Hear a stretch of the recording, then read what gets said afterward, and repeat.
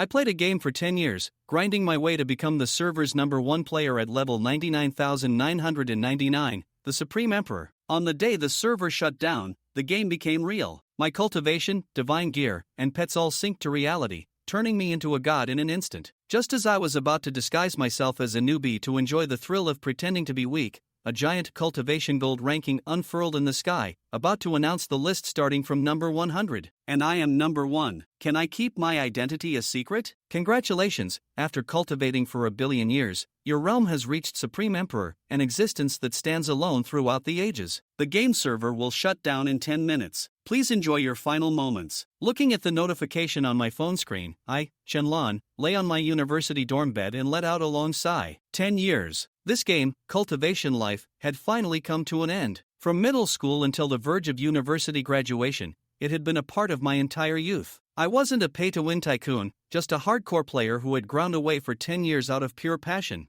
I went from a newbie to the server's sole level 99,999 Supreme Emperor. On the leaderboards, my name, Xiaoyao Tianzuan, free and unfettered celestial lord, was at the very top, so lonely that there wasn't even another Emperor stage player to keep me company. A final farewell, then? I opened my grayed-out friends list, my fingertip gliding over familiar yet distant names. It finally stopped on an avatar named Shuixianzi, Water Fairy. Among the 7 or 8 in-game Taoist companions I had, she was the most memorable. 5 years ago, I took her monster hunting, ran dungeons with her, and we eventually became partners. Unfortunately, she only played for about 2 months before she had to work and never logged on again. Goodbye, Shuixianzi, I sent one last message, knowing full well she would never see it. After all that, with little time left, I turned off my phone. Just then, my roommate, Luo Tao, walked in drenched in sweat, holding a basketball. Son, wanna go eat? Sure, since my son is asking his dad to eat, let's go, I smiled, getting up to leave the dorm with him. What I didn't see was that the moment my screen went black, a line of cold text appeared on the game interface. Server shut down. In 30 minutes, the game will materialize into reality. In the cafeteria, as Luo Tao and I were fiercely competing to see who could eat faster, the world outside changed dramatically. The sky instantly darkened, and thunder rumbled as if it were the apocalypse. What the hell, is it the end of the world? Luo Tao exclaimed. I was also startled by the phenomenon and stood up on the balcony. Just then, a grand and icy voice exploded directly in my mind. China game, Cultivation Life, materializing in 60 seconds. You heard that too? I looked at Luo Tao in shock, only to see his face filled with terror. The entire dormitory building erupted in an instant. Cultivation Life? What game is that? I know it. It's an old game from 10 years ago. I played it for a few days. Holy crap, I played that too. I think I was at the Golden Core stage. Does this mean we're going to become immortals? Panic and ecstasy spread through the crowd. I immediately reacted, frantically tapping the familiar icon on my phone,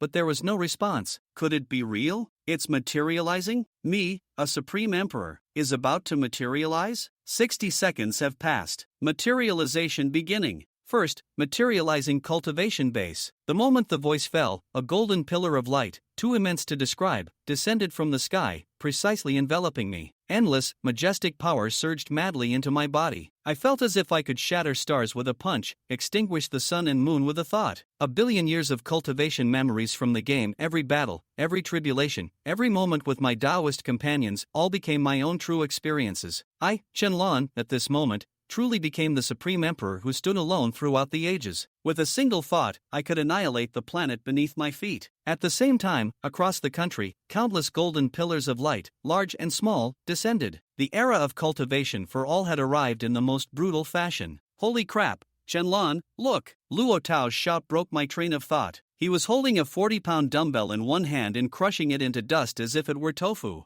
I'm only at the body tempering stage, and I'm this strong? I chuckled and decided to hide my strength. In this chaotic beginning, keeping a low profile was the wisest choice. I'm the same as you, body tempering stage, I said casually. Soon, the school's broadcast system crackled to life, ordering us to assemble on the athletic field. Along the way, we saw students attempting to fly, some with joyous surprise, others clumsily, a skill only available to the foundation establishment stage. On the field, the principal anxiously had everyone register their cultivation levels. When the statistics were compiled, everyone was stunned. Out of 15,000 students and faculty, over 3,000 had become cultivators. Mahayana stage. There's a Mahayana stage cultivator. The teacher in charge of statistics suddenly screamed. All eyes instantly focused. The Mahayana stage. Among this crowd where the highest was golden core or nascent soul, this was akin to a deity. It's teacher Yen Yu. When the name was called, the entire field was in an uproar. Everyone's gaze, including mine, turned to the stunningly beautiful female teacher with a single ponytail,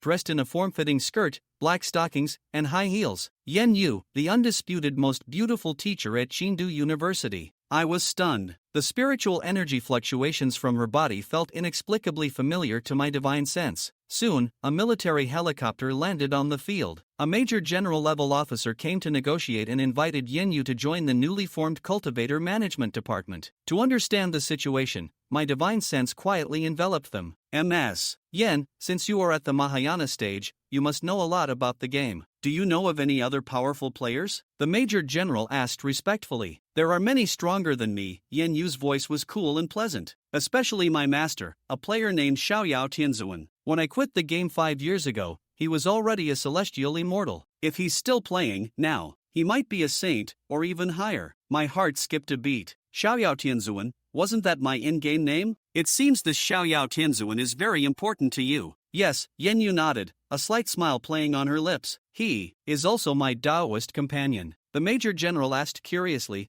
then, may I ask for your in-game ID, MS? Yen? My heart was in my throat. Shuexianzi. Boom! My mind went blank. Shuexianzi. Teacher Yen Yu. My Taoist companion. My disciple. It's her? I recalled all the cringy, sweet nothings I had sent to the ID Shuexianzi, the mountains of treasures and pills I had gifted, the darling and disciple I had spammed on her message board. At this moment, I just wanted the ground to swallow me whole. Acknowledge her? Never in this lifetime. It's too embarrassing. I made up my mind to bury this secret forever. However, fate had other plans. Just as the Major General left and the entire school was buzzing about the prospect of government jobs, thunder once again roared across the sky. Cultivation Gold Ranking, now open. The grand voice echoed through the heavens. In the gray sky, a massive, magnificent golden scroll unfurled, exuding a sacred and majestic aura that covered all of China. The gold ranking will display the top 100 cultivators. Those on the list will receive rewards. The higher the rank, the greater the reward. Now, starting from the 100th place. I'm screwed. My heart sank. The pretending to be weak script hasn't even started,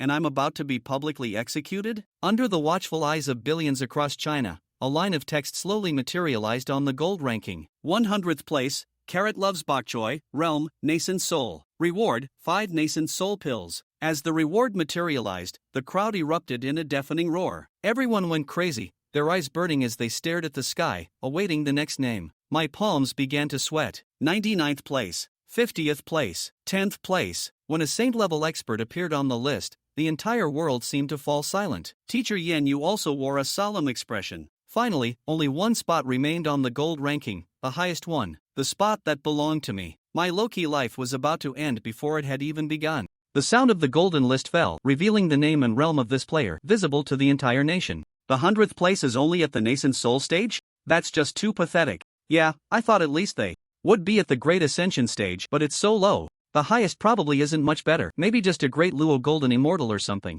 5 nascent soul pills, I've heard of those. Taking one has a chance.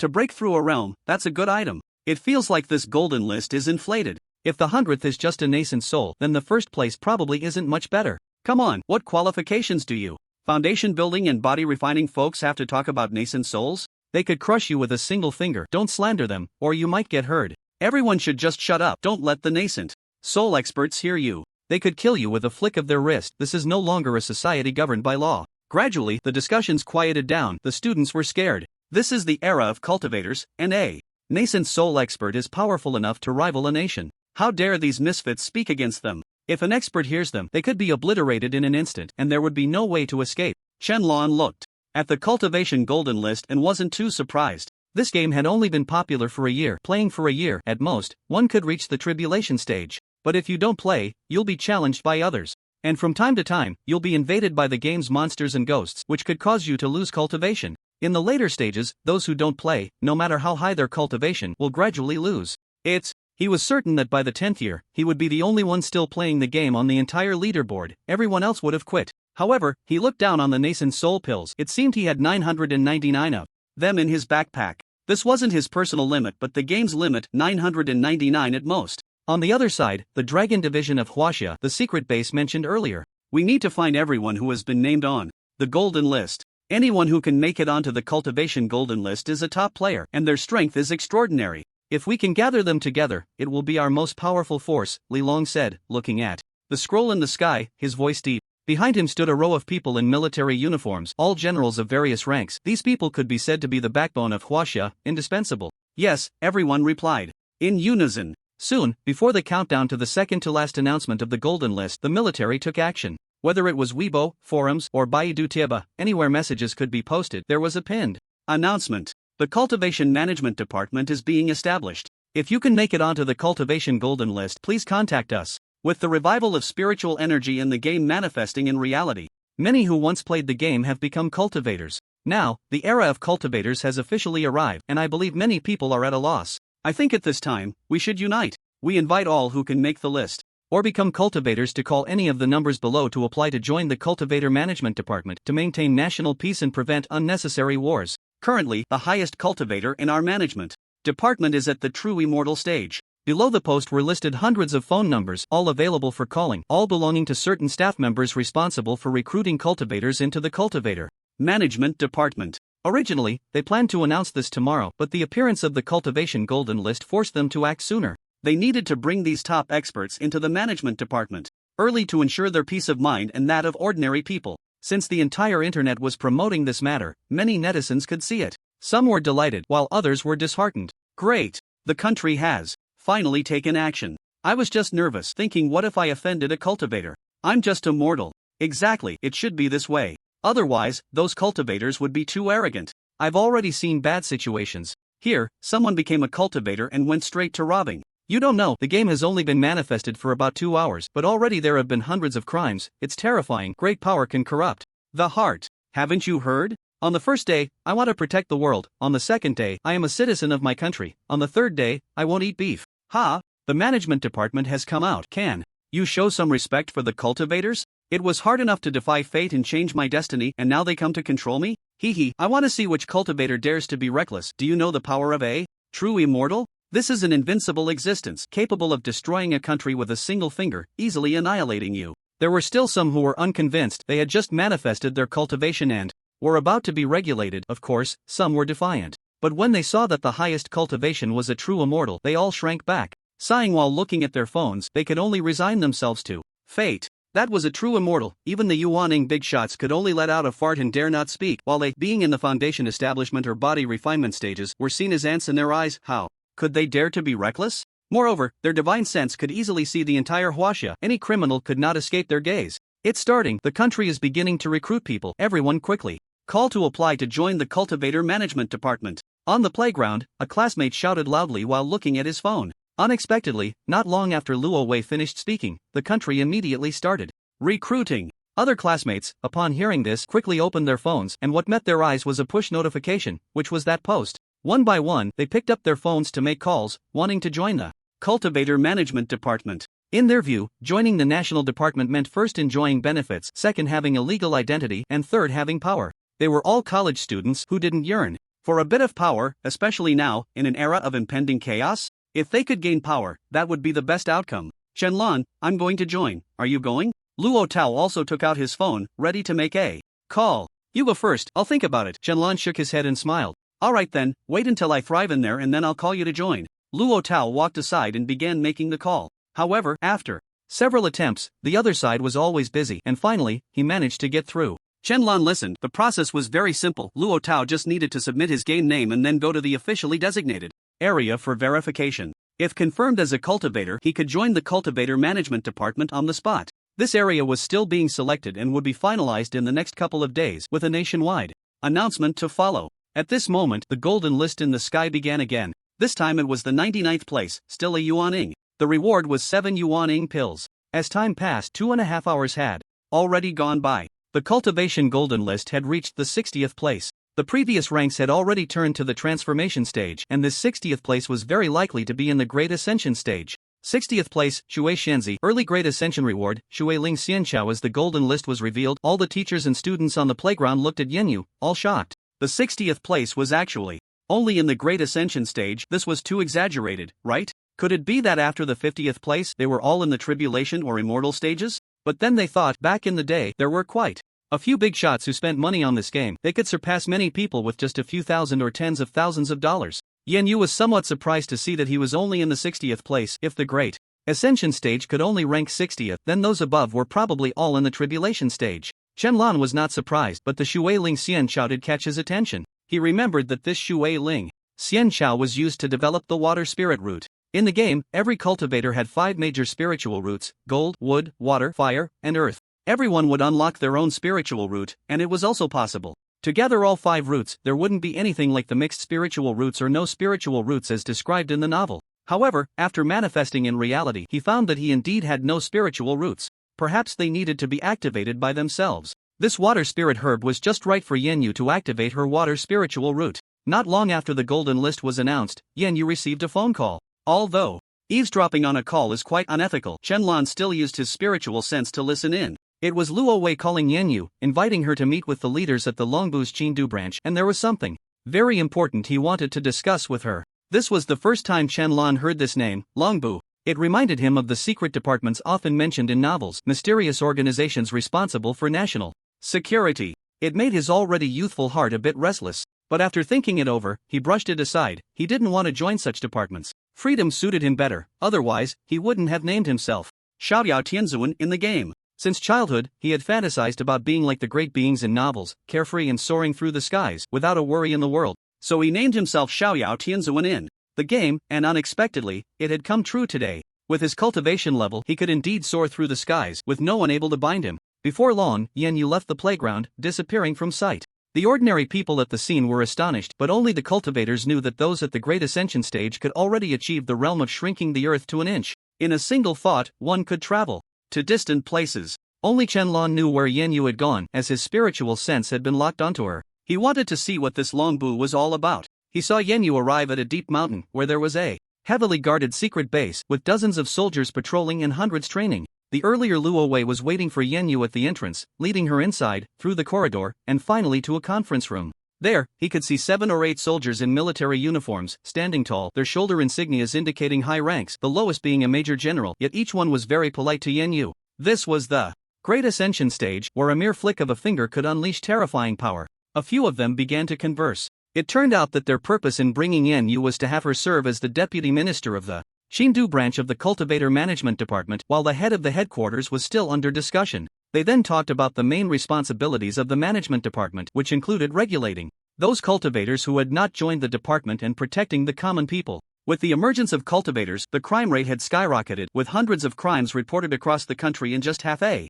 day. Ordinary crimes included robbery and theft, while more serious ones involved sexual assault and murder. The vast majority were committed by cultivators. Some cultivators, upon gaining power, sought revenge on old enemies, striking without restraint. The power of cultivators was terrifying to ordinary people. Yanyu did not refuse. She believed that since she had this power, she should take on a responsibility, as she was a citizen of Huaxia. Several generals appreciated her, ultimately appointing her as the deputy minister of the branch to recruit people at the school, gathering cultivators into an incredibly powerful force. Damn, a tribulation crossing expert. At that moment, Luo Tao suddenly shouted, interrupting Qianlan's thoughts. He had already heard what he wanted, so he withdrew his spiritual sense and looked at the golden list in the sky. This glance immediately surprised him slightly. 51 ST place, Mysterious Fairy, Early Stage of Tribulation Crossing Reward, Random Postnatal Spiritual Treasure. This mysterious fairy was also one of his Tao partners. This was a girl he met half a year after the game launched, and she was a little rich lady. At that time, his cultivation level was still relatively low, and he saw a little rich lady looking for disciples in the World Channel, so he added her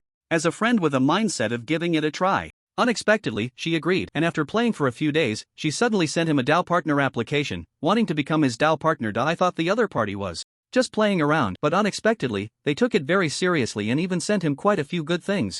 Unfortunately, they only played for a month before quitting. However, due to spending money, she managed to reach the tribulation period in just 1 month, and I heard she spent over 100,000. I don't know if that's true. Seeing this name, Qianlan recalled memories from the past, wondering who this Dao partner was. At this moment, on the other side in Longdu, in a luxurious villa, A girl with a voluptuous figure, slim where she should be, and extremely full where she shouldn't. With a youthful appearance, was lying on a lounge chair by the outdoor pool in the yard, looking at the golden list in the sky. Upon seeing her name on the leaderboard, the girl immediately jumped up, dancing with joy. Woohoo, I made it onto the leaderboard. I'm actually in 51st place. I never expected that a game I played casually back then, just spending a little money, would make me a strong player. She had played this game on a whim, originally intending to quit, but after meeting a nice little brother and chatting with him, she ended up playing for another month. In total, she spent nearly 200,000 to reach the tribulation period. She never expected that this would lead her to become a revered tribulation expert now. I wonder what realm that little brother has grown to now, the girl reminisced. With a smile, she accepted the memories of the game and naturally remembered Chenlon. That boy who called her sister every day and had a sweet tongue should be in his 20s by now. She wondered if he continued playing that game. If he did, he must be quite powerful now. But then she thought that game wasn't very fun, and more people were quitting, so probably no one could stick with it. Bits and pieces of memories of Chenlon surfaced in her mind, and she smiled slightly. From this perspective, all of his Dao partners could almost make it onto the list, as it seemed few of them were weak. As the golden list revealed name after name, Chenlon saw all of his Dao partners, a total of 8, all on the list. The highest among them was in the human immortal realm. He vaguely remembered that she was almost a true immortal but had quit due to some issues and he hadn't seen her since. Currently, he only knew the true identity of the water fairy. He wasn't clear about the others. At this moment, Chenlon had returned to the dormitory with Luo Tao. Today was the weekend and the other 2 roommates had gone home, leaving just him and Luo Tao at school. The golden list is still being announced. It's only at 20 names now. I wonder who's in the top 10, Luo Tao murmured while standing on the balcony, looking at the golden scroll in the dim sky. Chenlon glanced over. The person in the 20th position was already a celestial immortal, and the top 10 were all above the great Luo golden immortal level. Don't look anymore, it has nothing to do with us, Chenlon said with a smile. Damn, I really regret it. If I had known, I would have played that game more back then. Otherwise, I could have been a big shot too, Luo Tao said, returning with frustration. Chenlon smiled and said nothing. He lay down on the bed, closed his eyes, and used his divine sense to overlook the entire Huaxia. Divine sense is really useful. It allows him to see Huaxia anytime and anywhere, just like watching a movie, and he could even hear sounds. He could see that the management department for cultivators had already started taking action. They had arranged a small team to patrol across the country, and each team leader was above the golden core level. Currently, most cultivators were below the golden core level, with very few at the nascent soul level, so this small team could perfectly prevent crime. He also saw Yan Yu wearing a brand new uniform, looking heroic as she led her team out on patrol, currently patrolling near Qingdu University. The cultivator students at Qingdu University were not at peace. They no longer wanted to stay at school and began to show off their power. However, many students were using their strong abilities to chase after girls, wildly displaying their hormones. Damn, Chenlon, the world has really changed. So many murderers have escaped. At that moment, Luo Tao suddenly shouted. Chenlon opened his eyes and sat up, looking at him. What's wrong? Look. Luo Tao ran over and sat beside him, showing him his phone. Inside, a news report was playing, with a female host speaking. Right now, across the country, many violent criminals, including murderers, have successfully escaped from prison. They were just captured, but today they gained extraordinary powers to break out. We urge all citizens to stay indoors and not go out. If you see any suspicious individuals, please call the official number of the Cultivator Management Department immediately. Chenlon frowned. No wonder the Cultivator Management Department started recruiting and patrolling so quickly. So many murderers had escaped. This would have a significant impact on society. Suddenly, Chenlon sensed something and looked out the window, his expression serious. What's wrong? Luo Tao felt that something was off with Chenlon. You stay here, I need to take care of something. Chenlon smiled slightly, patted Luo Tao's shoulder, and walked out of the dormitory. The moment he stepped out of the dormitory door, he vanished without a trace. Hey, you didn't bring any tissue. Luo Tao's voice echoed in the dorm. He looked at the tissues by Chenlon's bedside, lost in thought. Could it be that cultivators don't need tissue when they go to the bathroom? Yuan Xiaoyong, surrender immediately, you can't escape. At this moment, at the coast of Haidu City, on a stretch of beach, several men and women in uniforms surrounded a man in prison garb. This man was the violent criminal, Yuan Xiaoyong, who was supposed to stand trial tomorrow and face the death penalty. But unexpectedly, today the game materialized into reality, and he gained cultivation, becoming a supreme cultivator. Ha ha, do you think you can stop me? Yuan Xiaoyong laughed heartily, tilting his head back. As long as he crossed this coast, he would reach other countries. By then, he could grow strong over there and come back for revenge. Who could stop him? Don't think you're the only one with cultivation, we have it too. The leader, a man, said coldly. In an instant, a sword made of spiritual Energy appeared in his hand, its edge gleaming. He was at the Golden Core stage, the captain of a small team within the Cultivator Management Department, Yi Luo. Today's mission was to nullify Yuan Xiaoyong's cultivation and return him to prison for immediate execution. The cultivators behind him revealed their swords, except for a couple of body refinement stage members who couldn't condense spiritual energy into objects. Ha ha ha, a mere Golden Core stage dares to catch me? You really have no idea what death is. Yuan Xiaoyong laughed uproariously. The next second, a powerful and terrifying pressure erupted from his body, shaking the surroundings. Bang! The entire management team was instantly pushed back, stumbling several meters before they could stop. Yi Luo's eyes widened in shock. This is the spirit transformation stage. He never expected that Yuan Xiaoyong was actually at the spirit transformation stage. They, with their Golden Core and Foundation establishment stages plus 2 body refinement members, simply couldn't compete. The group frowned, their hearts sinking, especially the 2 body refinement members whose legs felt weak, nearly unable to stand.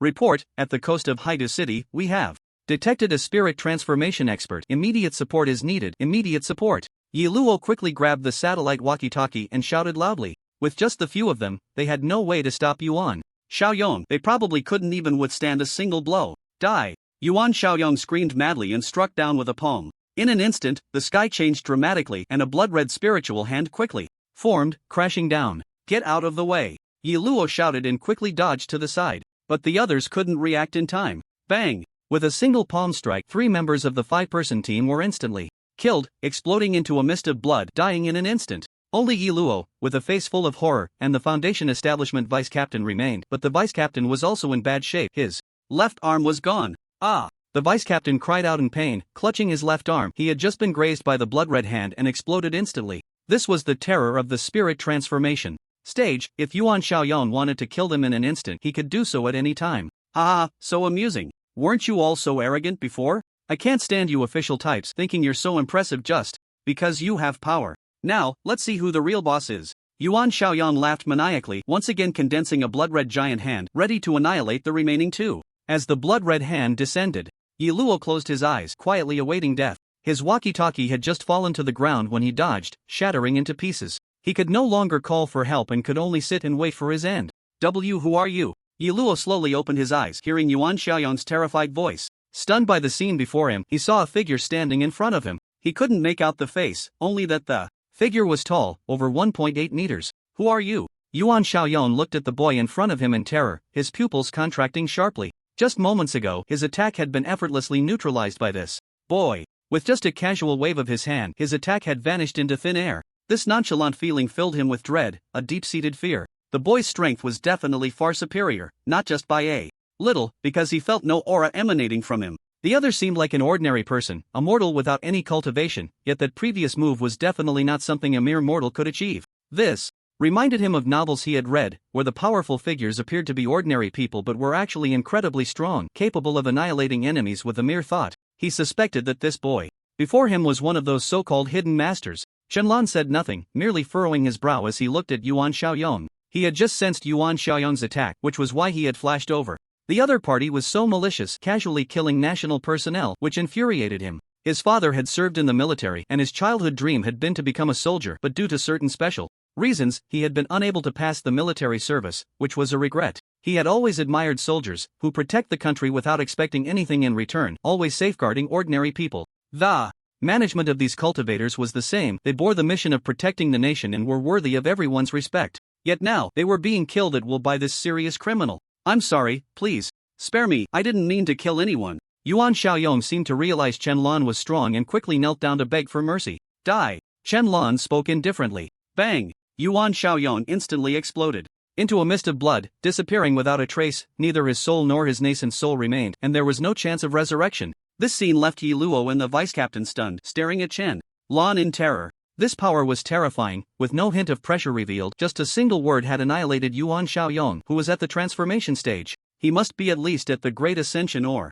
Tribulation stage. Thank you for your help, big shot. Yi Luo stood up and cupped his fists in gratitude. The vice-captain grinned, also standing to thank him, though he couldn't cup his fists. You're welcome. We're all Chinese, just lending a hand, Shenlong replied without turning back. He didn't want to expose himself, lest the authorities come looking for him, which would be troublesome. However, he could clearly see through his spiritual sense that the vice-captain's arm was already gone. Snap! Chen-Lan snapped his fingers, and a pure surge of spiritual energy instantly rushed towards the vice-captain, swirling around his non-existent left arm, shimmering brightly. In the astonished gazes of the two, that arm, which had not existed, slowly began to grow bones, meridians, and finally flesh, completely restored. Witnessing this miraculous scene, Yi Luo was utterly dumbfounded. A tribulation stage master could actually perform such a miraculous feat of reviving bones and flesh? Thank you, big shot. The vice-captain, seeing his left arm regrow and able to move, knelt down with a thud, bowing his head in gratitude. This not only restored his arm but also saved his career. If he lost an arm, he would definitely withdraw from the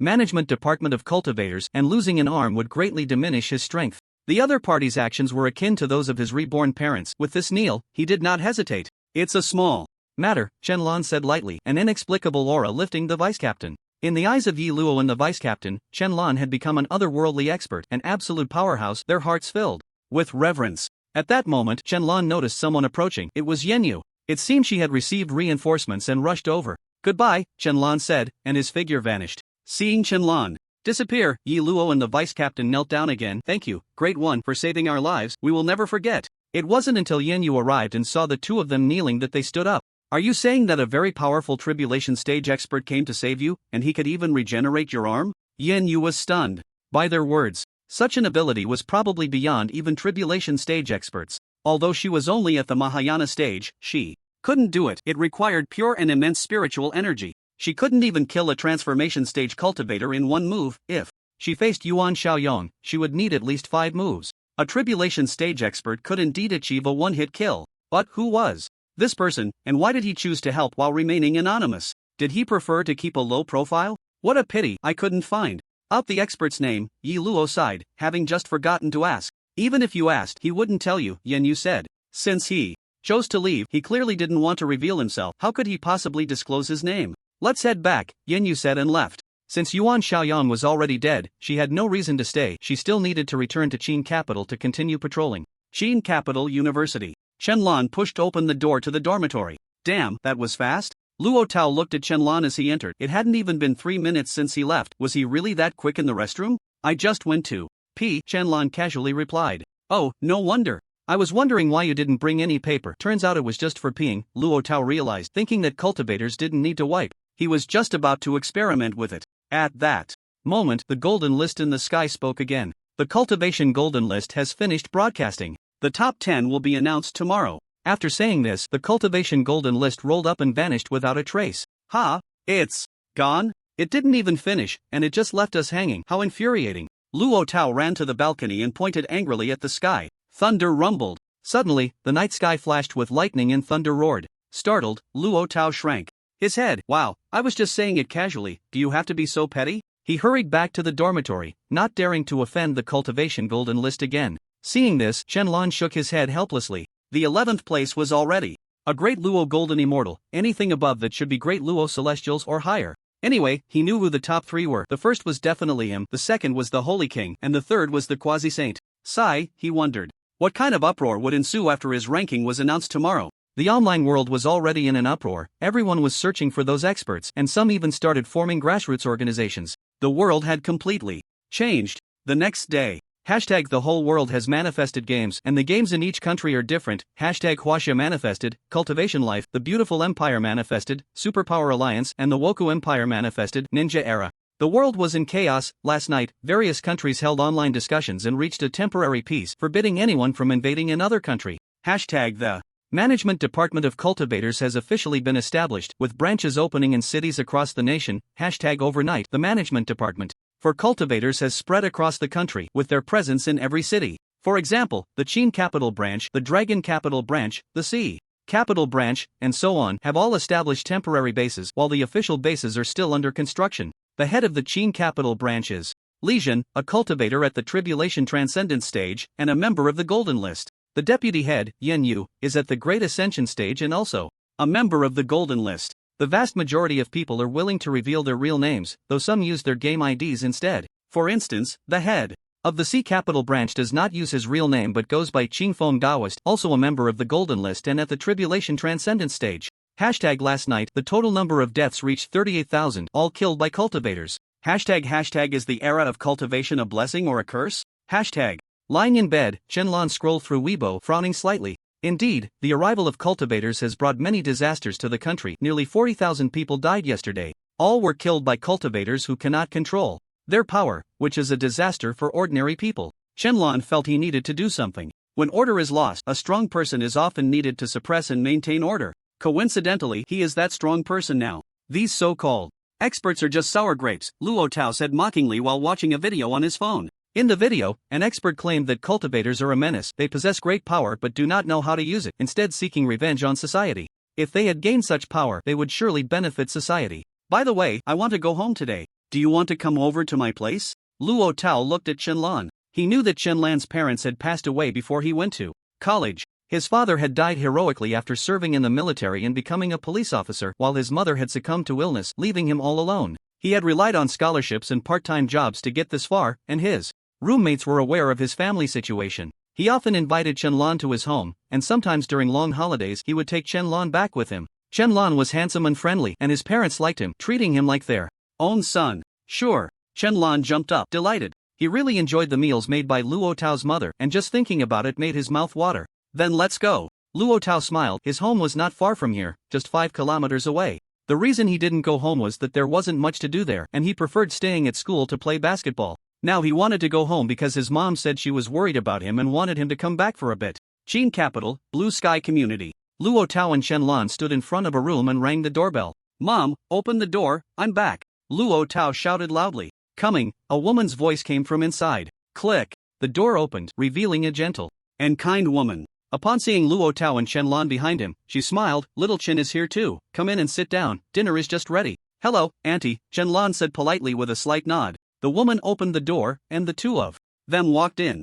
Luo Tao's home was familiar to him. He had been here dozens of times. He quickly changed into slippers and entered, sitting obediently on the sofa. Hey, where are Uncle and Lanlan? Uncle naturally referred to Luo Tao's father, while Lanlan was his younger sister, Luo Lanlan. She was a very likable little sister, still in high school, he presumed. Uncle went to pick up Lanlan. Recently, with all the cultivators around, he's worried something might happen to her, so he went personally, Luo's mother said with concern. Usually, Lanlan would ride her bike home since it was only a little over 3 kilometers away. Oh, I see, Qianlan nodded. Here, your favorite soda. Luo Tao took a bottle of cola from the fridge and tossed it to Qianlan. Qianlan caught it steadily, popped it open, and took a sip. Ah, refreshing. Suddenly, Aunt's phone rang on the dining table. Luo's mother wiped her hands and answered the call, her smile abruptly freezing, turning into an expression of immense tension. Ah, what happened? Are you all right? Her voice was urgent and panicked, causing Qianlan and Luo Tao to look over instantly. Lanlan, don't cry yet. Mommy will be there soon, be good.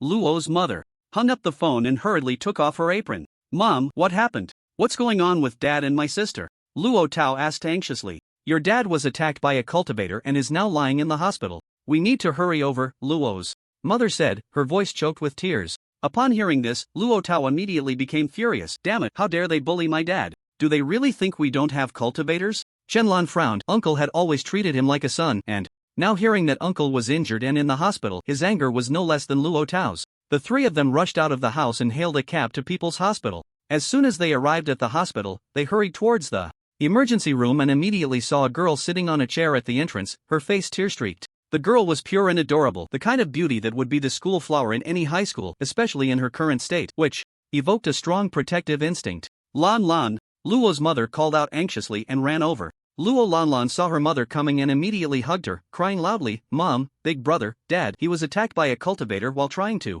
protect me and he's still in the emergency room. Hearing this, Luo's mother felt as if struck by lightning, suddenly looking up at the emergency room. Damn it, which beast did this? I will kill him. Luo Tao roared in anger, clenching his fists, his voice echoing through the corridor. Qianlan used his spiritual sense to peek inside the emergency room and saw Uncle covered in blood and in tattered clothes, his backbone shattered, ribs broken, and hand bones fractured, with bones even piercing his internal organs. It was a brutal attack. He could see several doctors sweating profusely. Qianlan was furious, not knowing who had done this, but saving Uncle was the priority. He quickly sent a few streams of spiritual energy to restore Uncle's injuries, bringing him back to life. If he hadn't been there, the doctors would have been unable to handle such a situation. With a click, the emergency room door opened. The Luo family rushed over and Luo Tao grabbed the doctor, asking anxiously, Doctor, how is my dad? Family member, you're gripping a bit too hard. Please let go. Phew, as long as he's okay.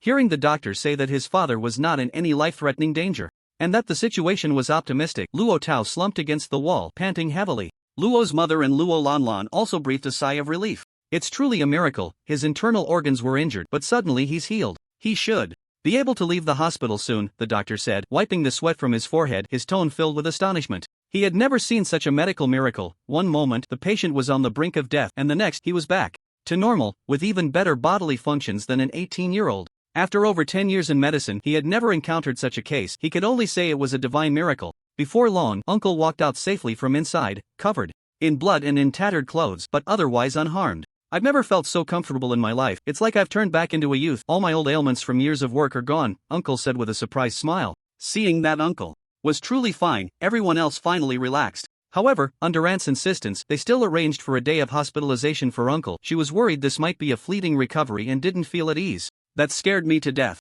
I thought Dad was really in trouble, Luo Tao said, standing outside the ward, patting his chest in relief. It's fine, Uncle will live a long life. He won't get into trouble so easily, Qianlan said with a smile to comfort him. Damn it, when I find that beast, I will definitely kill him, Ro Tao said angrily. They had just heard that the other party's actions were completely intentional murder. The cause was that Roland Lan had rejected a request from a rich second-generation boy at school who wanted her to go to his house to play. Lan refused, and the boy persisted. As a result, her father saw it and pulled the boy away on the spot. During the struggle, the boy accidentally fell. The boy's father was also present, and immediately ordered his subordinates to teach Ro's father a lesson. Among those subordinates was a cultivator who ended up beating Ro's father to this state. Just then, they heard a sound of footsteps approaching and turned to look. They saw several men in black walking towards them, led by a middle-aged man with a buzz cut, looking fierce and intimidating, followed by a boy who seemed to be around 15 or 16 years old. Are you two Roya's sons? The middle-aged man scrutinized Qianlan and Ro Tao, speaking coldly. I am, who are you? Ro Tao frowned and asked, sensing that the other party was not friendly. It's you again. At that moment, Roland Lan walked out of the hospital room, saw these people, and immediately shouted, turning to Ro Tao angrily, Brother, it's these people who beat up Dad. We need to report them to the cultivator management department. As soon as she said this, Ro Tao became furious. Is it you, you bastard, who did this? In an instant, Ro Tao threw a punch at the middle-aged man, using all his strength. Slap! The black-clad man beside the middle-aged man casually caught Ro Tao's fist and gently pushed it back. Ro Tao staggered back a few steps, and Qianlan supported him. The pressure from the black-clad man became apparent. Foundation establishment stage. The black-clad man beside him was at the foundation establishment stage. Seeing that the opponent was at the foundation establishment stage, Ro Tao felt a bit scared. A body refinement stage cultivator had no chance against a foundation establishment stage cultivator. Little brother, let's talk nicely, no need to resort to violence, the middle-aged man sneered, his tone very provocative. The middle-aged man was a local nouveau riche named Lian Tongjun, and the boy beside him was his son, Lian Jun, who had been harassing Roland Lan. Get lost, there's nothing to talk about. I will definitely call the cultivator management department and report you, Ro Tao said coldly. So what if he was at the foundation establishment stage? The head of the Qin capital branch was at the tribulation stage. How about this? We came here to reconcile. At that time, we didn't mean to hurt Ro Yi. I'm willing to offer 3 million to settle this, how about it? Get the hell out of here. Ro Tao refused to agree. Little brother, don't be ungrateful. After being scolded again by Ro Tao, Lian Tongjun felt a bit embarrassed, and the pressure on him gradually became evident. Golden Core Stage. Ro Tao and Roland Lan immediately trembled, filled with fear. Golden Core Stage, a casual move could kill all three of them here. I warn you, it's also illegal for cultivators to kill. The cultivator management department will not let you off, Ro Tao shouted angrily. Do you think a golden core expert is more important than you, a body refinement waste? Lian Tongjun sneered. He didn't believe the cultivator management department would make things difficult for him, a golden core expert over a body refinement cultivator. Hearing this, Ro Tao's face darkened. Body refinement cultivators were everywhere, but golden core cultivators were different. They were at least squad leaders in the cultivator management department. If he really killed him, the middle-aged man probably wouldn't face much trouble. After all, it was the era of cultivators now. Get lost. At that moment, Qianlan behind Ro Tao spoke up. He could no longer tolerate it. Lian Tongjun finally noticed Qianlan behind Ro Tao and frowned, asking, Who are you? I said, get lost. Qianlan spoke again, and the pressure on him erupted instantly, still suppressed to the nascent soul level. It wasn't that he didn't want to release it all. If the pressure of the Supreme Emperor was fully unleashed, not to mention these people present, the entire planet would probably explode. Boom! In an instant, Lian Tongjun and his men felt an overwhelming sense of terror, especially the few younger brothers and his son, who all fell to their knees with a thud. Lian Tongjun could only hold on for a few seconds before collapsing to the ground. You are a yuan ing. Lian Tongjun exclaimed in shock, not expecting that there would be a yuan-ing expert here.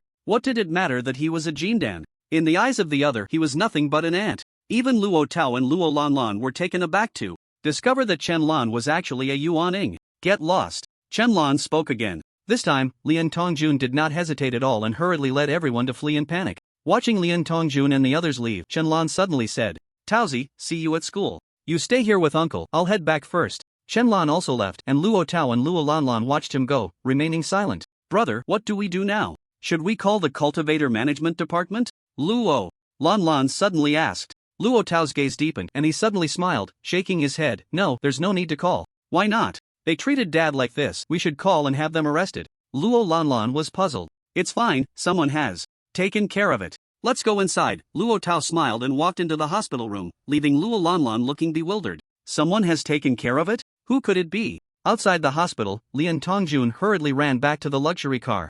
With his subordinates, wiping the cold sweat from his forehead, feeling extremely alarmed. He never expected that the other party would have a yuan-ing expert. This was going to be troublesome. "Chairman, the other side has a yuan-ing." "What should we do now?" The black-clad man in the foundation establishment stage asked worriedly. With a yuan-ing on the other side, they were powerless. If they really reported it to the cultivator management department, they would be doomed. So, what if they have a yuan-ing? He's not the only one. Once I post a bounty online, I don't believe no one will take it. After all, money is still the most useful thing. Lian Tongjun sneered. Right now, it was just the era of cultivators, but no one dared to rob or steal because of the management department. But a bounty was different. Posting a bounty on the dark web meant there were plenty of cultivators willing to take on tasks. If he offered 50 million, he didn't believe no one would dare to accept. At worst, he would put his entire fortune on the line. He had to make sure the other party died, because he knew that offending a yuan-ing big shot meant they were on a path to death. If the big shot didn't kill them now, it would only be a matter of time.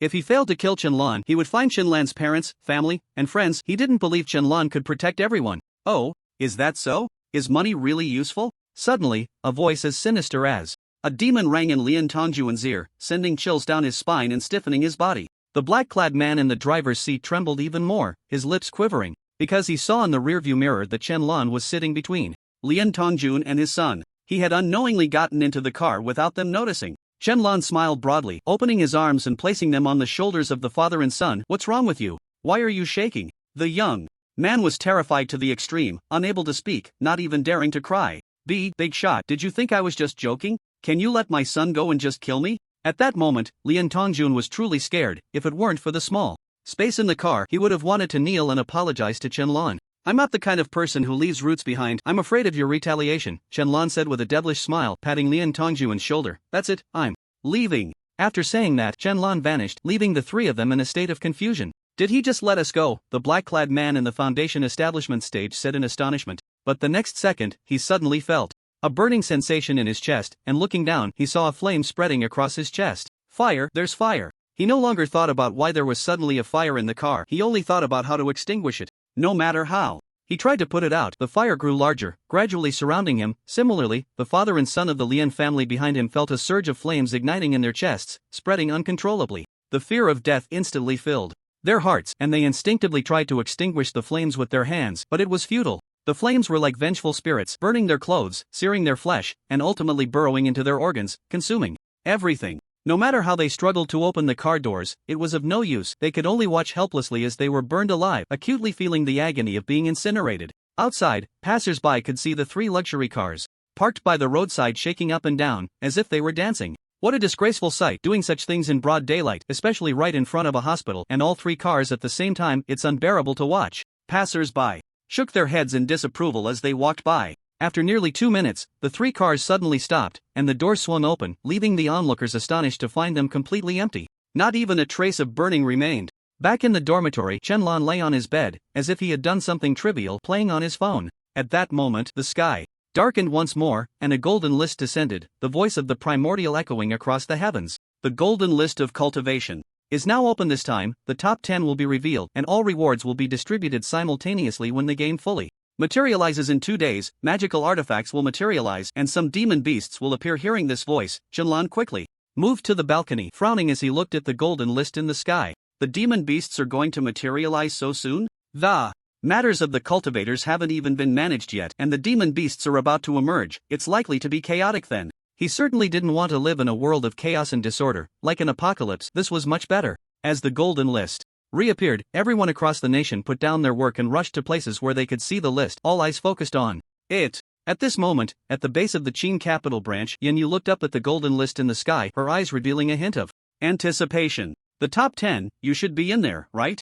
She had waited all day yesterday without hearing the name of the carefree Celestial, and she was very afraid that the carefree Celestial was no longer in this world, because players who are no longer in this world would not have their names published on the golden list as discussed in yesterday's forum. Some players claimed they made it onto the list, but their friends did not, even though their friends had a much higher cultivation level when they played. It was just that the friend had passed away in a car accident 2 years ago. If you're not dead, then you must be in the top 10. Yen Yu murmured. The words the carefree Celestial once said to her resurfaced in her mind. Will you come back to play this game? When you return, I will definitely become very powerful, and then I will take you with me.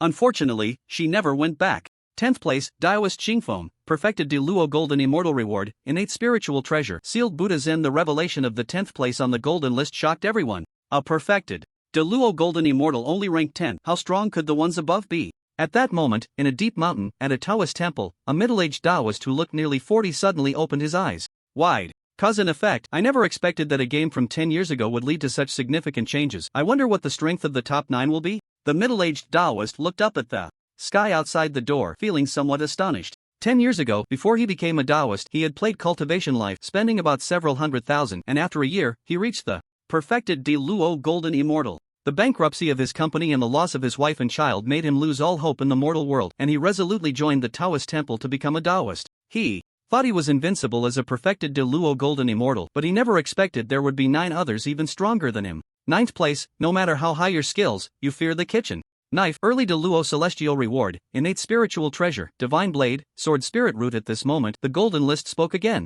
The Taoist was momentarily stunned, and early De Luo Celestial only ranked 9th. Then above that, could it be a sage or a holy king? Damn, the 9th place is already a great Luo Celestial. I can't even imagine what the ones above are like. Any one of the top 10 could destroy the world, annihilate this planet. I guess the first place will be a holy king. Sages and quasi-sages are already very high. Could it be an immortal emperor? You all have played games. Don't you know who the number 1 on the leaderboard is? Who knows? I quit the game 9 years ago. Who remembers who was first back then? The fact that an existence like a great Luo Celestial is only ranked 9th shocked cultivators across the country. A being of such a realm could destroy a country with a single thought, obliterate a planet with a mere finger. To think it's only 9th place? That's just absurd. In Shanshur City, in a vegetable market, a butcher with a fierce appearance, wearing gloves, swiftly sliced the pork into neat pieces and handed it to the ant in front of him, smiling. Auntie, take care, come again next time. Alright, thank you. The ant left with the pork. The butcher put down his knife, took out a cigarette from his apron pocket, lit it, and exhaled smoke.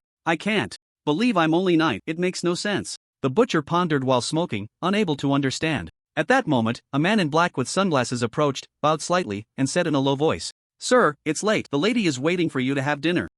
Let's go. Help me pack the pork. Take it back for your wife and kids." "Yes, sir." The man took off his apron, wearing short sleeves, shorts, and flip-flops, swaggering out of the market and into a Rolls-Royce to leave. To the vegetable sellers, this scene seemed all too familiar, with not a hint of surprise. I know who the 10th place is. At that moment, in the management headquarters of cultivators in Longdu, a man suddenly spoke up. Everyone turned to look at him, wondering if he knew who Qingfeng Daoist was. Who is it? Coincidentally, Li Long was nearby and immediately asked. Report, Li Lao. A few years ago I went to Hulong Mountain and happened to pass by a Taoist temple called Qingfeng Temple. I once prayed for peace for my family there, and the temple master claimed to be Qingfeng Daoist. He is the only Daoist still there. It's very likely to be him. After hearing the man's words, Li Long didn't care whether it was true or not and immediately shouted, "Go to Hulong Mountain right now and see if that Qingfeng Daoist is still there. If he really is the 10th place Qingfeng Daoist, bring him back to me immediately." Yes, the man immediately saluted and left the headquarters with his team.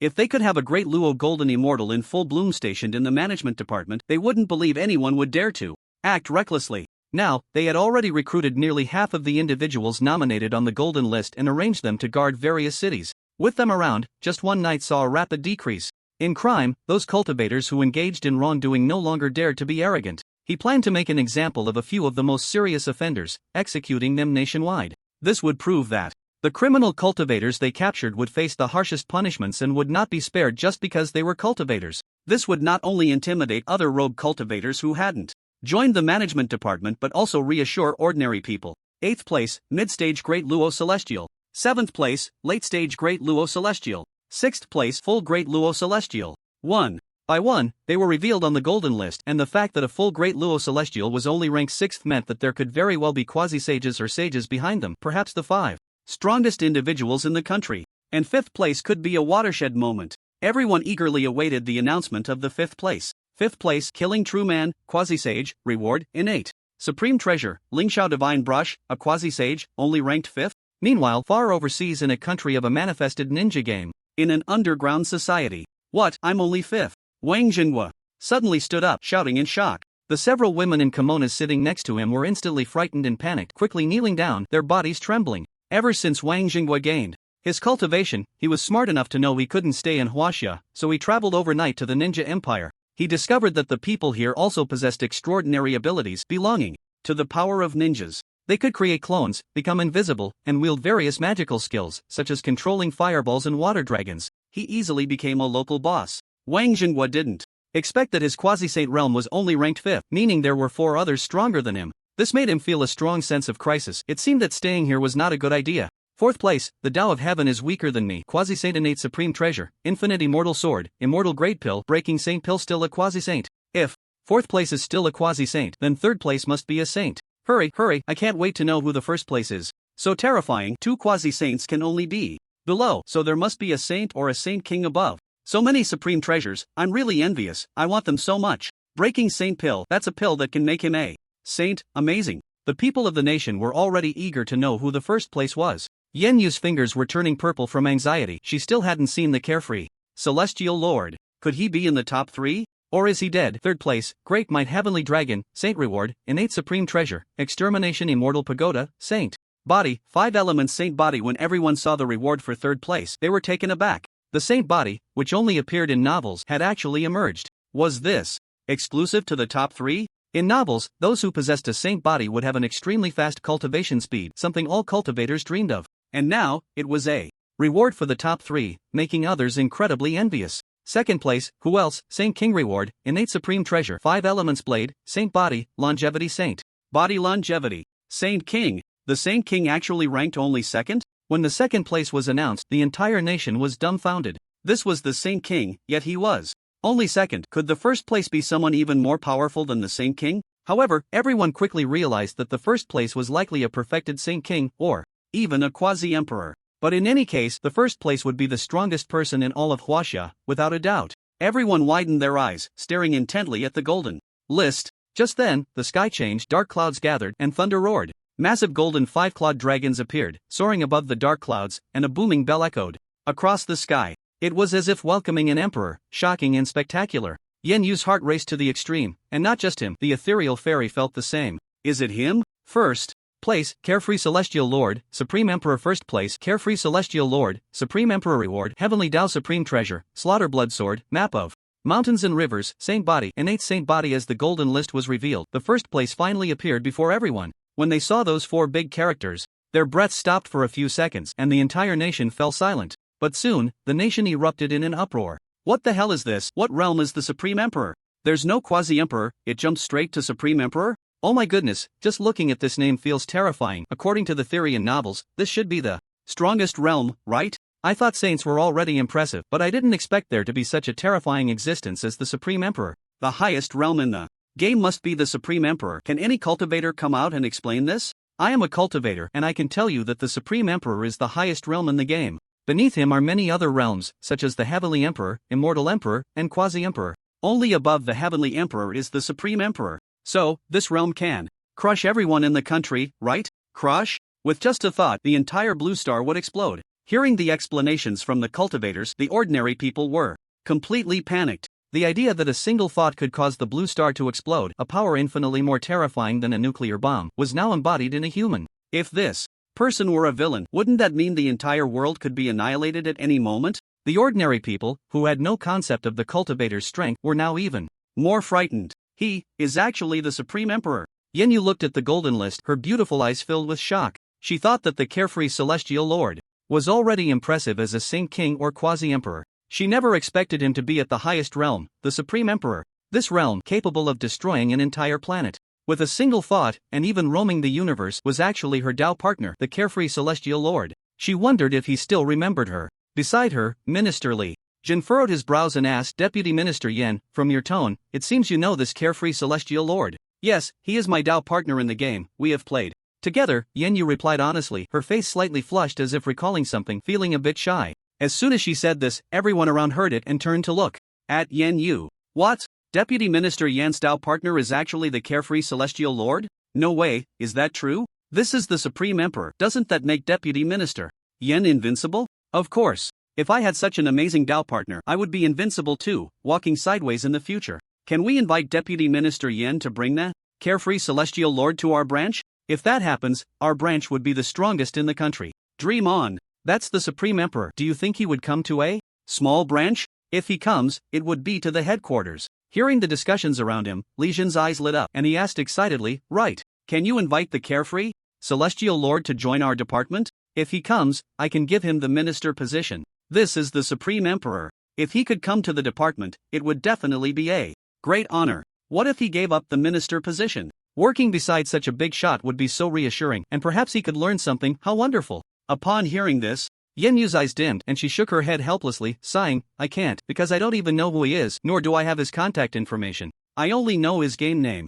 The crowd immediately deflated like a punctured balloon, their heads hanging low, feeling a bit disappointed. "Well, I guess so, but such a big shot isn't someone we can just pull in," Li Jin said, a bit disheartened but still smiled to comfort everyone. Yen Yu looked up again at the golden list, her eyes flashing with a hint of hope. "Who are you, and can we meet again?" Meanwhile, on the other side, the mood was completely different from Yen Yu's. "Ha ha ha. My Tao partner is actually the supreme emperor. I must find him." The ethereal fairy placed her hands on her hips, tilting her head back and laughing heartily, her double ponytails bouncing. At only 1 meter 60, she looked like a crazy loli. She never expected her Tao partner to be at the highest realm, the top boss. If this got out, how impressive would that be? No matter what, she had to find the real carefree celestial lord and cling to his thigh. "Come here," the ethereal fairy shouted. A few servants and bodyguards instantly walked in from outside. "Miss," they all said in unison. "Immediately search the entire internet for the carefree celestial lord. No piece of information can be overlooked." Yes, the cultivation golden list has been fully announced 2 days later. The treasure golden list will open. The voice of Hongmang rang out again. As the voice fell, the golden list disappeared from the sky, the dark clouds dispersed, and it became clear again. Watching the golden list vanish, Shenlong finally withdrew his gaze. "I don't know what the current evaluation of him is in Huaxia, whether it's fear or happiness." Shenlong closed his eyes and enveloped Huaxia with his divine sense, able to see everyone and hear everything. Usually, he wouldn't do this, it would be too noisy, enough to annoy him. "What should we do? We have such a terrifying emperor, and he's uncontrollable. Who knows if he might suddenly get angry and wipe us all out? Yeah, we can't afford to offend him. Everyone, don't speak ill of the emperor. His divine sense is enough to see all of us. He might be monitoring us right now." "Ha? No way, is he really that powerful? If I take a shower, wouldn't he be able to see everything clearly?" "Yes, the emperor's divine sense can penetrate beyond the universe. Everything is under his watchful eye. He can go to heaven and earth, omnipotent. This is the terror of the supreme emperor." Sigh, I wonder if having such a powerful person around is a good thing or a bad thing. If he's a bad person, we won't have a single peaceful day. Shenlong retracted his divine sense, frowning slightly. He didn't expect that the entire nation was actually afraid of him, not just ordinary people, but even the cultivators were more fearful. They were afraid he might be a villain who could destroy the entire world with a single thought, killing them all. His existence was like a nuclear bomb that could be launched at any moment, instilling fear. Moreover, this fear was ever present. As long as he remained in Huaxia, they would all be afraid. Shenlong shook his head helplessly, not realizing that the realm of the Supreme Emperor made everyone so fearful. It seemed he needed to do something to ease their vigilance. Damn, Shenlong, did you just hear that? That Xianyao Tianzuan is actually the Supreme Emperor, and the Cultivator Management Department has posted online, searching for Xianyao Tianzuan across the internet. At that moment, the dormitory door was pushed open, and Luo Tao walked in, astonished. When he looked up, he was taken aback. Shenlong was not in the dormitory. Huh, that's strange. Where's Shenlong? Luo Tao scratched his head in confusion, just about to sit down when he heard a voice like the primordial chaos resounding in his mind. I am Xianyao Tianzuan. The voice seemed to explode in his head, echoing in his ears. Startled, Luo Tao hurriedly looked around, trying to find the figure of Xianyao Tianzuan, but he saw no one. His eyes widened in realization of who had just spoken. Xian Yao Tianzuan? Damn, a big shot is a big shot. He can actually speak directly in my head. Amazing, Luo Tao exclaimed. And it wasn't just him, people all over the country heard this voice, regardless of age or gender, even those far on the borders. As long as they were within Huaxia, they could hear this voice. Countless people across the nation put down what they were doing, standing still, looking around. They wanted to find Chen Lan's figure, but that was impossible, because Chen Lan was in an unexpected position. Is this the voice of Xian Yao Tianzuan? Why does it sound exactly like the voice from the Golden List? Ethereal and sacred, giving a strong sense of security? This must be a voice change. There are many things about the Supreme Emperor that we can't comprehend, like this nationwide communication. It's really impressive. Indeed, just as those cultivators said, Xian Yao Tianzuan can see all of us and hear our discussions. We have no secrets left. Everyone, don't speak. Let's listen to what the great Xian Yao is about to say. It must be something good. What an amazing feeling. I wonder if the great Xian Yao is handsome in person. In the Qin capital branch, as soon as Chen Lan's voice rang out, everyone stopped their work, instinctively looking up at the sky. But they quickly realized this wasn't the Golden List, it was Xian Yao Tianzuan. The one who reacted the most was Yin Yu. As soon as she heard the voice, she immediately vanished from her spot. The next second, she appeared in the sky, nervously looking around. The result was predictable. She lowered her head in disappointment, having seen not a single figure. Clearly, the Xian Yao Tianzun was speaking to them from a very distant place. However, Yan Yu did not give up. One day, she would definitely find the Xian Yao Tianzun. I will not randomly destroy Blue Star, nor will I exterminate all of you. Chen Lan's voice rang out again. Upon hearing this, the people across the nation understood. The mysterious Xian Yao Tianzun had come to speak to them because he knew they were worried he was a bad person who would destroy the world, and he had come out to explain. Hearing Chen Lan's response, the ordinary people felt much more at ease. As long as he wouldn't randomly destroy the world, that was good enough. I like tranquility, echoed once more. This time, the tone carried a hint of impatience, as if it were a warning. A warning for everyone not to discuss him, not to seek him out, or else the consequences would be severe. The wrath of the emperor, no one could escape. At that moment, no one dared to refute Chen Lan. They could only listen in silence. I am a Huaxia person. When necessary, I will take action, but I will not join any department. Upon hearing the phrase, I am a Huaxia person, the people across the nation felt even more reassured. As long as they remembered that the Xian Yao Tianzun was one of their own, they were filled with a strong sense of security. After a long while, Chen Lan's voice ceased, and everyone slowly began to return to their normal work and lives. Their worries had dissipated significantly. They no longer feared that Chen Lan would destroy the world, but instead felt a sense of safety. With such a supreme emperor overseeing Huaxia, who would dare to offend? Indeed, it's clear that this is a patriotic person. With him around, our Huaxia will be the safest country in this chaotic world. Li Long stood with his hands behind his back, gazing out the window at the sky, laughing heartily. With such an emperor in charge, he wanted to see who would dare to come over. Li Lao, there are many compatriots abroad who want to return, but the situation overseas is also not optimistic. We need to send people out to bring them back. At this moment, a man approached to report the situation. Then let's send a few from the tribulation stage to bring them back. That will be enough. Understood. Li Long couldn't help but chuckle. They used to think about running away, but now they're willing to come back? Ha ha. Chen Lan returned to his dormitory and saw Luo Tao sitting in a chair. Where have you been? Luo Tao asked, puzzled. I went to the moon, Chen Lan replied with a smile. Pfft, stop bragging. But did you just hear the voice of the Xian Yao boss? I did. So cool. This kind of magic can chat with the people of the whole country. It's amazing. In the future, when my phone runs out of battery and I need to message my girlfriend, I can use this trick. You're hopeless. A sycophant never ends well. Chen Lan shook his head, helplessly. Do you think the boss can really see what we're all doing? Maybe. Then wouldn't he see me showering? Don't overthink it. He wouldn't be interested in your little caterpillar. Get lost. Let's play some ranked games. Sure. 2 days passed in a flash. Ever since the Xian Yao Tianzun addressed the nation, the crime rate had nearly dropped to zero. Because they all knew that there would always be a pair of eyes watching over them. They could see everything they did, just as the ancient saying goes, people are doing, and heaven is watching. And now, there was indeed a Tianzun watching over them. Those with malicious intent no longer dared to act, fearing they would anger the Tianzun and incur divine punishment, which would leave them terrified. And because they dared not commit crimes, the work of the Cultivator Management Department was exceptionally easy. Now, they had gathered a total of 350 million people, all cultivators. There were those at the level of Diluo, Tianxian, and those at the level of body refinement. Their powers were firmly under control, except for the most terrifying force which they could not control. That was the Xian Yao Tianzun, the mysterious cultivator who could destroy the world with a single thought. However, after 2 days, everyone's worries had almost vanished. They all felt that the Xian Yao Tianzun was a good person, and they felt much more at ease. In China, with billions of people, only a small portion become cultivators, while the vast majority are ordinary individuals. Therefore, the country has decided to usher in an era of universal cultivation. Some elementary, middle, high schools, and universities will be completely renovated to establish cultivation schools. From a young age, ordinary students will be taught how to cultivate, allowing them to undergo a transformation. There is no upper age limit, even those over 80 can enroll in cultivation. Universities and cultivate alongside everyone else. Sheen University is one such institution, which has been transformed into a cultivation university in just 2 days. Everyone is automatically enrolled in the cultivation department, but they must also study subjects like mathematics and chemistry daily, just in case. Not everyone possesses the talent for cultivation. The new principal is Yen Yu. Dormitory. Come on, class leader Chen, everyone is waiting for you. Alright, I know, I should have just killed you back then, I'm really fed up. Chen Lan felt very helpless because of Luo Tao's big mouth. Now many people know that his cultivation level is nascent soul, yet the teacher assigned him a counselor position. However, this is already very low-key, as it was originally set for the vice principal.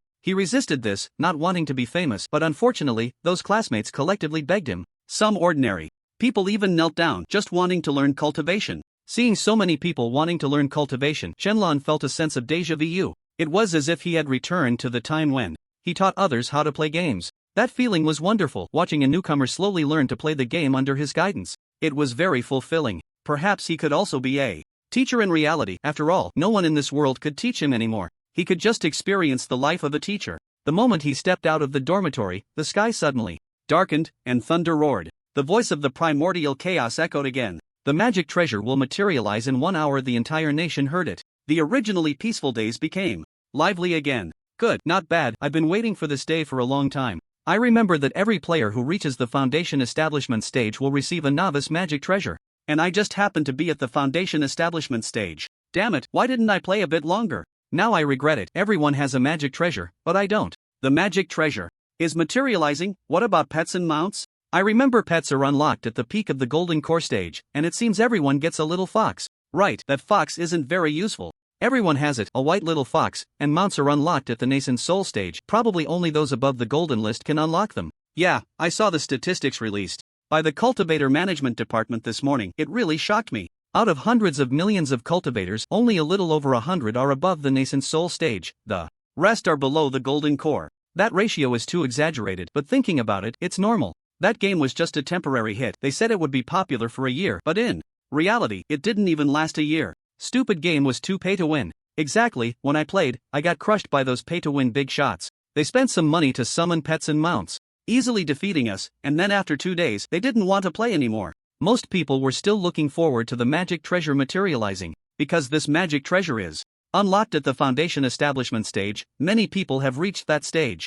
With over 300 million cultivators, at least 2/3 have a magic treasure, except for those in the body refinement stage. As for future pets and mounts, people weren't as excited, because that didn't belong to them. Many of them hadn't reached that level yet, especially mounts. Only cultivators above the nascent soul stage could have them. At this moment, Shenlong arrived at the playground. He wasn't very concerned about the magic treasure materializing, because these posed no significant threat to him, especially since the strongest magic treasure was already in his hands. The Heavenly Dao Supreme Treasure. In 10 years of gaming, the strongest magic treasure that appeared was the innate Supreme Treasure, which had to be obtained through a lottery. The minimum guarantee was said to be 300,000 Huaxia coins, and it was the only unique innate Supreme Treasure in the entire server. This means that apart from this one, no more innate Supreme Treasures would be released in the future. He thought it was just a joke, but unexpectedly, for the next few years, until the server shut down, it never came out. He still remembered that it was drawn by, and he heard it cost 130,000 Huaxia coins to obtain. It dominated the rankings for half a year, broke through to the Emperor level, and then he stopped playing. Gradually, he sparred with him, and his cultivation dropped to the current Saint King level. Looking back now, he felt a bit embarrassed. It seemed he had beaten up the top 20 players, and not just once or twice, but 2 or 3 times every day. When he logged in, it was like clocking in at work. He couldn't forget it every day, logging in just to fight them. As his cultivation grew higher, those players became increasingly weak, and he easily defeated them. The key point was that everyone inherited the game's memories, so these people must know about him beating them up every day. But surely no one dared to hold a grudge against him, right? Teacher Chen. At that moment, Luo Tao's voice rang out from not far away. It interrupted Chen Lan's thoughts. He looked up and saw Luo Tao standing in the middle of the playground, surrounded by 30 or 40 people of all ages and genders. Seeing these people, Qianlan smiled. The feeling was quite subtle. In just a few days, he had transformed from a student into a teacher. Although he was a counselor, the real teachers didn't hold classes and let him take over, because his cultivation was relatively high. "Hello, teacher." Everyone greeted Qianlan with bows as he arrived. Qianlan nodded slightly, scanning the crowd. There were people of all ages, mostly young, all originally students from Chengdu University, along with a few elderly and middle-aged individuals. Qianlan's expression turned serious. "You are all selected and qualified prospective cultivators. Since you are here, you must obey orders. My training will be very tough, and if you feel you can't handle it, you can withdraw now." After he finished speaking, everyone exchanged glances, then nodded firmly. Their expressions resolute. "Report, teacher, we will definitely persevere." Being able to come here and become Qianlan's students meant they all had the qualifications for cultivation. They just lacked a teacher. How could they easily give up? Now was the era of cultivation. Ordinary people would ultimately be eliminated, and only through cultivation could they carve out their own path. "Alright, everyone sit cross-legged and close your eyes." Qianlan nodded and said in a deep voice. Although everyone was puzzled, they obediently complied. Even Luo Tao quickly sat down. "Next, I will wash your marrow and cut your bones, removing the impurities from your bodies, making your physiques more perfect, allowing you to cultivate with half the effort and double the results," Qianlan said calmly. After speaking, he brought his index and middle fingers together and pointed forward. Streams of spiritual energy suddenly flew out, drilling into everyone's bodies. If this were a game, every newbie would have a marrow washing pill to cleanse their bones. Unfortunately, this was reality, and the pills had not yet materialized. He could only casually send some spiritual energy over to help with the cleansing. He was the Supreme Emperor, and his spiritual energy was thousands of times stronger than a marrow washing pill. Moreover, his spiritual energy was as boundless as the Milky Way. This little bit was negligible. So painful. So painful. What is this? So painful. Suddenly, everyone began to wail in agony, writhing on the ground like mudfish, their faces flushed and looking extremely pained. Washing the marrow and cutting the bones was inherently an excruciating process. The spiritual energy would circulate within them, flowing through their meridians, bones, internal organs, flesh, and blood, forcefully annihilating those impurities. When everyone was still in the womb, they were pure, but the moment they were born, they were already tainted. Moreover, some of these people had lived for 20 or 30 years, and some even 70 or 80 years. The filth within them had long since become a garbage heap. The older they were, the more painful it became. Especially for those older individuals, they felt like they were turning back into children. They were in so much pain they felt like grandchildren. "Hold on," Qianlan shouted coldly. Waves of resonant sound entered everyone's minds, making them feel a bit more awake, and the pain seemed to lessen slightly. "This is the most important step in life. If you give up, you will never be able to cultivate immortality in this lifetime, so grit your teeth and hold on," Qianlan spoke again. Hearing Qianlan's words, everyone clenched their teeth, enduring the pain, even as sweat poured down their backs, their voices significantly reduced. Qianlan nodded in satisfaction. Since he had taken on the role of counselor, he would not treat it lightly. After a full 5 minutes, the cries of anguish finally ceased, and what followed was no longer pain, but comfort. It felt like having worked hard all day and then lying in bed at home at night. "I don't feel pain anymore, my whole body feels relaxed." "Me too. My hand, which was injured a few years ago due to work, always had internal injuries and hurt with the slightest movement, but now it doesn't hurt. What a comfortable feeling, like floating to the heavens. Am I about to become an immortal? My legs don't ache anymore, my back doesn't hurt. It's a miracle, a miracle." Among them, the most transformed were the elderly, who, after the cleansing of their marrow and bones by the spiritual energy, found all their old ailments gone. Their appearances had also changed dramatically. Their white hair was gone, and the wrinkles had significantly reduced. They looked at least 30 years younger, grinning from ear to ear. "Ha ha ha, I've reached the foundation establishment stage." At that moment, Luo Tao burst into laughter. It turned out that he had just absorbed the spiritual energy given by Qianlan, breaking through from the early stage of body refinement directly to the foundation establishment stage. Upon hearing this, everyone looked at him with envy and rushed forward to congratulate him. They had long known that Luo Tao was at the body refinement stage, but they never expected him to advance to the foundation establishment stage today because of Qianlan. Seeing that Qianlan could help someone at the body refinement stage break through to the foundation establishment stage deepened their respect for him. Thud. Suddenly, a middle-aged man knelt down before Qianlan. "Thank you, teacher, for your life-giving grace." This cleansing of marrow and bones was like a miracle, making their ordinary bodies more perfect. Such a miracle, and Qianlan had generously allowed them to experience it. He must have put in a lot of effort. How could they repay such a gift? This kneeling was only right. Seeing the middle-aged man kneel, others followed suit, kneeling repeatedly to thank Qianlan for his life-giving grace. Even Luo Tao thought about bowing to Qianlan. Qianlan, seeing this, was speechless and casually raised his hand, lifting everyone up from the ground. "Everyone, there's no need to do Since I am willing to be your teacher, I will be responsible for you. As long as you all attend class obediently, I guarantee that each of you can become a cultivator. Upon hearing this, everyone bowed repeatedly in thanks, and a few even cried out of emotion. Taozi, from now on, you are the class leader. Teach them how to draw energy into their bodies, Shenlan said. Lightly. Although the cultivation methods and spell manuals had not yet materialized, every cultivator had a set of cultivation mantras in their minds. They could draw energy into their bodies, practicing day and night to improve their cultivation. He was too lazy to teach such things. It was better to let Luo Tao handle it. Okay. Luo Tao grinned and stepped forward, then came to the others to explain the mantras. Everyone listened intently, afraid to miss even a single detail. Shenlan then walked to a cool spot, sitting and waiting for the magical treasures to materialize. Time flew by, and an hour rolled on. The people on the playground were still sitting cross-legged, drawing energy into their bodies, when the sky changed again. Dark. Clouds gathered, and thunder rumbled. Everyone looked up at the same time, and people across the country put down their tasks to gaze at the sky. They all knew what was about to happen. The magical treasures were coming. Magical treasures materialize. 10 minutes later, the magical treasures golden list will descend, announcing the top 100 players' treasures. Obtained from the cultivation ranking will not be counted. 1 hour later, 100,000 body refinement stage monsters will descend nationwide, location random. 3 resounding voices echoed, shocking the entire nation. Especially the last one. What? Monsters are coming? So soon, and 100,000 of them. Wow, this is too fast. We haven't even started cultivating, and suddenly there are 100,000 of them descending, and it's random too. What are we going to do? It's over, I'm scared. Who can save me? It's fine, we have over 300 million cultivators. Are we really afraid of these 100,000 demon beasts? Right now it's 100,000, but later it could be 200,000, 300,000, 500,000, a million, or even 10 million. And that's not all. In the future, there might be golden core stage, nascent soul. The levels will only get higher, not lower. The entire nation was in a panic. The demon beasts came too suddenly, and ordinary people had no time to resist. Now, they could only place all their hopes on the cultivator management department. At that moment, the sky suddenly descended with thousands of golden divine lights, like swords piercing through heaven and earth, embedding themselves in the mortal realm. In an instant, a beam of golden light enveloped Shenlan, and everyone on the playground watched in astonishment, their faces filled with surprise. Don't worry, this is the manifestation of a magical treasure. Shenlan is at the nascent soul stage. He definitely has a magical treasure, Luo Tao said with a smile, a hint of envy in his eyes. He also wished he had one. But unfortunately, he was only at the body refinement stage back then. Soon, the golden light dissipated, replaced by an ancient ring that appeared on Shenlan's right hand's ring finger. The ring was stunning, crafted from redwood, adorned with golden edges, and intricately carved with dragons and phoenixes, so lifelike it seemed as if they would fly out of the ring at any moment.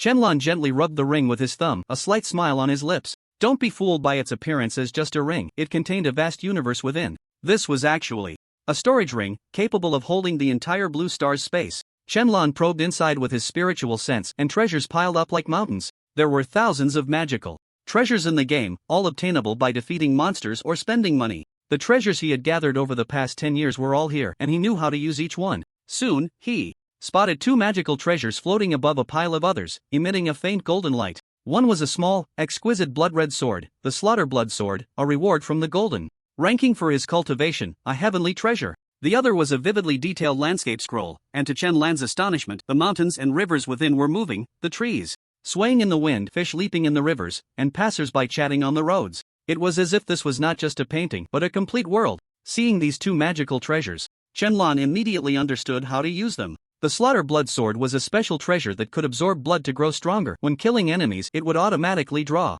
their blood, enhancing its master. Anyone who touched this sword, even without wounds, would instantly have all their blood drained, leading to sudden death. If the master was injured, the blood within the sword would return to the master, instantly healing their wounds. Even if there was only a breath left, as long as there was enough blood within it, Shenlan could fully recover. It could store infinite blood, so there was no need to worry about it not having enough. It only feared that the master wouldn't kill enough. However, Shenlan was only mildly interested in it, as he seemed not to need this treasure. A single thought could annihilate his enemies. He then looked at the landscape scroll, which was akin to a small world treasure. Capable of storing anything in any living being, everything could be collected inside. Those who entered would be trapped, unable to escape, at Shenlan's mercy. Within the landscape scroll, Shenlan was the creator god. Master, I am the little sword. I am the little river. At that moment, 2 voices suddenly echoed from the ring's space, causing Shenlan to pause in surprise. This treasure could actually talk? Autonomous treasure spirit. So that's how it is. After hearing the explanations of the 2 treasures, Shenlan understood.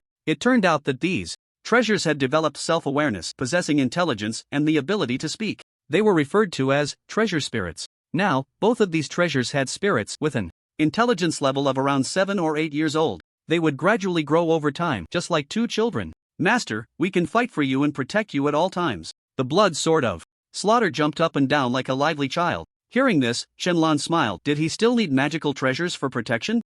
All right, Shenlong replied. The child wanted to protect his old father. He couldn't possibly dampen their spirits. You two come into my dantian first. After saying this, Shenlong took out 2 magical treasures and placed them into his dantian. The spiritual energy in the dantian could nourish them, allowing them to grow strong. These 2 magical treasures had just been born with spiritual essence, yet their realm was already at the Great Ascension stage. Even if Shenlong didn't use them himself, they could still exert Great Ascension power on their own. This was the new knowledge they received after materializing. Some magical treasures, after being nourished by spiritual energy, might even undergo spontaneous transformation, becoming higher-level treasures. Wow, this feels so good.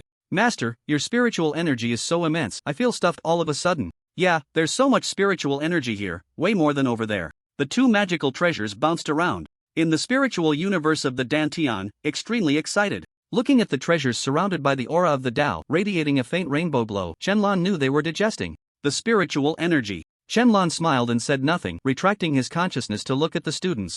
Luo Tao, come here. Shenlong transmitted his voice. Luo Tao, who was still teaching the students, suddenly heard Shenlong's words and hurried over. What's wrong? Shenlong remained silent, casually waving his hand, dropping about 20 magical treasures, all of which were top-grade postnatal treasures. There were defensive treasures, offensive treasures, speed treasures, life-saving treasures, everything one could need. He had even better ones, but there was no need to give those away. They were so precious that if some greedy cultivators set their sights on them, the consequences would be severe. After all, Luo Tao's family were ordinary people and couldn't protect such valuable treasures. These lower-level treasures were enough. Take these treasures, bring them back for your uncle, aunt, and Lon to use.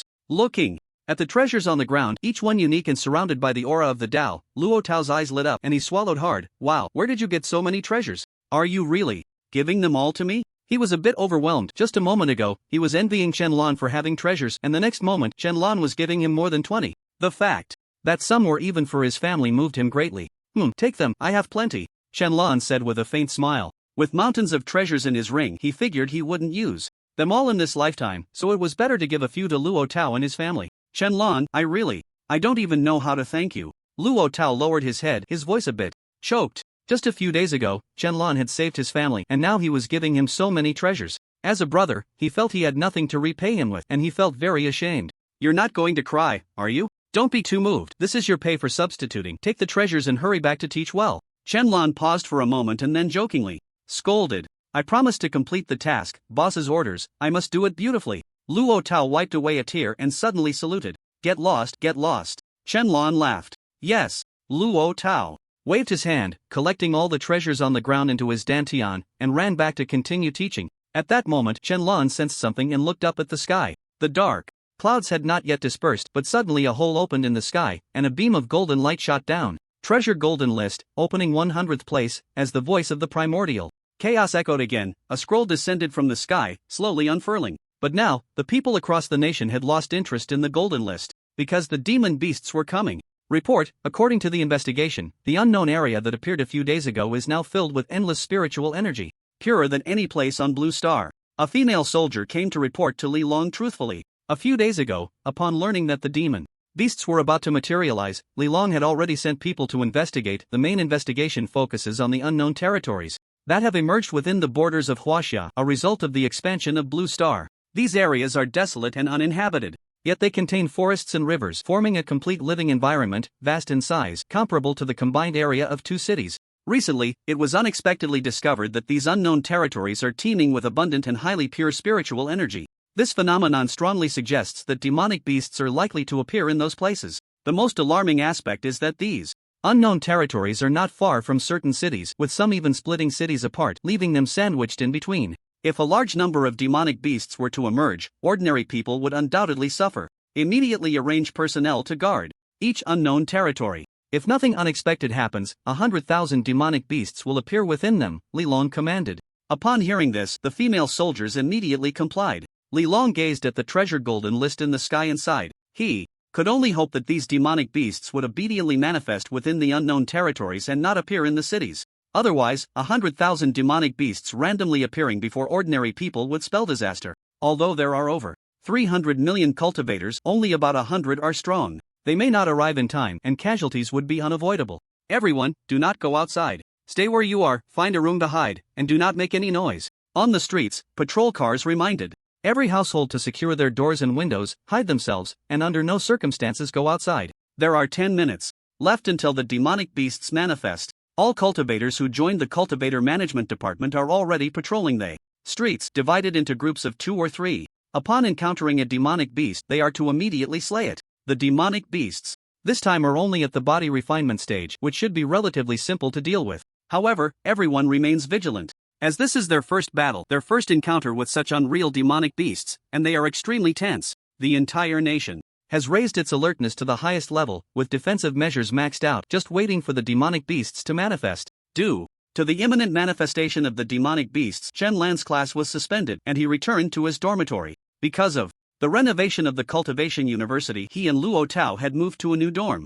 Luo Tao had run home 10 minutes ago to protect his family. Chen looked at the pitch-black sky, his expression grave. Time ticked away. Suddenly, Chen spoke. They're coming. Boom! Thunder rumbled, and lightning flashed. The voice of the primordial chaos echoed once more. Demonic beasts manifest. 100,000 demonic beasts randomly manifesting. The thunder, accompanied by the voice of primordial chaos, filled the nation with fear. The demonic beasts have arrived. In an instant, 100,000 golden light beams descended from the sky. These beams fell randomly, some within cities, some in unknown territories, and even some in the sea. Roar! Terrifying and oppressive roars of beasts erupted from the light beams. In the next second, the beams vanished, revealing ugly, fierce-looking, and robust monsters.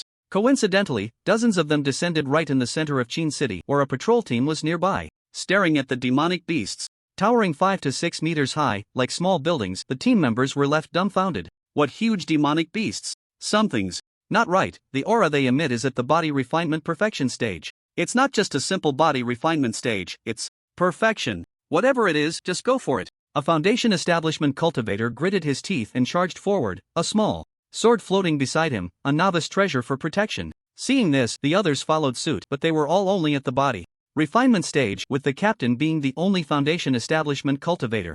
Roar! The demonic beast, seeing the foundation establishment cultivator charging at it, showed no fear at all. It let out a loud roar and licked its lips, saying, "Human, I'm so hungry." The fact that it spoke human language shocked several people. Bang! The demonic beast dropped to all fours and charged forward, grabbing the foundation establishment cultivator tightly with one hand. Ah! The foundation establishment cultivator screamed. In agony, they were all newly manifested cultivators, lacking any combat experience. Not to mention killing demon beasts, even fighting against other cultivators was beyond their understanding. Moreover, these were fully developed demon beasts, their strength surpassing that of cultivators, far exceeding them within the same realm. "Get away!" shouted a foundation establishment cultivator, summoning a magical artifact and slashing down with a sword. In an instant, he severed the demon beast's arm, causing it to scream in pain. Good opportunity, let's go for it. Seeing this, several other body refinement cultivators rushed forward, but they were no match for the demon beast, even with one of its arms gone. The demon beast roared again, delivering a punch that struck one of them, instantly inflicting severe injuries and knocking him unconscious. "Don't move, let me kill it." The foundation establishment cultivator, having recovered, shouted angrily, condensing spiritual energy into a sword and charging in to fight. In the end, despite being heavily injured, he finally managed to slay it. But he was utterly exhausted. So difficult, this demon beast is too strong, not at all like an ordinary body refinement stage. The foundation establishment cultivator slumped to the ground, gasping for breath. At that moment, 2 more beast roars echoed around him, sending a shock through his heart. More are coming? Standing on the dormitory balcony, Chen Lan observed the situation across the country with his spiritual sense. All the demon beasts had manifested, most of them appearing within the cities. The cultivator management department had mobilized, but their numbers were too few, and the demon beasts were too scattered. They found it hard to provide immediate support. With 100,000 demon beasts, all at the peak of body refinement, their true strength was comparable to foundation establishment. Even fighting them at the same level made it difficult to kill them. Just right, let me test the magical artifact's wonderful uses. Chen Lan's lips curled into a smile as he focused his thoughts. In an instant, 2 magical artifacts appeared before him, a small sword and a scroll. "Master, the two artifacts exclaimed in unison as soon as they appeared. Go out and play, and kill any demon beasts you encounter, Qianlan said with a smile. Woohoo, time to go out and play. Finally, we can go out. I've been cooped up inside. The two artifacts were overjoyed at the prospect of going out to play. Let's have a competition to see who can kill more demon beasts. Sure, let's compete. Whoosh! The two artifacts transformed into red and blue streaks of light, disappearing into the sky. Qianlan smiled helplessly and continued to use his spiritual sense to observe the situation in China. Help! Is there anyone who can save me, mommy? In a building in Qin City, a window had shattered, and a ferocious-looking demon beast appeared in an ordinary household. Inside the room was a girl in her 20s, now terrified and crying, calling for help, desperately wishing for someone to come save her. As she watched the demon beast lick its tongue and approach her, a buzzing sound suddenly caught her attention, resembling the sound of a sword's chant.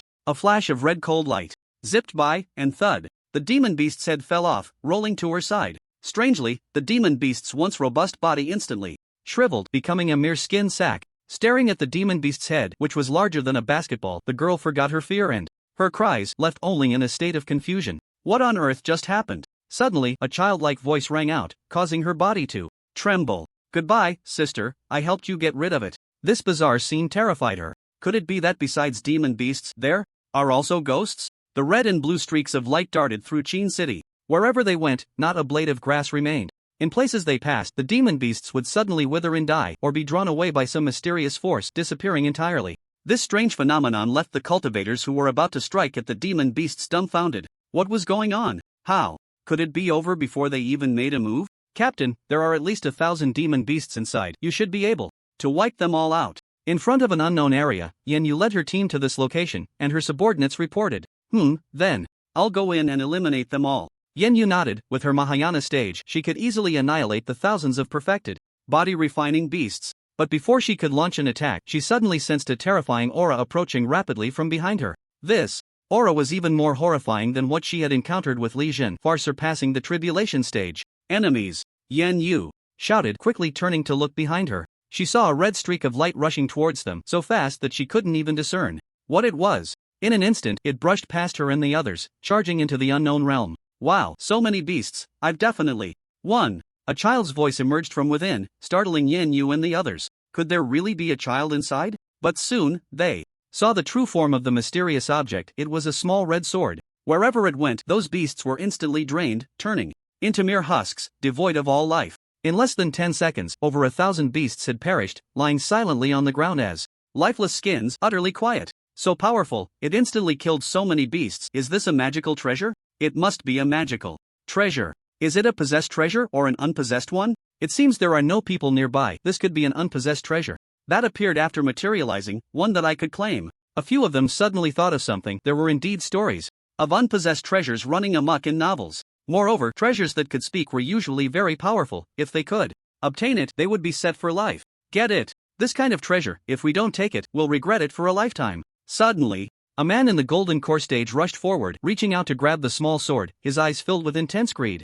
Ultimately, greed triumphed over reason. The small sword noticed the man's actions and felt a surge of anger, snorting coldly, "You think you're worthy? No one in this world is worthy except for my master. How dare someone try to seize it? What a delusion!" The small sword snorted again and transformed into a streak of light, rushing forward. "Be careful!" Yen Yu sensed the danger and shouted urgently. But it was too late. The man who had tried to seize the small sword was instantly drained into a husk, falling to the ground with a thud. Watching their former companion turn into a mere skin lying on the ground, everyone was shocked and filled with rage. Li Dong! Damn it! A male cultivator in the foundation establishment stage, perhaps blinded by anger, attempted to charge forward again. Fortunately, Yen Yu forcibly stopped him. Otherwise, his fate would have been the same as that of the previous man, turning into a shriveled husk. "I apologize for the offense earlier," Yen Yu said, cupping her fists in apology. She had just heard the treasure claim it had a master, and the pressure it emitted was on par with hers. This indicated that it was a magical treasure with a master in the Mahayana stage, one that had autonomously birthed its spirit. Such a treasure surely had a master behind it that she could not provoke. Apologizing was the safest course of action. Why should we apologize? It killed our cultivator management department's people without a word. Does it really think we are easy to bully? We have de Luo Tianxian. The male cultivator who had been stopped by Yen Yu was very dissatisfied. The one who had just died was his brother. Joining the cultivator management department was meant to enjoy benefits. and power, and now his brother was killed, yet the deputy minister was apologizing. If this got out, wouldn't it be a disgrace to the cultivator management department? Exactly, if others find out we were killed and we apologize, how embarrassing would that be? This treasure is powerful, but our department is not to be trifled with. We have De Luo Tianxian overseeing us. As long as it's not in the top 5, we have no need to fear. This treasure indiscriminately kills the innocent, and its master is probably of the same character. Everyone was quite indignant. Their own people had been killed, yet they were apologizing to the enemy. What kind of government department was this? Shot. Yen Yu was about to say something when suddenly the sky erupted with thunder and lightning. The sound booming. A voice of primordial chaos echoed in their minds. De Luo Tianxian, the voice came with an extremely powerful sense of oppression, causing everyone except Yen Yu to instantly kneel on the ground, unable to lift their heads. Crack, crack. The sound of bones breaking echoed. The few kneeling people let out painful wails, their knee and arm bones shattered by the pressure. If this continued, they would die. Only Yen Yu recognized the voice. Wasn't it the carefree celestial lord? If you have any grievances, feel free to find me. The voice of the primordial chaos let out a cold snort. Boom! Then, Yen Yu heard the sound of cracking coming from the abdomens of those kneeling. Soon, the pressure vanished, and the small sword disappeared as well. One by one, those people collapsed to the ground, crying out in agony. Ah! My dantian is shattered, and my limbs, meridians, and roots are all ruined. I will be a useless person from now on. I don't want to live anymore. I don't want to live. I'm a useless person now. Why? Why is he so domineering? Just because he said one sentence, he ruined our cultivation. Why? One by one, their limbs were rendered useless, their dantian destroyed, and from now on, they would be reduced to useless beings. This kind of pain was worse than death, because they had experienced the feeling of becoming cultivators, possessing extraordinary power. How could they possibly want to return to being ordinary people? And now, not only had they become ordinary people, but they were also useless. They would rather die than become useless. One could only say that the carefree celestial lord's actions were incredibly cruel, more so than killing them. What trash is the carefree celestial lord? Just one sentence, and he ruins our cultivation. Isn't he just a stupid idiot playing a game?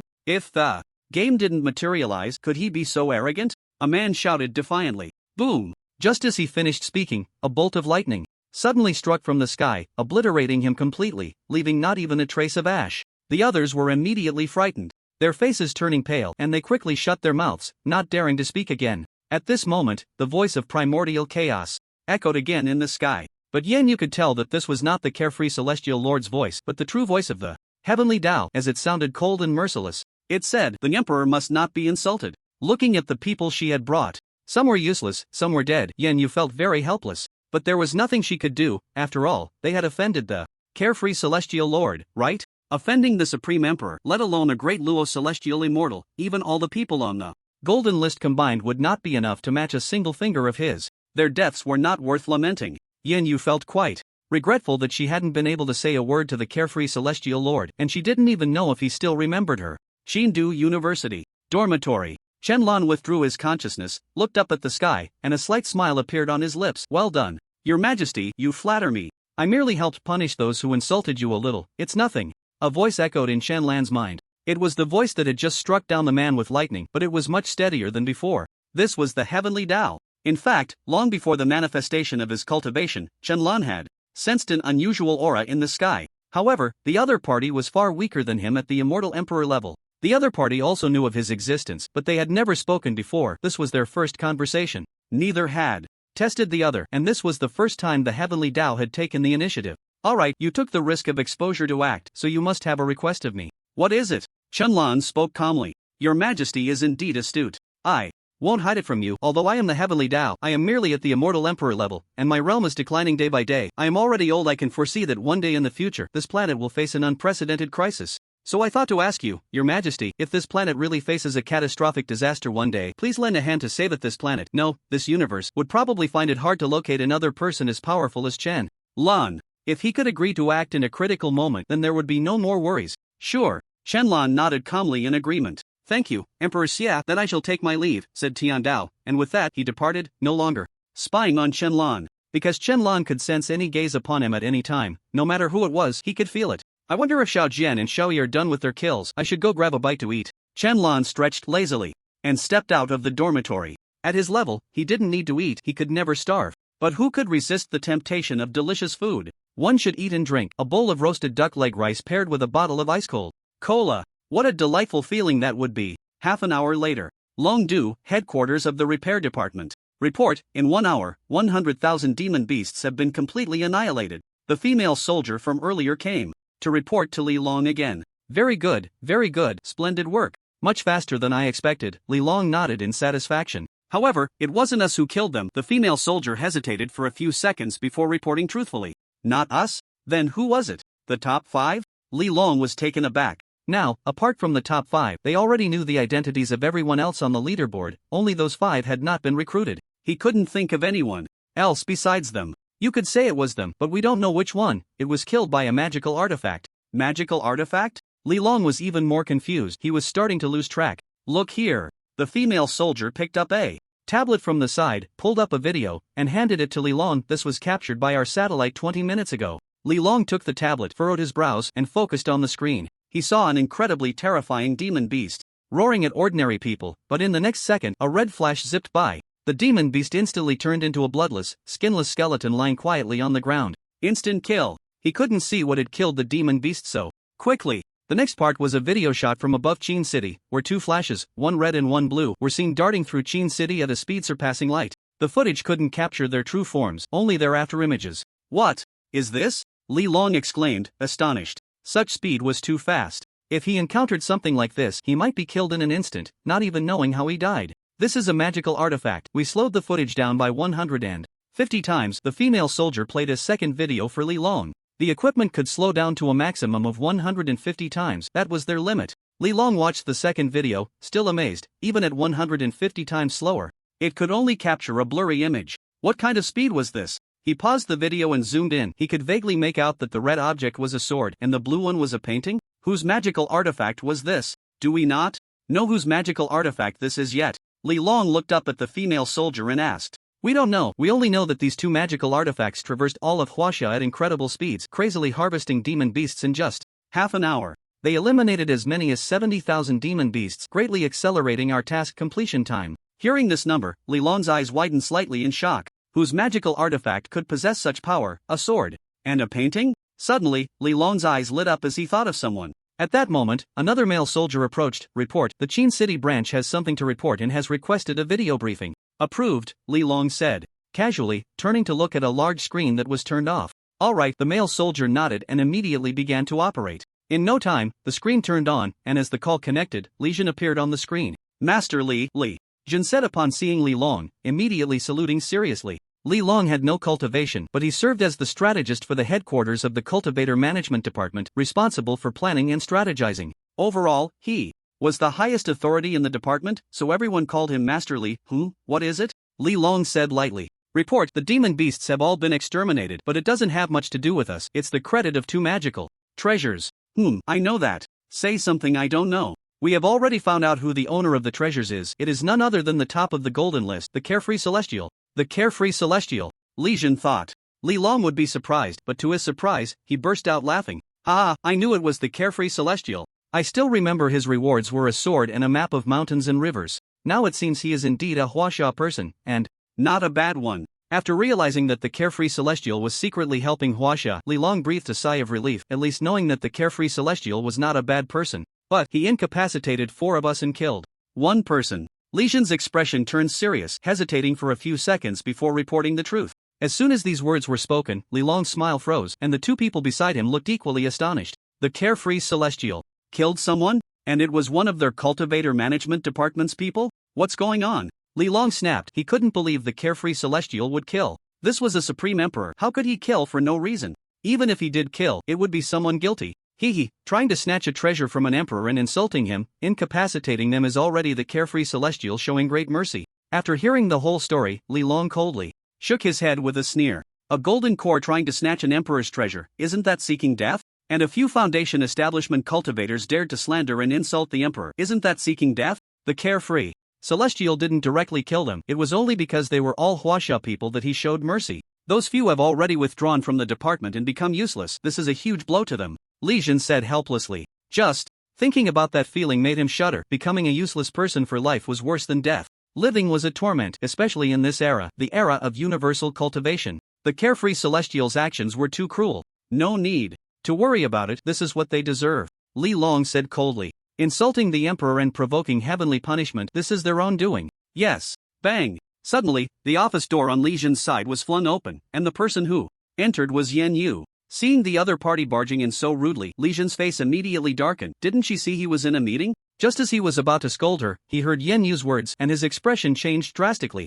Minister, those guys who withdrew from the department have caused trouble again. They are live streaming online, publicly accusing the carefree Celestial, and now over 100,000 people are watching. This news also reached Li Long on the other side of the screen, causing him to be shocked. What? Immediately suspend their live stream? Are they seeking death? He had never thought there would be people so eager to die actually live streaming to accuse an emperor. Wasn't that seeking death? They shouldn't drag them into this. If they angered the carefree Celestial and he destroyed the world in a fit of rage, what would they do? Yes. Li Jin nodded, looking at Yen Yu. Which live stream are they in? Immediately ban them. Rumble. Just as he finished speaking, a thunderous sound suddenly echoed in the sky, incredibly loud. It seems I have been too merciful. The voice was cold and emotionless, but Yen Yu could tell it was the carefree Celestial himself speaking, not the heavenly Tao. The emperor was angry. What nonsense, carefree Celestial? He is just a shut-in who gained extraordinary power. If he didn't manifest the game, he would have no future in reality. Exactly. Who would play a broken game for so long? Who else but him? He actually incapacitated us without saying a word. How are we supposed to live now? The few people in the livestream were discussing what had happened today, not mentioning their attempt to snatch the treasures, only talking about the carefree Celestial's cruelty and brutality, killing without a word. The number of viewers in the livestream had reached hundreds of thousands, most of whom were ordinary people. No way, is this true? The carefree Celestial would incapacitate you for no reason? That's right, your realms are probably just Foundation Establishment or Golden Core. How could you possibly threaten us? It feels like you're just trying to attract attention. Impossible, even for attention seeking, they wouldn't say such things. That's an emperor. Do they not know how terrifying an emperor is? Insulting an emperor could lead to death. Yeah, I think it's true. Otherwise, they wouldn't joke with their own lives. This is too terrifying. An uncontrollable horror exists on Blue Star. It's too frightening. Watching the hundreds of thousands in the livestream rallying for them, those few useless individuals sneered inwardly. They started the livestream to seek justice for themselves. Just because the carefree Celestial Master has a higher cultivation, does that mean he can do as he pleases? What peace can there be in the world if he dominates alone? Such a person should be made known for his evil deeds worldwide. Boom! Suddenly, the sky flashed with lightning and thunder roared. Even the ranking announcement of the treasure list came to a halt, no longer broadcasting. Seeing this scene, the few were horrified, feeling that things were not looking good. It seems I was too merciful. The moment the voice sounded, they broke out in a cold sweat. The carefree Celestial Master has arrived. Could he really dare to kill them? In front of hundreds of thousands? Is he not afraid that the entire Huaxiao would turn against him? Back to a minute earlier. Shenlong looked at the few who were slumped in their chairs yet still live streaming to condemn him, his gaze icy. Earlier, he spared them because they were all Huaxia people, and they didn't know who he was, so he let one of them live. But now, not only were they ungrateful, but they also started a live stream to condemn him. This disappointed him. He realized he had been too merciful. If he had just wiped them out, then there wouldn't be so many troubles now. At this moment, Chenlan's mindset shifted slightly. The world has changed, and so should people's hearts. Emperor, do you need me to take action? The voice of the heavenly Tao echoed in his mind, and Chenlan shook his head. No need, I'll handle it myself. Thus, the earlier scene unfolded. Looking at the sky, although the few useless individuals felt fear, they still believed that the carefree Celestial Master would definitely not dare to kill them in front of so many people. Sigh, a sigh echoed. Boom! One of the useless individuals suddenly exploded into a mist of blood, bursting apart in front of the live stream, splattering the others with blood and flesh. This scene came too suddenly, they had no time to react, not even the over 1 million viewers in the livestream. That person exploded with a sigh. The carefree Celestial Master really dared to kill. He actually killed them in front of the entire nation's audience. Now, they were scared. I'm sorry, Emperor, I spoke disrespectfully just now. Please, have mercy and spare me. A man immediately cried out to the heavens. If he could kneel, he would have done so to apologize long ago. But as soon as he finished speaking, he exploded instantly, splattering the others with blood and flesh again. Apologizing? Too late. Damn it, they still had to die. The remaining few were completely terrified. The carefree Celestial Master was angry. They were going to die. Boom, boom, boom. The remaining 3 exploded simultaneously. The 5 who had been condemning Chenlan in front of the live stream all died violently, blood and flesh flying, their souls scattering. The scene was a mix of blood, flesh, and bones, a pool of blood, 5 sets of DNA. Before the audience could say anything, the live stream was urgently closed. But it was too late. Many had already recorded everything that had just happened and posted it online. In an instant, dozens of posts appeared on the online forums, all about the carefree Celestial Master. However, most were saying, the carefree Celestial Master killing these people must have a reason. I believe he wouldn't kill the innocent indiscriminately. Yeah, what these people said was nonsensical, a bit taken out of context, very fake. I don't believe the carefree Celestial Master would kill indiscriminately. These people were just trying to attract attention, and now they're dead, they deserve it. Did you hear? These guys are from the management department of the cultivators. Is the official side not planning to come out and explain? Just finished dealing with the demon beasts, and now there's such a big commotion. Don't really anger the carefree Celestial Lord. If that happens, everyone will be doomed. Not long after, the official response finally came. It was a video of Li Zhen from the Qin Capital branch personally apologizing. I'm very sorry, it's my mismanagement that led to this department causing trouble and spreading rumors. The real situation is like this. After Li Zhen recounted the whole story, the netizens suddenly realized. It turned out these bastards wanted to snatch the carefree Celestial Lord's treasure but ended up being killed by it, and they even insulted the emperor, which led to their downfall. I knew it. How could the carefree Celestial Lord randomly kill people? It turns out these people fabricated everything just to make us misunderstand the emperor. Fortunately, I didn't believe it. These idiots deserve it. Don't they know the emperor cannot be insulted? Forget the emperor. If I were in the nascent soul stage and someone of a lower realm insulted me, I would just kill them. The emperor is showing great mercy. The emperor is being lenient because we are all from Huaxia, but these people not only don't understand gratitude, they even went live. They truly deserve to die. At the end of the video, Li Zhen bowed in apology with everyone from the Qin Capital branch, hoping the carefree Celestial Lord wouldn't be angry. Even Li Long personally registered an account to post, hoping the carefree Celestial Lord wouldn't be upset as it was his mismanagement. Then, they released videos of Xiao Jian and Xiao Yi harvesting demon beasts nationwide, emphasizing that these two treasures belonged to the emperor. When the public saw the two treasures, they were instantly stunned. Many people had seen these two treasures today. Their appearance had taken the lives of demon beasts and saved them. They never expected these were the emperor's treasures. It turned out the emperor had been secretly protecting them all along. One by one, netizens began to express their admiration for the emperor online. Shenlong unknowingly gained millions of fans. Some even decided to create a spirit tablet for the carefree Celestial Lord to worship daily. Shenlong saw the content online. Angry? He had never been angry. Who would be angry at the actions of ants? Shenlong was indifferent, looking up at the sky. At this moment, the treasure ranking was still being announced, reaching the 50th place. Boom! A purple thunderbolt streaked across the sky, illuminating the world. The second wave of demon beasts will materialize in 3 hours, with 100,000 body-refining demon beasts and 10,000 foundation-building demon beasts. Seeking subscriptions, gifts, monthly tickets, recommendation tickets, comments, all you righteous fathers and mothers, I beg you. Here it comes again. The second wave of demon beasts will arrive in 3 hours. The people nationwide were now panicking. This is too sudden. Another wave is coming? What are we going to do? 100,000 body-refining demon beasts and 10,000 foundation-building demon beasts mean that after killing them, even more will come. This is simply endless. Everyone hide well, don't go out. The apocalypse is really here. Don't be afraid, we have the carefree Celestial Lord, he will take action. After one wave was dealt with, another wave came. And this time, it was 10 times more than before, causing ordinary people to be extremely frightened. On the other side, Li Long quickly issued orders to all branches nationwide to fully guard those unknown areas. That was where demon beasts were most likely to appear, and at least a small team was arranged to patrol in certain cities. The team must have cultivators above the foundation building stage, otherwise, they wouldn't be able to handle foundation building demon beasts. 3 hours of preparation time was enough. Just as one wave calms, another rises, Shenlong murmured, waving his hand. The map of mountains and rivers appeared before him. Master, is there something you need from Xiao Yi? Go protect Luo Tao's family. Shenlong told Xiao He the location. It was enough to let Xiao He protect them. He didn't need to take action himself. Received. In an instant, Xiao He transformed into a streak of light and disappeared into the sky. Master, what about me? A small sword appeared out of nowhere, anxiously asking, there will be demon beasts appearing later, just go and have fun.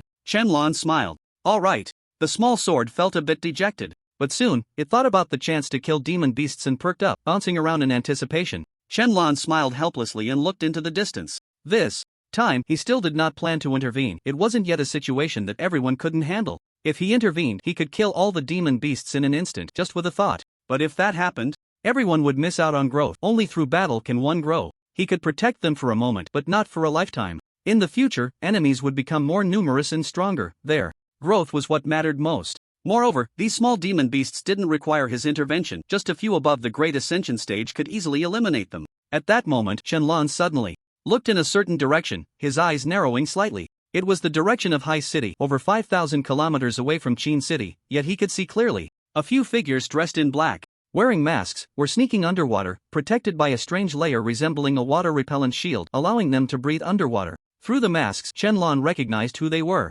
People.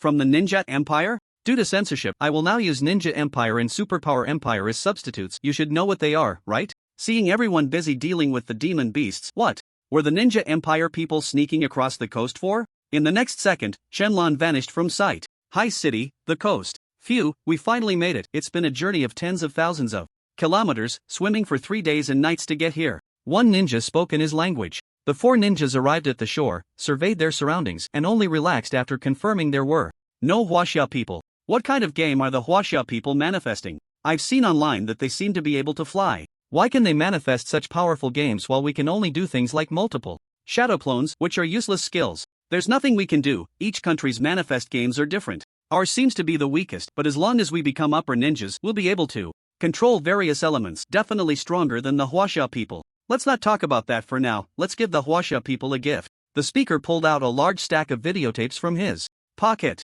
Yes, those old-fashioned videotapes that can only be played in a VCR. Such things are now considered antiques, with very few people using them. But what the ninjas had were not ordinary videotapes. They were tapes that could release Sadako. The monsters manifested by the Ninja Empire were not demon beasts but rather local urban legends like Sadako, the slit-mouthed woman, Kappa, and so on. They came this time to bring these monsters for their Huaxia friends to experience. These things all carried a demonic aura. As long as a person was in contact with them for a while, they would become extremely fatigued and have an overwhelming desire to touch them. Even if you weren't in the habit of watching tapes or didn't have a VCR at home, over time, you would be enchanted, inexplicably compelled to buy a VCR and play the tapes. It was quite sinister. The Ninja Empire manifested these monsters 2 days earlier than Huaxia. They had already experimented with them. As long as these monsters accompanied someone for a day, they could infect them with their demonic aura, leading to confusion, playing the tape, seeing Sadako, and inviting disaster. Gift? We don't accept foreign items. Just then, a young voice suddenly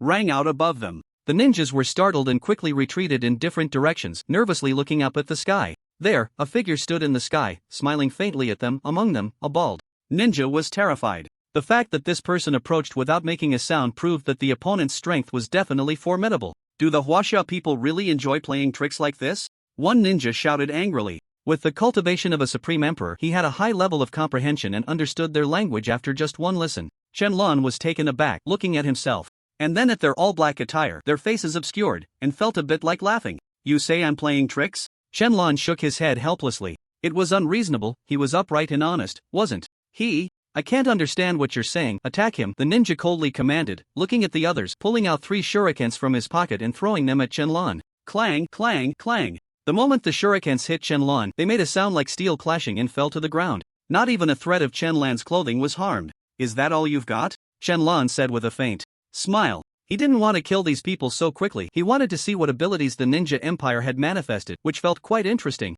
I can't handle him. Let's all go together. Seeing his attack fail, the ninja shouted again. The others echoed in unison, all right. In an instant, several of them quickly formed hand seals and clones began to appear around them. 5 people slowly split into 10, then into 15, and finally stopped at 20. Looking around at the sea of ninjas, Shenlong smiled slightly. This skill was not bad, but that was all it was. It was a skill that looked impressive but was full of flaws. Ha ha ha, Huaxia person, are you scared now? In an instant, 20 people began to run around Shenlong in a clockwise direction. Their speed increased, gradually turning into afterimages. Huaxia person, can't see clearly, are you scared? This is our strength. Die, Huaxia person. The voices rang out, but it was unclear where they came from. However, to Shenlong, these afterimages appeared in slow motion. He could see everything clearly. He knew who was speaking and which was the real body. In an instant, all 20 people charged at Shenlong simultaneously, sharp shurikens in hand, aimed directly at his throat. Scatter, Shenlong said calmly.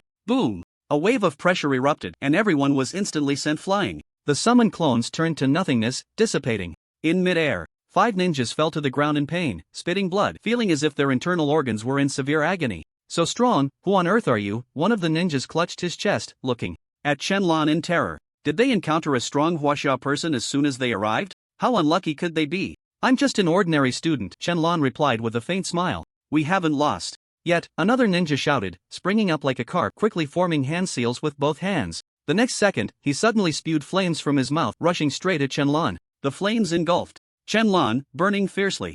Ah, this is the ninjutsu that only our upper ninjas can use. Huaxiao person, you're doomed. That's right, how could a mere Huaxiao person compare to us ninjas? The other ninjas trembled as they stood up, laughing heartily. If they were hit by their ninjutsu, they wouldn't die but would at least be burned to the skin. Huaxia people were truly arrogant, thinking they could withstand it with their bodies. They probably had never faced death. But the next second, they could no longer laugh. As the flames gradually extinguished, the figure shrouded in fire slowly revealed itself. Shenlong showed no signs of burning at all, even his clothes were intact and neat, as if he had never been burned. How is this possible? The upper ninja exclaimed in shock. This was his most proud fire technique, capable of easily burning even the likes of the woman in the gap, having killed many monsters with it. How could it be ineffective here? Let me show you what true flames are. Chun. Lon smiled faintly and slowly raised his right hand. Snap. A finger snap. Boom. The Jonin was instantly engulfed in purple flames, the fire consuming him. Ah! The Jonin screamed in agony, the sound of his flesh burning crackling in the air and the smell of charred flesh wafted around. The other ninjas were horrified. What kind of ninjutsu was this? Just a snap of the fingers could set a person ablaze without warning. Could this be the unique magic of Huaxia? As the Jonin writhed in pain, he dashed toward the sea, hoping to extinguish the flames with water. But when he plunged into the ocean, the flames continued to burn, showing no signs of extinguishing, even causing the seawater to bubble and boil. The other ninjas watched this strange and miraculous scene in shock. Fear made their bodies tremble, their legs weak, and they stood there dumbfounded. At that moment, one word echoed in their minds: run! Bang bang bang! One by one, the ninjas snapped back to reality, quickly forming hand seals, and the area exploded into a mist, disappearing without a trace. Can you really escape? Shenlong said with a faint smile. These ignorant ninjas. He slowly raised his right hand, forming a claw-like gesture. In an instant, a figure flew in from afar, landing in his palm, where he grasped its neck. The remaining ninjas exploded into a mist of blood, dead beyond recovery. They didn't even know how they had died. Let me go, please, the ninja gasped, pleading for mercy. What are you doing in Huaxia? Shenlong asked. The ninja dared not hide anything and quickly revealed their plans for coming to Huaxia. It turned out they wanted to show the Huaxia people the power of Sadako to create more chaos in Huaxia. Moreover, they had not only implemented this plan in Huaxia, they had targeted other countries as well, going after any nation close to the ninja empire. You're truly disgusting, Shenlong said with a look of disdain, casually tossing the ninja aside. The ninja vanished into thin air, his soul scattered. He glanced at the bag of Sadako videotapes left on the ground, intrigued, and waved his hand. The bag instantly flew into his grasp. What kind of being was Sadako? He had seen horror films, like The Ring, and, of course, knew about the ghost Sadako. He never expected that it would actually appear due to the manifestation game. Let's take a look. Shenlong left one tape behind and burned the rest. At the moment he set the tapes ablaze, he could hear a series of mournful, terrifying screams echoing, ghostly figures appearing in the flames, grotesque and fearsome.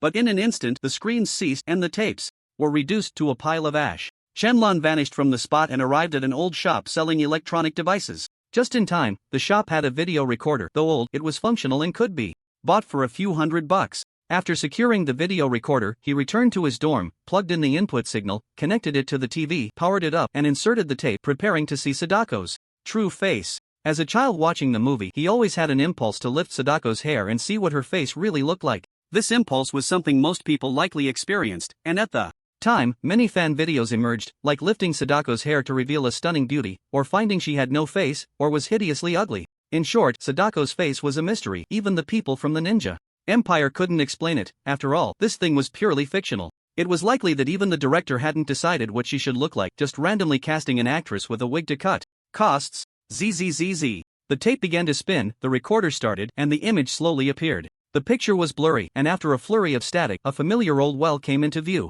Just then, Shenlong sensed a strange, eerie aura spreading around him, the air turning cold, and the indoor temperature dropping several degrees, as if the air conditioning had been turned on. This is how Sadako uses her abilities to alter the environment, bringing forth greater terror and shattering the human spirit. Shenlong continued to watch the television with great interest. Suddenly, the screen began to flicker, and static images repeatedly appeared. But with this sign, the old well showed subtle changes. A pair of bone-white hands suddenly appeared at the edge of the well and, with the flickering images, slowly crawled out. Seeking to read more, seeking gifts, seeking monthly tickets, recommendation tickets, seeking comments, all you kind fathers and mothers, I ask. A figure dressed in white, with disheveled hair, slowly crawled out of the old well. Like a twisted, dark reptile, it crawled towards Shenlong. With each flicker, its position changed until it vanished from sight. At that moment, Shenlong sensed that the surrounding demonic energy seemed to have reached a critical point. This could be considered a form of soul attack, using some kind of illusion to assault a person's soul, attacking their spirit and instilling fear.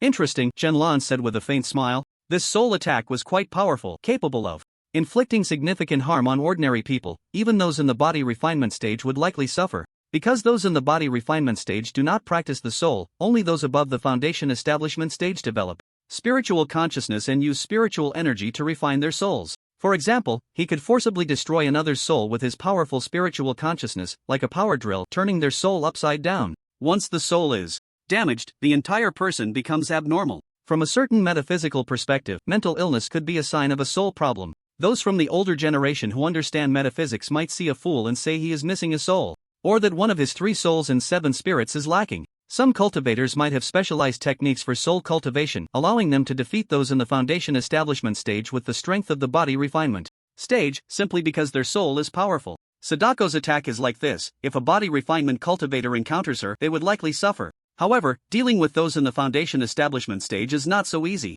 Hungry, a bone-white, terrifying hand reached out from the television, breaking through the dimensional barrier, moving from 2 dimensions to 3. This mysterious ability, Shenlong admitted he could not achieve. It was not something attainable through cultivation. However, his mountain and river map could do it. The function of the mountain and river map is to draw people into a small world, which is equivalent to a 2-dimensional space, allowing one to see the situation inside from the outside. As Sadako screamed, she crawled out, her body soaked, dripping water and quickly wetting the floor. She walked step by step towards Shenlong, and the lights in the dormitory began to flicker, creating a very eerie and terrifying atmosphere. Shenlong sat with his legs crossed, watching Sadako crawl over, and when the time was right, he released a bit of his spiritual consciousness to observe her. In an instant, Sadako stopped, and slowly, her body began to tremble. She seemed to be afraid. She felt an incredibly powerful and terrifying force of soul energy, one that could crush and obliterate her soul. In the next second, Sadako quickly retreated, trying to go back into the ancient well inside the television. But suddenly, she bumped into the television, and she couldn't go back. She turned in panic, repeatedly hitting the television, her terrified and flustered appearance quite delightful. She didn't understand why she had just crawled out and now couldn't return. Stop struggling, I've sealed it, and you can't go back now, Shenlong said with a faint smile as he stood up and slowly walked towards Sadako. Sadako looked at Shenlong, who wore a wicked grin, her heart filled with terror. If she could speak, she would surely shout, "Don't come over. Please don't come near." Unfortunately, she couldn't open her mouth and could only emit strange cries, trying to scare Shenlong away. Shenlong ignored her and directly approached her, grabbing her hair and lifting her up. "Let me see," Shenlong said, pulling back Sadako's hair. He wanted to see what this Sadako really looked like, but when he lifted his hair, he was disappointed. It was a grayish-white face with no features, a strange and terrifying face. Feeling somewhat dejected, he casually tossed it to the ground. This might be related to the setting from the Ninja Empire, where Sadako is faceless and always has disheveled hair. Since he had seen it, it should die. Just as Shenlong was about to extinguish Sadako, he suddenly thought of something, and the corners of his mouth curled up slightly. He looked at the trembling Sadako with a mischievous grin. Since the people from the Ninja Empire had sent this gift over, wouldn't it be inappropriate not to return the favor? Then, let's send back a grand gift. With a thought, a pure stream of spiritual energy surged into Sadako's body in an instant. In an instant, the dormitory echoed with a tragic ghostly wail. But fortunately, Shenlong had long set up a layer of spiritual energy barrier, making it impossible for anyone outside to see or hear what was happening here. No one could enter. After a few seconds, Sadako stopped screaming and collapsed to the ground. But soon, it crawled back up, inching its way to Shenlong's feet, pressing its forehead to the ground, and in a clumsy and stuttering Huaxia language, it spoke, "Master. Silver." Sadako was using telepathy, and he could hear it. Shenlong nodded in satisfaction. That stream of spiritual power not only brought Sadako's strength to the peak of foundation establishment but also allowed its soul to break through to golden core. He had also branded his exclusive mark deep within its soul, ensuring that from now on, Sadako would obey his commands. One thought brings life, another brings death, and it shall never betray him. Now that your strength has increased, has your ability improved? Shenlong asked. Reporting to the master, I can now not only appear through videotapes but also through electronic devices like phones and computers, able to manifest across thousands of miles. Sadako replied truthfully. Good, then you can go back home, Shenlong said, with a faint smile, waving his hand, and Sadako flew back into the television. The videotape automatically flew out and landed in Shenlong's hand. Go to the Ninja Empire and unleash a massacre. With a wave, the videotape shot out of the window at an incredible speed, vanishing like a streak of light. Its destination was precisely the Ninja Empire. Such harmful things are better off returning to where they came from. This could be considered a grand gift from Shenlong. Sadako's ability to kill and grow stronger was different from cultivators drawing energy into their bodies. It needed to kill to become stronger. I wonder What kind of surprised expressions the ninjas will have upon receiving this grand gift. Shenlong retracted the spiritual energy barrier and continued to look. Outside, the treasure ranking was still being announced. He wondered if it would be fully reported this time. Or perhaps, like the cultivation ranking, the top 10 would have to wait until the next day to be revealed. In an hour, the second wave of demon beasts would arrive. The cultivator management department was already prepared. Besides that, Shenlong already knew who the top 10 on the ranking were. His consciousness spread across the globe. He could see clearly who was at what level, fully informed. However, he rarely observed the world at large, spending most of his time watching within Huaxia. He couldn't be bothered with matters abroad. Whether they lived or died was none of his concern. As time passed, night fell. Due to the thick clouds, the sky showed no signs of dusk, quickly turning dark. Rumbling. Countless purple lightning bolts streaked across the sky. Demon beast manifestation begins, location random, with over 1,000,000 golden lights descending. Demon beasts appeared all over the country. This time, the demon beasts from the unknown realm were very few, most appearing in cities. It seemed deliberately arranged. The people across the nation panicked once again, especially since it was nighttime. Everyone was even more afraid. The demon beasts' eyes glowed red like lanterns, swaying in the wind. Meanwhile, the members of the management department began to take action. The strong ones on the ranking also moved. Shenlong stood on the balcony. Even without using his consciousness, he could see several people flying in the sky. They could easily wipe out a large group of demon beasts with a single strike. With these people taking action, it was estimated that it wouldn't take half an hour to resolve the situation. Master, I want to go play too. At that moment, the little sword flew out, bouncing in front of Shenlong, exceptionally excited. Go ahead, Shenlong said with a doting smile. All right. With a whoosh, the little sword flew away, starting to reap the lives of the demon beasts. Boom! Suddenly, the sky rumbled with thunder, and Shenlong looked up. The report of the treasure ranking has ended. The top 10 will be announced tomorrow in 3 days. The elixirs will materialize. Opening the elixir ranking. The elixirs materializing. Shenlong raised his eyebrows. If this materialization happened, the strength of the people across the nation could quickly improve. This was a good thing for everyone. Many people, while hiding from the demon beasts, were ecstatic. Upon hearing the voice of Hongmeng, great, the elixirs have finally materialized. With elixirs to consume, we can quickly enhance our strength. This is really good. I've been waiting for this day for a long time. Hurry up with the elixirs. Can everyone give me a cleansing elixir when the time comes? I really want to cultivate. I hope the country can give every ordinary person a cleansing elixir so everyone can cultivate. Is there a kind of elixir that can make one an immortal with just one pill? Countless people were filled with infinite expectations for the elixirs. Because in games and novels, elixirs are the most important auxiliary items for cultivation. Even those born as waste could potentially change their fate with a super divine elixir. This gave many people hope. If they could obtain a divine elixir, they would be close to becoming an immortal. But divine elixirs were not as easy to obtain as they imagined. Under everyone's joint efforts, the second wave of demon beasts was completely wiped out in about 10 minutes, and the little sword flew back. Master, I killed over 100,000 demon beasts this time. Impressive, right? The little sword spoke excitedly, seeking praise. Impressive, Shenlong replied with a smile. Hearing Shenlong's compliment, the little sword returned to the Dantian contentedly. Just as the little sword entered, Xiao He returned. Master, I have protected Luo Tao and the others well. Xiao He recounted what had just happened. Luo Tao did not encounter much danger. He only ran into 2 foundation-building demon beasts, but with its help, they were easily defeated. Now that all the demon beasts were exterminated, there was no need for protection anymore.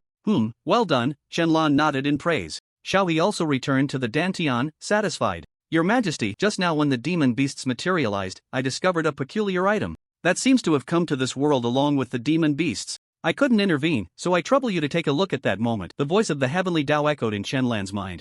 Shenlong's expression instantly became serious. A peculiar item? It came here along with the demon beasts? Alright, I'll go take a look. What's the location? Soon, the heavenly Tao indicated the direction. This place was just outside the borders of Huaxia, on a mountain very close to the superpower empire. After knowing the location, Shenlong's figure flickered and disappeared. Far away in the superpower empire, in a deep mountain forest, the time difference was distinct. It was daytime here while it was nighttime in Huaxia. Shenlong's figure appeared in the forest. He saw a deep pit in front of him, still emitting smoke. He walked over and looked down. The pit was over 1,000 meters deep. Using his divine sense, he saw an unknown mysterious object inside. With a wave of his hand, the object instantly flew up and landed in his hand. It was a crystal-clear blue object that looked like a stone. What is this? Shenlong communicated with the heavenly Tao, inquiring. He couldn't sense any spiritual energy or energy fluctuations from this stone. It seemed like an ordinary stone, too ordinary to be true. Unclear. But my heavenly Tao rules are very incompatible with it. I can sense that it does not belong to this world. It may be an extraterrestrial object. Chen Lan's eyes were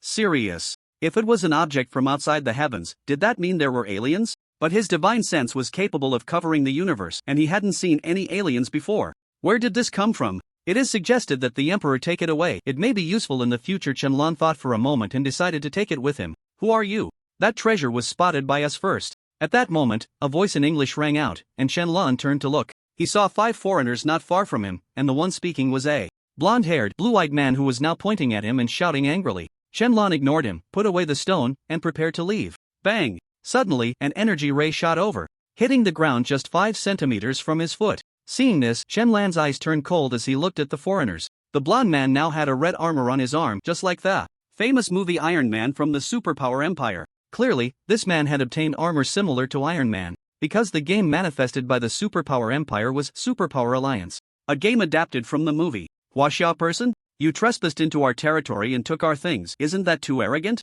Do you not regard our Superpower Empire at all? As a top student from Qin University, Chen Lan was proficient in English and understood perfectly. Die, Chen Lan said calmly. Bang! The arrogant blonde man instantly exploded, turning into a mist of blood that dissipated into the world. This scene came too suddenly, leaving the other companions shocked, staring in horror at the blood mist, too scared to make a sound. Ah, darling! A black-haired woman, seeing her boyfriend suddenly die, looked at Chen Lan with anger and sadness. Huaxia person, you actually killed my boyfriend. I want you dead. The woman screamed frantically, her body crackling with energy as countless electric sparks surged around her. Her eyes turned white, and her hair changed from black to white, a whirlwind forming around her, looking incredibly cool. Boom! With a wave of her hand, countless bolts of lightning fell from the sky, striking directly at Chen Lan. Chen Lan watched the lightning come with interest, not dodging, allowing it to strike him. Die for me. The woman saw her attack was effective and was overjoyed, continuously waving her arms to summon more lightning. Almost frenzied.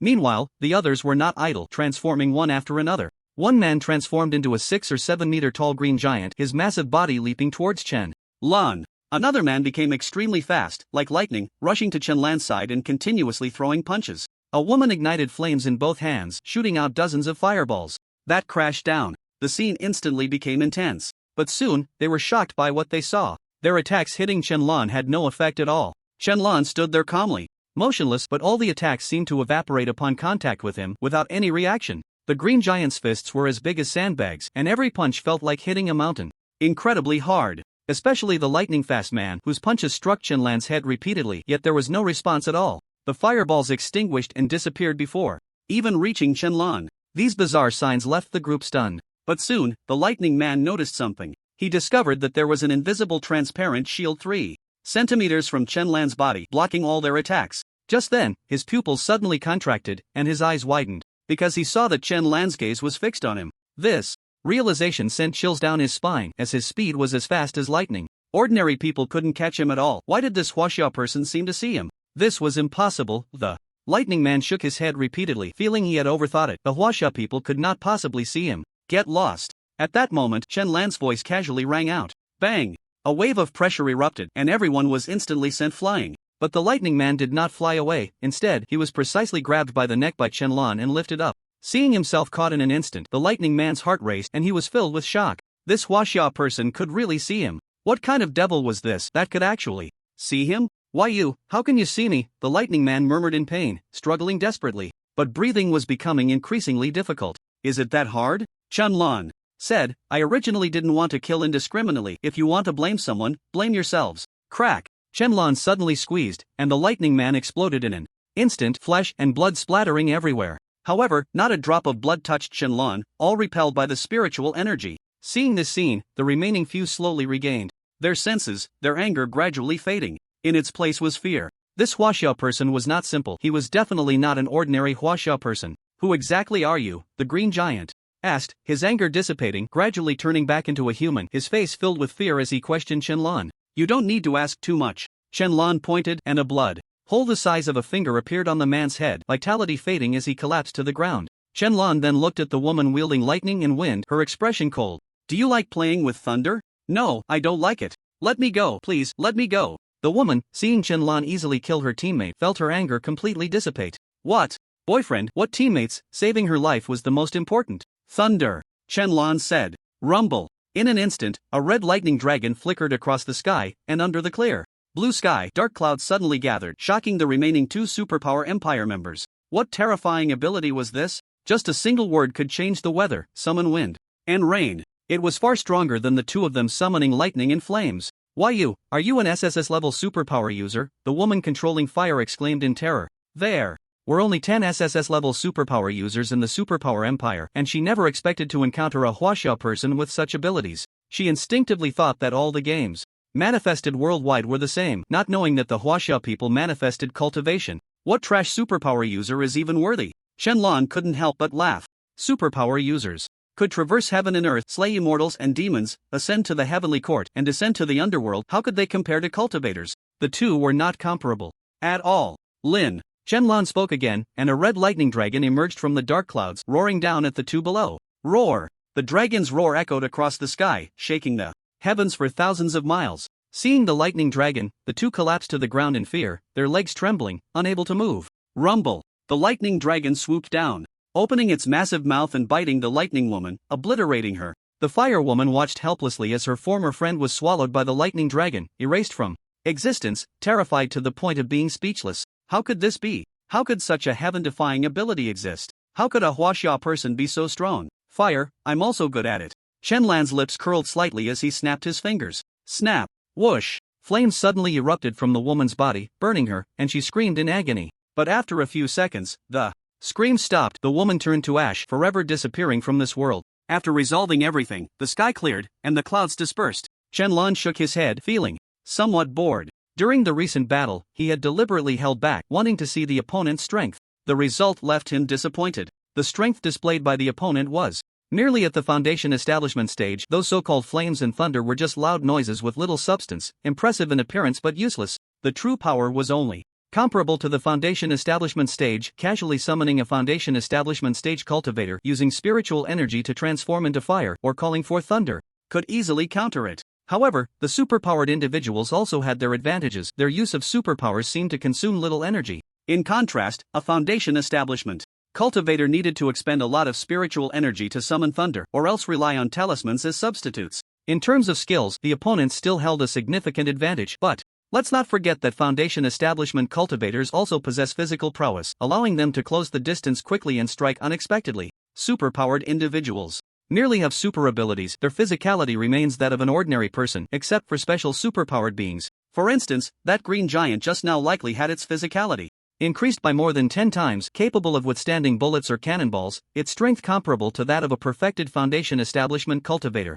Just now, he also heard something very important: SSS level. This meant that superpowered individuals were also categorized into various realms. The higher the level, the stronger the power. He wondered which realm the SSS level superpowered individual corresponded to, and he was quite looking forward to it. However, for now, the most important thing was to return and study that stone, to see what it truly was. If it posed a threat to Blue Star, he would destroy it immediately. In an instant, Shenlan's figure vanished, returning to his dormitory. Just 2 minutes after his disappearance, a large group of people arrived at his previous location. Seeing the intense battle scene, they were taken aback. What on earth happened here? What is this stone? Shenlan looked at the blue stone he had split in half on the table, lost in thought. He could sense no spiritual energy or energy fluctuations from it. Moreover, attempts to recognize it by blood or similar methods were ineffective. Even cutting it in half elicited no response. Could it really be an ordinary stone? But the tone of the heavenly Tao, surprised and claiming that this stone came from another planet, proved that this stone was extraordinary.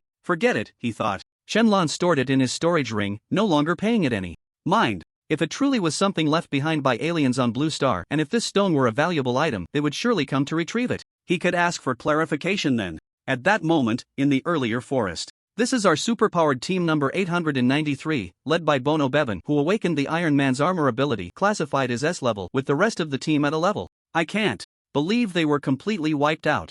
A soldier from the superpowered empire with white hair looked at the grim scene, swallowing hard. A team that was entirely at a level had suffered such a devastating defeat. Who was the enemy? Vampires? Werewolves? Or perhaps the Iron Blood aliens? The superpowered empire had manifested various monsters 2 days ago, the most powerful being the Iron Blood aliens, followed by vampires and werewolves. Even now, they had not been completely eradicated, lurking in every corner of the superpowered empire, with ordinary people dying at their hands at any moment. Superpowered Individuals lacked the divine sense of cultivators, making it difficult to locate those hidden enemies. They could only wait for the opponent to appear and eliminate them one by one, putting them in a very difficult position. I'm not sure, perhaps we can use satellites to see what exactly happened here, a soldier captain said solemnly. Yes, I'll investigate the satellite surveillance immediately. The soldier saluted, and a pair of angelic white feathered wings unfolded from his back as he flew into the sky. Whoever you are, daring to kill our excellent superpowered individuals, I will make you pay the price. The soldier captain looked at the only remaining corpse at the scene, his expression dark. The opponent was so ruthless, among so many, only one body was intact, while the others had died in a very brutal manner. Superpowered Empire. Military base. The angelic being returned to the base and immediately accessed the satellite surveillance. Fortunately, the satellite monitoring was functioning normally and could capture that location. He quickly replayed the footage from a few minutes ago. As the images played back, more and more people appeared, until 5 minutes ago, he saw Bono Bevan and his team, and standing in front of them was a person who seemed to be the enemy. Soon, he pressed pause and zoomed in. In an instant, his eyes widened. The image was so unclear that he couldn't make out what the person looked like. It was a blur, as if it had been pixelated. This was the latest satellite surveillance, developed by their country, capable of zooming in enough to see ants on the ground, yet it couldn't reveal the appearance of this person. No matter how much he zoomed in, the figure remained indistinct, even the gender was indiscernible. What was going on? So, did you find anything? At that moment, the squad leader returned to the base, frowning, as he asked the angelic figure. The surprise on the angel's face had not faded. Shaking his head in astonishment, he said, "We found him, but we can't see what he looks like. It's as if we've been hacked and a layer of pixelation has been applied to his face." "What do you mean?" The squad leader walked over, looking at the computer, his brows furrowing even more. He took the mouse and began clicking to zoom in, and as he did, his expression slowly turned to one of shock. He really couldn't see clearly. No matter how he tried, he couldn't make it out. Gradually, the squad leader began to sweat, drenched in perspiration. If even the latest satellite surveillance couldn't reveal the opponent's appearance, could it be a new alien species? Behind them, the two stopped fixating on Shenlan's face and looked down instead, which left them even more horrified. The Iron Man. Bono Bevan had been taken out in an instant, and they hadn't even seen the opponent make a move. All of their attacks couldn't harm the opponent, as if the opponent hadn't even moved an inch. Throughout the entire battle, the opponent was just toying with the superpowered team, treating them like ants. This behavior left both of them drenched in sweat. "Captain, this person seems a bit off.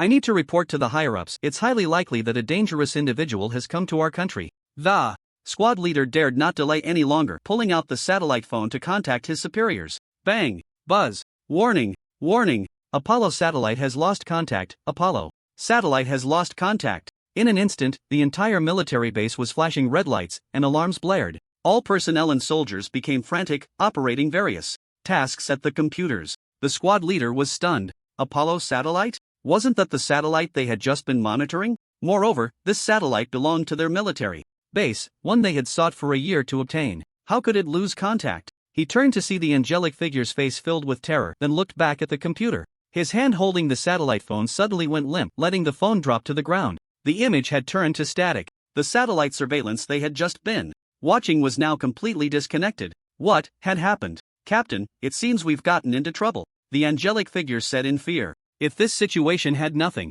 to do with them, that would be impossible. They had just used the Apollo satellite to check the footage and immediately lost contact. Could the opponent be some indescribable entity, not even allowing them a glance? What's going on? At that moment, a man with a Mediterranean build, a large belly, and dressed in military uniform approached, shouting loudly, "Report, Commander! The Apollo satellite has lost contact. We don't know what happened." A scientist standing at the computer desk, drenched in sweat, hurriedly reported. "Immediately request the nearest satellite. Find out what happened to Apollo," the commander barked. "Understood." As soon as he finished speaking, the military phone on the scientist's desk rang, and he quickly picked it up. As soon as he connected, his pupils constricted violently, his breathing became rapid, and his expression was one of sheer terror. Seeing this expression, the commander felt a sense of foreboding, and only after the other party hung up did he shout, "What happened? Speak." "Report, Commander.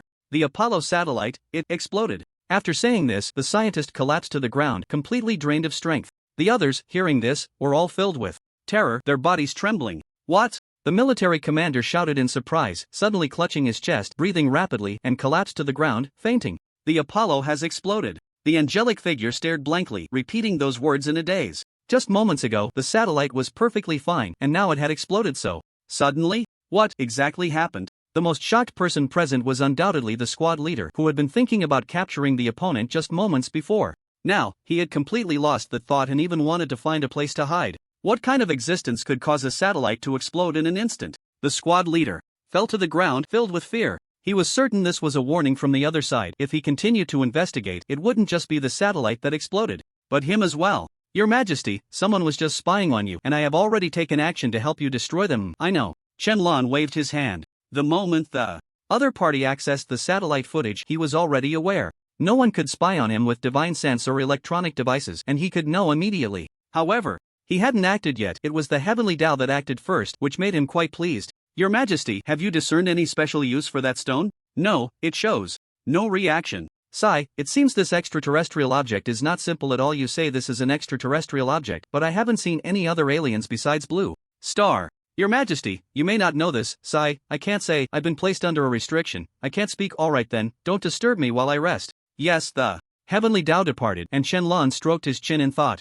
What else could impose restrictions on the heavenly Tao? Qianlan rubbed his temples. There were too many things he was unclear about. Why did the game materialize, and what was that stone? What was the heavenly Tao afraid of? These questions had no answers. However, Qianlan's eyes turned cold. No matter what it was, if it wanted to invade, it had to ask him first. Woohoo, I'm back. Bang! The dormitory door was flung open, and Luo Tao returned from outside, his face full of excitement. What's up, so happy? Qianlan put aside his thoughts and smiled. You didn't see my heroic figure just now. No beast could stand against me. I took them down with a single punch, and I even have a very awesome magical artifact to help me, though I don't know who it belongs to, but it's super impressive. Luo Tao rambled on, embellishing his story, talking for a full 7 or 8 minutes, 7 of which were just him bragging. Forget it, no need to say so much. Anyway, I'm super cool tonight. When those beasts come again, I'll make them regret it. Luo Tao clenched his fist, full of fighting spirit. Boom! Thunder rumbled in the sky, and the voice of the primordial chaos echoed again. In 10 hours, the beasts will materialize. This time there will be 5 million body refining stage beasts, 1 million foundation building stage beasts, and 100,000 golden core stage beasts. Hearing this sudden announcement, Luo Tao's mouth dropped open in shock. Damn, I was just joking. Don't take it seriously. But it was real, and this time there were even more, including golden core stage beasts. Luo Tao really wanted to slap himself. It was all because of his bad luck. Whatever he said seemed to come true. If he had known it was this effective, he would have bought a lottery ticket. Ding dong! At that moment, both of their phones rang simultaneously. Picking them up, they saw it was a notification from their WeChat group chat. Cultivation Group. This was the group chat they were invited to after joining the Cultivation University. The message was from Yen Yu, the group leader. In 10 hours, the beasts will materialize. This situation is more serious, and the personnel from the Cultivator Management Department are insufficient, so we need each university to organize patrols. If anyone is willing, they can sign up, but the prerequisite is that they must be at the body refining completion stage or above. Is this a school task? Luo Tao was a bit excited, but quickly thought of something and deflated. Sigh, I think I'll pass. I need to go home. His parents and younger sister are still at home. We can't just leave them. It's fine, you can bring them to the school. I happen to have a family dormitory, and I can protect them, Qianlan said with a smile. The school had arranged a family dormitory for him, but he had no family, so it was of no use to him. It was just right for Luo Tao. Really? Thank you so much. Luo Tao exclaimed excitedly. I'll go back and pick them up later. Sure, but do you want to sign up for this mission? It seems quite interesting. Qianlan thought for a moment. Staying here all the time wasn't a good idea, so why not go out and have some fun? Alright, I'll sign up with you. Great, then we'll sign up together. Soon, both Luo Tao and Qianlan signed up for the patrol activity. Yen Yu was very pleased when she saw this and even made Qianlan a squad leader, assigning him 5 body refining and 5 foundation building students to help guide. Qianlan thought it was no big deal and agreed. It was now 8 in the evening, and in 10 hours it would be 6 in the morning. At that time, they would set out to patrol and eliminate the monsters.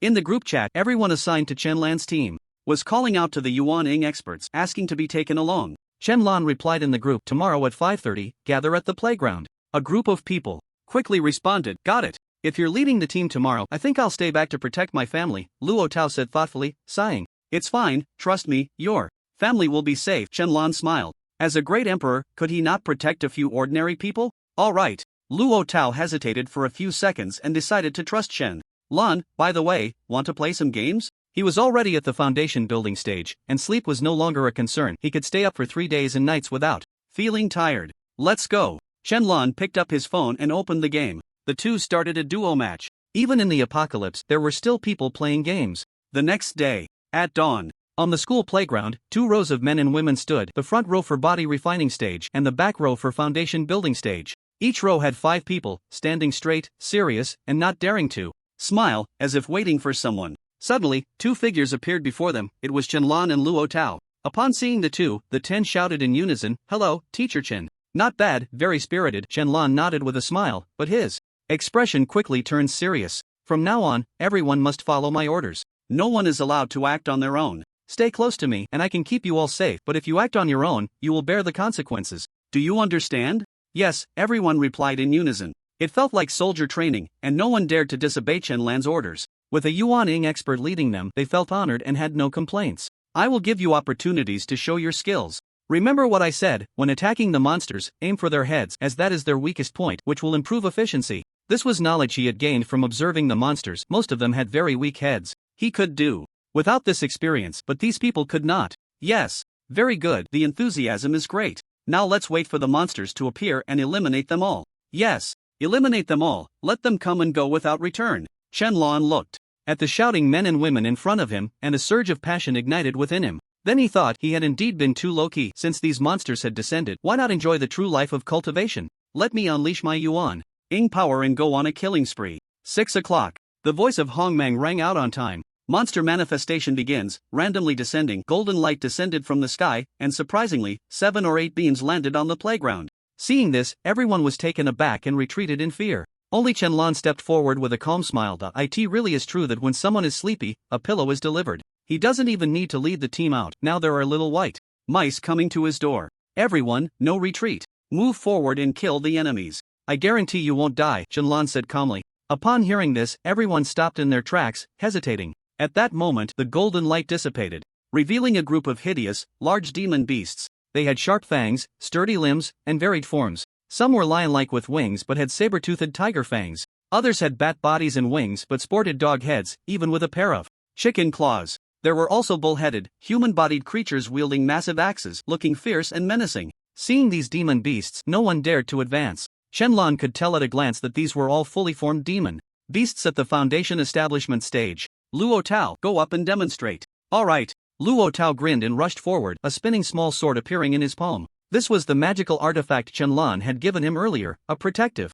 small sword that could both kill enemies and defend, a versatile artifact. It could even be infused with spiritual energy to allow for sword flight. Luo Tao shouted loudly and charged in, the small sword rapidly enlarging in his hand as he swung it down at one of the demon beasts. Buzz! The sound of the sword rang out as it struck the demon beast's abdomen, cutting a bloody gash. This was a fully formed demon beast at the foundation establishment stage, and Luo Tao, merely at the early foundation establishment stage, was able to injure it. This was thanks to Qianlan's artifact. So powerful, this artifact is amazing. After striking, Luo Tao didn't linger in battle and quickly retreated. As the demon beast roared in pain and anger, it opened its massive mouth to bite at Luo Tao, who dodged just in time. Seeing Luo Tao's ferocity, everyone raised their arms and shouted his name, cheering him on. Hearing the girls cheering for him, Luo Tao felt invigorated, and, a bit overzealous, charged forward again. But this time, he wasn't so lucky. The demon beasts were already prepared. The moment Luo Tao charged in, they launched their attack. One of the bat monsters darted towards Luo Tao at incredible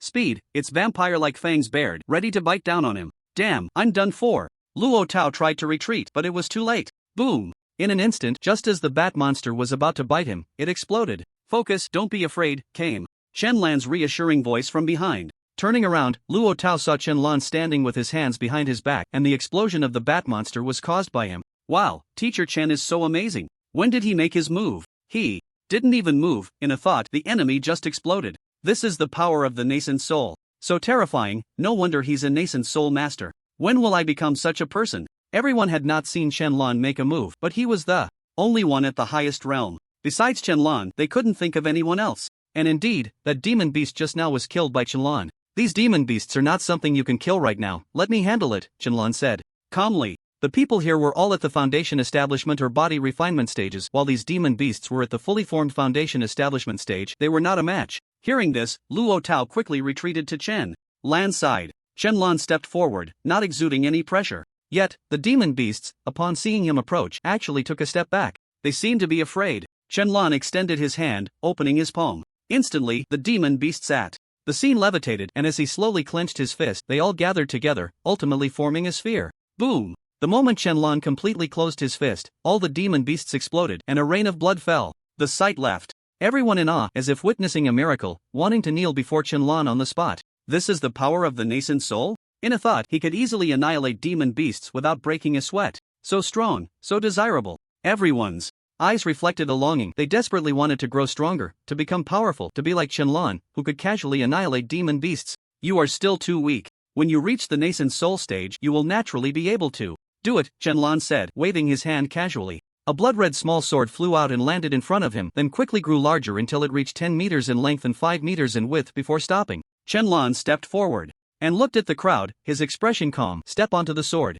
The crowd was exceptionally excited, each person orderly stepping onto the sword, eagerly looking down at it, their hearts filled with immense thrill. This was the sword flight that only existed in novels, and now they were experiencing it firsthand. The feeling could be summed up in one word: exhilarating. What they didn't know was that the sword beneath their feet was a treasure of the heavenly Tao. The fact that they could stand on it to fly was already a tremendous honor, something many people could never achieve in their lifetime. Once everyone was on board, with a thought from Qianlan, they soared into the sky, breaking through the clouds and roaming the seas and lands. He planned to take everyone to a place rich in body-refining demon beasts for them to train. An unknown area not far from Qin City seemed like a good spot. With that thought, Qianlan directed the sword towards it.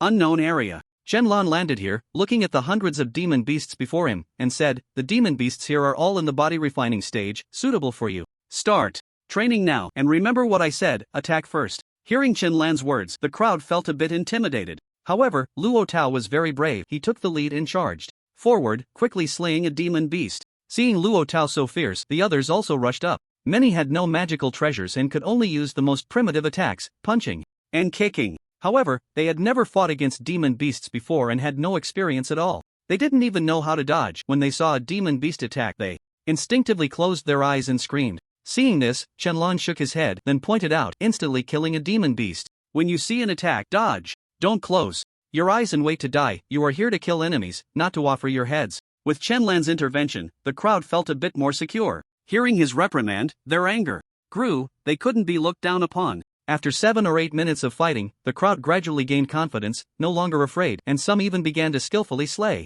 demon beasts. All of this was thanks to Qianlan. With him around, everyone felt an infinite sense of security, allowing them to unleash themselves and fight with all their might.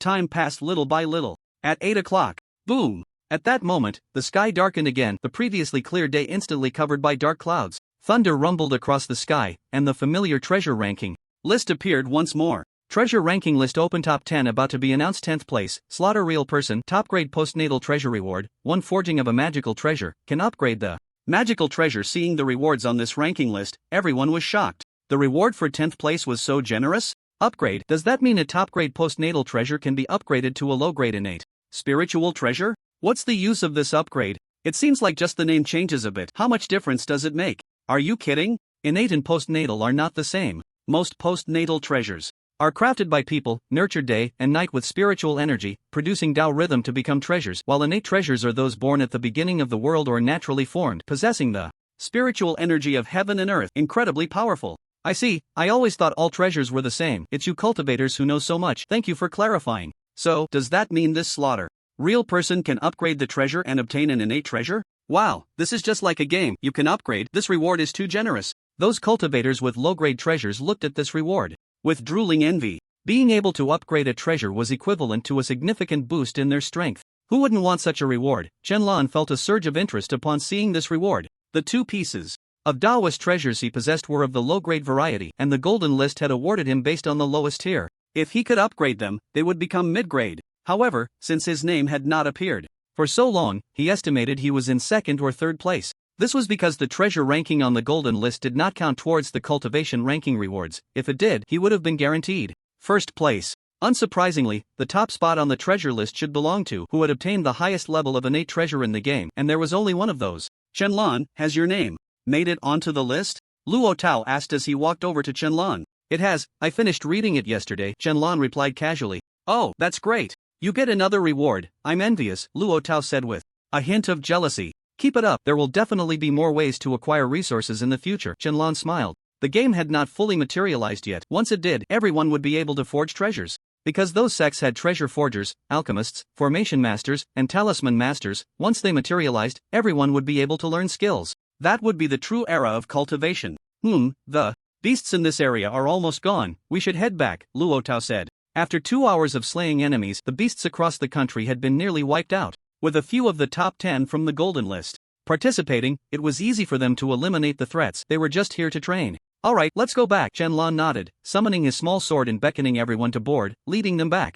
Back at the playground, the golden list was still announcing results, and it had now reached the 6th place. 6th place, the Ethereal Fairy, Supreme Innate Spirit. Treasure reward, 1 forging of a treasure, 1 Hungui Yuan Dan. Hearing this name, Shenlong raised an eyebrow. This treasure should be one he had given. He had sent many pills and treasures to several Dao companions, but the ones he favored the most were Shui Xianzi and the Ethereal Fairy. These two were warm in conversation, had spent a long time playing together, and were roughly the same age as him, making it easy to chat. So he enjoyed playing with them the most and had given them the most gifts. 4. The other Dao companions, he had initially sent some worthless junk, and later on he sent very little, eventually forgetting about them. This reward pill was quite good. He had some recollection of it. It seemed to be a tribulation pill that needed to be purchased in the game during the tribulation. It could protect the soul from dispersing and increase the success rate of the tribulation. If given to ordinary people, it could also preserve their souls, preventing death, and it was classified as a 6th grade pill. Pills were divided into 9 grades, with the highest being 9th grade, but the lowest was not 1st grade, but rather ordinary grade.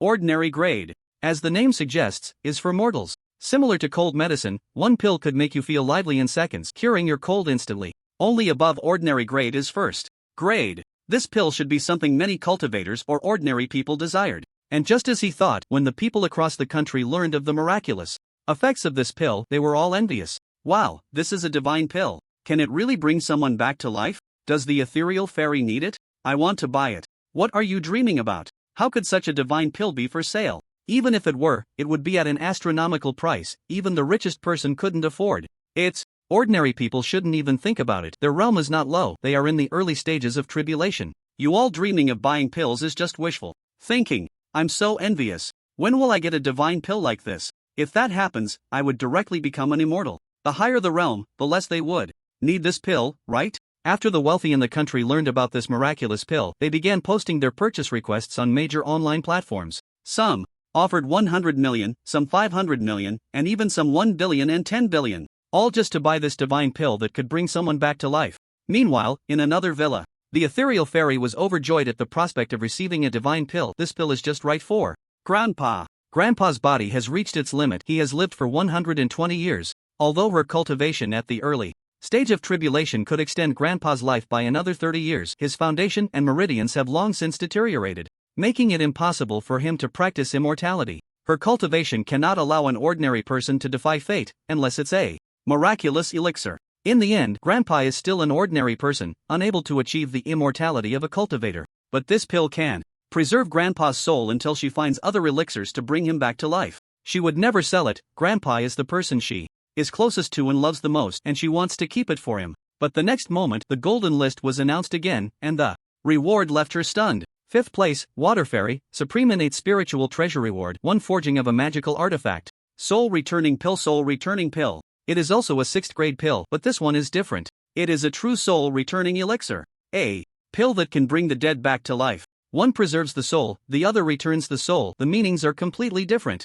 Upon seeing this pill, the Ethereal Fairy suddenly felt that her own pill was not as appealing. Why does everyone else have supreme magical treasures and her rank is even 1 place lower? This is unfair. In fact, it is very fair. The magical artifact golden list ranks according to the level of each artifact, and if the levels are the same, it ranks by practicality or strength. Clearly, the practicality of the Water Fairy's artifact is stronger than that of the Ethereal Fairy's. And when the people across the nation saw that the Water Fairy's pill was even more powerful, they began to ask if she was selling it. But everyone knows who the Water Fairy is. She is the deputy minister of the Qin capital's repair department. Finding her is much easier than finding the Ethereal Fairy. Thank you all for being here. I didn't expect so many people to come suddenly. I will update fiercely, starting with 3 chapters tonight. Once I finish my morning shift tomorrow, I will go home and continue updating 2 more chapters. Please keep following, comment, vote, and give rewards. Thank you. Bowing. Bang bang bang. So annoying, these people are really delusional. Yen Yu turned off her phone, feeling somewhat speechless. Just after being exposed on the golden list, many self-proclaimed wealthy individuals immediately called her. Without exception, they all wanted to buy the soul-returning pill from her. Each offered a higher price, the highest reaching 50 billion, just to buy the soul-returning pill. It's normal. Humans have a strong desire for longevity, especially these wealthy people. Who wants to die? They've worked hard all their lives to earn so much money just to enjoy life. Who would want to die so early? Li Jin, standing nearby, looked up at the golden list and spoke with a faint smile. Since ancient times, who hasn't faced death? But who wants to die? Now, with a pill that can bring them back to life right in front of them, how could these people not be tempted? So, this is very normal. I know. But this pill shouldn't belong to me. Yen Yu shook her head. She shouldn't have made the list. It was the carefree celestial who gave her the magical artifact that got her on the list. This divine pill has nothing to do with her. It should belong to someone else or to the carefree celestial. Li Jin didn't say anything. He knew the inside story between Yen Yu and the carefree celestial and felt a bit envious. At this moment, the golden list was still being revealed and it had reached second place. Qianlan looked at the golden list. If he guessed correctly, the second place should be him. Because his name had not appeared yet, it couldn't possibly be first. Second place, who else? Supreme Innate Spiritual Treasure Reward, one forging of a magical artifact, Dragon Blood Immortality Pill. Seeing the second place, Qianlan was taken aback. It wasn't him? But who else? How could this be? In the entire game, who else drew that innate treasure? Moreover, there hadn't been a second innate treasure appearing until the end of the game. Qianlan pondered over the memories of the 10 billion years of the game and his body suddenly trembled, the corners of his mouth twitching slightly, revealing an awkward smile. So it turns out like this. At this moment, in a tall mansion in Haidu City, a man dressed in custom pajamas lay on an open balcony, gazing at the golden list. He was, whose real name was Peng Dehai, in his 30s.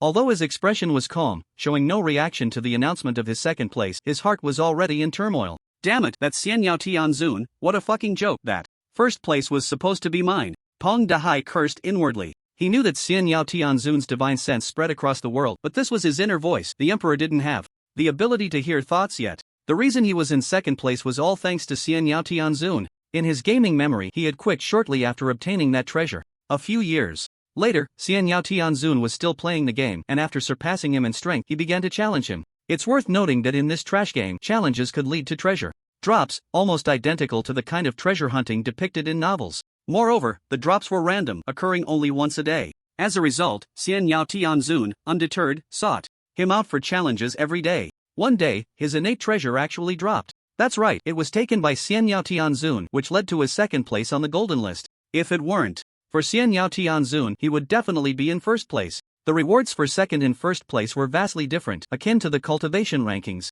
This was truly infuriating. Could the first place be Xian Yao Tianzun again? Of course, he's the Supreme Emperor. Isn't it normal for him to have several impressive treasures? Right, ever since learning that Xian Yao Tianzun is the Supreme Emperor, it didn't surprise him that he topped the leaderboard. I wonder what the reward is this time. The rewards for first place seem to be incredible. The rewards must be abundant, but Xian Yao Tianzun probably doesn't need any rewards. His cultivation is enough to obtain everything in the world. Just as the people across the nation finished speaking, the sky underwent a transformation. Dark clouds gathered, and suddenly, specks of golden light began to fall, twinkling like stars against the darkness, leaving everyone in awe. Everyone was stunned. Was this an omen? Boom! A bell tolled, resonating throughout Huaxia. Everyone felt a jolt in their hearts, dumbfounded. Strands of purple divine light appeared in the sky, spreading out and filling the entire expanse, enhanced by the golden light, making it exceptionally dazzling. At that moment, all cultivators with treasures felt their treasures vibrating within their dantians, as if responding to something. In the next instant, they all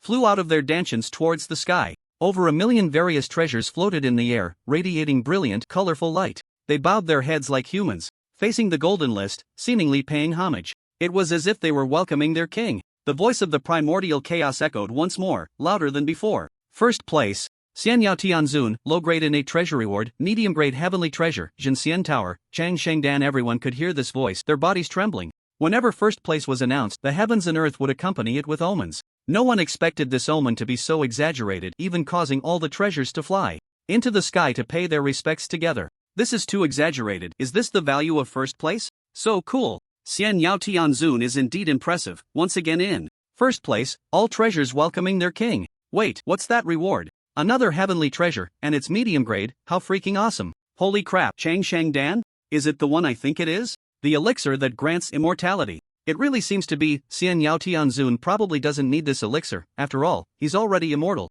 being the Supreme Emperor with a lifespan beyond measure. Please, does Xian Yao Tianzun want to sell this elixir? I would go bankrupt to buy it. Dream on, even if you went bankrupt, the combined wealth of the world wouldn't be enough to buy this elixir. It's the immortality that humanity has longed for. Immortality is a power that nearly everyone in the world desires. As long as the world exists, they will not perish. Who wouldn't want to live as long as the heavens? However, until now, immortality has only existed in novels. Now, an opportunity for immortality lies before them. Who wouldn't want this elixir? Not to mention ordinary people, even cultivators yearn for this pill. Not everyone is like Qianlan, who possesses the cultivation of an emperor, unkillable and eternal. Lower-tier cultivators, if they cannot break through, will ultimately face death. But if they consume the longevity pill, everything changes. As long as they survive, one day they too can become the strongest, and the future will hold new possibilities. A single pill, and the entire world is watching. Qianlan looked at the golden list, surprised to find that the elixir he obtained was indeed the longevity pill. However, as everyone said, he didn't need this pill. His lifespan is immeasurable. Even if the universe exploded, he would survive. He didn't know what to do with this pill. Perhaps he would just give it to someone fated to receive it later. The golden list of treasures ends here. One day later, the elixir golden list opens, manifesting the elixir. 24 hours later, the demon realm manifests, with millions of body-refining demon beasts, 500,000 foundation-building demon beasts, 100,000 golden core demon beasts, and 10,000 nascent soul demon beasts. 4 days later, some sects manifest. The voice of the primordial chaos echoed continuously, and finally, the golden list of treasures vanished, the sky returning to clarity. What the hell is this? Nascent soul demon beasts are coming out? This is really life-threatening. The apocalypse is truly upon us, with nascent soul demon beasts appearing. What the hell are we supposed to do? It seems nascent soul demon beasts already possess the ability to transform into humans. Could they disguise themselves as us and secretly kill us? No way. Transform into humans? Wouldn't that make everyone an enemy? How would we even distinguish between demon beasts and humans then? This is ridiculous. Wait, don't you see the blind spot? That's the manifestation of the demon realm. But what exactly is the demon realm? I know this. The game is divided into several races in several worlds, namely the human realm, immortal realm, demon realm, devil realm, and ghost realm, each inhabited by the races belonging to that world. So, the demon realm is the world where demon beasts reside, and it's manifesting into reality? How is that possible? Such a vast world. Manifesting here would crush us all. Who knows? What if it increases the area of Blue Star? The manifestation of the demon realm is completely different from the manifestation of demon beasts. The former sounds even more formidable. Qianlan, do you know what this demon realm is? Luo Tao asked with concern. This demon realm sounds like a rather ominous thing. Well, it's a world filled with demon beasts. In the game, there's the strongest demon emperor boss at the immortal emperor level, Qianlan replied, nodding. In the game, there indeed exists a boss named the demon dragon emperor. In the demon realm, the immortal emperor corresponds to the demon emperor. It's a demon dragon, at the immortal emperor level, but this boss is beaten daily, 3 times a day. Because after defeating it, there's a chance to drop dragon babies, which are female dragons. Who wouldn't want a dragon baby? Qianlan remembered that he had dropped over 1,000 dragon babies but only raised one, leaving the rest in his cave. If this demon dragon emperor manifests in reality, it would likely be the strongest beneath him. If he weren't around, it would dominate Blue Star in no time. What the hell, immortal emperor level? Luo Tao exclaimed. Doesn't that mean one person beneath thousands? Right now, the carefree celestial is the strongest, and this demon dragon emperor is at the immortal emperor level, stronger than anyone else. Fortunately, they have the carefree celestial, otherwise they would be dominated by a demon dragon. Well, it shouldn't be that quick. Following this trend, it will take at least another half-month. Qianlan thought for a moment. Half a month is almost up. I hope that the celestial master can kill that demon dragon by then, otherwise the whole world will be doomed. That should be the case. Qianlan smiled faintly, but his eyes suddenly grew serious. I have something to attend to. I'll talk later. With that, Qianlan vanished from sight. The next moment, he appeared on the school's rooftop, looking up at the sky, and spoke softly, "What's going on? Great Emperor, my cultivation is slowly recovering." The voice of the heavenly Tao echoed in his mind, filled with excitement. Qianlan was momentarily taken aback. His cultivation was recovering slowly? What do you mean? Are you going back to your peak? Yes, I might be able to return to the perfect realm of the immortal emperor. Why is that? I remember you said your cultivation was continuously declining. Yes, that's true, but for some reason, I just felt my cultivation slowly increasing. The spiritual energy in the world has also increased significantly, and most importantly, I can clearly sense that the overall defense of Blue Star is growing stronger. It may not have been able to withstand a strike from an immortal emperor before, but now, it can take one. Upon hearing this, Qianlan was stunned. The overall defense of Blue Star was strengthening, the heavenly Tao's cultivation was recovering, and the spiritual energy of heaven and earth was increasing. All these signs seemed to indicate that Blue Star was experiencing a resurgence, making a final struggle. By the way, Great Emperor, there is a top secret matter I must tell you. This world has a seal. Qianlan's heart jolted. and he quickly asked, "What do you mean, a seal?" More and more puzzles were emerging. Now there was another seal. Indeed, the manifestation of the game was not a good thing. It felt more like a conspiracy, a long-hidden grand conspiracy. I can only say this much. I have been placed under the heavenly Tao's restriction. If I say more, I will explode and die, and then this world will be destroyed. All right, Shenlong said solemnly. He understood that the heavenly Tao could not speak and would have to rely on his own insight. The world is making its final resistance. I feel that day is not far off. Great Emperor, do you remember your promise to me? I hope you can protect this world. When the time comes. I will. I was born in this world, and when danger comes, I will take action. Shenlong replied calmly. He was born a Huaxia person. He might be the luckiest one, or perhaps the unluckiest. His parents had passed away, but fortunately, he met Luo Tao and encountered their friendly family, which brought him a sense of warmth and belonging. And because of a game, he gained his current cultivation and status. If it were someone else who obtained such extraordinary abilities, they would have stopped eating beef on the first day. He didn't have the mindset to dominate the world. If he easily destroyed this world, how boring would his life be afterward? Who plays a game and breezes through it on the first day? That would be so dull. A game is all about enjoying the process of play. If one does not offend him, he will not offend others. It's that simple. Thank you, Great Emperor. I will take my leave now. Go ahead. Shenlong nodded. The heavenly Tao left, and Shenlong fell into deep thought again. The puzzles before him were increasing. Unknown extraterrestrial beings, why the game manifested, the increasing spiritual energy of heaven and earth, the slow recovery of the heavenly Taos. Cultivation. And that so-called seal, why seal Blue Star? Is this a good thing or a bad thing? Most importantly, with his cultivation, he couldn't even discern the location of the seal. Yet the heavenly Tao could know what was going on. As he pondered, a smile slowly crept onto Shenlong's lips. It was becoming more and more interesting. He was gradually regaining the feeling of exploring the world step by step in the game. This feeling made his blood boil, filled with vigor. No matter who it was, he would find out. P.S. Okay, I'm going to sleep now, brothers. I still have to go to work later tonight. Night. Shenlong, please come to the principal's office. Looking at the message on his phone, Shenlong scratched his head in confusion. Why was Yen Yu calling him to the principal's office? After thinking for a moment, he replied, "I'll be there soon." After saying that, he disappeared. On the other side, in the principal's office, Yen Yu had just seen Shenlong's message when she heard a knock on the door. "Principal Yen, come in," Yen Yu called out. Shenlong pushed the door open and walked straight to the chair in front of Yen Yu's desk, smiling lightly. "Principal Yen, is there something you need from me?" Seeing Shenlong's familiar demeanor, Yen Yu smiled. "You're different from the others, you're much more relaxed than they are." Shenlong remained silent, nodding with a smile. "Actually, I didn't come to find you for anything too important. I've already heard that you led a team to hunt demon beasts today, ensuring they were unharmed, and several of them even advanced several levels because of you. From now on, your position has been elevated, you can lead 5 classes. I'll arrange for people for you tomorrow." Shenlong was taken aback by this, but he had no concept of these people. Even if 1,000 people came, he would still be leading Luo Tao while he just sat aside playing on his phone. "Whatever," Shenlong replied. "There's also some good news. The elixirs are about to materialize, and the sect is close too. At that time, we will discuss cooperation with the sect. As long as you master alchemy, we can distribute elixirs to you as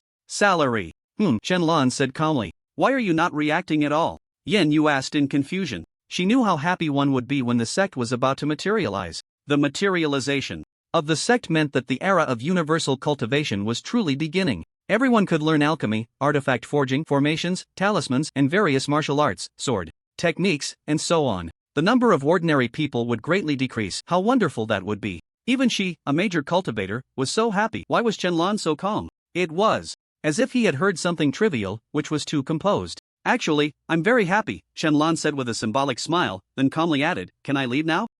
Yen Yu replied, dazed. Without saying another word, Shenlong stood up and turned to leave. Before he left, Yen Yu used her spiritual sense to probe Shenlong once more, and the result was still the same. Why does he clearly have a Yuaning realm, yet he gives me the feeling of being unfathomable? Yen Yu was puzzled. She had probed him once before and the result was Yuaning. But Shenlong's unfathomable demeanor gave her the impression of a transcendent being, which left her confused. Was he a hidden big shot or just pretending? This left Yen Yu at a loss. Shenlong returned to the dormitory, and as soon as he opened the door, he heard Luo Tao calling him, "Old Shen, want to go drink? The students are treating us." "Sure, let's go," Shenlong replied with a smile. He still remembered the first time he drank. It was when he just arrived at university, and 3 rascals dragged him to drink. As a result, he got completely drunk, and they had to carry him back. Later, the 3 of them said they would never take him drinking again. He was too weak. "I thought you wouldn't dare go. I still remember the scene of you crying while hugging the trash can when you were Drunk, Luo Tao recalled, bursting into laughter. Alright, I'm not the same as before, you can't get me drunk now.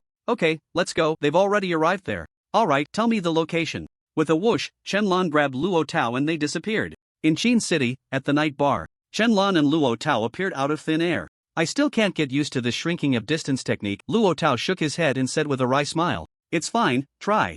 A few more times, and you'll get used to it. You'll learn it soon, Shenlong smiled and looked up at the bar. This was the closest bar to Qin University, and it was where they came on the first night of the freshman year. It was a combination of a bar and KTV, with the bar downstairs and KTV upstairs. Let's go. They're already in the private room. Luo Tao took the lead and walked ahead. The two entered, and Chen Lan looked around at the environment. The lights were dim, and the female DJ swayed her sexy body on stage, while the guests below raised their arms and shouted, with beautiful women dancing provocatively on the tables. Unexpectedly, in this era where games had materialized, these bars had become even more lively. Chen Lan could tell that 80% of the people present were cultivators. However, their realms were not high, with the highest only at the foundation establishment stage. Oh, there's a superhuman. Chen Lan glanced at a blond man sitting at a table. His pupils were blue, indicating he was a foreigner. He emitted the same energy fluctuations as the superhumans Chen Lan had seen before. The girl next to him also had energy fluctuations, but there was something strange about her.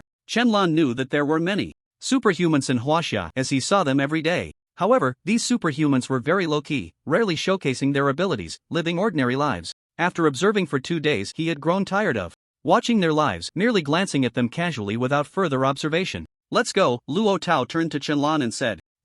Chen Lan nodded and headed upstairs. The two walked to the private room, pushed the door open, and were greeted by around 20 men and women, some young, some middle-aged, but there were no elderly people. Teacher Chen is here. Teacher Chen, class leader Luo, come sit. Woohoo, we've been waiting for you for a long time. Tonight we won't stop until we're drunk. Yay, let's get hyped. Chen Lan and Luo Tao were cheered on by the crowd, who made way for them to take the center position. Luo Tao was socially anxious, the kind that could instill fear in others. As soon as he arrived, he chose a song about brotherhood and insisted on bringing Chen Lan up to sing together. After hearing this, Chen Lan's mouth twitched. He really wanted to slap this embarrassing good brother who was dragging him into the humiliation. In the end, Chen Lan only sang a couple of lines before letting Luo Tao sing alone. However, this guy didn't mind at all, looking for others to sing with him, and later even requested a love song, inviting the girls present to duet with him. Many young female college students seemed interested in Luo Tao. He was at the foundation establishment stage and not bad-looking. Most importantly, Chen Lan appeared to be the kind of aloof, hard-to-approach guy, even though he looked handsome and pleasing to the eye while sitting there. But his demeanor was too cold, giving them the impression that approaching him would lead to rejection. This made the girls hesitant to strike up a conversation. After about an hour of singing, a classmate said they were going out to buy some barbecue for a late-night snack. A few didn't take it seriously and continued singing. 10 minutes later, when Luo Tao turned to ask Chen Lan to sing a song, he realized he was gone. He was just here. When did he leave? Luo Tao scratched his head, feeling a bit confused. Oh yeah, baby, hurry up, I can't wait any longer. Me too. In a narrow alley, a man and a woman stood. The man was Chinese, while the woman had brown hair and was a foreigner. They seemed to be preparing to engage in something inappropriate. Just as the man embraced the woman, ready for the next move, the woman suddenly revealed a pair of sharp fangs and bit down hard into the man's neck. Ah! The man screamed in pain, instinctively throwing a punch at the woman's abdomen, only to find he couldn't break through at all. Although he hadn't yet refined his body, he had undergone marrow cleansing and bone washing, yet he couldn't even overpower a woman? Your Huaxia blood is really delicious. The woman released the man, her face pale, her pupils turning into slits, and her sharp fangs glinted menacingly in the moonlight. What kind of monster are you? The man shouted in terror, trying to break free but unable to do so. What kind of monster was this in front of him, with such immense strength and fangs like a zombie? The woman ignored the man and continued to bite at his neck.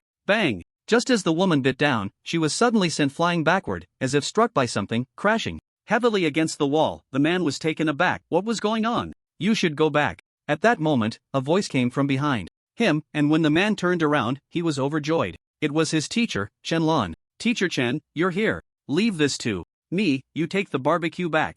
Okay. The man hurriedly left, his face filled with shame. The reason he was tricked into this alley was that he thought he was about to have a romantic encounter, but it turned out to be a trap. He almost lost his life. Chen Lan stepped towards the woman and looked at her. A vampire? This woman was the foreigner he had seen earlier in the bar. He had sensed something off about her energy fluctuations, but he hadn't expected her to be a superpowered vampire. Who are you? The woman collapsed to the ground, spitting blood, too weak to stand. William, stop shouting, your companion is long gone. Originally, if you harmed others, I could turn a blind eye, but you had to target my student, leaving me no choice. Just as Chen was about to eliminate the vampire, the woman shouted, "If you dare to kill me, our king will not let you go." "Oh, your king? Is it him?" Chen Lan smiled faintly, extending his hand in a claw-like gesture. In an instant, a handsome foreign man with golden hair, draped in a black cloak, appeared in his grasp, his neck firmly held. Seeing this man, the woman was instantly dumbfounded. The king? This man was their vampire king, far away across the miles. He was also her former curse. After awakening, she naturally awakened her vampire bloodline. He had instructed her, William, and others lurking in China to secretly bring fresh blood to the king. As long as they consumed blood, even from thousands of miles away, the vampire king could restore his power through the bloodline. But now, why had he suddenly appeared here, and how had this man captured him from such a distance? Who was this Chinese man before her? Who are you? Why am I here? The vampire king awakened, looking at Chen Lan in terror. Wasn't he lying in a coffin? How did he end up here? What was going on? Don't be nervous, you've been dead for so many years, dying once more won't matter, Chen Lan said with a faint smile, his eyes instantly turning cold. The next second, flames erupted from the vampire king, purple flames. At the same time, the girl on the ground was also engulfed in purple flames. Not only that, in another location, a foreign woman who was serving a customer and preparing to taste food suddenly burst into flames, turning to ash. Across the country, dozens of people spontaneously combusted, and without exception, they were all foreigners. Before long, the two vampires before him were burned to ashes, no longer existing. Ha! At that moment, Chen Lan noticed a drop of blood floating in the air where the vampire king had just been burned. What was this? He sensed an endless life force from this drop of blood, incredibly surging. It was comparable to his own heavenly Tao. Chen Lan sent a thought. "I'm here," the heavenly Tao replied instantly. "What is this?" Chen Lan showed the drop of blood floating in his palm. "This is..." Upon seeing the blood, the heavenly Tao fell silent for 2 minutes. "I'm not sure either. This drop of blood contains boundless life essence. Anyone who swallows it seems to be able to come back to life, even achieve immortality.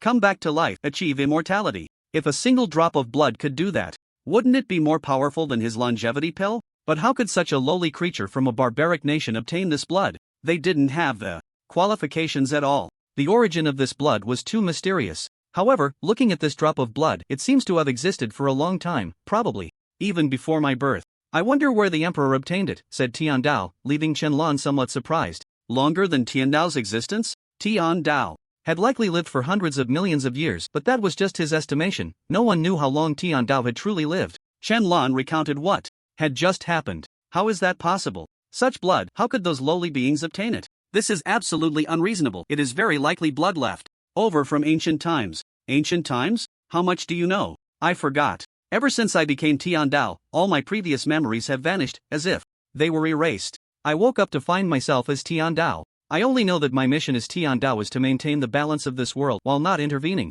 in the mortal realm or interfering with human development, otherwise, I would be erased. I fell into a deep sleep a long time ago. It was only when the game materialized that I awakened, so there are many things I am not clear about. I apologize for not being able to clarify things for the emperor. Upon hearing this, Chen Lan fell silent. This Tian Dao seemed to know nothing, as if he had been sold into labor since childhood. Alright, you can go now.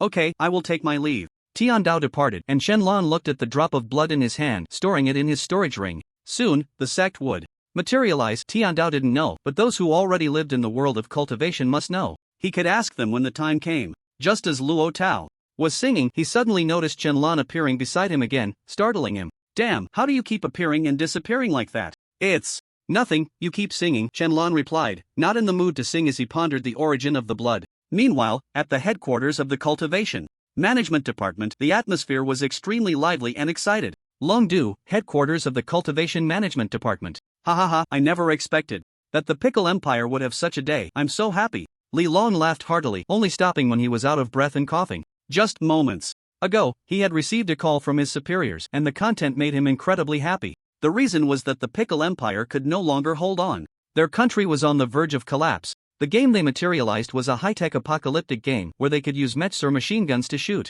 zombies or mutated plants and animals. However, as time went on, the zombies and mutated creatures became stronger and their mechs and machine guns gradually lost effectiveness. Now the entire country was in imminent danger and they hurriedly sought help from surrounding nations. The ninjas were struggling to protect themselves, and the superpower empire looked down on helping them. Their former father had abandoned them. They then thought of seeking help from Huaxia. Who would have thought that there would come a day when the Pickle Nation would seek their aid? Just thinking about it made him happy. So, Master Li, should we send someone over? Of course, why not? Now they are the ones begging us. Whatever conditions, we are the ones who will speak. You send someone over first, and I will report to my superiors to let them negotiate. Sending someone over now to help them, then mocking them back fiercely. He had long been displeased with the Pickle Empire. The people of that country often targeted Huaxia, and they were a source of resentment for many. Now that he could go and slap their faces, why not go? Not only go, but also hit them hard. Yes, I will arrange for personnel to go immediately.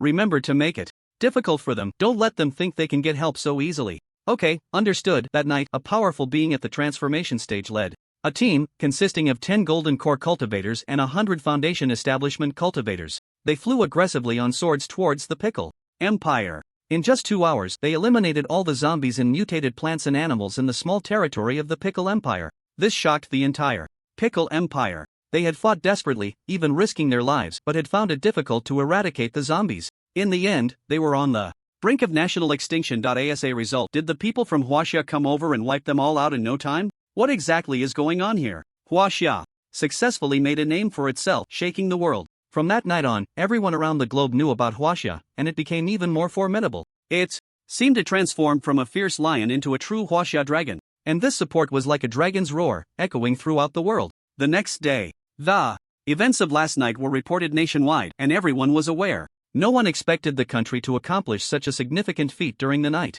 However, this matter was soon overshadowed by the manifestation of the demon beasts, because in 10 minutes the 24-hour period would be over, and the demon beasts would manifest again. This time, their numbers were greater than before, and they were stronger, along with the demon realm manifesting as well. Huaxia was becoming increasingly precarious. This is too difficult. I hope those big shots can step in and resolve this issue. By the way, how come we haven't seen the immortal Lord Xiaoyao make a move? What level are these demon beasts that they deserve his attention? We're enough. True, that's the demeanor of a big shot. I envy it. Speaking of which, will the elixirs manifest tomorrow? It should be. They haven't appeared today, so it must be tomorrow. People were anxious, all worried about the upcoming manifestation of the demon beasts. The greatest concern was about the so-called demon realm. What exactly was it? At Chengdu University, on the rooftop, Qianlan stood with his hands behind his back, gazing at the sky. This time, he planned to take action. The reason for his intervention was to test an idea. He noticed that every time the demon beasts manifested, as soon as they were all eliminated, the next wave of demon beasts would be immediately arranged. It was like an endless game. The faster they exterminated, the quicker the next wave would come. So why not speed up the game's progress? It was too slow now. He quietly waited for time to pass. Thunder rumbled. The sky was overcast with dark clouds, and the sound of thunder rolled. The voice of the primordial chaos echoed once more. The demon realm manifests, the area of blue star increases tenfold. In an instant, the whole world trembled, buildings shook, the ground split, and people ran in panic. Qianlan used his spiritual sense to observe the entire blue star, and, indeed, it had increased tenfold, especially in Huaxia. The distance between cities had grown. The distance to Haichang was over 10,000 kilometers before, but now it was at least an additional 100,000 kilometers. Many unknown territories had emerged, but these unknown areas were different from those that appeared before. This time, ancient buildings filled with a sense of antiquity appeared, resembling various civilizations. There were cave entrances, hidden behind waterfalls, with stone tables and chairs inside. There were also caves in the deep mountains containing terrifying torture devices. Even in the deep sea, there was a magnificent palace, reminiscent of the legendary Atlantis, filled with countless treasures. The emergence of many unknown and ancient civilizational realms made Qianlan feel as if two worlds were merging. This so-called increase in area was likely the gradual fusion of two worlds, leading to division, expansion, and ultimately becoming one world. At this moment, Qianlan sensed that the spiritual energy of heaven and earth had increased. Again, even becoming more refined. Suddenly, his eyes lit up, and the corners of his mouth curled into a smile. So that's how it is. He understood, he comprehended the words of the heavenly path. No wonder the heavenly path said that the spiritual energy of heaven and earth had increased, and his cultivation was slowly recovering. Even the overall defense of Blue Star had strengthened. So it was like this, with the fusion of two worlds, how could it not become stronger? The spiritual energy from the demon realm had come over, how could it not increase? And as the only heavenly path of Blue Star, controlling two worlds, how could his strength not recover? It was very likely that the heavenly path could take this opportunity to break through its own cultivation. The increase in spiritual energy was felt by the people across the nation. Wow, I feel like the air has become fresher. This is spiritual energy, not just air. Everyone, breathe it in to enhance your cultivation. Here it comes, such pure spiritual energy. The area has increased and there are so many benefits. This is amazing. My cultivation has increased. I've broken through to the mid-stage of foundation establishment. No, dude, why are you acting so flamboyant? It's giving me goosebumps. Ordinary people don't just stand there. Spiritual energy is very useful. Hurry up and absorb more, it can prolong your life. Upon hearing the words prolong life, the ordinary people couldn't hold back any longer and quickly began to breathe deeply, fearing they would miss out. Indeed, spiritual energy is not only beneficial for cultivators but also has great benefits for ordinary people. It's akin to rare treasures. The more you absorb, the longer you can live. Suddenly, the entire nation began a deep breathing session. At the same time, the demon realm began to manifest. Seeking comments, seeking rewards, seeking readers, stable updates every day, thank you. The sky changed dramatically, and beams of darking colored light, filled with black gas, descended from the heavens. These beams all landed in those unknown areas and some cities. The beams of light from the demon beasts actually changed color, which surprised the people. As over 1 million beams fell, the roars of beasts echoed, and the thunderous roars could be heard across the country. The demon beasts had appeared. Just as everyone was preparing for battle, a voice rang out from the sky again. Annihilate. The magnificent voice was filled with divinity, causing hearts to tremble and instinctively evoke a sense of submission. As the voice fell, all the demon beasts exploded, simultaneously, turning into blood mist and completely dissipating into the world. This scene left everyone in the nation astonished. The perfectly fine demon beasts just exploded before their eyes? What on earth happened? What's going on? Just a single word and all the demon beasts are dead? That was the voice of the celestial sovereign. He made his move, but this is too exaggerated. He really just spoke a word and wiped them all out. So terrifying. If it weren't for the emperor, this is the power of the emperor. I had no idea how powerful the emperor was before, but now I have a preliminary understanding. Just one word, he said one word, and they were all annihilated? Ha, if I say you haven't seen the world, I'm not wrong. Do you think we're joking? Forget about the demon beasts. If he said one word, the blue star would explode. Just be thankful he likes beef. I really want to meet the celestial sovereign. I wonder if he's handsome or if he has a girlfriend. You can forget it, you're just a big-headed, big-eared guy. Who are you calling big-headed and big-eared? Who are you? A simple word caused all the demon beasts to die instantly. The first move of the celestial sovereign left the entire nation in shock, but at the same time, they were immensely relieved. With such power, thankfully, it was on their side, otherwise, no one would likely survive to see the next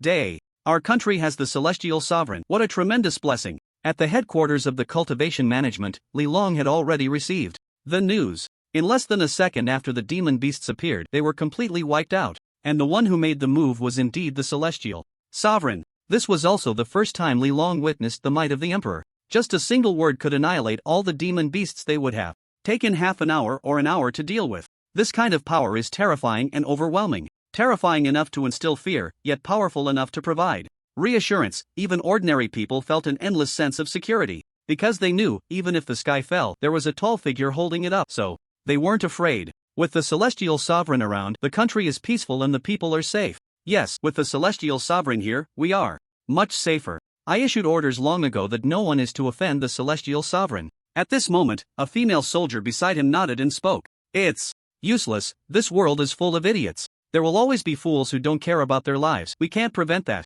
Li Long shook his head helplessly. Just like those previous idiots who even went live streaming. Fortunately, the celestial sovereign was magnanimous and didn't hold it against them too much. He simply erased them. If it had been someone with a violent temper and a cruel nature, I'm afraid the anger has long been vented on the entire cultivation department, and if it gets serious, they might even kill innocents to relieve their frustration. Once a person gains immense power, they often cannot control their inner self. The celestial sovereign is truly an exception, possessing the power to dominate the world yet not misusing it. Instead, he remains so low-key, which is indeed rare.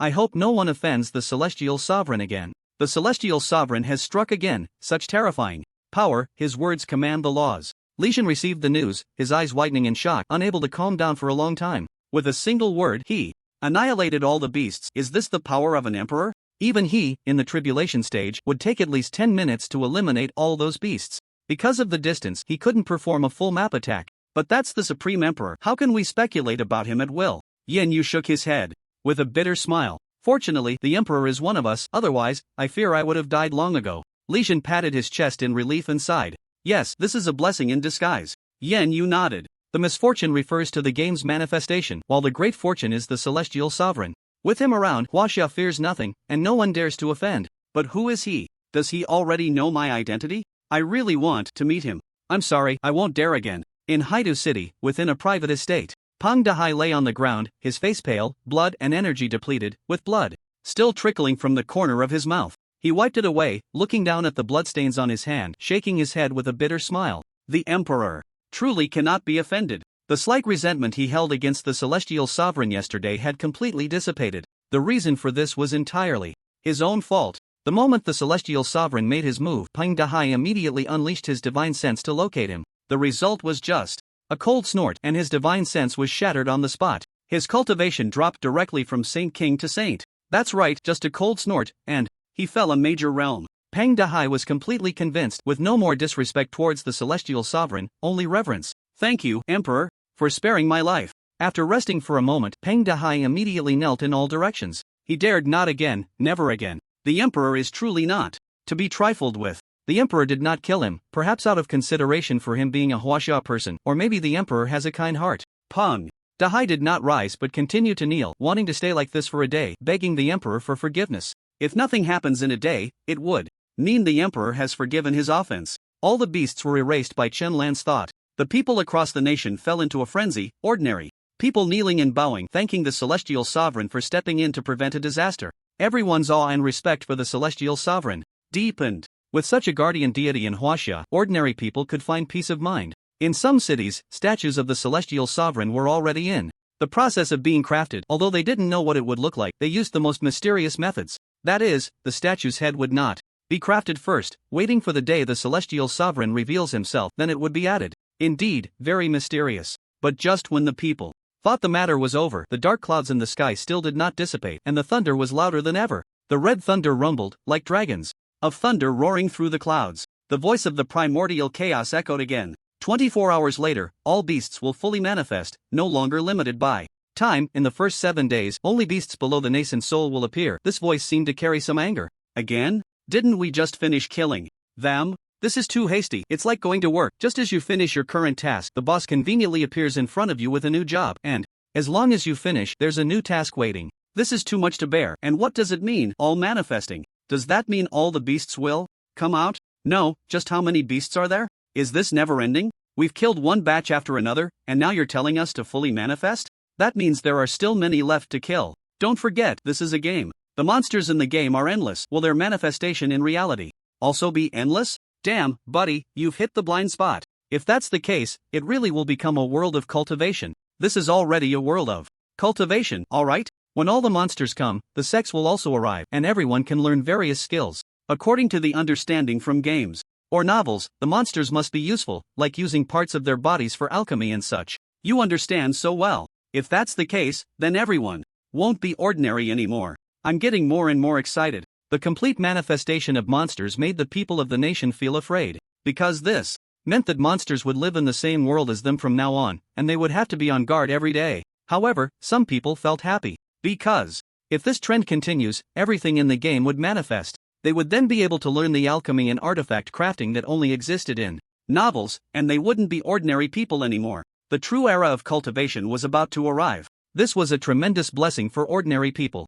Just as I thought. After hearing the voice of the primordial chaos, Chen Lan's lips curled slightly. Just as he had imagined, as long as the monsters died quickly, the game progress would accelerate. Moreover, that voice sounded a bit angry. Was it blaming him for killing the monsters too quickly? Now, the monsters would be fully opened up, no longer manifesting one by one. He had increased the difficulty for Huaxia, but this also validated another of his thoughts, that is, the fusion of the two worlds. At that time, it would definitely be a world of cultivation merging with Blue Star, and people from both worlds would live together. The technological era of Blue Star would come to an end, and the era of cultivation would return. Emperor, I sense something is off at this moment. The voice of the heavenly Tao rang out. Chen Lan frowned slightly and looked up. What do you mean? Those newly appeared spaces have an unusual aura. Only I can sense this aura. It's the aura of the same kind. The aura of the same kind? Chen Lan's body stiffened, stunned. Because the information in this sentence was too significant, overturning his previous assumptions. He had thought that with the fusion of the two worlds, the power of the heavenly Tao would surely grow and break through. But now, the heavenly Tao of Blue Star had actually sensed the aura of the same kind, which could only mean one possibility. The other world also has a heavenly Tao, and it would come over too. But once the two worlds merge, how could there be room for a second heavenly Tao? As the saying goes, two tigers cannot coexist on the same mountain. How could two heavenly Taos be willing to coexist? There would inevitably be a battle. A battle of the heavenly Daos would surely affect the people of both worlds and disrupt the balance.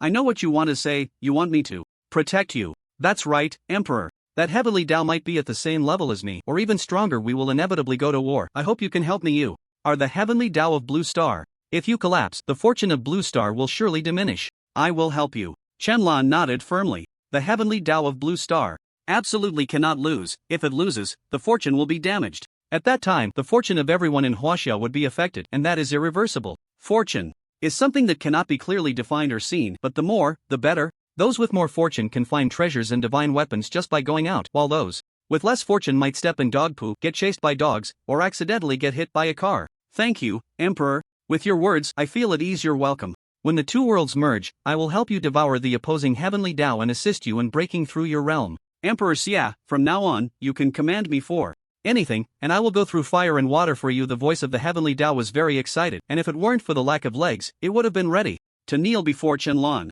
You can leave now. Alright, the heavenly Dao departed, and Shenlong felt great joy, as he had unraveled some mysteries and even found it interesting. He could already imagine that one day in the future, the two worlds would merge, and humanity would enter the era of cultivation. At that time, he could roam the heavens and the earth to see that vast and unseen world. Wait! Shenlong suddenly froze, thinking of something, and looked into the distance. There lay the Superpower Empire, the Ninja Empire, and many other countries. Each of these nations had manifested games, and today there had been tremendous changes, with many unknown buildings appearing. For instance, in the Superpower Empire, a skyscraper with an A-shaped logo had emerged, along with an area reminiscent of a biohazard zone, and many mysterious regions that looked extraordinary. In the Ninja Empire, a large village had appeared, with a sign that read, Konoha Village? Not only that, but there was also an island, and on that island, there was even a giant. Amidst a nuclear power plant, a colossal beast was absorbing radiation energy, gradually growing larger. Those were all monsters, characters, and scenes that had appeared in movies or games.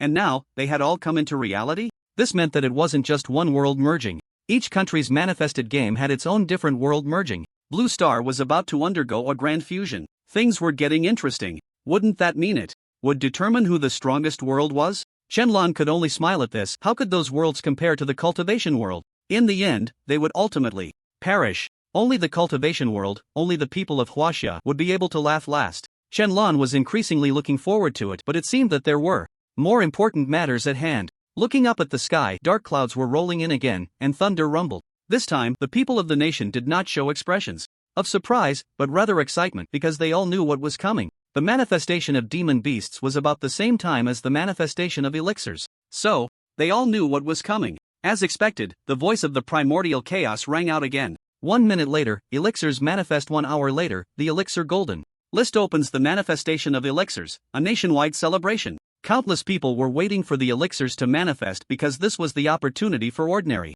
people to become immortal. After silently waiting for a minute, an anomaly occurred in the sky. Golden streams of light descended from the heavens, flying at incredible speed to the bodies of the cultivators. Elixirs were something that almost every gamer would have. Players in the body refinement stage could basically obtain 1 or 2 body refinement pills, which could enhance their cultivation and physique. Everyone was given a storage ring. Upon receiving the elixirs, everyone's mind was filled with unfamiliar yet familiar knowledge. It was knowledge about the elixirs they possessed, regardless of whether they had understood it before. The moment they received the elixirs, their minds naturally comprehended it. At the same time, the elixir golden list opened, starting to announce from the 100th place. Finally here, my body refinement pill. I've waited so long, I'm going to break through immediately. I'm coming for body refinement perfection. I finally waited for you. Good thing I didn't give up. The day of upgrading with elixirs has come. I can break through to foundation establishment now. You guys are just breaking through to foundation establishment? Sorry, I have a tribulation breaking pill. I'm already at foundation establishment perfection. Watch me break through the thunder tribulation and achieve golden core. What the hell? Do you still have to face the tribulation? Why didn't I have to when I broke through to foundation establishment? What's foundation establishment? Does it even deserve a thunder tribulation? Golden core is the true beginning for cultivators. After foundation establishment, to break through to a higher realm, one must face the thunder tribulation, and failure is very cruel. Is there any punishment for failure? Lightly, one might drop a small realm. Heavily, one might drop a large realm, or suffer severe injuries, or even face the terrifying prospect of death if unable to survive the lightning tribulation. Damn, isn't that just like in the novels? The moment they received the elixir, people immediately sat cross-legged. They took out the elixir on the spot, swallowed it, and closed their eyes to begin refining it. As they started to refine the elixir, a faint translucent mist began to emanate from their bodies, resembling water vapor. This phenomenon appeared across the country. Regardless of the realm of the cultivators, the moment they received the elixir, they would sit cross-legged to refine it, striving to break through to a higher realm as soon as possible. Ordinary people looked on with envy at the cultivators who could refine elixirs. Boom! The thunder in the sky grew denser, the roars louder than before. Like dragons of thunder roaring. Standing on the rooftop, Shenlong gazed ahead. In his sight, beams of golden light shot up from the ground, piercing the clouds. These pillars of light rose from each person, ultimately merging into the sky. Heavenly Tao, what is that? Shenlong inquired telepathically. He didn't know if he was the only one who could see it. He was unsure what it was and could only ask the more knowledgeable Heavenly Tao. What? The Heavenly Tao replied instantly. It's the pillars of light from these people. Can't you see them? Those towering pillars of light resembled the main pillars of Huaxia, supporting heaven and earth. Sorry, Your Majesty. I can't see them now. It was Chen-Lan's turn to be puzzled. What exactly were these pillars? Even the Heavenly Tao of Blue Star couldn't see them. Could it be that only he could see them? Your Majesty, may I ask what those pillars of light you see look like? They rise from within people, reaching the clouds, golden pillars of light. Somewhat like the Super Saiyan transformation I saw before. Shenlong described it vividly. The Heavenly Tao fell silent for 2 minutes, then suddenly spoke, its voice extremely excited. Could it be that what you see, Your Majesty, is the Qi-Luck Tao light? Qi-Luck Tao light? What is Qi-Luck Tao light? Shenlong asked in confusion. After about 10 seconds, Shenlong heard the explanation from the Heavenly Tao and understood. The so-called Qi-Luck Tao light is the fortune that humanity provides to the world. When the average strength of a world surpasses its previous level, the world benefits from it, enhancing its fortune. The higher the world's fortune, the purer the spiritual energy becomes. The probability of rare treasures being born increases, and cultivators can elevate their strength more rapidly. The pillars of light Shenlong saw emanating from these people were all Qi-Luck Tao light, representing that their fortunes had received feedback from the world, improving slightly. The more Qi-Luck Tao light, the better the future trend of this world. In short, the more, the better. I see, so only I can see it. Yes, that's right. May I ask how much Qi-Luck Tao light is there? If the fortune of this world increases, my cultivation will also rise, and I will soon return to the peak of the immortal Emperor. Shenlong did not speak, but used his divine sense to reach outer space, looking towards the position of Huaxia. After 2 seconds, Shenlong finally spoke, a lot, as dazzling as the stars. 5 minutes later, the thunder in the sky became even more deafening. It felt as if the thunder could strike down at any moment. I can't hold it anymore, I'm about to break through. In Qin City, a man sitting cross-legged on the ground suddenly shouted, his internal energy erupting violently, as if breaking free from a shell. Boom! The thunder in the clouds instantly gathered above his head, coalescing together as if preparing a powerful strike. Come on! Boom! The moment the man's voice fell, a thunderbolt as thick as a barrel struck down, cleaving from the top of his head to his toes. The man's clothes instantly burst apart like an eagle spreading its wings, his body charred black, and his hair, having undergone the refinement of the thunder tribulation, became fluffy. Bring it on! Boom! Another bolt of lightning struck down, and the man fell to the ground, nearly losing his life. One more, I must hold on. To break through to the golden core stage, one only needed to endure 3 lightning tribulations, not too many. Future realms would require 1 or more additional tribulations. The higher the realm, the more tribulations one had to face. Boom! The 3rd lightning tribulation struck down, and amidst the astonished gazes of the crowd, the man trembled and stood up, an overwhelming pressure erupting from within him. He had fully achieved the golden core stage, and his injuries had completely healed. Awesome! I'm already at the golden core stage. The man cheered and danced on the street, completely oblivious to his own antics. Such scenes were common everywhere. Across the country, similar occurrences were happening. Shenlong watched clearly from the rooftop, noticing that the thunderclouds were gathering more and more lightning, with countless places condensing their tribulations. Just then, he suddenly sensed something and looked towards a certain teaching building. There was Yan Yu's office. At that moment, Yan Yu was sitting cross-legged on the floor of her office, eyes closed, absorbing spiritual energy and refining the pills within her body. 5th grade spirit pills, tribulation pills. Looks like she's well prepared. Shenlong could see at a glance what pills Yan Yu was refining. He didn't expect her to prepare for the tribulation phase so quickly. It seemed she had put in a lot of effort. However, would she be able to survive the tribulation? The tribulation for the Great Ascension phase was incredibly formidable, the 9 heavens lightning tribulation. I must break through. Only by breaking through can I survive in this world, live better, and be worthy of him. Yan Yu gritted her teeth, speaking to herself as she refined the pills within her. During this time, she had been absorbing spiritual energy daily, eating roasted meat from the corpses of demon beasts, which contained faint spiritual energy. Finally, the pills manifested. She quickly took out a bottle of 5th grade spirit pills and absorbed all 10 of them, which contained an immense amount of spiritual energy. This caused her cultivation to rise steadily, reaching the Great Ascension completion stage. She then took out the last remaining tribulation pill and swallowed it. As long as she could survive the lightning tribulation, she could break through to the tribulation phase. She had to hold on. Ah! Yen Yu's delicate body trembled as she shouted, her head thrown back as if something was about to burst forth from within her, the pressure instantly reaching its peak. She had already stepped 1 foot into the tribulation phase. No, she couldn't undergo the tribulation. Here, it would destroy the school and endanger others. Yen Yu thought of something, gritted her teeth, and vanished in a flash. The next moment, she appeared in the sky, sitting cross-legged in the void, gazing up at the lightning. Bring it on! Yen Yu shouted resolutely, rallying herself. The lightning tribulation above seemed to understand her words, roaring in response with thunderous sounds. The tribulation above her was the largest, spreading across the entire Qin capital, even enveloping the tribulations of others. Because of her tribulation, many people in Qin City found their tribulations disappearing, allowing them to break through naturally. What is that? Such a terrifying lightning tribulation, it's spreading across the entire Qin City, which has now expanded to a diameter of 100,000 miles after the split. Damn, so this lightning tribulation has spread 100,000 miles? Yes, that direction seems to be where Qin University is located, but it has now become Qin Immortal University. I heard the principal is a great ascension water fairy. Could it be she is breaking through? It's quite possible. The breakthrough of such a big shot is terrifying, but it's also normal. This is the lightning tribulation for the Great Ascension phase. After all, if it's not impressive, how can it have any prestige? What prestige? It's hard enough to succeed. Do you know how terrifying the subsequent lightning tribulations are? One could die at any moment. If that's the case, if the water fairy can't break through, wouldn't she be killed by the lightning tribulation and fall from grace? Yes, if such a thing were to happen, it would be a great pity. Seeing the area with the most intense thunder tribulation at Qin University, many people guessed that it was Shui Xianzi undergoing her tribulation. They were all very worried about whether Shui Xianzi would succeed. This was the thunder tribulation for breaking through the tribulation period, which was worlds apart from the thunder tribulation for those in the foundation establishment stage breaking through to the golden core stage. The two were not comparable at all. If they dared to get even a little involved with this thunder tribulation, they would be utterly destroyed, their very souls extinguished. Many people did not wish for such a powerful figure to fall. With the apocalypse approaching, losing one strong person meant losing a portion of strength.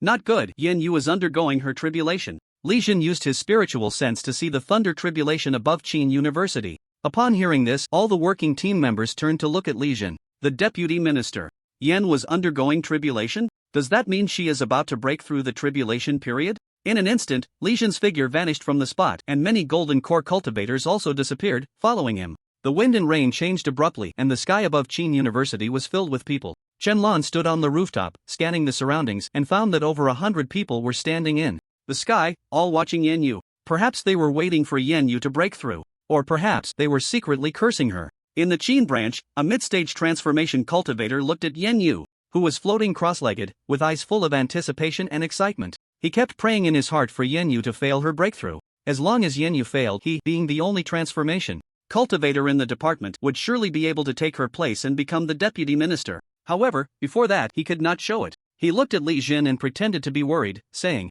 "Minister, should we go help share the thunder tribulation? Are you an idiot? The thunder tribulation cannot be shared." Li Jin questioned and reprimanded. He looked at the cultivator as if he were a fool. The thunder tribulation cannot be shared among many. Once there are too many people, the power of the thunder tribulation will only grow stronger. If it could be shared, then everyone could help a little, and anyone could succeed in their tribulation. Going to help share it now would be seeking death and would also cause Yen Yu to fail her tribulation. Sorry, I forgot. The man scratched his head, smiled awkwardly, and retreated to the back. His gaze towards Yen Yu grew increasingly sinister. Yen Yu, oh Yen Yu, you must die here. Please do not succeed. Hearts are different, and no one knows. Watching the thunder tribulation in the sky, Yen Yu's heart was at its peak, anxious and restless. She feared she would not make it and would not see her family or that partner. The thunder tribulation had already condensed to its limit, countless bolts of lightning swirling like thunder snakes within the clouds, ready to strike down at any moment. Boom! Just as Yen Yu was seriously waiting, a bolt of lightning struck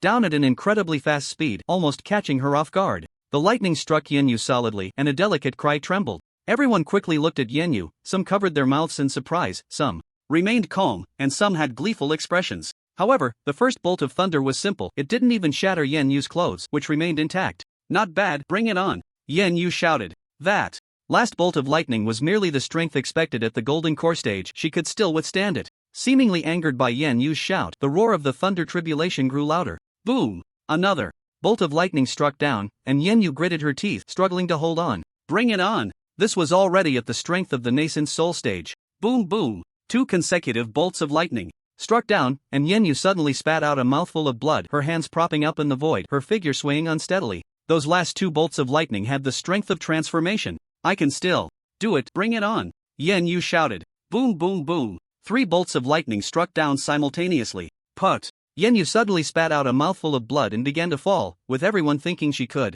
not hold on any longer. Fortunately, she stopped in midair, trembling as she stood up, her face pale, blood dripping from the corner of her mouth, and she cried out in a tragic voice, "Come on, I must break through the tribulation period today." Boom! This time, the thunder tribulation was completely enraged, and a thunder dragon descended from the sky, roaring as it charged towards Yenyu. It pierced directly through her body, slamming her hard against the ground. Bang! Yenyu fell heavily to the ground, her clothes in tatters, her body charred in multiple places, her breath weak, her vital energy unstable, and she could die at any moment. But now, there was only the last thunder tribulation left. She couldn't give up. She had to break through. Deputy Minister Yen, don't be afraid, I'll help you share the burden. At that moment, a voice rang out. It was the transformation stage cultivator who actually charged towards Yenyu. The thunder tribulation seemed to grow even angrier at his arrival, the thunder rumbling ominously. Come back! Legion shouted loudly, but it was too late. The cultivator had already rushed forward. The reason the male cultivator charged out was that he feared Yenyu would successfully break through and enter the tribulation stage. All he needed to do was go over for a moment and come back, which would enhance the power of the thunder tribulation, and he had a treasure that could withstand part of the thunder's damage. So it wouldn't be enough to kill him. But Yenyu was different. She was already severely injured, and with the increased power of the thunder tribulation, she would definitely not be able to withstand it. She would absolutely die. Seeing the male cultivator rushing over, Yenyu's pupils constricted violently, wanting him to get away quickly. But she had no strength left, not even the strength to speak. She could only watch helplessly as the thunder tribulation gradually increased in power. Deputy Minister Yen, it's okay, I'll help you share the burden, the male cultivator said insincerely. His righteous demeanor truly fooled the others. The thunder tribulation in the sky became furious at the male cultivator's arrival. It actually transformed from its original purple lightning to a slow change into red lightning. Looking at the thunder tribulation, Yenyu felt despair. She might not be able to hold on any longer. Mom and Dad, I might not see you again. And Xian Yao Tianzun, I still don't know what you look like or your name. Yenyu closed her eyes in despair, powerless to resist. Legion and the others did not dare to approach. Going over now would only anger the thunder tribulation further, accelerating Yenyu's death. The male cultivator looked at the terrifying thunder tribulation, his lips curling up in delight. Come on, strike down hard. It was as if the thunder tribulation heard his thoughts and suddenly struck down. But just as the thunder was about to hit the two of them, a faint voice rang out. Retreat. In an instant, the thunder tribulation dispersed, along with the dark clouds brought by the golden list, and the sky suddenly cleared. The dazzling sunlight evenly covered everyone. Yenyu opened her eyes in surprise, feeling the immense power within her. She had actually broken through. She had become a rare tribulation stage powerhouse. That voice just now, was it Xian Yao Tianzun? Is it Xian Yao Tianzun? It sounds like him. He used to speak in that tone. It must be him. Who else has the power to command the laws with a word? It has to be him, so damn handsome. Just one word made the thunder tribulation retreat. This kind of power, I admire, truly admire to the point of being in awe. By the way, I remember Shui Xianzi is Xian Yao Tianzun's partner, right?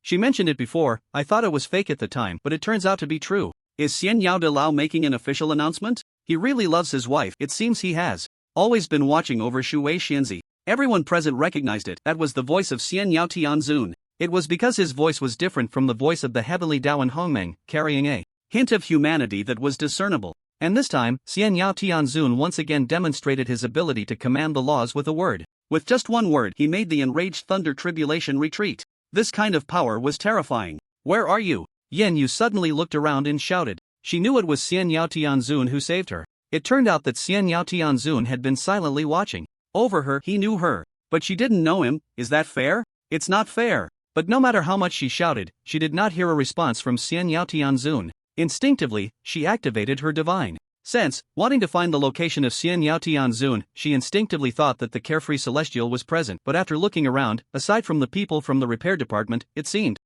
why is Chen Lan there? But he shouldn't be the carefree celestial, he's just a nascent soul. After searching all over Qin City, Yenyu felt utterly dejected, and only then did she realize that the carefree celestial might not necessarily be in Qin City. His divine sense was so vast that he could see her from far away. He didn't have to be in Qin City. Still, she couldn't find him. Meanwhile, in the distance, Shenlong, the correct answer that Yen Yu had dismissed, noticed her disappointed face and felt a hint of amusement. Fate has not yet arrived. When it does, we will naturally meet. In an instant, Yen Yu suddenly looked up. She heard the carefree celestial's voice again. Where are you? What do you mean fate has not yet arrived? Why are you like this? Yen Yu shouted, but others looked at her in astonishment. After a few seconds, Yen Yu realized that this was the carefree celestial communicating with her. Others couldn't hear it. In an instant, her face turned as red as a bubble teapot, and she lowered her head, not daring to speak again. At that moment, the carefree celestial's voice rang out once more. Li Chang, this was a person's name. The male cultivator who had previously tried to harm Yen Yu turned pale upon hearing this name and quickly looked around. Who called me? You have a wicked nature and wish to harm Yen Yu. You are unworthy of being a member of the National Department. Upon hearing this, Li Chang immediately fell to his knees, begging for mercy. He didn't know how the carefree celestial knew, but right now, begging for mercy was the most important thing. Annihilate. Ah, no, please, no. In the terrified gazes of the crowd, Li Chang turned into a wisp of gray smoke, dissipating into the sky. From then on, Li Chang no longer existed in this world. Li Jin was the most shocked. He couldn't sense a trace of spiritual energy fluctuation and had no idea how Li Chang had died. It was as if he had naturally turned to gray smoke and vanished. Is this the power of an emperor? So terrifying. After Li Chang's death, everyone fell silent for a long time, but they no longer heard the carefree celestial's voice. Has the carefree boss left? Until one person broke the silence, the others finally breathed a sigh of relief. It was good that he had left, good that he had left. Then let's go back, Li Jin said, looking at Yen Yu, nodding slightly, his gaze filled with a hint of reverence. From today on, Yen Yu's status would undergo a tremendous change. In the past, when she claimed to be the carefree celestial's partner, not many believed her. After all, it was just in a game. The carefree celestial might not truly like her, considering it a joke. But today, the carefree celestial had intervened to save Yen Yu, which undoubtedly indicated that he was indeed her partner and was watching her every moment. This was a form of intimidation. Shenlong stood on the rooftop, hands behind his back, watching the crowd leave. No one suspected him, and no one would consider him the carefree celestial. Interesting, Shenlong said with a slight smile, looking up at the sky. Did you see that just now? Reply. To the emperor, what did you see? Nothing. Shenlong shook his head and said no more. Instead, his gaze was fixed on the spot where the thunder tribulation had disappeared, his eyes serious. He hoped he had misseen. In the deepest part of that thunder tribulation, he had caught a glimpse of a figure. The fact that the carefree celestial could disperse the thunder tribulation with a single word quickly caused a sensation nationwide. Previously, ordinary people revered him as a deity, but now, cultivators were kneeling one by one. I want a breakthrough, but I have no confidence in the thunder tribulation. I only ask the carefree boss to help me break through the thunder tribulation. Carefree celestial, please bless me to successfully break through the thunder tribulation, I beg. You. If a single word can disperse the thunder tribulation, wouldn't that mean he could help everyone break through? Please, carefree boss. I've never begged anyone in my life. Now I only ask the carefree boss to help me break through my realm. Many people knelt on the spot, bowing in different directions, praying for protection. The thunder tribulation was something they feared. Once they failed, it would mean their souls would scatter, but soon, when someone broke through, they found that the thunder tribulation did not appear. The entire sky remained clear and bright, not a single dark cloud in sight. They instantly realized that the thunder tribulation was too afraid to come. It fled in fear of the carefree master. Once they understood this, everyone hesitated no longer, quickly swallowing their elixirs and beginning their breakthroughs. No matter how many people broke through or what realm they reached, the thunder tribulation did not appear. At that moment, the entire populace cheered, collectively thanking the carefree celestial. Heh, so cowardly, Shenlong said with a helpless shake of his head and a smile. He hadn't expected that just a single sentence would scare off the thunder tribulation, making it too afraid to show itself. But this was a good thing, at least everyone could break through with peace of mind. After taking one last look at the sky, he left the rooftop. Although that figure had only appeared for a moment, he wouldn't mistake it. There was indeed someone standing within the thunder tribulation. He didn't know who it was, but being able to stand inside the thunder tribulation proved mastery over its power. Who could it be? The mysteries were piling up, and Shenlong was becoming more and more intrigued. This gradual exploration of the main storyline was the essence of the game. Just as he returned to his dormitory, Luo Tao was lying on the bed scrolling through Douyin. You're back. Did you receive the elixirs? Seeing Shenlong enter, Luo Tao immediately came over, rubbing his hands together like a fly. I got them. What's up? Shenlong frowned in confusion. That expression clearly indicated something was off. Brother Chen, how many spirit chi pills do you have? Can you give me a few? Luo Tao said, rubbing his hands. He was only at the body refinement stage in the game and didn't have a single spirit chi pill. He had just seen many people on Douyin consuming spirit chi pills, rapidly increasing their realms, and since there was no thunder tribulation now, he wanted to break through quickly. How many do you want? Shenlong asked casually, then focused his consciousness on the second storage ring on his hand. That was the storage ring given to him after the elixirs materialized, and the space inside was quite vast, but the most spectacular sight was the mountain of elixirs piled high. Inside were towering mountains, all made up of elixirs. At the time, he had been puzzled. He clearly had a limit of 999 elixirs in the game, so why were there so many after materialization? But soon, a new memory and knowledge filled his mind. Materialization brought forth all the elixirs he had obtained in the game. Those that exceeded the limit and hadn't been counted were also materialized. Elixirs were the easiest to obtain in the game, especially those below the third rank, like body refinement pills and spirit chi pills, which could basically be dropped by killing monsters. After all, it was a game. Killing monsters for loot was reasonable. Moreover, alchemy in the game involved gathering materials, with the system assisting in the refining process, and the success rate could be increased with certain items. Every time he refined elixirs, it was 100% success rate, producing 7 or 8 at a time, or even a dozen if he was lucky. That's how he ended up with so many elixirs.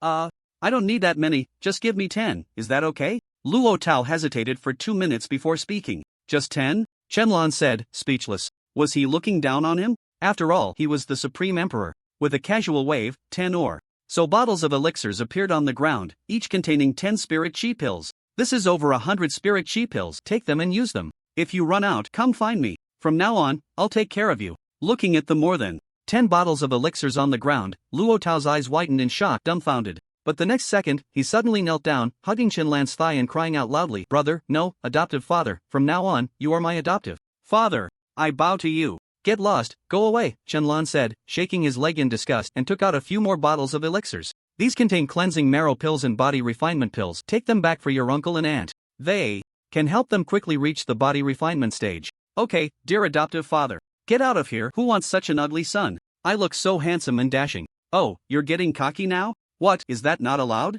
Then I'll take back the elixirs. Don't, adoptive father is really joking. Just now, the adopted son was being reckless and spoke without thinking. The adopted son will go over and deliver the elixir to adoptive father and brothers right away. Chun. Lan was speechless. He had never seen such a shameless person. Watching Luo Tao leave, he shook his head. Superpower Empire. In a building as white as a palace, 5 people sat in the conference hall. Among them, the middle-aged man with blonde hair sitting in the main seat was the ruler of the Superpower Empire, Norbert Orlando. The 2 elderly men sitting on either side of him were generals of the empire, holding supreme military power. The remaining 2 were merely heads of certain departments. Today, the props have manifested in reality, and our overall strength has doubled. Does anyone have anything to say? Norbert Orlando scanned the other 4 and spoke lightly. The props have indeed manifested, but we haven't found those few people yet, right? The top 5 on the props list are crucial, the elderly man on the left said. We found them, Norbert Orlando replied with a faint smile, clapping his hands. Instantly, the doors of the conference hall were pushed open, and 5 people walked in, both men and women. Please introduce yourselves, the ruler of the Superpower Empire said with a smile. I am the owner of the Time Gem, the #1 time walker on the leaderboard. That's the code name I chose for myself, said the red-haired man who walked in first. The Time Gem. Originating from the game Superpower Alliance, it is an incredibly powerful gem with the ability to alter time and reverse the future, holding infinite possibilities. Time Gem? Upon hearing the name of this gem, the 4-seated individuals looked astonished. This is one of the strongest gems in the game, capable of altering time and peering into the future, with terrifying abilities. Such powerful capabilities in their country would be like adding wings to a tiger. The power of time, as everyone knows, can reverse the future and change many things. With it, our upcoming plans can be foolproof. Everyone nodded, fully agreeing with the ruler's words. The Time Gem is indeed a very powerful item. Then, the remaining 4 began to introduce themselves. The Power Man, who wields the Power Gem. He can possess endless strength and even replicate others' powers, but only if his own body can withstand that power. The Soul Hero, who wields the Soul Gem. The Soul Gem can control others' souls, strip them away, making them obedient, or even create souls. The Spaceman, who wields the Space Gem. The Space Gem can shift space, expand space, arrange space, or create new spaces, among other things. The Dream Hero, who wields the Reality Gem. The Reality Gem can change reality, creating things that would not normally happen. In reality, fabricating events that cannot occur. 5 gems, held by 5 individuals. Each gem possesses incredibly terrifying abilities, and each would be fiercely contested worldwide. Yet now, they were all in the hands of the Superpower Empire. We have gathered 5 people and possess 5 gems, which means we are invincible in this world. The ruler laughed heartily, almost madly. The others joined in the laughter, feeling equally invincible. Next, let's discuss the new Plan. I intend to hold a global competition, sending people from various countries to compete against each other. This way, we can test the strength of other countries and seize their resources, the ruler said, looking at everyone and speaking solemnly. In the global competition, he could send anyone to test the strength of other countries. Once he discovered a country with significantly lower strength, it could be targeted for a full-scale attack and annexation. If a country was too powerful, they would hold back for now, waiting until their own strength grew before sounding the war horn. Agreed, we have the superpower gems and we are completely confident. The old man on the left nodded in agreement. I think it's good too. The old man on the right also nodded in approval. Alright, then it's decided. We'll hold a global competition and I will send invitations to every country. They should all agree, the ruler said confidently. Then he looked at the time traveler. Can you use the time gem to see our future development? Which country is the strongest and which is the weakest? I'll give it a try, but the power of the time gem can't be used too often. With my current mental strength, I can't use it many times. The time traveler spoke solemnly. In the next second, a green gem flew out from his bosom, hovering in his palm. He grabbed it, and in an instant, a terrifying surge of green energy erupted from the gem, enveloping his entire body. Just as everyone was expectantly looking at the man, bang! The man was suddenly sent flying backward, crashing hard against the wall, his eyes wide with terror. Who are you? How could the future? Suddenly, the man drooped his head and died, and the time gem exploded right in front of everyone. A wave of terrifying energy surged out, sending everyone at the scene flying, causing chaos. This energy directly shook the entire superpower empire, leaving the entire nation in shock, not knowing what had happened. What is this? What happened? The ruler, dazed and terrified, got up and looked at the corpse, his face filled with confusion. How could it be so sudden? He died inexplicably, and even said a riddle. Who are you? What will the future be? What on earth is going on? Ruler, what happened to him? An old man asked in fear. How could he just vanish like that? Could it be that the energy of the time gem was too immense for the man to bear? But why did the time gem explode as well? That was a super gem, the most powerful item in the game, bar none. Just like that, it was gone? There wouldn't be a second one. Quick, use the soul gem to let his soul come out and explain. The ruler thought of something and looked at the soul hero. Okay. The woman nodded, immediately picking up the orange soul gem, holding it in her palm, wanting to summon the time traveler's soul. But after a few seconds, there was no response. That meant the man's soul was gone. Erased. How could there be no soul? How is that possible? The ruler became even more terrified and had the reality gem change reality a bit. Let's see if it could bring someone back to life. But still, there was no effect. The time traveler could never be resurrected. Just when everyone was confused, another person suddenly appeared at the scene. Everyone was shocked, looking at the newcomer, who was handsome, incredibly young, and not from their country, but from Huaxia. Who are you? The ruler exclaimed in surprise. When did a Huaxia person appear here? Everyone became alert, watching this Huaxia person. Especially those who possessed gems, all took out their respective gems, ready to fight. So it was you who caused this commotion, Chen-lan said with a faint smile, scanning the crowd. He had been lying in his dormitory playing on his phone when he suddenly sensed someone peering into the future, and when they caught sight of him, he glared, causing that person to be instantly sent flying. He also felt the energy generated by the explosion of the time gem, so he arrived here in an instant. Who are you? This is the superpower empire, and I am the ruler. You are invading. Don't make it sound so scary. I just came to take a look. Chen-lan turned to the few people with gems, raising an eyebrow, feeling delighted. He sensed the essence of the 3,000 Tao from those gems. The Tao of space, the Tao of power, the Tao of soul, these were all part of the 3,000 Tao. He didn't expect to see such wonders in the superpower empire, which pleasantly surprised him. Although he was an unparalleled emperor, he didn't master all the 3,000 Tao yet. He was still not proficient. He had only manifested the cultivation of the game, but he had not integrated into any path. If he could obtain these gems and absorb the Tao rhythm within them, he would be able to initially grasp these great paths. Get out of here! The power Superman shouted, gripping the gem tightly and throwing a punch at Chen-lan. The power gem erupted with purple energy, flooding his entire body, granting him immense strength, incredibly terrifying. Seeing this, Chen-lan's lips curled slightly. It was indeed the power of the great path of strength. It could enhance personal power and even replicate others' strength. As the saying goes, with strength one can break all laws. In the face of all terrifying power, no matter how many spells you have, I can break them with a single punch. Bang! The power Superman's punch struck Chen-lan's head, and his expression changed instantly because Chen-lan was unscathed, not even touched. Instead, it was blocked by a layer of transparent barrier, unable to advance even a bit further. This power is not bad, but unfortunately, you are not worthy. Chen-lan smiled slightly, extending his index finger and gently tapping the power Superman's hand. Do you think a single finger can contend with me? You are delusional. Boom! An incredibly terrifying spiritual energy gathered and erupted from the tip of his index finger shooting out like a laser cannon. In an instant, the power Superman was obliterated, along with the wall behind him. Not only that, the spiritual force rampaged through, piercing straight through a mountain, and finally shot into the clouds, creating a hole in the sky. Watching his palace turn into an open square, the monarch was dumbfounded. Such a large palace was left with only half of it. Why you? Who exactly are you? Witnessing the power Superman being killed in a single blow, everyone stepped back, looking at Shenlong in terror. The monarch was so shocked he stuttered, and even those holding gems dared not act recklessly. Shenlong said nothing but looked at the power gem floating in front of him and reached out to grab it. Seeing Shenlong obtain the power gem, everyone's heart stopped, and their breathing slowed. He already possessed such immense power. If he got the power gem, wouldn't he be even harder to deal with?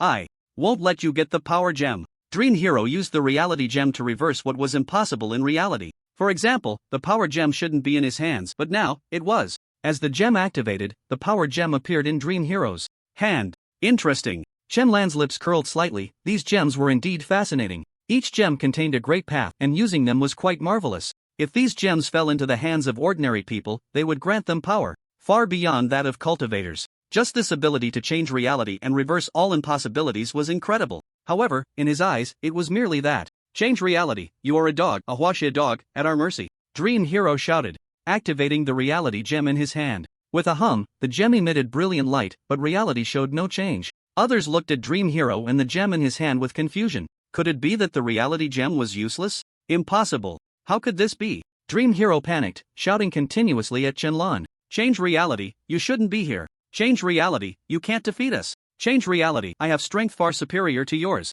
Bang! The reality gem erupted, with a terrifying energy, shaking the air. Dream Hero was sent flying, staring in horror at the suspended reality gem. Why was it that the reality gem had no effect? Could it be that this person before him was someone he couldn't change? Reality 4? Shenlong casually waved his hand, and the power gem returned to his grasp. Then he looked at Dream Hero and smiled. Tell me, can you change the reality that you will die next? Shenlong snapped his fingers lightly. Thud. Dream Hero suddenly knelt on the ground, clutching his chest, his face flushed, crying out in pain. It hurts so much. Others retreated in fear, looking at Dream Hero, unsure of what had happened, but they knew that the instigator of all this was the Huaxia man before them. The Dream Hero was climbing step by step towards the reality gem, trembling as he reached out to grab it, and Shenlong did not stop him. He let him seize the gem, shouting each word, change reality, I will not die, but you will die. In an instant, the gem in his hand trembled wildly, as if it were about to explode at any moment. Just as the reality gem was about to burst, Shenlong reached out and took it from the Dream Hero's hand.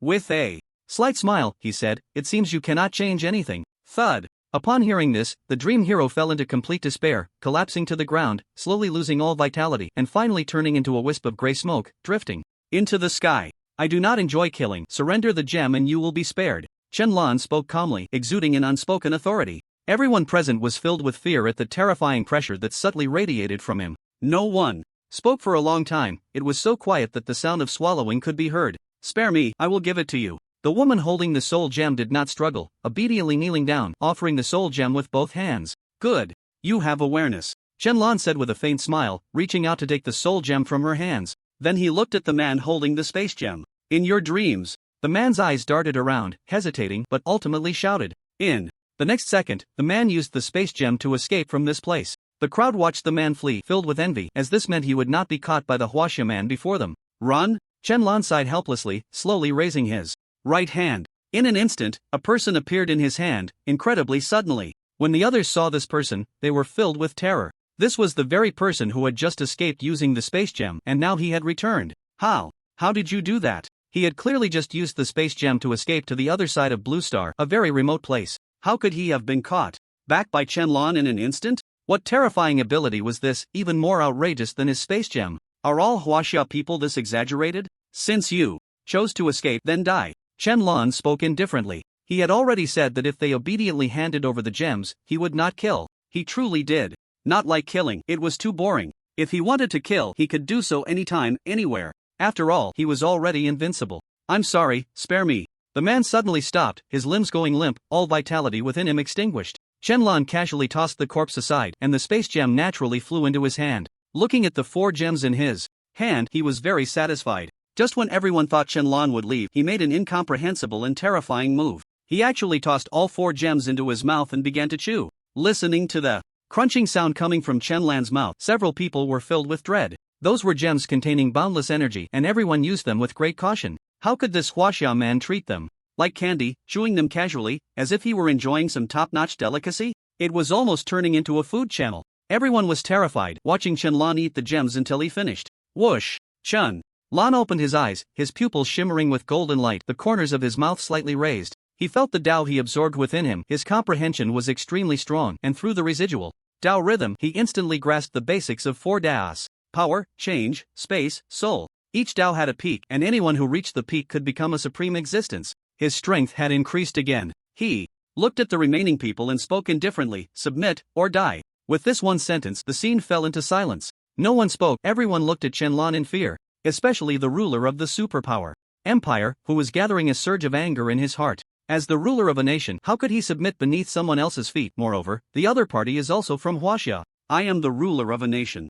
Bang! Before he could finish speaking, the ruler exploded in an instant, blood and flesh splattering onto everyone. This left all present in shock, their bodies trembling, lips quivering, holding their breath, not daring to exhale. They feared that if Chen Lan was displeased, he would kill them all. The reason Chen Lan acted this way was that these people had seen him, and likewise, their hearts were very dirty. They were plotting various schemes to harm other nations. In this chaotic world, such people deserved to die. But the biggest reason was that Chen Lan did not want to see the people of Blue Star kill each other, as he felt that many changes would come in the future. The merging of worlds, the second heavenly path, the seal of Blue Star, the restrictions of the heavenly path, the mysterious figures in the thunder tribulation, these doubts all pointed to the fact that Blue Star was definitely not simple, and this game manifestation was also not simple. Everything was not simple. Behind this might be a sinister conspiracy, or it could be his wild imagination. He hoped even more that it was just his wild imagination. Therefore, he had to unite the hearts of all Blue Star people, bringing them together to face the future crisis.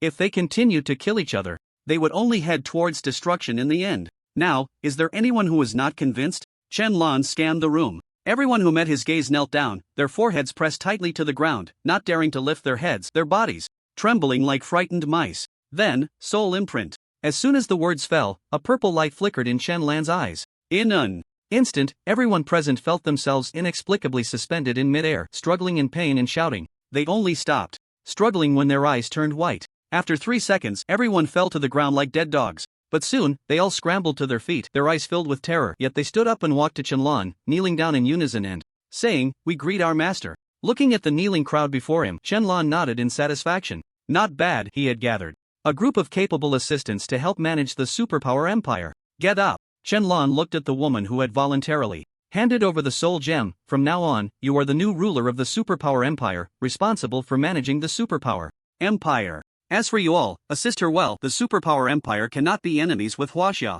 Quickly unify the hearts of the empire's people for me. Chen Lan turned to the others. Yes, master. They all knelt down again in unison. With a wave of his hand, numerous bottles appeared on the ground, all filled with elixirs. There were at least 1,000 bottles. Take these body refining pills, they are a means to win hearts. He pointed again, and a wisp of purple Tao rhythm instantly surged into the new ruler's body. This is the path of the soul, comprehended as soon as possible. Control anyone who is not convinced. Yes, master. The woman nodded. I don't care what you were called before, from now on, I will call you number 1. Chen Lan gave her a simple and memorable name. Yes, master. Number 1 nodded earnestly. By the way, the global competition can continue. This global competition was good, it would allow everyone to see the strength of others and their own gaps, stimulating everyone's potential. Yes, master. After a long time, number 1 noticed that the master had stopped speaking, so she looked up, only to find that the master's figure had already vanished. She immediately stood up, scanning the others with an imposing demeanor. Now, let's unify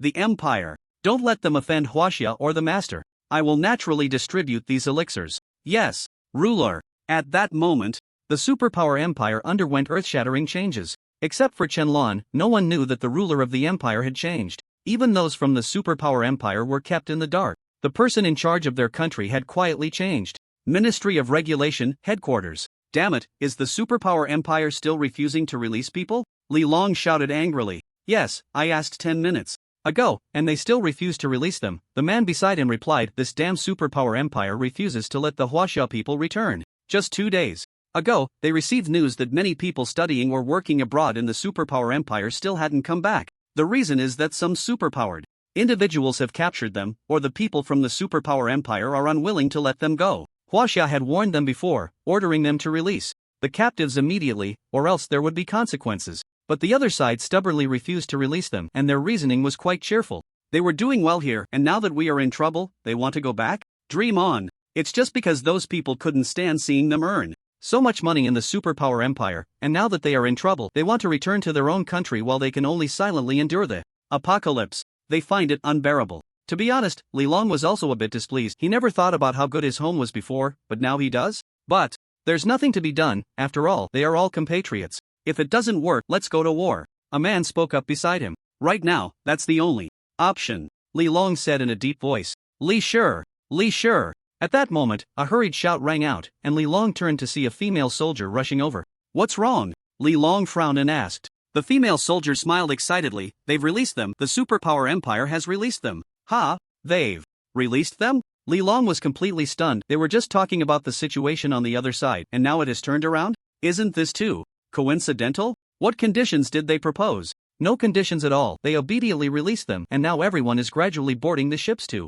return home. Ha! No conditions at all? Li Long was truly dumbfounded. The superpower empire, which never suffers losses, actually didn't take advantage this time, didn't negotiate any conditions and just agreed? Is the sun rising from the west? This is too strange. Really no conditions at all. They even took the initiative, and their attitude was very friendly. They even apologized to us. Ha! They even apologized? Li Long was completely astonished. Not only did they not propose conditions, but they also apologized? What is going on? Have those people from the superpower empire been brainwashed, or have they changed? Why have they suddenly become so strange? Do they have some kind of conspiracy? The man said in a deep voice. Releasing them so easily, what were they doing? For the previous 2 days when they deliberately refused to let them go? It feels like there's a big conspiracy. Who cares about some big conspiracy, as long as they release them? I don't know if they've lost their minds, but when soldiers come, we'll fight. When water comes, we'll block it. We're not afraid, Li Long said coldly, standing tall and proud. Who dares to offend Huaxia?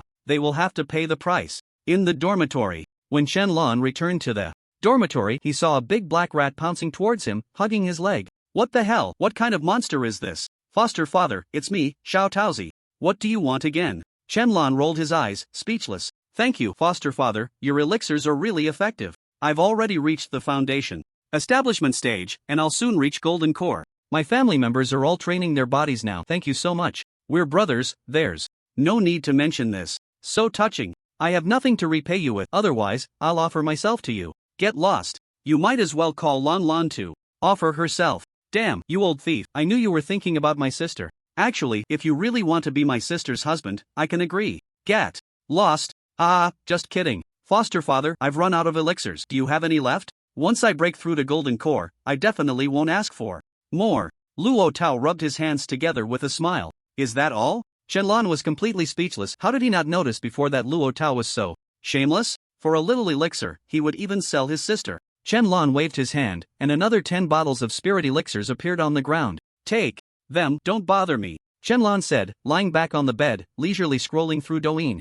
Thank you, adoptive father. Actually, I was serious just now. If you really like my sister, I wouldn't mind, Luo Tao said with a playful smile, but his tone was earnest. He knew Shenlong's character and nature, and naturally hoped his sister could marry into a good family. Moreover, it seemed his sister had some feelings for Shenlong, as she occasionally mentioned him, her level of concern almost surpassing that of her own brother. Was he a bit jealous? Yes, but he was also quite reassured. Don't say that. I don't want to talk about romance right now, Shenlong quickly replied. What was so good about dating? Being alone was much better. Once the world truly merged, he would just be an ordinary person, exploring a different world without needing a partner to accompany him. Alright, I'll go back another day and let my sister give up on this. By the way, did you know? The Pickle Empire has been destroyed. Upon hearing this, Shenlong was taken aback and immediately extended his consciousness to look at the location of the Pickle Empire. He saw a desolate scene, flames burning everywhere, and corpses scattered all around humans, zombies, and monster bodies.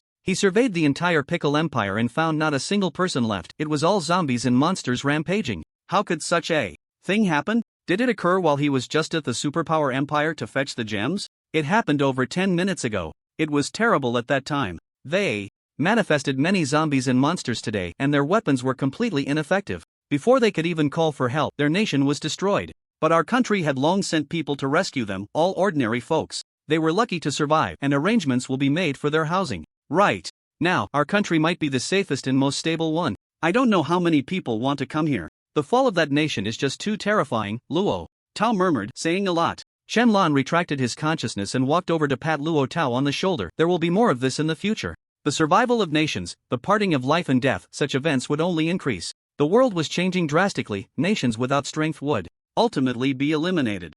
Enough talk. I need to start cultivating. I must work hard to become stronger. Luo Tao shook his head, no longer thinking about it, and sat cross-legged on the spot, beginning to draw energy into his body. Shenlong smiled and went to the balcony, looking at the elixir gold list. In the sky, it was still being announced, but a bit slowly, only reaching the 80th place. However, he wasn't concerned about this so-called ranking. He needed to focus on his cultivation. Although his cultivation level was the highest, with more and more puzzles emerging, he began to feel a sense of crisis within. This matter was not as simple as he thought. He couldn't be arrogant just because he had the cultivation of an unparalleled emperor. He could still become stronger. Only by being powerful could he feel at ease. In the next moment, Shenlong appeared on the surface of the moon. He sat cross-legged, ready to begin his cultivation. But he wasn't cultivating a realm, he was cultivating the Tao. He had obtained 4 Daos from the 4 gems, and only by perfecting any one of these Daos could he truly be invincible in the world. But where should he start? Power? He already had enough power.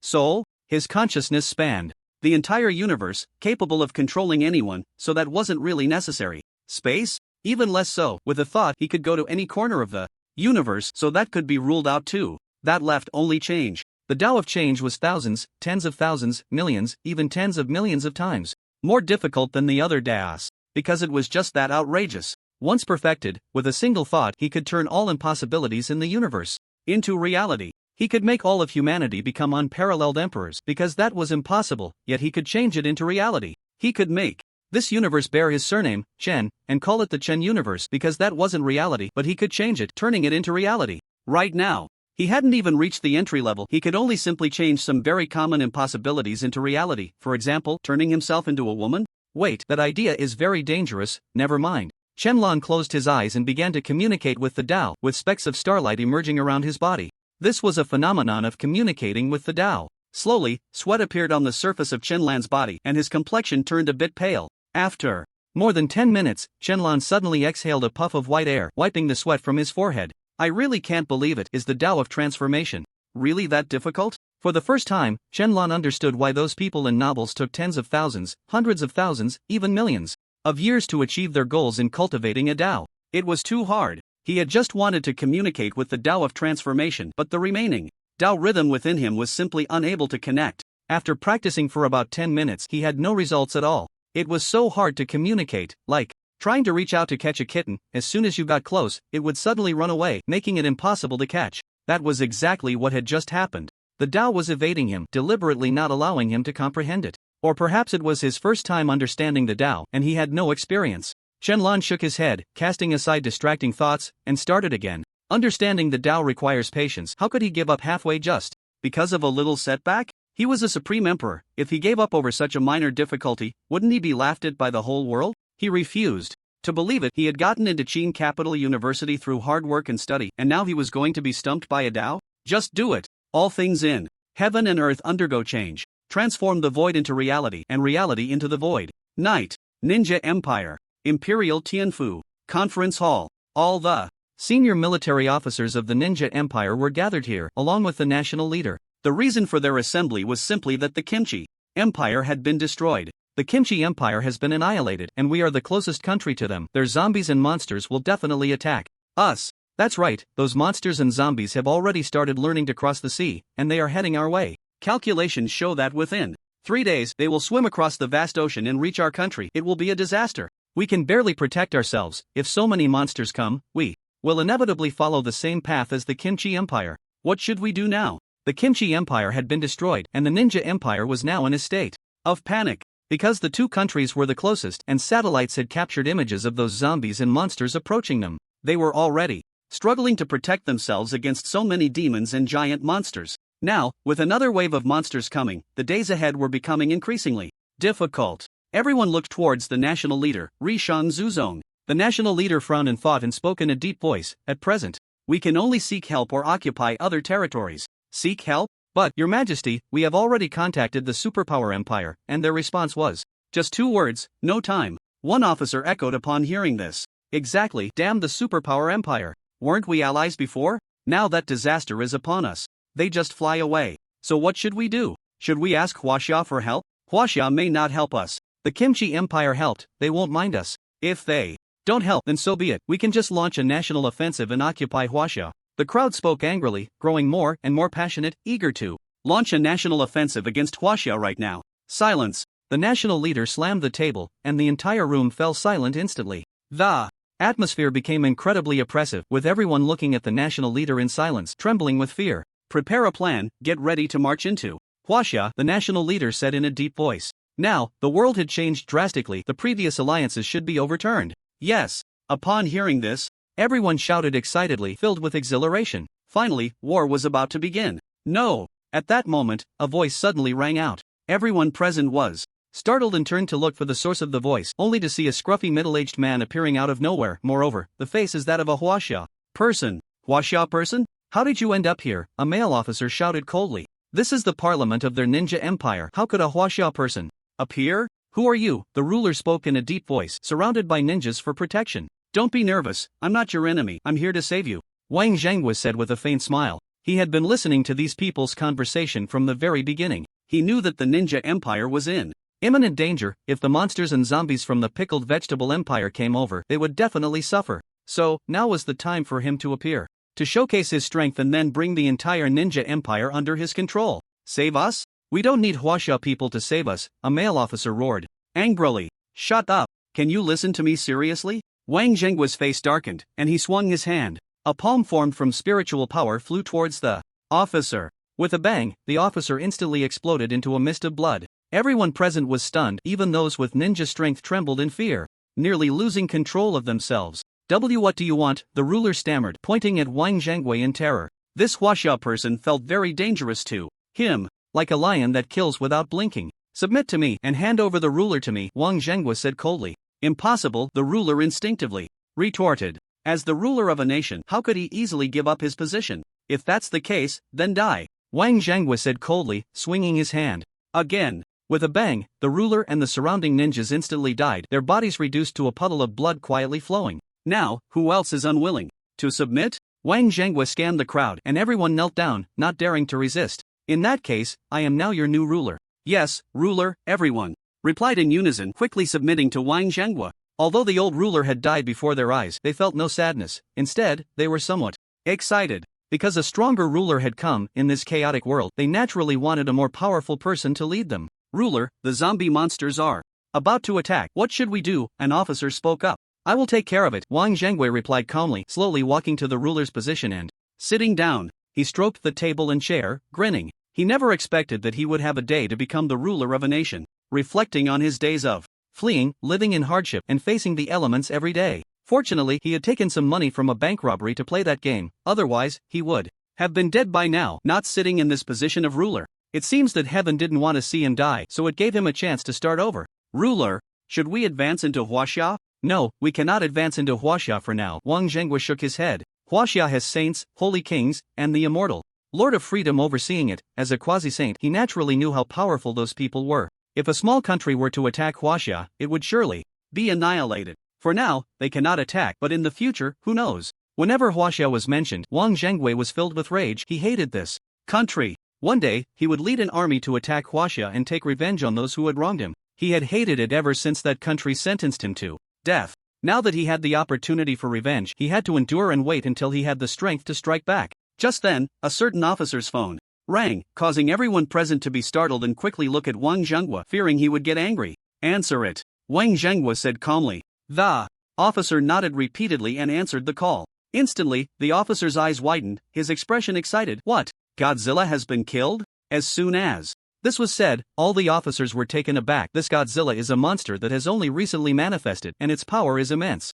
These ninjas simply cannot compete, but it seems the creature is too lazy to kill them and has merely found a place to sleep. Now, it has actually been killed? Who killed it? What, it was Sadako? Sadako? Upon hearing this, everyone was even more confused. Sadako is just a ghost, right? Can it really kill Godzilla? Surely, this isn't a joke? Wang Zhenghua, upon hearing this, expanded his spiritual awareness. The entire ninja empire came into view. Suddenly, Wang Zhenghua's eyes lit up.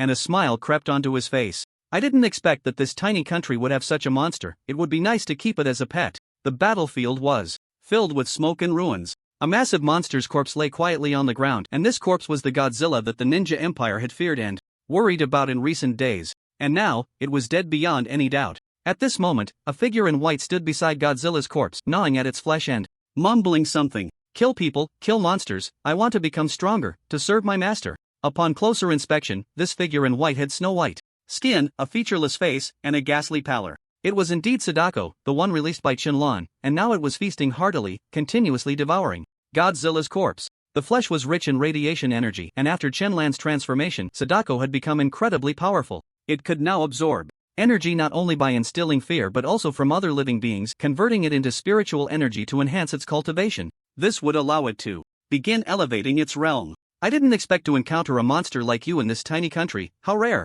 At that moment, a rather lecherous male voice suddenly rang out. Sadako turned its head and saw Wang Xinghua immediately baring its teeth and claws. Wang Xinghua looked Sadako up and down. He was aware that such a ghost had appeared in the Ninja Empire, known as Sadako. However, this Sadako was somewhat special, as it possessed spiritual energy within and was not at a low realm. Transformation realm. In Wang Xinghua's eyes, Sadako had already reached the transformation realm. This was the result of its relentless killing and devouring of monsters, ultimately enhancing its cultivation. Unlike cultivators, it only needed to acquire energy to rapidly elevate its realm. Sadako did not engage in further conversation with Wang Xinghua. It immediately activated its illusion technique, attempting to trap Wang Xinghua in a dream. Wang Xinghua felt the temperature around him drop and smirked slightly. A mere transformation realm thinks it can ensnare me in an illusion? Humph. With just a cold snort, a terrifying pressure erupted. Sadako was violently thrown back, crashing heavily to the ground and rolling several dozen times before coming to a stop. With just one strike, Sadako was severely injured, its body becoming ethereal, as if it might vanish at any moment.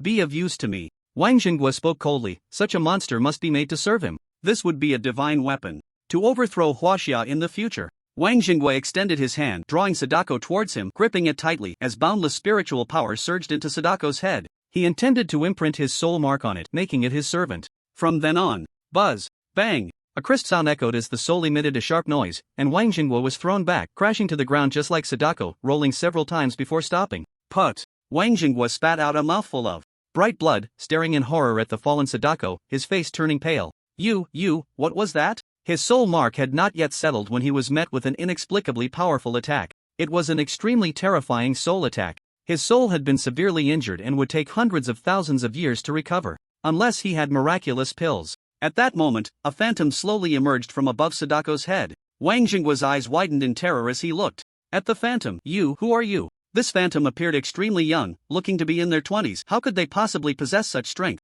No need to ask further. You killed my servant, and you shall pay. The soul incarnation of Shenlong spoke coldly. This is the soul embodiment he placed within Sadako's soul. If Sadako encounters danger, he can sense it immediately and take action. After all, she is his servant. How could he tolerate others bullying her? No. Big shot, I was wrong. I am a quasi-saint. I will definitely be useful as your servant. Upon hearing that this phantom wanted to kill him, Wang Xinghua quickly gritted his teeth and knelt, begging for mercy. Hearing this, Shenlong did not lower his hand but instead unleashed a surge of spiritual power that drilled into Wang Xinghua's mind. Whether you are useful or not, I will know. Soul search. In an instant, Wang Xinghua began to struggle wildly, his eyes turning white, howling in pain. As the spiritual power rampaged through his mind, mercilessly tormenting him, the feeling was worse than death. A serious criminal, exterminating an entire family of 13, and the reason was that they were city management? Your father was a street vendor, which was already illegal. It was only right for the city management to ask your father to leave. Your father just happened to suffer a heart attack on the way, yet you blame the city management and commit such heinous acts. And then there are the rapists, bank robbers. People like you are not even worthy of being my servant. Shenlong spoke coldly, clenching his fist, and Wang Xinghua suddenly exploded. After searching Wang Xinghua's soul, Shenlong saw many unknown secrets, as well as this person's brutality and his filthy heart. A serious criminal, a traitor, not worthy of being his servant. In an instant, the sky rumbled with thunder, and dark clouds gathered. Red lightning split the sky, producing deafening thunder that sent chills down the spine. But suddenly, a wailing sound echoed from the sky, a sound like ghosts lamenting, which was very uncomfortable to hear. Huaxia. The people across the country looked up at the sky, listening to the wailing, their hearts filled with shock. How terrifying. It seems like the sky is crying. What is happening? I don't know, but it sounds really creepy, just like the sounds in horror movies. It must be something serious. Is there anyone who can explain this? What's going on? The sky is crying for no reason. Could it be like in the novels, someone has fallen? No way. Who has fallen to cause such a big storm? It wouldn't be the celestial sovereign, would it? Boom! Just as this person finished speaking, a bolt of lightning struck down, instantly scattering his soul. The heavenly Tao has struck again. An emperor must not be insulted. Seeing this, everyone quickly shut their mouths, not daring to discuss further. Just then, a strange scene occurred. The alchemy golden list that was still being announced suddenly left, disappearing without a trace through the clouds. What is going on? This has never happened with the golden list before. Previously, they would stop reading after the 11th place and save the top 10 for the next day. Now they stopped after the 20th place. Have the rules changed? Rumble,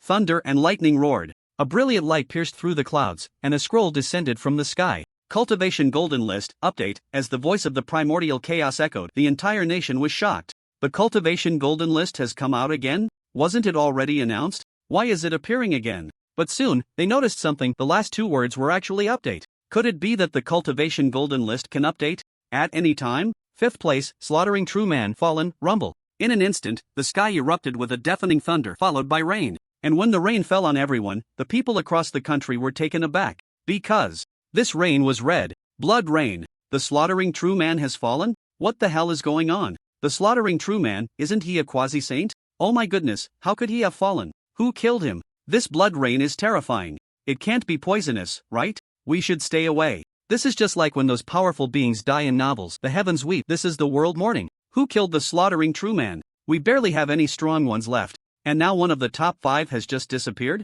Of course, it must have been killed by the top 4. Who else could have killed him? The slaughtering true man was a quasi-saint, and his fall left the entire nation in shock. Countless cultivators were astonished. Why, out of nowhere, had the slaughtering true man disappeared? With his quasi-saint cultivation, logically speaking, he should have been invincible in the world, except for the top 4 who could kill him. Could it really be that the top 4 did it? Who could it be? At this moment, not only were they surprised, but the 3 individuals ranked above the slaughtering true man were equally astonished. What happened? How did the slaughtering true man disappear? Pang Dahai looked at the golden list in the sky, terrified. Although he was a holy king with countless years to live, he still feared death because there was someone even stronger above him. Now, seeing the 5th ranked slaughtering true man fall, he felt even more afraid. This sudden demise was too strange. Since he hadn't made a move, it was highly likely that the other 3 had acted. That one, heavenly Tao, is weaker than me, probably wouldn't have. Both of them were quasi-saints, and the slaughtering true man might not have lost. Moreover, in such a battle, he would definitely have sensed it, yet he knew nothing and only received the news of the slaughtering true man's fall.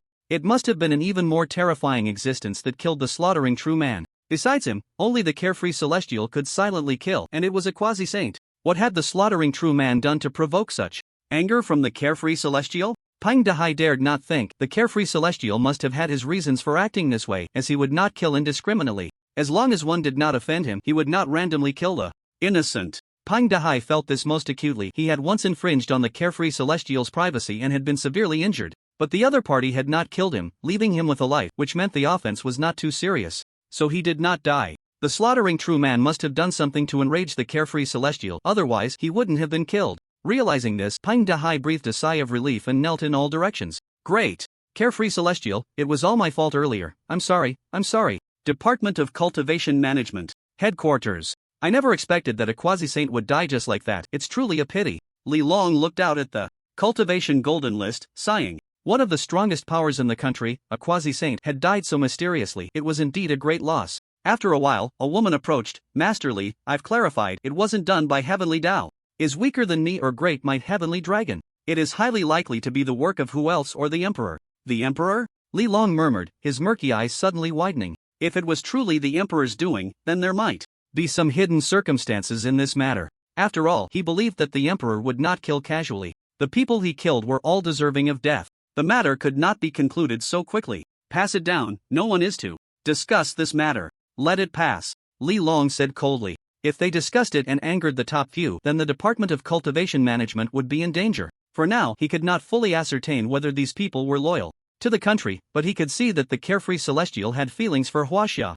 Yes. By the way, there's one more thing. The Superpower Empire has sent an invitation, inviting us to participate in the global competition. Global competition? Upon hearing this, Li Long sneered. No wonder they let people go. It turns out they were setting up such a thing. Others might not know about the Superpower Empire, but he was not ignorant. The actions of the superpower empire were simply to gauge the strength of various countries and then target the weaker ones to launch an offensive and claim them for themselves. He was all too familiar with such petty tricks. However, Huaxia was no longer the Huaxia of the past. It was not a place that anyone could bully. Agree to them, we will send people. Since they want a test, it's time to give the countries a little shock from Huaxia. Yes. The female soldier left, and Li Long chuckled coldly. Isn't it just wanting to see the strength? Then let's have a clash. Let's see who is stronger, us or you. The fall of the slaughtering true man sent shockwaves through the entire nation of cultivators. With the quasi-saint dead, would they also meet the same fate? Now, everyone was on edge. Just then, the golden list in the sky spoke again. Due to the fall of the slaughtering true man, according to the rules of the golden list, if the one killed is among the top 10,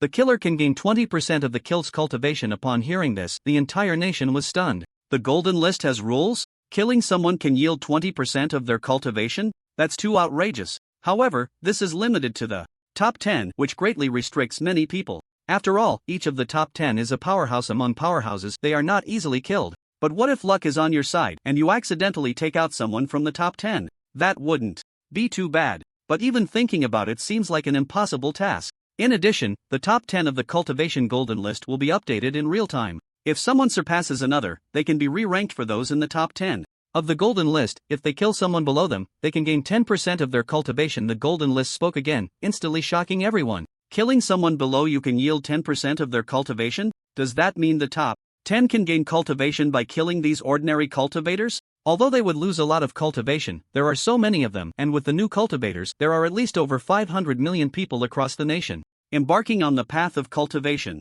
If they were all wiped out, even saints could break through to the Saint King level, and Saint Kings might even break through. From then on, China could become a scene of devastation, a hell on earth. Ordinary cultivators were terrified. Each of the top 10 possessed incredibly terrifying power. If they truly developed a killing intent and started killing indiscriminately, few could withstand it. What they feared the most was that one, the carefree celestial. He could explode Blue Star with just a thought. With one thought, everyone would die. Wouldn't the cultivation he gains allow him to break through the realm of the Supreme Emperor? Everyone hoped that the carefree celestial was not a person who kills innocents indiscriminately, otherwise, they would all be doomed. Just as everyone was still reeling from the shock, the golden list spoke again. 5th place, updated 5th place, number 2, quasi-saint. Seeking gifts, seeking comments, seeking rewards, thank you. The entire nation was stunned. Upon hearing the words of the golden list, the discussions abruptly ceased. Number 2? What is number 2? What is this new 5th place, and where did this quasi-saint come from? Could it be someone who just broke through? Doesn't the golden list only report former game players?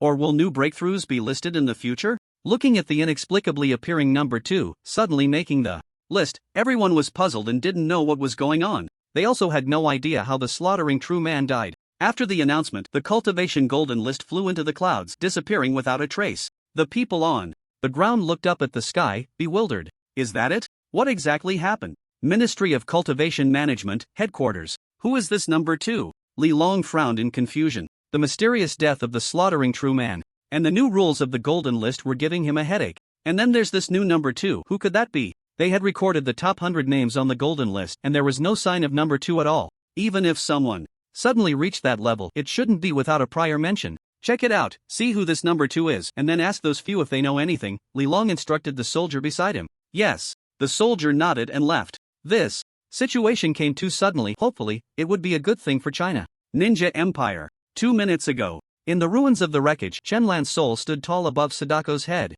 Not far away, a soul floated in the void. It was Wang Jingguo's soul. At his level, as long as his soul remained intact, even if his physical body was gone, he could still possess another's body and successfully resurrect. Wang Jingguo looked at his illusory, transparent form in terror. His heart racing. He quickly knelt in the void and cried out to Chen, "Big shot, please spare me. I'm willing to be your servant." Although he didn't understand why Chen hadn't destroyed his soul, there seemed to be hope for him. He had more or less guessed who this person was. It was highly likely that he was the top figure, the carefree heavenly sovereign. Chen, however, remained silent, nearly clenching his fist in the void. In an instant, Wang Jingguo felt as if something was gripping him, rendering his entire body rigid, unable to move his hands or feet. "Big shot, carefree big shot, spare me. I shouldn't have harbored ill thoughts towards Huaxia, nor towards you. I won't dare again, please. Let me go." Wang Jingguo struggled desperately, shouting in fear. He was genuinely panicking. The feeling was exactly the same as when he heard his death sentence that day. The fear of death overwhelmed him. He didn't want to die yet. He wanted to live longer. It was harder and to have such powerful strength, and he hadn't taken his revenge yet. How could he be willing to die like this?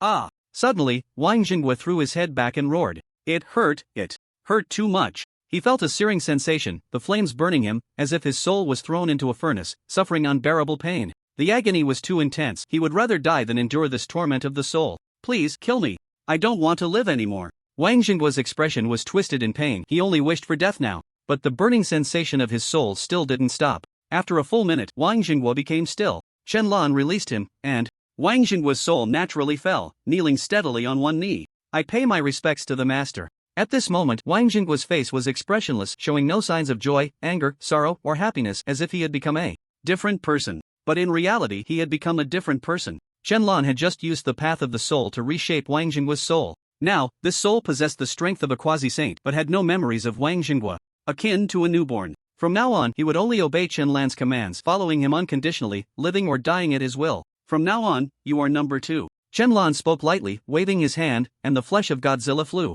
out. It slowly coalesced in the air, eventually transforming into a male human corpse, average in appearance, standing at 1.85 meters tall, with a sturdy build. This is your new body, go inside. Upon hearing this, number 2 nodded heavily, leaping into that body.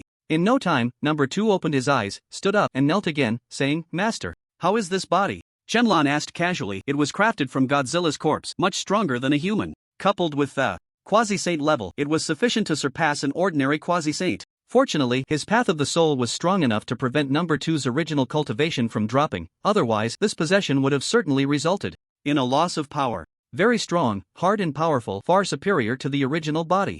That's good. From now on, Sadako will assist you. You two will develop in this ninja empire, you continue to be the ruler and gather others as soon as possible. If anyone disobeys, just kill them. Chen-lan said expressionlessly. To be honest, he wouldn't be so indifferent towards others but only towards this ninja empire. Yes, master. Number 2 and Sadako replied in unison. When they looked up, Chen-lan's phantom had already vanished. The man and the ghost exchanged a glance and left in tacit understanding. Number 2 returned to continue being the ruler while Sadako continued to consume Godzilla's corpse. On the surface of the moon, Chen-lan slowly opened his eyes, a wheel of the universe and 8 trigrams rotating in his gaze, emitting a faint golden light. But it quickly dissipated. Ha! Finally, I've comprehended a little. I believe in a few days, I will be able to officially enter the door. This change of the great Tao is indeed extraordinary. Just the threshold of entering. This realm took him a whole day without success. However, he did make some progress. For example, Chen-lan concentrated his spiritual power and silently chanted in his heart, change, time, gem reshaping. As the spiritual power erupted in his hands, the surrounding environment underwent a tremendous transformation, and the space became blurred. At the tip of his finger, the space twisted as if something was about to emerge. Buzz! A humming sound resonated through the space, the spiritual power dissipated, and a green gem slowly floated before him. The time gem. Reshaped. He utilized change to alter reality, bringing back the time gem that had already exploded and ceased to exist. However, this also consumed some of his spiritual power, as the time gem contained the essence of the great Tao of time. Among the 3,000 great Taos, time is the most terrifying and powerful, knowing the past and future, and even capable of changing history and reversing the future. Any cultivator who masters this great Tao is undoubtedly a strong one. Chen-lan grabbed the time gem and tossed it into his mouth, crunching it down. Once he finished this gem, he would grasp a bit of the threshold of the great Tao of time. The next day, the entire nation was in a state of anxiety. Online forums were buzzing about the events of the Golden List from yesterday. Due to the new rules of the Golden List, many people were unsettled. The top 10 could kill them to gain cultivation, and there was no upper limit, causing many low-level cultivators to fear. They were afraid that the strong would quietly eliminate them to enhance their power. If those 10 wanted to kill them, it would be a piece of cake. Ordinary people were already afraid of cultivators, and now the entire nation feared the top 10. They worried that if the top 10 were displeased, they would kill them to boost their cultivation, just like the demonic cultivators in novels. Besides this, another matter spread across the internet, causing a huge uproar. That was about Mr. Chen Mingyuan, an academician from Huaxia, who was 130 years old, with almost no bodily functions left, nearing the end of his life. Alas, is there really no one who can save the old gentleman? He has contributed so much to our country. I heard that the Ministry of Cultivation has already intervened. They invited Daoist Qingfeng to take a look last night, but Daoist Qingfeng refused to act, saying it would involve great karma and that defying fate would provoke heavenly wrath. That's right, even the soul returning pill, once taken, requires one to go through tribulations because defying fate is inherently against the heavens and one cannot go against the heavenly mandate. Is that so? I thought taking the soul returning pill would bring him back to life. I didn't expect there would still be trials to endure. What trials? It's the heavenly tribulation, also known as the thunder tribulation. If your strength is strong enough, you can contend with the heavens. That shouldn't be the case. Elder Chen has great merit. His knowledge has advanced the field of fighter jets in Huaxia for 30 years. He has lived this long because of this great merit. How can it be said that he is leaving this world? There's nothing to be done. No one dares to defy the heavenly mandate unless the celestial sovereign of freedom intervenes. That's true. If the celestial sovereign of freedom were to save him, he shouldn't fear the heavenly mandate. After all, he is someone who can even scare away thunder tribulations. Longdu City, Military District. Hospital. In a spacious ward, there was a hospital bed with an emaciated, white-haired old man with sunken eyes lying quietly with his eyes closed. From his pallid skin and weak breathing, it was evident that the old man had little time left. Beside the old man stood a young girl, her eyes brimming with tears as she looked at him. "Grandpa, I went to the temple today to pray for you. You will definitely live longer, and I also posted online that as long as someone dares to save you, I am willing to give up everything." The girl, named Chen Shi, was Chen Mingyuan's granddaughter and the current chairwoman of the Longdu Shiha Cosmetics Company, worth billions. Cough, cough. At that moment, the old man lying in bed coughed a couple of times and groggily opened his eyes. "Grandpa, you're awake. Are you hungry? Thirsty?" Seeing Grandpa wake up, Chen Shi hurriedly asked. "I'm fine, not hungry or thirsty." The old man struggled to lift the corners of his mouth, looking at his granddaughter with a kind smile. "Grandpa, don't worry, I will find a way to save you. I heard that the water fairy has a soul returning pill. I can spend all my family fortune to buy it, as long as she is willing to sell." Tears streamed down Chen Shi's delicate face, evoking pity. "Silly child, who hasn't faced death in life? What is there to fear about?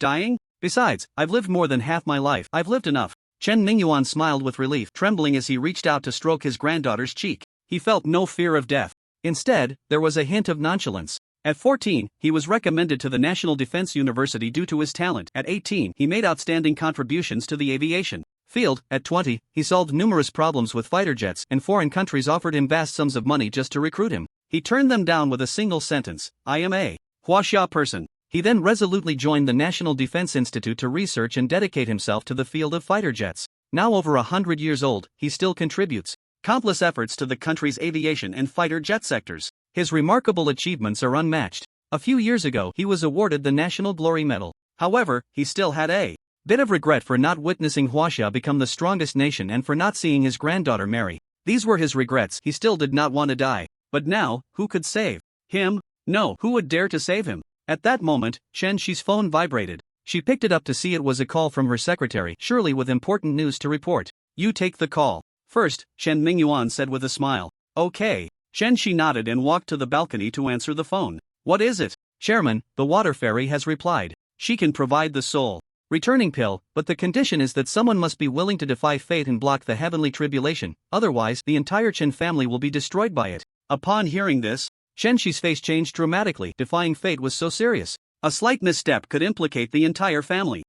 She couldn't make a decision on her own. "All right, I understand." Chen Shi hung up the phone and returned to her grandfather's side, forcing a smile as she said, "Grandpa, there's a bit of trouble at the company that I need to resolve. I'll come back to see you later."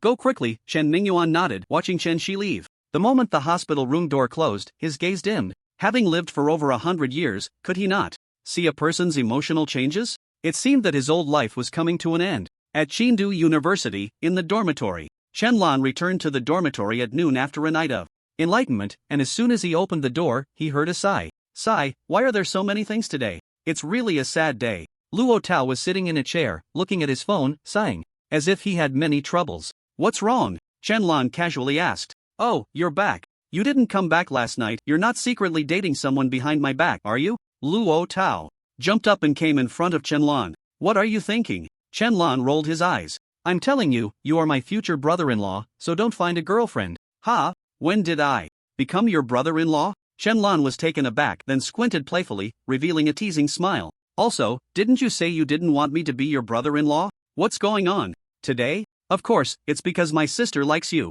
Last night, I saw her blush and say, 'Why hasn't brother Chen Lan come to dinner?'" Luo Tao said this with a hint of anger. Chen Lan was stunned. It seemed Luo Tao was not joking. Could Lan Lan really like him? But thinking about it, it was normal. Lan Lan was so young, and it wasn't uncommon for a girl to have a crush. Stop, let's not talk about this topic. Lan Lan is still young, we can talk about it later. First, tell me why you're sighing. What happened?" He hadn't paid attention to what was happening on Blue Star for a whole day, completely immersed in his path to enlightenment. "Ah, of course, it's about academician Chen. Well, that's just how it is. No one dares to defy the heavenly mandate to save academician Chen, unless it's the great master Xiaoyao. Besides him, I doubt anyone else would dare. Luo Tao sighed. After hearing the ins and outs of the situation, Chen Lan had already understood. He never expected that such a thing would happen overnight. The nation's light, the nation's heavy weapon, the nation's pillar, these three phrases all referred to the same person. No matter the era, this was a significant figure, the kind adored by millions. Even now, in the age of cultivation, even though he was the supreme emperor, he still held respect for these people. Because without them, there would be no Huaxia and no beautiful life to follow. Their contributions were unmatched. The longevity pill had a way back. Damn it, look at these people online, they really have no heart or conscience, and they even engage in moral kidnapping. If they were cursing me, I would definitely kill them all. Luo Tao presented his phone to Chen Lan. As Chen Lan looked at the content on the phone, his expression gradually turned cold. The phone displayed a post requesting the great master Xiaoyao to use the longevity pill to save old Chen's life. Below it were millions of replies, almost begging the great master to save old Chen. But there were a few dozen comments that stood out. No way, although old Chen has made many contributions, there's only one longevity pill. How could it be wasted on an ordinary person like him? Exactly, it would be better to give it to the state for research, to see if they can develop a way for everyone to achieve longevity. If they really can, I believe old Chen's spirit would be pleased. What the person above said is right, there's only one longevity pill, and the emperor might not even be willing to part with it. Even if he did, saving one person isn't necessary, it could benefit the people. Don't you all want to live forever? If the state really figures out the secrets of longevity, then everyone could live forever. How great would that be? Saving one person is just too wasteful. Yeah, I also think it shouldn't be wasted, it could clearly be used for more. Even though they were being criticized all over the internet, they still insisted on their views, hoping the great master Xiaoyao wouldn't give the longevity pill to old Chen. These people, what right do they have to command an emperor? Their hearts are truly disgusting. Old Chen has contributed so much, if it weren't for him, where would we be? Luo Tao clenched his fists, wishing he could jump into the phone and beat those dozen people up. These people were truly despicable. Just as he turned to ask Chen Lan for his opinion, he realized Chen Lan was gone. Gone again? Why has old Chen been so elusive lately? Luo Tao scratched his head. Then, gritting his teeth, he sat back down and began to argue online. Chen family courtyard. Living room. Okay, thank you. Chen Shi despaired as she put down her phone, her eyes devoid of light as she looked at her parents and uncles sitting around her. No one is willing to help?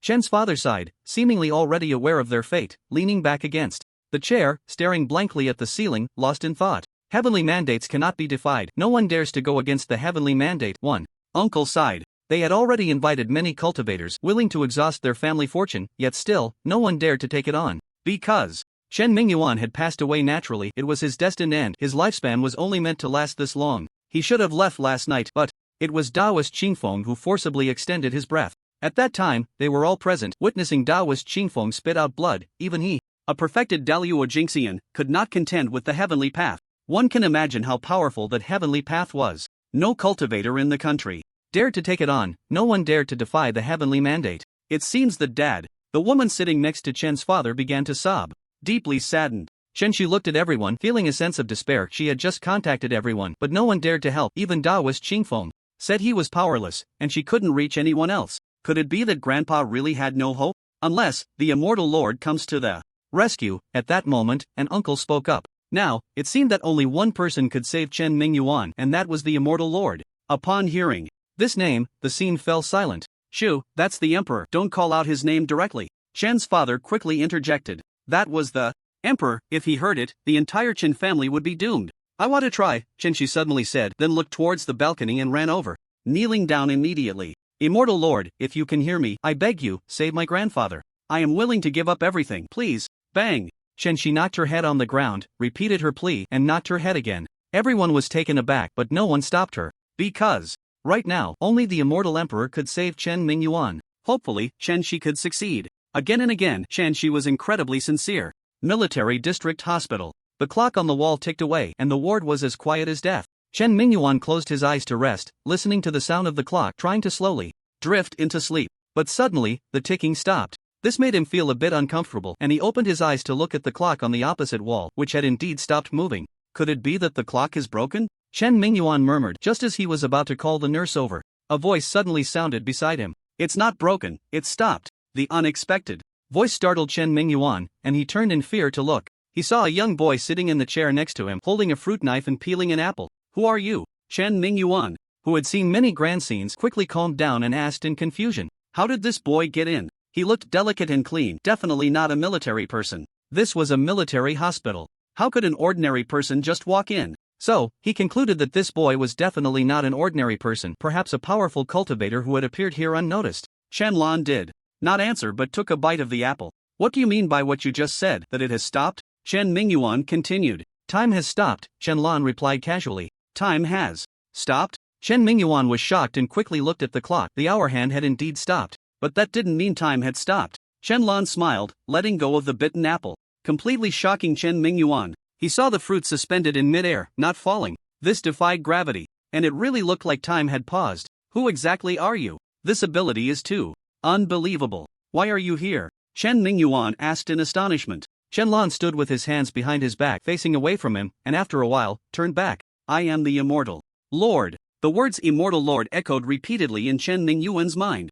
For some reason, upon hearing this boy claim to be the Immortal Lord, he did not doubt it. Instead, he believed it. Was it because this boy had an aura he couldn't see through? "Are you really the Immortal Lord?" Chen Mingyuan asked in surprise. Even though he believed this boy was the Immortal Lord, he still subconsciously wanted to ask again. Who was the Immortal Lord? He was the top of the golden list, the Supreme Emperor. How could he possibly be here? Chen Lan did not answer his question but stared intently at Chen Mingyuan. "Do you want to live?" Upon hearing this, Chen Mingyuan's heart jolted and he fell silent. Did he want to live? Of course, he did. What he had said to his granddaughter earlier was merely to prevent her from being so sad. Who doesn't want to live? He wants to see his homeland prosper and thrive. He wants to see his granddaughter walk into the hall of happiness in her wedding dress, and he has many, many wishes that he hasn't had the chance to fulfill. "I want to live." After a long while, a hint of determination appeared in Chen Mingyuan's eyes. He wanted to survive. "I have a longevity pill here, Mr. Chen. If I let you take it, from now on, you can live forever. Would you take it?" Chen Lan flipped his hand, and a crystal clear pill appeared in his palm. The pill was small, about the size of a candy, but it was exquisite, with countless intricate patterns filled with the essence of Tao carved on its surface. Looking at the pill in Chen Lan's hand, Chen Mingyuan swallowed hard. "This is the legendary pill that grants immortality?" Immortality? Who hasn't heard of it? At least 3/4 of the people in Huaxiao want to live forever. Now, this opportunity is right in front of him. As long as he takes this pill, he can live forever, continuing on until the world ends. Chen Mingyuan stared at the longevity pill before him, hesitating. After a long time, he finally closed his eyes and sighed. "This pill is too precious. I am not worthy of it." "Then how about this? I contribute this pill to the country, let them research the secrets of immortality, and allow the entire nation to live forever. What do you think?" Chen Lan continued. Upon hearing this, Chen Mingyuan's eyes lit up, revealing a glimmer of brilliance. "That's a good suggestion. If it can truly allow the entire nation to live forever, then this pill would have fulfilled its purpose. Wasting it on my dying body would be too much of a waste." After hearing Chen Mingyuan's words, Chen Lan smiled slightly, put away the pill, and walked to the balcony, looking out the window. "I admire your character. You possess a great and selfless spirit of dedication, something I cannot learn." Chen Lan spoke the truth. These people were the ones he admired most in his life, and his father was no exception. He would always remember that day, his birthday, when his father had to leave for an urgent mission. Faced with the country and family, his father chose the country. After that night, he never returned. He had never blamed his father. Instead, he had always respected and revered him. Since he took on that role, he had to bear the responsibilities that came with it. This was something his father had said. There are very few such selfless people in the world now. Even when faced with the temptation of immortality, they can refuse. It's incredibly rare. No, the great Emperor of Freedom, you are also someone I admire greatly. At this moment, Chen Mingyuan shook his head and spoke. What do you mean by that?" Chen Lan turned to look at Chen Mingyuan. "You possess such immense power, yet you do not use it to do as you please. You can suppress your inner desires. You are the most formidable person I have ever seen. During this time, I have seen countless people who, upon becoming cultivators, began to commit crimes, forcing others into prostitution, burning, killing, and looting. They are all unable to control their inner desires, which are magnified infinitely under the influence of great power. Yet you can remain hidden in the world, neither arrogant nor impatient, and even so low-key. It is truly admirable." Chen Mingyuan spoke his heart out. From the moment the game materialized, he had worried about what harm these people might bring to the country, especially the great Emperor of Freedom. He was the one he feared the most because this person's strength was on a different level, far surpassing everyone else. With just one thought, he could cause the death of everyone in the world. And what humanity struggles with the most is controlling their desires. Once they gain immense power, the desires hidden deep within will be magnified infinitely, becoming an endless black hole. Yet, the great Emperor of Freedom chose not to reveal his identity but instead remained in the shadows, like an otherworldly sage wandering through the mundane world. mysterious and powerful. It was admirable. Chen was slightly taken aback, then smiled faintly and said, Mr. Chen, with you Huaxiao will prosper. And you, with you Huaxiao will be peaceful and prosperous. Chen Mingyuan replied immediately. Chen remained silent, instead extending his index finger and, before I came, millions sought my help to save you, but there were still a few who urged me not to waste elixirs on you. Did you feel cold-hearted upon hearing this? Angry? Chen Mingyuan was taken aback and bitterly smiled, having lived over 100 years. My old bones are nothing worth saving. Everyone has their own selfish motives, there's no need to be angry. But I do not like it. As soon as the words left his mouth, the clock began to tick, the sound echoing once more. Whoosh! In an instant, the curtains on the balcony were blown up by a fierce wind, and visible white gas surged in, gathering at the tip of Chen Lan's index finger. This is lifespan, which can extend your life. When taken with the longevity pill, it can ensure you do not die and remain youthful. Upon hearing this, Chen Mingyuan looked at the mass of lifespan with burning eyes, swallowed hard, and suddenly thought of something, looking at Chen Lan in surprise. Aren't you afraid of defying the heavenly mandate? His granddaughter had said that the reason no one dared to save him was that he was destined to die of old age. It was the heavenly mandate. Whoever saved him would be going against the heavenly will and would face divine retribution. Heavenly mandate? Does he dare? Chen Lan chuckled. Chen Mingyuan fell silent. He forgot that the person before him was an unparalleled emperor whose power surpassed that of the so-called heavenly path. Defying the heavenly mandate, what could the heavenly path do to him? Thank you, great emperor. Chen Mingyuan expressed his gratitude, taking the mass of lifespan and the longevity pill, swallowing them in one go. As the lifespan and longevity pill entered his stomach, a miraculous scene unfolded. Chen Mingyuan's aged face, once white-haired, gradually transformed back to a youthful appearance as if time were reversing. Not a single wrinkle remained, and his hair turned black, resembling a young man in his 20s, handsome and vibrant. Is this really me? Chen Mingyuan looked at his youthful hands in disbelief, exclaiming. When he realized his voice had also become youthful, he was utterly astonished. Is this the power of the longevity pill? It's terrifying. He truly returned to his youth. But suddenly, he noticed a point of doubt. May I ask, great emperor, where did you obtain that lifespan? The chapter title was written incorrectly and had not been changed in a certain community. A middle-aged man sitting in front of a computer was frantically pounding on the keyboard with a crazed expression. Damn it, he's just an old man. Are you all his grandchildren? Why protect him so much? A bunch of fools. Do you even know the importance of the longevity pill? If the carefree emperor gives it away, then no one can achieve immortality. If it's given to the state for research, there might still be hope. To save an old man, you are truly foolish. I think Chen Mingyuan would also hope that this longevity pill could be researched by the state so that everyone could achieve immortality. After all, he is so selfless and great. This is Mr. Chen's last wish, do you understand? With each keystroke, he sent out comment after comment. But the next second, the man suddenly clutched his chest, his expression contorted in pain, quickly standing up and retreating in agony. It hurts, my chest hurts. He felt as if his heart were being squeezed, and an inexplicable wave of exhaustion washed over him. So tired, so sleepy, he wanted to sleep. What is happening? What's going on? The man was horrified to find his hands starting to age, covered in wrinkles. He hurriedly ran towards the bathroom, and upon seeing himself in the mirror, he screamed in fear, "No, what is happening?" The reflection in the mirror was rapidly aging. His hair turned white in an instant, and the wrinkles on his face multiplied, continuing to age. At that moment, his wife, who was cooking in the kitchen, heard the man's shouts and became somewhat impatient. Do you want to die? It's one thing to stay home all day without working, but now you're shouting. What if the neighbors come to report us for disturbing the peace? As she cursed, she walked towards the bathroom. But when she saw her husband inside, she was completely dumbfounded. Inside was not her husband, but a frail old man with white hair, missing all his teeth, clumsy in his movements, collapsed on the ground. Who are you? The wife shouted in terror. How could there be such an old man in her home? Where was her husband? I am your husband. The old man used all his strength to barely utter these words. He felt his life force rapidly fading, fearing he had only a few days left to live. As soon as he finished speaking, he tilted his head and fainted. Seeing this, the wife was horrified and quickly dialed for an ambulance. Meanwhile, similar scenes were occurring across the country. These people, without exception, had suddenly aged terrifyingly, their life functions greatly diminished. Upon hearing Chen Mingyuan's question, "You don't need to worry about that," Chen Lan replied with a faint smile. Since Chen Lan wouldn't answer, Chen Mingyuan didn't press further and could only nod silently. Your Majesty, the longevity pill is so precious, giving it to a boundaryless old man like this would be a waste, wouldn't it? Chen Mingyuan sighed. He had no cultivation, just an ordinary person. Even if he took the longevity pill, what good would it do? In the future, he would still be a useless person, facing the risk of being killed at any moment. You are not ordinary, Chen Lan said lightly, her gaze fixed intently on Chen Mingyuan. Perhaps Chen Mingyuan couldn't see it himself, but she could see it clearly. Since he arrived here, she had noticed a faint golden light emanating from him, like that of a sage. After inquiring about the heavenly Tao, she learned that this was a sign of merit manifesting, indicating that a person had accumulated so much merit that even in death they could attain a divine position. But if they did not die, they might condense a body of merit, allowing them to cultivate with a speed over 10,000 times that of ordinary people, which was extremely terrifying. The only reason Chen Mingyuan had not yet condensed a body of merit was that the sacred body had not yet manifested. Once it did, Chen Mingyuan would likely soar to great heights, completely transforming. I'm not ordinary? Chen Mingyuan murmured in confusion, looking down. When he raised his head to ask Chen something else, he found that she had vanished. Just then, the door to the hospital room was pushed open, and a girl along with several men and women walked in. As soon as they entered, they saw Chen Mingyuan sitting on the hospital bed, looking puzzled.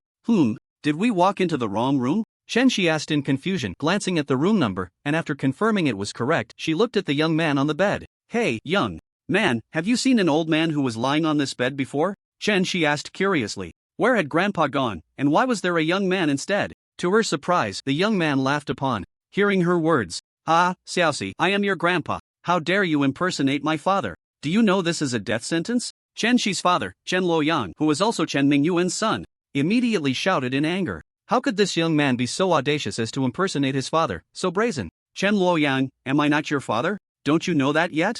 As soon as he finished speaking, the aura around Chen Mingyuan slowly revealed itself, a mysterious bloodline pressure weighing down on Chen Luoyang. Looking at the young man whose tone and facial expressions were exactly like his father's, Chen Luoyang was dumbfounded. This feeling was so familiar, just like his father. Could it be that he really was my father? But how could my father have become so young? The others were also stunned, unsure of what to say. Could this really be Chen Mingyuan? Suddenly, Chen Shi thought of something and exclaimed, "Are you really Grandpa? Did the carefree emperor come by?" 10 minutes later, the Chen family members stood around Chen Mingyuan, looking at him with astonishment and joy. They had finally accepted that this young man before them was their family head, Chen Mingyuan. Even though they accepted it, they were still extremely shocked. An old man of over 100 years suddenly regained the appearance and body of someone in their 20s. This was truly astonishing. Even the doctor who came to see him was utterly shocked, and after examining his body, he was even more amazed. Chen Mingyuan's bodily functions had returned to that of a 20-year-old, and he was in peak condition, no longer resembling an old man.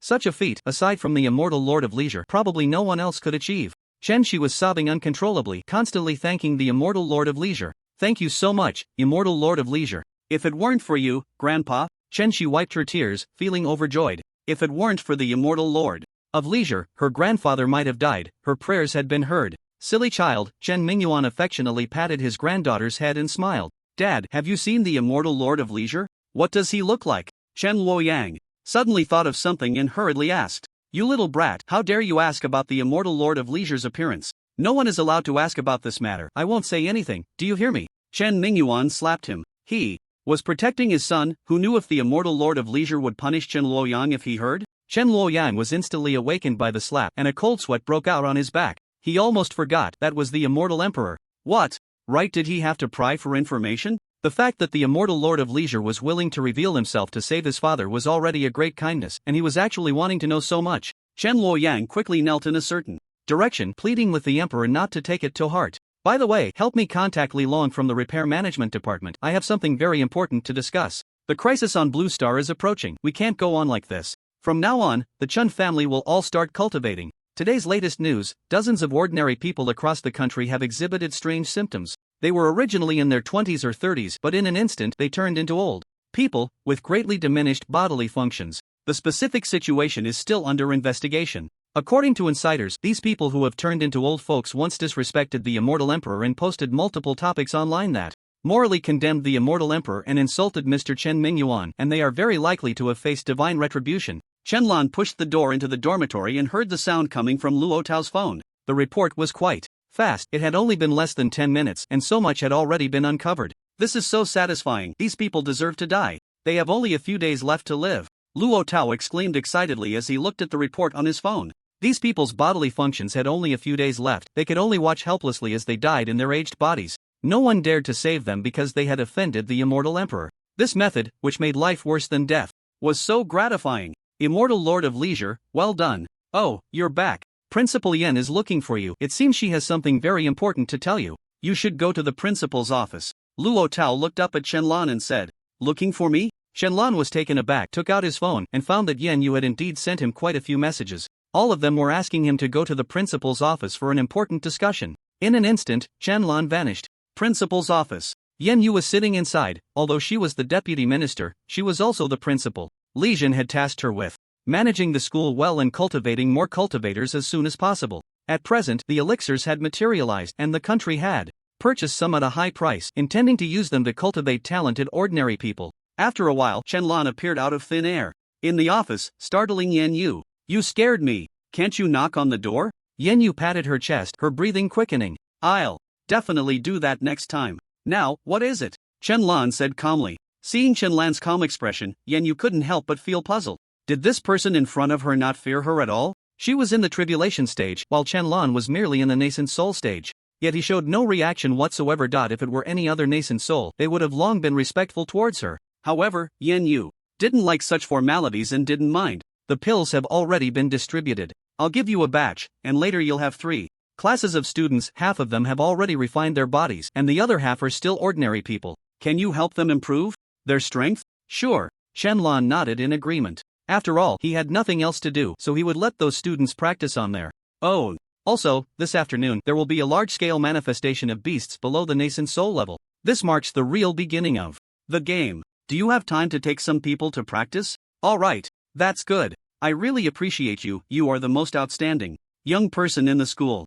Consider this top-grade postnatal treasure as a reward for you. You probably don't have many good magical treasures, right? Yan Yu took out a top-grade postnatal treasure from her storage ring and placed it on the table. She thought that since Shenlong was only at the nascent soul stage, he probably didn't have many powerful magical treasures. Unlike her, who had received many treasures from the carefree celestial lord, which she no longer needed. It was better to give a few to outstanding individuals. This would help win their loyalty. Looking at the top-grade postnatal treasure on the table, Shenlong's mouth twitched slightly. It turned out that the magical treasure he had given away had ultimately returned to him. What's wrong? Don't you want it? Yan Yu's expression darkened a bit. She felt that Shenlong's expressionless demeanor was looking down on her treasure. This was a gift from the carefree celestial lord, and Shenlong actually found it lacking. If it weren't for the fact that he had helped the school a lot and was a decent young man, she wouldn't have bothered to give it to him. No, I'm just so happy that I don't know what to say. Thank you. Shenlong smiled and put away the treasure. Well, that's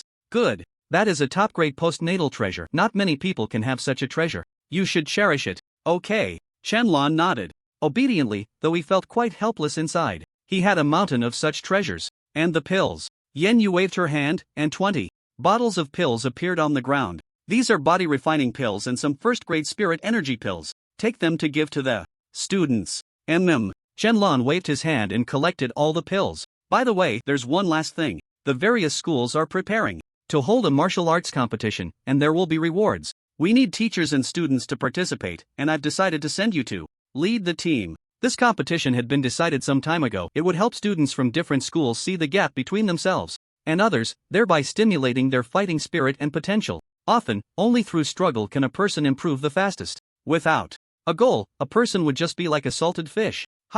Me? Shenlong was taken aback, pointing at himself. Sending him over was just sending him to bully the weak. Even if he suppressed his realm to the nascent soul stage, he probably wouldn't even be a match for those at the transformation stage or even the great ascension stage. After all, he had mastered 5 paths. Yes, it's you. It can only be arranged for those below the nascent soul stage, so it has to be you. If it weren't limited to those below the nascent soul stage, Yan Yu would probably have participated herself. Right now, the strongest in the entire school was Shenlong. The others were all golden core or foundation establishment cultivators. Who is hosting this competition? Shenlong asked. It's organized by the military advisor of the headquarters of the Cultivation Management Department, Li Long. I think it's quite good. Who are the judges? The principals of each school, and I will also be present. I've heard that they even invited a fairy orchid who claims to be the Tao partner of the carefree celestial lord. When she said the latter part, Yan Yu's tone was a bit sour, as if she was jealous. Shenlong was stunned.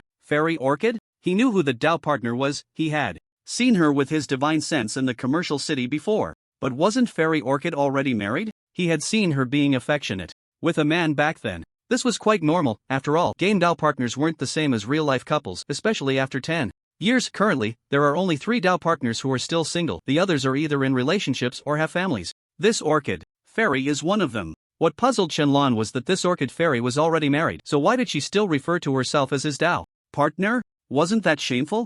I heard that this orchid fairy is already married, Shenlong asked in confusion. He hadn't paid much attention to the orchid fairy. She got divorced yesterday. She said she is already with the carefree celestial, so she divorced her husband. She even said she is single and not divorced and that she hopes to find the carefree celestial, hoping he likes married women, Yin said with a face full of disgust. How could the carefree celestial possibly like such a woman? The orchid fairy was simply delusional. Upon hearing this, Shenlong felt a wave of embarrassment. He didn't expect the plot to be so melodramatic that she would divorce her husband for this reason.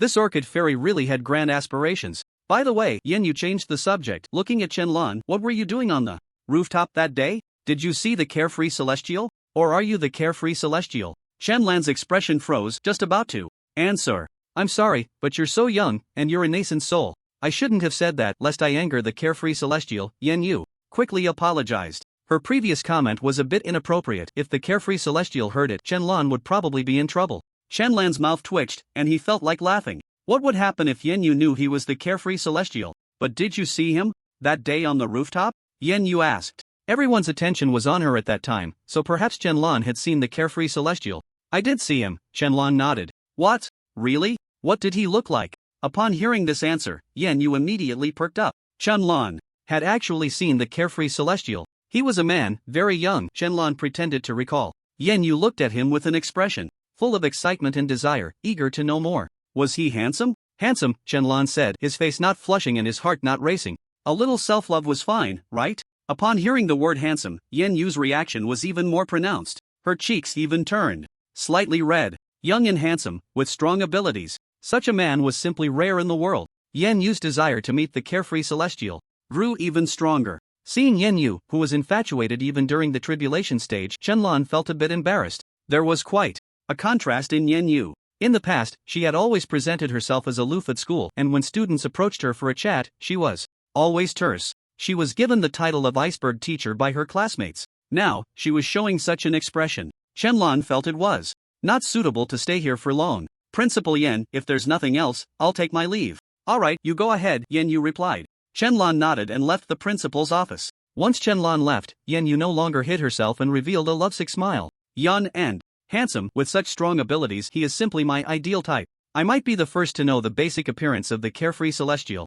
Her little heart, which she had kept hidden, was thumping wildly. She loved strong individuals the most, especially the domineering kind. In the dormitory, Taozi, go gather everyone on this list to the playground, Shenlong said as he returned to the dormitory, sending a list to Luo Tao. Damn, so many people. Are we going to war?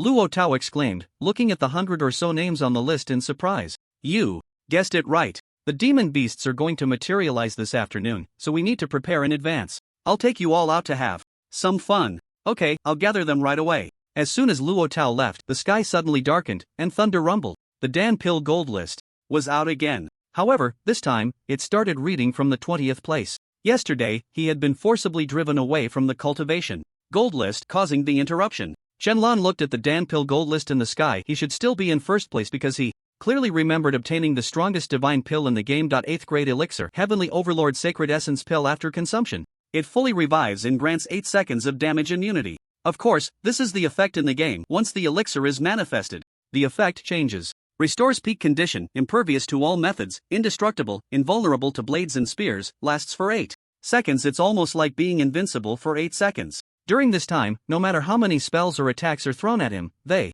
have no effect. He is invincible. This elixir was a reward from an event, specifically from a New Year's event, where defeating the Year Beast and ranking first on the damage leaderboard would grant an 8th grade elixir.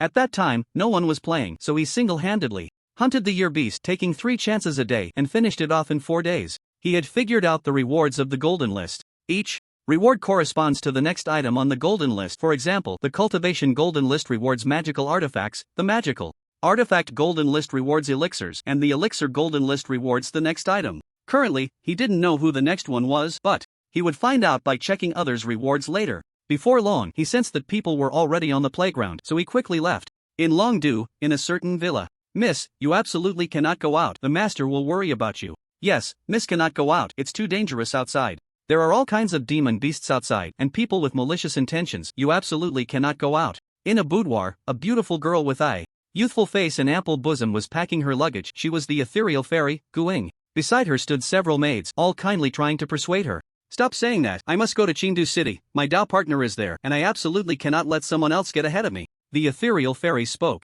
earnestly, storing her luggage into a storage ring, preparing to leave. She knew that the carefree celestial was in Chengdu City because she remembered asking him while playing the game. He only mentioned Chengdu City, not anything else. Although she didn't know his name, age, or appearance, she believed that as long as fate allowed, she would naturally meet the carefree celestial. She was aware that the carefree celestial had more than one Dao partner. After all, it was just a game. She had found several Dao partners back then, but they all ended up parting ways. Only when playing with the carefree celestial did she feel happy. Now, she was leaving for her own happiness. Where are you going? A voice called out from behind. Guing turned around to see her father. I'm going to find my Dao partner. I'm going to elope with him, Guing said, hands on her hips. Seeing his daughter like this, her father felt a headache coming on. His daughter was mischievous, and at over 20 years old, she was still as playful as a child who would never grow up. He could only blame himself for being too indulgent. What nonsense are you talking? You're in the tribulation stage. You want to elope with someone? Hearing his daughter's words, her father nearly had a stroke, so furious that he could barely stand, only managing to stay upright with the help of a nearby servant. I'm telling you right now, no matter who it is, you cannot go find him, her father shouted angrily. She was not young anymore, yet she was doing things that worried him. Already in the tribulation stage, and still wanting to elope with someone. Wouldn't that be a joke if it got out? I'm going to find the carefree celestial, Guing shouted loudly. She hadn't told her family that her Dao partner was the carefree celestial, only she knew. As soon as she said this, everyone present was stunned. Her father's eyes widened as he stared intently at his daughter, quickly realizing, looking around in panic and covering Gu Ying's mouth. Are you trying to get us killed? That's an emperor. He can hear us talking. Slowly, her father released his hand, filled with dread. Are you crazy? The carefree celestial is someone you can just go find? Fortunately, it seemed the emperor hadn't heard, otherwise, they would all be doomed. Oh no, the entire Gu family would be finished. But he is my Dao partner. What? Her father was taken aback, and even the surrounding maids were dumbfounded. What did the miss just say? Her Dao partner is the carefree celestial? Get out first. Gu's father looked at the maids and said coldly. The maids dared not disobey and hurriedly left. When the door was closed, Gu's father instantly changed his expression, walking over to Guing with a grin and whispering, my precious daughter, what did you just say? The carefree celestial is your Dao partner? You can't just say that. The carefree celestial will get angry if he hears it. Don't worry. I want him to know. I'm going to find him. Guing put her hands on her hips, a wave of determination washing over her as she shouted towards the ceiling. It seemed she wanted the carefree celestial to hear her on purpose. Gu's father was already sweating profusely from fear,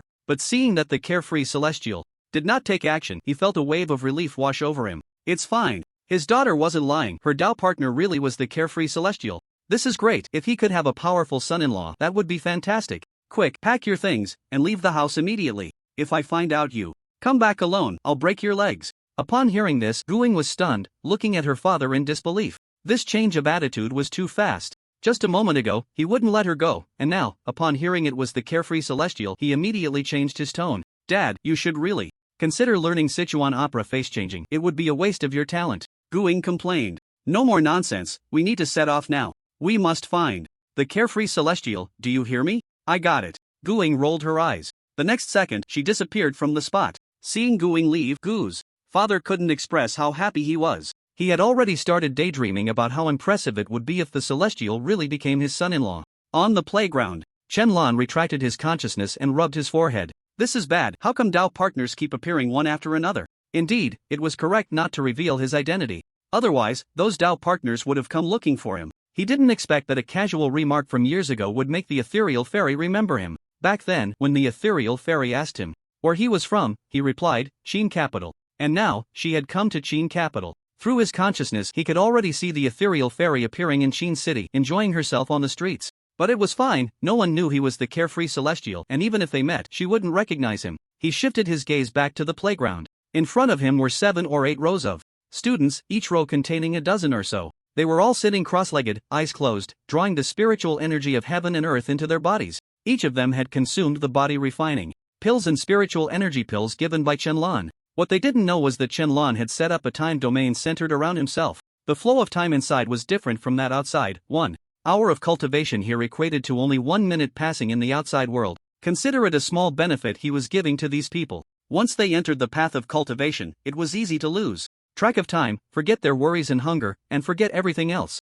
The people in front of him were just like that. They wouldn't notice the time issue and would focus solely on their cultivation. As 1 hour passed in the outside world, 2.5 days had already passed inside. At that moment, a series of muffled sounds erupted from the bodies of the students. I broke through. I've established my foundation. Haha, me too. I've broken through to foundation establishment. Not bad, I've perfected my body refinement. I'll catch up to you all soon. How long has it been? I feel like I've been cultivating for a very long time, but I seem to have forgotten the time and am completely immersed in my cultivation. Everyone's cultivation had improved, and their realms had ascended. Luo Tao had even reached the mid-stage of the golden core, just a step away from the late stage. This was all thanks to the pills given by Chen Lan, which allowed him to advance so smoothly and quickly. Chen Lan himself also gained a little from the time Dao, but it was just a little. Initially, Chen Lan discovered a bug. He could create a time domain to gain more time and then cultivate the time Dao, but later he realized that relying solely on his own comprehension made it difficult to make progress. He had to obtain certain heavenly materials and earthly treasures related to the Great Way of Time, or perhaps some tools.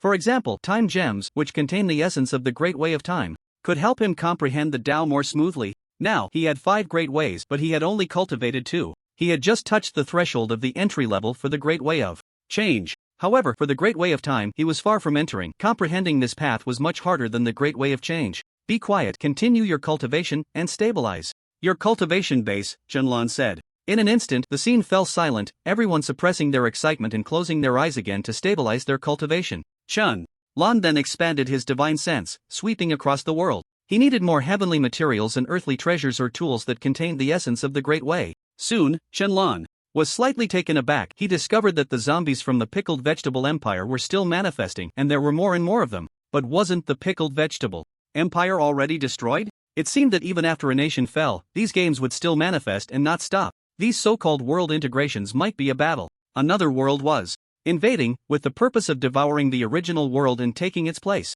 Now that the pickled vegetable empire had fallen, the zombies continued to pour in. Within half a month, that area would be filled with all kinds of zombies and monsters. This indicated that the sects about to manifest might not be anything good either. After all, if the people from the 2 worlds truly came to occupy Huaxia, they would undoubtedly take action. But it was fine. He had already sent Chen Mingyuan to inform the people in the Cultivation Management Department. Cultivation Management Department. Zombies are still appearing from the pickled vegetable empire. It seems this so-called game has no end. Li Long also noticed this. Clearly, the nation had been destroyed for 2 days, yet today, zombies and monsters still manifested. Once the game started, it wouldn't stop. It would keep manifesting. So what was the end point? Was it the complete death of all Blue Star people, or had they cleared the game? And who exactly created cultivation life? On the day the game manifested, he had sent someone to investigate, and after so long, the answers were all unknown. This game had no company, no founder, nothing at all, not even a shred of data. It was unclear whether the data was erased later or if there was none from the beginning. It was like a game that appeared out of nowhere, made sense, and could explode in popularity nationwide within a day. So strange. Master Li, Mr. Chen Mingyuan has arrived, but he has changed quite a bit. I hope you won't be scared. If Mr. Chen Mingyuan can be discharged from the hospital, that's a good thing. How could I be scared? Li Long was taken aback, then burst into laughter. Quick, please bring Mr. Chen over. After a while, a soldier brought a young man over. Li Long looked at the young man and then at the person behind him, not seeing any trace of Chen Mingyuan, and asked in confusion, "Where is Mr. Chen? Wasn't it said that Chen Mingyuan was coming? Why was a young man here?" "Master Li, I am Chen Mingyuan," the young man said with a smile. Upon hearing this, Li Long was stunned, and after reacting, he was suddenly shocked. What the hell? Startled, Li Long's body trembled, and he stepped back several paces, looking at Chen Mingyuan in terror. He had just visited Chen Mingyuan last night, and at that time, he was already pale and emaciated, looking like a corpse. He had thought that if Chen Mingyuan had recovered, he might live a few more years, but now it seemed he was not just living a few more years, but perhaps a few hundred more. This change was too drastic. Li Long calmed down and stepped closer to Chen Mingyuan, examining him from head to toe. Looking at the fair-skinned, tender-looking Chen Mingyuan, he couldn't believe that this was the over 100-year-old Chen Mingyuan. But suddenly, Li Long's eyes widened in surprise as he whispered, "Did you eat a longevity pill? Who in the world could achieve such a feat? It must be the great emperor of leisure." Chen Mingyuan nodded, confirming it. "Have you seen Xiao, that person?" Li Long continued to ask cautiously. "I have," Chen Mingyuan replied. Upon hearing this, Li Long showed a hint of envy as he looked at Chen Mingyuan, who had been sickly just last night but had transformed into a young man today. Who wouldn't want to live forever? "Master Li, let's get down to business," Chen Mingyuan said with a wry smile. "Yes, please go on." Li Long's expression turned serious again.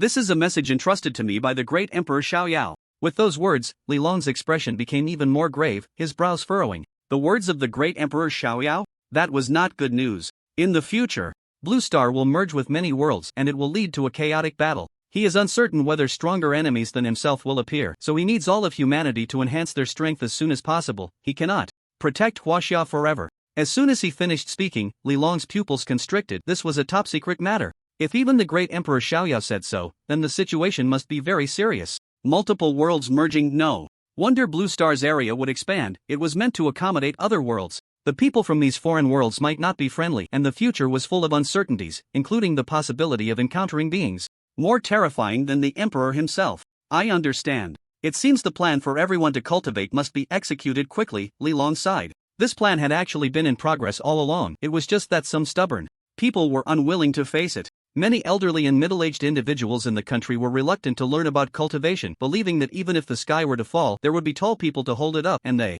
could just live their lives in peace. Now, most of those wanting to cultivate were young people filled with passion and youthful exuberance, thinking that cultivation was cool and wanting to learn. He had long anticipated that the future would not be simple, and now hearing the great Emperor Xiaoyao say the same thing confirmed it completely. Yes, but the great Emperor Xiaoyao has provided us with resources, Chen Mingyuan continued. Oh, what resources? Li Long raised an eyebrow. He knows that you lack cultivation because your physical condition is too poor and no longer meets the standards for cultivation, so he gave me a reverse fate pill. This pill can reshape your bones and meridians, but the process is extremely painful. Chen Mingyuan took out a ring, and a yellow pill appeared in the palm of his hand. This ring was a storage ring created by Chen Lan using the Space Dao. After mastering the Space Dao, he could create these storage rings in no time, basically one per second. The space inside was not large, only about the size of a soccer field. Looking at the pill in Chen Mingyuan's hand, Li Long swallowed hard. He never expected the great Emperor Xiaoyao would pay attention to him and even give him a pill to change his fate. Thank you, great Emperor Xiaoyao. Li Long suddenly knelt in a certain direction. Although he always acted as if he didn't want to cultivate. Who wouldn't want to? It wasn't that he didn't want to, it was that he lacked the ability. His bones and meridians had long been set, and even a washing marrow pill would be useless. He had lost the qualification for cultivation. Now, the great Emperor Xiaoyao had actually sent him a reverse fate pill. He was truly a benefactor reborn. Not only that, but the Emperor has also prepared 1 million bottles of body refining pills and spirit chi pills as startup funds for you to quickly strengthen Huaxia's power. Once the sects materialize, you can learn alchemy. The ring in Chen Mingyuan's hand contained a full 1 million bottles of pills, half body refining pills and half spirit chi pills, all given to him by the great Emperor Xiaoyao. At that time, he had even asked if such a large quantity would be insufficient for the great emperor. The result was that the great Emperor Xiaoyao's response left him speechless. This amount of pills is just a drop in the bucket. You won't even use up a fraction of what I have in your lifetime. It turned out that this 1 million bottles of pills were astonishing to them, but for the great Emperor Xiaoyao, it was merely a small amount extracted from his fingernails. Great, that's wonderful. The great Emperor Xiaoyao is indeed a divine being of Huaxia. Not only does he contribute effort, but he also provides resources. With him, Huaxia will prosper and its people will live in peace. Li Long nodded excitedly. I'll arrange it immediately. We can't delay any longer. Li Long spoke earnestly. There was absolutely no time to waste now. The alchemy pill rankings had already announced the 11th place. Just as the people of the nation looked up at the golden list being broadcast, a voice interrupted them. I am Taoist Qingfeng, and I represent General Li Long from the Department of Cultivation Management to say a few words to everyone. In the future, Blue Star will face an unprecedented great crisis that will endanger all of humanity. From now on, everyone, from 5-year-old children to 60-year-old elders, must practice cultivation. This is for yourselves and for Huaxia. We need to unite and face the future crisis together. If you only think about having others protect you, that is impossible. No one is obligated to protect you. The future must be fought for by yourselves. Schools will fully open cultivation classes, and the Department of Cultivation Management will set up testing sites nationwide. Tomorrow, all qualified individuals should voluntarily arrive at the testing sites to check if they are eligible for cultivation. This is what Emperor Xiaoyao has told us. We no longer have time. In addition, Emperor Xiaoyao has donated 1 million bottles of elixirs to help the people of the nation begin their cultivation. So, please do not let Emperor Xiaoyao down. Cultivation for all officially begins. Damn, a great crisis for Blue Star? If even Emperor Xiaoyao said it, we have to believe it. I'll have my parents start cultivating right away. Me too. My parents thought it was nothing, that with the country's protection it would be fine, but the situation is getting more dangerous. We need to get stronger ourselves. My son just turned 5. Can he start learning cultivation? It would be even better if he qualifies for it. Stop talking so much. I've already withdrawn my son from school. Even though he's in his senior year, it's no longer necessary to study. Indeed, it's already the era of cultivation. What's the point of studying? Let's hurry up and cultivate. So awesome, 1,000,000 bottles of elixirs. Emperor Xiaoyao is really generous. I only have 3 bottles of elixirs and each bottle contains 10 pills, so this 1,000,000 bottles can be used by 10 million people. That's really extravagant. People didn't expect that the emperor would actually take out 1,000,000 bottles of elixirs to help them. That's tens of millions of pills, enough to assist tens of millions of people. Even if it's not 1 pill per person, it could still cultivate hundreds of thousands of elites. The scale is just too grand. Playground. The emperor is so generous. I really want to see if the emperor is male or female. 1,000,000 bottles of elixirs. What a bold move. As expected of the emperor, giving out elixirs as if they cost nothing. Qianlong listened to the discussions around him and smiled. To others, that 1,000,000 bottles of elixirs might seem like an astronomical figure. But in his storage ring, it was nothing. Even 100 million bottles of elixirs he could produce. He was someone who had played games for 10 years, and after materializing, he calculated all the elixirs he had obtained over the past decade. That number was the real astronomical figure. Ha! Qianlong turned to a certain spot, the corners of his mouth lifting. He found something interesting. Again. Taozi, you take them to cultivate first, don't leave here. I'll be back soon, Qianlong instructed Luo Tao. Okay. As soon as Luo Tao agreed, he saw Qianlong disappear. Not thinking much of it, he continued to have everyone cultivate. Pharaoh's country. Pyramid. Inside the grand and magnificent pyramid, 3 sneaky figures, wearing gloves and masks fully armed, were stealthily making their way forward. Big brother, we traveled a long way to Pharaoh's country to steal from the Pharaoh's tomb. We won't be discovered by the locals, will we? One of them spoke. He was actually speaking in Huaxia language. It turned out that the 3 of them were tomb raiders from Huaxia, aiming to steal from the Pharaoh's tomb.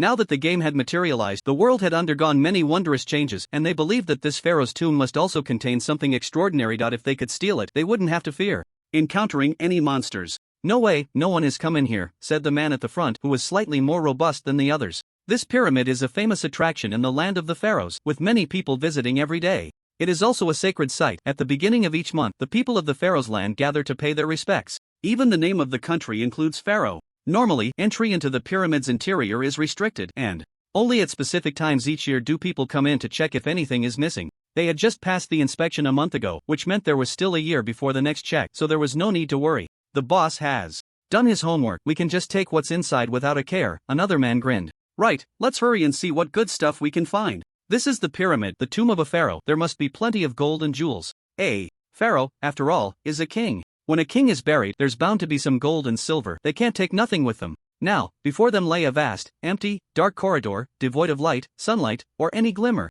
They relied solely on the flashlights in their hands to illuminate parts of the area. The 3 walked side by side, cautiously advancing. The only sound around them was their own breathing. When they reached the end of the corridor, they discovered a stone door, with 2 grooves in the center, one shaped like a horse and the other like a human. Perhaps something needed to be placed inside to open the door. Good thing I came prepared, the boss grinned, pulling out 2 stones from his crossbody bag. One was for the horse, the other for the human. After placing them in their respective slots, they heard a series of cracking and rumbling sounds. The ground trembled, and the surface of the stone door began to change, the grooves rotating. The 3 stepped back in unison, watching the stone door in fear. It wasn't until the entire door let out a loud bang that it finally stopped, returning to silence. The boss tiptoed over, trying to push the stone door open, but found it wouldn't budge. He lacked the strength. What are you waiting for? Open the door. The 2 younger men immediately nodded and helped push the door. With all their might, the stone door slowly creaked open. The sound of stone scraping against stone echoed. The door was fully open.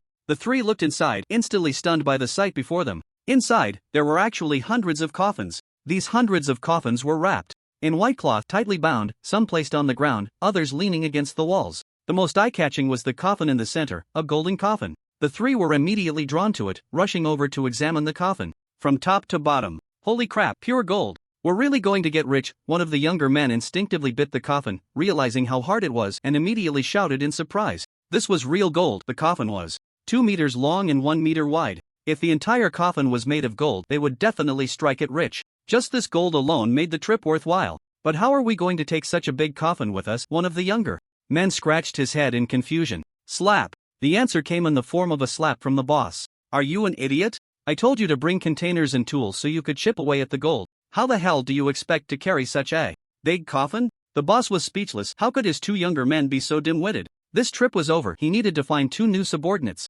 Oh. The younger men finally realized, quickly taking out tools and containers to start chipping away at the gold. While the two younger men were oblivious to the outside world, focused on chipping the gold, the coffins around them began to undergo a strange transformation. The white cloths wrapped around the coffins were slowly turning to ashes, drifting in the air. They were completely oblivious to this situation. Their eyes were only on the gold. But soon, they noticed that the temperature around them had dropped significantly. Who turned on the air conditioning? Why is it so cold? Are you stupid? This is a pyramid. There's no air conditioning here. Upon hearing this, the leader angrily ran over and gave his subordinate a slap on the head. But soon, he too realized something was off. The coffins around them seemed to have changed. The white cloths on top were gone. Just now, weren't these coffins wrapped in white cloth? The leader scanned the surrounding coffins in terror, swallowing hard. Yeah, why? Are they gone now? The two subordinates instantly stood up, looking around in fear. Quick, pry open the golden coffin. Something's not right here. Let's grab the gold and jewels inside and leave quickly.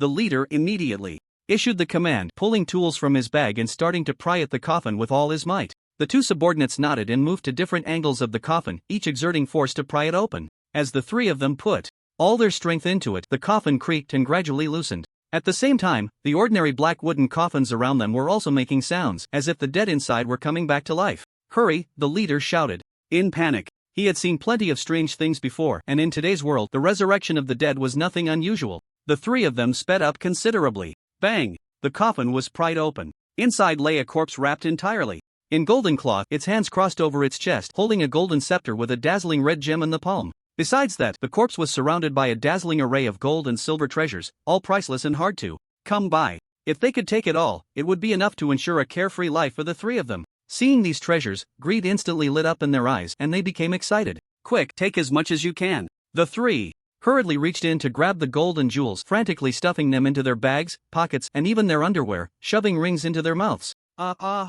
At that moment, eerie and terrifying sounds came from the other coffins, like some beast growling. Bang bang bang. All the coffins at the scene burst open, startling the three into collapsing to the ground. One by one, the corpses wrapped in white cloth sat up from inside and crawled out. They looked just like the mummies seen in movies. In an instant, all the mummies turned their heads simultaneously, their hollow eye sockets fixated on the three sitting on the ground. Seeing the mummies appear, the three were dumbfounded. Boss, the mummies, they've come to life. What do we do, boss? Let's run. The two subordinates were terrified, constantly inching backward. The mummies slowly advanced toward them, dragging their feet like zombies. Seeing this, the leader suddenly laughed. Run? These mummies are moving so slowly, let's grab the stuff first and then run. As the saying goes, one who loves wealth is life, and that was exactly who the leader was. Ignoring everything, he ran to the coffin, almost frantically stuffing the gold and jewels into his bag, completely disregarding the mummies around him. Seeing that the leader wasn't afraid, the two subordinates steeled themselves and went over to grab the treasures as well. Soon, fear was buried under greed, and all three were filled with endless avarice. One of the subordinates inadvertently caught sight of the red gem on the scepter in the pharaoh's chest, and a strange red light flickered in his eyes. His body froze, as if under control, reaching out toward the gem. The leader happened to see the scene. He knew some rules, like if a dead person was holding something, especially a gem, it absolutely couldn't be taken, because it was very likely a spiritual object meant to suppress souls and calm anger.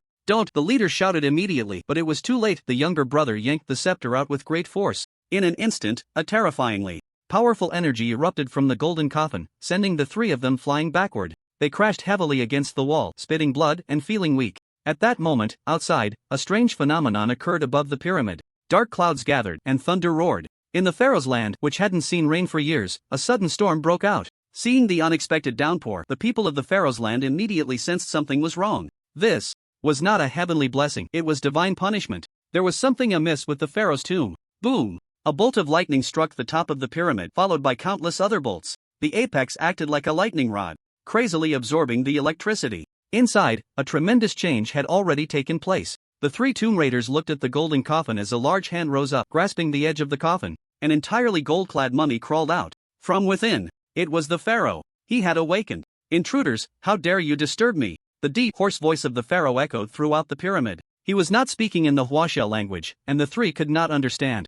I'm sorry, I shouldn't have come to steal your tomb. Please let us go. The leader, understanding the situation, gritted his teeth against the pain and quickly knelt down to plead for mercy. The two younger brothers followed suit, but the mummies stepped closer to them, one by one. At that moment, the scepter in the younger brother's hand trembled, as if trying to break free from his grip. In his fright, he threw it away. Instantly, the scepter flew in front of the pharaoh, who caught it with one hand. As soon as the pharaoh grasped the scepter, streams of red energy erupted from the gem, surging into his body. The golden strips of cloth on him slowly dissipated, then reformed into a golden robe. Even more terrifying was that the pharaoh's once withered face, which had been dead for hundreds of years, gradually regained color, transforming into that of a middle-aged man. A wonderful life energy, I have returned. Countless energies surged into the pharaoh's body, restoring him to his peak state. He looked at the three tomb raiders, his eyes turning cold as he raised his right hand. A stream of red energy erupted from his scepter, wrapping around the three tomb raiders and lifting them high into the air. You shall be my first meal upon my revival, the pharaoh spoke coldly, his mouth slightly open as if sucking in something.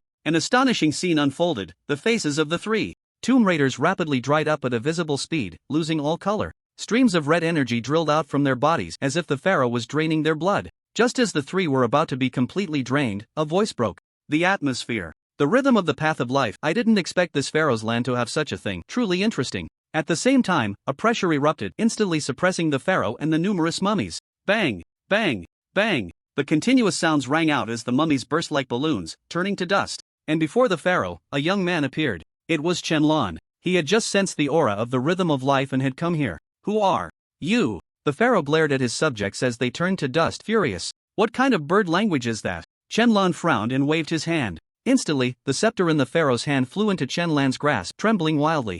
Silence! Qianlan shouted coldly. In an instant, the scepter stopped moving and fell quiet. Seeing his artifact taken so easily by Qianlan, the pharaoh was taken aback. That was an artifact he had sought after with great difficulty.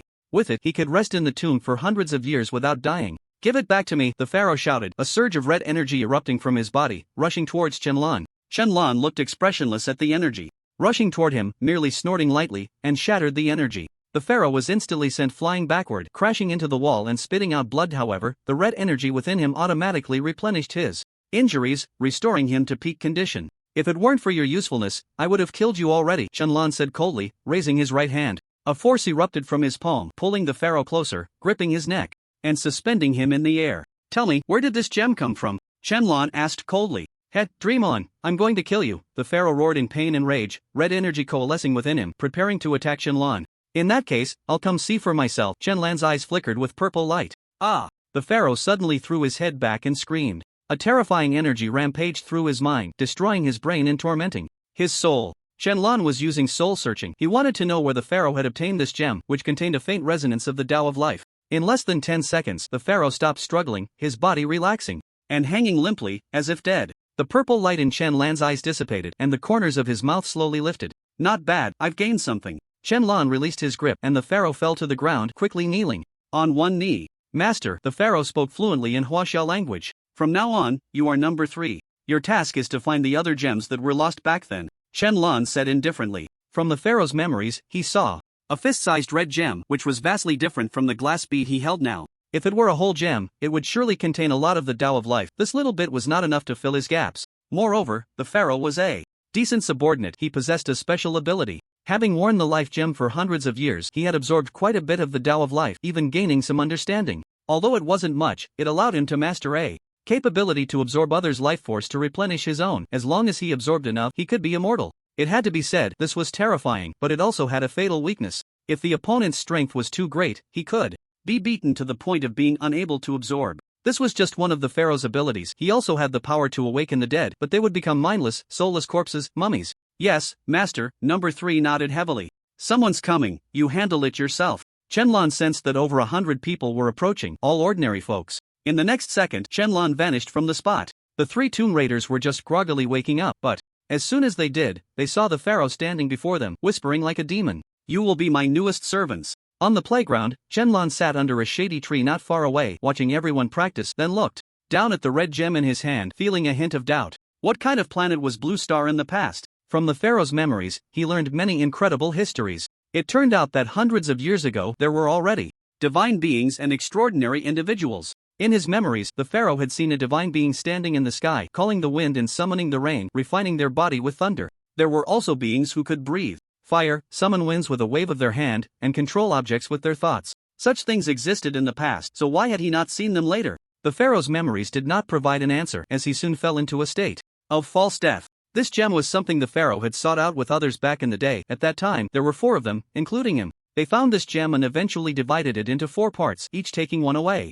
Not long after, the pharaoh's kingdom was invaded, and during the battle, he was accidentally gravely injured and on the brink of death. When his blood flowed onto the gem, it burst forth with a dazzling light. From that moment on, he gained mysterious abilities, until one day, a person claiming to be a prophet found him. In a few hundred years, Blue Star will undergo unprecedented changes. His era is not now, but several hundred years later. Thus, the pharaoh resolutely fell into a deep sleep with the life gem, and others thought he was dead. They built pyramids for him, which became the famous landmarks. No one expected that, due to 3 tomb raiders, the pharaoh would re-emerge and take them as his servants. It seems that Blue Star is indeed extraordinary. What could it have gone through to become like this? He could basically deduce that the former Blue Star was definitely not simple. After all, in the time of the pharaoh, there were already remarkable individuals. If we push back a few thousand or even tens of thousands of years, were there even stronger beings? And then there's the heavenly Tao. His understanding of it also stopped a few hundred years ago, roughly around the time the pharaoh fell asleep. Qianlong felt it necessary to visit the library to look into history.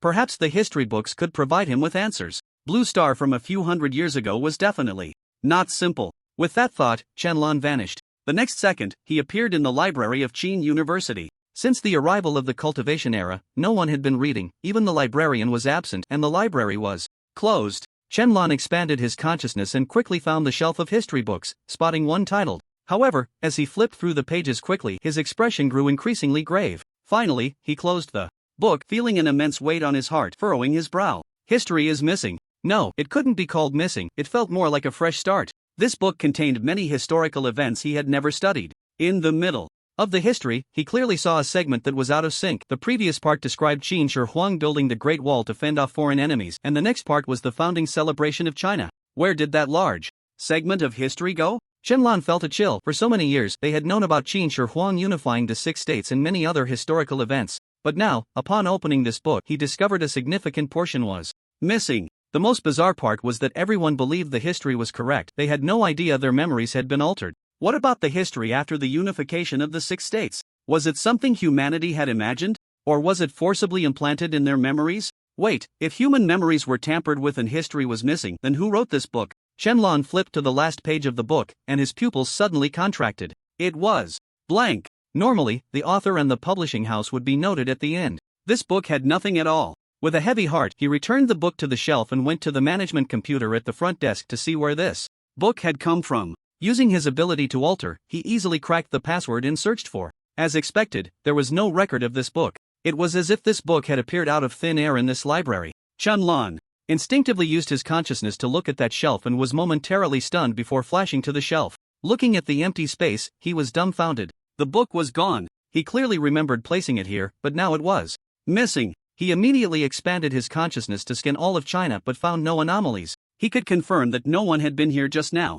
But how could the book have disappeared? This matter was becoming increasingly bizarre. With that thought, he directly sent a message to Chen Mingyuan. Chen Mingyuan, help me find out who the author of is. He saw that Chen Mingyuan was clearly taken aback when he received the message, but quickly realized it was Qianlong speaking to him. After a few seconds of silence, he replied, Your Majesty, hasn't China only had a history of 500 years? In that instant, Qianlong's mind felt like it had been struck by lightning, leaving him stunned. China only has a history of 500 years? Indeed, the knowledge he had learned since childhood was that it was only 500 years from the founding of the Qin state to now, exactly 500 years, but why, when he first saw that book, did he feel no sense of incongruity, as if those histories were somewhat familiar? Then help me check if anyone has written a history book like this. Sure. After saying that, Qianlong no longer paid attention. It was obvious that his memory had also been altered. The memory of all humanity could potentially be tampered with. This so-called game manifestation was definitely not simple, and there must be a huge conspiracy hidden behind it.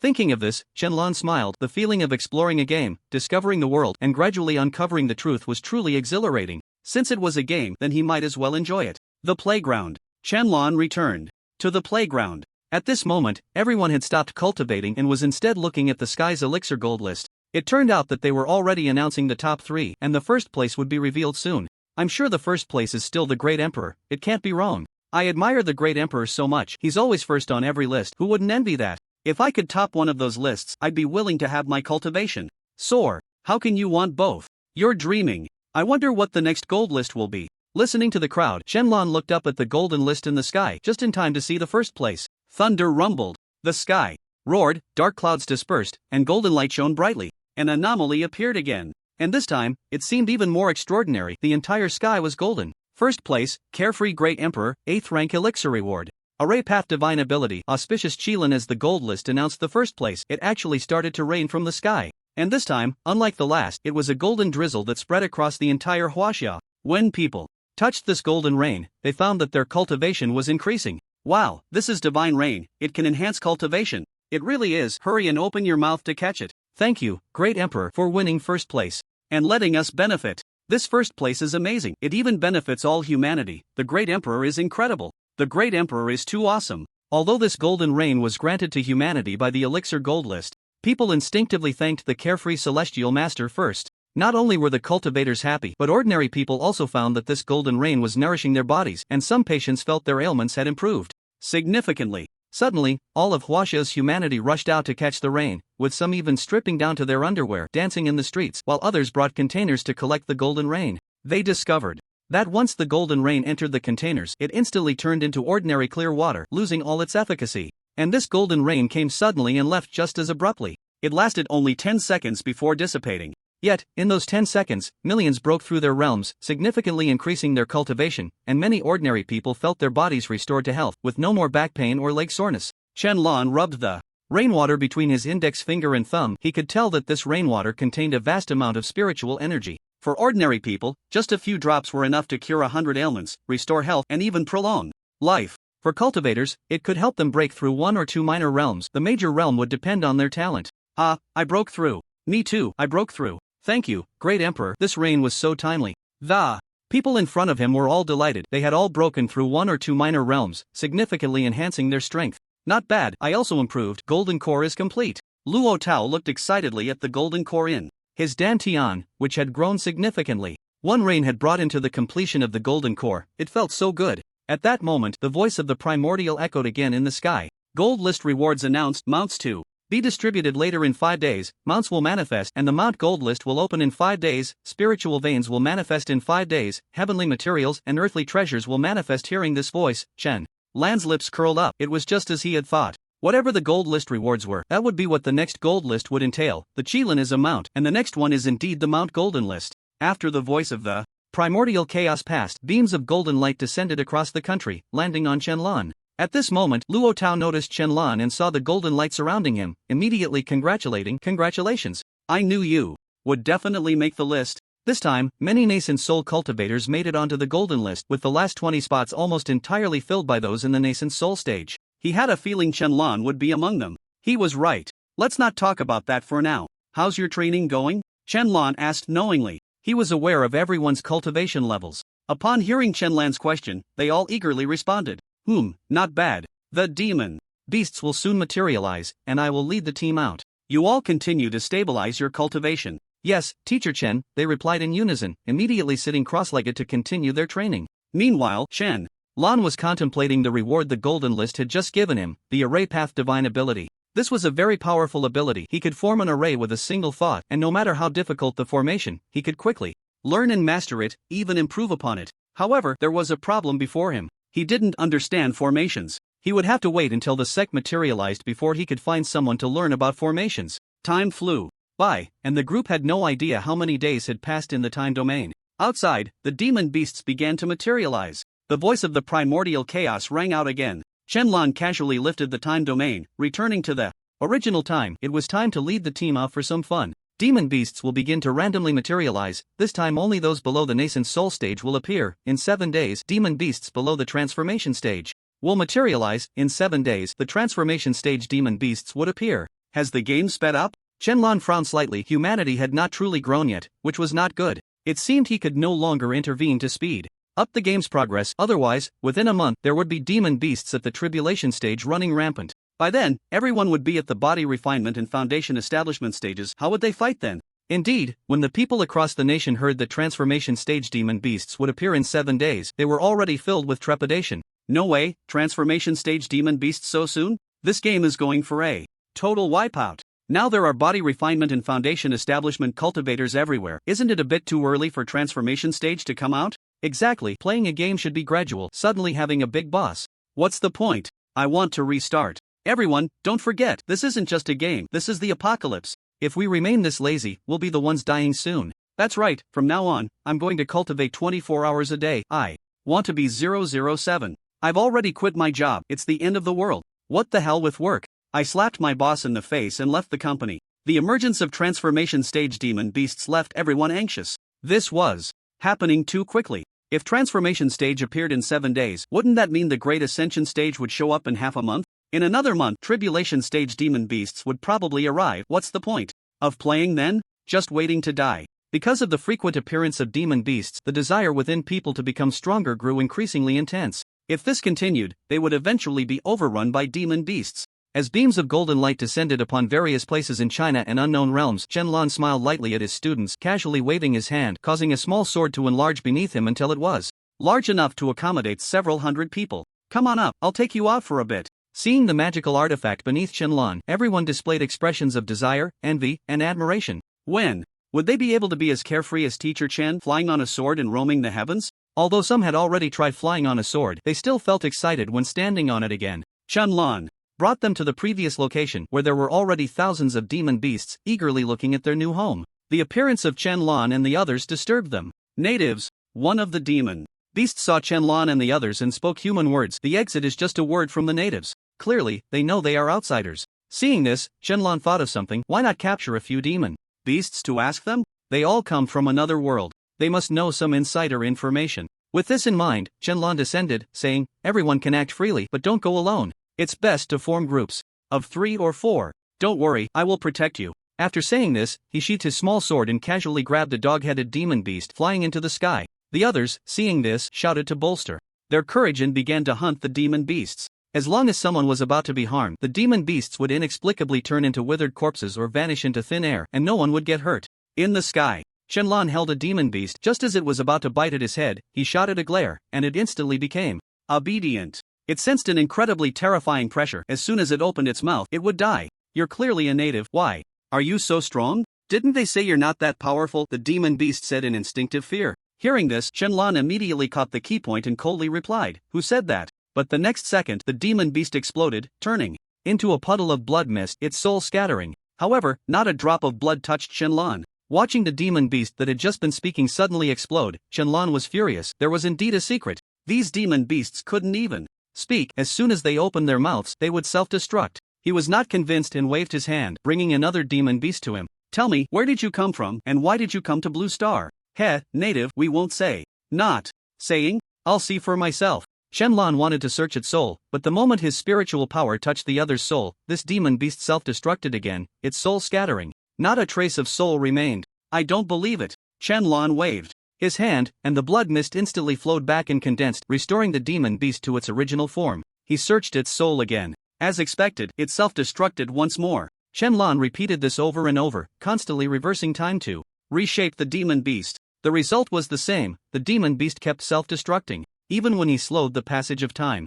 By 10 times, 50 times, or even 100 times, the demon beast still exploded instantly. Not a single word could be asked. These demon beasts were under some kind of restriction, and it was on their souls. As soon as they violated the restriction, they would self-destruct immediately. Damn, this restriction is too alert. Any similar question will lead to self-destruction. Shenlong's eyes turned cold. He tried asking in a roundabout way, but the restriction detected it, and the demon beast self-destructed directly. These demon beasts had been given orders and restrictions. No one could mention anything from another world. Not even a little. Suddenly, Shenlong's eyes lit up. Perhaps changing the restriction would be useful. He resurrected the demon beast, changed the intensity of the restriction, weaken it. He used the path of change on the demon beast, wanting to alter the strength of the restriction. If successful, he might be able to ask a few simple questions. Who sent you to this world? Boom! The demon beast self-destructed. This question overloaded it. Reshape, change, continue asking. How much do you know? Boom! Reshape, change, continue. What is the strongest realm in your world?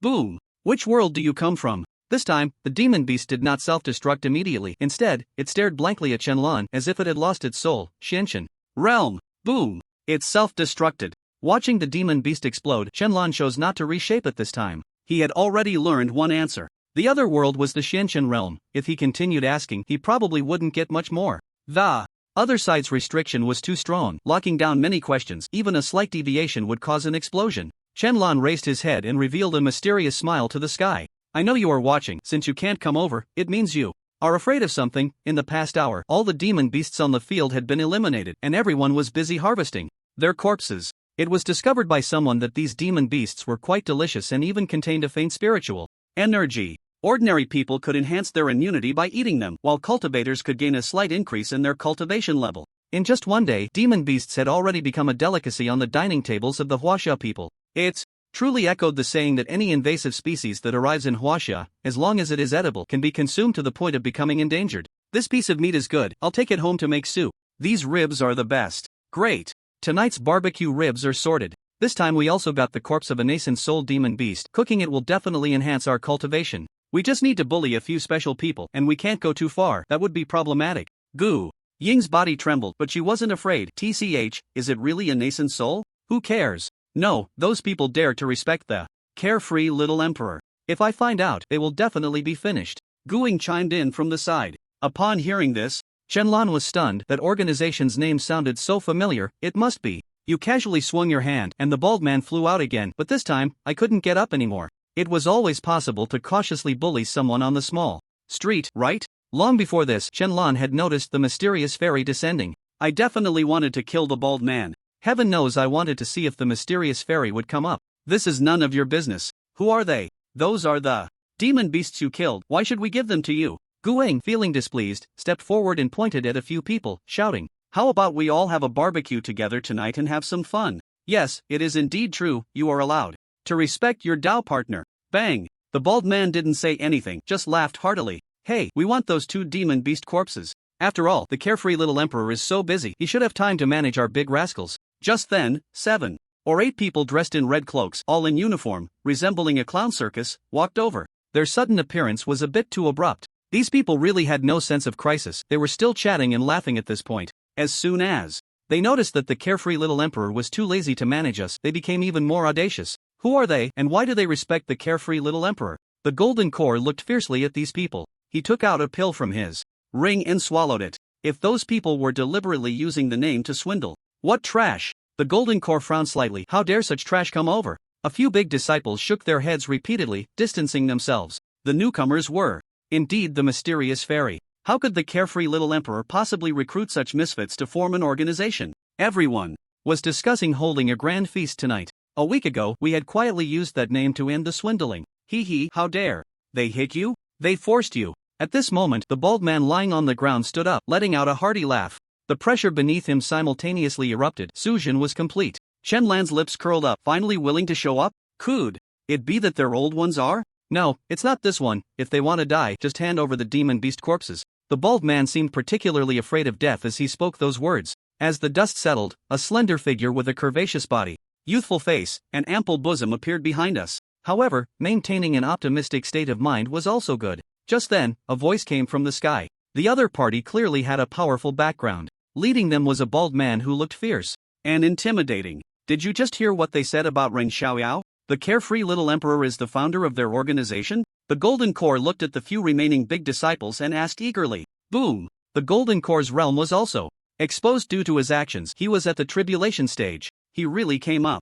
That must mean he is going to manage this. Xiaoyao Tianzuan and Shenlan are both people I deeply admire. One is ranked first and the other is my brother who takes great care of me. I absolutely allow others to learn from those two. Shenlan swiftly slapped the air, and the bald man was instantly sent flying, rolling on the ground for over a dozen times before coming to a stop. There are indeed many organizations in Huaxia. Now, the civil organizations I learned about later number in the dozens. A figure descended from the sky, gracefully landing behind Shenlan and Suzhin. We, Guing pointed casually. Who dares to learn from the Xiaoyao little emperor? Although I pay a lot of attention to what the people across the country are doing, those people are truly outrageous, using my name to bully women and dominate men, committing arson and robbery. Little emperor, is he to be humiliated? Does he know? Shenlan spoke lightly. Yes, this bald man hasn't made much money, and he often robs others demon beasts to eat. It's all my idea, Shenlan said with a helpless smile while standing aside. Seeing the stunning looks of the men, Guing was mesmerized, and the others were equally wide-eyed. In that instant, the pressure of the mid-Yuan Ing stage erupted.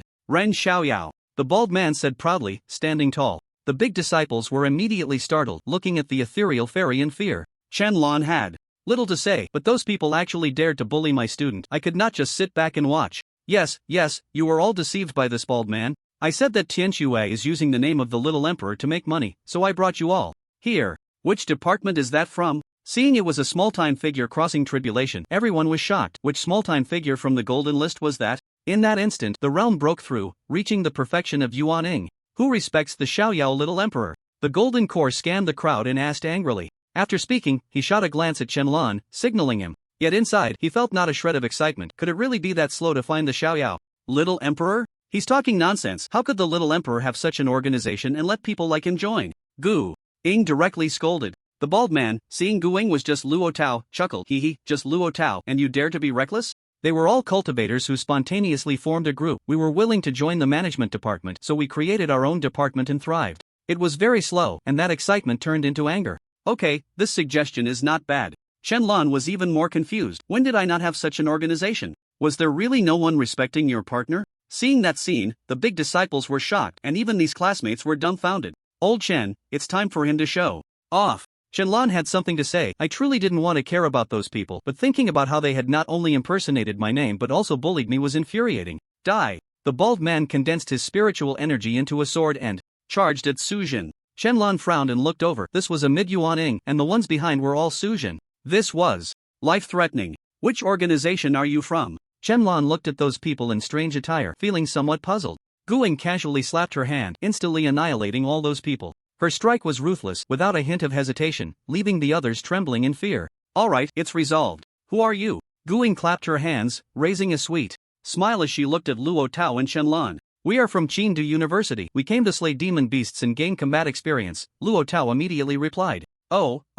Gu Ing nodded, her gaze turning to Qianlan, expressing her doubt. I just heard your voice. It sounds a bit familiar. For some reason, Qianlan's voice sounded familiar to her, as if she had heard it somewhere before. Upon hearing this, Qianlan's heart suddenly jolted. No way could she recognize him just by his voice? He remembered that he had once had a late-night phone call with Gu Ing. What was it about? Gu Ing said she had been scolded by her dad and was very unhappy, unable to sleep, wanting to chat with him, so she asked for his phone number. At that time, both of them were still young. He was only in middle school. So, he secretly snuck into the bathroom to call Gu Ing. But he had already gone through his voice change. How could she tell? Isn't that a bit ridiculous? Maybe I'm overthinking it. Gu Ing shook her head and didn't say more. This fairy, I just heard you say that you are the Tao partner of the carefree heavenly sovereign? Luo Tao boldly asked. They had just heard it very clearly. Yes, I am the ethereal fairy. I came to Qin capital this time to find the carefree heavenly sovereign. I'll let you in on a secret. The carefree heavenly sovereign is from Qin capital, Gu Ing said, her lips unconsciously curling up, looking very cute.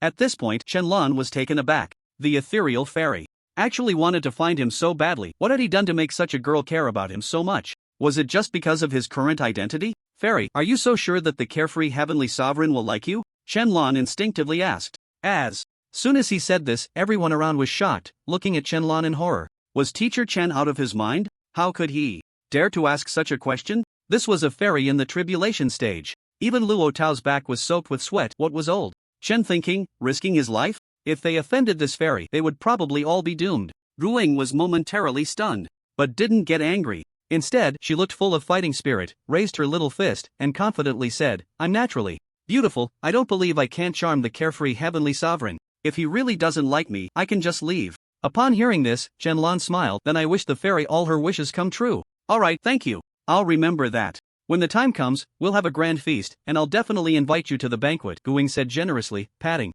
her chest. Qianlan felt a bit embarrassed. You're inviting me to a banquet for our wedding? Okay, thank you. Qianlan forced a smile. Not long after, the ethereal fairy left. But she didn't leave Qin City. She was still wandering nearby. She was still looking for Qianlan. Damn, old Chen, you're really crazy. I was sweating bullets just now. Luo Tao wiped the sweat from his forehead, almost scared to death by Qianlan. He really dared to say that, asking such a question. Fortunately, the fairy wasn't someone with a bad temper. Otherwise, they could have been wiped out in an instant. Ha, it's fine. The fairy is very generous. Qianlan laughed it off. Next time, don't do that. We can't afford to offend those big shots. Luo Tao still felt a bit scared. Qianlan nodded. Luo Tao was concerned for him. That question he asked could indeed offend someone. If the ethereal fairy had been a hot-tempered person, she would have definitely taken action against him. Forget it, let's not talk about this anymore. Where are we going next? Luo Tao asked. Let's continue hunting demon beasts. I see you're all about to break through. Fighting can help people grow faster, Qianlan casually said. Then, he led the others to another area to continue slaying demon beasts. During this time, he instructed the Heavenly Tao to complete a task to eliminate those small organizations that impersonated his name, deceiving and bullying others. He was too lazy to do it himself. He hadn't wanted to deal with this matter at first, but those people had bullied him directly. If it were someone else, they would probably be too scared to move upon hearing his name. The Heavenly Tao quickly began to act, casually unleashing dozens of heavenly lightning bolts, causing those impersonators to perish on the spot. Shenlong was very satisfied. This Heavenly Tao was quite good and obedient. A day passed quickly. The next day, the official account of the Department of Rest Management posted a message. Tomorrow afternoon, a martial arts competition will be held globally, and each country will send representatives. Currently, the following countries are participating in the competition: Huaxia, Superpower Empire, a Sand Country, Buddha Country, Ninja Empire, Pharaoh Country, and many others. Each country must provide rewards of equal value, and the winner can take all the rewards. What our country offers is a low-grade postnatal treasure, while the Superpower Empire provides the Hammer of Thor. The Buddhist Kingdom offers the Six Paths Buddha's relic. The Ninja Empire presents the Death Note, and the Pharaoh Nation supplies the Heart of the Mummy, among many other national rewards. All rewards have been confirmed, their practicality and value are roughly equivalent, and it will be broadcast live worldwide. The post quickly became pinned. What the hell is this? A global martial arts competition? Is it some kind of chaotic brawl? Can they really compete with us? We are cultivators, just sending a random person at the Great Ascension stage could wipe them all out, right? I see the country's intention now. Is this a test of the strength of other nations? This is interesting. I can't wait to see the show. I really have no idea what the other countries are like. Yeah, I think it's a good thing. At least it lets me know the gaps between us. Most people felt that the global martial arts competition was a great idea. It would allow them to see the strength differences among everyone, providing a sense of security or perhaps a sense of crisis. Humans only strive to become stronger when they feel a sense of crisis, seeking ways to escape it. Only by making everyone aware of their differences will those weaker nations naturally find ways to grow stronger. Among them, except for the country of Asan, the rulers of the other nations were all his people. And this was actually part of his plan. He intended to use this martial arts competition to make the people of Huaxia recognize the current sense of crisis, prompting their potential to erupt and thus train hard. Otherwise, if everyone thought they could relax with him around, they would become lazy. People won't grow unless they are pushed. Only by making them feel pressure will they strive to become stronger. This global martial arts competition sounds impressive. I wonder if I have a chance to participate. Luo Tao looked at the post on his phone with a hint of envy. Forget it, you little golden core, you just get beaten up there, Shenlong teased. Don't be so sure. I'll reach the nascent soul stage soon, and then I'll catch up to you. Don't cry then, Luo Tao scoffed. Alright, I'll wait for you to catch up. Shenlong smiled slightly, his expression gradually calming. I need to go into seclusion soon, you just take care of those students. But don't worry, I'll arrange magical treasures to protect you. He planned to continue cultivating the Tao on the moon, and now he had an additional path of life. He already possessed 6 paths, but none had been mastered yet. He wanted to first get the path of strength started. Compared to the other paths, this one was the easiest. The others had become nearly impossible to progress without external assistance. Unfortunately, he had searched the entire blue star and found nothing containing the essence of the Tao. It was possible that these things had not yet emerged or were hidden deep underground. What puzzled him was that he could not see through the depths of blue star, as if something was blocking him. It could be concluded that there were great secrets beneath blue star, but that was not something he should be thinking about now. The truth would eventually come to light. Alright, then you go into seclusion, Luo Tao nodded.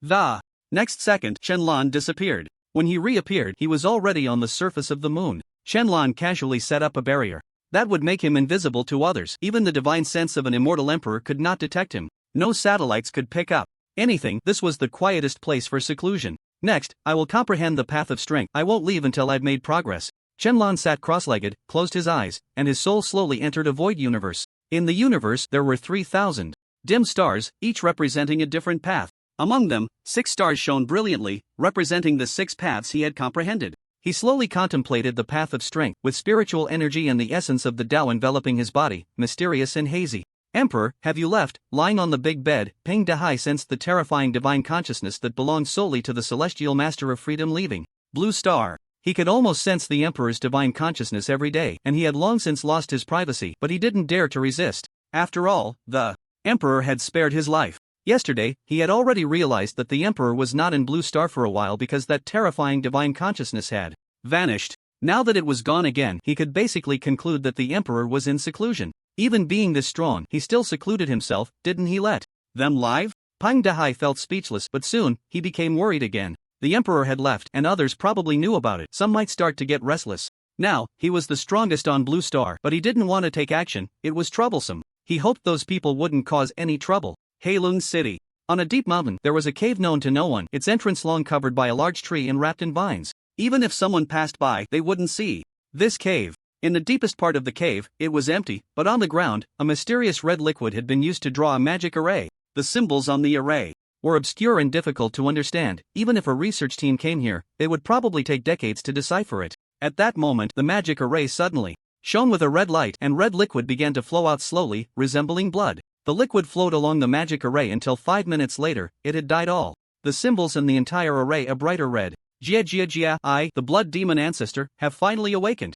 A strange and terrifying voice suddenly echoed in the vast cave, as if it came from the depths of the underworld, chilling and eerie. As the voice rang out, the blood on the magic array began to gather towards the center until they fused together. Slowly growing, slowly enlarging, the outline of a human body was gradually drawn out. Standing in the center of the magic array, a blood figure stood there. In the next second, an even stranger scene occurred. The blood actually grew bones, forming internal organs and veins, and finally grew a skin, becoming a real person. A real man, a naked man stood there, his face unremarkable, appearing to be in his 40s or 50s, but his physique was very robust, standing at 1 meter 90 tall. Ah, I am back. The man laughed loudly, his terrifying laughter echoing through the cave entrance. Didn't expect it, did you? I, the blood demon ancestor, am back. I am the one who escaped divine punishment. This era will ultimately be ruled by me. The man looked around the cave, inhaling the fresh air, filled with excitement. After sleeping for so many years, he had finally awakened again. And he had not been exterminated. Instead, he had escaped the cycle of the world, the destruction of divine punishment, retaining his strength. What a pity! I fell to the saint realm, but the blood energy in this world seems to be even more abundant. I should be able to quickly recover to the immortal emperor realm. The blood demon ancestor looked at his own realm and sighed. After sleeping for so many years, his realm had dropped significantly. It seemed he needed to quickly improve his cultivation. With that thought, the blood demon ancestor licked his lips. He hadn't drunk blood in a long time. It was time to go out and drink some blood. With a flash, he appeared in the world outside the cave, but when he used his divine consciousness to search, he was suddenly shocked. What's going on? Is this not Blue Star? What are those buildings? And those iron-skinned beasts running on the ground, and humans can sit inside? After the reincarnation, such things actually happened. How can there be so many cultivators? Wasn't there a world reincarnation? When he saw the hundreds of millions of cultivators in Huaxia, he was dumbfounded. Wasn't he the first to awaken? But soon, he was startled and quickly closed his divine consciousness, retreating back into the cave. How can there still be a Saint King? The blood demon ancestor was stunned. He had just sensed a divine consciousness stronger than his own. That was the aura of a Saint King. Although he had fallen to the Saint realm, he had once been an immortal emperor. How could there be a Saint King? Could it be that the world does not have reincarnation? No, that's not right. The 9 heavens, emperor and the others are also not here. This is Suddenly, the blood demon ancestor clutched his head and cried out in despair, his face turning pale. In an instant, his body trembling uncontrollably. This state lasted for a full 5 minutes before he finally stopped. The blood demon ancestor bent his knees, kneeling on the ground, then collapsed, looking hopelessly at the top of the cave. I never expected that even like this, I couldn't escape from you. I was still bound by the soul restriction. The blood demon ancestor felt an unprecedented despair. He had exhausted all his efforts to escape the world's reincarnation, but in the end, he still could not escape the clutches of those people. Divine punishment? That direction, is it Black Dragon City? Peng Dahai sat up from the bed, looking puzzled at Black Dragon City. In an instant, he traversed tens of thousands of miles and arrived above the deep mountains where the blood demon ancestor was located. Looking down at the unfamiliar forest, that strange saintly consciousness seemed to have erupted from here. Strange, why is there no trace of it? Peng Dahai couldn't find the blood demon ancestor because that formation had a concealment effect. It was a top-tier formation that the blood demon ancestor had spent alone time finding, set up by a formation master he had invited. How could he, a mere Saint King, possibly find it unless he was someone equally proficient in formations? Who could see at a glance that there was a formation present here? Peng Dahai didn't even understand formations, so naturally he couldn't tell. Senior Saint King, hello. At that moment, a voice sounded behind Peng Dahai. The newcomer was Daoist Qingfeng. Peng Dahai didn't turn around, just nodded. You also detected it? Yes, there is a very strong consciousness here, above me. Daoist Qingfeng nodded, frowning as he looked down. He was basically familiar with everyone's consciousness. Each person's consciousness was different, and that one just now was very unfamiliar. Everyone has come, At this moment, another person arrived. with a pig slaughtering knife at his waist, wearing an apron, and smoking a cigarette, exhaling smoke while looking at the two. The newcomer was the ninth on the leaderboard, known as no matter how skilled you are, you're afraid of a kitchen knife, also named Zhugu. The three stood in the sky, with Peng Dahai and Daoist Qingfeng looking at Zhugu in confusion. Is this really a great Luo Celestial? Why does his outfit look so different? What's wrong? Can't experience life? Zhugu exhaled a puff of smoke and spoke casually. His family had been selling pigs for 3 generations, and in his generation, they happened to hit a good era, becoming wealthy and directly turning into pig tycoons. Although his wealth had surpassed 100 million, he still enjoyed the simple life of selling pigs, which was unpretentious and allowed him to chat with those housewives. Have you discovered anything? Zhugu continued to ask. The two shook their heads in unison. No. The Emperor has left Blue Star. His consciousness hasn't been felt for 10 minutes. Did you notice? Zhugu spoke, a hint of worry in his voice. The Emperor had just left. And immediately such things happened. Something big was bound to happen on Blue Star. I noticed. The Emperor must have gone into seclusion. Without him in Huaxia, it's really not good. Peng Dahai sighed. Don't be fooled by his second place. The gap in realm compared to the carefree emperor was too vast. Now he could be invincible among mortals, but what about later? If a celestial emperor came out, he would be powerless and could only wait for death. The mainstay was still the carefree emperor. Without him, it really wouldn't work. The other two nodded in agreement. Indeed, without the carefree emperor, they were in real danger. Now there was a tall figure holding the fort above, so there was still some sense of security. The carefree emperor said that Blue Star is about to face a great crisis. Could that consciousness just now be the so-called crisis of Blue Star? Daoist Qingfeng stroked his chin and spoke solemnly.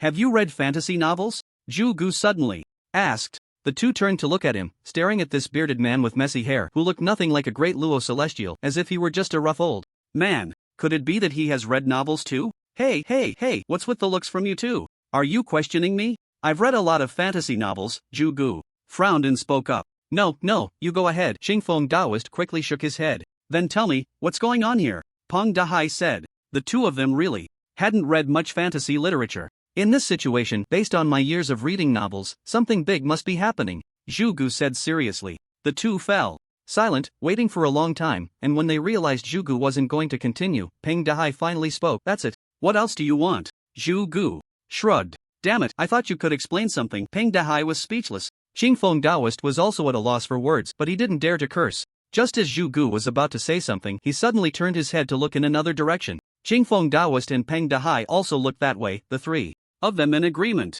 Here it comes again. Peng Dahai exclaimed in surprise. Another unfamiliar aura, a saint. Should we go take a look? Qingfeng Daoist asked worriedly. I'll go. You're from the management department. Go back and tell them, Peng Dahai said, disappearing from the spot. I'll go too. Zhugu followed suit. Qingfeng Daoist immediately returned to the department to inform Li Long. On Blue Star, 2 Saint Auras had inexplicably appeared, which was not a good sign. Over 5 million kilometers away in the Arctic, Peng Dahai and Zhugu arrived here, looking at the icebergs and glaciers all around, a few polar bears, and a deep underground pit. The two slowly descended beside the pit, looking down inside. That aura just now erupted from here? Zhugu asked in confusion. Yes, it's from here. Look at the bloodstains around, Peng Dahai said, frowning. This pit was bottomless, with a diameter of over 100 meters, and there was a pool of blood at the edge, along with some white fur. This seems to be polar bear fur, perhaps a polar bear was dragged down by something. Zhugu squatted down to examine it. My divine sense can't probe inside the pit. It feels like something is blocking me. I need to jump in and take a look, Peng Dahai said in a deep voice. Zhugu immediately frowned and shook his head. No, this pit looks unsafe. Although the other party is a saint, it's very likely some ancient monster that has been hiding for tens of thousands of years. You can't just impulsively jump down. Right now, I'm the highest realm person here. The emperor isn't around, so I should check the situation. Peng Dahai shook his head, still determined to go down. Fine, you go down, and if there's any danger, come back immediately. Okay. As soon as he finished speaking, Peng Dahai leaped down. Zhugu watched closely from above, and after 5 full minutes, he still hadn't heard Peng Dahai's voice. Zhugu was shocked. How deep was this pit? But soon, a figure flew up. It was Peng Dahai. How is it? Zhugu hurriedly asked. Not good. It seems there's some barrier down there blocking me. Even my full-strength attack can't break through, Peng Dahai said in surprise. He was a Saint King, and if even his full-strength attack couldn't break a barrier, what was that barrier, and who cast it? Just as the two were puzzled about what was below, they suddenly looked up in one direction, speaking in unison. No way, another one is coming? That direction was still millions of kilometers away, still a saint's aura. What on earth was happening today? Night. Management Department. Conference Hall. Li Long sat at the head of the table, while the other seats were filled with people, all department heads from various cities across the country. We're having a meeting tonight. We've encountered a big problem today, Li Long said in a deep voice. His first sentence left everyone present stunned, then tense and fearful. A big problem? What kind of big problem could make Li Long's expression so serious? Soon, a series of photos appeared on the projection screen behind Li Long, depicting the mountains and forests of Black Dragon City, the Arctic giant cave, a rift in an unknown area, and so on, totaling 5 photos. The crowd was puzzled, unsure of the meaning behind these 5 images, but some recognized the Arctic and Black Dragon City. In these areas, something terrifying has happened today. 5 auras of saints have appeared, and they seem unfamiliar, possibly not from our Huaxia. Li Long's words shocked everyone. Not from Huaxia? Who could they be? The emergence of 5 additional saints, could this pose a threat to Blue Star? Taoist Qingfeng and several others mentioned that these could very well be mysterious powerhouses hidden in Blue Star. Now that the spiritual energy of heaven and earth has revived, they have awakened too. Our enemies may no longer be just the beasts. The crowd fell silent. Dealing with the beasts was already difficult, and now there were a few mysterious powerhouses to contend with. What was going on? So what should we do next? Eliminate these mysterious powerhouses, a minister asked, puzzled. I have indeed considered it, but their whereabouts are elusive. The best course of action is to wait for the emperor to take action, Li Long replied. Speaking of the emperor, everyone felt a bit more at ease. They almost forgot that with the immortal emperor around, no matter how strong they were, they could be dealt with. But now there's a dilemma. We don't know who the emperor is, where to find him, and we aren't even sure if he will take action. Another minister spoke up. The crowd fell silent again. I know someone who can help. Li Long suddenly smiled. If anyone could help, it would undoubtedly be Chen Mingyuan. He was the only one who knew the true identity of the emperor. Unfortunately, no matter what, Chen Mingyuan refused to say. Even when the national leader personally asked him, he always replied with the same line, when the time comes, you will naturally know. At this moment, on the surface of the moon, Chen sat cross-legged, surrounded by an increasing amount of Tao rhythm and spiritual energy. With a deep breath, he inhaled all the Tao rhythm and spiritual energy into his body, then exhaled slowly, gradually opening his eyes. His eyes sparkled with brilliance, and the corners of his mouth lifted slightly. The path of power had been entered. Chen felt the power within him. Even with his realm suppressed to the nascent soul stage, he was confident he could punch through a perfected transformation stage and severely injure a great ascension. This was the terrifying aspect of the path of power. If someone at the body refinement stage perfected this path, a single punch could transcend multiple major realms and obliterate a transformation stage. I didn't expect to enter so easily, Chen said with a faint smile. Although he had been comprehending the Tao for a day, he actually didn't know how many days he had spent in comprehension because he had set up a time domain. Now that he had entered the path of power, it was difficult to make further progress without Tao objects. First, let's see what's happening on Blue Star. Chen expanded his consciousness to check if anything significant had occurred on Blue Star. Soon, he frowned, the aura of a saint in the deep mountains of Black Dragon City? He had only been in seclusion for a day, and so much had happened?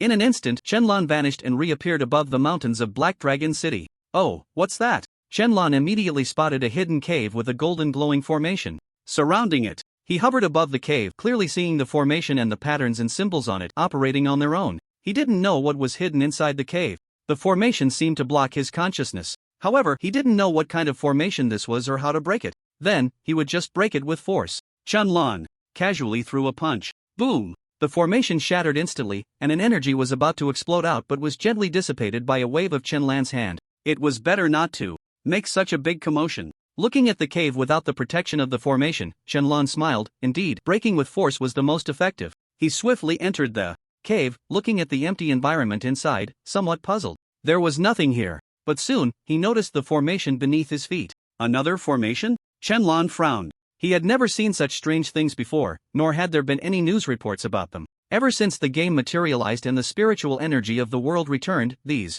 things began to appear, and they came one after another. If it weren't for his mastery of array techniques, he probably wouldn't have noticed that these formations were hidden in these places. Chen looked at the unknown formation beneath his feet, puzzled. He couldn't understand it, and this formation was different from the previous one. It seemed to be inactive. Chen waved his index finger, and a small sword chi burst forth, directly targeting the formation. If it were Pang Dahai, he would likely have perished instantly, his soul obliterated. However, this sword chi struck the formation directly, yet it had no effect at all, not even leaving a scratch on the ground. It seemed that this was an indestructible formation, and he needed to find a way to activate it in order to open it. For now, he couldn't even tell what this formation was called, so how could he activate it? Forget it, let's check somewhere else. Chen shook his head, no longer thinking about it, and left directly. but just as he stepped away, the formation emitted a faint red light, and then vanished immediately. As expected, you can see and hear me. At that moment, Chen Lan's voice suddenly rang out as he reappeared in the same spot. He had just left, but his consciousness had never truly departed. The fact that this formation could quickly respond to his return proved that his cultivation was indeed at the saint level. But how to activate it? He might as well ask Xiao Tian. Shenlong directly sent a message to the Heavenly Dao, Xiao Tian, see if you recognize this formation. Xiao Tian was the name he had. Just thought of, the Heavenly Dao didn't have a name, which felt awkward, so it was better to give it a pleasant name. Emperor, I'm here, let me take a look. After saying that, the Heavenly Dao fell silent, probably pondering what kind of formation this was. After 2 minutes, the Heavenly Dao's answer was indeed not what Shenlong had expected. Emperor, I don't know, I don't have any memory of this formation. To be precise, I'm unclear about many formations.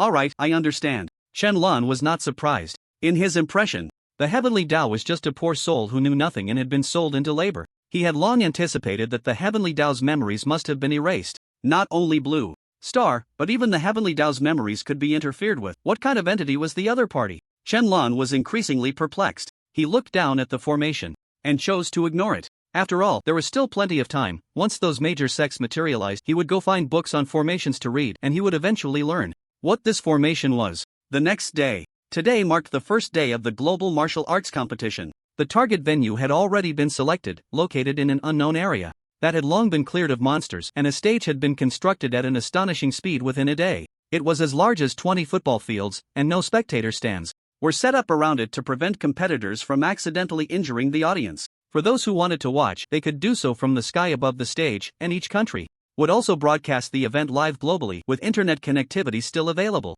Wow, this is so spectacular. It really feels like those immortals in novels battling atop a mountain peak. At that moment, among the crowd in the sky, 2 people sat on a red sword, Luo Tao and Shenlong. The previous remark was made by Luo Tao. The reason they came here was that Luo Tao wanted to see what the competition venue was like, and Shenlong happened to be bored, so he brought Luo Tao along to watch the show. Looking around, there were at least hundreds of thousands of people in the sky where they were. Everyone stood closely together. Besides the Chinese, there were also the Steel Men and Storm Men from the Superpower Empire, who could fly, as well as people from the Ninja Empire. Almost every country had people watching the show in the sky, and there were quite a few on the ground as well. Before long, Taoist Qingfeng arrived at the stage and spoke in a deep voice. The global martial arts competition officially begins. His voice was loud enough for everyone present to hear, though it was possible that some might not understand. But soon, as the competitors took the stage, everyone naturally understood that the competition had started. First to appear is the contestant from ancient Greece, whose game is called Greek mythology.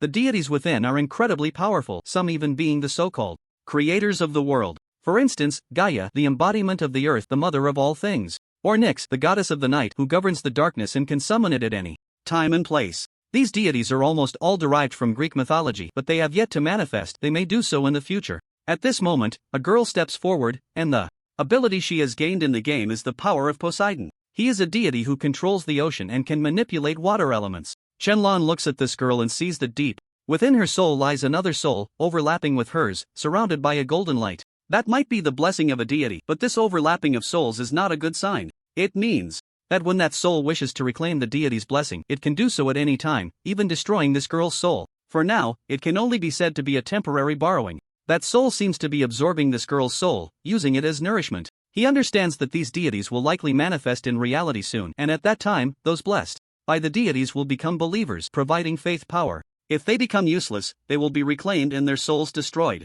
The contestant facing this girl enters the arena, and he is from Huaxia. Upon seeing him, Shenlong is slightly taken aback. It is Yenyu. He didn't expect her to be competing as well. Principal Yen, Luo Tao exclaimed.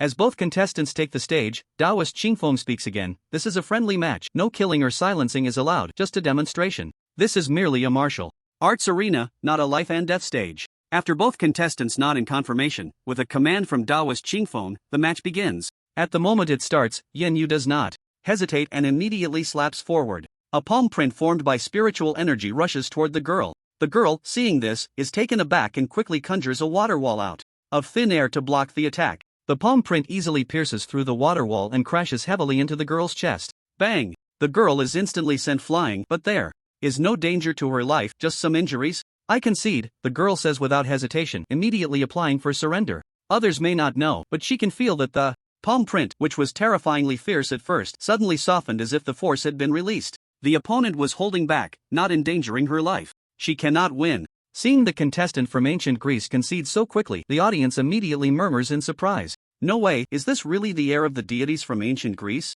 2. Weak, it was an easy crush. The cultivators from Huaxia are really powerful. For a moment, I thought I was going to die, it was too intense. That was too fast. Is this a deliberate act? I can't believe Huaxia is this strong. They must have been paid off. What a disgrace for ancient Greece, just get lost. It's so embarrassing to lose in less than 2 minutes. Since the opponent conceded, Daoist Qingfeng immediately announces Yen Yu as the winner of this match, advancing to the next round. The ancient Greek girl bows to Yen Yu and hurriedly leaves the stage. The battle was quick to come and quick to go, and the second pair of contestants is about to take the stage. One is a top ninja from the Ninja Empire, Kakashi. The other is an SSS-level superhuman from the Superpower Empire, Thor Solon. They both bow as they step onto the stage, and with a command from Daoist Qingfeng, the battle begins immediately. However, the ninja Kakashi is quite shameless. Right at the start, he uses the shadow clone technique, with his real body appearing behind Thor Solon, executing a 1,000-year kill. Solon's face contorts in pain, and he lets out a painful scream, immediately summoning thunder to strike fiercely at Kakashi. However, the battle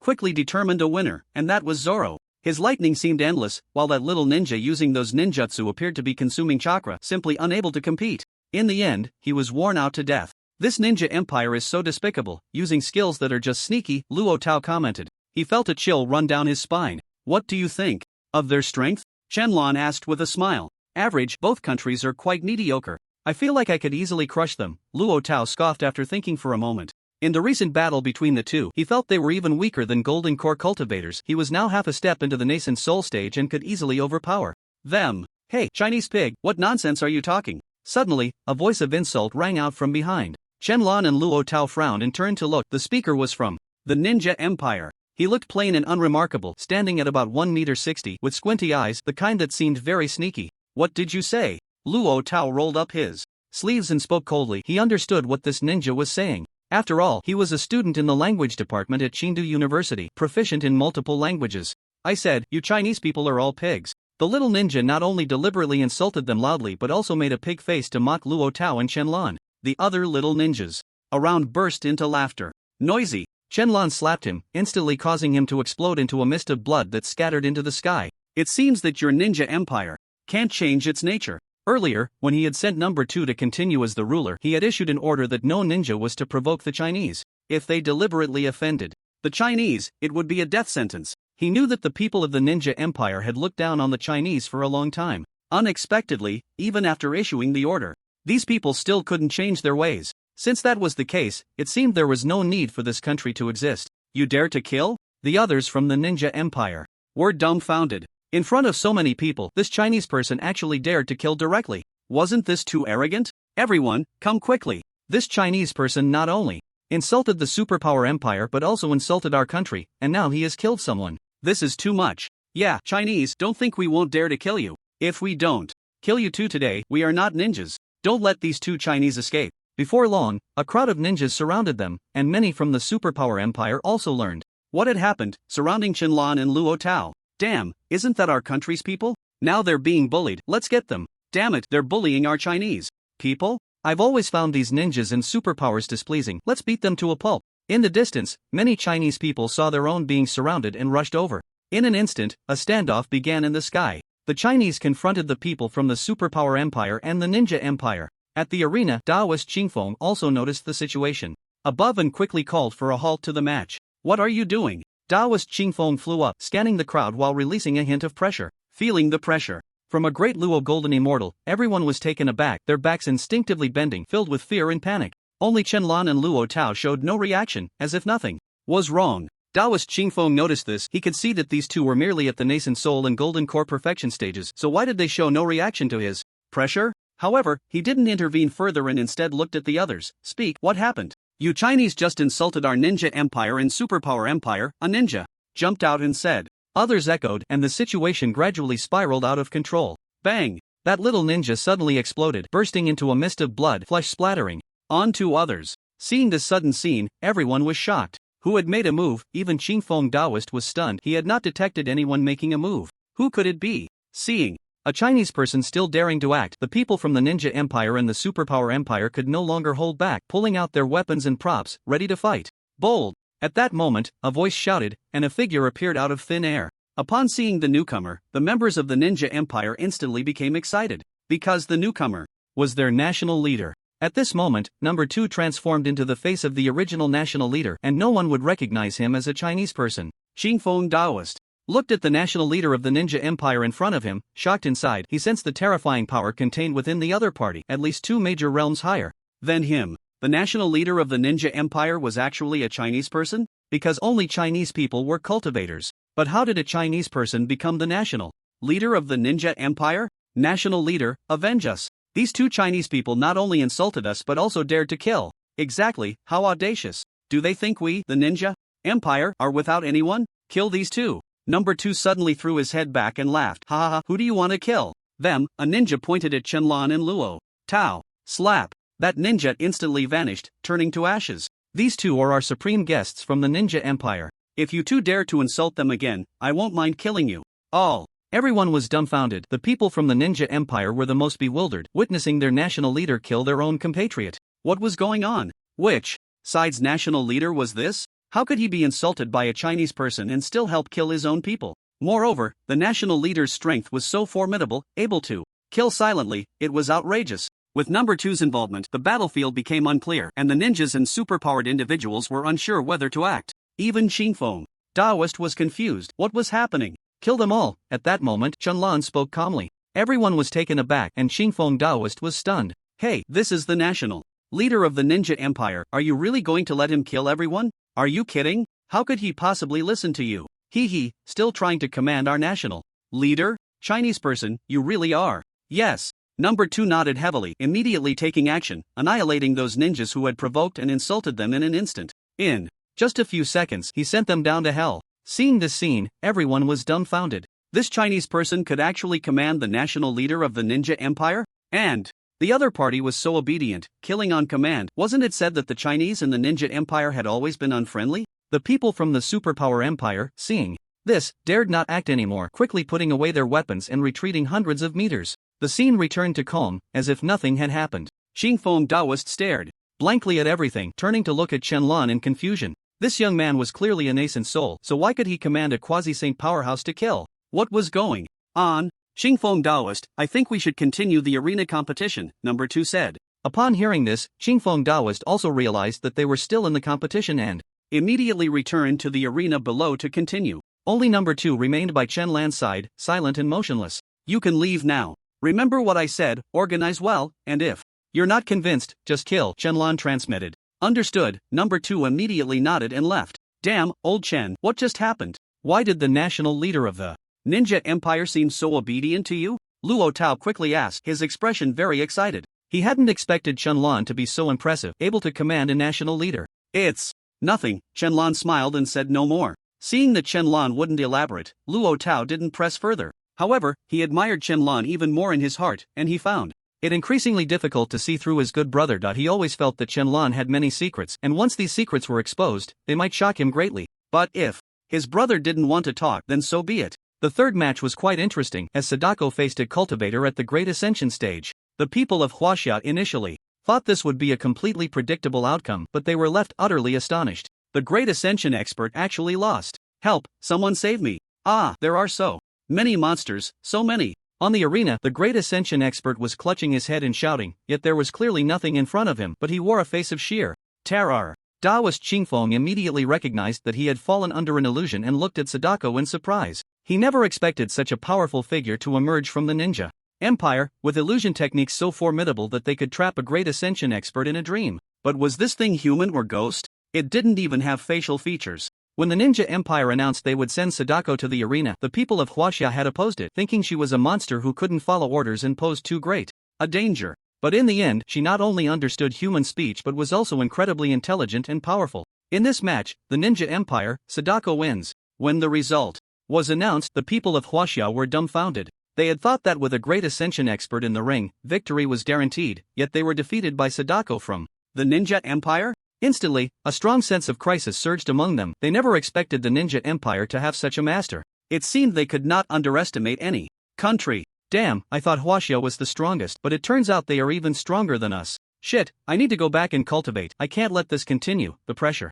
is too much. What the hell was that? They easily defeated our people. No way, I need to start training. I was a bit arrogant before, thinking we were invincible, but I never expected to lose a match. Seeing such a monster from the Ninja Empire, everyone felt immense pressure, and many Huaxia people left directly to double their training. Qianlan observed this with a slight smile. His goal had been achieved. This was the effect he wanted, as they all thought they were invincible, believing their cultivation was superior to other countries, which led to their complacency. Since that was the case, he would let Sadako and the others give them a harsh lesson. Indeed, when these people saw Sadako easily defeat the great ascension expert, they panicked. They had never imagined that a monster from the Ninja Empire could possess such strength. Then they would start to wonder if the other members of the Ninja Empire also had such terrifying power. Little did they know, Sadako was currently almost on par with cultivators. Her soul, under his enhancement, far surpassed that of a great ascension expert, so of course, she could defeat one. But if it came to a physical confrontation, Sadako would quickly be overwhelmed and unable to compete. After Sadako's victory, the next match was still a Huaxia cultivator against the Pharaoh Nation's number 3. That day, after Qianlan left, number 3's awakening thrilled the people of the Pharaoh Nation. Their king had returned. Thus, number 3 easily took control of the entire Pharaoh Nation, becoming their new king. Now, Qianlan had already taken control of 3 countries, but the people of these nations were unaware that their fate lay in Qianlan's hands. The reason Qianlan controlled these countries was to gather them together to face future crises. However, the Ninja Empire was somewhat unruly, and it was time for a major purge to refine things. Black Dragon City. In the deep mountains, the blood magic array began to flow with blood once more, and the blood demon ancestor slowly took form, appearing in the array. So terrifying. Who was that person yesterday? Hasn't the world already gone through a cycle? The blood demon ancestor murmured, somewhat fearful. He would never forget that terrifying aura from yesterday. Just a trace of it made him tremble in the array, afraid to move, lest he be discovered. But it seemed he had already been found out. The other party had tested him.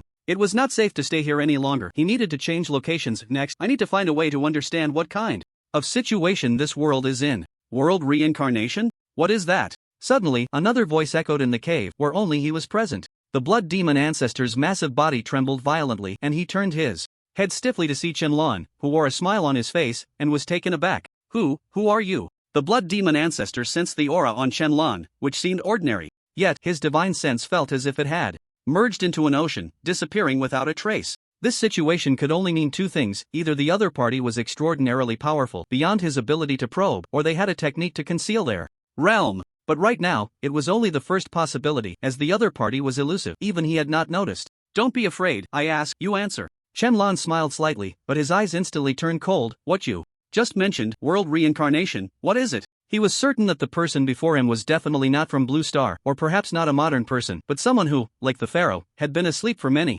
years and had just awakened. No, I can't say. The blood demon ancestor retreated in fear. Speak. Qianlan released a hint of the aura of a supreme emperor. The blood demon ancestor immediately knelt down. His eyes widened, pupils violently constricting, his body trembling, and his lips turned pale. The person before him was an emperor. He wouldn't mistake this aura. It was indeed a supreme emperor. Damn it, wasn't it world reincarnation? Why is there still a supreme emperor here? The blood demon ancestor was stunned, thinking that his revival would make him the strongest in the new world, but he didn't expect there to be another supreme emperor present. Meanwhile, in the distant Arctic, in a deep cave, a ghostly voice echoed. Emperor, new world, how can there be an emperor? Qianlan looked up at the sky and coldly spoke. Get lost. This voice, like the sound of chaos, resonated across the heavens, shaking the surroundings. He sensed that a few people were approaching, likely having detected the terrifying pressure he had just released and were coming to investigate. But, with this shout, they were scared away. He then looked at the blood demon ancestor. You are not from this world. Who are you?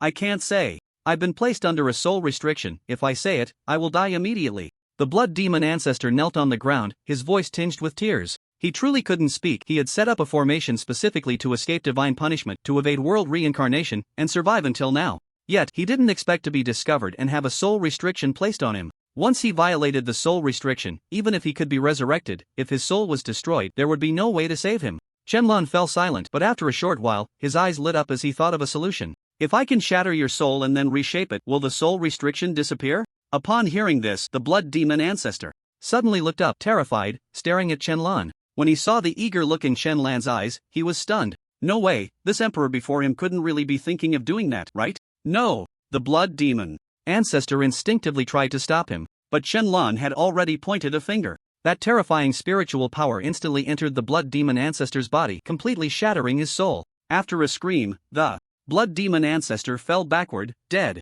His soul was thoroughly shattered by Shenlong, broken beyond repair. Reshaped. With a wave of his hand, a semi-transparent soul appeared above the blood demon ancestor's corpse, floating there. However, it looked dull, like a fool. Gently pressing down, the soul slowly entered the blood demon ancestor's body. Ha! The blood demon ancestor suddenly opened his eyes, sat up, and gasped for breath. The feeling of death was too painful, he never wanted to endure it again. But when he got up and saw Shenlong, his expression immediately turned pained. Emperor, I beg you, spare me. The restriction on my soul is still there, it cannot be destroyed. The blood demon ancestor repeatedly bowed his head, pleading with Shenlong to stop tormenting him. That feeling just now was truly unbearable. Is there no way? I have no choice but to use that move. Shenlong sighed, not expecting the soul restriction to be so strong. He had to try changing the great Tao. Ha! Again? I beg you, great emperor, spare me. The blood demon ancestor was dumbfounded, quickly kneeling and running over, hugging Shenlong's thigh and starting to cry for mercy. He had never endured such torment in his life. What was all this?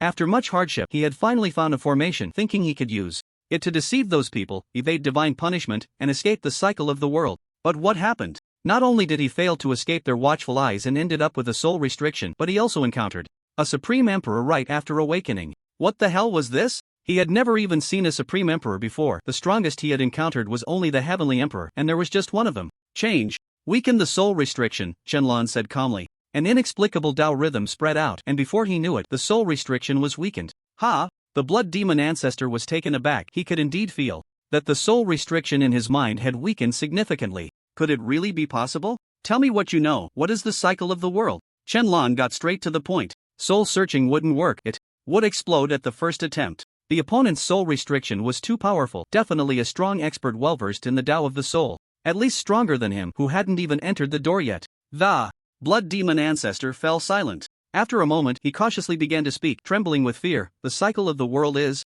He deliberately paused, realizing that his soul wasn't in pain anymore, and quickly continued. The cycle of the world is when each world reaches a critical point. A cycle will unfold, or it can be said to be a cleansing. Divine punishment will cleanse the impurities of the world, maintaining the world. Boom! Before he could finish, the blood demon ancestor suddenly exploded. His body perished, and his soul was obliterated. Shenlong frowned, contemplating the answer he had just heard. Cleansing the world? That means that every so often, someone or some people will initiate a world cleansing, reverting the world to its original state? This ability is actually quite simple. He could do it too. But why do it? What is the meaning of this endless cycle? With a casual wave, he reversed time, and the blood demon ancestor quickly reformed his body, returning to the moment he had just begun to speak. The cycle of the world is... The blood demon ancestor resumed his explanation. Stop, I understand now. Shenlong interrupted the blood demon ancestor. If this continued, he would explode again. He had grasped the concept and needed to ask other questions. What is divine punishment? Divine punishment is what we call the punishment from those guys in the heavens when they descend. The blood demon ancestor hesitated for a few seconds, speaking nervously. After realizing he was unharmed, he laughed. It seemed to really work. He wouldn't die. Little did he know, he had already died once. Why is there a cycle of the world? Because those people want to. Boom! The blood demon ancestor exploded again. Shenlong frowned. It seemed this question was more serious, involving certain secrets that absolutely couldn't be spoken of. The more serious the question, the faster the blood demon ancestor would explode. Time reversed, and his body was reformed. What was the world like before? Boom! This question was even more serious. Reverse, reform. Do you know who those people who want to cleanse the world are? I know. Boom! Reverse, reform. How long have you been asleep? Boom! Explosion, reverse, reform. After repeating this process, Shenlong discovered that as long as he asked questions about the previous world where those people, the blood demon ancestor, would explode. Those were all top secrets. In the end, Shenlong didn't want to ask anymore because he couldn't get anything out. After reforming the blood demon ancestor, he said lightly, as long as you don't endanger the lives of the Huaxia people, I can guarantee you won't die. He could see that the blood demon ancestor didn't seem like a bad person. He was just a poor soul trying to escape the cycle of the world. No. Great Emperor, please kill me. Suddenly, the blood demon ancestor clutched Shenlong's thigh, pleading for him to kill him. Shenlong was taken aback and asked in confusion, why? Boom! The blood demon ancestor exploded violently, his soul extinguished. Seeing this, Shenlong's eyes narrowed. He hadn't asked the question. This meant that the other party had already sensed it, wanting to completely eliminate the blood demon ancestor. To protect the secret. Killing someone right under his nose? Did they ask him first? Time rewound, reshaping the blood demon ancestor. But just as he was reformed, the blood demon ancestor exploded again. No matter how he reversed it, the blood demon ancestor would always explode. Emperor, he is coming! In the final reshaping, the blood demon ancestor suddenly shouted in terror. Boom! Another explosion. At the same time, an anomaly arose. In the outside world, the sky gathered a massive amount of thunderclouds, quickly covering the entire Huaxia and even overseas, stretching for millions of miles. Golden thunderbolts streaked across the sky, deafening, like drumsticks beating on a drum, and like thunder dragons roaring and soaring within the thunderclouds. The people across the nation looked up at the sky, terrified as they gazed at the dark ink like thunderclouds, fearful and panicked. What is going on? Is there another golden list coming out? No way, the golden list won't be out for another 2 days, and besides, when the golden list appears, the anomalies aren't this terrifying. The golden thunder looks much more powerful than before. It can't be some formidable beast descending, right? Something's off. It's not just a little off, it's extremely off. Something big is about to happen. Such a suffocating aura. I can feel a terrifying presence within the thunderclouds. My heart is aching. Not only the people within Huaxia could see the thunderclouds, but even those in the Ninja Empire, Superpower Empire, and Pharaoh Nation could look up and see the thunderclouds. These thunderclouds were more terrifying and larger than ever, like an ominous sign. Countless people stopped to watch, their hearts filled with unease. They feared that something extremely terrifying was within, something they were unwilling to face and dared not confront. Rumbling. The thunder roared, and the thunderclouds flickered. A figure appeared within the thunderclouds. Above the thunderclouds, there was someone. What is that? In Longdu City, under the thunderclouds, 3 figures stood in the void. They were Daoist Qingfeng, Peng Dahai, and Zhu Gu. Upon seeing the thunderclouds, Daoist Qingfeng immediately announced a pause in the competition and hurried back. The 3 had just seen the figure above the thunderclouds. From the shadow, it was clear that the person was enormous, with 3 heads and 6 arms, wielding an unknown weapon, and seemingly carrying a dharma wheel on their back. Unclear, but the visitor is definitely not simple, given such an anomaly. Peng Dahai shook his head. He was very worried. The other party's origins were unknown, and their appearance had triggered such a terrifying anomaly, fearing that the visitor was not friendly. Could it be related to the emperor? Zhu Gu whispered. The 3 of them had just sensed the emperor's pressure, which is why they were here. However, the emperor did not allow them to approach. They could only watch from a distance, not even daring to use their divine sense, afraid of angering the emperor. It's possible. This matter is definitely not simple. Daoist Qingfeng nodded, agreeing with Zhu Gu's words, feeling extremely heavy-hearted. The figure above the thunderclouds was too mysterious, unconsciously placing immense pressure on them. Rumbling. The golden thunder continuously illuminated the thunderclouds, and that figure flickered in and out as if it were a projection, standing there motionless. The invisible pressure made the people across the nation tremble. So terrifying. Who exactly is that, standing there doing nothing? I don't know, it looks so scary. Could it be here to punish us? Punish us? Don't forget, we still have the Supreme Celestial Master. He is the Supreme Emperor, who can punish us? No more talking, I'm going home to hide. This is too terrifying. Who knows what that mysterious person in the sky is? Ordinary people hurried home, closing doors and windows, hiding under their blankets, unwilling to face it. Only the cultivators looked up at the sky with tense expressions, ready to fight at any moment, prepared to confront the enemy. The Department of Repair Management. Have you figured out what that figure in the sky is? Li Long frowned as he looked up at the heavens. From the moment the golden thunder appeared to the emergence of the figure, his heartbeat had been racing, never settling down. Now, having consumed the reverse fate pill, he had become a cultivator, successfully elevating his realm to the foundation establishment stage using the elixir. He could clearly sense that there was a terrifying presence above the thunderclouds, even more fearsome than Daoist Qingfeng. It was only after stepping into cultivation that he truly realized the difference between cultivators and mortals. Just with his current foundation establishment, he could lift boulders, shake trees, and run 100 meters in just 2 or 3 seconds, breaking world records with ease. Such inhuman strength. No, even Daoist Qingfeng doesn't know who that is up there. The female soldier beside him shook her head. In the entire cultivation management department, no one knew, not even the Holy King. Who else was aware? At this moment, perhaps only the celestial sovereign knew. This is likely not a good omen, Li Long said solemnly, a bad premonition stirring in his heart. As dusk fell, the wind howled violently. The entire Huaxia seemed to be struck by a typhoon, with strong winds sweeping through, even lifting some frail ordinary people into the air. Countless golden thunders roared, flashing across the sky. In an instant, a terrifying and powerful pressure descended upon the world. Bang! Peng Dahai, Zhu Gu, and Daoist Qingfeng's expressions changed drastically, their faces contorted in pain as they gritted their teeth. Thud! Daoist Qingfeng was the first to kneel, collapsing onto the void, his hands bracing against the ground, trying to stand up. but the pressure on his back felt like hundreds of mountains pressing down, making it impossible for him to rise, nearly suffocating him. The other two were not faring any better. Zhu Gu was the second to kneel, spitting out a mouthful of old blood, splattering it into the void, and like Taoist Qingfeng, he knelt down, struggling to hold himself up. Damn it, what a strong pressure. This is the pressure of an immortal emperor. Pang Dahai looked up at the sky in terror, ultimately unable to bear it, and knelt down alongside the other two. This pressure was that of an immortal emperor, at least at the peak of immortal emperor. This blue star actually has the presence of an immortal emperor besides the celestial sovereign. This is coming too fast. It should be noted that most people in Huaxia are still at the nascent soul or golden core stage, with many more at the foundation establishment stage, and very few can reach the tribulation transcendence stage. Now, with an immortal emperor appearing, it seems like Blue Star is facing destruction. The three were filled with dread, wanting to look up, but no matter how hard they tried, they couldn't lift even a fraction of their bodies. The might of the immortal emperor was unshakable. Not just them, nearly everyone in Huaxia had knelt down. On the ground, whether cultivators or ordinary people, everyone wore pained expressions, unwillingly kneeling.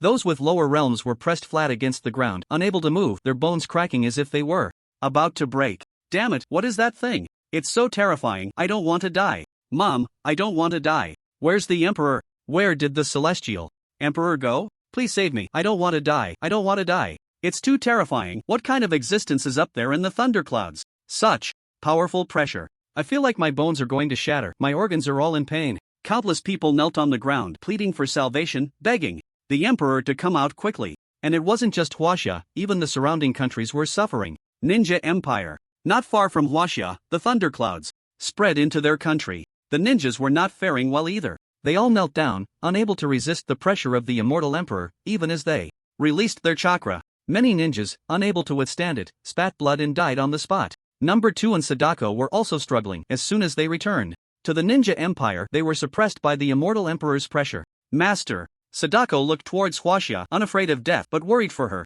Master. It's okay, the master will be fine. Number 2 gritted his teeth, speaking each word with determination. The master possesses immense powers. How could there be any trouble? This pressure from the immortal emperor is merely a show of force, a scare tactic against us insignificant ants. Once the master makes a move, they certainly won't dare to act recklessly again. On the other side, the superpower empire is the same. The entire nation is suppressed, kneeling and unable to rise. The might of the immortal emperor suppresses for thousands of miles, and anyone lacking strength or with a low realm is completely subdued. Only in a certain cave. Shenlong looked at the blood demon ancestor, who had once again died in front of him, and he understood that he could not be saved. No matter how time flowed back, the death of the blood demon ancestor was inevitable, and all of this was caused by him. Shenlong felt a bit guilty, but more than that, he was angry. Just then, a voice exploded in the sky. I am the Thunder Immortal Sovereign. If you dare to break the restrictions, you shall face death. Hearing the arrogant and domineering words, Shenlong smiled. He reached the mountain peak, looked up at the thunderclouds,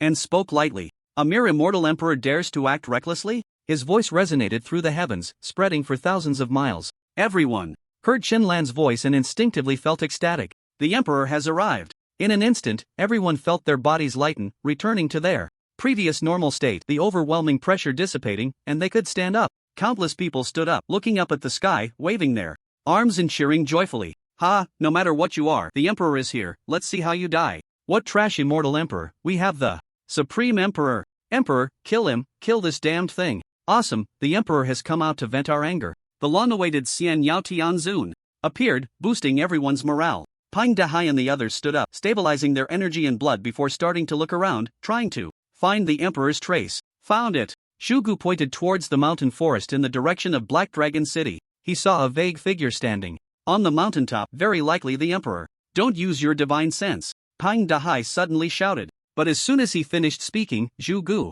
was instantly sent flying, crashing heavily to the ground, creating a deep pit, his head tilting as he fainted. Seeing this, Taoist Qingfeng was shocked and quickly spoke up. What's going on? Why did Zhu Gu fly out? Sai, how could we casually use our divine sense to spy on the emperor? Pang Dahai wiped the cold sweat from his forehead. He was an experienced person, how could he not understand? Last time he almost got ruined, so he didn't dare to use his divine sense to search just now. Unexpectedly, Zhu Gu was so bold as to spy directly. Hopefully, the emperor didn't strike too hard. I'll go check on him. He seems to be a bit dead. Taoist Qingfeng wiped the cold sweat from his forehead and hurried down to check on Zhu Gu. In the repair management department, Li Long slowly stood up from the ground, looking at the sky, grinning. Quick, let's get out. This might be our first time witnessing the emperor in action. After cultivating, he increasingly yearned for high realms and immortality. Such a battle at the emperor level could not be missed, and he might even gain some insights from it. Alright, Li Shi, the male soldier beside him, supported Li Long, and the two disappeared, arriving above the base to watch the changes in the sky.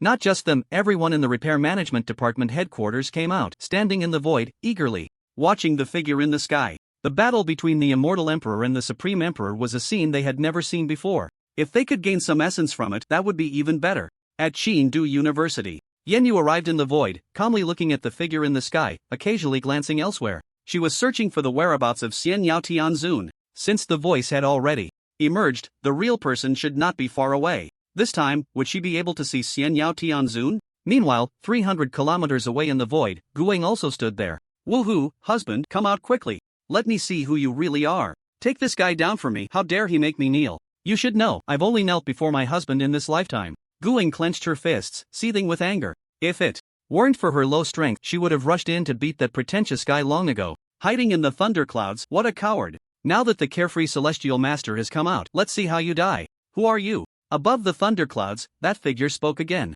He looked at Qianlan and noticed he only had the cultivation of the nascent soul, sneering in disdain, but then felt something was off. Because the other party had just effortlessly dispelled his pressure. The one who will kill you, Qianlan spoke calmly, his figure flashing as he appeared beneath the thunderclouds, looking up defiantly at the mysterious figure.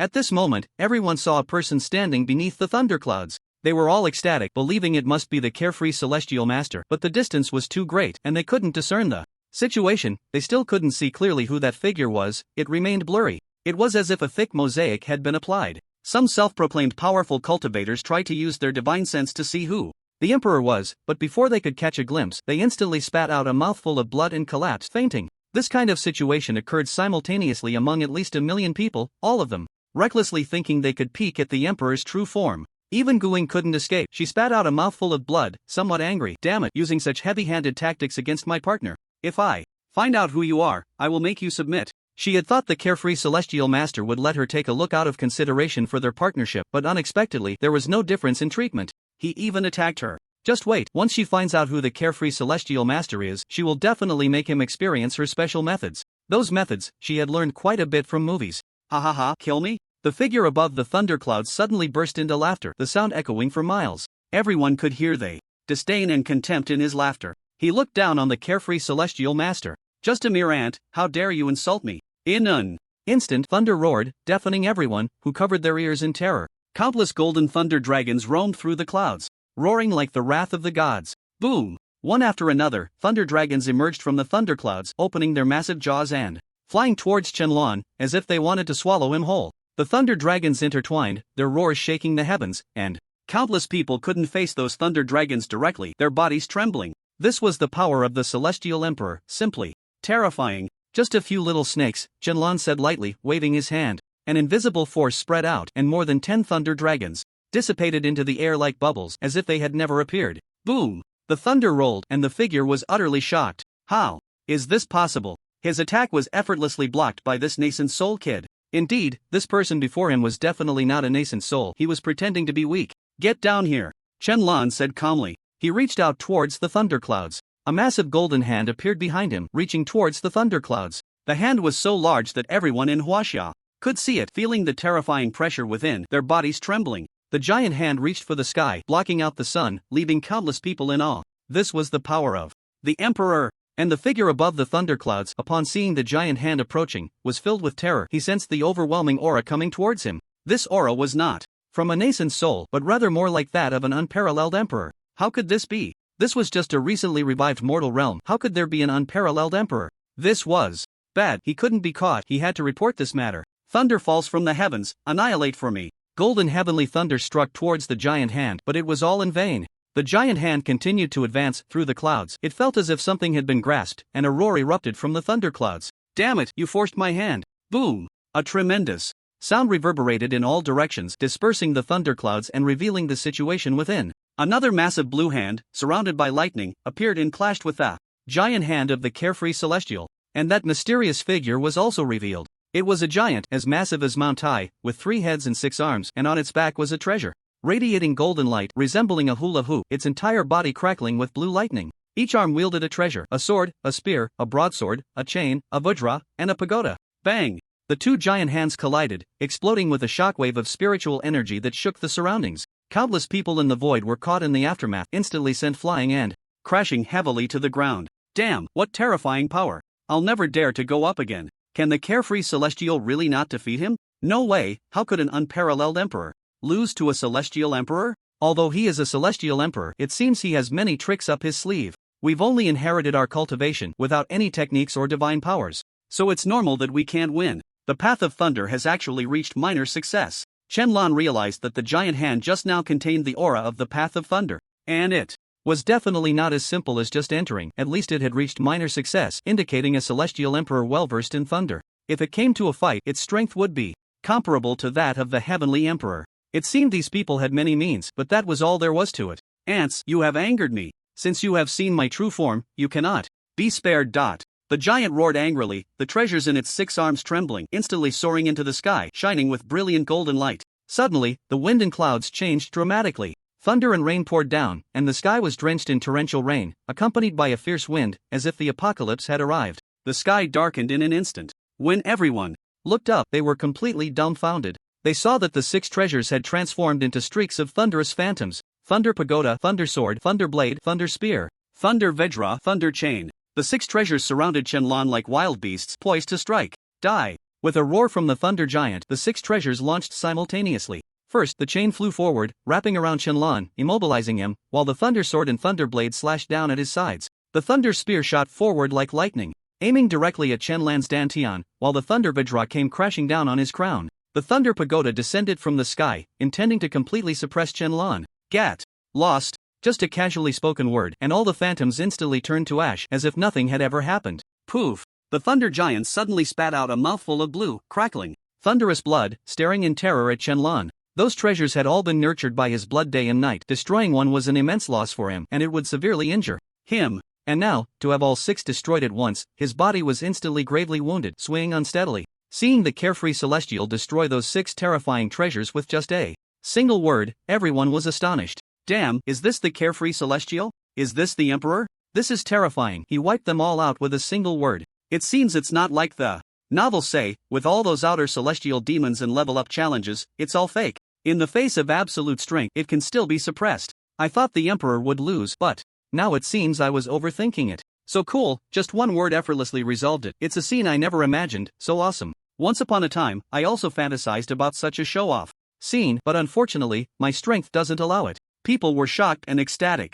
This was the first time they had seen the emperor make a move, and such a powerful celestial emperor was like a mere chicken before the emperor, easily extinguished. With a single word, he could destroy 6 treasures capable of annihilating heaven and earth. This is the emperor. It's terrifying, but fortunately, it's us Huaxia people. Peng Dehai wiped the cold sweat from his forehead, terrified at the thought of having offended such a person. He was scared half to death. But thankfully the emperor did not kill him. Instead, he left him with a dog's life. Fortunately, such a person is one of their own. As long as they don't offend him, they should be fine. Woohoo, hubby is amazing. Gooing cheered, bouncing and dancing with joy. Her chest surged with excitement, dazzling to behold, but no one was there to appreciate such a stunning scene. Seeing the handsome Xian Yao Tianzun made Gu Ying incredibly happy, and her desire to meet him grew even stronger. Unfortunately, Xian Yao Tianzun didn't want anyone to know who he was. But she wouldn't give up. One day, she would find out who Xian Yao Tianzun really was. Ah, our country has Xian Yao Tianzun. What a blessing for the nation. Li Long laughed heartily, very pleased. For the first time, facing the emperor's power directly filled his long silent heart with blood and passion.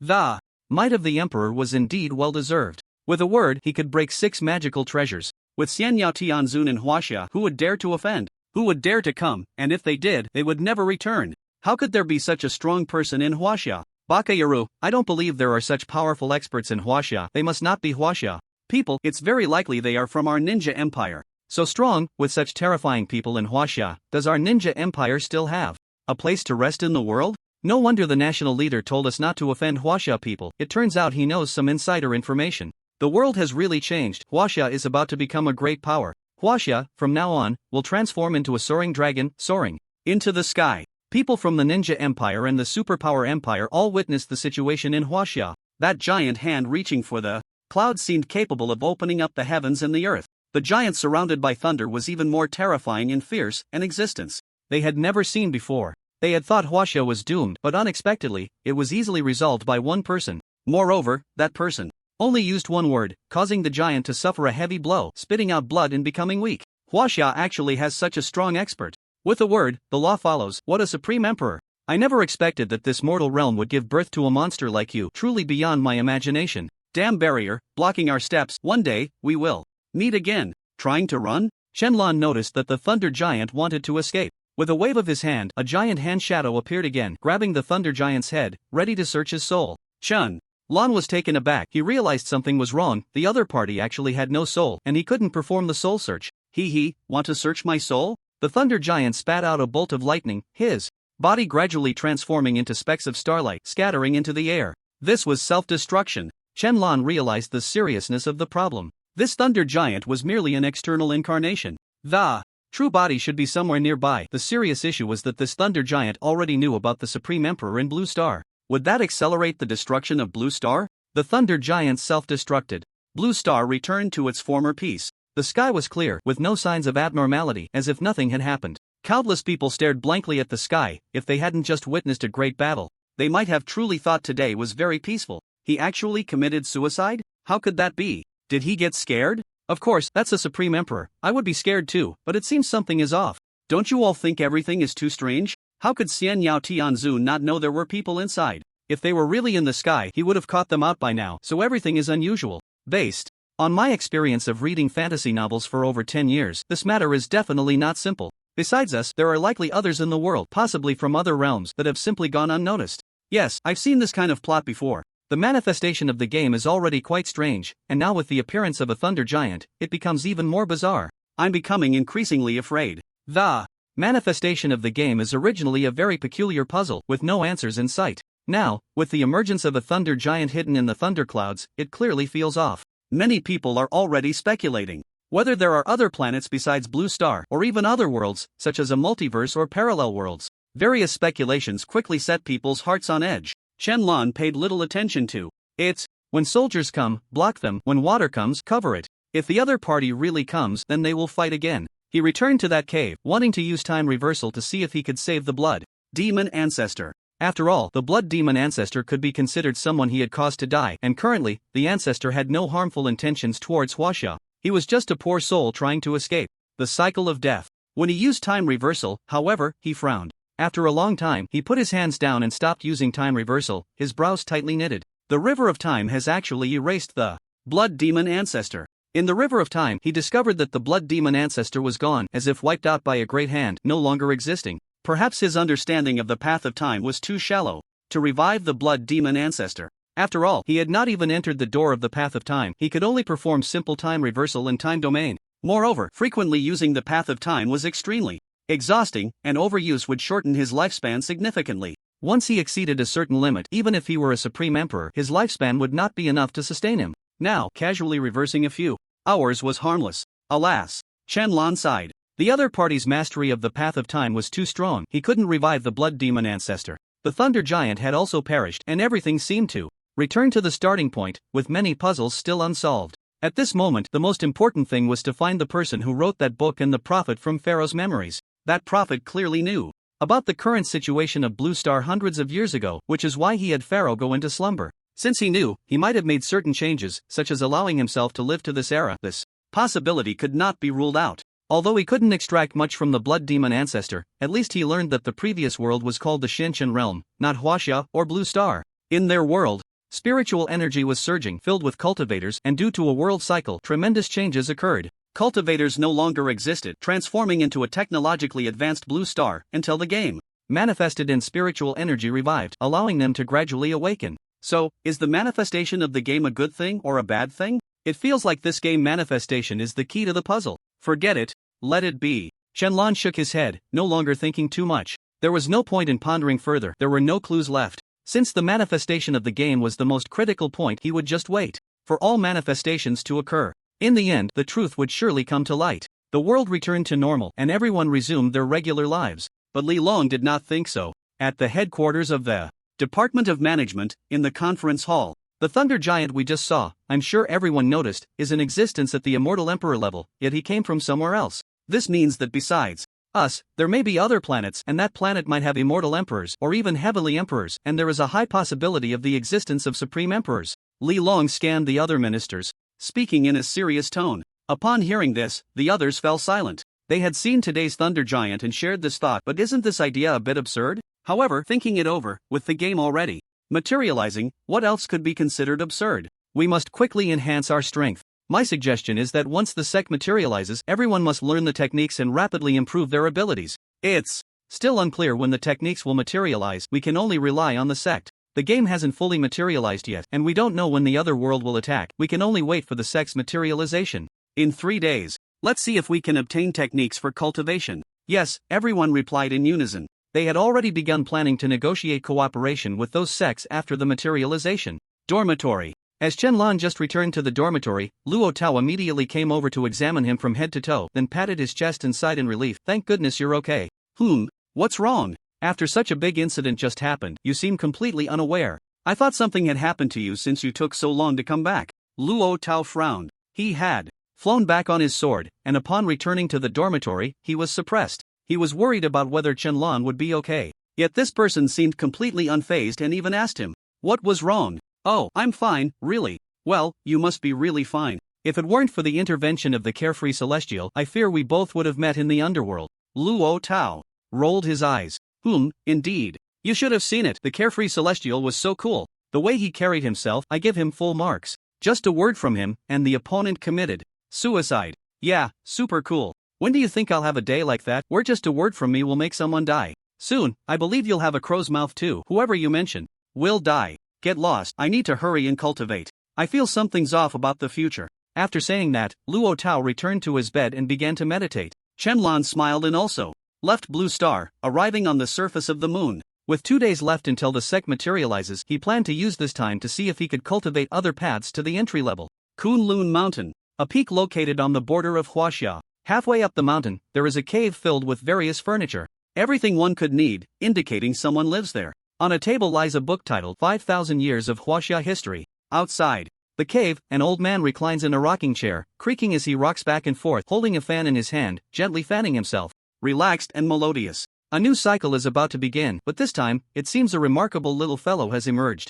I hope he won't disappoint my good intentions. 2 days later, Repair Department. Master Li. A male soldier approached Li Long and saluted. How's the situation with the Ninja Empire? Their population has decreased by 2/3, all due to their ruler's actions, the soldier reported truthfully, filled with confusion. Yesterday, there was a major upheaval in the Ninja Empire. Their ruler, whether in a fit of rage or not, began to kill indiscriminately. They also discovered that the ruler of the Ninja Empire is actually from Huaxia, as he possesses cultivation and is a quasi-saint. Just 1 day later, the total population of the Ninja Empire decreased by 2/3, with many strong individuals dead. They also announced their withdrawal from the global arena competition. Upon hearing this, Li Long fell silent, recalling what Taoist Qingfeng had told him yesterday. The ruler of the Ninja Empire was very polite to a young man, almost with a sense of obedience, resembling a master-servant relationship. Did you find out about the young man I asked you to investigate? Yesterday? I found him, here it is. The soldier picked up a tablet, opened the information on it, and handed it to Li Long. Li Long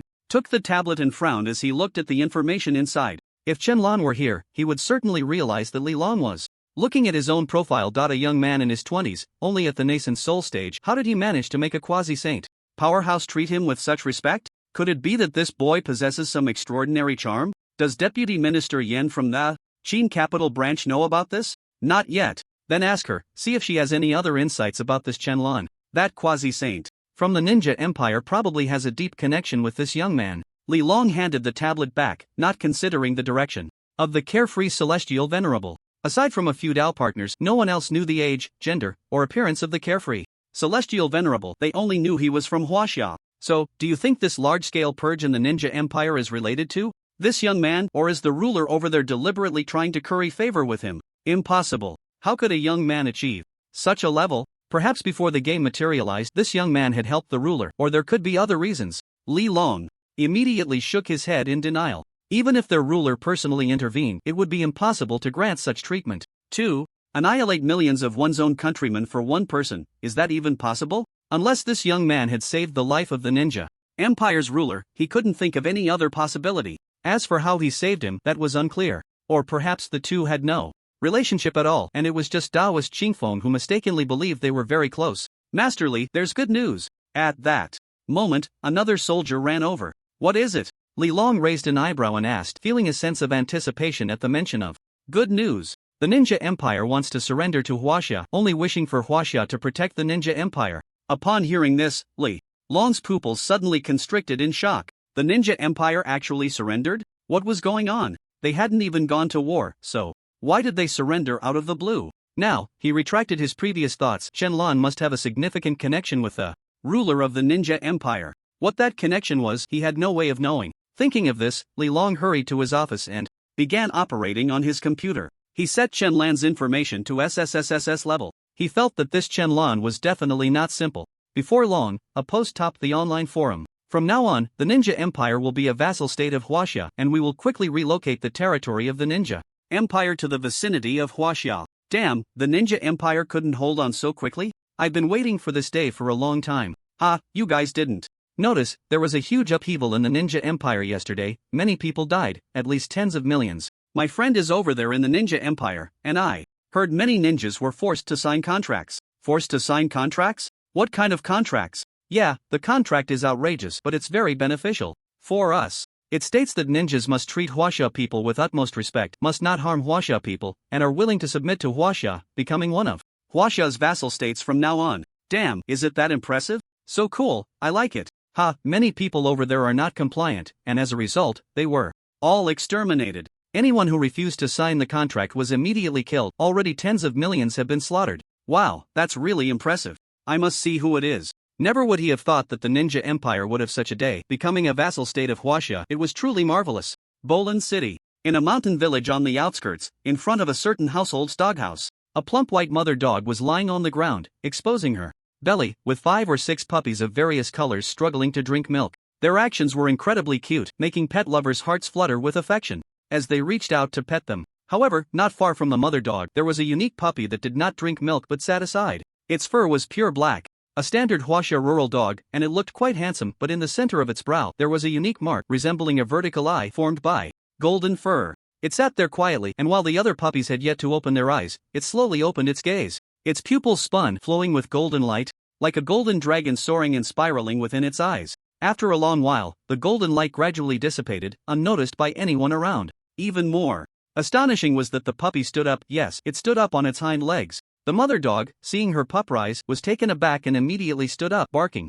frantically. Clearly, she did not recognize it as her own child. After all, her pup had only been born a few days ago, its eyes still closed. How could it possibly stand like a human? The little black dog looked at its mother and surprisingly spoke. "Thank you for giving me life. I will repay you in the future." After saying this, it leaped into the air, soaring into the clouds, disappearing without a trace. "Hey, you damn dog, what are you barking about? Shut up." A man rushed out from the doorway, swinging a shovel at the mother dog's head, cursing loudly. "Damn it, just immediately feed them milk. Once these pups grow up, I'll sell you all to the dog meat shop." On the surface of the moon. Soul Path, enter. Shenlong suddenly opened his eyes, a purple light flashing through them before finally settling. The Soul Path, he had finally taken his first step. "Let me try my soul army." Shenlong stood up, raising his right hand high. His clothes moved without wind, rustling loudly, and a terrifying and eerie spiritual power erupted around his body, cold and chilling. The purple light concentrated in his eyes, an endless stream of purple spiritual energy gathering in his right hand. "Awaken!" Shenlong called out softly, suddenly crushing the spiritual energy ball in his hand. In an instant, boundless spiritual energy spread outwards, landing on the ground and slowly forming into soul bodies. Their appearances were all people Shenlong had killed before. Some were superhumans with extraordinary abilities, some were vampire kings, and others were blood demon ancestors, a total of over 10 soul bodies floating in the air. "Master!" The dozen or so soul bodies knelt in unison, addressing Shenlong in unison. "Chun." Lon nodded slightly. After entering the soul path, creating souls became much simpler. However, the prerequisite for creating souls was that one could imagine their appearance, so using those who had already died was the best option. The downside was that these people had no power, as they were created out of thin air and possessed no strength whatsoever. Shenlong waved his hand, bringing dozens of Yuaning demon beast corpses from Blue Star, which could be transformed into human bodies. The internal organs of these demon beasts were quite similar to those of humans, making them easy to modify. A minute later, over 10 human bodies floated in the air, both male and female. "Enter." The souls nodded heavily and flew into their corresponding gendered bodies. After about 10 seconds, the bodies opened their eyes, landing on the ground and moving their limbs. These bodies fit them perfectly. "Thank you, Master." Everyone knelt down in Unison again. Shenlong pointed again, and a vast amount of spiritual power erupted instantly, flowing into the blood demon ancestor's body in the direction of his finger. Bang bang bang. The sound of cracking shells echoed from within the blood demon ancestor, his realm continuously rising,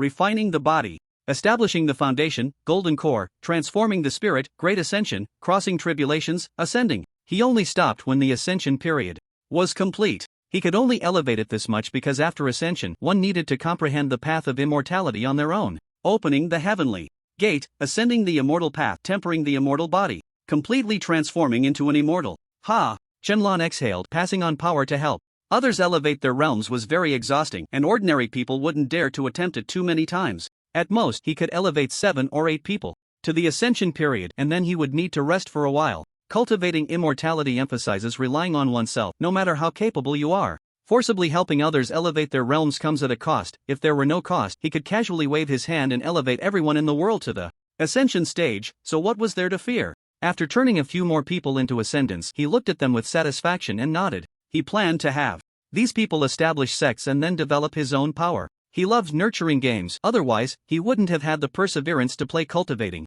immortality for 10 years. With a wave of his hand, he gathered about 10 bodies into his palm and vanished from the moon. When he reappeared, he was already in the mountainous forest of Black Dragon City. Go ahead and establish your own forces, Shenlong said. But just as he finished speaking, the sky changed dramatically. Thunderclouds gathered over Huaxia, dark clouds thickened, pressing down like a heavy stone on people's hearts, with flashes of lightning and thunder, and fierce winds and rain. Sects begin to materialize. This time, low-level sects, the voice of Hongmeng echoed. At the same time, Huaxia trembled. Mountains shook, countless skyscrapers swayed, vehicles rocked and set off alarms, and ordinary people on the streets hurriedly grabbed anything to steady themselves. Only the cultivators flew into the sky, nervously watching the changes unfolding. In those unknown realms and cities, ancient and ethereal buildings rose from the ground, standing alongside tall skyscrapers. Everyone was excited to see these structures. The sects have appeared. Hurry and find a master. I want to find a master and learn skills. I want to become the strongest senior brother. I can't wait to find a master and learn. I must learn alchemy. But the materialization was not yet complete, and everyone refrained from acting rashly. After several dozen seconds, the ground finally stopped shaking. Shenlong immediately expanded his divine sense and saw that at least 10,000 sects had appeared within Huaxia, each one different. Some were ethereal, nestled by mountains and rivers, with cranes drinking water and koi leaping joyfully. Others were lifeless, built from redwood, giving off a sense of desolation, with a few skulls hanging at the entrance. Some looked less like sects and more like cults, as he saw a tattered female statue at the entrance, very alluring. Each sect was bizarre and varied, and it was hard to tell which were righteous sects and which were heretical paths. However, in his eyes, they were all fine. Even the heretical paths were quite good. His soul-searching was indeed quite heretical, and this act of forcibly searching soul memories would likely draw condemnation from those righteous sections. Yet, there was not a single person inside these sects. Were those NPCs not yet materialized? Sect materialization complete. Now beginning to materialize sect members. The voice of Hongmeng echoed again. As the words fell, beams of golden light descended into those sections. When the golden light dissipated, Shenlong could see that each sect had gained many people, each with at least 1,000, and some even had tens of thousands, all of whom had levels. The strongest were at the transformation stage. The weakest were at the body refinement stage, with the most common being foundation, establishment, and the more powerful ones were golden core and nascent soul. Indeed, they were low-level sects. With such low levels, they were probably the ones at the bottom, and the major sects had not yet materialized. Cultivators from another world had finally arrived, but these people were likely also bound by soul restrictions, making it impossible to ask questions. Now you have tasks to do. Go find your sects to learn alchemy, artifact crafting, and techniques, Shenlong said to the dozen or so people. Yes, master, they all knelt in unison and then disappeared, each going about their business. Shenlong also planned to leave to find a sect to learn about formations and check ancient texts on techniques. All materialization complete. Now opening player sects, 10 unoccupied. Sects will be set, occupy them. Beclaim at this moment. The voice of Hongmeng echoed again. Shenlong was slightly taken aback, then a smile crept onto his face. Just when he was about to doze off, someone delivered a pillow. Just as he was thinking about establishing a sect, the sect came knocking at his door. The ground trembled again, and in different parts of Huaxia, 10 sects rose from the earth. Some were nestled by mountains and rivers, some perched atop towering peaks, and others located within cities. Among them, Shenlong quickly set his sights on a sect situated on a high mountain, surrounded by many smaller peaks, which reminded him of a novel he had once read. The sect described in that book had numerous peaks, each inhabited by an elder and their disciples, such as the Alchemy Peak, Sword Peak, and various other named and clearly defined peaks. Each peak had its representative items or figures. The moment he laid eyes on this sect, Shenlong decided to claim it. And it wasn't just him, it seemed others were heading there too. He spotted a familiar face, Peng Dahai. That peak looks quite good. If I can take it as a sect, it would be the best choice. With strides that covered vast distances, Peng Dahai arrived in front of the sect in just 2 steps. At first glance, he was captivated by this sect. Although it was located on a towering summit, the area was vast and open, making it easy to navigate up and down the mountain. And it was a place that was easy to defend but hard to attack unless a great cultivator came. Especially those smaller peaks, they looked cool and impressive. He could arrange for others to live there, which wouldn't be bad at all. So, he was drawn to it at first sight. It seems like no one is competing with me. Peng Dahai grinned, stepping forward, ready to seize the opportunity. Bang! He unexpectedly bumped into something, causing his head to spin. What the hell is this? Peng Dahai rubbed his forehead, looking surprised at what was in front of him. He reached out to feel ahead. To his astonishment, he discovered a layer of transparent barrier blocking him. Was it not possible to take it yet? Just then, a voice echoed, leaving Peng Dahai both astonished and helpless. The Xiaoyao sect will be established tomorrow, and everyone can sign up. This voice rang like thunder in the minds of countless people, making their heads buzz. Peng Dahai smiled wryly. He would never mistake this voice. It was definitely that of the Xiaoyao Celestial. At the same time, a map of mountains and rivers flew out from the sect in front of him, hovering in the void and slowly enlarging, until it grew as large as the golden list, visible to the entire nation. 3 large characters appeared on it. Xiaoyao sect. What the hell? The Xiaoyao Celestial has founded a sect. What are we waiting for? Let's join the Xiaoyao sect. I was originally thinking of joining those NPC sects, but now it seems unnecessary. Directly joining the Emperor's sect is better than anything. Emperor, look at me. Can I join? I can endure hardships and I'm quite capable. Just look at me. How can I join the Emperor's sect? I've been dreaming of joining. One by one, people saw the Xiaoyao Celestial founding the sect and cheered with excitement, eager to join immediately. Even Peng Dahai felt a bit tempted. If he joined the Emperor's sect, could he break through to the Immortal Emperor level? He was currently at the Saint King realm, and his cultivation had stagnated. Daily practice was futile, and he wasn't making much progress. He could only rely on certain pills or rare treasures to break through. If the Emperor could impart some teachings to him, wouldn't that mean a breakthrough in no time? With that thought, Peng Dahai immediately dismissed his idea of founding a sect and decided to join the Emperor's sect instead. With his cultivation level, he should be able to catch the Emperor's attention, right? It wasn't just the people of the nation, even those who had just manifested from another world saw this map of mountains and rivers. At that moment, at a small sect not far from the Xiaoyao sect, the Qingxian sect, over 1,000 men and women dressed in elegant robes, with 3-foot-long swords at their waists, exuding an ancient charm, were all looking up at the map. Look, what is that? The aura of that treasure is so powerful, it vaguely gives me a sense of overwhelming might. Could it be a supreme treasure? Senior brother, do you know what that is? What a beautiful scroll. I wonder what kind of treasure it is. I didn't expect this indigenous world to have such a precious item. Perhaps we can seize it. Xiaoyao sect? Isn't that the title of the first sect? Are they here so soon? No, it seems this is a sect established by the natives themselves. They really are audacious. I want to see how these natives will perish when the Xiaoyao sect arrives. Ha ha, I'm looking forward to it too. The sect master of Xiaoyao sect is an immortal emperor. These natives are at most great Luo, golden immortals. At that moment, an old man in a black robe with graying hair walked out from the inner courtyard. Upon seeing the old man, everyone clasped their fists and bowed,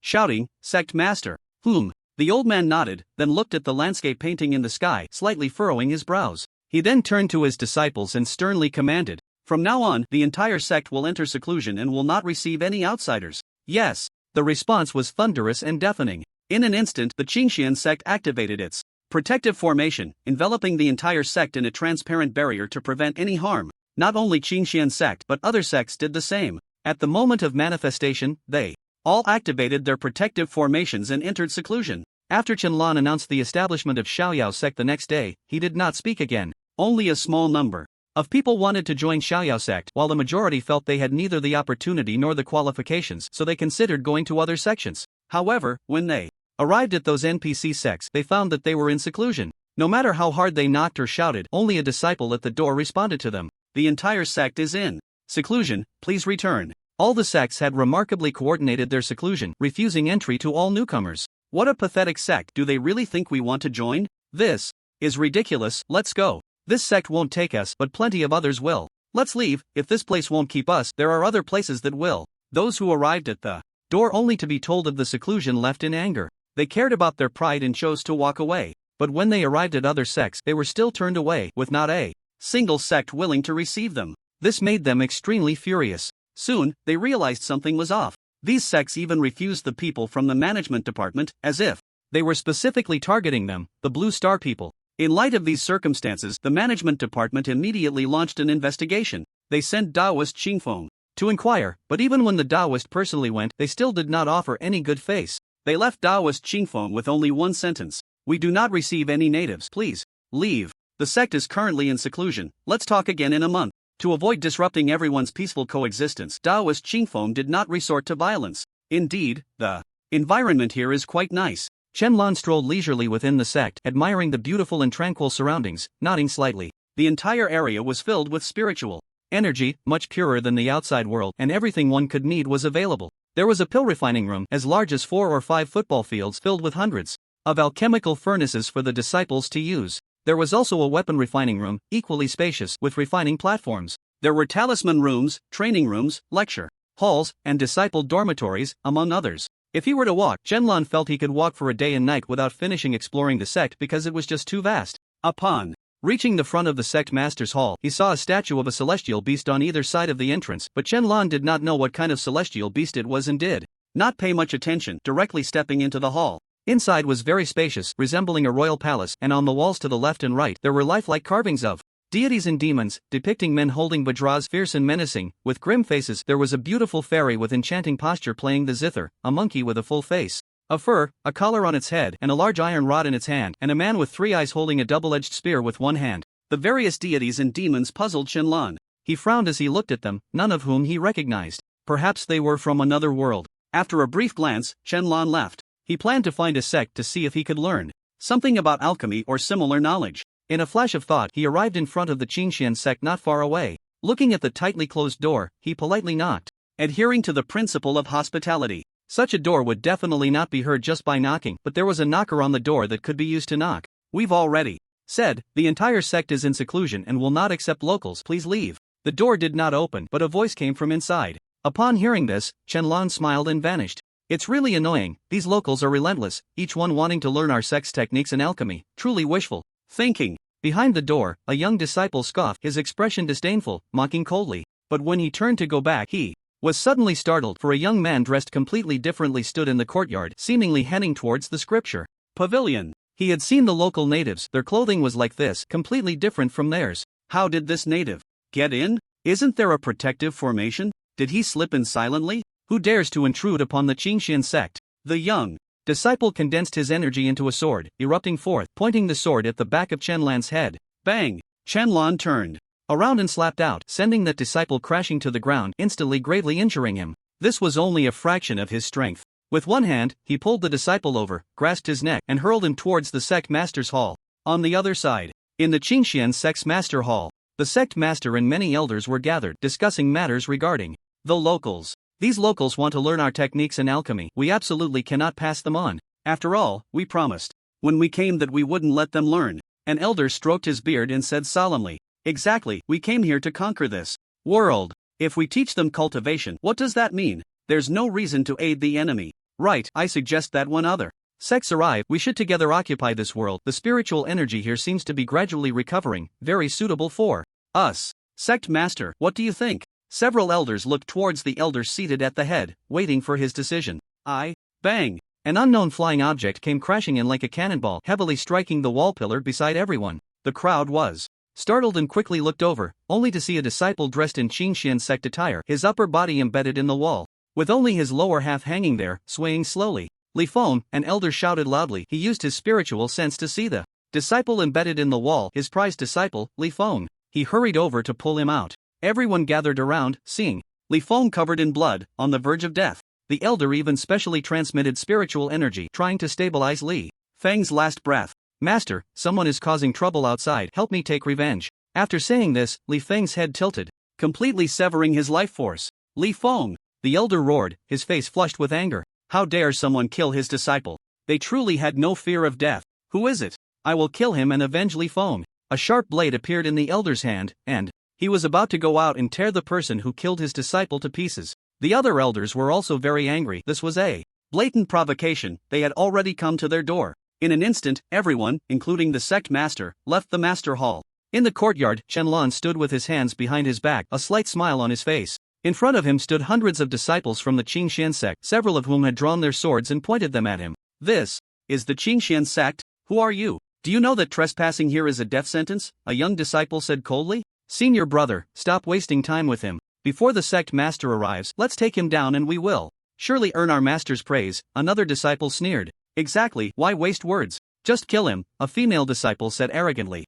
The young senior brother listened to the incessant chatter of his fellow disciples, his resolve wavering as he looked at Qianlan with a burning gaze. If he could take him down, he would definitely earn the praise of both his master and the sect master. Thinking this, the senior brother spoke coldly. If you want to blame someone, blame yourself for trespassing into the Qingxian sect. As soon as he finished speaking, the senior brother charged forward, gripping his blade and aiming for Qianlan's neck. Some people just want to find death, Qianlan shouted coldly, his pressure erupting instantly. Thud! The pressure of the nascent soul stage burst forth, causing the disciples, who were only at the body refinement and foundation establishment stages, to kneel on the ground, their faces contorted in pain. Nascent soul. The senior brother knelt before Qianlan, his body trembling, his lips quivering. He never expected that this indigenous person, who looked to be about his age, was actually a powerful nascent soul expert. It was known that their sect master was only at the nascent soul stage, and the age difference was so vast. Qianlan did not strike nor release his pressure, but instead looked into the distance, where several figures were flying quickly towards them. In no time, a few figures landed. They were the sect master and the elders of the Qingxian sect. When they saw their disciples kneeling on the ground and felt the pressure of the nascent soul, their expressions changed dramatically. This indigenous person was actually a nascent soul powerhouse. Young friend, you trespass into my Qingxian sect and have killed my disciple. Isn't that a bit too much? Oh, is that so? Qianlan replied with a faint smile, lifting his right foot and stepping down on the senior brother's back, instantly crippling his dantian, rendering him unable to cultivate for life. Ah! The senior brother screamed. In agony, anger, and fear surging in his heart. This person had crippled him without a word. How would he live from now on? Master, avenge me, the senior brother shouted in rage, wishing he could kill Qianlan. But he had no such ability and could only rely on his master. One elder, seeing his most beloved disciple's cultivation crippled, was furious, but he was only at the golden core stage. He quickly looked at the sect master and knelt down. I implore the sect master to kill this scoundrel, avenge my disciple, and avenge Li Feng. Another elder, Li Feng's master, also knelt down and pleaded. The other elders followed suit, kneeling and begging the sect master. We implore the sect master to kill this scoundrel, avenge our Qingxian sect's disciples. The kneeling disciples shouted in unison. We implore the sect master to kill this scoundrel, avenge our Qingxian sect's disciples. Hearing the crowd, the sect master narrowed his eyes, staring hard at Qianlan. Young friend, you barged into my Qingxian sect without distinction and have killed my disciples, and now you have crippled another. Do you really think I have no temper? In an instant, the full pressure of the sect master's nascent soul erupted, bearing down on Qianlan. In that case, I'll send you off with another, Qianlan said with a faint smile, exerting force with his foot, instantly shattering the senior brother's internal organs, killing him beyond recovery. The senior brother spat out a mouthful of blood, his head tilting as he died with resentment. The other disciples were shocked, not expecting this person to actually dare to kill their senior brother. And he did it right in front of the elders and the sect master. The sect master was utterly shocked, not expecting this young man to be able to ignore his pressure and casually kill a disciple. Bastard! Seeing his beloved disciple dead, the elder roared in fury, striking a palm towards Qianlan. The giant palm formed from spiritual power howled as it flew, but Qianlan merely waved his hand, dispersing it effortlessly. Get lost! Qianlan spoke, and the elder was instantly sent flying. By the time he hit the ground, he was already dead. Seeing this, everyone was even more shocked. Words manifesting as law? A single word could kill a golden core. Is this really something a Yuanying stage cultivator can do? The sect master immediately realized that this person was not an ordinary Yuanying stage cultivator and hurriedly cupped his hands, forcing a smile as he said, Senior, may I ask if our Qingxian sect has offended you in any way? At that moment, the sect master believed that Qianlan must be some elder who had returned to youth, deliberately pretending to be at the Yuanying stage. After all, that display of words manifesting his law was something he could not achieve, and he did not believe any Yuanying stage cultivator could do it either. Why don't you accept the natives? Qianlan spoke. Upon hearing this, the sect master's face turned extremely ugly, and the others fell silent. Seeing this, Qianlan raised an eyebrow. It seemed these people were indeed here with ulterior motives. What is your world called? Qianlan continued to ask. Qingtian Immortal Realm, the sect master answered truthfully. Qianlan fell into deep thought. The blood demon ancestor had called the previous blue star the Xianchen realm, and now this world was the Qingtian Immortal Realm. Was there a connection between these two worlds? Do you know the Xianchen realm? Qianlan asked. Upon hearing this, the sect master was momentarily stunned, frowned in deep thought, and then bitterly shook his head. saying, I'm afraid I don't know, senior. Then what is the purpose of your Qingtian immortal realm coming to our blue star? As soon as these words were spoken, the sect master suddenly knelt down, his face filled with fear. His body trembling as he said, Senior, I dare not say, nor can I say. Shenlong frowned and looked at the other elders and disciples. When everyone met his gaze, they all knelt down and lowered their heads, not daring to make eye contact. Have you all been placed under a soul restriction? When Shenlong saw that everyone's first reaction was to tremble, he confirmed that these people had indeed been placed under a soul restriction, unable to reveal even a hint about the Qingtian immortal realm or their purpose for coming to Blue Star. Who could have such profound mastery over the soul Tao to place so many people under a soul restriction, preventing them from speaking freely? Tell me everything you know that you can say, and I will let you go, Shenlong said. The crowd trembled again, and finally, the sect master raised his head slightly, looked at the sky, and nervously said, Senior, I can only say two words, raise gu. Raise gu. Upon hearing these two words, Shenlan's heart trembled. He was no stranger to these words. Raising gu was precisely to select the strongest gu worm and then choose it as the gu king. It seemed that the collision of the two worlds was indeed for the purpose of raising gu, to select the strongest world, and only the strong could remain. As for what would happen to the eliminated world, Shenlan had no idea. In any case, it certainly wouldn't be anything good. I can't say more than that. Heaven is watching. The sect master lowered his head again, saying no more. Shenlong looked at the sky. In his divine sense, he could see no one, but he knew that the so-called heaven, the so-called gods, could not come here yet. Blue Star had things they feared, or perhaps there was a barrier preventing them from coming. All right, get up, Shenlong said, looking at the sect master. Upon hearing this, the sect master and the other elders and disciples finally stood up, still not daring to make eye contact with Shenlong. My purpose is simple, to replicate all the techniques, ancient texts, and so on from your scripture pavilion, and deliver them to that sect for me. Shenlong pointed towards the Xiaoyao sect. Upon seeing that the sect was indeed Shenlan's, everyone was taken aback, not expecting it to be this person. For him to occupy a sect in front of so many people, his strength must be extraordinary. Yes. The sect master immediately nodded in agreement.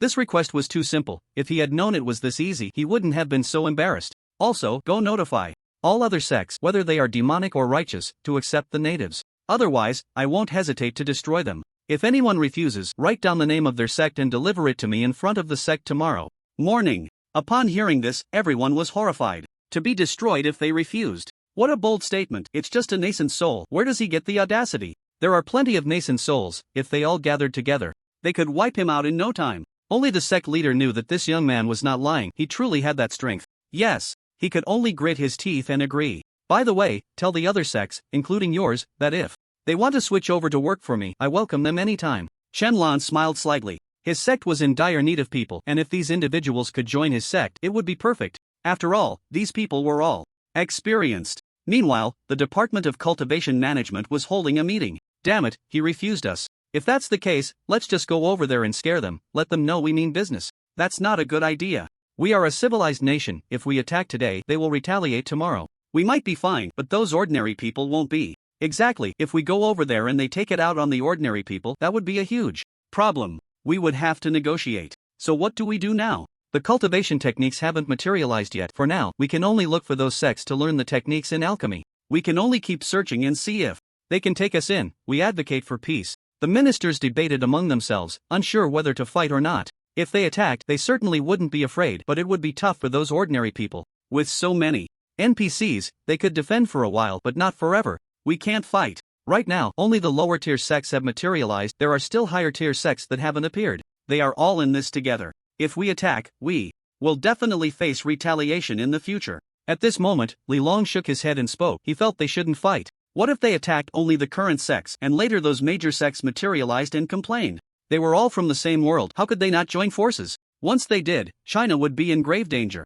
Everyone fell silent, unsure of what to do. If it really comes to it, I can go scare them. Taoist Qingfeng spoke up. At this time, after all, he was a great Luo Golden Immortal, while those sects were at most nascent souls. He could intimidate them, get the resources first, and deal with the future later. That's not acceptable. We should still prioritize peace. Li Long shook his head. He had to consider the bigger picture. Offending them now would make future interactions difficult. If they didn't give in, and they attacked, how was that any different from being a bandit? Li Master. Just then, a soldier rushed into the conference hall, panting as he approached Li Long. Everyone turned to look, their expressions tense. Could something urgent have happened? Otherwise, why would he be in such a hurry? What is it? Li Long frowned. Good news. The sect leader of a sect called Qingshuanmen just arrived here and informed us that they are about to recruit disciples widely. Not only that, many sects have started accepting our locals and will officially open their doors for recruitment tomorrow. We need to spread the word. Upon hearing this, everyone immediately showed joy and stood up. Such good news.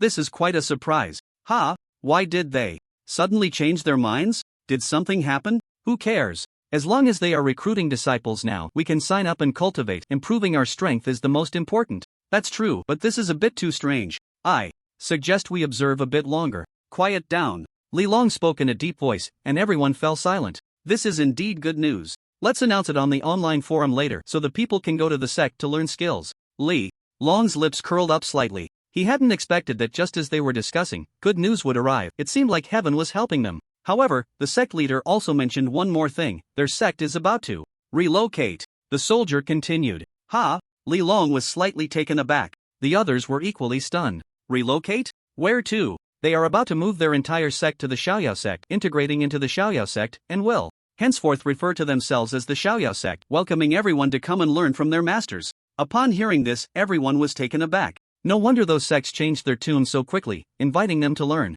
from their masters. It turns out that the Xiaoyao celestial master had secretly intervened. I see. Li Long's smile grew even brighter. Ha, it turns out the Xiaoyao emperor took action. No wonder those people changed their stance so quickly. They really are the type to bully the weak and fear the strong. Since the emperor has intervened, he no longer has so many worries. Because this matter was initiated by the emperor, any retaliation would also be directed at the emperor. If it were something they provoked, the emperor might not help them, which had always been his concern. Now that the emperor has set this precedent, there's nothing to fear. Starting tomorrow, everyone will go to their respective sects to learn from their masters. If we find any sects that still refuse to accept us, then we will fight. Li Long spoke with authority, and the crowd cheered enthusiastically. Alright, then let's fight. Online forum. A piece of news suddenly emerged. All sects have begun to recruit disciples widely. Tomorrow, they will open their doors to welcome new disciples. Everyone can visit the nearest sect to see if they are accepting disciples. Anyone can learn from their masters, acquire skills, and undergo a transformation. Upon seeing this news, those who had been feeling gloomy about not being able to join a sect and learn from a master suddenly felt enlightened. Damn! Is this for real? I have to get up early tomorrow to learn from a master. I just came back from the sect, and their closed-door disciples said that tomorrow they will open the sect to recruit disciples. Anyone can come. So, are we going to those smaller sects tomorrow, or to the Xiaoyao sect? That's the sect of the Xiaoyao emperor. Of course, we should go to the Xiaoyao sect first. If we get in, we'll soar to great heights. If we can't get in, we'll go to other sects, prioritizing the Xiaoyao celestial master. I think that's a good idea. Let's consider the emperor's sect first, and if we can't get in, we'll think about the others. The Xiaoyao celestial master's sect is the top choice for everyone. Being able to enter the emperor's sect would definitely be the best option. If they can't get in, there are still other sects accepting disciples, which would be a secondary target. In short, being able to enter any sect is a good thing, representing the opportunity to learn from a master and acquire a means of self-protection. In the future, humanity's learning tasks will no longer be about mathematics and science, but rather alchemy, weapon forging,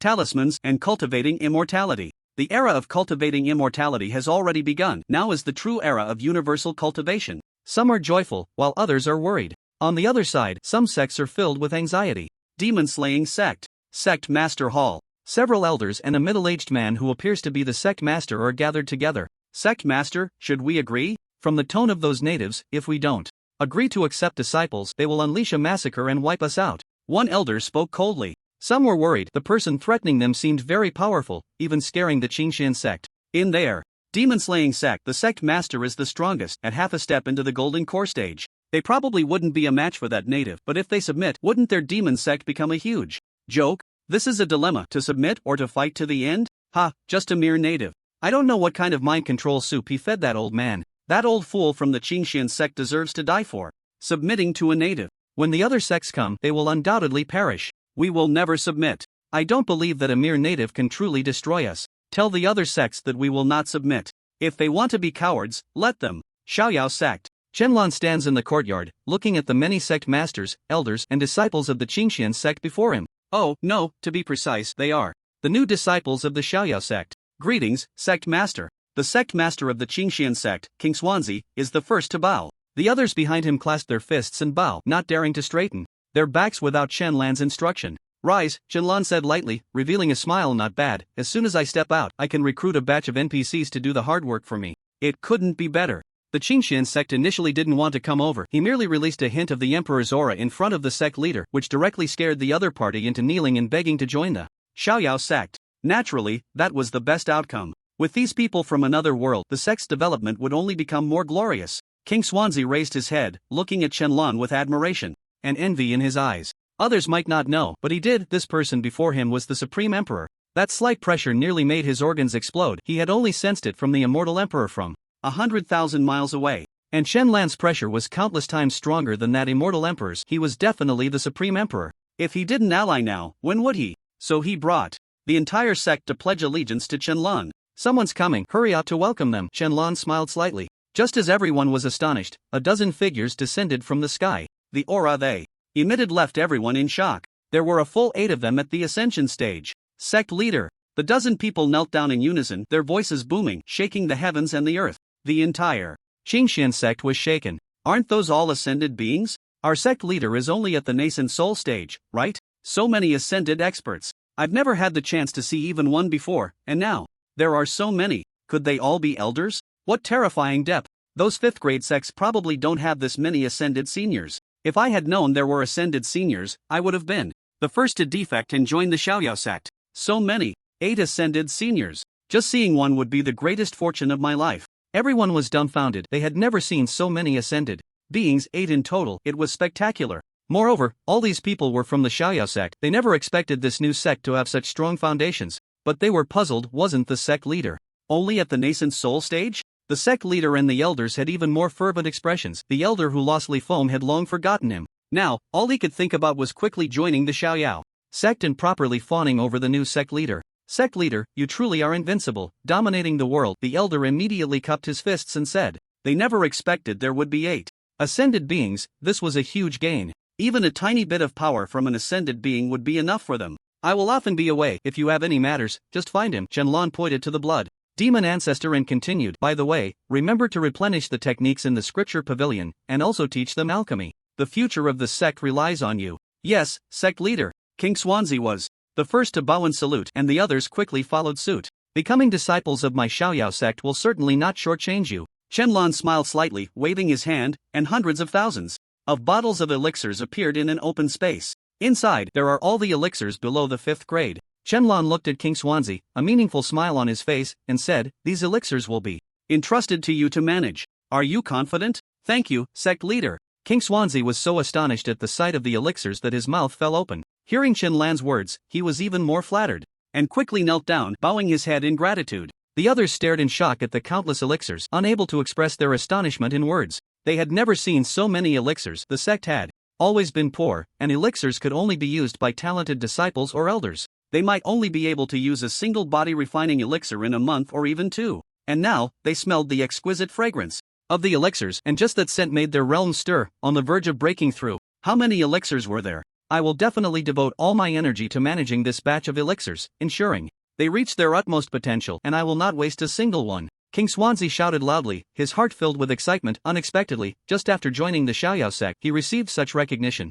The sect master entrusted him with so many elixirs to manage, which was a tremendous show of trust. He absolutely could not let the sect master down. Good, very good. From now on, you are the outer sect master. Qianlan nodded in satisfaction, then pointed a finger. A surge of spiritual power rushed into Qing Xuanzi's body, drilling into his dantian, forcibly breaking through his realm. In an instant, a series of muffled sounds echoed from within Qing Xuanzi, and everyone around turned to look at him. He could no longer suppress the aura within him and released it all. Transformation into spirit. Breaking through to transformation into spirit in a second. The crowd was astonished. How did the old sect master suddenly break through to transformation into spirit? Especially the few elders, who were even more surprised, as they knew that the ancestor had been stuck at the peak of the nascent soul realm for a long time. He had been there for over 100 years, and they thought a breakthrough was hopeless. They never expected that today he would actually break through to transformation into spirit. And this was far from over. Under the terrified gazes of the crowd, Qing Xuanzi's realm continued to rise steadily, soon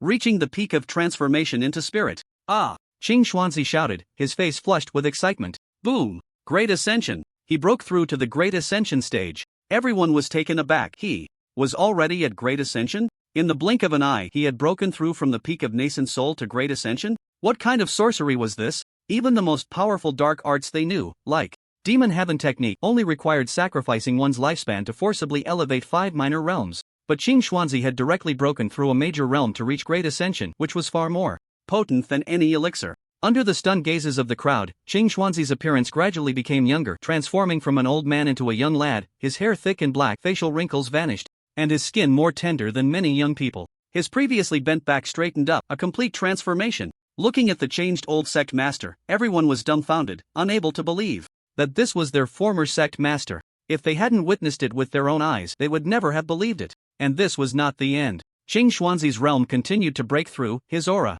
growing increasingly terrifying. It wasn't until he reached the peak of Great Ascension that the spiritual power circulating within him was completely digested and came to a halt. Feeling the Great Ascension cultivation within him, Qing Xuanzi was overjoyed. He had never imagined he could reach this realm. He thought transformation into spirit was unattainable, yet just by joining a local sect, he broke through to a realm he had never dared to imagine in his lifetime, Great Ascension. Thank you, Sect Master, for your rebirth grace. I vow by the way of heaven that I will never betray the Xiaoyao sect or the Sect Master in this life. If I betray, may my soul be extinguished and may I never reincarnate. Thunder suddenly roared in the sky, seemingly responding to Qing Xuanzi's words. Yet Qing Xuanzi's expression was resolute. He was not frightened by the thunder, for he was sincere. Today, Shenlong helped him break through to Great Ascension, a kindness he could never repay in several lifetimes. The others looked at the old sect master in astonishment, then at the new sect master. They were now very curious about what realm the new sect master was in, able to effortlessly allow someone to break through to Great Ascension without breaking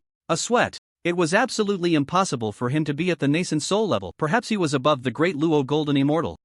My appearance must not be leaked. If it is, death, Shenlong said calmly. Yes, sect master. Everyone knelt down again. Having witnessed Shenlong's methods, they no longer had any other thoughts in their hearts, only loyalty, only a life and death commitment to follow the Xiaoyao sect. Qing Xuanzi, you handled the distribution of these elixirs. Tomorrow, gather disciples widely. You all prepare for the assessments and such, you take care of it, but there is only one requirement. It must be spectacular. I want the whole world of sects to know that our Xiaoyao sect has been established. Yes, sect master, everyone replied in unison. When they raised their heads, Shenlong had already vanished, leaving only the more than 10 unknown powerful figures. Seniors, what should we do next? Qing Xuanzi slowly got up, rubbing his hands as he walked in front of the blood demon ancestor with a silly smile. The sect master asked you to do whatever, just do it. We're just here to watch. The blood demon ancestor replied expressionlessly. Seeing that the elder showed no signs of joy or anger, Qing Xuanzi felt a bit perplexed and could only tentatively ask, so can I start now?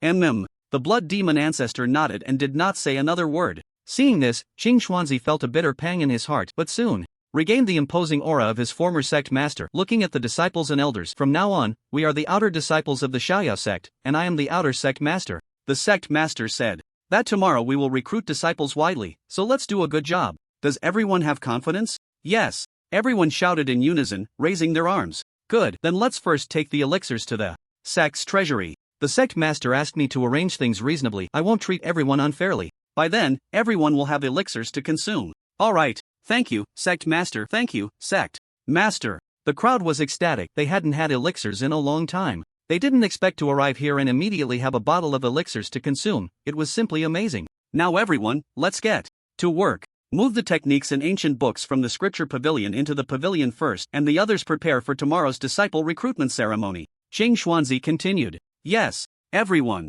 responded in unison. Before long, everyone began to get busy. At this moment, the blood demon ancestor walked up to Qing Xuanzi and said, you all send someone to teach us alchemy, talismans, and artifact refining. Qing Xuanzi was taken aback for a moment but quickly thought that the locals might not know these things and only focused on cultivation, so he didn't say much and agreed. At this time, in the sky, Shenlong had not left but was watching the arrangements of the people on the ground, nodding in satisfaction. Qing Xuanzi was doing well. He was a talent and very loyal, so it was reassuring to hand over the management of the sect to him. He didn't want to manage the sect. He founded the sect to give those who had no opportunity to enter a sect a chance to cultivate, to provide more opportunities for the people of Huaxia. He just wanted to be a hands-off manager and see the world. Not long after, he saw that the techniques from the scripture pavilion had already been moved in, so he flashed to the scripture pavilion. Scripture pavilion. Shenlong teleported here, looking at the once empty pavilion now filled with techniques, ancient books, spiritual arts, and martial skills, revealing a satisfied smile. Although these techniques were relatively low level,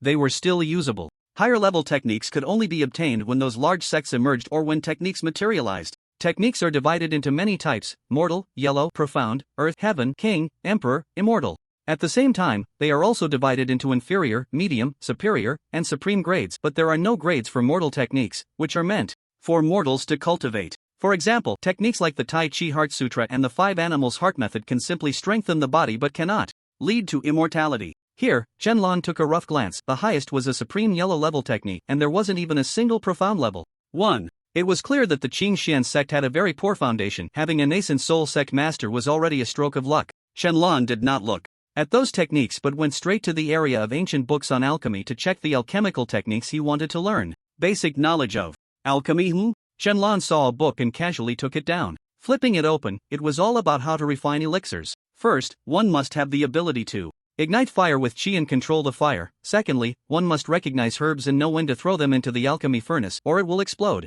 Then, there is the control of timing. One must be patient, as the impatient cannot refine elixirs. The latter part includes some knowledge about herbs, such as the basic herbs for body refining elixirs. Blood qi flower. It is commonly found, generally growing in places with blood qi, especially around corpses, and is very common. Shenlong was slightly taken aback. Flowers around corpses are very common, but soon he thought to himself that this was knowledge from another world, where blood rain and chaos occurred daily, and corpses were indeed very common. Casually flipping through the pages, after finishing, Shenlong gained a preliminary understanding of alchemy and gradually became immersed in the ocean of knowledge. Since childhood, he had loved reading and playing games, as only these two things could help him forget his sadness and emerge from the pain of losing his parents, gradually becoming more cheerful. The books he read were quite diverse, including popular science, novels, maxims, and more. Slowly, time passed bit by bit. Shenlong had the ability to read 10 lines at a glance and remember everything he saw. In just 10 minutes, he had read hundreds of ancient texts and gained a basic understanding of another world.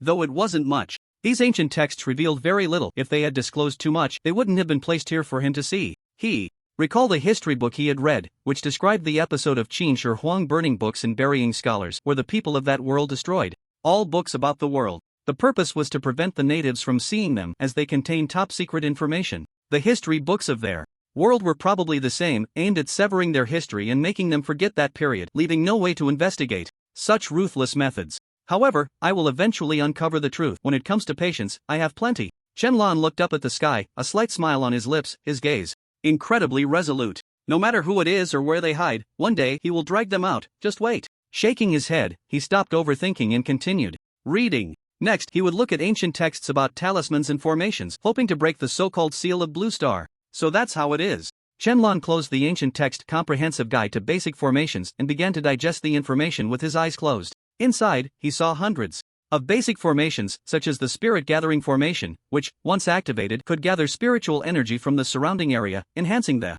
purity of the spiritual energy within the formation zone, a must-have formation for cultivation. There was also the Sect Protection Great Formation, which could protect the sect. The higher the realm of the person who set up the formation, the stronger the resistance it could provide against others. This meant that if he set up the Sect Protection Great Formation, it could withstand all beings below the level of a supreme emperor. Hundreds of basic formations evolved in his mind. He possessed the divine ability of formation, allowing him to quickly learn formations as well as to complete, evolve, and crack formations. The basic formations continuously evolved and completed in his mind, gradually transforming from the most ordinary formations into the strongest formations that could evolve. After a full 10 minutes, Shenlong opened his eyes, his pupils swirling with countless runes, slowly returning to normal. Not bad. I have evolved hundreds of formations. Now, aside from those top-tier formations I don't know, these basic formations have all reached their peak.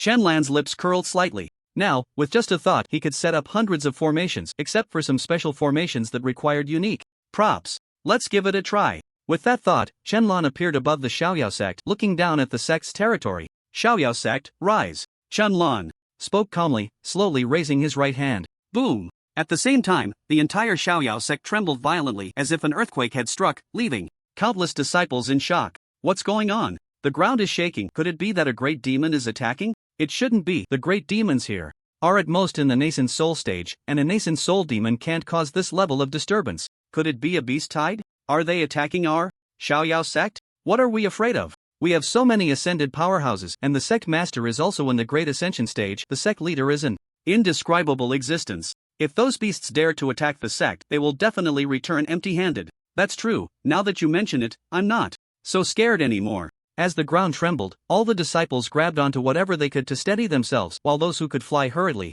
took to the air, nervously watching above. However, they soon spotted Chen Lan's figure. Is that the sect master? It is the sect master. The disciples looked up at Chen Lan in the sky and immediately understood that this was the work of their sect master. Qing Xuanzi immediately flew into the sky, arriving beside Chen Lan, kneeling on one knee and clasping his fists, saying, "Sect master."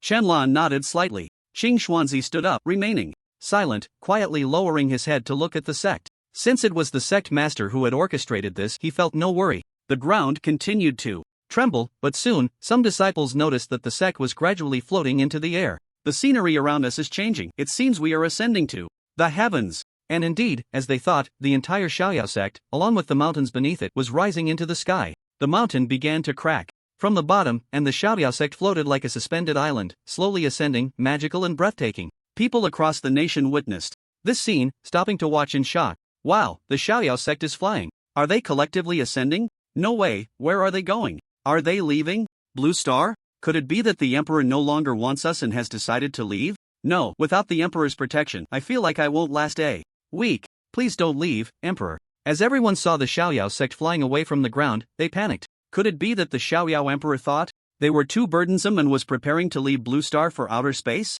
What would they do then? Everyone witnessed the Xiaoyao sect ascending into the sky, and people from various sects looked up in awe. They didn't know what the Xiaoyao sect intended, but such an ability to lift an entire sect off the ground was clearly beyond their capabilities. At the very least, it had to be a tribulation-level elder who could achieve this. Could it be that the sect master of Xiaoyao was a tribulation-level powerhouse? Before everyone's eyes, the Xiaoyao sect slowly ascended until it reached nearly 10,000 meters high, stopping just as the small peaks passed through the clouds. No matter where one was, as long as they looked up, they could see the Xiaoyao sect, resembling a floating giant island in the sky, very conspicuous and spectacular. Such a scene was something only seen in movies, and now it appeared before everyone, bringing an extremely shocking impact. Just like that, a mountain range floated in the air, with no further movement. Gradually, everyone stopped paying attention and returned to their normal lives. In the Department of Management, what? The Xiaoyao Emperor made the entire sect float in mid-air? Li Long looked at the soldier reporting in front of him, utterly bewildered. What was the Emperor trying to do with such a fine sect? Well, there are currently no other developments, it's just floating in mid-air. Forget it, whatever the Emperor wants to do is beyond our control. Has the list been compiled? Li Long shook his head, changing the subject. This so-called list was for those who wanted to join the Xiaoyao sect. Many people in the department wanted to join the Xiaoyao sect and become disciples under the Emperor. So, Li Long had them compile a list to see who wanted to join. Tomorrow, he would personally lead a team to seek apprenticeship, but he wouldn't trouble the Emperor over it. Whether one could enter the sect depended entirely on the individual. He didn't have the qualifications to interfere with the Emperor's choices. It's been compiled. How many people? From all departments? Almost everyone signed up. A total of 470 million people want to join the Xiaoyao sect. The soldier reported, somewhat embarrassed. There was no way around it. The Emperor's sect had too much allure. Everyone wanted to join. Including him, even those in the body refinement stage had signed up. Who wouldn't want to be the Emperor's disciple? That would provide an extra layer of security.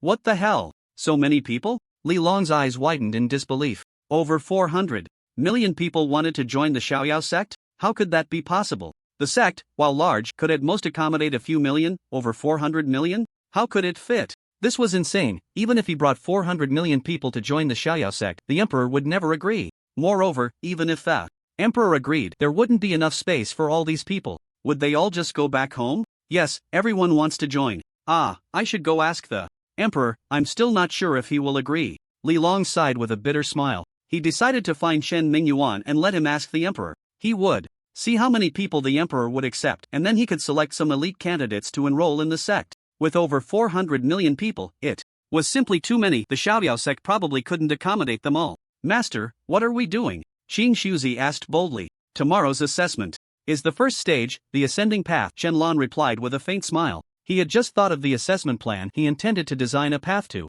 heaven for all those who wanted to join the sect to test their willpower. Those who successfully reached the top of the ascending path could become registered disciples. He designed the disciple positions: registered disciples, outer disciples, inner disciples, and true disciples. The last one would require selection by the elders, and as for the elders, that was still to be determined. After briefly explaining his thoughts, Qing Shuzi quickly understood. I see. As expected of the master, your considerations are indeed thorough, Qing Shuzi said, cupping his fists. Well, you can handle it as you see fit. I expect many people will come tomorrow. Then do we have any standards for accepting disciples? What are the standards for your Qingsu sect? Check for spiritual roots, bone age, and whether they possess the qualifications for cultivation, then arrange some assessments for them to take. The better their results, the better the treatment and benefits they can receive. That's about right, just do it as you think best, Qianlan said casually. He wanted to be a hands-off manager and let his subordinates handle the work. Understood, I will do my utmost and will not disappoint the master.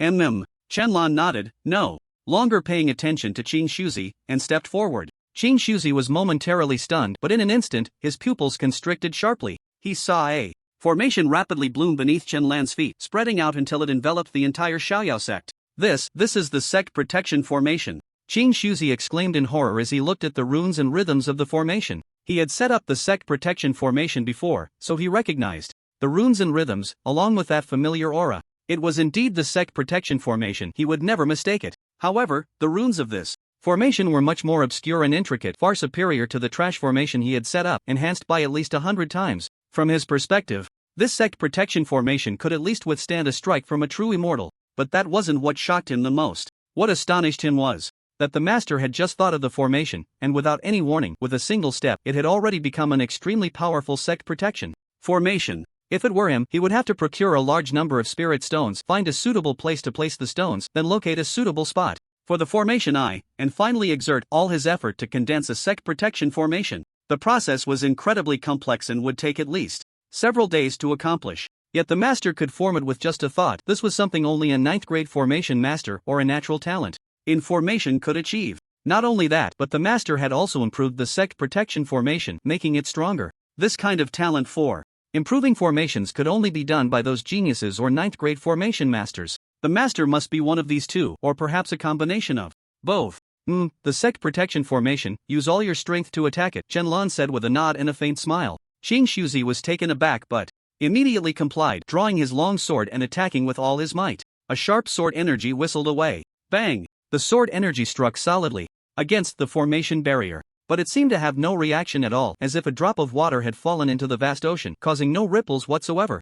Seeing this, Qing Shuzi's eyes widened in shock. My full strength strike had no reaction at all. He was currently at the Great Ascension stage, yet there was still no response. It was indeed a formation set up by the Supreme Emperor, far too powerful. This could probably withstand a full strength strike from the Emperor. The disciples below watched in astonishment, unaware that the sect leader was an unparalleled emperor. When they saw Cheng Xuanzai's full force strike against the barrier with no reaction, they were stunned. What a powerful protective formation! The sect leader is already at the Great Ascension stage, yet it had no effect. One can only imagine how formidable it is. What is the sect leader's realm? It's inscrutable, but it feels incredibly strong, to a level I can't even fathom. The runes of this protective formation are so exquisite, different from the ones laid out by sect leader Cheng Xuanzai. Before, this one is even more powerful. Could the sect leader be a master of formations? Perhaps even a 7th grade? Is that true? Sect leader Cheng Xuanzai seems to only be a 2nd grade formation master, which is already impressive. Formation techniques are incredibly difficult to learn without talent.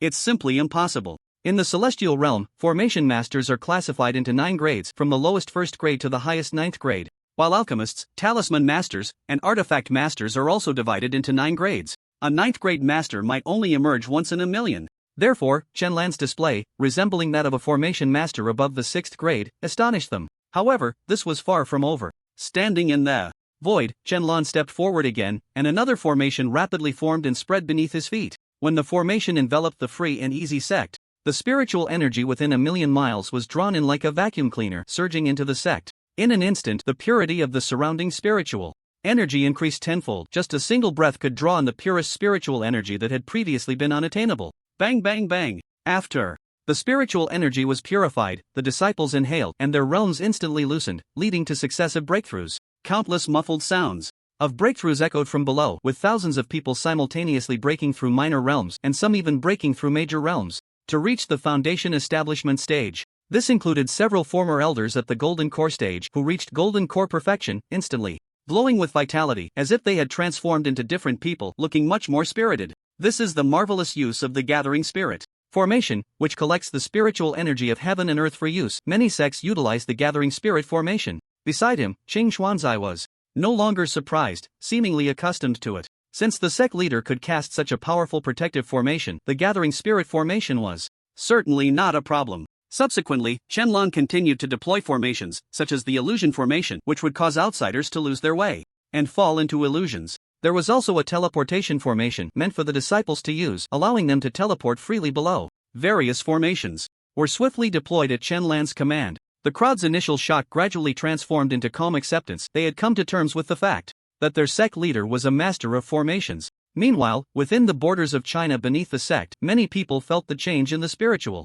energy of heaven and earth. What's going on? Why is there so much less spiritual energy? Something's off. I feel the spiritual energy has thinned significantly. Who did this? Who is setting up the gathering spirit formation, and isn't its power a bit too strong? Who could it be? This is incredibly unethical. The spiritual energy of heaven and earth is thinned by 2/3, and it will take at least a month or two to restore to such purity. Is this meant to cut off everyone's path? That shouldn't be the case. It should be about a week. This world is different from ours. The spiritual energy here is very abundant and will replenish quickly. Shenlan's gathering spirit formation caused the spiritual energy of heaven and earth to thin by 2/3, leading to much discussion and complaints among the people. Looking at the dozens of formations surrounding the sect, the disciples felt numb, and so did Qing Xuanzai. You are all responsible for tomorrow's disciple recruitment ceremony. No need to report to me, Shenlan said before disappearing without a trace. Yes, sect leader. Qing Xuanzai quickly cupped his fists and bowed. He then collected his thoughts, took a deep breath, and continued to busy himself. Bolan City, a small mountain village. Inside a certain household, the stench of blood filled the air. Blood was splattered on the walls, doors, and bed. On the floor lay a man's corpse. His death extremely horrifying. Now it felt as if some wild beast had clawed open his chest, tearing apart his internal organs, leaving him unable to close his eyes in death. Beside the corpse stood a black dog, standing on two legs like a human, at a height of 1.40 meters, an eerie sight. Its claws were drenched in blood, with bits of flesh still clinging to them. Terrifying to behold. Its mouth was similarly smeared with filthy blood, as if it were still chewing on something. The black dog stared intently at the man's corpse on the ground, its gaze oddly reflecting a human-like satisfaction and relief, as if reveling in the pleasure of vengeance fulfilled. Who are you? At that moment, in the previously empty environment, a man's voice suddenly rang out. The black dog jumped back abruptly, leaping onto the bed, baring its teeth and growling in the direction of the voice, emitting a low rumble akin to a car engine. A young man appeared there, causing the black dog to tremble in fear, for it had not sensed his arrival. This could only mean one thing: the man's realm was above its.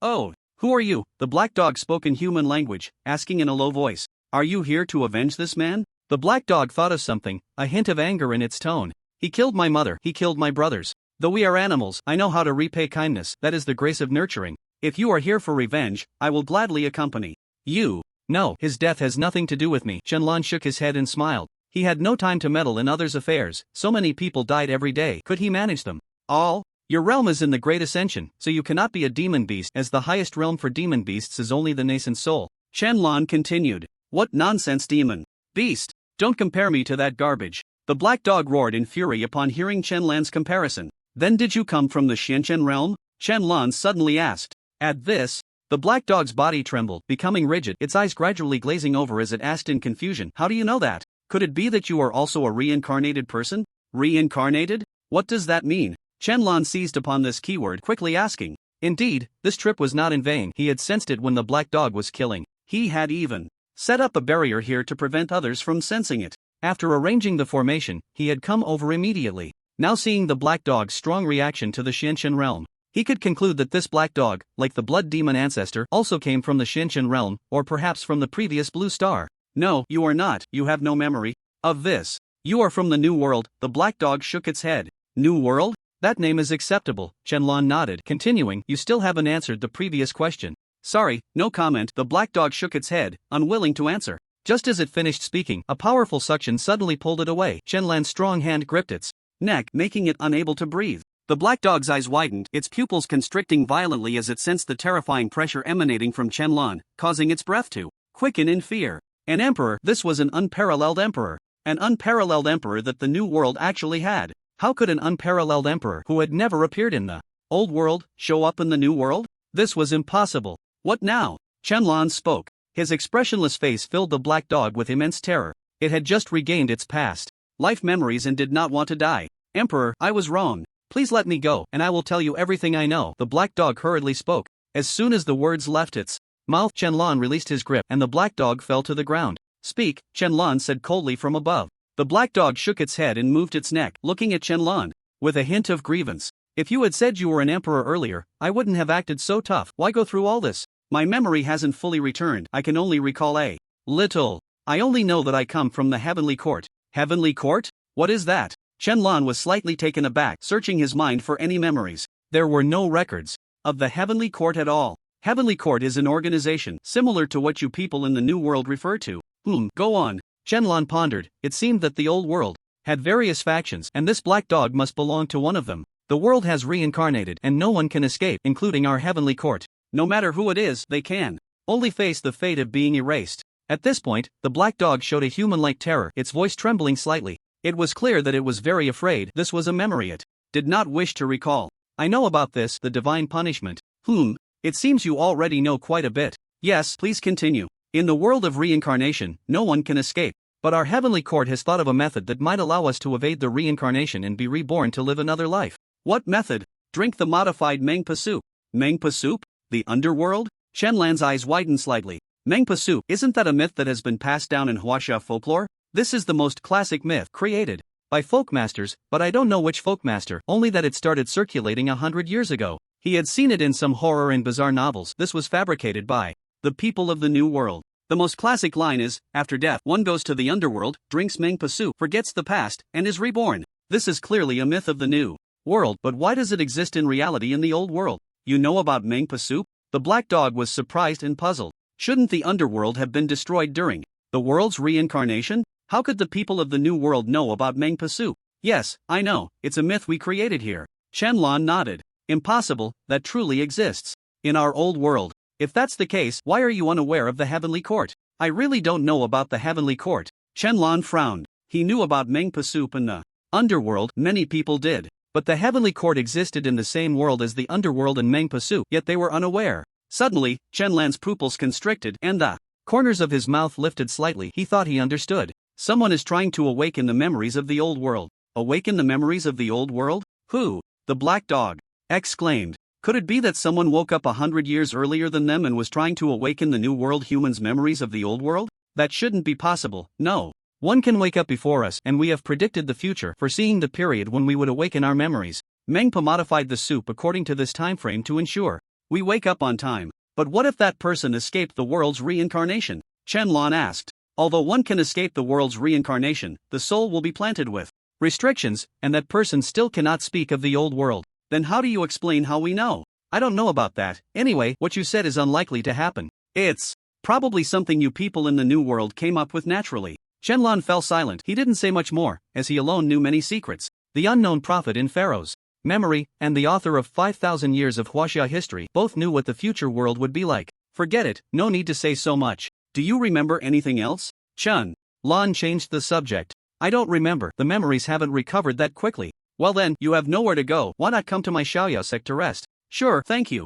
Emperor. The black dog nodded. It truly had nowhere to go. Now, it needed a place where it could safely recover its memories and lost cultivation to return to its peak. Shenlong nodded, waved his hand, and disappeared with the black dog. Outside the house, in the doghouse, it was empty, but suddenly a plump white mother dog appeared, along with a litter of puppies happily nursing. Xiaoyao sect. Shenlong brought the black dog back to the sect and arrived at the main hall. This is my sect. There are many rooms. Feel free to find a place to rest. Shenlong casually said. Thank you. The black dog suddenly spoke in a deep voice. Shenlong was taken aback, then a smile appeared on his lips. No problem, just a small favor. It seemed that the black dog had noticed his act of saving those few dogs. The mother dog and her pups had been brutally killed by that man and then sold to a dog meat shop. The black dog returned and, upon seeing this, avenged the mother by killing him. He had merely utilized a bit of the changing Tao. You possess unmatched strength, yet harbor great kindness, such a rarity to see. The black dog looked deeply at Shenlong and spoke earnestly. Shenlong remained silent, a calm smile on his face. Then let's leave it at that. For now. After saying this, Shenlong vanished. The black dog stared at the direction Shenlong had disappeared for a long time without speaking. Unrivaled in the world, yet with a kind heart. It turns out there really are such people. Master, your heavenly eye did not see wrong. Chen family villa. Chen Mingyuan stood in the study. The villa had already been cleared out by him, leaving no one behind. Did you investigate what I mentioned last time? Suddenly, a voice came from behind Chen Mingyuan, startling him to turn around quickly. When he saw who it was, he immediately revealed an excited smile. Emperor, you have come. Chen Mingyuan quickly approached and bowed. Shenlong nodded slightly. Speak. Emperor. Regarding the matter you entrusted to me last time, I went to investigate. I'm sorry, I couldn't be of help. No matter how I searched, I couldn't find anything about the author of that book. Chen Mingyuan's face was filled with regret. Sometimes he even doubted whether the emperor had read the wrong book. China has only 500 years of history. Where did the 5,000 years come from? What happened to the more than 4,000 years in between? Qianlan nodded without surprise. He hadn't held out much hope if he couldn't find it. How could Chen Mingyuan? Also, Li Long asked me to inquire how many disciples the Xiaoyao sect can accommodate at most. 300,000, but if they live there, it can accommodate 500,000 disciples. He had checked, the sect's area was very large, and accommodating 300,000 disciples was completely fine, but that was only for those living inside. If you included his teleportation array back and forth, it could actually accommodate 500,000 disciples. So few? Upon hearing this number, Chen Mingyuan frowned. It was indeed too little. Qianlan remained silent. His sect's territory was not large, and it could accommodate at most that many people.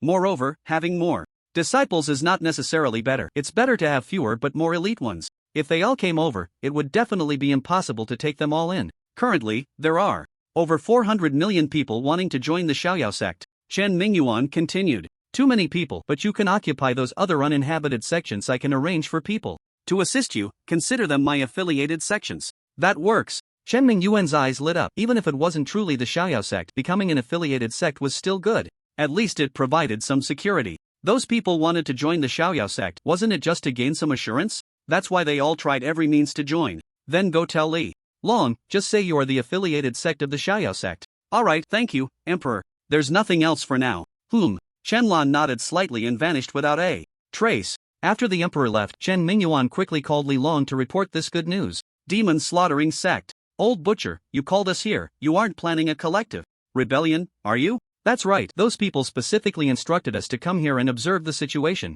You called us over at this time. Are you planning to take action against the natives? Don't forget, those people have been watching us all along, and the native strength is not inferior to mine. Can we really do this? The natives have existences above the great Luo Golden Immortal. It's not easy to take action. Inside the main hall of the sect, several sect leaders, including the leader of the demon slaughtering sect, gathered together. Here are the leaders of the blood slaughter sect, the butcher sect, the soul devouring sect, and the puppet sect gathered together to discuss today's matters. Specifically, the issue of other sects defying the heavenly mandate and taking in disciples without permission. Who said we want to kill the natives? We are going to eliminate those sects that disobey orders. Those natives won't possibly intervene, right? The leader of the demon slaughter sect sneered. He was killing his own kind. What did it have to do with the natives? As long as he didn't offend them, he had nothing to worry about. He didn't believe that someone he had only met for a day would come to their aid, especially when their relationship was not that close. Wonderful. This plan is brilliant. If we kill those people and turn them into puppets, my strength will definitely increase.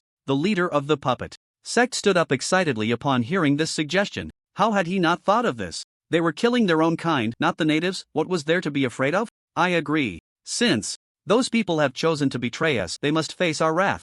Alright, when do we start? The others looked towards the leader of the demon slaughter sect. Tonight is the best opportunity. Sheen University dormitory. After finishing his tasks, Qianlan returned to his dormitory, lay back on his bed, and began scrolling through short videos. Ever since the world changed dramatically, short videos were no longer about games, beautiful women, or food, but rather various bizarre and strange occurrences or daily cultivation routines. Before long, Luo Tao returned from outside, drenched in sweat. Upon seeing Qianlan lying on the bed playing on his phone, he was instantly furious. Oh, so you come back without a word and just lie here playing on your phone? Do you have any idea how exhausted I've been these past few days? Luo Tao exclaimed angrily. He had been worn out taking care of those students. And here was Qianlan, back to playing on his phone, infuriating. But didn't you benefit from misfortune and break through to the nascent soul stage? Qianlan smirked slightly. Oh, I didn't expect you to notice. I was trying to keep a low profile, Luo Tao replied, immediately calming down and showing a smug smile, adjusting his collar in a very pretentious manner.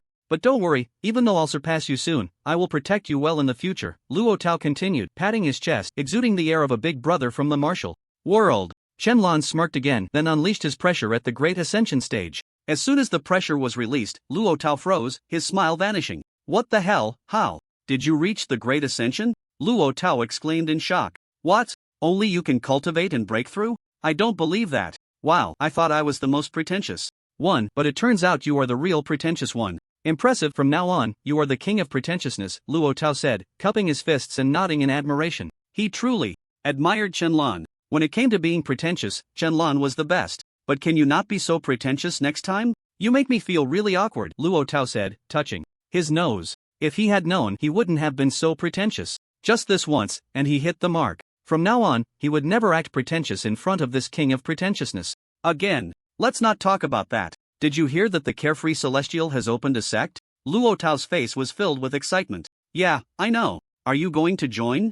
Luo Tao asked eagerly. Not going, Qianlan shook his head. Ha, why not? That's the carefree emperor. If you join his sect, you'll definitely receive the emperor's protection. Even if not, the resources will surely be abundant. Why not go? Luo Tao was puzzled. Do you really want to go? Qianlan didn't answer but changed the subject. Of course. Who wouldn't want to go? Then you can attend the disciple recruitment ceremony tomorrow. You'll definitely get in, Qianlan said with a mysterious smile. You think so highly of me? Alright, if you're not going, I will. When I become a genius disciple inside, don't be jealous, Luo Tao said. Alright, I'll wait for that day. Don't worry, when you become my brother-in-law, I can still promote you. Get lost. Why is this topic coming up again? What, is marrying my sister embarrassing? That's not embarrassing. What's embarrassing is becoming your brother-in-law. Damn it, how dare you say that about me? I'm so hurt. So tonight, you have to treat me to dinner, a big feast to reward me for helping you manage things these past few days. Fine, eat whatever you want. Hee hee, just watch me eat up your salary. As night fell, the moon shone brightly among the sparse stars. The sound of cicadas filled the night air, and a gentle breeze blew along the riverbank. Even in the face of the apocalypse, one could still see a couple or two strolling hand in hand by the river, romantic and warm. However, in an unknown realm, a sect was far from warm. The Bihue sect. At this moment, the sect's gates were wide open and an extremely strong stench wafted out with the wind. A passing cultivator caught a whiff and peered inside, instantly filled with terror. There's been a murder. People are dead at the Bihue sect. But as he shouted, a cold glint flashed, and his head fell to the ground in an instant. He, still trying to send a warning? A fierce-looking, burly man appeared at the scene, coldly laughing as he looked at the corpse on the ground. He then slowly walked into the sect, and with each step, countless bodies of Bihue sect disciples could be seen around him. All without exception, the entire sect was annihilated. Arriving at the main hall, the old sect master lay on the main seat, barely clinging to life. Beside him stood 4 individuals. One was emaciated with a sinister expression, another carried a large knife with a fierce look, one held a dagger and was licking the blade, and a woman with a sexy figure and revealing clothing was lifting the old sect master's chin, grinning wickedly. Why did you destroy my sect? The old sect master coughed up blood, struggling to speak. Very simple, it's because of you, you betrayed us and colluded with the natives, the woman replied with a sinister smile. No, it has nothing to do with me, they forced me. The natives have strong warriors, the old sect master explained in terror. Stop explaining to him, kill him, there are others, the man with the large knife said in a deep voice. Alright, the woman nodded, grabbing the old sect master's head and draining him completely. In an instant, the old sect master became a lifeless shell, dead beyond any doubt. Ah, so delicious, the soul and flesh of a nascent soul stage cultivator are truly a delicacy. Damn it, you finished eating. What are we supposed to eat? The man with the dagger cursed. Sorry, I'll just share the next one with you. Fine, the emaciated man agreed. Let's go. At this moment, the burly man, who had remained silent, the sect master of the demon-slaying sect, spoke coldly. They still had other sects to destroy. This was just the first, not the last. All right. The group nodded, preparing to leave when they noticed an extra person at the entrance of the main hall. A man stood there, and in the dim moonlight, he appeared expressionless but exuded an overwhelming sense of pressure. The others felt a sense of foreboding and raised their weapons. Who are you? We are from the demon sect. What are you doing here? Get lost. If you don't want to die, get the hell out. They dared not act rashly, as the opponent did not seem like an easy target. On the orders of my master, I am here to send you on your way, the man said, his voice cold and merciless, like a demon from hell, instilling fear in those who heard it. Let's see how you send me on my way. The sect master of the demon-slaying sect sneered, stepping forward to prepare to kill the man in an instant. Bang! The man merely snorted coldly, and the sect master of the demon-slaying sect exploded, his soul obliterated. Ascension, a powerful ascendant. The others sensed the man's realm and were instantly filled with terror. It turned out to be ascended powerhouses. When did they offend ascended powerhouses? Could it be that the natives would really help? Die. The master is very displeased. Bang bang bang bang. In an instant, the 4 of them exploded simultaneously, blood mist filling the sky, their souls scattering. After eliminating these 5, the man looked in another direction. Also, the master said to kill them all. The next day, in Huaxia, a great upheaval occurred overnight. Just last night, over 100 sects were annihilated. The sudden change caused a stir, leaving the people in a state of panic. Yes, I heard the sounds last night, but I didn't dare to look. I only went to check after the sound stopped and everyone from a sect was dead, even their divine weapons were taken away. So terrifying. I don't know who did it, but over 10,000 died in one night, mostly those NPCs. What's going on? Did they have an internal conflict? Or did our people launch a surprise attack? I don't know, but one thing is certain, most of the dead were from the demonic sects and some sects that refused to open their doors to accept disciples. Could this be related to the incident? What incident? Are you talking about opening the doors to accept disciples? Online, many people were discussing this matter because the number of deaths last night was truly staggering. In one night, dozens of sects evaporated, greatly reducing everyone's chances of entering a sect. Similarly, it made people fearful, wondering if death would come for them. It wasn't just the Huaxia people who felt scared. Those who came from the Qing Tian immortal realm were the most terrified, because all the dead were their people. Each sect was now tightly closed, afraid to open their doors, and the promise to accept disciples was broken due to last night's events. In the Department of Cultivation Management, Masterly, those sects suddenly went back on their word, one by one refusing to open their doors to accept disciples, saying that last night's events made them wary, a soldier reported. Hearing this, Li Long frowned. All the departments had been gathered, waiting for the sects to accept disciples and then take them to various sects to begin their apprenticeship. The elite were to be selected and join the Xiaoyao sect. But now they had gone back on their word. What did these sects want? Have you found out what happened last night? Yes, it has been investigated. Daoist Qingfeng has been watching. It was those demonic sects that organized themselves and attacked other sects, and they were all sects that had promised to open their doors to accept disciples, which is why they are afraid. Li Long nodded. So that was it. No wonder so many people died last night. Daoist Qingfeng did not intervene, which he understood, as he had said that harmony is precious. It was their own business, and the Huaxia people should not interfere. However, all those from the demonic sects are dead, everyone involved in the night raid is dead. It was the work of 8 ascended powerhouses, and they seemed to be acting on the master's orders. Master? Li Long was taken aback, somewhat surprised. 8 ascended powerhouses recognizing a master together. How powerful must this master be? But soon, Li Long thought of something and smiled bitterly. If it's him, then it's not surprising. He thought of the Xiaoyao Tianzuan. If it were that person, having 100 ascended powerhouses as his servants would not be unexpected. Instead, he would be envious. To become a servant of the Xiaoyao Tianzuan would be a tremendous honor. As the saying goes, when one person attains the Tao, even chickens and dogs ascend to heaven. Following the Xiaoyao Tianzuan, they would surely be able to quickly elevate their cultivation levels. This was something everyone dreamed of. So what should we do now? Force those sects to accept disciples? No, we can only wait, Li Long said solemnly. He walked to the floor-to-ceiling window, standing with his hands behind his back, his eyes gazing at the sky. Their actions were useless, they still had to see what that person would do. At this moment, a figure stood tall in the skies above Huaxia. However, not many people noticed him, as there were too many people walking in the void now, and everyone had become accustomed to it. All sects, open your doors to accept disciples immediately. Suddenly, a voice exploded in everyone's ears, including those from the Qing Tian immortal realm. The sound was deafening, like the beating of drums, and everyone could hear it, instantly taken aback as they looked up at the sky. And that person, unleashing his oppressive aura, spread it across the nation. Ascension stage. At that moment, 7 figures flew in from other directions in the sky, standing shoulder to shoulder with the man, all exuding the pressure of the ascension stage. 8 ascension stage beings stood in the sky, casting an endless pressure on the people below. Who are you all? At this time, Daoist Qingfeng appeared before them, cupping his fists and smiling gently. He had noticed these 8 individuals since last night. They claimed to have been ordered by their master to eliminate many NPCs, and the events of last night were caused by them, along with those from the demon sect. He was worried that the master of these 8 was an external enemy. We are the 8 protectors of the Xiaoyao sect, and who are you? The leader, Blood Demon Ancestor, spoke coldly. Upon hearing this, Daoist Qingfeng's body trembled, and he quickly cupped his fists and bowed. So it is the protectors of the Xiaoyao sect. My apologies for any offense. Please do not be angry. Daoist Qingfeng was drenched in sweat. He hadn't expected these 8 to be the protectors of the Xiaoyao sect, which meant their master was none other than the Xiaoyao Celestial Lord. It was truly a case of the flood washing away the Dragon King's temple. Had he known it was the Xiaoyao Celestial Lord, he wouldn't have come. Whom? Blood Demon Ancestor nodded. It's nothing, I will take my leave now. Daoist Qingfeng cupped his fists and laughed, quickly retreating. After Daoist Qingfeng left, Blood Demon Ancestor saw that those sects still hadn't opened their doors to accept disciples and shouted sternly again, the matter from last night has already been resolved by our master. If you breach your promise and refuse to open your doors to accept disciples, then do not blame us for repeating the events of last night. After saying this, he let out a cold snort. The sects below, still worried and fearful of last night's events, heard that the matter had been resolved, and it was done by the locals. They were immediately frightened to the point of trembling, and the sect masters quickly sent messages to prepare their disciples as they were about to open their doors to accept disciples. Seeing everyone getting ready, Blood Demon Ancestor nodded in satisfaction. You have 1 hour. When the time is up, open your doors to accept disciples on time, otherwise, the scenes from last night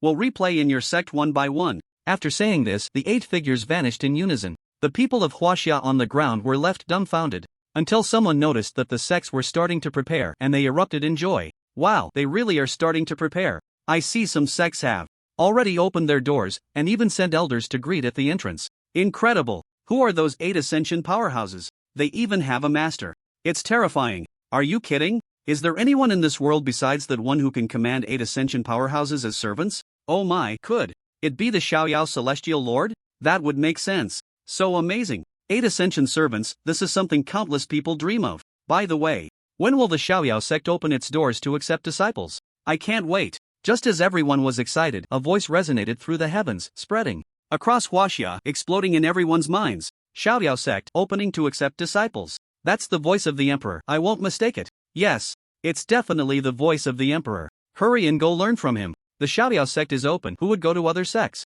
Quickly, let's go to the Xiaoyao sect. I hope I can join the emperor's sect. That would mean a worry-free life. Upon hearing that the Xiaoyao sect was starting to accept disciples, the people across the nation could no longer contain themselves, all rushing towards the direction of the Xiaoyao sect. In the sky, countless cultivators flew on swords, and strong individuals shrank the distance, crossing thousands of miles in just a few steps. Li Long led the entire cultivation management department, marching grandly towards the Xiaoyao sect. Almost all the people in the nation were heading to the Xiaoyao sect, leaving those sects that had come from the celestial realm dumbfounded. They had promised to open their doors to accept disciples, so why was everyone leaving without even a glance? In the sky, a long sword carried 2 people, Qianlan and Luo Tao. Old Chen, are you really sure you can get me into the Xiaoyao sect? Luo Tao asked, puzzled. He originally had no confidence, but Qianlan said he could get him into the Xiaoyao sect, and the success rate was very high. Don't worry, it's possible. Your talent is so good, Qianlan replied with a smile. Alright, once I get into the Xiaoyao sect, I'll definitely match you up with Lan Lan. I really can't believe it. Why is it always Lan Lan? She's not even of age yet, can't you, as her older brother, let her be? Qianlan was speechless. But I have to think about her future. Anyway, she likes you, and you're my brother. As the saying goes, good water shouldn't flow to outsiders. Is that how this saying is used? Otherwise? Fine, shut up. If you keep talking, I'll throw you down. Finally, it was quiet, and Qianlan shook his head and smiled helplessly. Just like that, the 2 of them said nothing and quickly approached the Xiaoyao sect. They could already see the open space below the Xiaoyao sect, which was packed with people, and countless others stood in the air, waiting for the sect to open. Damn, so many people? Luo Tao looked over, seeing a sea of heads, the entire sky filled with people, and he couldn't see anything else. Whether on the ground or elsewhere, there were people everywhere, and it was estimated that there were over 1 million, with many more yet to arrive. Considering the country's population of over 2 billion, he couldn't even imagine how spectacular it would be if everyone came. Qianlan also saw many familiar faces, including his fellow disciples, almost all of whom had come, as well as Li Long and others. No wonder it's the Xiaoyao Emperor, such charisma. Just a casual mention, and people from all over the country come to pay their respects and learn, Luo Tao said enviously, his eyes filled with admiration for the Xiaoyao Heavenly Sovereign. If I get to see the Emperor, I really want to bow to him and see if he would accept me as a true disciple. Upon hearing this, Qianlan's mouth twitched a few times, but he said nothing. With so many people, old Chen, do you really think I can do it? Luo Tao turned to Qianlan, his eyes revealing worry. If it were hundreds of thousands, he might still have a chance, but now, with millions and plenty of strong contenders, how could it be possible? Don't worry, believe in yourself, Qianlan said with a calm smile. Yeah, once I get into the Xiaoyao sect, I won't forget you. I'm not the kind of person who forgets kindness. I know. The 2 sat on the flying sword as time passed slowly, until 5 minutes later, a figure walked out from the Xiaoyao sect. Countless people instantly perked up, their eyes widening as they stared at that figure. Someone's coming out. Is it the Xiaoyao Emperor? I don't know, looks tall, probably a man. It could really be the Xiaoyao Emperor. Getting closer, seems like a middle-aged man. Ah, I thought the Emperor would be a young guy. Is it finally here? Is this day finally coming? Can I finally see the true face of the Emperor? So excited, I feel a rush of hormones. I'm sweating all over. I hope the Emperor is very handsome. Countless people nervously watched that figure, discussing among themselves. They all believed that figure was the Xiaoyao Heavenly Sovereign, and this might be their first time seeing the true face of the Xiaoyao Heavenly Sovereign, so it was only natural to be nervous. Finally found you, my husband, Guing thought to herself, her hands tightly clenched into fists, her expression extremely excited, her body even trembling with anticipation. Finally, she could drop the pretense of being a young lady and show her true self for love. Xiaoyao, heavenly sovereign, here I come. Not just her, Yin Yu felt the same. She stood in the queue of the cultivation department, her demeanor dignified, but inside she was already impatient, her gaze fiery, eager to see who the Xiaoyao heavenly sovereign was. Was he really as handsome as Qianlan said? Several fellow disciples were also among the crowd, nervously watching that figure, eager to know the true face of the carefree heavenly sovereign. The entire nation is waiting for this moment, waiting for the carefree heavenly sovereign to reveal his true form. Slowly, that figure walks out of the carefree sect, getting closer and closer, until he stands before everyone, revealing his true appearance. This leaves everyone in shock. Because it is an ordinary-looking middle-aged man, not handsome, but not ugly either, just an average face. Such a visage shatters the illusions many had about the carefree heavenly sovereign, and countless young girls feel their hearts break. In their minds, the carefree emperor is a powerful man capable of destroying the world with a mere gesture, undoubtedly very handsome. They even imagined the faces of many male celebrities on the carefree emperor. At this moment, the illusion is shattered. Ah, is this the carefree heavenly sovereign? No way, this is completely different from what I imagined. I thought he would be very handsome, although he's not ugly, he's still far from it. You guys don't understand anything. The emperor has the ability to change his appearance. This might be intentional, so be careful with your words. Right, if you don't like him, I do. It doesn't matter what he looks like, as long as he is the carefree heavenly sovereign, I like him. Many people spoke their minds, but more remained silent. Even if they were very disappointed, they didn't dare to say a word about the emperor. They feared offending him. He looks okay, but I'm not one to care about looks. Guing was taken aback, her lips curling up slightly, not resisting. What she liked was the person of the carefree emperor. Looks didn't matter to her, she didn't place much importance on them. Moreover, he wasn't ugly, but one couldn't say he was very handsome either. He was passable. Didn't they say he was very handsome? Yen Yu felt a bit disheartened. She had heard Qianlan say that the carefree heavenly sovereign was very handsome, so how could it be like this? Could it be that Qianlan was lying to her? It seemed she would have to ask him for clarification next time. Countless people stared at that face, some felt disappointed, some indifferent, and some thought the emperor's looks were given by his parents and they had no right to judge. So he's a middle-aged man, I thought he was young. Luo Tao spoke up. Qianlan beside him smiled faintly, not expecting that Qing Xuanzi's appearance would lead these people to misunderstand. He couldn't be bothered to explain. Apart from Qianlan, the only one who knew who the carefree heavenly sovereign was Chen Mingyuan. The Chen family members had also arrived. Grandpa, is that the carefree heavenly sovereign? Chen, she looked at Qing Xuanzi in the sky, asking in confusion. For some reason, her face turned slightly red. The other members of the Chen family were also eager to know if that was the carefree heavenly sovereign, all looking towards Chen Mingyuan. Chen Mingyuan remained silent. At this moment, Qing Xuanzi in the sky spoke, his voice like thunder, rumbling loudly. I am the outer gate master of the carefree sect, Qing Xuanzi. The sect master is not here, so I will preside over the disciple recruitment ceremony. The disciple recruitment ceremony officially begins. Everyone was taken aback. It turned out that this was not the carefree heavenly sovereign, but just the outer gate master. When they realized this person was not the carefree heavenly sovereign, everyone's disappointment vanished and they were filled with anticipation for the appearance of the carefree heavenly sovereign. Especially those few Dao partners, upon learning that this was not the carefree heavenly sovereign, their disappointment instantly disappeared without a trace, revealing smiles. The disciple recruitment ceremony of the carefree sect began, and everyone cheered, eager to participate. Qing Xuanzi scanned the crowd and said lightly, the first test, the path to heaven. As his words fell, an unexpected change occurred. A golden light shone as a staircase appeared, slanting down from the entrance of the carefree sect until it connected to the ground. As the light faded, a semi-transparent and white staircase appeared before everyone. It connected from the ground to the carefree sect, towering at least 10,000 meters high, and wide enough for thousands to walk side by side without being squeezed off. Seeing this staircase, everyone was dumbfounded, at a loss for words. Wow, this staircase, I think I've seen it in a novel. It's basically a test for many sects' disciple recruitment. What does that mean? Does anyone know? Explain it. If I'm not mistaken, it seems like we need to step up one by one, right? Really? That sounds pretty simple. Hee, you'll find out when you try it later. But what if we fall and get hurt?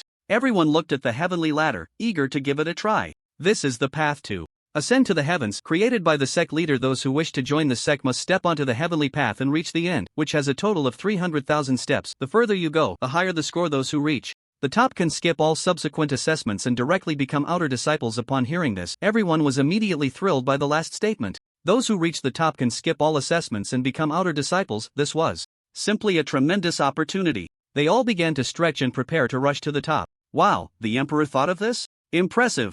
I wonder if I can make it to the top, Luo Tao said, dumbfounded, swallowing hard. Don't worry, just go for it. Chen-Lan patted his shoulder and smiled lightly. Okay, Luo Tao nodded, his eyes burning with excitement, his heart racing, eager to try. Don't worry, if you fall, we will catch you, Qing Xuanzi continued, and at the same time, more than 10 figures suddenly appeared behind him. Among them were the 8 ascended powerhouses that everyone had seen before, along with a few elderly men who looked quite aged. The first round of assessments officially begins. Anti-flight formation. Activate. As the words fell, a large formation instantly rose. In an instant, all the cultivators flying in the sky lost control and began to plummet to the ground. Even the flying swords could not remain suspended and fell down. Everyone was taken aback, quickly using their spiritual power to protect themselves. Chen-Lan was immune, but he still brought Luo Tao down to the ground. Damn, that scared me. What kind of formation is this that prevents everyone from flying? Luo Tao looked at the sky filled with obscure runes in astonishment, mumbling. The anti-flight formation can sever all flight. Under its rules, no one can walk on air or fly with swords, Chen-Lan said with a faint smile. This formation was also set up by him to prevent cheating. I see, the carefree celestial venerable is truly impressive. He can create such a formation. Luo Tao inadvertently praised Chen-Lan again. But let's focus on the assessment. Right, let's watch the assessment. Qing Xuanzi's move did not anger the cultivators in the sky. Instead, it made them yearn for the carefree sect even more and admire the carefree celestial venerable. With such a powerful formation, it was enough to prove that this sect was very reliable. Meanwhile, the other sects outside the formation could see that layer of formation, and they all showed expressions of surprise. That's a high-level anti-flight formation. Even if the immortal emperor came, he wouldn't be able to fly. Whose handiwork is this? Could it be that the natives have an 8th grade formation master? This formation is only a step away from being top tier.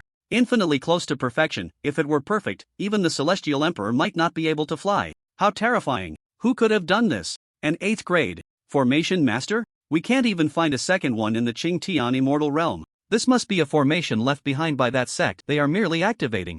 There's no way it could be the work of the natives, absolutely impossible. How could there be an 8th grade formation master among the natives? Even in the Qing Tian immortal realm, there was only one 9th grade formation master, and then it dropped off. There were only 6th grades. 7th grades were already hard to come by, and now, an 8th grade among the natives? Absolutely impossible. Some were skeptical, while others were fearful. An 8th grade formation master could create formations with a mere thought, capable of annihilating them at any moment. Formation masters were extremely sought after in the Qing Tian immortal realm, alongside alchemists and talisman masters, known as the 3 terrifying giants. You could offend anyone, but not these 3 professions, because they had incredibly strong connections. A casual shout could summon countless powerful beings to wipe you out. The higher the grade, the higher the status, and the more connections one had. They only hoped that the 8th grade array master did not want to kill them. Otherwise, they would have no way to escape and would undoubtedly die. Everyone, please ascend the heavenly path. Qing Xuanzi spoke loudly, dispersing and standing in the sky.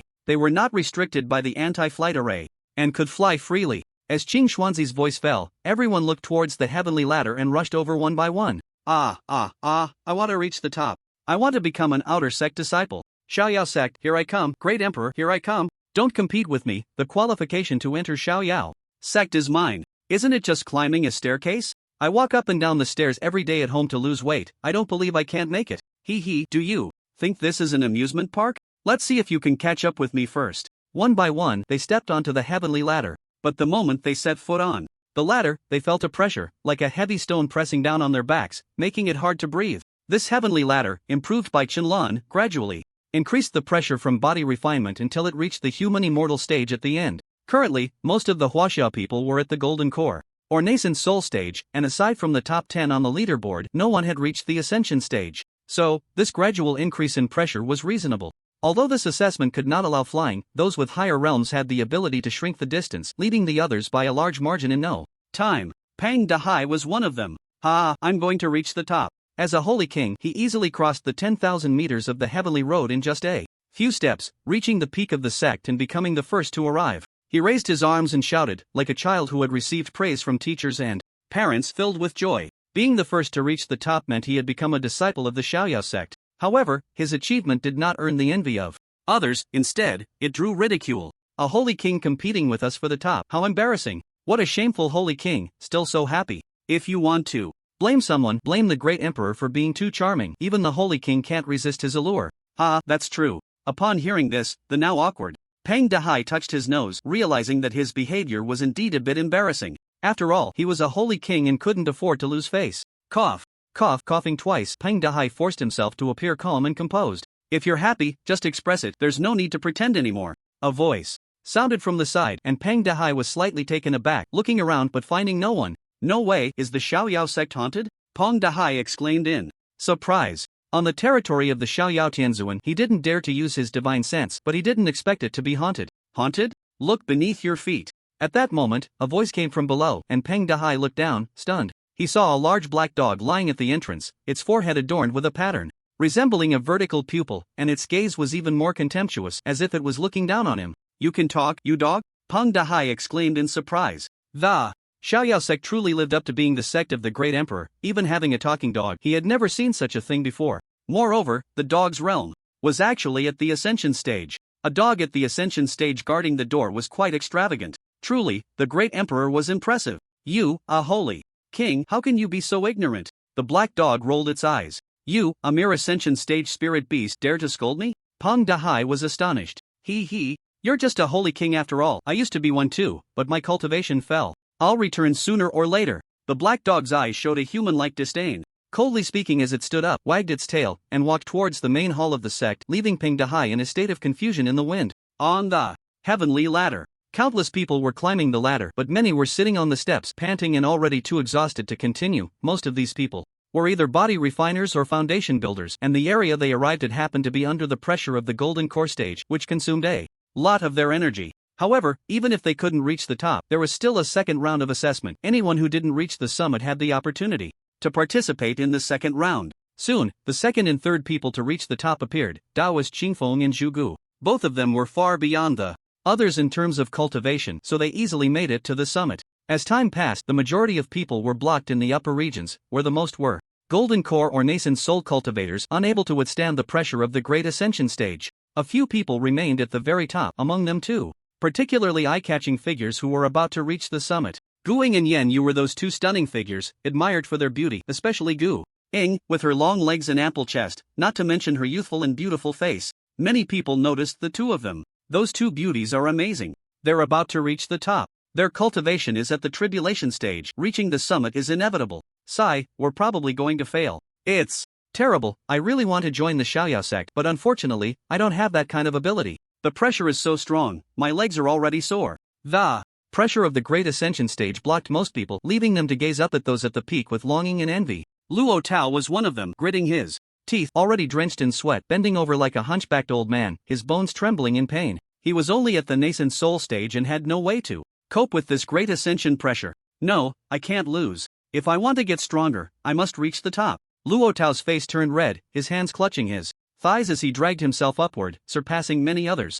In the distance, Shenlong watched this unfold, a slight smile on his lips. It seemed Luo Tao really wanted to join the Xiaoyao sect. I told you, you can do it. In a moment of thought, an unknown surge of spiritual power flew toward Luo Tao, forming a barrier around his body that completely resisted all pressure. Instantly, Luo Tao felt the pressure vanish without a trace, and he could even straighten his back and stand tall. Others looked on in astonishment. Whoa, dude, how did you straighten up? What the heck, is this a moment of revival? Don't mess around, man, if it gets too tough, just go down. You can stand straight under such strong pressure? They were all hunched over, gasping for breath under the pressure, while Luo Tao stood tall. What was going on? Ha, I'm coming to the peak. Realizing he was unaffected by the pressure, Luo Tao felt light and dashed toward the summit. He surpassed countless people at an incredible speed, and within seconds he overtook Yen Yu and others, reaching the top even faster than them. This scene left everyone stunned, unsure of what had just happened. Yen Yu and the others were so surprised they stood frozen, staring at Luo Tao in disbelief. How could this man, with such low cultivation, move so quickly? Not just the crowd below, even Peng Dahai and the others looked at Luo Tao in confusion. How did this nascent soul get up here? Did he just zip up in a flash? I am the chosen one. Thank you, great emperor. Thank you, Xiaoyao sect. I have become an outer disciple. Luo Tao was overjoyed, kneeling and bowing toward the sect master's hall, continuously expressing his gratitude to the Xiaoyao celestial, clearly very happy. He bowed for a full minute before stopping. The crowd was puzzled, thinking Luo Tao had a special physique that allowed him to ignore the pressure and run up. However, it was precisely because Luo Tao made it up that it boosted the morale of many others, who then took a step forward, gritting their teeth and charging upward. Another hour passed. Guing and Yen Yu had already reached the summit. Most people were stuck in the middle or slightly above. At this moment, a strange occurrence happened again. At the very bottom, Li Long and Shen Mingyuan seemed to be moved by some Mysterious force slowly levitating and ignoring the effects of the formation. You both have great merit, Qing Xuanzi's voice rang out. The sect master has said that you two can directly become outer disciples. With one hand, he lifted the two of them and flew to the entrance, joining Peng Dehai and the others. Thank you, great emperor. Li Long and Shen Mingyuan clasped their fists towards the sect master's hall simultaneously. They never expected to reach the top so easily. One of them had low cultivation, and the other had none at all, yet they could still become outer disciples, all thanks to the great emperor. The rest of you have not passed the first assessment, but do not lose heart, there are still opportunities. The second round will test your willpower to see if you can withstand temptation. If all assessments fail, there are alchemist assessments, artifact master assessments, talisman master assessments, and formation master assessments. If you can pass these assessments, you can also become outer disciples and enjoy the sect's benefits. However, due to the large number of participants, I will conduct the assessments in batches. Those who have reached the top do not need to be assessed. Someone will take you to the disciples' dormitory to rest. Now, those below the foundation establishment stage, please follow me. As soon as he finished speaking, Qing Xuanzi waved his hand, and teleportation arrays appeared beneath the feet of those below the foundation establishment stage. With a hum, Qing Xuanzi took them away to another assessment venue. In the sect master's hall, Qianlan sat in the main seat, watching the assessments of others with great interest. He had come over to sit here after sending Luo Tao to the top. The black dog returned slowly and, upon seeing Qianlan in the main seat, spoke up, "You're back." Qianlan retracted his divine sense and nodded. "Do you know who those murals depict?" Suddenly, the black dog pointed to the divine and demonic murals on the wall and asked. Hearing this, Qianlan was slightly taken aback and looked at those deities and demons. This sect was not something that had been manifested from a game. Because of this, he had never asked the black dog, subconsciously thinking that those deities and demons did not belong to the old world. Could it be that the black dog from the old world knew who those deities and demons were? "Do you know?" Qianlan asked. He had also inquired about these murals with Qing Xuanzi, and even Qing Xuanzi did not know who they were. "I know. The one holding the three-pointed, double-edged knife is my master, named Yang Jian. He is renowned in the heavenly court, possessing the heavenly eye and unparalleled magic known as the Erlang Shun." The black dog spoke with a hint of nostalgia. Qianlan furrowed his brows, staring intently at the mural, feeling a stir in his heart. This was actually the black dog's master, and a member of the heavenly court. Why would he appear on the walls of this sect? It should be known that the game manifested things from the Qing Tian immortal realm, not the Xianchen realm. Yet these deities and demons came from the Xianchen realm, which was rather puzzling. "Is he powerful?" Qianlan asked. "Very powerful. My master is invincible, unmatched in the world, spending 10,000 years to ascend to the immortal emperor." The black dog spoke with envy, but quickly shook his head. Unfortunately, in that era, he was sealed, and no one could surpass the level of immortal emperor. The highest one could reach was merely immortal emperor. The black dog's tone carried anger and sadness. Whenever it recalled the past, it would feel these emotions. If they could break through the immortal emperor level and ascend to a higher realm, the people of the heavenly court could reach even greater heights. Break those shackles, shatter that so-called seal, and ascend higher. Hearing this, Qianlan's expression grew heavy. He never expected that the former blue star would be so difficult. Not only was the realm sealed, preventing further ascension, but they also had to face the cycle of the world. However, he heard something even more astonishing. The Xianchen realm had at least a history of over 10,000 years, or even more. And this incredibly long history had simply vanished in the river of time. What exactly was the cycle of the world that it could so disdainfully disregard life and casually annihilate an entire world of people? However, there was one who broke through that layer of shackles, shattered that seal, and became the only heavenly emperor in the world. The black dog shifted its tone and spoke solemnly. The twin eyes gazed at the mural, where a monkey with a monkey face and monkey cheeks, holding a fiery red stick, was clad in golden chainmail. Qianlan noticed it and looked at the monkey, asking, "Who is he?" "The great sage equal to heaven, Sun Wukong." For some reason, upon hearing this name, Qianlan's body trembled, and a scene vaguely appeared in his mind. It was a figure standing in the sky, battling countless heavenly soldiers, wielding an unparalleled divine weapon. His killing moves swept across the 8 directions, leaving no one able to withstand him. "It's a pity he died." The black dog's tone suddenly became heavy and sorrowful. Those people did not allow him to break through to the heavenly emperor, so the moment Sun Wukong broke through, he vanished without a trace, obliterated by divine punishment. Qianlan fell silent, not expecting that such a powerful being from the old world ultimately perished under divine punishment. But what puzzles me is, since you say these are the gods and demons of the old world, why is this sect newly emerged? It's possible that this sect originally belonged to the old world, but was recreated by those people. The black dog replied. Qianlan pondered. If that were the case, then other sects would likely have these murals as well, and he wondered if they were the same. He could take the black dog over to have a look later. Perhaps there would be new discoveries. So do you know who is behind the world's reincarnation? I don't know. The black dog shook his head and continued, that is unknown, and my memory has not fully recovered. I can only remember this much. Alright then. But I do know that the planet we stand on is not simple. What do you mean by that? Shenlong became interested. This planet may have existed for over 10,000, even 100,000 years, experiencing numerous world reincarnations without being destroyed, but instead rising rapidly. Moreover, we discovered that this planet has always been hiding secrets, and when this secret is uncovered, it will reveal its true usefulness. We tried countless methods and learned that this planet has been sealed by some kind of power, but we eventually found the key to breaking the seal, which is. Before he could finish, the black dog showed a pained expression, baring its teeth. What's wrong? Shenlong frowned and asked. Why did the conversation stop halfway? My head hurts. I can't remember that part of the memory anymore. I'm sorry. Shenlong remained silent for a long time before shaking his head and smiling bitterly. It's fine, you should rest well. He knew it wouldn't be that simple, but he wasn't discouraged. The amount of information he had learned today was already substantial, and he needed to digest it. If my memory recovers, I will tell you, the black dog said earnestly. Alright, you rest first, I have other matters to attend to. Shenlong stood up, a slight smile on his lips. After saying that, he vanished from the spot. The black dog paid no mind, slowly lying down and beginning to snore. Sleep was the only way for it to quickly regain its cultivation. The Ninja Empire. Oh no, the vassal state of Huaxia. Not long ago, the entire island of the Ninja Empire was moved to an area not far from Huaxia. This made it convenient for both countries to travel back and forth. Even after relocating, the Ninja Empire continued to manifest various props, NPCs, monsters, and buildings. This time, they manifested something extraordinary. Serious.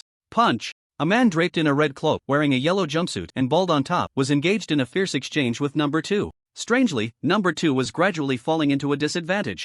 It should be noted that number 2 was a quasi-saint. How could a quasi-saint be unable to defeat an ordinary person with no cultivation? This was simply too exaggerated. You barbaric natives, hand over this world obediently, the bald man said coldly, launching another punch. Bang! An astonishing scene unfolded. The punch did not strike number 2's body but was instead blocked by a layer of transparent barrier. At that moment, a light voice floated in the air. Interesting, a beginner in the path of power. Who are you? The bald man leaped back, landing steadily 100 meters away. His eyes were nervously fixed on the suddenly appearing Shenlong, his heart filled with fear and unease. The other party's appearance was too sudden, and he had not yet realized that it was clear at a glance that this person was extraordinary. Shenlong remained silent, looking calmly at the bald man. He recognized this character. He was a famous anime figure from the Ninja Empire, named Saitama. Renowned for his invincible strength, he could annihilate anyone or any monster with a single punch, and his personality was laid back and low-key. However, after arriving in Blue Star, all characters or monsters from other worlds would have their personalities altered, becoming irritable and angry, with a strong desire for world domination.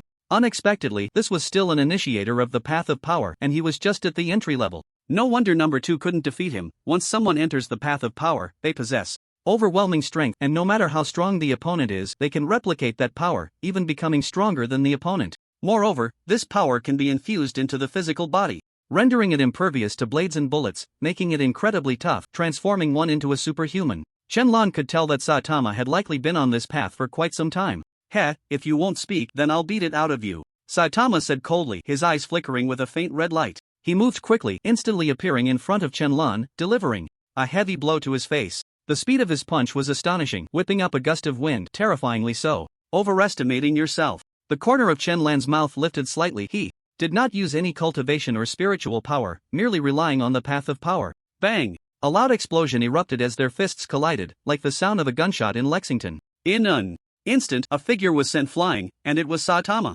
Meanwhile, Shenlong stood motionless in place, smiling lightly. It seems your path of power is not as good as mine. The initiator also depends on comprehension. The more one understands, the stronger they become. Saitama flew a full kilometer away, rolling on the ground and continuing to roll for several hundred meters before coming to a stop. Upon closer inspection, Saitama's right arm was completely gone, leaving only a bloody stump. Saitama's left hand was in a dilemma whether to grab or not. In any case, the wound on his right arm was burning with pain. This feeling of injury made him break out in a cold sweat, his forehead continuously dripping with cold sweat. As he lost too much blood, his complexion gradually turned pale, and his lips lost all color. It had been a long time since he had been injured, and he was experiencing a long-lost pain that made his heart and head buzz unbearable. Suddenly, Saitama began to float slowly, a powerful suction force pulling him in. He was abruptly drawn towards Shenlong, landing directly in his palm, firmly grasped. Thank you for your path of power rhythm. Shenlong smiled indifferently and began to absorb his soul.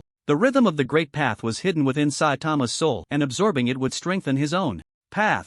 Unexpectedly, this island-like country could harbor so many rhythms. It was truly a surprise. As his soul gradually faded, Saitama screamed in agony, his eyes bursting with blinding purple light. Before long, the light gradually dissipated and Saitama no longer screamed, his body naturally falling straight down, ceasing to breathe. His soul had been extinguished. Now he was just a body. This physique is not bad. Shenlong did not waste this body but instead reformed a soul for Saitama and placed it inside. This body, nurtured day and night by the path of power, had long since become extraordinary, possessing the strength to ascend, and with the full activation of the path of power, it could battle at the level of a true saint. This was the power of the 3,000 great paths. Obtaining any one of them could grant unimaginable super strength. Master, Saitama knelt and spoke in a deep voice. From now on, you will assist number 2. Yes, master. As soon as the words fell, Shenlong had already vanished from sight. Xiaoyao Sect Master Hall. Shenlong returned to the Sect Master Hall, and the black dog had not left, still fast asleep.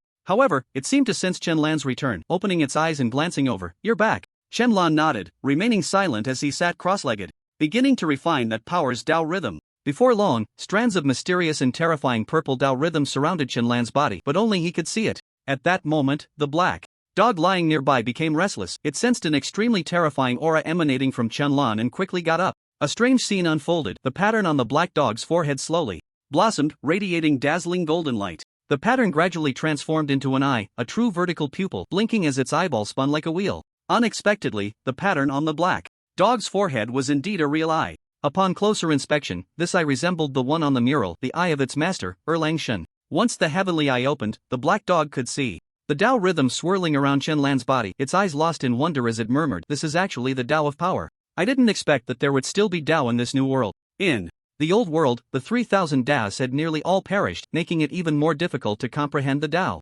Moreover, his Tao looks quite strong. It seems the new world is indeed a good era for cultivation. Reincarnation was the right choice. The black dog felt a surge of excitement. The 3,000 Taos had dwindled in the old world, completely extinguished by those people. Especially during the era when their heavenly court had just risen, there were even fewer left. Now that it saw the existence of the Tao, it meant that the new world was absolutely suitable for cultivation. They had come to the right place. Thus, the black dog quietly watched Shenlong comprehend the Tao until 15 minutes had passed. I've made significant progress again. If I can get my hands on more Tao rhythm, I'm sure I can achieve a small success. Shenlong opened his eyes, sighed deeply, and smiled with joy. The Tao of power had advanced significantly. He had a premonition that as long as he encountered this much Tao rhythm again, he would surely achieve small success. However, such things are rare and cannot be sought after. It's better to let things unfold naturally. Have you seen enough? Shenlong looked at the black dog and spoke lightly. He had known all along that the black dog was watching, he just couldn't be bothered to say anything.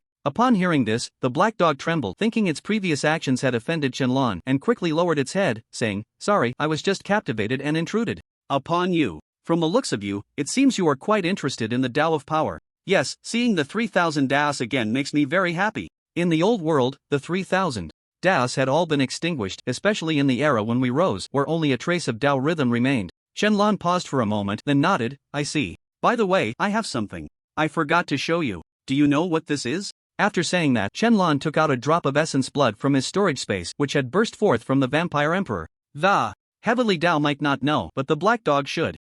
Could it be the essence blood of the undying sacred body? The black dog stared intently at the essence blood, its body shaking, as it hurriedly leaned in for a closer look. Sniffing with its nose, it could confirm that this was indeed the essence blood of the undying sacred body, as it contained an extremely powerful life force, immortal and indestructible. The undying sacred body? Does that mean if I consume this drop of essence blood, I can become immortal and indestructible? Shenlong asked in confusion. Yes, the undying sacred body was incredibly powerful in the old world, ranking in the top 5. Those who possess this sacred body are born with an immortal and indestructible constitution. So powerful. How did this drop of essence blood end up in the new world? Did the original undying sacred body die? If it is truly immortal and indestructible, then why was this essence blood found on the vampire emperor? Immortal and indestructible refers to the body. No matter how powerful the attack, the body remains intact. However, the soul is quite fragile. Upon hearing this, Shenlong understood this was merely a superficially strong body, but the soul remained weak. Nevertheless, even so, it was still very powerful, as not everyone's soul attacks are that formidable.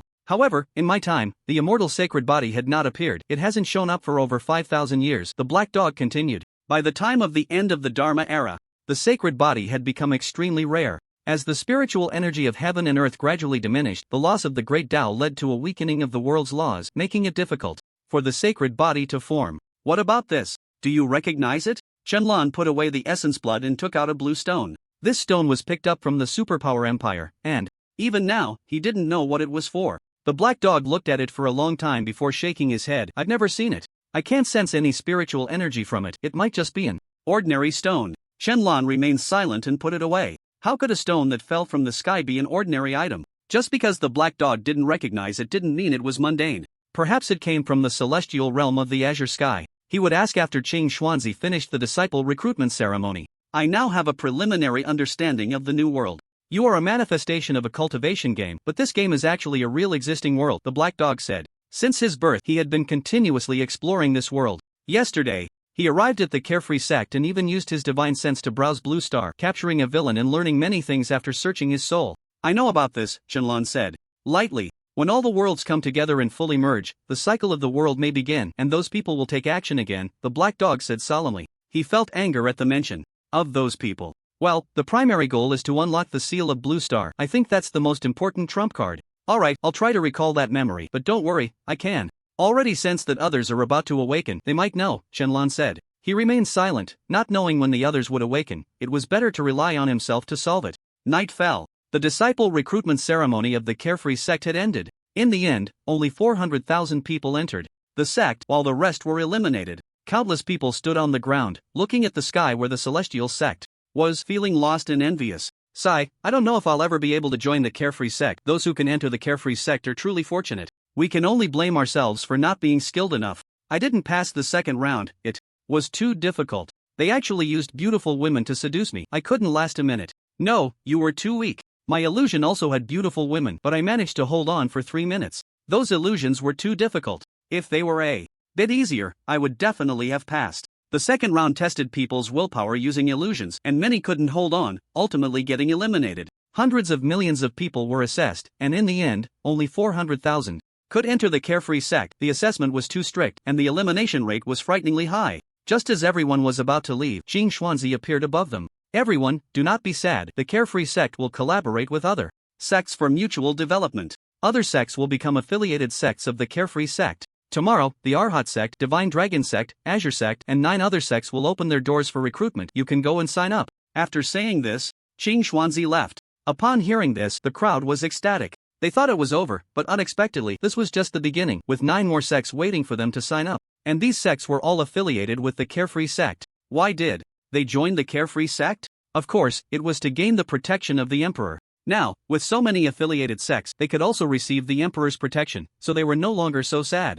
because many more opportunities awaited them. In the Sect Master Hall. Sect Master, did you call for me? Qing Xuanzi arrived at the Sect Master Hall and bowed with cupped fists. Earlier, he had received a transmission from Shenlong asking him to come to the Sect Master Hall after the disciple assessment was over. Do you recognize what this is? Shenlong took out a blue stone and suspended it in front of Qing Xuanzi. Qing Xuanzi picked up the stone and examined it carefully, ultimately shaking his head. I don't know, I can't discern anything. It has no spiritual energy, perhaps it's just an ordinary object. Hearing Qing Xuanzi say the same, Shenlong felt a bit disappointed. Could this stone really be an ordinary item? Alright then. Shenlong put it away. Regardless of whether it was an ordinary object or not, he would keep it for further study later. Tomorrow, the heavenly materials and earthly treasures will manifest. Go and inform the disciples, let them freely gather tomorrow, and then you can help with alchemy, Shenlong casually remarked. Tomorrow would be the day when the heavenly materials and earthly treasures would appear. There would also be mounts in the mount ranking list. Once the heavenly materials and earthly treasures manifested, everyone's cultivation speed would increase and there would be more elixirs. This was because alchemy required herbs, and those herbs were precisely the heavenly materials and earthly treasures. Without them, elixirs could not be refined. Yes, I understand, Qing Xuanzi replied with a fist salute. Then you may leave. Don't let anyone disturb me. Yes. Qing Xuanzi departed, closing the door to the main hall behind him. Shenlong glanced at the black dog lying on the ground. The black dog wisely teleported away. He didn't like being watched while he cultivated. Continue to comprehend the path of power, striving for an early breakthrough to the minor achievement stage. Qianlong sat cross-legged, set up a barrier and a time domain, then closed his eyes, preparing to comprehend the path of power. He had not fully grasped the Tao rhythms he obtained today. Moreover, he had gained even more insights from it, and he felt confident. Even without the appearance of Tao rhythms, he could rely on his comprehension to gradually break through to the minor achievement realm. Before the crisis arrived, he had to become even stronger. Xiaoyao sacked. This is incredible, the spiritual energy here is so abundant. I just took one breath, and my realm actually broke through on its own. I need to take a few more breaths quickly. No wonder this is the sect of the Emperor. The spiritual energy is ridiculously high, countless times purer than outside. Joining the Emperor's sect is the best decision I've made in my life. It's so exhilarating. I can't wait to start cultivating. Within the sect, those who had just passed the assessment ceremony were being shown around by the original disciples. As everyone absorbed the spiritual energy carried in the air, they were all shocked by its purity. This is simply too pure. Just one breath made them feel their realms loosening. How happy would it be to live here day and night? No wonder it's the Emperor. The level of spiritual energy is impressive. Pang Dahai nodded and smiled. Even though he was a holy king, he felt that if he absorbed a bit more of this spiritual energy, he could break through. Not to mention others, those with lower realms, would break through on the spot with just one breath, and ordinary people would live a long life and be free of ailments with just a casual breath. Living here day and night would be so blissful, Chen Mingyuan said with a deep breath and a smile. Beside him, Li Long nodded heavily, having a plan in his heart. He would have Chen Mingyuan ask the emperor later if he could bring the leader here to rest. After all, the spiritual energy was so abundant that even ordinary people could extend their lives. The leader was quite old, a few breaths would do him good. Of course, this is a spirit gathering formation personally set up by our sect master. All the spiritual energy in the world is gathered here. A disciple nearby spoke with a smile. Although it was somewhat exaggerated, it wasn't far from the truth. They had indeed absorbed a significant amount of spiritual energy, causing the spiritual energy within Huaxia to become considerably thinner. Upon hearing this, everyone was taken aback. This spirit gathering formation was also set up by the Xiaoyao Celestial Master? Wow, I haven't even learned formations yet, and the Emperor is already this powerful? No wonder it's the Emperor, but don't forget, the Emperor once obtained a formation divine ability. It must have helped. I see, but that's still quite impressive. After learning that it was the spirit gathering formation set up by the Xiaoyao Celestial Master, everyone was astonished. I and the team. Gu Ying's eyes darted around as she quickly stepped out of the group and approached a female disciple, whispering, "Have you seen what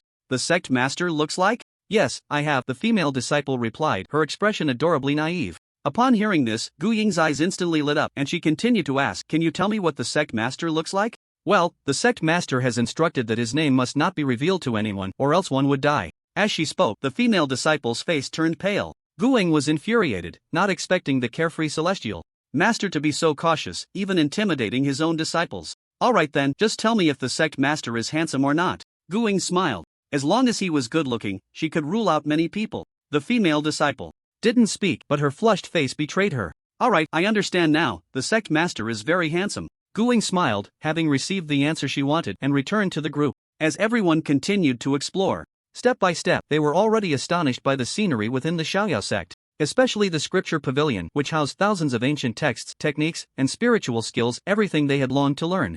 After seeing it, they couldn't wait to start studying. Tomorrow, you all can act freely. 2 days later, the sect positions will be adjusted, but everything will still follow the sect master's arrangements. You can all return to your quarters to rest now. The scripture pavilion will open tomorrow, Qing Xuanzi said. The group felt a moment of disappointment, but then remembered they could study in the scripture pavilion tomorrow, and their gloom was instantly lifted. Soon, everyone returned to their quarters, but there weren't many rooms, so the last 100,000 disciples chose to cultivate in various corners of the sect, waiting to make decisions the next day. As night fell, and silence enveloped the surroundings, no one was sleeping in this era. Everyone was putting in their utmost effort to cultivate. A new era had arrived, and it wouldn't be long before all companies would collapse, as those things would become useless. Cars, planes, all would cease production. The machine age was over, giving way to the cultivation era. However, food remained popular. Many cultivators, even after fasting, still enjoyed eating something. In the days to come, most industries would be replaced by alchemy, artifact crafting, talismans, and formations, as it was the cultivation era and machines were no longer helpful.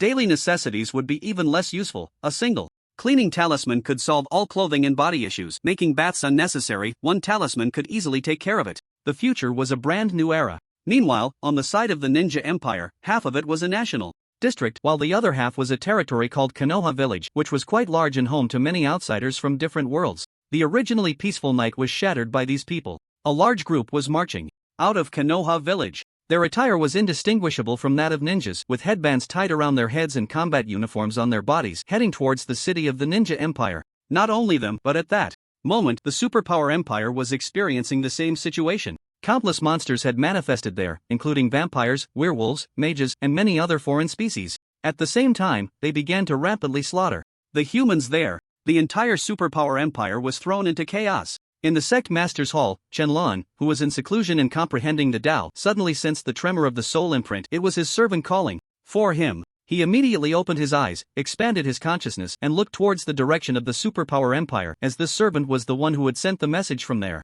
When he saw the current state of the Superpower Empire, his eyes brightened. That is the aura of the Tao of Illusion. He saw a monster, massive in size, with no eyes, only a mouth and nose, and 8 legs. The monster let out a casual roar, producing a strange and eerie sound that instantly left the superpowered individuals present in a daze, causing them to start fighting among themselves. The obvious reaction was a sign of being caught in an illusion. What kind of luck was this today? With the continuous appearance of Taoist essences, and now another essence from the illusionary Tao had arrived. If he could capture it, he would gain another path. The illusionary Tao, unlike the soul Tao, could easily trap any creature in a dream, a truly terrifying path. Since it was delivered to him, he would gladly accept it. Qianlan's lips curled into a slight smile as he vanished from his spot. In the Superpower Empire, a massive monster was rampaging through the city, brutally devouring humans. Countless superpowered individuals launched attacks against it, some summoning terrifying thunder to strike the monster, others conjuring scorching flames to burn it, and some utilizing incredible speed to strike quickly. However, their attacks, while not entirely ineffective, had minimal impact. The monster merely threw back its head and let out a furious roar, sending strange sound waves crashing into the crowd. Everyone's eyes instantly flickered with a red light, and then they uncontrollably began to turn on each other. Not far away, Number 1 and several generals stood together observing the battlefield. Lord, what should we do now? We can't fight this monster. Hurry and call the master, a man beside Number 1 said in terror. The master hasn't responded to me, Number 2 frowned and replied. She had sent a soul connection to her master, but there was no reply. What do we do then? If the master doesn't come, we probably can't handle this monster. Seeing the battlefield tipping in one direction, it was only a matter of time before they were defeated. The monster seemed to possess some kind of magic. Its voice alone could confuse everyone, making them turn on each other. At that moment, they failed to notice a figure appearing in the sky. The master has arrived. Number 1 exclaimed in surprise, sensing her master's presence. The others quickly looked up and immediately saw Qianlan standing tall in the sky. Is that a gem? Qianlan's eyes emitted a faint golden light as he saw through the monster's body, revealing a yellow gem within it. This gem contained the essence of the illusionary Tao, just like the few gems he had obtained earlier. It was likely another manifestation from the Superpower Empire, truly a treasure trove for him. Without hesitation, Qianlan pointed a finger. Boom! A surge of spiritual power shot towards the monster like an atomic bomb, followed by a loud, terrifying explosion. All the superpowered individuals who had lost their minds instantly regained their senses, staring in horror at the monster. In a flash of white light, the monster vanished, leaving only a deep pit behind. Wang Defa, where did the monster go? I just lost control, but I seem to have some awareness. Who killed that monster? Look, who is that figure in the sky? Where? I see it. Who is that? Is it one of us? Why can he stand in the sky without any power? Could he be a cultivator from Huaxia? Ever since the global arena was held, people around the world knew that the abilities manifested by the Huaxia people were those of cultivation, capable of moving mountains and seas, teleporting, and some even being able to destroy the heavens and the earth. Few dared to provoke the Huaxia people anymore. Their most obvious characteristic was walking on air and standing in the void. Everyone couldn't clearly see Qianlan's appearance and couldn't tell who he was. However, in the distance, a soldier collapsed to the ground the moment he saw Qianlan, his lips trembling. Others turned to look, thinking the soldier was overly frightened. Apollo, it was him who destroyed it, the soldier pointed at Qianlan in terror. He was the soldier who had seen Qianlan's face on satellite surveillance that day, having witnessed the destruction of the Apollo. In the end, this matter was classified as top secret because they believed the destruction of the Apollo was somehow related to that mysterious person. Although he hadn't seen the face, the feeling, and the mysterious aura of not being able to see the appearance made him 100% certain that the person before him was the one who had destroyed the Apollo. The others were shocked upon hearing this. The Apollo was destroyed, and that was something even the military knew, but no one spoke of it because it was embarrassing to admit that their own satellite had been destroyed by someone else, and they didn't even know who did it. It was too humiliating to let this information out, so they chose to keep it a secret. And now, that person had appeared again, and even saved them. What kind of situation was this? Qianlan ignored the people below and looked at the yellow gem in his hand, a slight smile curling at the corners of his mouth. The Tao rhythm contained in this gem was enough for him to comprehend the entrance to the illusion Dao, which meant he would possess 7 Daos. If he could master the 3,000 Daos, he would probably be invincible, unstoppable. But that was just a thought. Dao rhythm is something that can be encountered but not sought after. After putting away the gem, Shenlong vanished from sight. Seeing their master leave, number 1 and the other generals immediately knelt down. We respectfully send off our master.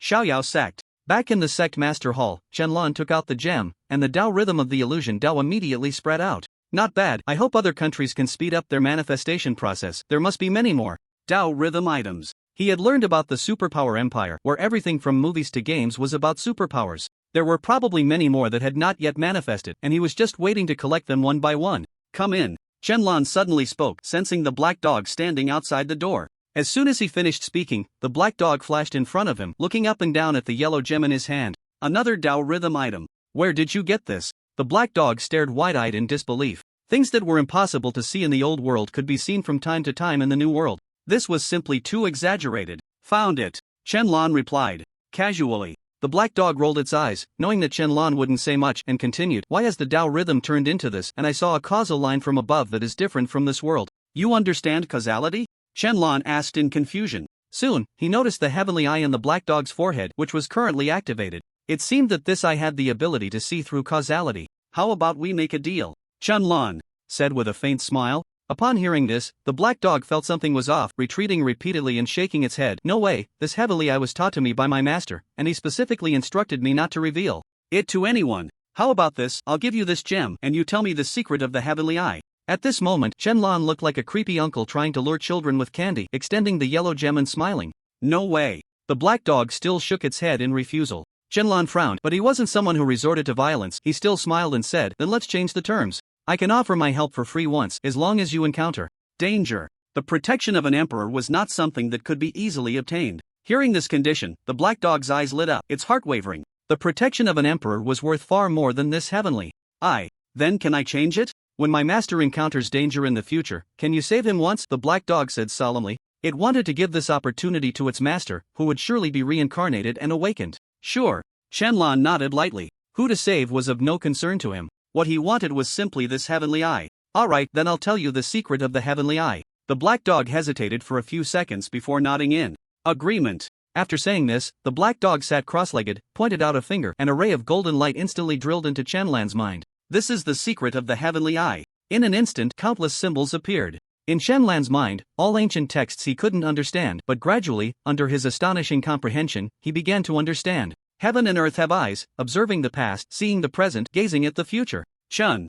Lon murmured. Sitting cross-legged, he chanted softly, and spiritual energy slowly gathered around him, even causing a bit of cold sweat to appear on his forehead. The black dog watched Shenlong closely. When its master taught it the heavenly eye, it took over 10,000 years to learn. The master is born with it. If others want to cultivate the heavenly eye, they must undergo incredibly painful trials. The heavenly eye trial is divided into 3 levels. The first level, opening the eye, requires one to awaken the heavenly eye on a soul level, allowing one to observe the present and see causality. The second level, connecting to history, enables one to see the past and perceive more things that are usually hidden. The third level, connecting heaven and earth, allows one to look into the past and foresee the future, breaking causality and seeing through illusions. Nothing can escape your gaze. I wonder how long this Shenlong will take? Just as the black dog was pondering, Shenlong suddenly raised his head, drenched in sweat, his clothes completely soaked, beads of sweat continuously dripping down his forehead, his face slightly pale. It hurts.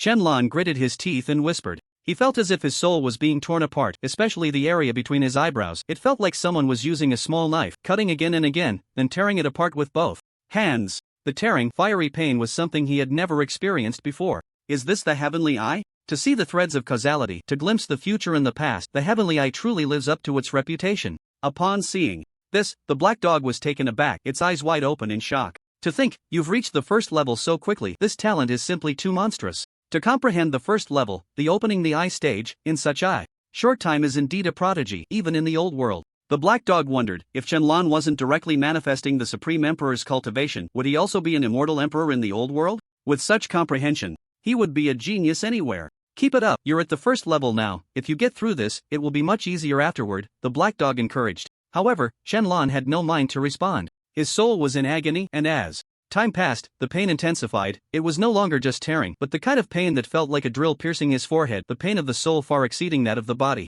Shenlong gritted his teeth and persevered. He finally understood what it felt like for those in novels to endure unbearable pain while cultivating a certain technique. He had directly manifested his cultivation, never having experienced any hardship, enjoying the final blessings. Now, experiencing this was truly inhuman pain. Time passed little by little, and Shenlan's breathing gradually steadied, the pain in his soul lessening significantly. Meanwhile, something astonishing was happening to his soul. A crack slowly opened at the center of his soul, revealing a faint golden light within. As the crack widened, the golden light seemed eager to emerge, until the crack was completely open. In an instant, a beam of light erupted from around his body, piercing the sky and illuminating the entire land of China. The divine light reached the heavens, shining for all eternity. Holy crap! The black dog was taken aback, jumping up in surprise as it stared at Shenlan. You opened your eye? It had been less than half an hour, and he had already opened his eye? This was simply too monstrous. It had experienced the difficulty of opening the eye. One must awaken the heavenly eye on a soul level, enduring inhuman pain, ultimately opening the heavenly eye at the center of the forehead.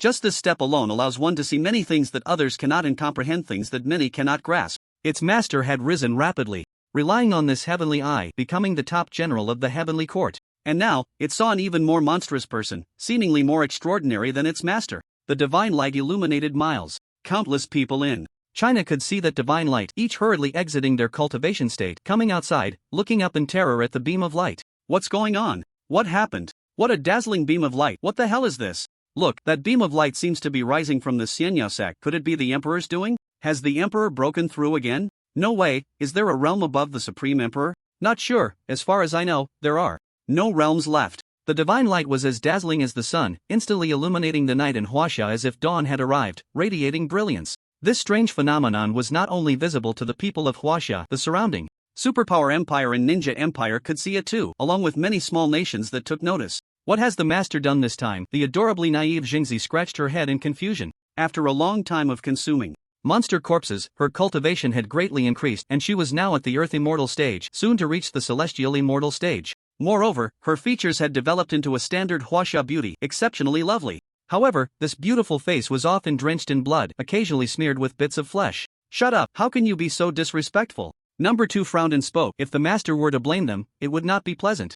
Oh, I'm sorry, Jingzi apologized innocently. She didn't understand social niceties, only that she spoke her mind. This phenomenon is very powerful. The master must have comprehended some heavenly divine ability, Number 2 said joyfully. The master's growing strength naturally pleased them, the servants. What they most wished to see was the master becoming stronger, nothing else. In the superpower empire, did Huaxia create that? What are they up to now? The Huaxia people make so much noise every day. Are they conducting some secret experiments? This light gives me a sense of palpitations. It's terrifying. Are the Huaxia people trying to destroy the whole world? They create such a commotion every day. The people of the superpower empire discussed among themselves. The more commotion Huaxia made, the more fearful they became, as it threatened their lives. Even though they had just been saved by Qianluan, they still harbored different thoughts about Huaxia, such as wanting to dominate the world. The master's strength is growing stronger. I can sense it, Number 1 said. That's good. If the master becomes stronger, we can enjoy the benefits too. The general beside him laughed. They were all Qianlan's people, marked with a soul imprint. The stronger Qianlan became, the happier they were. However, at this moment, the most fearful were the people from the celestial realm. Regardless of size, everyone from the sects had stopped their cultivation, standing in midair, their gazes unified towards the Xiaoyao sect. What on earth is going on with these natives? This phenomenon is not simple. How can these natives create such a powerful phenomenon? Could it be that some unparalleled treasure has descended? I think it's possible. From what I understand, those natives have no cultivation methods to use and can only join our sects to learn them. Currently, no sect has such a method. It must be an unparalleled treasure.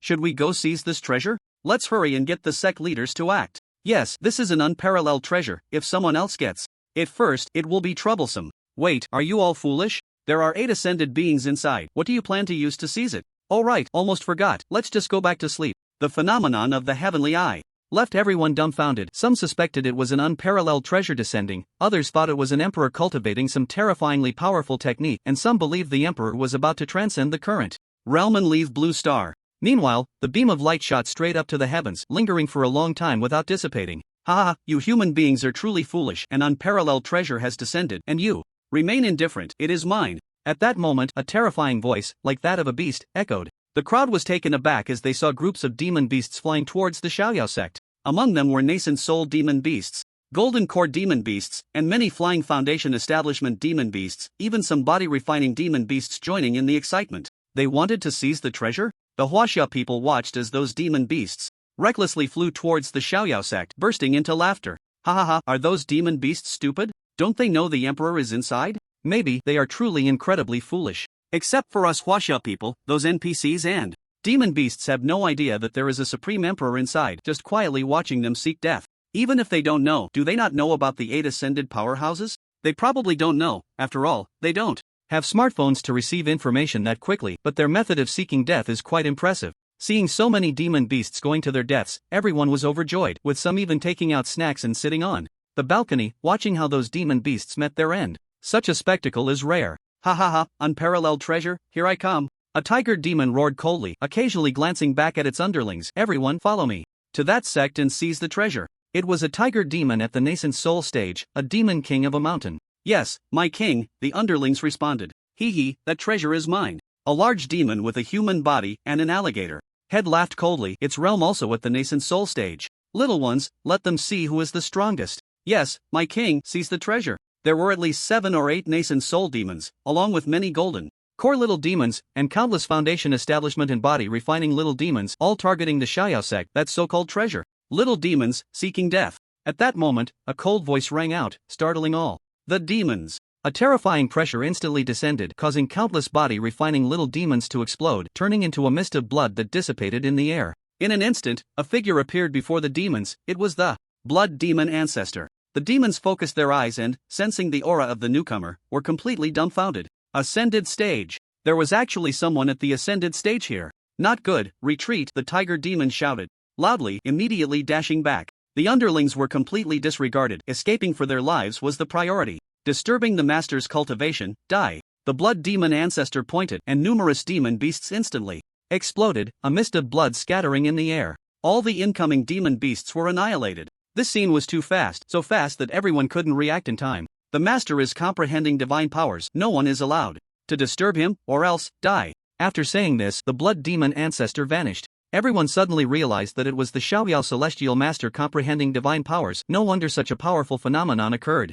In the sect master's hall. Come on, just a little more. As long as you complete this step, you will be able to see the causal lines. The black dog cheered from the side. Its tone and expression were extremely excited, as if it were the one opening the heavenly eye. The black dog was so excited because it was about to witness this moment in history. It took over 10,000 years for it to reach the first level of its heavenly eye, and even now, it was still only at the first level. But Qianlan? He was about to open his eye in half an hour. How could the next 2 levels be difficult? Once the 3 levels of the heavenly eye were perfected, he would comprehend supreme divine powers. Even its master had only perfected the 2nd level, and the 3rd level could only be opened occasionally. Each level of the heavenly eye, once comprehended successfully, would reward a life-bound divine power. The 1st level granted the divine power of divine light, falling eye, which consumed a tremendous amount of spiritual energy, exploding forth as a divine power. It was the 1st level achieved at the quasi-saint realm, and with this move, it narrowly defeated a saint. Although the black dog was cheering for Qianlan, he couldn't understand a word. At this moment, he was completely focused on opening the heavenly eye. As time passed, the heavenly eye in the center of his soul was growing larger, and even the center of his physical brow was slowly opening a crack. Before long, the golden light gradually dissipated, and Qianlan collapsed to the ground, lying down. The black dog was immediately startled, quickly getting up to check on Qianlan's condition, but then froze, eyes wide. There, in the center of Qianlan's brow, a vivid vertical pupil blinked, eerie and terrifying, yet giving it an incredibly familiar feeling. You succeeded. Although it was a question it already knew the answer to, the black dog was so excited it was almost incoherent. He truly witnessed history. It was originally thought that Qianlan would take tens of thousands of years to cultivate this heavenly eye, but unexpectedly he achieved the 1st level so quickly. This was definitely the most monstrous talent it had ever seen. The talents of the old world combined could not match Qianlan alone. Qianlan slowly opened his eyes and smiled. I've done it. He had successfully cultivated the heavenly eye. He could now sense an eye blinking at his brow, and he could control it, but the spiritual energy within him was depleting rapidly. You've just activated it. I suggest you don't use too much. This thing consumes a lot of spiritual energy, the black dog advised. Soon, Qianlan felt that his spiritual energy was almost exhausted, and the heavenly eye automatically closed, returning to his normal skin, looking no different than usual. So fast? Qianlan looked inward at his dantian and found not a trace of spiritual energy left. It would take at least half an hour to recover. Had the heavenly eye, which was open for less than a minute, consumed it all? Because The time you spent activating the heavenly eye consumed a lot of spiritual energy. It's normal for it to be depleted now, the black dog said. At this point, Qianlan understood. He almost forgot that he had just consumed a large amount of spiritual energy to cultivate this heavenly eye. Alright then, I'll rest for a while and try to activate it again. In the dead of night, most people had already returned to their previous state of cultivation after the initial shock. Inside the sect master hall, Qianlan opened his eyes, sparkling with brilliance. His spiritual energy had been replenished and he could activate the heavenly eye again. The black dog noticed this and quickly spoke up. Remember, when you see the causal lines, don't disturb them. Disturbing the causality will cause you to become entangled in more karma, and you could die. Okay, I understand. Qianlan nodded, flashing to the top of the sect, standing tall against the sky. The black dog also came to his side and sat down. Qianlan slowly closed his eyes and quietly commanded, Heavenly Eye, open. In an instant, a beam of light gathered at his brow, slowly blooming like a brilliant star in the night sky. Gradually, a vertical pupil appeared at his brow, blinking vividly. Observe causality, Qianlan murmured, opening his eyes as countless golden runes swirled in his pupils, exuding a sacred majesty. As the heavenly eye opened, Qianlan's body trembled because he saw a spider web that could cover the sky. In front of him was a dense mass of golden threads, rising from the ground, intertwined in an orderly manner, each thread distinct yet complex, making it impossible to tell whose was whose. Are these golden threads the causal lines? Qianlan murmured. He was shocked by the scene before him, with countless causal lines spread out in front of him. Yes, causal lines. The black dog also activated its heavenly eye and nodded. This great web of causality was made up of the causal lines of countless people. Where there is a cause, there must be an effect. Once the causal lines are disturbed, one must bear the consequences of others. Qianlan scanned around. This great web almost surrounded him in the middle, representing the causality of millions of people in Huaxia. He could see that each person had causal lines, with as few as 2 or 3, and some even reaching tens of thousands. This meant that a single person could very well determine the fate of thousands. These causal lines were not the future. There must be a cause before an effect can arise, leading to the formation of causal lines. But soon, he realized he could not see his own causal lines. Black dog, can you see my causal lines? Qianlan turned to ask. Upon hearing this, the black dog fell silent for a long time before shaking its head. I'm sorry, my cultivation is too shallow. I can't see your causal lines yet. Alright, Qianlan nodded, not paying much attention. I'll go to another place first. After saying that, he disappeared without a trace, leaving the black dog frowning at Qianlan's original position. Unable to reveal causal lines, just how great is the karma you are entangled with?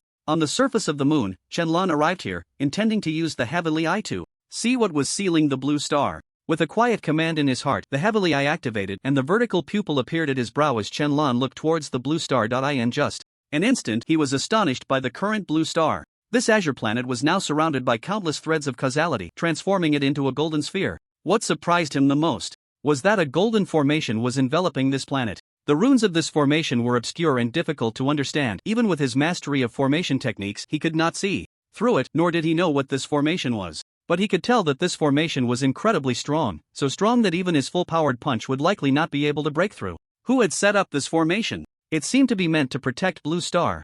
Moreover, on the formation, there was a talisman, a very large talisman that could cover half of Blue Star, visible only to him. The runes on the talisman were equally obscure, completely incomprehensible, resembling ghostly scribbles. Standing here, Qianlan felt like a complete novice, unable to understand anything, unable to even make sense of it. No wonder the heavenly Tao said there was a seal here, and it couldn't see through it. Even he couldn't comprehend this formation and talisman, let alone the heavenly Tao. Who could it be? Qianlan murmured. The seal on Blue Star had likely existed for thousands of years, remaining unbroken until now, but he didn't know how much longer it could hold. Qianlan stared for a long time, unable to discern any clues. Furthermore, his spiritual power, when it touched the formation and talisman, stirred not a ripple. He could not break this formation. He couldn't help but sigh. Although he had mastery in formation techniques, facing such a sophisticated and intricate formation left him utterly bewildered. This formation was at least 10,000 years old, undoubtedly set up by someone with profound knowledge of formations. His meager skills would probably not even be worth a glance in their eyes. Indeed, every field has its masters. If one could play with formations to the extreme, it would also be a terrifying existence. He needed to read more ancient texts on formations to find answers. He had a premonition that once he cracked this formation or discovered what it was, everything would become clear. With this thought, Qianlan was filled with motivation. He loved the idea of cracking formations. The next day, a new day had begun. Countless people were still discussing last night's events, all very curious about what terrifying divine ability the carefree celestial had comprehended to cause such an exaggerated phenomenon. Among them, the most discussed were the disciples of the carefree sect. What do you think the sect master comprehended last night to trigger Such a terrifying phenomenon? It's incredible. I don't know, I was shocked. Just the phenomenon of a single divine ability scared me. I'm so envious. When will I be able to comprehend such an amazing divine ability? What a pity I don't have that opportunity. Who says? Today is the day for the manifestation of heavenly materials and treasures, as well as mounts. Once the heavenly materials and treasures manifest, we can quickly become stronger. Comprehending divine abilities is just a matter of time. At this point, everyone remembered that the heavenly materials and treasures were about to manifest, along with the mounts. They became excited again. However, today was still the day for the people of Huaxia to join various sects. Not many sects had received disciples yesterday because they all went to participate in the Carefree Sect's disciple recruitment ceremony. Today was their start, but there were still the affiliated sects of the Carefree Sect, which were also packed. With millions of people in Huaxia, it was estimated that it would take half a month to finish all the registrations, and there was a good chance that a large portion would not be able to join a sect because there weren't enough sects. New sects needed to manifest. At this moment, a figure appeared in the sky. It was Jing Xuanzi. He stood with his hands behind his back, transmitting a message to all disciples. All disciples, listen up. The sect master has decreed that today is the time for the manifestation of heavenly materials and treasures.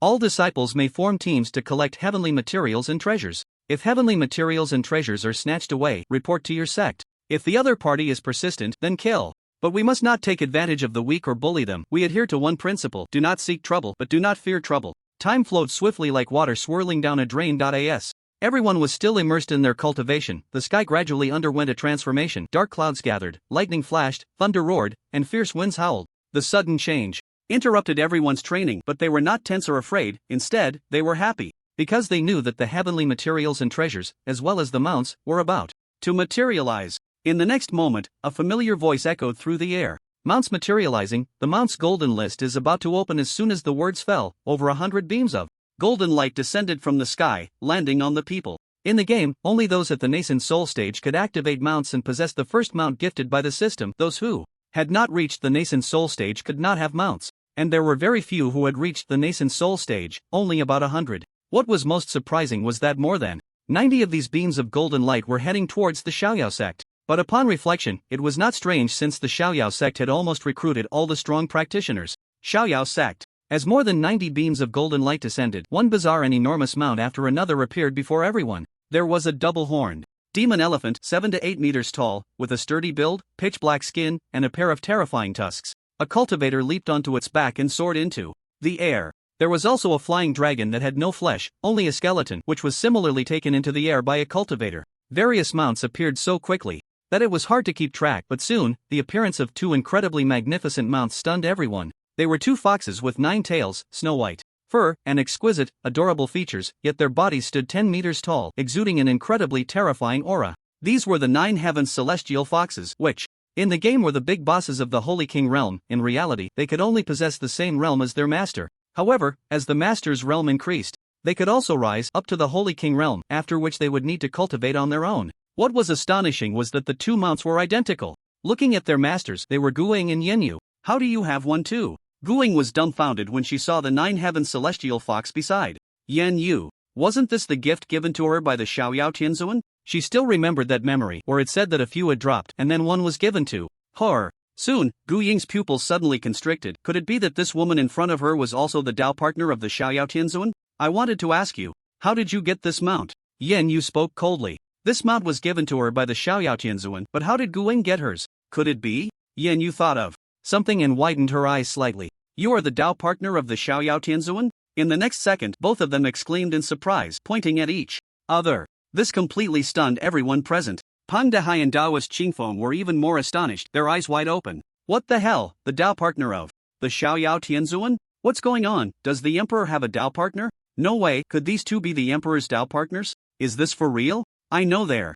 are Dao partners in that game, but I didn't expect the emperor to have Dao partners, and both of these beauties look so good. I'm so envious. I never really envied before, but now I truly do. One has a youthful face and ample bosom, the other is a cold and elegant beauty. No wonder when I tried to talk to that elegant lady yesterday, she ignored me. Hee, she's the emperor's Dao partner. How could she be interested in us trash? We should just calm down. There are plenty of beautiful women in the world, but these two beauties are really stunning, much prettier than the stars I've seen. I'm so envious of the emperor. No one expected that the emperor actually had Dao partners, and 2 of them at that. This made everyone present envious, wishing they could transform into the emperor and take both beauties into their arms. Guing and Yen Yu were both shocked by each other's words, staring wide-eyed at one another unexpectedly. The world is so small that they could meet here, and their realms are quite similar. I didn't expect you to be his Dao partner as well, Yen Yu said in surprise, while a sudden sense of crisis surged within her. Guing was too beautiful. She had noticed her since yesterday. Not only was her figure great, but her voice was also pleasant, and her quirky personality made her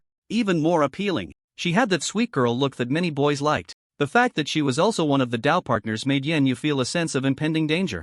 Her path to pursuing the carefree celestial master had suddenly become more difficult. The previous orchid fairy hadn't made her too anxious because the other woman's looks and figure were slightly inferior to hers, and she was a divorced woman. Yen Yu was still a pure young lady, having maintained her integrity since childhood, and she had kept her perfect body intact, which surely gave her an advantage. But after seeing Guing, she felt that her advantages had diminished significantly. While Yen Yu was worried, Guing was also sizing her up. She had many thoughts in her mind as well. Oh no, this woman has such a good figure and is so much taller than me. Would the carefree celestial master prefer this kind of mature woman? After all, young boys are most attracted to this type of woman. However, I have the great thunder, so I should have some advantages, right? Both women harbored their own thoughts, but in the next moment they both smiled. Sister, from now on, we are sisters. Then I'll call you sister. Suddenly, the two embraced, like two sisters, laughing radiantly. The people around them were already dumbfounded. Just a moment ago, weren't they like enemies? How could they be like good sisters in the next moment? Indeed, a woman's heart is the hardest to understand. It's completely incomprehensible. Just as the two women were chatting harmoniously, a voice broke the scene. Why do you two have the mounts given by the carefree celestial master? A woman appeared, still possessing charm, but her looks and figure were significantly inferior to Yen Yu and Guing. Orchid fairy, Yen Yu exclaimed in surprise. She didn't expect the orchid fairy to be here, but her current realm was nascent soul, so it was quite likely for her to enter this place. Who are you? Gu.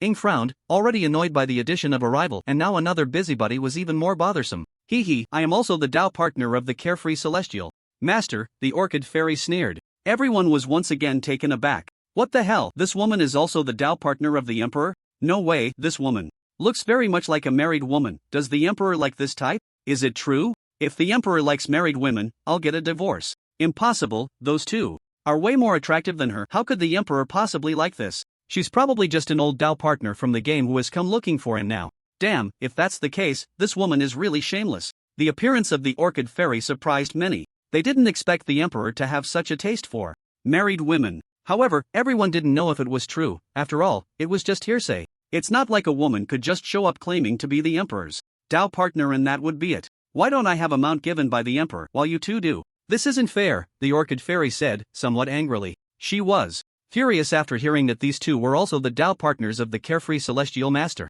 Why did everyone have a Dao partner, yet these two had such powerful mounts, while she didn't even have one? Being Dao partners, this was a bit too much, wasn't it? She had even divorced specifically for the carefree celestial master. You three, please be quiet. This is the territory of the carefree celestial master. What kind of behavior is this? Peng Dehai stepped forward to mediate. He had been listening and frowned upon seeing the orchid fairy causing trouble. This was the carefree sect. If they offended the carefree celestial master, that woman would undoubtedly be doomed. Regardless of whether she was truly the emperor's Dao partner, she was at least a fellow disciple, so it was best to silence her first. Who is making a fuss? At that moment, a voice echoed from the sky as Qing Xuanzi descended, his cold gaze fixed on the orchid fairy and the others. I just heard a report from a disciple about some commotion, so I came to see what was going on. Qing Xuanzi frowned at the group. They had just entered the sect and were already causing trouble. Reporting to the sect master, we have no issues, just a personal dispute that has been resolved, Yen Yu replied with a cupped fist. It has been resolved. Guing nodded in agreement. Well, as long as it's resolved. Qing Xuanzi's expression relaxed slightly as he nodded. Who said it was resolved? I want to see the sect master. The orchid fairy suddenly jumped out and shouted, acting like a shrew. Upon hearing this, Qing Xuanzi frowned again. Shut up. Is the sect master someone you can just see whenever you want? Earlier that morning, Chen Lan had specifically instructed him to manage the sect well while he entered seclusion, and no one was to disturb him. Now, with another woman shouting, if she disturbed the sect master during his seclusion, it would be his dereliction of duty. I am the sect master's Dao partner. Isn't it simple for me to see him? The orchid fairy, relying on her status as the Dao partner of the carefree celestial, was arrogant and domineering. As soon as she said this, Qing Xuanzi's expression changed slightly, hesitating. He wasn't sure if she was indeed the sect master's Dao partner. If she was, he couldn't act recklessly. But the sect master was already in seclusion. How should he decide? You have no proof. How will you prove it? Ching Xuanzi said coldly. Hee, just take me to see him and you'll know he definitely recognizes me, the Orchid Fairy replied confidently.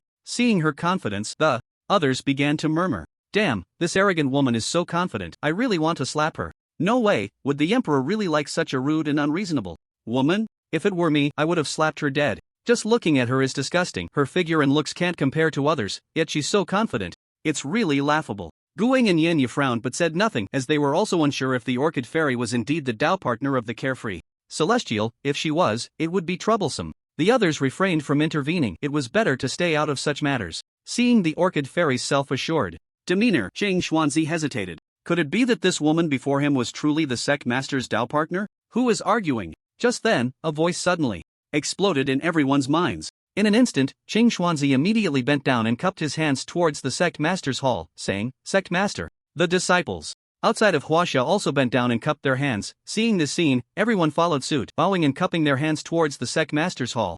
Even Peng Dehai and the others were no exception. After all, having entered the carefree sect, they were now disciples of the carefree sect, and paying respects to the sect master was basic etiquette. Except for the Orchid Fairy, everyone else bowed to Qianlan. Reporting to the sect master, this woman claims to be your Tao partner and requests to see you. What do you think? Ching Xuanzi pointed at the Orchid Fairy. Carefree Celestial, I am the Orchid Fairy. Do you remember me? Your former Tao partner, the Orchid Fairy exclaimed excitedly as she saw the Carefree Celestial finally speak. But the next words from the Carefree Celestial struck her like a bolt from the blue, leaving her frozen in place.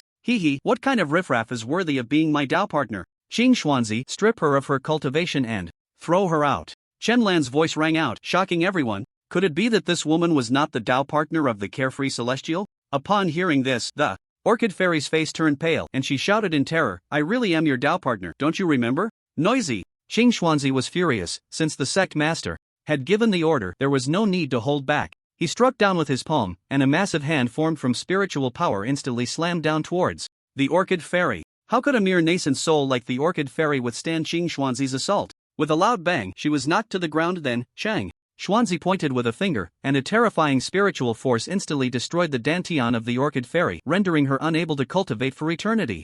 With her dantian destroyed, the Orchid Fairy let out a mournful scream, her face turning pale. It was over. From now on, she would be a cripple. Xiao Yao Tianzun, you have such a vicious heart, even crippling your own partner. The Orchid Fairy resentfully raised her head towards the direction of the main hall, spitting out a mouthful of blood. Bang! Suddenly, she exploded, her soul extinguished before everyone's eyes. Seeing this, Ching Xuanzi knew it was the sect master who had acted and quickly retreated to the side. The others dared not speak. It was clear to anyone with eyes that it was Xiao Yao Tianzun who had made a move. The scene fell into a deathly silence. It wasn't until the voice of Hongmeng rang out again that the tranquility was broken. The Mount Golden list is opened. In 5 minutes, heavenly materials and earthly treasures will materialize. As soon as the words fell, a golden list descended from the sky, beginning to announce the top 100 names. Today's matter ends here. The sect master is very unhappy.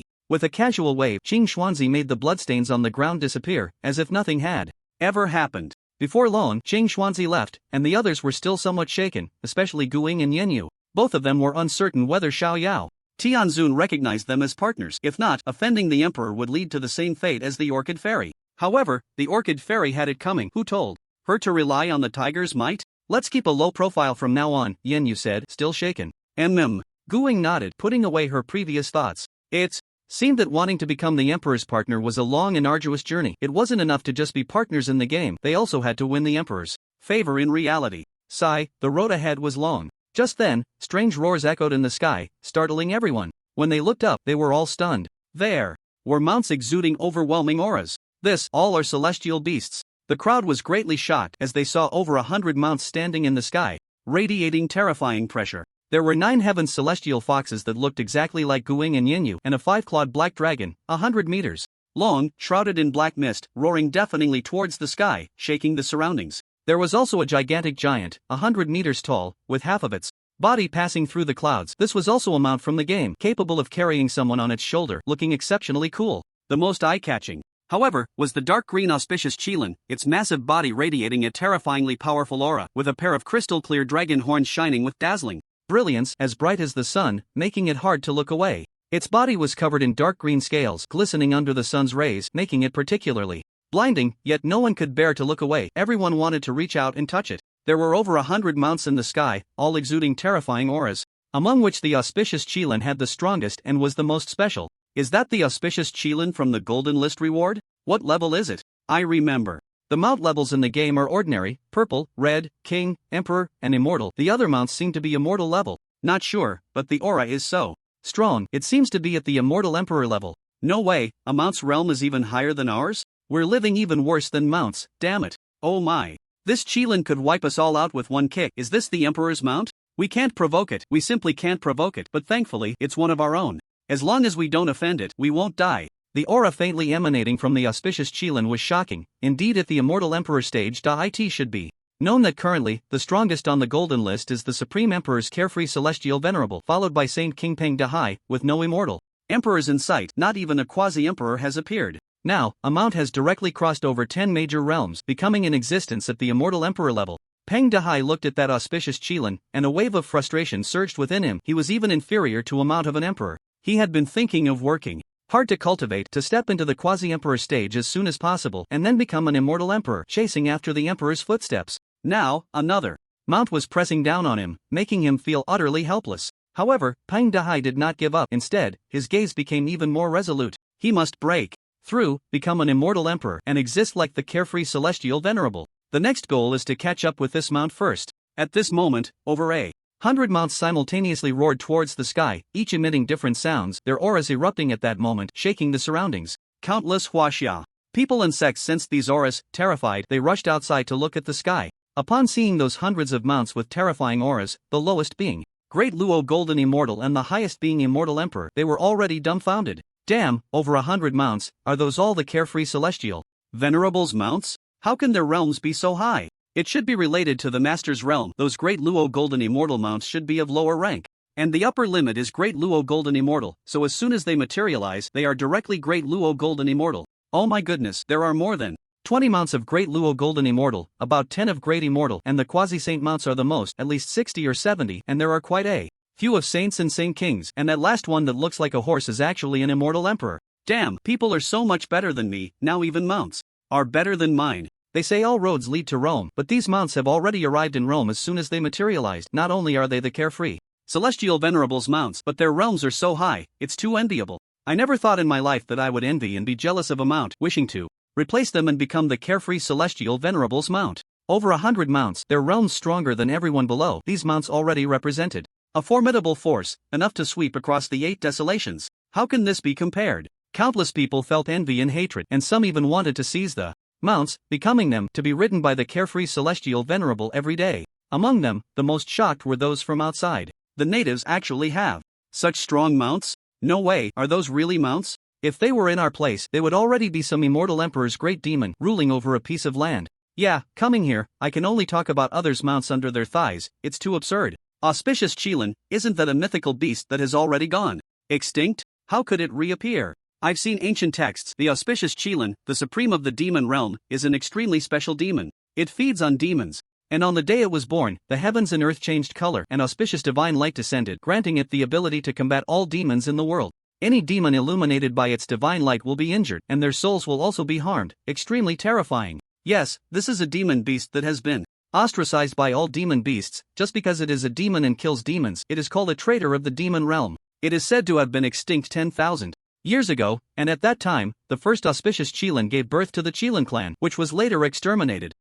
I know this too, but didn't the Qilin clan go extinct? Why can it still give birth to Qilins? You should think about how the first one was born. It was a naturally born auspicious Qilin, representing the safeguarding of peace in a region. If it can be a mount for the natives, it must be someone with great kindness. Seeing the auspicious Qilin, everyone felt shocked. Because this is a type of demon beast that had long been extinct, yet it now appeared in this world. It was indeed surprising. Moreover, each of these mounts was so powerful, which made people feel even more fearful. Many sects have already decided that they absolutely cannot provoke the natives, lest they bring about their own demise. It's better to wait for the higher sects to arrive in this world before taking any action. With their current strength, they are simply unable to resist. Xiaoyao sect. After the mounts roared towards the sky, they surprisingly landed directly beside everyone, their bodies quickly shrinking to about 1.8 meters tall, roughly the size of an adult male. From now on, we will be members of the Xiaoyao sect, following the master's orders. Soon, we will set out together to search for heavenly materials and earthly treasures. The auspicious Qilin spoke human words, and everyone present could hear its voice. Upon hearing this, everyone was overjoyed. This is amazing. We even have an immortal emperor accompanying us to find heavenly materials and earthly treasures, so I'm not worried at all. What a handsome Qilin. I wonder when I'll be able to have one. Hearing that the mount of an immortal emperor would accompany them to search for treasures, everyone felt relieved. With an immortal emperor present, what was there to fear? Suddenly, the scales on the Qilin emitted a dazzling green light, and the dragon horns on its head shone with brilliant white light. Auspicious arrival. In an instant, the heavens and earth changed color. The originally overcast sky suddenly opened up a hole. Strands of dark green divine light transformed into butterflies and flying birds, while koi fish fell from the sky, swirling joyfully around all the disciples of the Xiaoyao sect. Everyone felt a mix of novelty and shock. What were these? Although they didn't understand, they could sense pure spiritual energy emanating from these beings. Roar! At that moment, a roar echoed from above the heavenly hole, and everyone looked up. A shadow of a Qilin made of divine light slowly descended. Each step it took on the firmament resonating with bursts of brilliance, accompanied by specks of green starlight raining down upon the world. What is this? Is it another Qilin? I don't know, but it feels incredibly impressive. It must be a good omen. Wait, do you all feel your cultivation rapidly increasing? Holy crap, it really is. Everyone, quickly sit down and cultivate. It's genuinely increasing. Suddenly, everyone felt their cultivation rising, their realms loosening significantly. Even Peng Dahai could feel it. It's important to note that he was at a stage where breakthroughs were extremely difficult unless he consumed some miraculous elixir. Yet now, just because some divine light shone upon him, his cultivation skyrocketed. What kind of divine light is this? It can actually cause their cultivation to surge. It's even better than miraculous elixirs. In an instant, all the disciples of the Xiaoyao sect sat cross-legged, beginning to draw the energy into their bodies, absorbing the divine light one by one. This was remarkably effective. As soon as the divine light entered their bodies, their cultivation immediately surged. Some disciples with lower realms directly broke through a small or even a large realm. In no time, the entire sect was filled with the sounds of breakthroughs. Suddenly, a more powerful aura erupted, interrupting everyone's cultivation, and they all looked over. They saw Taoist Qingfeng standing up with an excited expression, laughing heartily. Ha ha ha, I've broken through. I've become a great Luo Celestial. Earlier, Taoist Qingfeng had been stuck at the peak of the Great Luo Golden Immortal stage for a long time without being able to break through. Unexpectedly, today, due to this divine light, he stepped into the realm of the Great Luo Celestial. Seeing Taoist Qingfeng's breakthrough to a higher realm, everyone was envious and clasped their fists in congratulations. At this moment, the Qilin shadow in the sky had already arrived above the sect, towering over everyone. Roar! It let out another roar and suddenly exploded. In an instant, countless dark green divine lights fell like stars upon the Xiaoyao sect and the entire Huaxia region, like a gentle rain. Countless people in Huaxia watched the divine light fall, all dumbfounded. But when they made contact, they were astonished to find their cultivation was improving. Holy crap, everyone, quickly catch it. This is just like the golden rain from before. It can enhance cultivation. It really is like this. I feel the realm is loosening up. Everyone, hurry and start cultivating. Such opportunities are rare. Twice now, both times granted to us by the Celestial Master of Leisure. It's simply divine. From now on, the Celestial Master of Leisure is my true father. Thank you so much. With the Celestial Master in Huaxia, the nation is prosperous and the people are safe. Thank you, Celestial Master. I've broken through. I've reached the golden core. One by one, their realms surged dramatically, triggering heavenly tribulations. Thunderclouds quickly gathered, and one after another, heavenly tribulations appeared in the skies over Huaxia. This time, Shenlong would not intervene. From now on, these people would have to face the tribulations themselves. But soon, the disciples of the Celestial Master of Leisure noticed something very strange. When Taoist Qingfeng broke through, there was no heavenly tribulation. Could it be that the heavenly tribulation is afraid of the Celestial Master of Leisure? As more and more disciples of the Celestial Master of Leisure broke through their realms without triggering heavenly tribulations, it was the others across Huaxia who did trigger them. This confirmed for the disciples one thing: the heavenly tribulation was afraid of the Celestial Master of Leisure, or more precisely, afraid of the sect leader.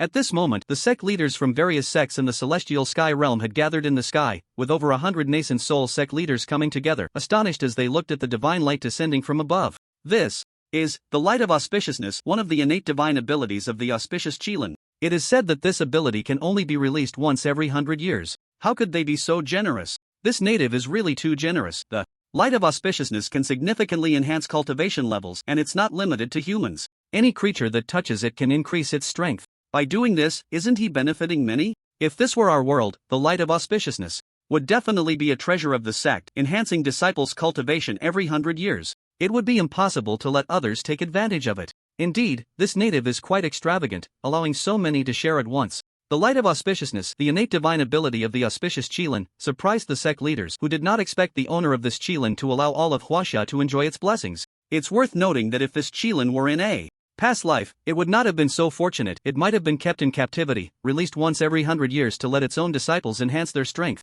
There was a sect named Qilin's sect that captured a Qilin from the auspicious Qilin clan and kept it for thousands of years. In the end, it was only because a disciple couldn't bear it that the Qilin was poisoned to death, allowing it to be freed, and that disciple was dismembered by the entire sect, a truly cruel fate. If the Qilin sect came to this world and saw the auspicious Qilin, they would probably be the first to try to seize it. After all, that sect was famous for its Qilin, and now that it was gone, their reputation had greatly diminished. In the celestial master of leisure's sect, the light of auspiciousness quickly dissipated. Everyone had gained significantly, with many breaking through 1 or 2 small realms, and some even breaking through 4 or 5 small realms, among whom Taoist Qingfeng gained the most, becoming a great Luo celestial immortal. After breaking through their realms, they all instinctively bowed in gratitude towards the sect leader's hall, saying, "Thank you, sect leader." Their voices were like drums, deafening. This was the mount of the celestial master of leisure, and such an event surely had the emperor's directive behind it. The master has gone into seclusion, the auspicious Qilin said lightly. Everyone nodded, saying no more. At that moment, a primordial voice echoed in the sky. Heavenly materials and earthly treasures are beginning to materialize, spirit. Veins are beginning to materialize, spirit insects are beginning to materialize, spirit herbs are beginning to materialize, demonic beasts will begin to produce inner elixirs, which can be refined into pills or swallowed directly to enhance cultivation. The continuous primordial voice left everyone stunned. It wasn't just the heavenly materials and earthly treasures materializing, it seemed so many things were manifesting, or were all these things heavenly materials and earthly treasures? As the voice faded, countless dazzling pillars of light descended from the sky, landing in various places across Huaxia and in unknown realms. These pillars of light were hundreds of times more numerous than before, densely packed, almost every 100 meters having one die. In many cities, cultivators could see beams of light appearing around them, instantly surrounded by people. They knew that these beams represented rare treasures. Whoever was slow would miss out. Rare treasures were all about seizing the opportunity. In an instant, thousands of beams of light simultaneously dissipated, revealing a type of spiritual herb, or perhaps a piece of spirit stone, or even a spiritual pill. The most extravagant was a low-level magical artifact. Everyone's eyes lit up at the sight of the rare treasures. Before them, one by one, they pounced like beasts, their eyes flashing with boundless killing intent, starting to fight for them. Mine, this is mine, I saw it first. Heh, does it have your name on it? If you have the guts, let's fight, whoever wins gets it. Who's afraid? I just broke through to Golden Core, I can crush you like breathing. What a boast. I've been Golden Core for ages, you're dead meat. Damn it, daring to snatch my pill, you've never faced death. The fragile peace maintained by the management department was shattered in an instant at the appearance of the rare treasures. Countless people began to brawl over a pill, a spiritual herb, or a magical artifact. Some became disabled, while others lost their lives. In a moment, all of China seemed to plunge into a hellish nightmare, as everyone turned on each other, fighting for the rare treasures, with no trace of the past peace remaining. Even some who were brothers no longer cared for familial ties when they saw the magical artifacts, fighting fiercely without recognition of kin, friendship, family, love. None of it mattered at this moment. The only thing that mattered was to enhance one's own power. Indeed, above human hearts lies greed, and often in moments of greed, human desires are magnified infinitely. At the Xiaoyao sect, the rare treasures have manifested. Let's go down and get them, a disciple said. No problem, let's go. Charge. I'm coming. For the rare treasures. The other disciples nodded eagerly. They had been waiting for this moment. At that moment, Qing Xuanzi appeared before them, shouting loudly, "The rare treasures have appeared, everyone can go down now. Be mindful of your safety, and remember, you are disciples of the Xiaoyao sect." Yes, the disciples were instantly filled with excitement and joy. They were disciples of the emperor. What was there to fear? As long as they didn't cause trouble, nothing would happen. In an instant, countless disciples descended from the sky, jumping to the ground. The anti-flight formation was lifted, and disciples above the Golden Core level began to fly using their swords or walk through the air, heading to search for the rare treasures. This was an opportunity for all of China. At this moment, various rare treasures had manifested, and obtaining any one of them could enhance their power. Even people like Pang Dahai were very interested in the rare treasures, each shrinking the distance to rush to seize them. On the ground, at a certain sect, Chen Lan appeared in their scripture pavilion, closing an ancient book about talismans, looking expressionless at the sky, but the corners of his mouth lifted slightly. After a day of reading, the rare treasures have finally manifested. Since morning, he had been wandering among the major sects, silently entering their scripture pavilions, perusing their ancient texts, hoping to find information. about talismans and formations from the outside world of Blue Star. However, he was quite disappointed. He found nothing at all. Perhaps these ancient texts were too poor to yield any information. It seemed he could only wait for those major sects to manifest. Sigh. With a sigh, Shenlong returned the ancient book and expanded his divine sense. Sweeping across the entire Blue Star, he hadn't paid much attention when his mounts manifested. He simply sent those high-level mounts to guard the sect. He was more concerned about the rare treasures, hoping that one or two of them might contain the essence of the Tao, allowing him to comprehend other paths or elevate his own mastery of the Tao. After a sweep, aside from seeing a few interesting things, Shenlong found no rare treasures containing the essence of the Tao. It seems that those Tao rhythm entities cannot materialize so early. We will have to wait until later. He knew it couldn't be that easy for everyone to obtain such good things. Most likely, it would come step by step, starting with some trash before high-level items materialized later. So, let's go and get these few things. They will benefit the sect. With this thought, Shenlong reached out into the void, as if grasping something, pulling it up by the roots. In an unknown realm, on a certain mountain range. Roar! A dragon's roar reverberated in all directions, a transparent five-clawed dragon soaring and spiraling over the mountains, then diving into the mountain itself. Before long, the giant dragon reappeared, spiraling from the foot of the mountain to the peak, until it closed its eyes, completely merging with the mountain. A spirit vein, and it's a medium-grade spirit vein. How lucky are we that it appeared right next to our sect. Ha. If we bring this spirit vein back, we will definitely receive the sect master's commendation. Exactly, so let's act quickly and use the spirit vein. Collection technique. A few disciples from the sect arrived at this place, ecstatic upon seeing the spirit vein. One must understand that a spirit vein is extremely important to a sect. Often, the development of a sect is inextricably linked to the spirit vein. The two are inseparable. Because spirit veins can autonomously generate extremely pure spiritual energy and can also produce spirit stones on their own. The higher the grade of the spirit vein, the better the spirit stones it can produce. Spirit veins are divided into 6 grades: low grade, medium grade, high grade, supreme grade, emperor grade, and immortal grade. Possessing a medium grade spirit vein already allows one to enter some mid-tier sects and recruit more disciples. If it were a high grade vein, only major sects would have it, unless it were some holy places or ancient families, which might possess emperor grade spirit veins. As for immortal grade spirit veins, no one has ever seen one in the entire Qing Tian immortal realm. They only exist in legends, and no one has ever encountered them. Before long, the few of them quickly formed a formation, and a large hand reached out from the array, grasping towards the spirit vein dragon. Some spirit veins of certain ages can transform into spirit vein dragons, and this spirit vein dragon also has its significance. It can attack enemies. If the sect encounters danger, they can use special secret techniques to control this spirit vein dragon, gathering the entire spirit vein's power to attack the opponent. However, this comes with a significant cost. Once used, the spirit vein will lose all its spiritual power, becoming a waste vein, no longer able to produce pure spiritual energy or spirit stones. This secret technique will not be used unless absolutely necessary. The large hand suddenly grasped the spirit vein dragon, which sensed it and immediately began to struggle. It continuously roared, twisting its body, trying to break free from the large hand. Bang! The few people staggered, their steps swaying, but they quickly gritted their teeth, steadied their footing, and continued to channel their techniques. As the spiritual energy flowed in, the hand tightened its grip as if grasping a worm, firmly locking the spirit vein dragon in place, rendering it immobile. Little spirit vein dragon, you are really unlucky to encounter us. The newly born spirit vein is at its weakest. We are really getting a bargain. The few sect disciples laughed heartily, as if the spirit vein was already theirs for the taking. Because this spirit vein had just been born, even if it had produced a spirit vein dragon, so what? It was still too weak. With their 5 or 6 foundation building disciples working together with the spirit vein capture formation, they could easily take it down. Just as they were overjoyed, thinking about how the sect master would reward them for bringing the spirit vein back, the sky suddenly changed, and a heavenly hole appeared, from which a gigantic hand descended directly towards the spirit vein dragon they were capturing. Bastard! Who is it that dares to steal our spirit vein? Here's wishing all the students taking the college entrance exam tomorrow great success and admission to their ideal universities. Seeing this sudden giant hand trying to snatch the spirit vein from them, how could the disciples tolerate such an affront? Damn it, there are actually people who want to take our spirit vein. They are truly seeking death. One disciple gritted his teeth and said coldly, "Activate the formation with all your strength, don't let him take it away." A disciple shouted loudly. The others nodded heavily, gritting their teeth, increasing their input of spiritual energy, pouring all the energy from their dantian into the formation, hoping to catch the spirit vein dragon ahead of time. Bang! A giant hand in the sky grabbed the hand summoned by several of them, and with a forceful squeeze, it instantly crushed it. The formation was destroyed, and the few people suffered a terrifying backlash, instantly flying backward and crashing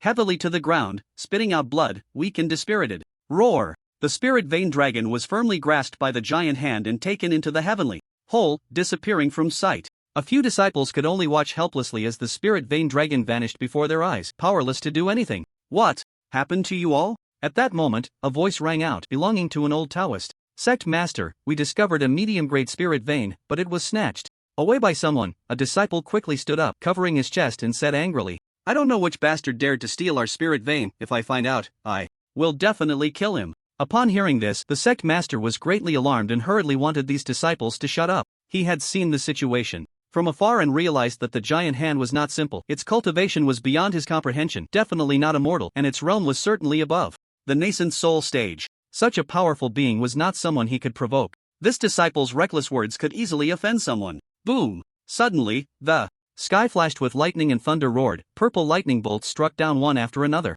Right in front of the old Taoist, the disciples were struck into a state of shock, unable to even scream before falling on the spot. Seeing this, the old Taoist was horrified and quickly knelt on the ground, his forehead pressed tightly to the ground. I'm sorry, senior, I have offended you, please do not be angry. He knew that the other party was definitely not here for good, capable of summoning tribulations and punishing them at will, which must mean they possessed extraordinary powers. He could not afford to offend such a mighty being. If he did, even the entire sect would not be able to make amends. No one answered him, and it wasn't until a few minutes later that the old Taoist slowly raised his head, realizing that the other party had not vented their anger on him, and then he knocked his head a few more times before hurriedly leaving.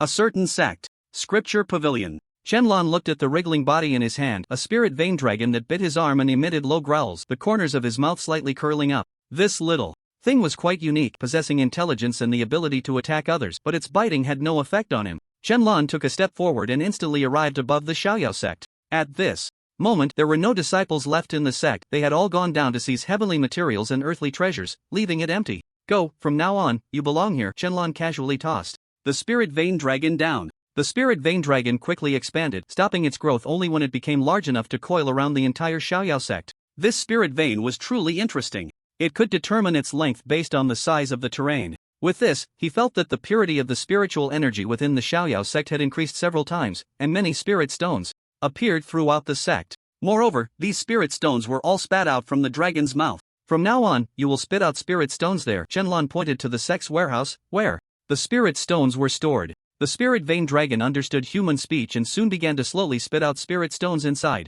However, after spitting out one, it waited a long time before continuing to spit out another. Shenlong waved his hand, and a spirit stone appeared in his palm. This spirit stone was crystal clear, transparent like crystal. It contained spiritual energy, and as he gently inhaled, the energy immediately entered his dantian. But at the same time, the spirit stone in his hand turned into a pile of stone debris, becoming an ordinary stone that couldn't be more ordinary.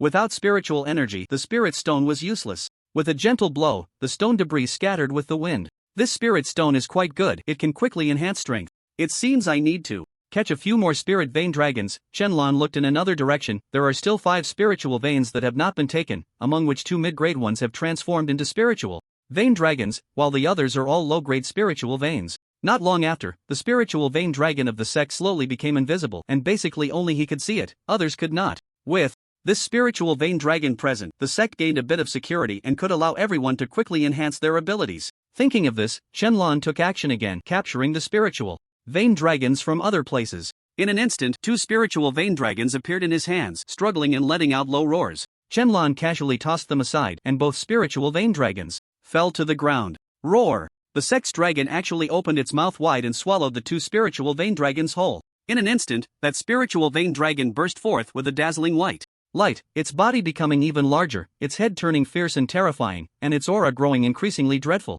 It evolved. From mid-grade, it ascended to high-grade spiritual vein, with the spiritual energy becoming several times purer, and the speed at which it expelled spiritual stones increased, along with better quality. Seeing this, Shenlong raised an eyebrow, somewhat surprised. It seemed this spiritual vein could be nurtured continuously until it became the strongest immortal-grade spiritual vein. As for the 3 low-grade spiritual veins, Shenlong did not plan to feed them. He would first give them to those affiliated sections. After all, these spiritual veins would come out again in the future, so there was no rush. He uprooted the 3 spiritual veins, but instead of spiritual vein dragons, they were a golden and robust thing, similar to tree roots. He casually tossed them onto 3 affiliated sects, and the spiritual veins automatically embedded themselves, expanding the land on their own. If one did not carefully sense the changes in spiritual energy, they would not even know a new spiritual vein had been added. Clapping his hands, Shenlong prepared to return and continue reading. Suddenly, he sensed something and turned to look in a certain direction. Finally willing to come out? That was in the direction of the North Pole, where the thing inside the deep cave finally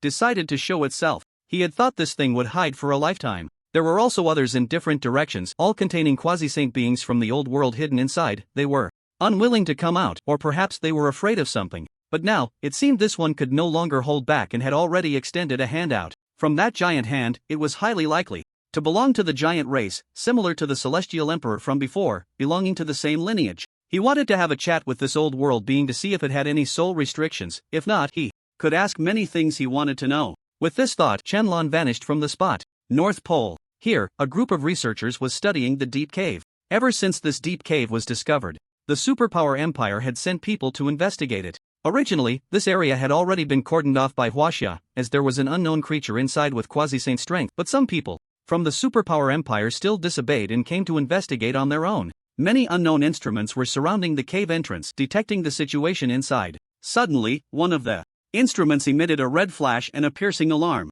"Mr. Keller, the energy inside the deep cave is rapidly rising," a researcher shouted loudly. But just as he finished shouting, the ground began to tremble violently, countless ice surfaces started to crack, and icebergs began to split apart. The North Pole seemed to be fracturing. "Not good, retreat quickly," the elderly man named Keller shouted loudly. He was the head of the investigation team sent to study the deep cave, believing that there was definitely a great secret inside. Otherwise, Huaxia would not have specifically sealed it off, preventing any country from coming. Even the ruler of the superpower empire was not allowed to investigate. But he still came to investigate on his own. If anything happened, he would be fully responsible. Everyone was taken aback, quickly running in different directions, but the ground was gradually splitting, creating one canyon after another. Falling down would mean certain death. Keller looked at the completely fractured ground around him and realized he had nowhere to escape. Everyone was trapped here. "You see that deep hole? Something is about to come out." A voice rang out, and everyone turned to the deep hole, their eyes wide with terror. Suddenly, a dazzling light burst forth from the entrance, so bright that even in daylight, it was blinding.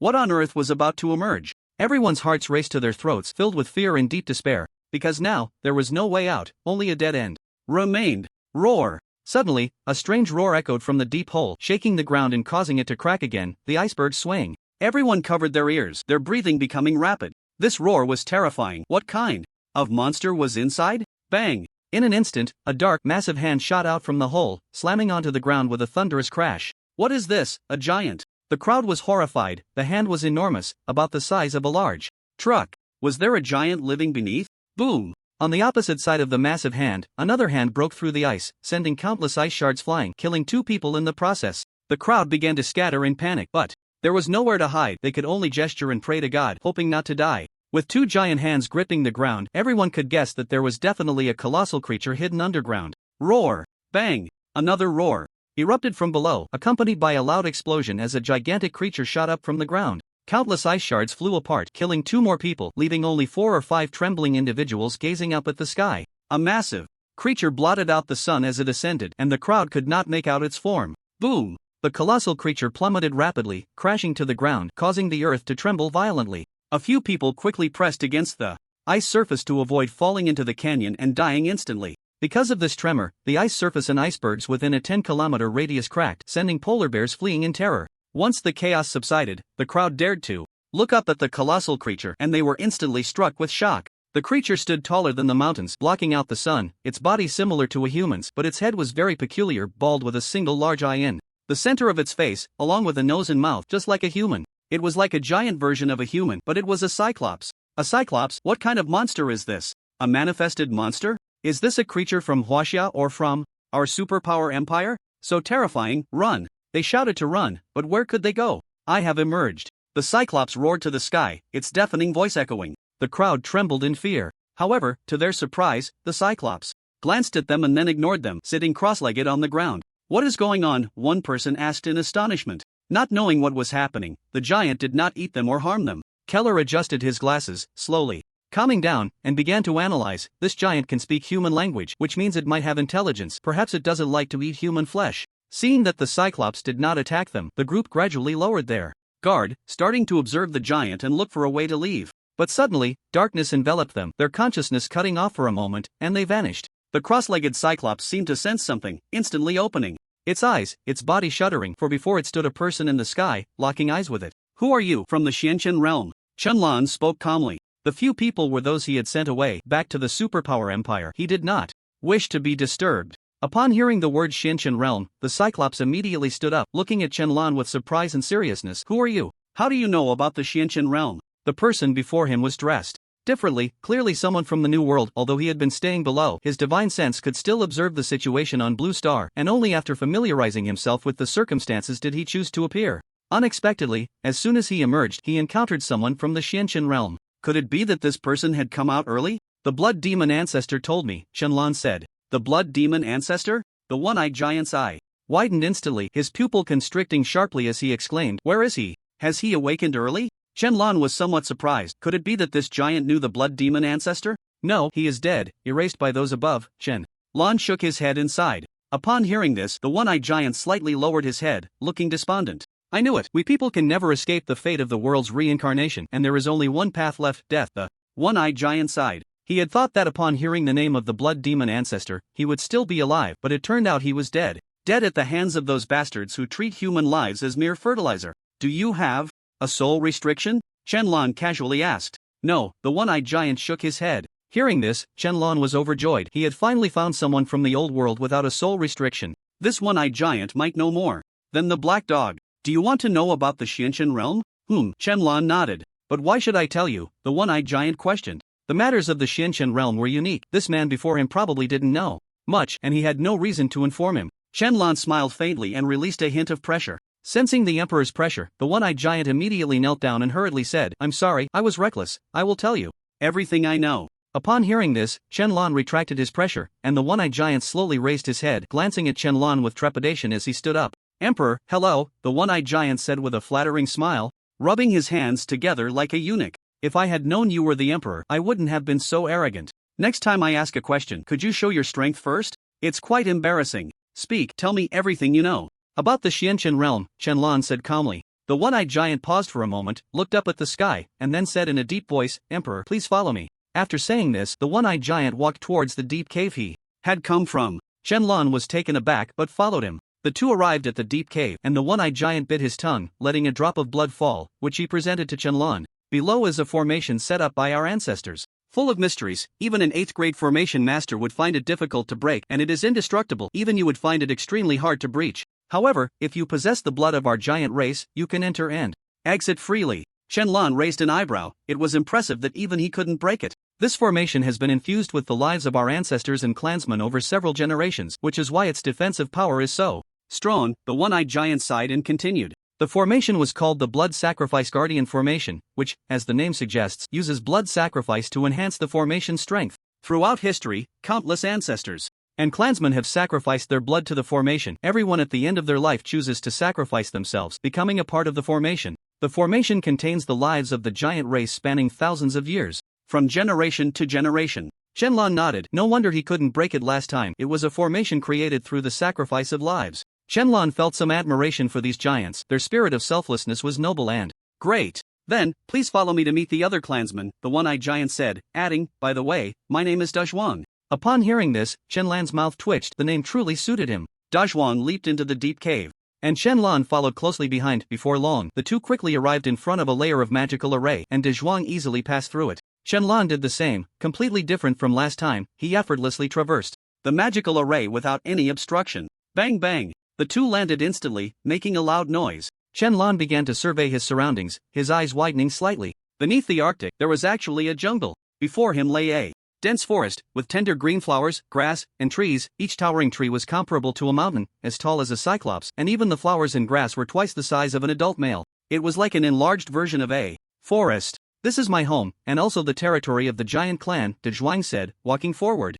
Chunlan floated behind him, slowly observing the area. He never expected that at the very bottom of Blue Star there was still an unknown region, and it was inhabited by the giant clan. If it weren't for the game's manifestation and the revival of spiritual energy, no one would probably ever know about this in their lifetime. After walking for about 10 minutes, Chunlan saw a set of ruins with walls and houses made of sand, incredibly large, even bigger than the pyramids, larger than the Forbidden City in the capital. He also saw 7 or 8 giants walking around, each holding a long spear and wearing a set of armor. Unlike De Zhuang, who wore only a tattered pair of pants, some giants had one eye, some had two, and even some had 3 eyes. Everything here was oversized, suitable for the size of giants. He also saw a female giant sitting at the entrance of the ruins, cradling a small giant in her arms, breastfeeding, but the female giant's gaze was fixed in this direction, revealing a look of concern. However, soon, the female giant seemed to spot De Zhuang and immediately stood up, her face lighting up with joy. "You're back, my husband is back," the female giant shouted excitedly, pointing towards De Zhuang, but in an instant, her expression changed. She saw Qianlan floating beside De Zhuang, and her face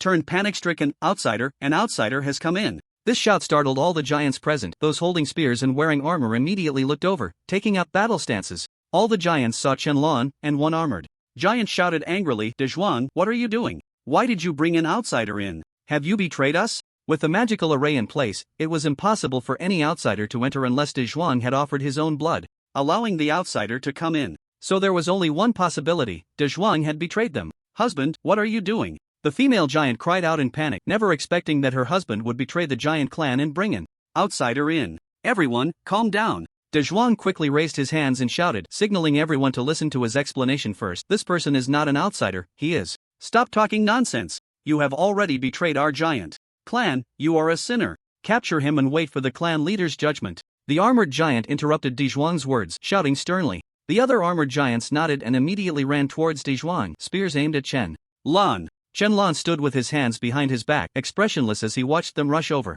When they reached him, he released a hint of pressure. Thud! In an instant, a terrifying pressure swept across the scene, causing 7 or 8 armored giants to kneel on the ground. The powerful pressure weighed down on them like hundreds of mountains, making it hard for them to breathe, their bones on the verge of breaking, and their blood and energy unstable. Master, you are the Supreme Emperor." The previously arrogant armored giant, who had wanted to capture Qianlan without hesitation, spoke in terror, stuttering. In this new world, which they had just awakened to, how could the Supreme Emperor, who had never appeared in the old world, suddenly emerge? How could it be possible? It completely overturned their worldview. "Your Majesty, I apologize for my earlier arrogance. Please forgive me." Under the pressure of his aura, the armored giants had completely subdued, now only hoping that Qianlan would spare them. Qianlan withdrew his pressure, and the armored giants glanced at his expression, realizing he was not angry before they stood up. The previously most arrogant giant cupped his fists and bowed in apology, saying, "I'm sorry, we were reckless and offended your majesty. Please punish us." "It's nothing, just call me Xiaoyao," Qianlan replied lightly. "Understood, Xiaoyao Emperor." The armored giant nodded. "This is a distinguished guest I brought from above. Please inform the clan leader," De Zhuang said. "All right, I will go inform him right away." The previously arrogant armored giant was the guard general here, with strength at the peak of the quasi-saint level. Soon, the giant general left with other armored giants, presumably to report to the clan leader. De Zhuang excitedly approached the female giant. The female giant, aware that Qianlan was an emperor, looked at him with deep apprehension, but seeing that everything was calm, she tearfully embraced De Zhuang, checking him for injuries. "Wife, please go brew a pot of tea. I have something to discuss with His Majesty." The female giant nodded, holding the child as she walked into a nearby house. She cast a deep glance at Qianlan, who smiled back before she entered the room to brew tea. De Zhuang then led Qianlan to a pavilion under an ancient tree, and they both sat down. "Your Majesty, if you have any questions, I will answer as best as I can," De Zhuang said earnestly. "Since you know Blood Demon Ancestor, do you know who else is in slumber?" Qianlan asked. De Zhuang stroked his chin, pondering for a long time, then frowned and said, "Before I fell into slumber, I knew about Blood Demon Ancestor, Ice Cold Old Demon, Tai Chi Immortal, and the Overwhelming Demon Lord, as well as the Luotian Buddhist sect and the Blood Oath Mad sect, all of whom have entered slumber." Upon hearing this, Qianlan only recognized the first Blood Demon Ancestor. He was unaware of the others. "Did they also use formations to hide themselves like you?" Qianlan inquired. Blood Demon Ancestor, like the giant clan, used formations to conceal himself. However, he was still bound by a soul restriction, while De Zhuang was not. Clearly, the formations of the two were not comparable. The giant clan's was superior.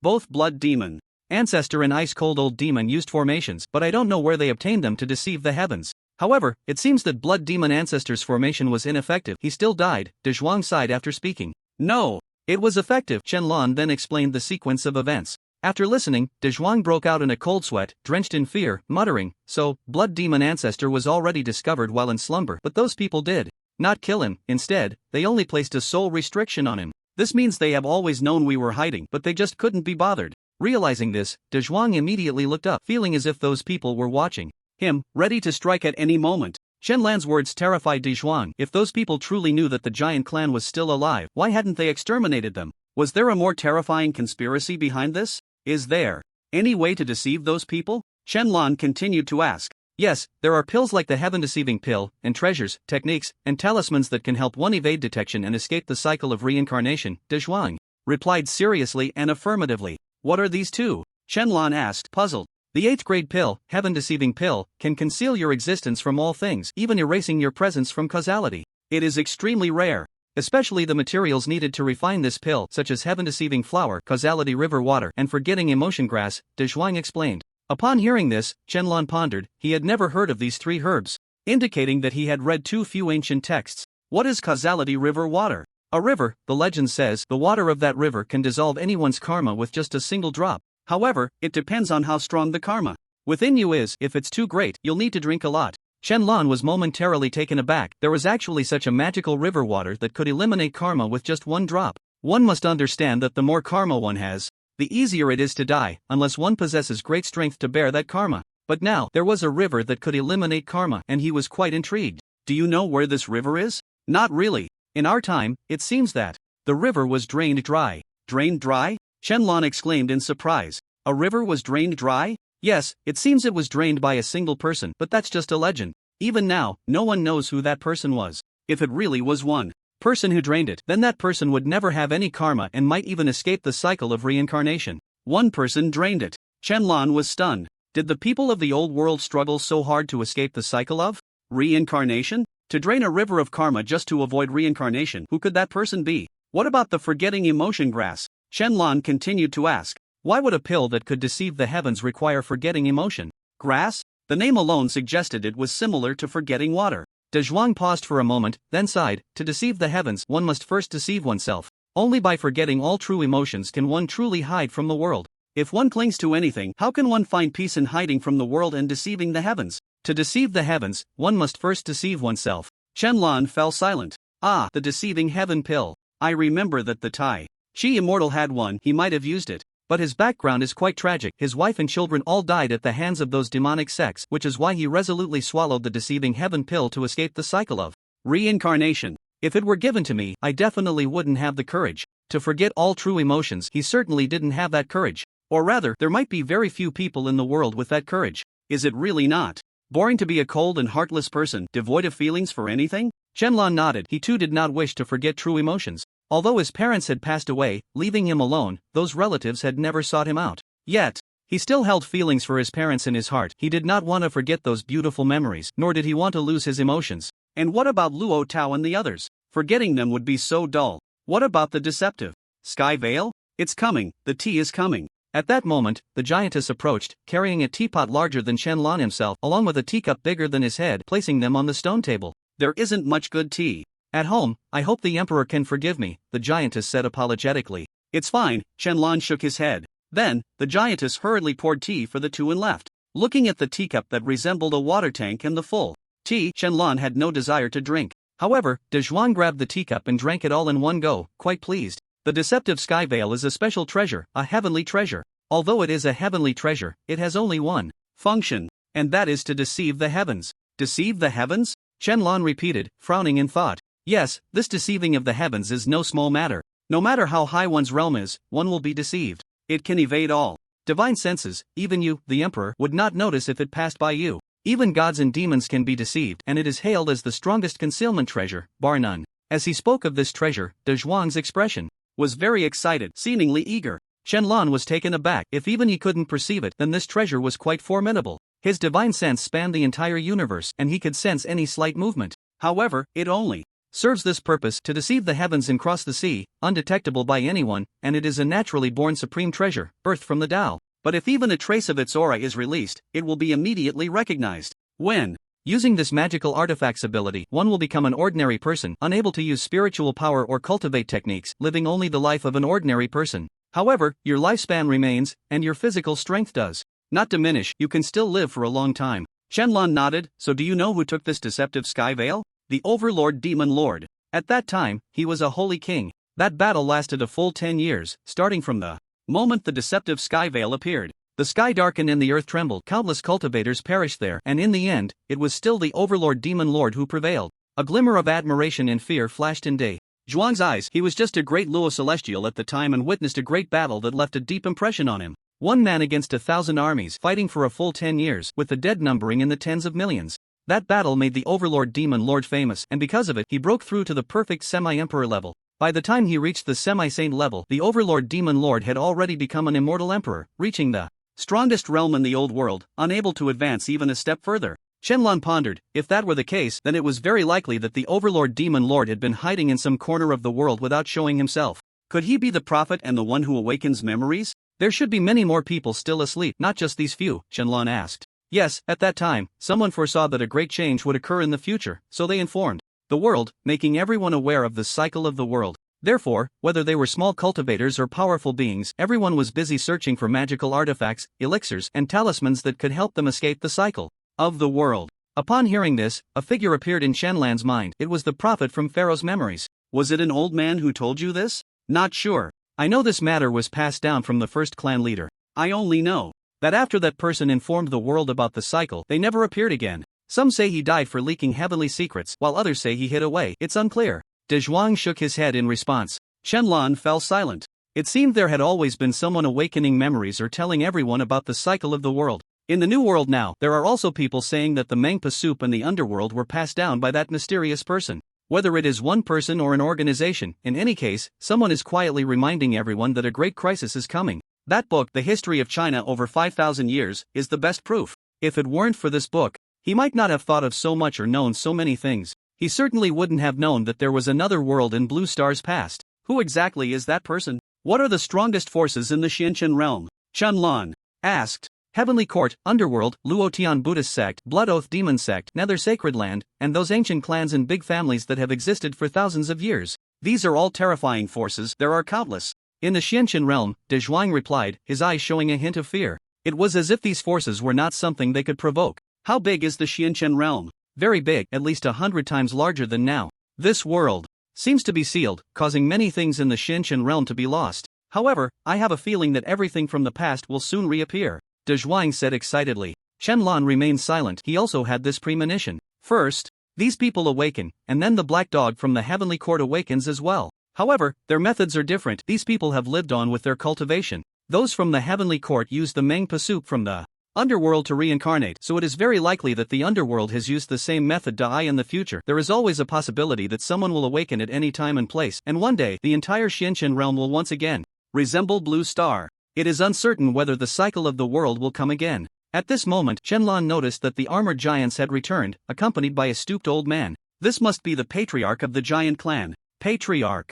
Upon seeing the old man, De Zhuang immediately stood up. The old man nodded and looked at Shenlan with a smile. You must be the esteemed emperor. He examined Shenlan from head to toe, astonished that such a supreme emperor still existed in the new world. It was truly shocking. The Xianchen realm had not a single emperor, the highest being a heavenly emperor, and that was a long-lost one. Shenlan nodded and spoke lightly. May I ask what news the esteemed emperor is seeking here? I just inquired and have learned most of what I needed to know. I personally enjoy collecting various ancient texts. I have many ancient books and techniques that do not exist in this world. Would the esteemed emperor like to take a look? Hearing this, Shenlan raised an eyebrow. This was indeed worth considering. Sure, good, then let me lead the esteemed emperor. With that, the old man walked ahead, and Shenlan slowly followed, with the armored giants and De Zhuang closely behind, not leaving his side. Upon reaching the entrance of a structure resembling a ruin, there was a layer of a magical array. The old man passed through first, and Shenlan followed closely behind. This seemed to be a kind of illusion array, where the scenery inside would be vastly different. Sure enough, as Shenlan passed through the magical array, he saw a brand new world. It was as if he had arrived in a prosperous nation, filled with giants. As far as the eye could see, there were at least hundreds of giants. The male giants were bare-chested, while the female giants simply covered their bodies with cloth, and there were small giants playing. Some giants were butchering monsters at a stall, others were forging iron, seemingly crafting weapons, while some were selling clothes, which were more like pieces of fabric. It was just like a marketplace, bustling with noise and various sounds. Chunlan expanded his consciousness, seeing everything clearly. This place was like a small world, with forests and oceans outside, as well as various monsters and livestock. Unexpectedly, beneath Blue Star, there was such a hidden new world. It was truly remarkable. Suddenly, the scene fell silent, all sounds vanished, and every giant looked in terror towards Shenlan's direction. An outsider had entered. Outsider, there is an invader. What's going on? The patriarch is here, is he being threatened? We are doomed, we are finished. To the giants, an outsider was a nightmare, a devil.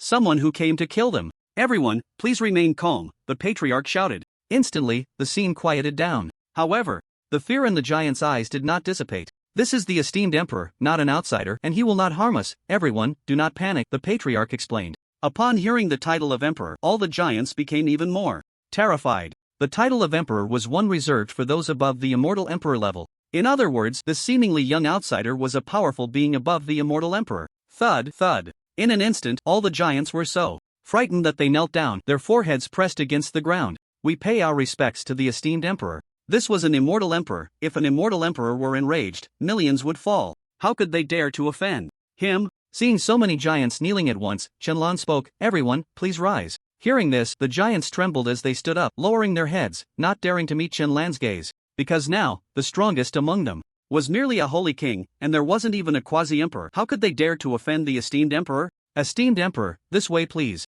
The patriarch smiled and continued to lead the way. Qianlan nodded and followed behind. The giants all stepped aside, clearing a path, bowing their heads in respect as they sent Qianlan off, only daring to lift their heads when he disappeared from their sight. Is there really an emperor? Has the new world given birth to an immortal emperor so quickly? That's terrifying. Could it be that some immortal emperor has awakened early? No way, even if they did awaken early, it wouldn't be possible to recover to the immortal emperor realm so quickly. I really want to go out and see what the new world is like. One by one, the giants were filled with longing for the outside. Due to the existence of the magic array, their spiritual senses could not probe the outside unless they went out.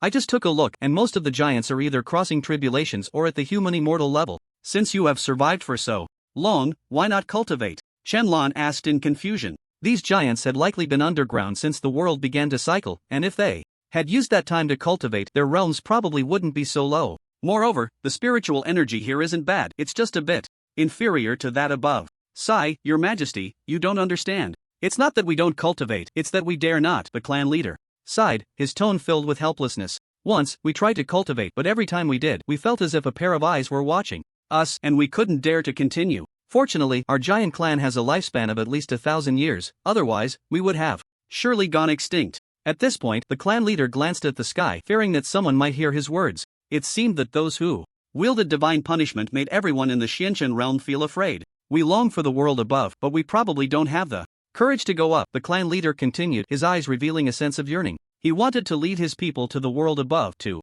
experience the new world, but after hundreds of years, they still dared not ascend. Qianlan said nothing, quietly following behind until they arrived at a stone house. This is my resting place, the clan leader pointed to the stone house. He then stepped inside, while the armored giant and the strongman stopped at the door, not entering. Qianlan flew in, and what came into view was a very chaotic environment, filled with various weapons, spears, long guns, bows and arrows, etc., as well as all sorts of strange herbs, magical treasures, and scattered books on the ground. Your Majesty, please follow me, the clan leader said with a mysterious smile, leading to a stone wall. Qianlan followed, only to see a large hand-shaped groove on the stone wall. After the clan leader placed his hand on it, it suddenly burst forth with dazzling white light. A magic array filled with runes slowly revealed itself, and once the entire stone wall was filled, it emitted a rumbling sound. The stone wall slowly opened like a door, revealing a dark corridor. In an instant, several torches ignited, illuminating the path ahead. Qianlan's spiritual sense scanned inside, which resembled a treasure vault filled with all kinds of ancient books, cultivation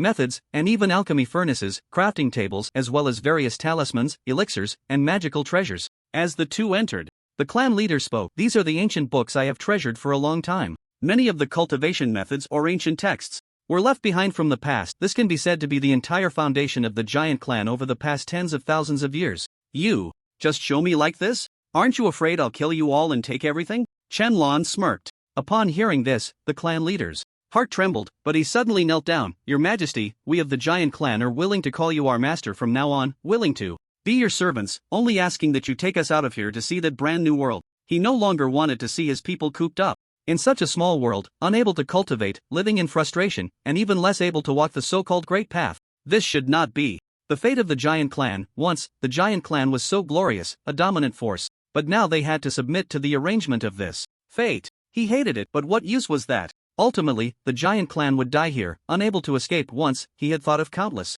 ways but didn't know how to proceed, feeling that all the members of the giant clan would die here. After all, going out meant a dead end. The outside world had long since changed, and those people were still watching them. But now it was different. An emperor had arrived, a supreme emperor who had never appeared in the Xiantian realm, a powerful being above everyone else. He could surely lead the giant clan back to its peak and even take them further. Seeing the clan leader kneel, Chenlan's expression remained unchanged. He was still uncertain whether the giant clan would be of help to him. Accepting them would mean bearing more karma, and that was the karma of divine punishment. Those people were watching the giant clan, and if he accepted them, it would mean he would stand against those people, becoming their enemy. Right now, he didn't even know who the other party was, what their strength was, or what their realm was. Offending them could lead to a dead end. Time passed slowly, and the clan leader remained kneeling on the ground, not raising his head, feeling extremely tense. He didn't know if Chenlan would accept them. If he didn't, then the giant clan really had no future. They needed a strong leader to guide them out. And the Chenlan before him was the best candidate.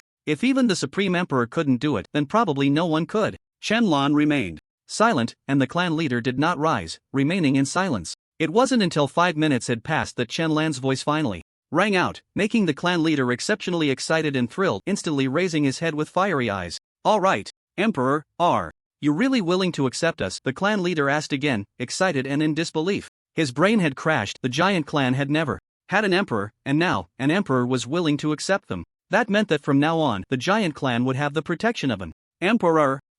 Chenlan nodded lightly. Seeing this, the clan leader repeatedly bowed his head. "Thank you, Emperor. Thank you, Emperor. Thank you for being willing to accept us. From now on, the giant clan will never betray you. I swear by the heavenly Tao, if I betray you, Emperor, I will be shattered to pieces, my soul extinguished, and I will never be able to enter reincarnation again." Boom! Suddenly, a thunderous sound echoed from above, a phenomenon that had never occurred in the giant clan's territory. How could there be thunder? Only the clan leader knew that the oath of the heavenly Tao had taken effect. "Emperor, I beg you to set a soul imprint for me to show my loyalty." The clan leader pressed his forehead against the ground, expressing his loyalty. Upon hearing this, Chenlan was slightly taken aback, not expecting such a request. However, he would not refuse. With a flick of his finger, the clan leader's body trembled instantly, his eyes flashing with purple light, going from lifeless to full of spirit, and he loyally shouted, "Master."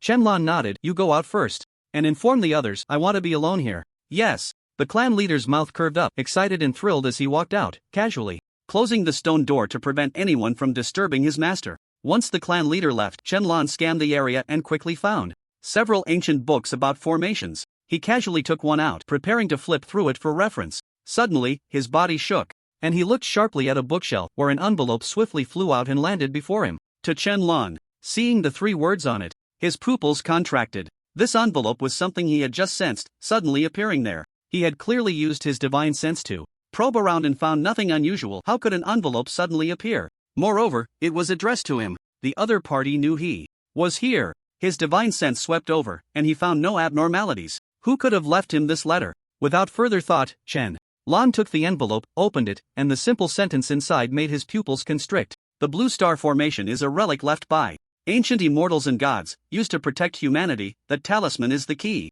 The other party knew about the Blue Star Formation and the talisman, and they understood the purpose of the formation. They were here to remind him that the formation was not the key was that talisman. "Who are you, where are you, and why won't you tell me everything?" Chenlan murmured to the void, seeking an answer. Minutes passed, the air remained silent, and nothing else occurred. That envelope did not appear. Chenlan furrowed his brow, wondering why the other party wouldn't speak completely. Was it because they couldn't, or because they were afraid? The envelope ignited, turning into a wisp of black smoke, vanishing into thin air. Since he had finished reading, he decided to eliminate the evidence. After this brief interlude, Chenlan put the ancient text on formations back and planned to look at it later, opting to check the ancient text on talismans first. The Ninja Empire. Sasuke, where does it hurt? 2 boys lay on the ground, reaching out to each other, ultimately gasping their last breaths, losing their lives. Above them, 2 figures stood firm in the sky. The Ninja Empire has fallen. Number 2 gazed at the ruins below, speaking in a deep voice.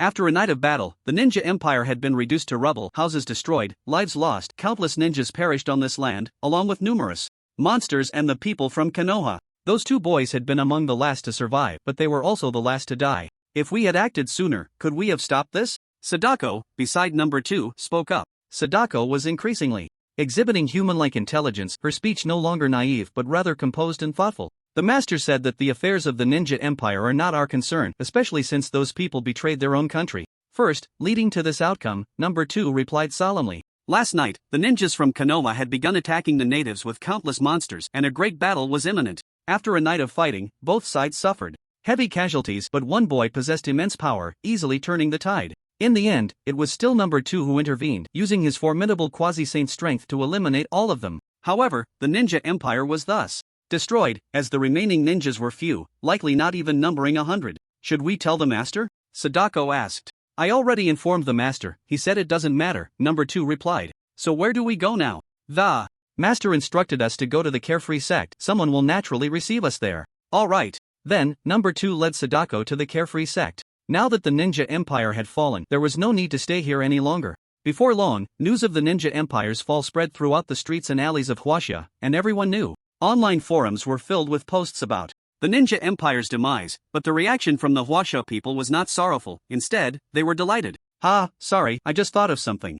Happy, why didn't this happen sooner? I can't even be bothered to fight for heavenly materials and earthly treasures now. I'm so happy that this country has finally fallen. I'd been waiting for this for so long. How sudden. What a pity I couldn't witness it with my own eyes. It's truly a regret in life. I knew it. Last night, the fighting was intense. I even saw a black nine-tailed fox rampaging across the ninja empire's territory, various ninjutsu flying everywhere, and in the end, one person killed them all. All the ninjas are dead? No way, that's incredible. We should really thank the other side. No one had ever imagined that the ninja empire would fall so quickly. Coincidentally, it was the busiest time for Huaxia in these past 2 days. If it had happened a little later, they might have been able to intervene. But it just had to coincide with the manifestation of heavenly materials and earthly treasures. Who could have known? On the other side, Li Long was following other disciples to search for heavenly materials and earthly treasures. Suddenly, he received a satellite phone call. Upon answering, he was immediately dumbfounded. What? The ninja empire has fallen? Beside him, Taoist Qingfeng, Yen Yu, Li Jin, and others were equally stunned, looking at Li Long in surprise. What did they hear? While they were searching for heavenly materials and earthly treasures here, the ninja empire was annihilated on the other side. This is too sudden, isn't it? They had promised to protect each other. After all, it was already their vassal state. Now, they didn't even know that the empire had been destroyed. How were they supposed to explain this? Only about 100 people are left in the ninja empire? Upon hearing this, several of them breathed a sigh of relief.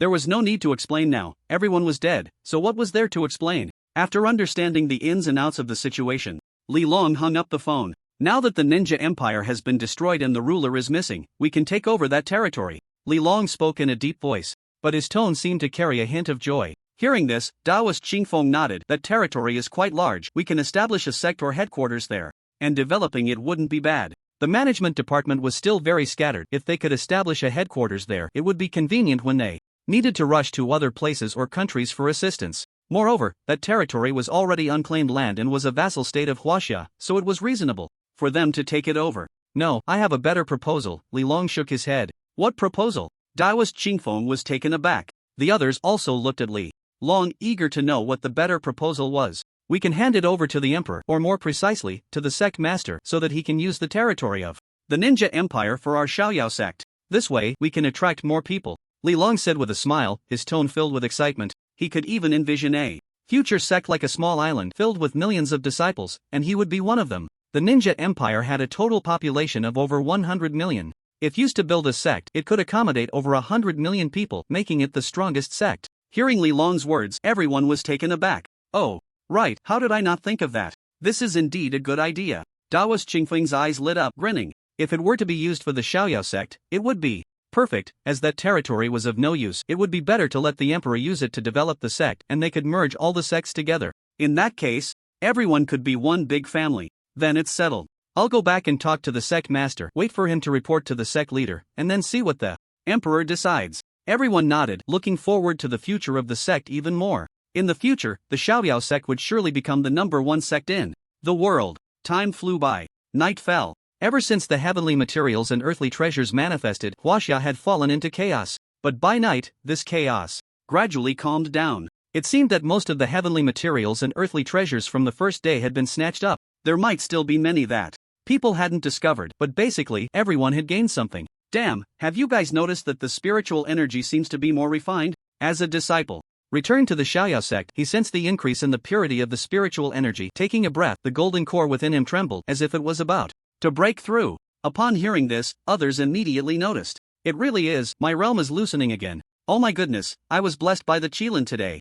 And now I'm about to break through. I can even predict that I will definitely break through to the nascent soul within 10 days. This spiritual energy is amazing. Ever since I joined the Xiaoyao sect, my realm has been skyrocketing. Feels good. I'll cultivate all night and strive to break through to the perfect golden core. By tomorrow. Even Pang Dahai felt his realm loosening. The spiritual energy was incredibly pure, hundreds of times better than outside. What had the Xiaoyao celestial master done to make the sect's spiritual energy so refined? One by one, disciples exclaimed, and one by one, they broke through their realms, reaching new heights. Suddenly, 2 disciples flew back on their swords, carrying a disciple whose aura was weak, and shouted, "Sect Master, not good. Hurry and save him." Everyone was taken aback and turned to look at the disciple, who had a deep sword wound on his chest, his face pale and breathing slow, as if he had little time left to live. Seeing this, Pang Dahai, believing that they were all disciples of the sect, pointed at the disciple and healed him. At that moment, Qing Xuanzi also arrived, frowning as he looked at the disciple. The disciple's injuries had completely healed, and as he slowly opened his eyes, he immediately knelt down and shouted,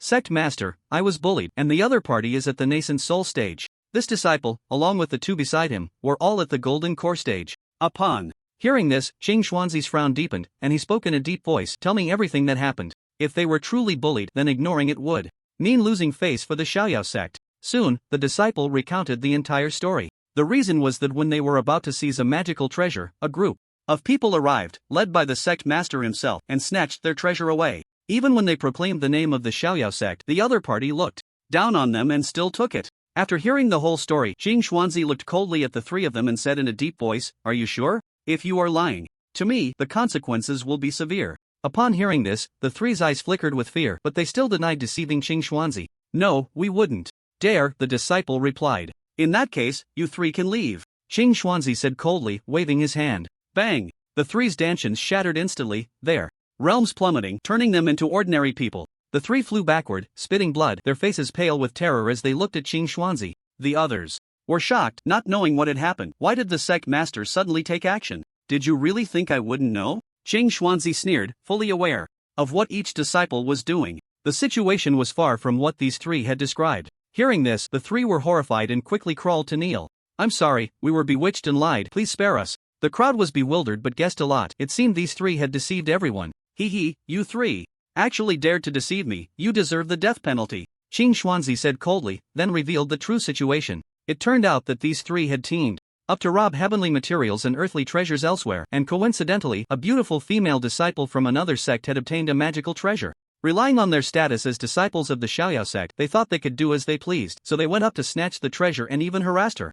The female disciple couldn't bear this insult and immediately reported it to her sect, and it just so happened that she was the sect master's daughter, so the sect master brought people to deal with these 3. Originally, these 3 were doomed, but when the other party heard they were disciples of the Xiaoyao sect, they let them go. Unexpectedly, these 3 not only forgot their gratitude but also accused others first. Did they take Qing Xuanzi for a fool? If he hadn't seen it with his own eyes, he might have believed their lies. Upon hearing the truth, everyone was shocked and began to condemn the 3. This was truly despicable. Although joining the Xiaoyao sect granted them a significant status and a different identity, they were still disciples. To do something that brought such shame to the sect was simply unworthy of being their fellow brothers. Damn it, kick these 3 out. They have brought shame to our Xiaoyao sect. Hee, do they think that just because they joined the sect they can do whatever they want? How ridiculous. I wouldn't dare to be so arrogant. I didn't expect anyone to actually do it. Fortunately, the sect master discovered it. If the emperor found out, they would probably be killed. Be grateful. Luckily, the sect master was busy, otherwise, it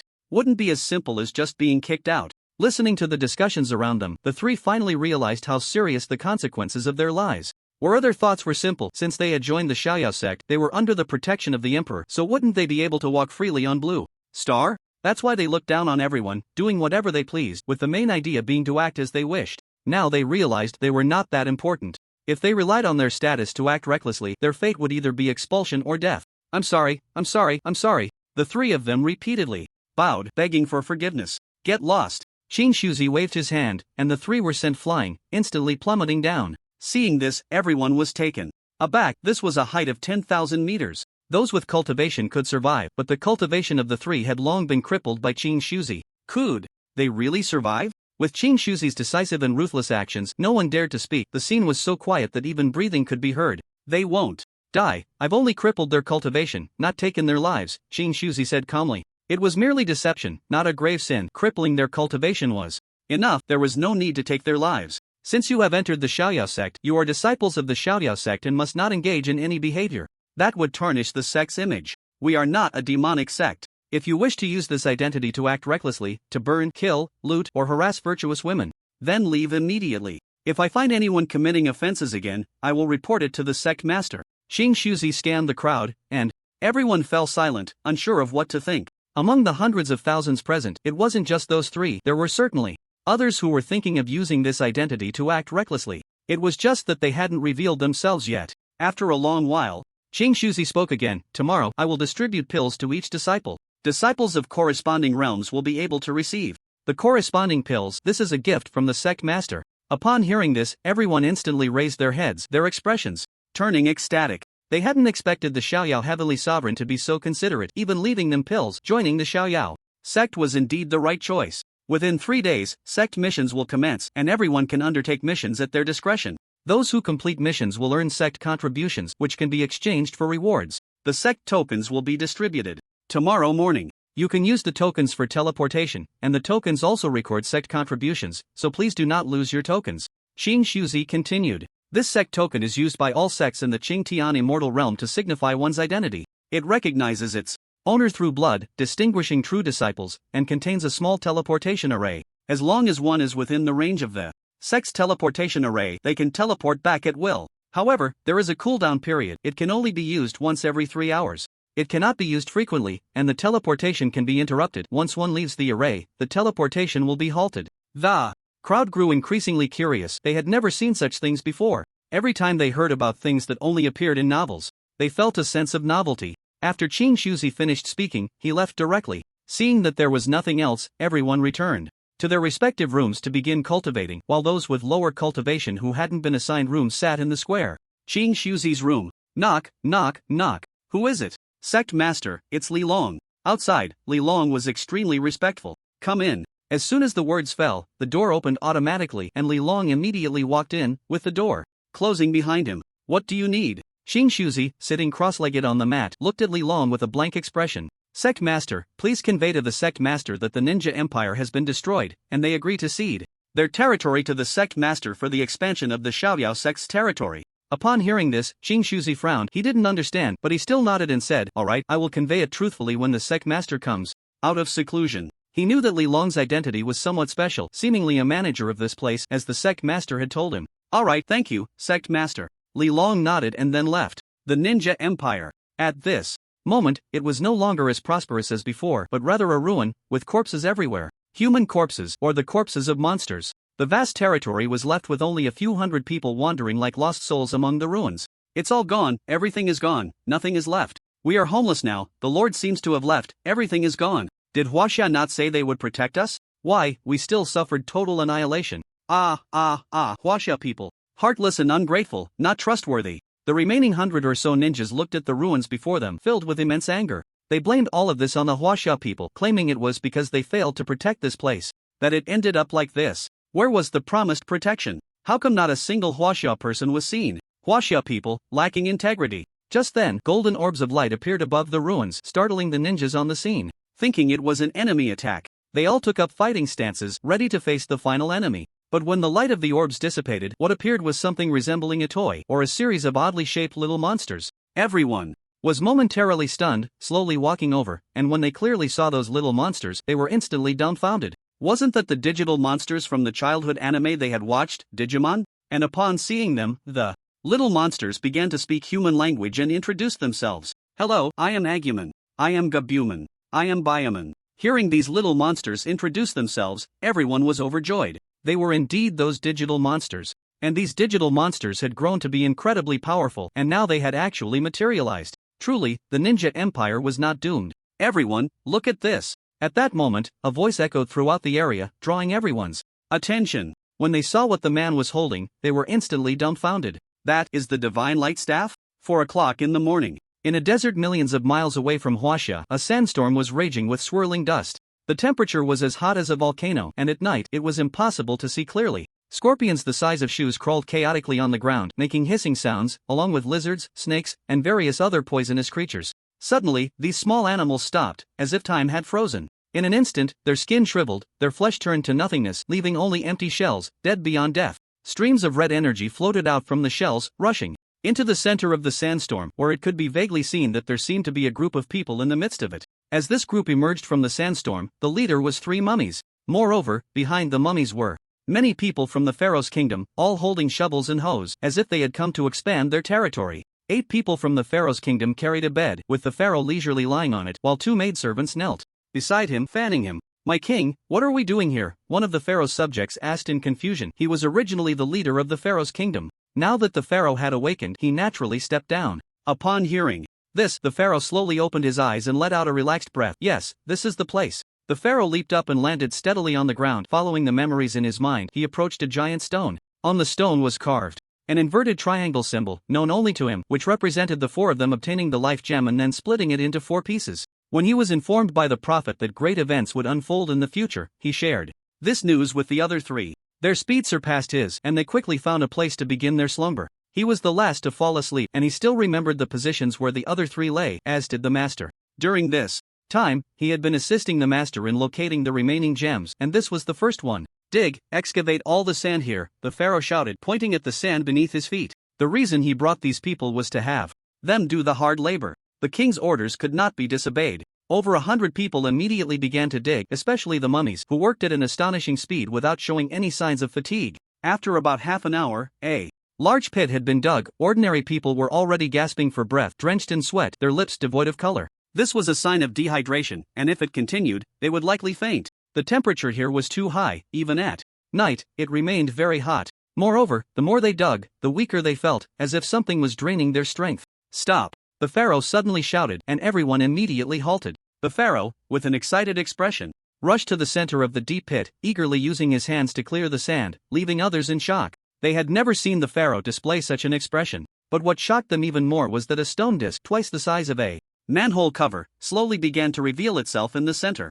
The surface of the disc was engraved with various obscure and mysterious symbols, resembling something extraterrestrial. "What is this, an alien artifact? Did the king already know this was here? It seems to have existed for hundreds of years." The people of the pharaoh's kingdom gasped in astonishment, as if they had never seen such a thing before. "Awaken, my comrade!" The pharaoh laughed joyfully upon seeing the disc, raising his right hand as a surge of pure life energy gathered in it. Boom! The pharaoh slammed his hand onto the disc, infusing it with energy, filling the symbols with a red glow that shot up into the sky. Creaking sounds emanated from the disc, startling everyone present. "Climb up," the pharaoh spoke calmly. The crowd immediately began to ascend, each one faster than the last. The disc began to rotate on its own, producing the sound of gears turning. After about 3 minutes, it finally stopped. With a muffled sound, an incredible scene unfolded. The disc slowly rose. An unidentified cylindrical object appeared before everyone, continuing to rise until it reached a height comparable to that of the pharaoh, then it halted. With another strange sound, the cylinder gradually opened, revealing a body that showed no signs of decay, perfectly intact.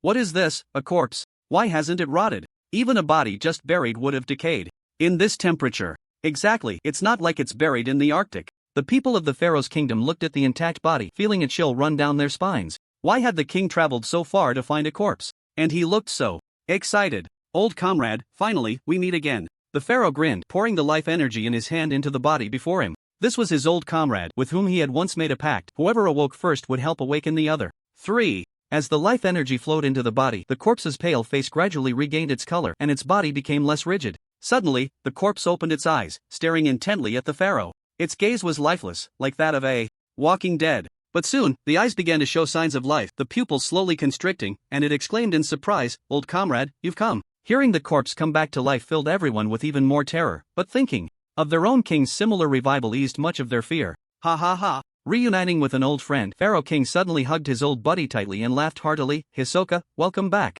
You too. I didn't expect you to wake up. First, how long has it been?" Hisoka was equally excited and agitated. Their plan of deep sleep had succeeded. They could truly fake their deaths and come back to life. "Over 500 years, Pharaoh King replied honestly. Hearing this number, Hisoka became even more excited, his eyes filled with anticipation. Sleeping for 500 years, what would the future world be like? He really wanted to see. And his family, after 500 years, what had become of the wealth he once left behind? His son and wife must have died by now, but there should still be descendants. He wondered if they would still recognize him. "That's great. Have you found my family?" "I have. Even better.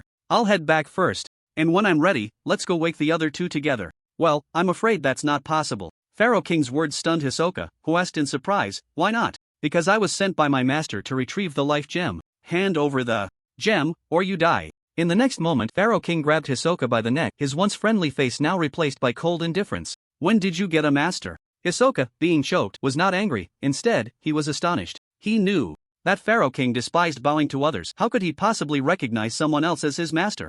Back then, Pharaoh King had even plotted with them on how to kill the original leaders of the Pharaoh Kingdom and declare himself king. How could he now acknowledge someone else as his master? Who could make him submit? That person must be incredibly powerful. No need for more questions. Hand over the life gem, and I can let you go out of nostalgia. Pharaoh King spoke coldly, his tone utterly indifferent. The others looked on in confusion. How could the king, who had just been smiling, suddenly turn hostile? They were also curious about the master he mentioned. They had never heard of the king having a master. Who was this master? Rober, you've really lost your mind, actually submitting to others and forgetting old ties, wanting me to hand over the gem? Come and take it yourself. Hisoka sneered. Since Pharaoh King treated him this way, he no longer needed to speak of past friendships. Boom! In the next moment, a tremendous and terrifying life energy erupted from Hisoka's body, shaking the surroundings. Everyone was sent flying, even Pharaoh King was knocked back, crashing hard against the wall. Why is your life energy so powerful? Pharaoh King exclaimed in terror. He could sense that Hisoka's life energy was even stronger than his. What was going on? The life gem has long been consumed by me, now, I am one with it, Hisoka said with a cold smile, his heart pounding wildly, even materializing. A red heart continuously thumped against his chest, again and again. Watching that heart as if it were about to break free, Pharaoh King widened his eyes in horror. He never expected that Hisoka had swallowed the life gem and merged it with his heart, thus mastering the energy of the life gem. This was what made the life energy within him extraordinarily powerful, dozens of times stronger than Pharaoh King's. How had he not thought of this move back then? If I'm not mistaken, your gem has already been taken, foolish Rober. Hisoka suddenly spread his hands, a burst of red energy erupted, instantly pulling Pharaoh King towards him. Pharaoh King was choked, and his breathing became difficult. Hisoka leaped up with Pharaoh King, jumping out of the deep pit. Unfortunately, you picked the wrong person to mess with, Hisoka sneered, preparing to absorb Pharaoh King's life energy to restore his strength. Boom! An unexpected change occurred, and Hisoka was instantly sent flying, rolling several dozen times before stopping. When he struggled to lift his head to look at Pharaoh King, his eyes were filled with terror. A shadow appeared above the pharaoh's head, an indistinct figure whose face was unclear, yet he could sense the overwhelming strength emanating from it, like an unfathomable abyss. Who are you? Hisoka shouted in terror.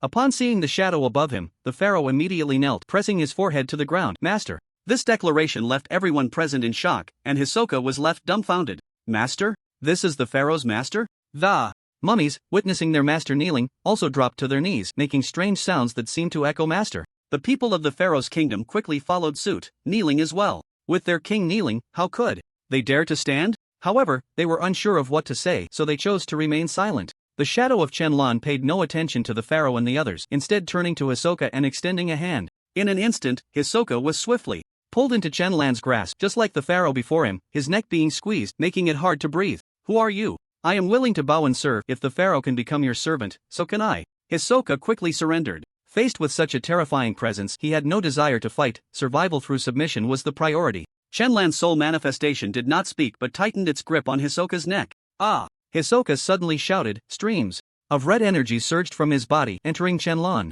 His skin rapidly shriveled, his hair turned pale, transforming him from a middle-aged man into a centenarian, until nothing remained but a hollow shell. Listening to Hisoka's pitiful cries, no one dared to look up. They had realized that the pharaoh's master was an extremely terrifying being. Thud! The sound of an object dropping to the ground echoed, and the scene fell silent. Only the sound of the wind and the tense, hurried breaths of the crowd could be heard. It wasn't until the pharaoh raised his head and saw the shadow of Chenlan vanish that he slowly stood up. Get up, it's all right now. The pharaoh sighed in relief, grateful to have a master.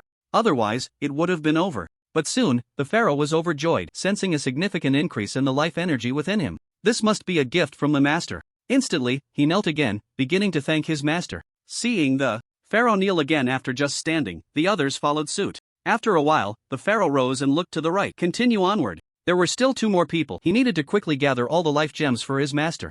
In the land of the giants. Not bad, though a bit lacking, but enough to advance my path of life further. Chenlan nodded in satisfaction. Now, he should be able to enter the realm of the path of life. There was also the path of illusion. He hadn't yet absorbed the Tao rhythm from the gem he obtained last time. After finishing these ancient texts, he could begin to comprehend the Tao on the spot, striving to enter both of these paths. Now, he had mastered 7 paths, with the paths of power and soul already entered, and the path of change just a step away. He still couldn't grasp that level.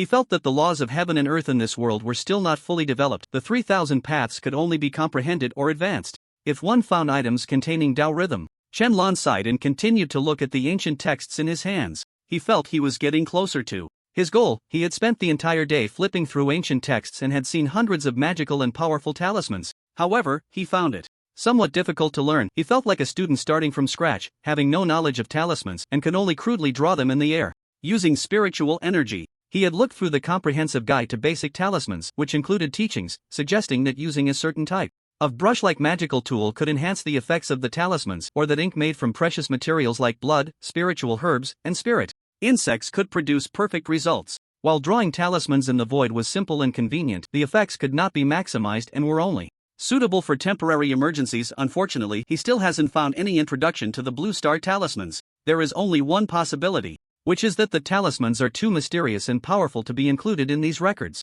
Shenlong closed the ancient talisman book in his hands, frowning slightly. Forget it, it's more important to comprehend the Tao and improve my own strength first. With this thought, Shenlong casually set up a barrier and sat cross-legged, floating in the air, beginning to comprehend the Tao of life and refining the Tao rhythm of life within his body. At dawn, the Ninja Empire welcomed a thorough cleanup. Many cultivators began to clear the scene. Some took out magical treasures to absorb and refine the debris, while others used spiritual energy to burn it to ashes. Everyone was from the management department and had received orders from Li Long to clean this place up. This area was very likely to be given to the Carefree Celestial Master to expand the territory of the Carefree sect, so it had to be done properly. As for the hundreds of people from the Ninja Empire, they had already been arranged to go to Huaxia. Initially, it was thought that they would harbor resentment, but instead, they were very grateful to the Huaxia people. This left the receiving cultivators somewhat bewildered, but they didn't dwell on it. Li Long had already arranged accommodations for these ninjas, and they could move in at any time. After all, they were all Blue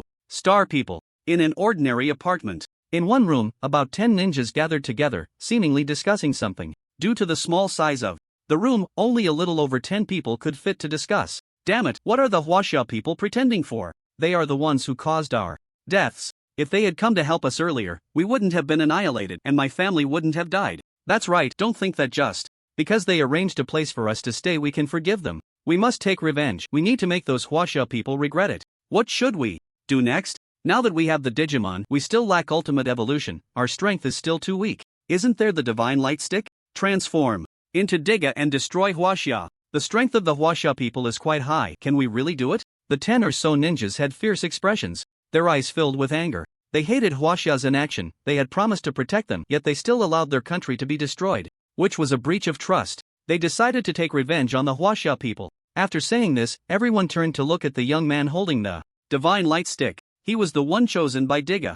Diga was a unique product of their ninja empire, a character from film and television, possessing a giant stature and terrifying destructive power, capable of easily annihilating monsters. Even the previous Godzilla could be easily dealt with by Diga. They never expected such a miraculous thing to materialize. This was definitely a powerful weapon. They were certain that once Diga appeared, the Huaxia people would be unable to resist. We need to think carefully. The strength of the Huaxia people is too great. Our ninjutsu has no effect on them. They can also summon wind and rain and can freely call forth flames and water, said Rilawoma in a deep voice. He was the one chosen by Diga. He felt that the plan needed careful consideration, otherwise, everything would be in vain. But soon, Rilawoma thought of something, his eyes lighting up. There are many monsters in Huaxia that are said to contain a lot of energy. If our Digimon can devour them, they will definitely evolve quickly.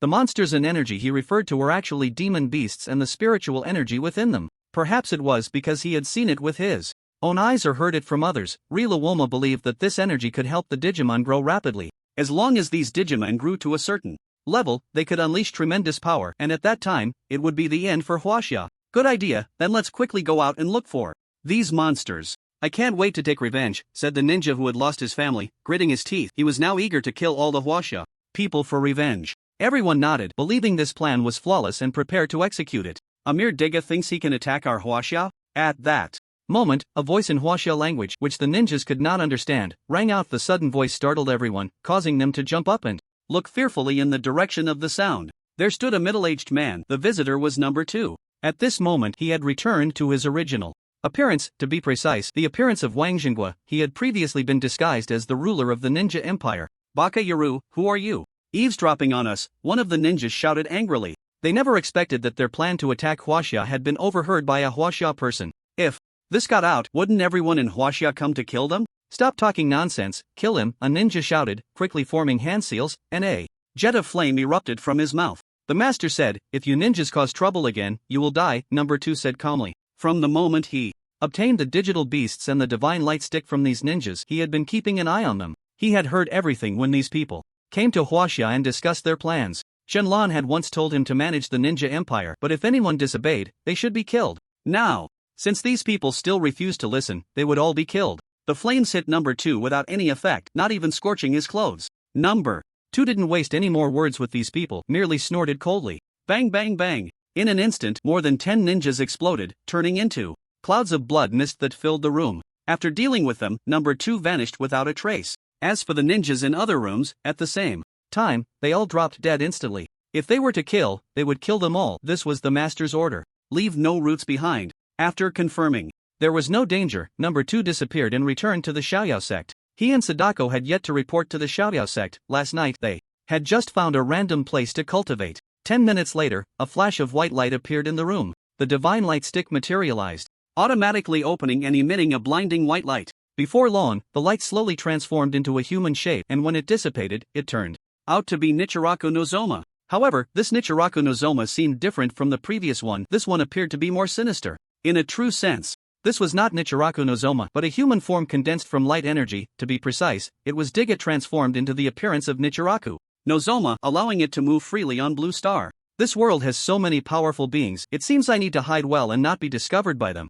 Nichiraku no Zoma frowned and said, the human body he had chosen had been killed in an instant, and he saw it clearly. The powerful beings in this world were terrifying. More terrifying than him. If he attacked recklessly, he would only die. He could only wait until his companions arrived before launching a large-scale attack to occupy this world and seize its energy. At that moment, several flashes of white light appeared, and digital beasts entered the room. Seeing these digital beasts, Nichiraku no Zoma immediately realized they were also from different worlds. Then let us cooperate to conquer this world together, Nichiraku no Zoma said to the digital beasts. The digital beasts nodded in agreement. A conspiracy arose in the room. Unknown territory. In a mountain range, with the sound of birds and fragrant flowers, lush green grass and vibrant blooms, there was an exceptionally large waterfall in the middle of the mountainside, with rushing water that made one hesitate to approach. But if one looked closely, they would find that there was actually a hidden cave behind the waterfall. Suddenly, a large black dog appeared in the cave behind the waterfall. Is this the water curtain cave of Flower Fruit Mountain? The black dog stared blankly at the surroundings, memories flooding back. Flower Fruit Mountain, Water Curtain Cave. This was the home of Sun Wukong. That year, a stone gave birth to an unparalleled divine monkey. He was born a great Luo golden immortal, sweeping through thousands of troops, and no god or demon dared to approach within 10,000 miles. He was naturally mischievous, and no one dared to befriend him or play with him. The stone monkey had a playful heart that no god or demon in the world possessed, but he lacked the ambition to reach the highest realm that those gods and demons sought. The stone monkey just wanted to play forever, and so he arrived at the Water Curtain Cave and Flower Fruit Mountain, becoming the Monkey King, surrounded by a group of monkeys and their offspring. But good times didn't last long. The war between gods and demons began, shaking the entire Xiantian realm. Countless beings were forced to join the battle, and the stone monkey was no exception. Watching his monkeys and their offspring die tragically, he finally developed a desire to grow stronger to protect them. In that battle, the great sage equal to heaven, Sun Wukong, made a name for himself across the world, because he had truly fought against the heavenly Tao. That battle lasted for 500 years before the gods and demons ceased fighting, entering a temporary truce. And Sun Wukong, due to his defiance against the heavens, reached the realm of a sage. Consequently, he became the target of jealousy and punishment from the heavenly Tao, which sought to erase him. But how could he resign himself to being erased? He fiercely resisted the heavenly emperor's Tao with the power of a sage, refusing to be at a disadvantage. In the end, the heavenly Tao could do nothing to him and had to retreat in defeat. From then on, the world referred to him as the great sage equal to heaven. Monkey brother, where have you been? The master misses sparring with you. He keeps nagging that you two haven't settled the score yet. The black dog gazed at the Water Curtain Cave, somewhat lost in thought. Sun Wukong and his master, Erlang Shen, were closer than real brothers. It had witnessed their meeting. That year, the heavenly court was hosting the Peach Banquet, inviting various gods and demons. Of course, Sun Wukong was among them, but his mischievous nature remained unchanged even after becoming a sage. At the banquet, he caused a ruckus, snatching everyone's peaches, claiming he would take them back for his monkeys, which angered the gods and demons. Erlang Shen was the first to take offense. Being a sage himself, he challenged Sun Wukong. The two fought back and forth for 5 years before stopping. During those 5 years, they developed a bond, and afterward, they became sworn brothers. Since Sun Wukong was a divine stone born of the natural world, much older than Erlangshan, the master called himself Yang Di and referred to Sun Wukong as monkey brother. After following his master for so many years, the black dog could confirm that it had never seen its master smile so joyfully. If only you hadn't died. The black dog sighed. It was such a pity and sorrowful thing that breaking through to the Heavenly Emperor led to annihilation. It remembered that day when its master secretly cried because he lost a brother. Sigh, the black dog sighed again. The flower fruit mountain of the past still existed, but the person was gone. There was only one divine stone in the world, and there was only one Sun Wukong. How could there be another? Just then, the black dog suddenly raised its head and looked back at the waterfall. In the rushing water, it saw a figure, an old man with graying hair, dressed in a white robe, smiling and nodding at it. Monkey brother, is that you? The black dog darted out, reaching the spot where the old man had been, but he was already gone, leaving nothing behind. The black dog looked around, seeing no one, not even a trace of the old man's presence. Strange, did I see it wrong? The black dog frowned, puzzled. It was certain it hadn't made a mistake. There had definitely been an old man standing here, though he looked completely different from Sun Wukong, yet that smile and aura were somewhat similar. Moreover, the sudden appearance was too suspicious. After searching for a while and confirming that no one was there, the black dog decided to leave.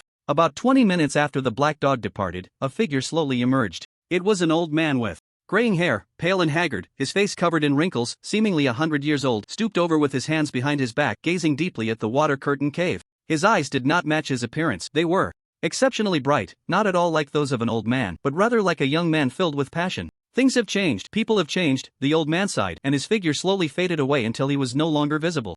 Xiaoyao sacked. The originally clear sky suddenly became overcast, with dark clouds gathering, thunder rumbling, and lightning streaking across the heavens, causing widespread panic. Many disciples from various sects came outside, astonished as they gazed at the storm clouds. Within the thunderclouds, there were lightning bolts of various colors, red, purple, and gold, twisting around each other like dragons of thunder, soaring and spiraling within. They had never witnessed such a scene before. What kind of thunder tribulation is this? It's terrifying. Is someone about to break through, or is some heavenly treasure about to emerge? Gua gua, this is even more frightening than the thunder tribulation when that immortal emperor appeared. It can't be coming for us, right? Something's off, this aura feels so familiar. Could it be coming for the sect master? Moreover, the golden ranking hasn't announced the top 10 today, so it shouldn't be related to the golden ranking. This sudden thunder tribulation left everyone anxious, especially since the aura was reminiscent of that previous immortal emperor. Could it be that the opponent was back for revenge? Qing Xuanzi appeared among the crowd, his gaze filled with worry as he looked at the thunder tribulation in the sky. This tribulation had come too suddenly, without any warning. Furthermore, he sensed an incredibly terrifying aura from above. Not just Qing Xuanzi, but the 8 others who had ascended simultaneously also frowned as they gazed at the thunder tribulation in the sky. Everyone, do not leave the sect. Qing Xuanzi, immediately activate the protective formation. The blood demon ancestor glanced at it and quickly issued the command. He could sense that the visitor was not friendly. Yes, Qing Xuanzi shouted coldly, taking out his sect master token and channeling spiritual energy into it. In an instant, a formation began to envelop the entire Xiaoyao sect. Peng Dahai, Taoist Qingfeng, and Zhu Gu, Yan Yu, and others all ascended into the sky. Peng Dahai was the strongest disciple among them. If the auspicious Qilin was included, he would be second. There shouldn't be anyone breaking through, right? Peng Dahai glanced at the others and asked with concern. This thundercloud, if it weren't for a major breakthrough, could not possibly attract such a terrifying thunder tribulation. He was still a bit away from becoming an immortal emperor, so he didn't need to break through just yet. As for the others, they probably couldn't attract it either, unless it was the Xiaoyao Tianzuan breaking through. But wasn't the Supreme Emperor the highest realm? Could there be an even stronger realm? How terrifying would that be? It's not us. Could it be coming for revenge? Taoist Qingfeng said worriedly. Everyone in Huaxia had witnessed that day. An immortal emperor hidden within the thunderclouds was clearly not from this world.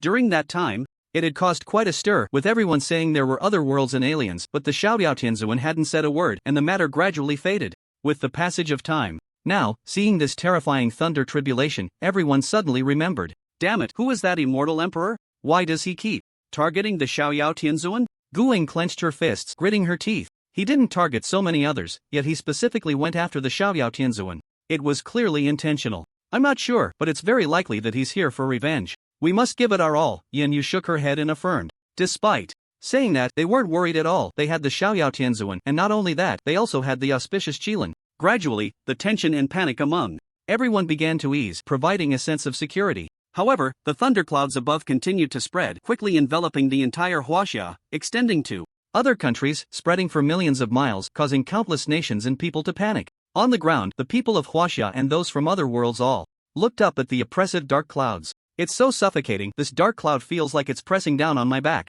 I can't catch my breath, it feels like the air is thinning. Is this the end of the world? Or is that immortal emperor back for revenge? Last time, it seemed like he wasn't killed. The last time was an avatar, but this time it seems someone has truly returned for revenge. No way, it must be someone trying to break through. How could that be? Who could attract such a terrifying thunder tribulation? Colorful lightning like this is a once-in-a-thousand-years sight. The people of Huaxia all showed expressions of fear, with many, like last time, fleeing home to hide. However, most were still eagerly watching the thunder tribulation. Although they were scared, it wasn't overwhelming. After all, there was still an emperor guarding Huaxia. Unlike the people of Huaxia, the elders and sect leaders recognized this thunder tribulation. In the sky, many sect leaders and elders stood in midair, shocked as they gazed at the thunderclouds. This is the extinction divine thunder. Ancient texts record that this kind of thunder tribulation is meant to annihilate those unparalleled geniuses, either the offspring of gods and demons with extraordinary talents, or those with extraordinary comprehension and luck, or those with a perfected holy body that poses a threat to heaven and earth. Hence this thunder tribulation is unleashed.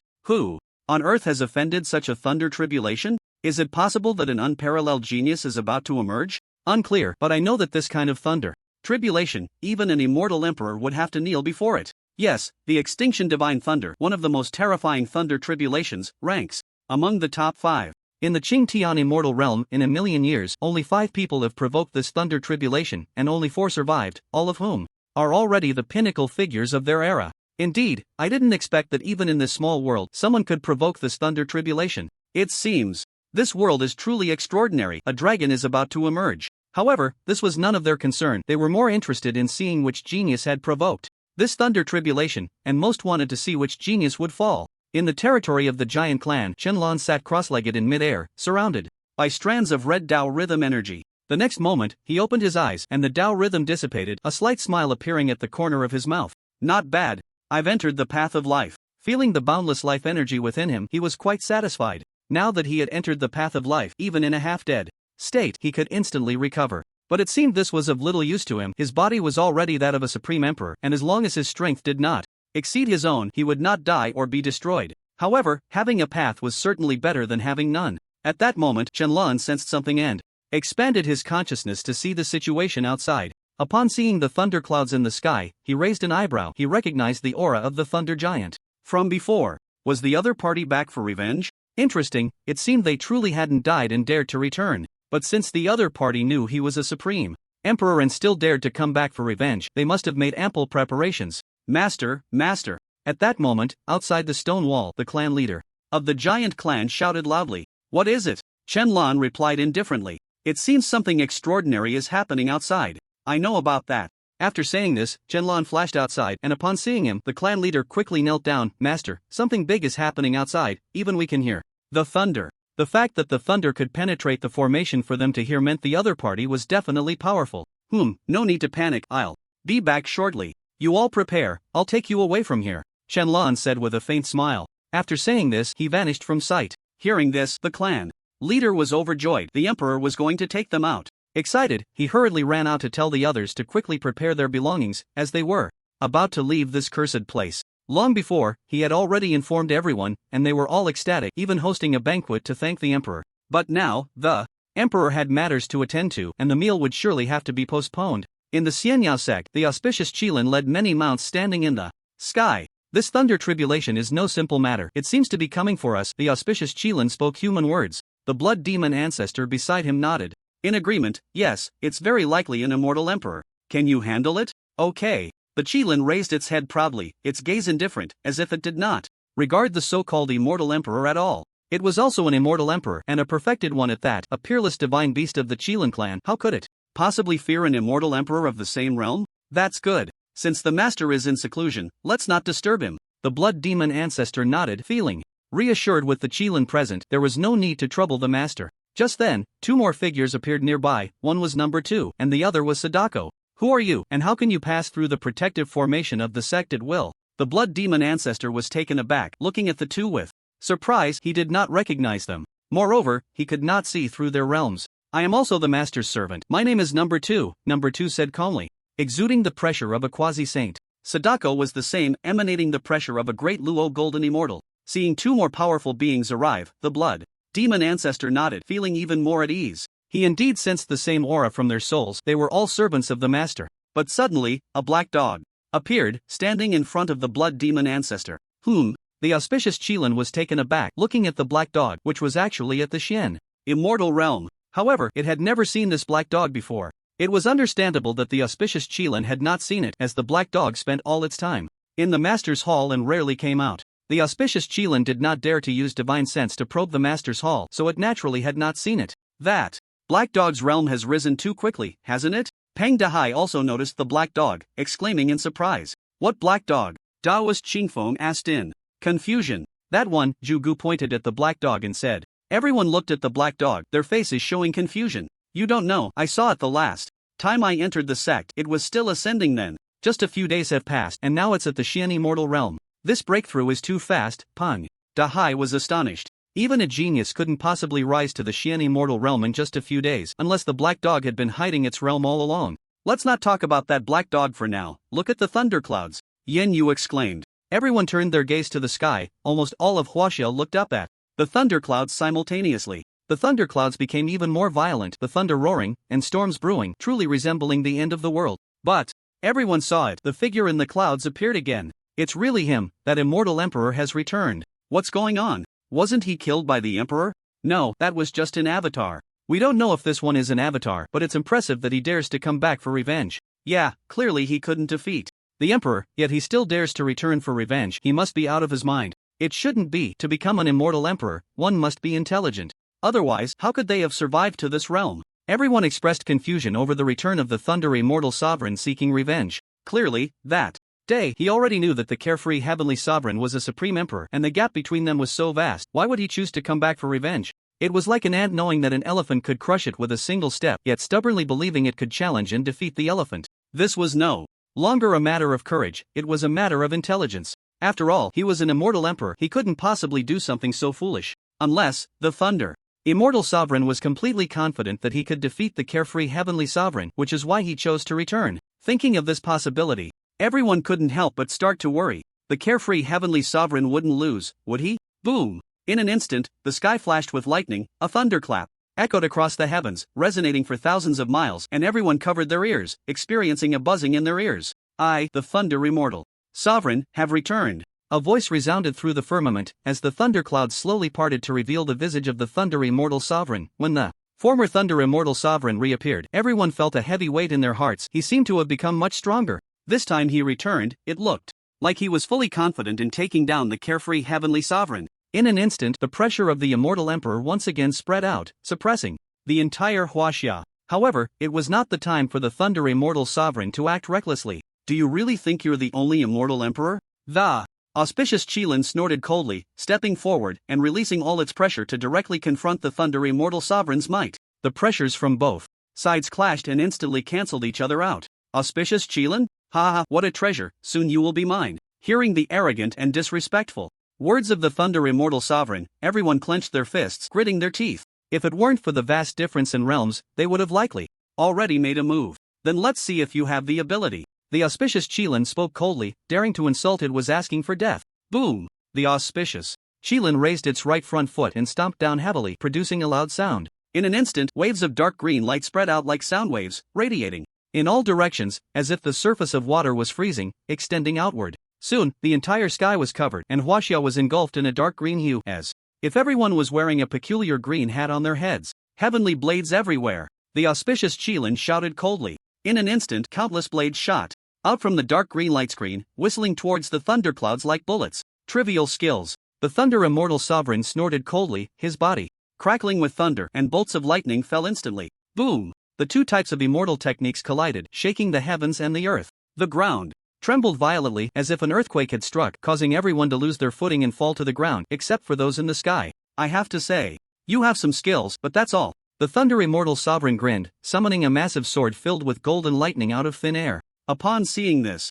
sword, Zheng Xuanzi's pupils constricted sharply. Low-grade Heavenly Dao Supreme Treasure, Golden Thunder Sword. He had seen it in an ancient text, and the image matched exactly with the treasure in the Thunder Immortal Sovereign's hand. Hearing this, everyone was taken aback. What the hell, is this real? An immortal emperor. With a heavenly Tao supreme treasure, isn't the Qilin doomed to lose? It's fine, if the Qilin loses, there's still the emperor. He's probably watching the show now, believing the Qilin can win. Yeah, the emperor isn't anxious, so why should we be? What a terrifying aura. Luckily we have the emperor, otherwise, we would be finished. With the heavenly Tao supreme treasure, the Thunder Immortal Sovereign's pressure increased significantly and his aura became even more terrifying.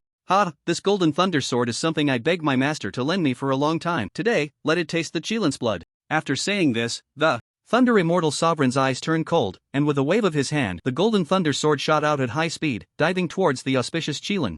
A mere low-grade heavenly Tao supreme treasure, I don't even take it seriously. The Qilin spoke coldly, its horns radiating dazzling dark green light, enveloping the world. The golden thunder sword collided with the Qilin's horn, once again erupting with brilliant light, and the spiritual power spread out like shockwaves.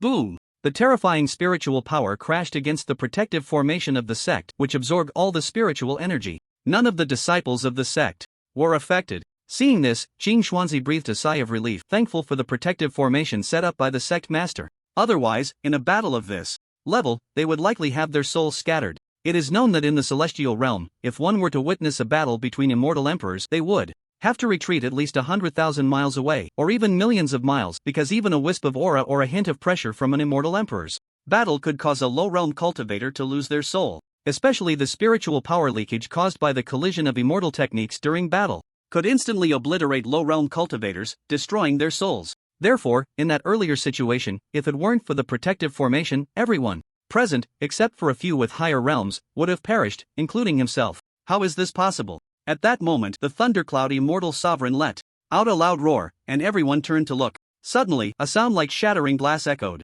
The golden thunder sword was breaking apart, the blade slowly cracking, on the verge of exploding. Boom! The golden thunder sword exploded, turning into small fragments that scattered in the air. Watching his hard-earned Tao treasure shatter like this, the thunder sovereign was stunned, his face filled with disbelief. How is this possible? How did you do it? This was a Tao treasure, born of heaven and earth, nourished daily by the power of the Tao, stronger than ordinary treasures. How could it shatter with just a touch? My Qilin horn is a natural creation of heaven and earth, naturally stronger than your Tao treasure. The auspicious Qilin spoke calmly. Its Qilin horn was also born of heaven and earth, but it was not a Tao treasure that required nourishment from the Tao. It was a powerful horn formed naturally by the spiritual power of all things. If used to create a treasure, it would be stronger than the finest Tao treasures. Otherwise, why would so many want to kill its Qilin clan? Because every part of the Qilin is a treasure. Damn it, if that's the case, you're forcing my hand. The Thunder Sovereign was furious, preparing to use his trump card. Everyone was taken aback. He had a backup plan?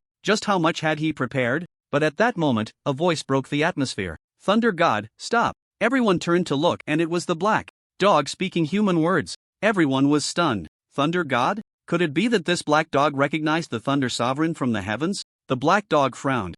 At the Thunder Sovereign, he had already recognized him but didn't dare admit it. He didn't want the Thunder Sovereign before him to be one of the great generals of the heavenly court. When the Thunder Sovereign heard this name, his body trembled violently, his eyes gradually becoming vacant, staring blankly at the black dog. You are. The Thunder Sovereign seemed to be recalling something, and everyone was astonished. Could it be that the black dog really knew the Thunder Sovereign, and they came from the same place? Even Shenlong, who was observing everything from a distance, was slightly taken aback. Wasn't the Thunder Sovereign supposed to be from that mysterious world? How could the black dog know him? Indeed, not intervening was the right choice. He had learned some hidden secrets. Just as everyone was puzzled, the Thunder Sovereign suddenly struggled, clutching his head tightly, gritting his teeth. My head hurts, it hurts so much. The Thunder Sovereign's voice reverberated in all directions, leaving countless people stunned. What was happening? Why was he suddenly having a headache? What on earth happened up there? How could an immortal emperor have a headache? Something's off. The situation has developed to a point we can't comprehend. Why hasn't the emperor made a move yet?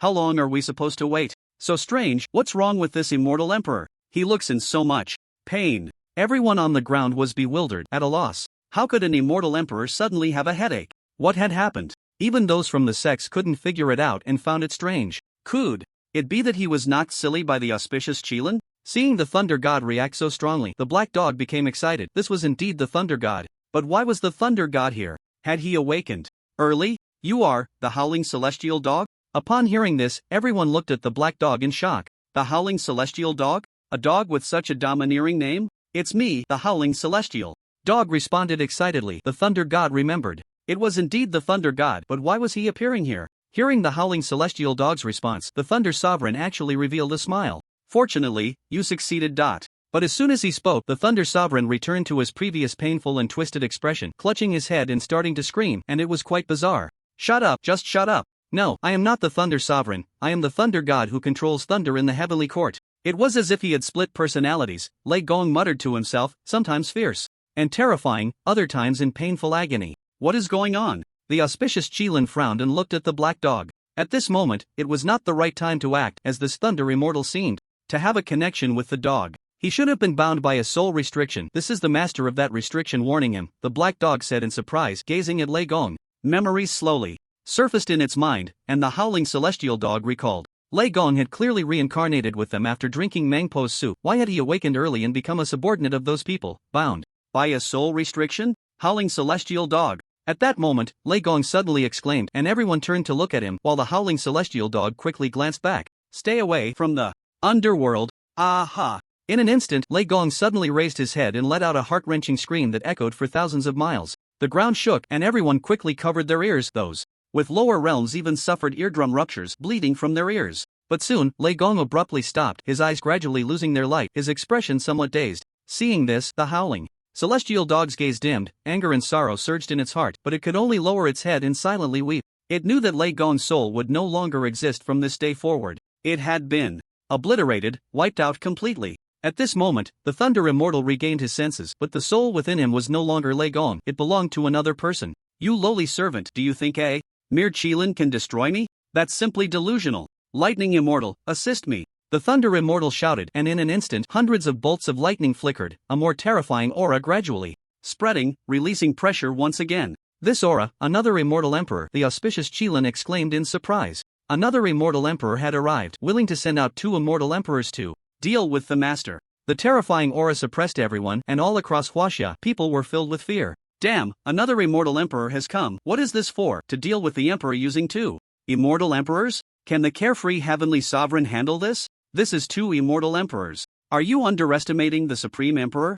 It's just 2 Immortal Emperors. Don't say 2, even if 10 came, there would be no need to fear. The Supreme Emperor can suppress them with one hand. Do you really think those so-called level-up challenges exist? That's the Supreme Emperor. Another Immortal Emperor had arrived, but everyone did not take it seriously. No matter how many Immortal Emperors came, it was useless. The carefree Heavenly Sovereign alone could suppress everything. As the thunderclouds crackled, a figure slowly emerged. A kind-eyed woman appeared in the thundercloud, her body as large as the Thunder Immortal, draped in gauzy garments, graceful and elegant. She held 2 mirrors, with countless bolts of lightning surrounding her, crackling loudly. It turned out to be a female Immortal Emperor. The auspicious Qilin frowned, and the members of the carefree sect were on high alert, while only the howling celestial dog was dumbfounded, reacting with surprise as it shouted, "Electric Mother?" It would never forget that face. She was Lei Gong's wife and a general of the heavenly court, both mastering the path of thunder, known as Lei Gong and Electric Mother. It had thought Lei Gong's presence here was strange enough, but it turned out Electric Mother was also here.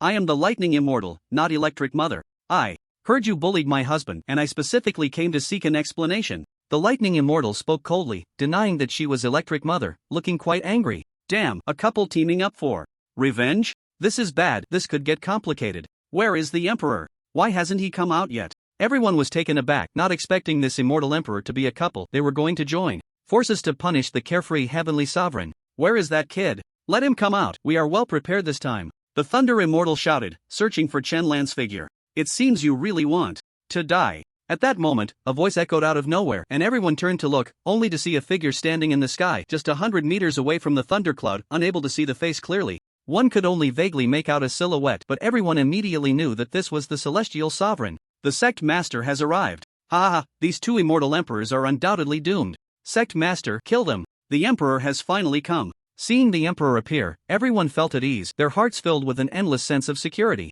Upon witnessing this, the Qilin stepped back to join the others. Now that the Master had come out, it was no longer its concern. The other 8 Ascended Guardians also retreated behind, standing with the rest. Only the howling celestial dog leaped up and came to Chen Lan's side. Speak, who are these 2? Chen Lan said. He had already heard, Lei Gong and Dian Mu, these 2 were definitely from the Xianqian realm, and still from the heavenly court. Lei Gong and Dian Mu, people from the heavenly court. I don't know why they appeared there, but I can confirm that their souls have been obliterated. The howling celestial dog sighed, looking sadly and angrily at the Thunder Immortal Sovereign and the Lightning Immortal Sovereign. The sadness was that Lei Gong and Dian Mu no longer existed and would never be seen again. The anger was that the beings residing in their bodies were not their souls but those disgusting, self-righteous, arrogant people. Watching former colleagues and family turn into strangers, a howling celestial dog was furious and wanted to kill them, but couldn't bring itself to do it. Please, help them find peace, the howling celestial dog pleaded, kneeling down. In its life, it had only knelt before its master and never before anyone else, but now it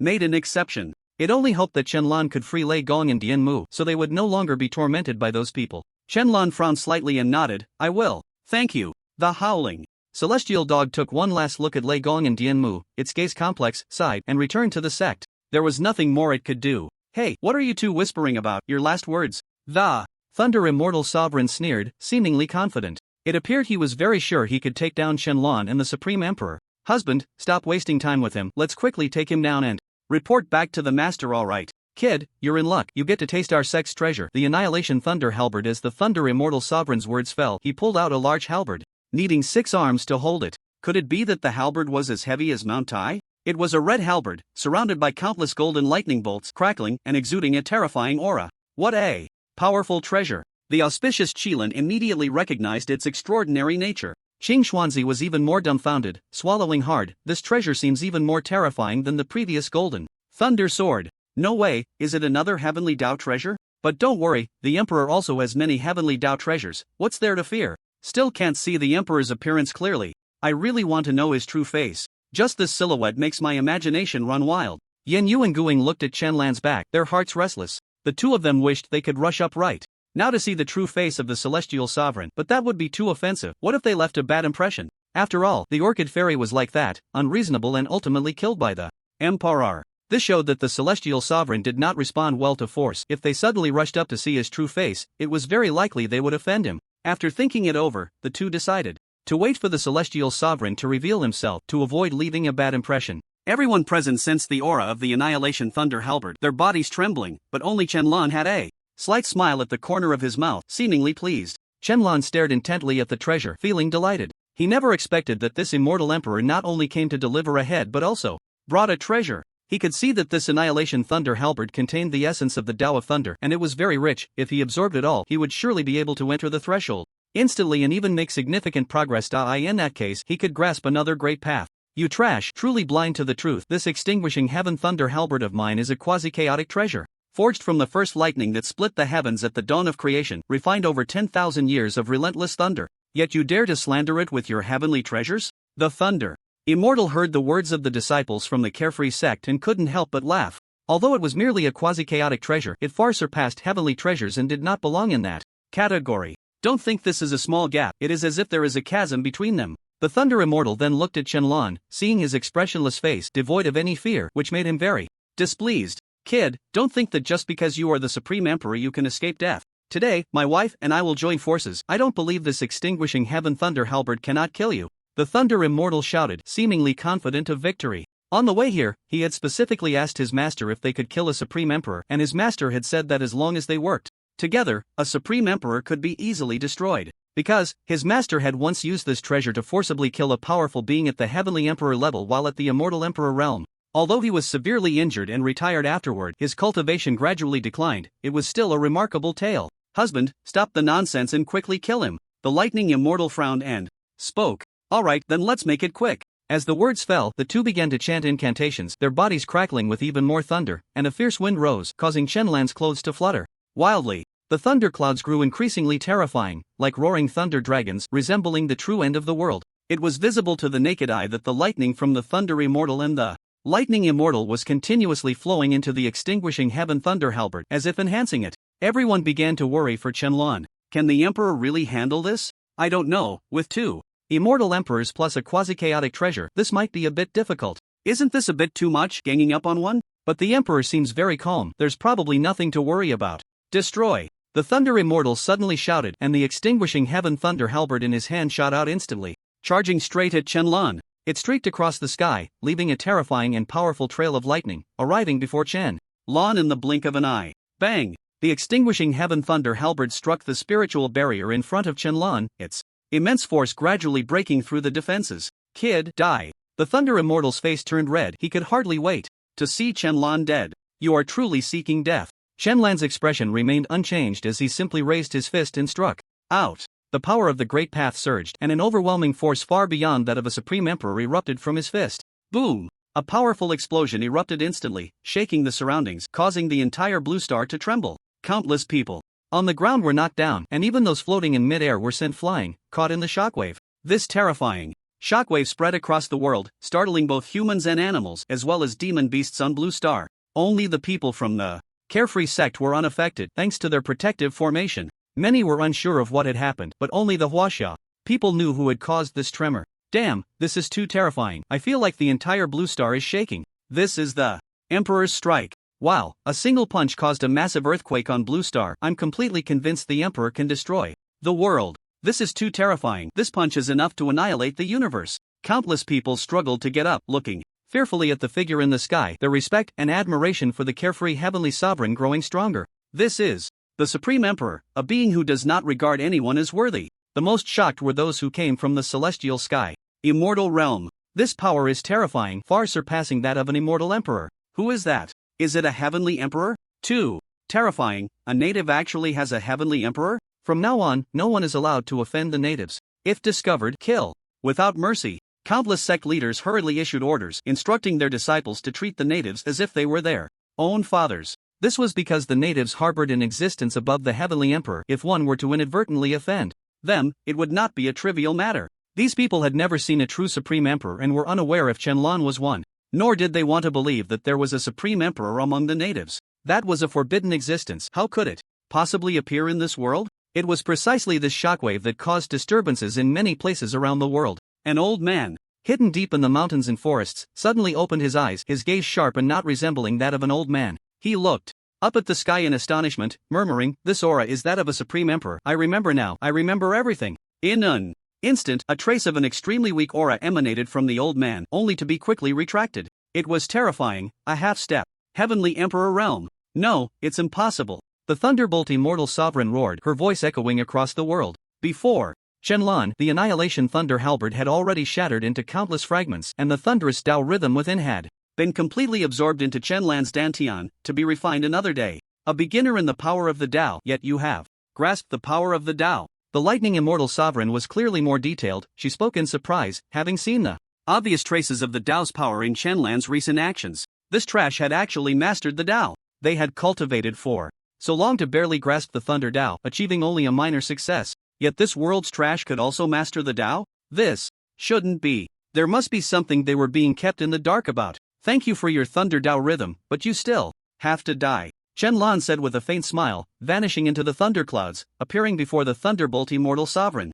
Upon seeing Shenlan suddenly appear, the Thunderbolt Immortal Sovereign panicked, but in an instant she felt her body freeze. Shenlan's eyes flickered with purple light, and the power of the Soul Tao swirled and condensed between his hands. Soul Search. Shenlan spoke softly. In that moment, the power of the soul enveloped the Thunderbolt Immortal Sovereign, causing her soul to burn with pain, her body stiffening and unable to move. Ah, ah, ah. The Thunderbolt Immortal Sovereign screamed in agony, and the Lightning Immortal Sovereign, witnessing this, immediately shouted, "Husband!" Several bolts of lightning erupted from her body, charging straight at Shenlan. "Get lost!" Shenlan turned and coldly shouted, unleashing powerful soul energy towards the Lightning Immortal Sovereign. Boom! In an instant, the Lightning Immortal Sovereign evaporated, disappearing without a trace. Heh, another external incarnation. Shenlan sneered and continued the soul search. At this moment, the Thunderbolt Immortal Sovereign was stunned. What? It's actually an incarnation. He couldn't believe that the Lightning Immortal Sovereign had come as an external incarnation. He had thought she was her true self.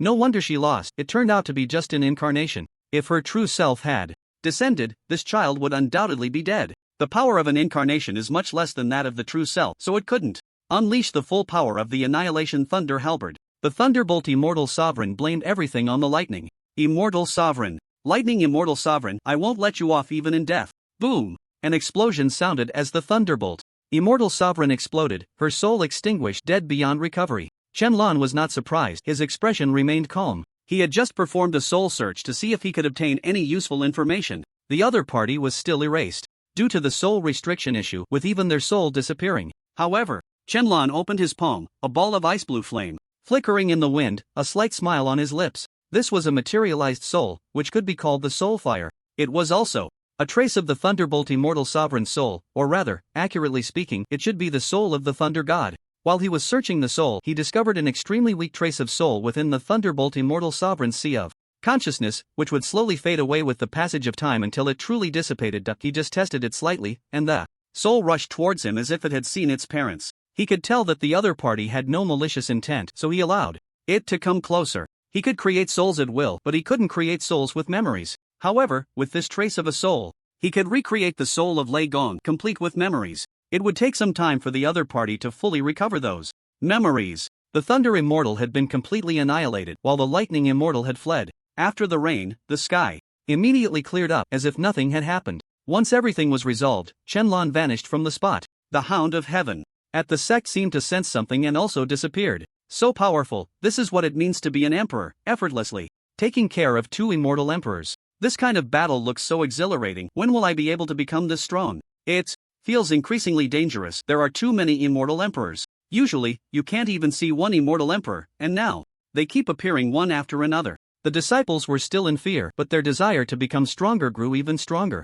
Peng Dehai was one of them. Seeing so many immortal emperors, he immediately realized how weak his own realm was and rushed back to intensify his training. Many people felt the same way. Upon seeing the strong, they naturally wanted to gravitate towards them. In the sect master's hall, Shenlong and the Hound of Heaven appeared one after the other. You heard that just now, right? Shenlong looked at the Hound of Heaven. Yes, although Lei Gong was quite vague, I heard him tell me to stay away from the underworld. The Hound of Heaven frowned and nodded. Why did Lei Gong want it to stay away from the underworld? Was something happening there? Is the underworld considered an evil path in the Xianchen realm? Shenlong continued to ask. Not exactly, but it can be considered so. The underworld has the ability to capture souls, and most of the time, it's demon beasts or ghost cultivators who go there to learn. The underworld has extraordinary abilities in the Xianchen realm, allowing people to reincarnate and come back to life. These unique abilities have enabled this force to rapidly develop into the most powerful faction, without exception. If we were to rank the factions, the underworld would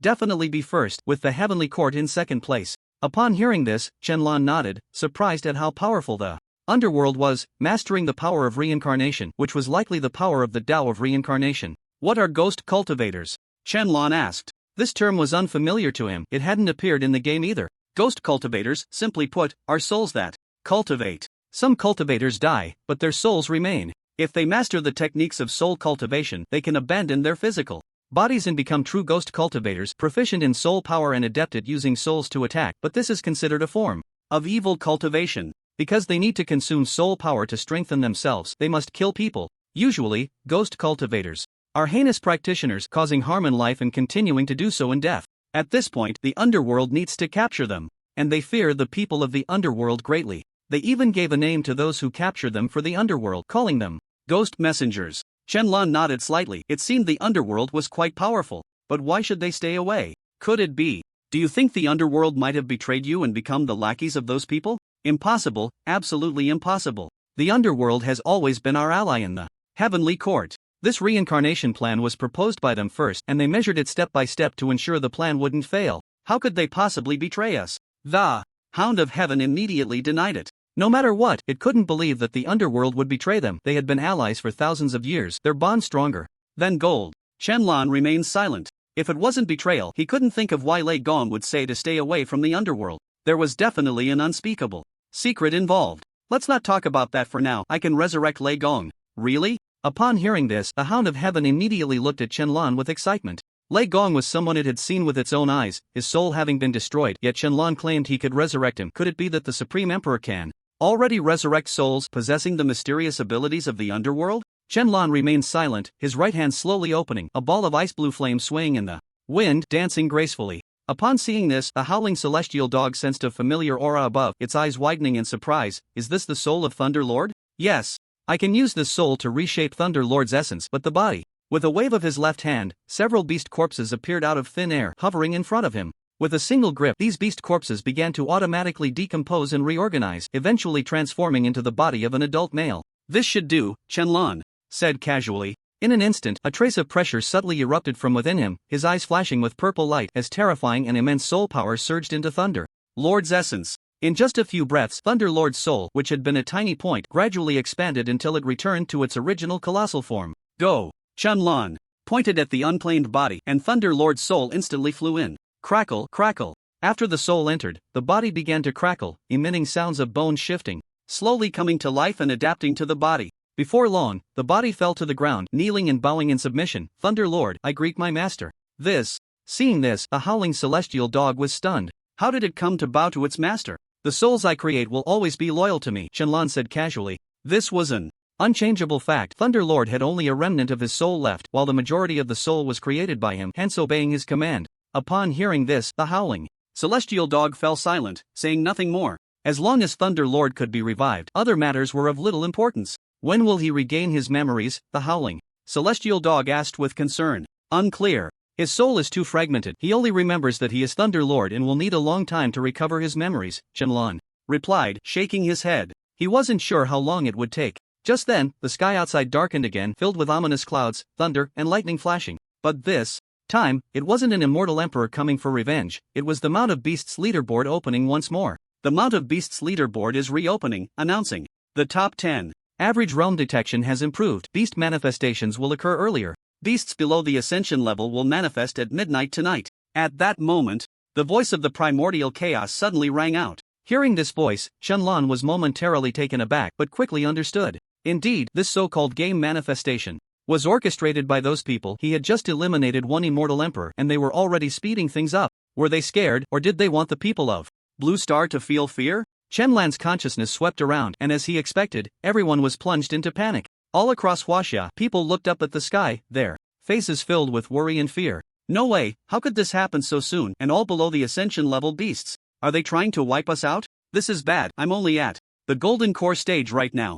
If a transformation god beast appears, it could easily kill me. How could this be? Beasts at the ascension level are coming so quickly. This speed is too fast. Does that mean the immortal level is not far behind? Damn it, who is behind this? It feels like everything is full of conspiracy. I just realized, since that Thunder Immortal appeared, I felt something was off. Now that feeling is even stronger. Didn't you notice that as soon as that Thunder Immortal died, the speed increased? Many people were slowly realizing that something was amiss. Just after the Thunder Immortal was eliminated, the speed of beast manifestations had accelerated. Beasts below the ascension level were set to appear tonight. It should be noted that the average realm of the people nationwide was only at the golden core stage, with the majority still at the foundation establishment stage, and very few above the tribulation stage. For beasts to appear at the ascension level so suddenly was simply too fast. The other side has discovered us, so they want to hasten our demise. The howling celestial dog frowned and spoke. It doesn't matter. When soldiers come, we will block them. When water comes, we will cover it with earth. Shenlong did not take it to heart. After saying this, he looked towards the entrance of the master hall. Master, Shang Xuanzi requests an audience. Outside, Shang Xuanzi's voice rang out. Howling celestial dog, take Thunder God to train. You are familiar with him. Spending more time together will speed up his memory recovery. Shenlong said lightly. Yes, thank you, Emperor. When the heavenly court returns, I will surely not forget your kindness. The howling celestial dog nodded seriously, then disappeared with Thunder God. Today, Shenlong saved Thunder God, and it would definitely not forget. One day, it would repay him and inform others in the heavenly court of the whole story. Shenlong did not dwell on it, simply saying, come in. After that, the door of the master hall opened automatically and Shang Xuanzi walked in, immediately bowing and greetings, master. What is it? Returning to the master, yesterday, my disciple Li Long sought me out, saying he had important matters to report to you. Speak. The Ninja Empire has been destroyed. They plan to hand over that territory to you for the expansion of the sex domain. Oh, destroyed? Upon hearing this, Shenlong raised an eyebrow. He really hadn't been paying attention to other countries, simply because he was too lazy to care. Now hearing that the Ninja Empire had fallen, he felt no waves in his heart, even a slight joy, but it quickly dissipated. After a while, Shenlong used his divine sense to scan the Ninja Empire and found many Huaxia cultivators cleaning the battlefield. Most of the ruins had already been cleared. Houses and such had been tidied up. Even the unique and iconic buildings of the Ninja Empire had been dismantled. Now it was a piece of flat land with no people or buildings, ready to start constructing the sect at any time. Whether the Ninja Empire was destroyed or not had little to do with him. Even if he had personally destroyed it, it wouldn't matter. He didn't care. However, expanding the sect's territory was indeed a good idea. He was still considering where to place the giant clan, as the territory of the Xiaoyao sect was not very large, not quite enough. Now, it was good, the territory had come to him. At that time, he could arrange for the giant clan to be next to the sect. This proposal is good. You go tell Li Long to arrange it. Once the sect is built, I will come to oversee it. Yes, master. By the way, master, there is another person outside requesting an audience. Whom? Who? I don't know. He is an old man. I can't see through his cultivation level. He claims to be the overlord of the abyss. Upon hearing this name, Shenlong was taken aback. The overlord of the abyss? Wasn't that a name mentioned by Di Xuan? Let him come in, Shenlong said. He didn't expect the overlord of the abyss to come looking for him. Yes. After that, Qing Xuanzi left the master hall, and soon, an old man appeared at the door. Shenlong looked at the old man and indeed could not see through his cultivation level. The deceptive celestial veil truly lives up to its name, Shenlong said with a faint smile. Upon hearing this, the overlord of the abyss trembled, his eyes slowly widening in surprise. How did you know I possess the deceptive celestial veil? Speak, what do you want from me? Shenlong calmly replied without answering the question. The overlord of the abyss frowned. He hadn't expected this supreme emperor to be so terrifying, able to see even his possession of the deceptive celestial veil. It should be known that this was the strongest concealment treasure among magical artifacts, capable of blocking the eyes of the heavenly Tao and others, yet it could not hide from Shenlong's gaze. I didn't expect that this new world would have a supreme emperor, and he is so young. The overlord of the abyss sighed. He had been asleep for a long time, just recently awakening, with his memories still sealed. If it weren't for Shenlong's pressure today, restoring his memories, he might still think he was an ordinary person. I came to find you because I want to pledge my allegiance to you. The overlord of the abyss answered truthfully. I in the new world, seeing a supreme emperor is an extraordinary event. It's important to note that in the old world there wasn't even a single emperor. Even the heavenly emperor rose quickly only to fall just as fast. Upon hearing this, Shenlong frowned slightly, sizing him up, a smirk playing at the corners of his mouth. Since you are here to seek refuge, why not speak frankly? Sorry, my mistake. The heavenly demon lord immediately realized his error. Since he was here to seek refuge, why was he still wearing the deceptive heavenly veil? After saying this, he removed the magical artifact, a transparent cloak that activated as soon as he draped it over his shoulders. Once the deceptive heavenly veil was taken off, Shenlong could see through the heavenly demon lord's cultivation level. It turned out to be half a step to the heavenly emperor realm. Half a step to the heavenly emperor realm, not bad. Shenlong nodded slightly. However, the heavenly demon lord sighed, alas, after thousands of years, I still haven't become a heavenly emperor. Back when he broke through to the immortal emperor, he had always wanted to advance to the stronger heavenly emperor, but unfortunately, the laws of heaven and earth did not allow it, preventing him from becoming a heavenly emperor. After using the deceptive heavenly veil to escape the cycle of the world, he fell into a deep sleep, only waking up a week ago. The loss of memory made him think he was an ordinary person, and it was only when Shenlong unleashed his pressure that it triggered his memories. The laws of heaven and earth in this world have been perfected. You can become a heavenly emperor. Why do you still want to seek refuge with me? Shenlong asked. Although he was a supreme emperor, he did not believe that the heavenly demon lord, a half-step heavenly emperor, would willingly bow down. Don't be fooled by my current half-step heavenly emperor status. My time is running out. The heavenly demon lord sighed, then recounted the whole story. It turned out that when he escaped the cycle of the world, he had sought out a formation called the Longevity Concealment Formation. This formation could use one's lifespan to create a barrier that obscured heavenly secrets, shielding him from the gaze of the Tao and powerful beings, preventing interference. Although this formation was powerful, activating it required not materials or spiritual energy, but lifespan. To ensure the formation could block the eyes of others, he had infused nearly all his lifespan into it, leaving himself with just over 500 years. Unexpectedly, under divine punishment, the formation was destroyed. Although he did not die, once the formation was broken, he could no longer maintain his original lifespan while in slumber. Fortunately, after 500 years, he woke up. Unfortunately, he now had only 1 year of lifespan left. So what do you want me to help you with? To break through your realm? Shenlong asked, puzzled. With only a year of cultivation left, what could he do? How could he use spiritual energy to help him break through to the heavenly emperor? He felt powerless. Even if he could do it, why would he help? No, I need your help. I want to go tomb raiding. Shenlong was taken aback. A soon-to-be heavenly emperor was asking him to go tomb raiding? That seemed rather embarrassing. Tomb raiding? Yes, a long time ago, when I had just broken through to the immortal emperor, I traveled through the Xianqian realm and discovered a cave that seemed to have been inhabited by an immortal emperor. At that time, I couldn't open that door, so I left a mark of my consciousness. After 10,000 years, when I reached half a step to the heavenly emperor, I went back but still couldn't open it. I suspect that the cave was once inhabited by a heavenly emperor, possibly one not from the Xianqian realm. Not from the Xianqian realm? Shenlong was slightly taken aback. Could it be a heavenly emperor that fell from above? If that were the case, he was interested. Perhaps he could find something inside. That's not enough. Shenlong shook his head, not immediately agreeing to the heavenly demon lord. I know, I just need pills or spiritual herbs to replenish my lifespan or enhance my cultivation. Everything else, all the magical artifacts, will belong to you. I don't want a single one. Additionally, I can swear an oath to the Tao, pledging eternal loyalty to you, or allow you to place a soul imprint on me. The attitude of the overwhelming demon lord was very sincere. It was clear that he wanted to live, and now the only one who could help him was Qianlan. But Qianlan nodded.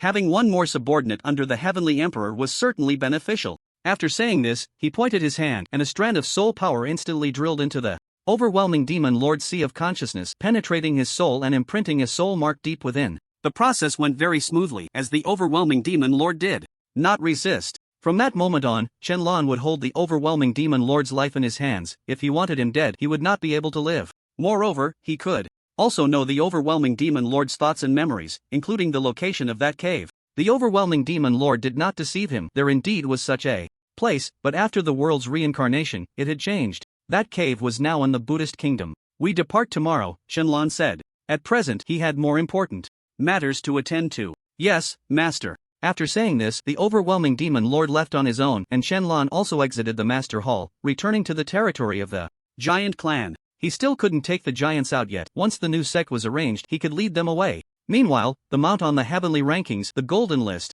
had already reached the top 3. The rankings were the focus of everyone's attention. 3rd place, Water Fairy, Celestial Mount, 9 Heavens Celestial Fox Reward. Annihilation Divine Thunder Talisman, Random Emperor Level Spirit Pet. From this, it could be inferred that the next golden list would likely be the Spirit Pet list. Isn't this reversed? That's a Celestial Mount, yet it only rewards an Emperor Level 1. Isn't that a bit disappointing? There's no way around it. The leaderboard can only offer rewards of this level, probably with some upper limit. I'm really looking forward to the mount of the Carefree Heavenly Sovereign, but it's probably also Celestial level. If we count the Auspicious Qilin, who knows what level it is? Anyway, the Auspicious Qilin is definitely more than just Celestial level. Don't say that. The Carefree Heavenly Sovereign is definitely first place, no need to think about it. Yeah, the Carefree Heavenly Sovereign is too strong, always first, almost no one can compare. The mounts of the Carefree Heavenly Sovereign are also impressive. Just give me one, and I would definitely soar. The top 3 seem to have become a norm for the people of Huaxia. First place was certainly the Carefree Heavenly Sovereign. That individual was leading by a significant margin, and no one could surpass him. And this golden list was visible to those from other worlds as well. They were all astonished. 3rd place already has a celestial mount? This mount should be the same as a spirit beast. A celestial spirit beast is a rarity among billions, and it even rewards an emperor-level spirit beast. Isn't that a bit exaggerated? Don't we get these rewards? Is it only the natives who can have them? That's not fair. I was already drooling yesterday, and today they reward an emperor-level spirit beast. That's just too unfair. Why can the natives receive such good rewards while we can only watch? The outsiders expressed their confusion, disrespect, and anger. Why could the natives receive such good rewards while they could only look on? But their anger was of no use, as there was no complaint mailbox here. They could only stare in disbelief. 2nd place, Ethereal Fairy, Celestial Mount, 9 Heavens Celestial Fox Reward, World Burning Flame Talisman, Random Emperor Level Spirit Pet Breakthrough Pill. In 2nd place, there was still a reward of an Emperor Level Spirit Pet. Seeing herself in 2nd place, Gu Ying's lips curled up slightly. She had actually ranked ahead of Yenyu. This ranking should be based on who obtained the mount first, right? If that's the case, she was the first to receive the 9 Heavens Celestial Fox from the Carefree Emperor as a partner. Realizing this, Gu Ying couldn't help but smile sweetly. Meanwhile, Yenyu pouted, feeling a bit jealous, but thinking that the Emperor might not like women competing for attention, she quickly returned to normal. Although it seemed like the two of them had reconciled, there was still competition between them. Now that she saw herself ranked ahead of Yenyu, Gu Ying couldn't be happier. The fellow disciples nearby stepped forward to congratulate her. They already knew that both Gu Ying and Yenyu were the partners of the sect master, that is the Tao partner of the great Emperor. Although it hasn't been confirmed yet, there is some truth to it. It's better to please than to offend. What if it really is the Tao partner? Wouldn't that be courting death? Congratulations, 2nd place. You get to claim a great reward again. I'm so envious. When will I get such a good reward? I'm really dying of envy. As expected, the 1st place still belongs to the great Emperor. Everyone congratulated Gu Ying and Yenyu, and the two smiled and nodded, accepting the congratulations one by one. Then they exchanged a glance and smiled but said nothing. Meanwhile, many around them had already noticed a raging fire, seemingly burning fiercely. Before long, the 1st place was revealed, a name that was both familiar and well known. The crowd was no longer as shocked as before, but upon hearing the reward, they were still taken aback. 1st place, Xian Yao Tianzun, Immortal Level Mount, Demon Dragon Reward, Talisman Dao Divine Ability, Random Divine Beast, 1 drop of Qinglong Essence. The term Divine Beast left everyone in shock. What does that mean? What is a Divine Beast? It hasn't appeared in the game before. I don't know, but Xian Yao Tianzun has gotten something extraordinary. Again. Damn, I'm really envious. How does this man keep getting stronger? Just looking at this name, you know it's not simple. There's even a level above immortal level. That's outrageous. Of course, that's the level in the game. Now that it's manifested, things might have changed, everything is beyond reason. Seeing the words divine beast, everyone was unclear about what it was, but they knew it had to be a level even more exaggerated than immortal level. Sure enough, the first place came with a tiered reward. To get first place is enough to wake up laughing in your sleep. Amidst the astonishment of everyone in Huaxia, the golden list was announced. 7 days later, spirit pets will manifest, and the spirit pet golden list will manifest 8 days later. Rare materials will welcome a new round, and it will be even richer 10 days later. Cultivation methods will manifest 14 days later. Sex below medium level will manifest 1 month later. Demon beasts will manifest below true immortal. 5 consecutive sounds of the primordial echoed, leaving everyone stunned. When they finally reacted, the sky cleared up. The 5 manifestations left everyone both surprised and delighted. Wow!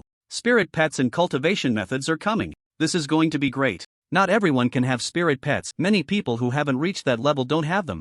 Let's not talk too much. Didn't you see that demon beasts will manifest below true immortal? Damn, is the apocalypse really coming? Is there still time to find a place to hide? Can't it slow down a bit? There's still a month left. I'm only at the golden core stage. How can I reach the nascent soul? How can I fight against true immortal demon beasts? Seeing the true immortal demon beasts would manifest in a month, everyone in Huaxia panicked. Even those outsiders were equally afraid. Tonight, the ones below ascension would manifest, and unexpectedly, in a month, it would be below true immortal. This pace is just too fast. It's pushing the entire blue star population to strive harder.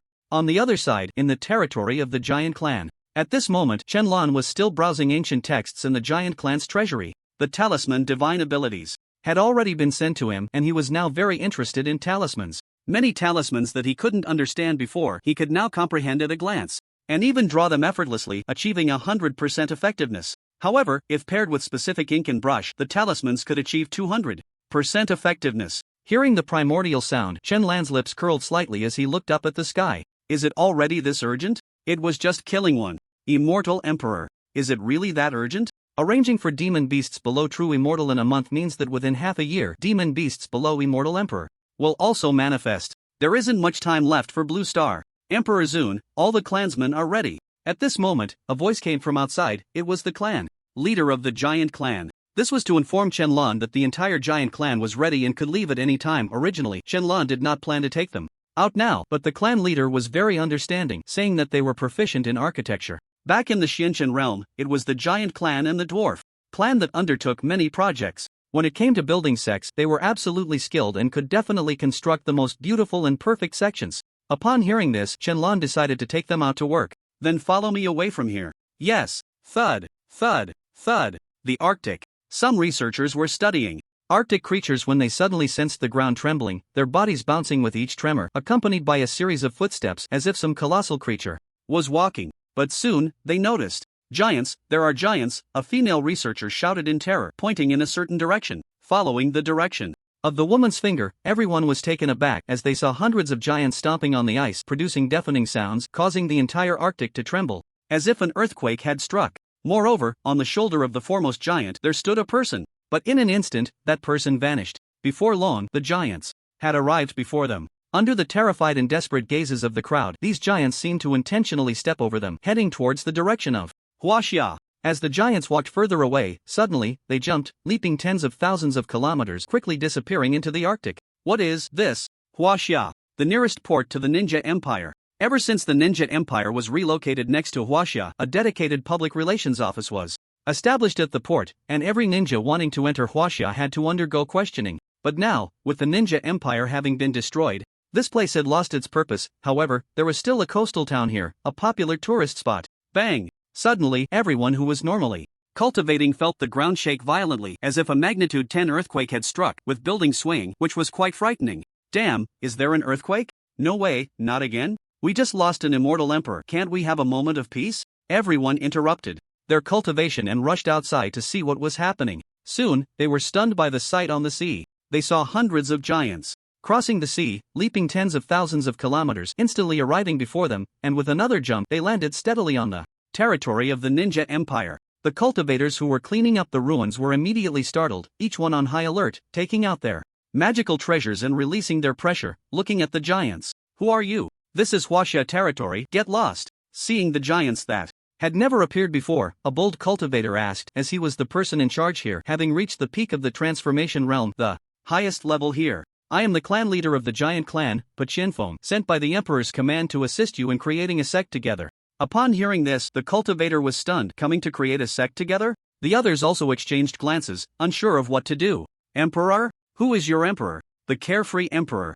Hearing this name, the cultivators immediately understood that this was sent by the great emperor. Are you referring to the carefree celestial? Yes. Pachinfong nodded. So it was the carefree celestial who sent you. I have long admired him. The cultivator immediately put away his magical treasure and replaced it with a smile. The others did the same. It was truly a case of the flood washing away the Dragon King temple. They were all family, and there was no need for conflict. The emperor said that we are here to assist you in creating a sect together, and your leader, Li Long, said to let us expand the carefree sect on this land. Upon hearing this, the cultivator was momentarily stunned, then overjoyed. Really? I will report this first. If it was indeed to expand the carefree sect, then they would have the opportunity to join the carefree sect. Such a vast territory could accommodate over 100 million people, the land of the Ninja Empire. The cultivator hurriedly moved aside, using a satellite phone as his cultivation was not sufficient to transmit sound over such a distance. The satellite phone was the fastest way. Before long, he confirmed from Li Long that the expansion of the Xiaoyao sect was indeed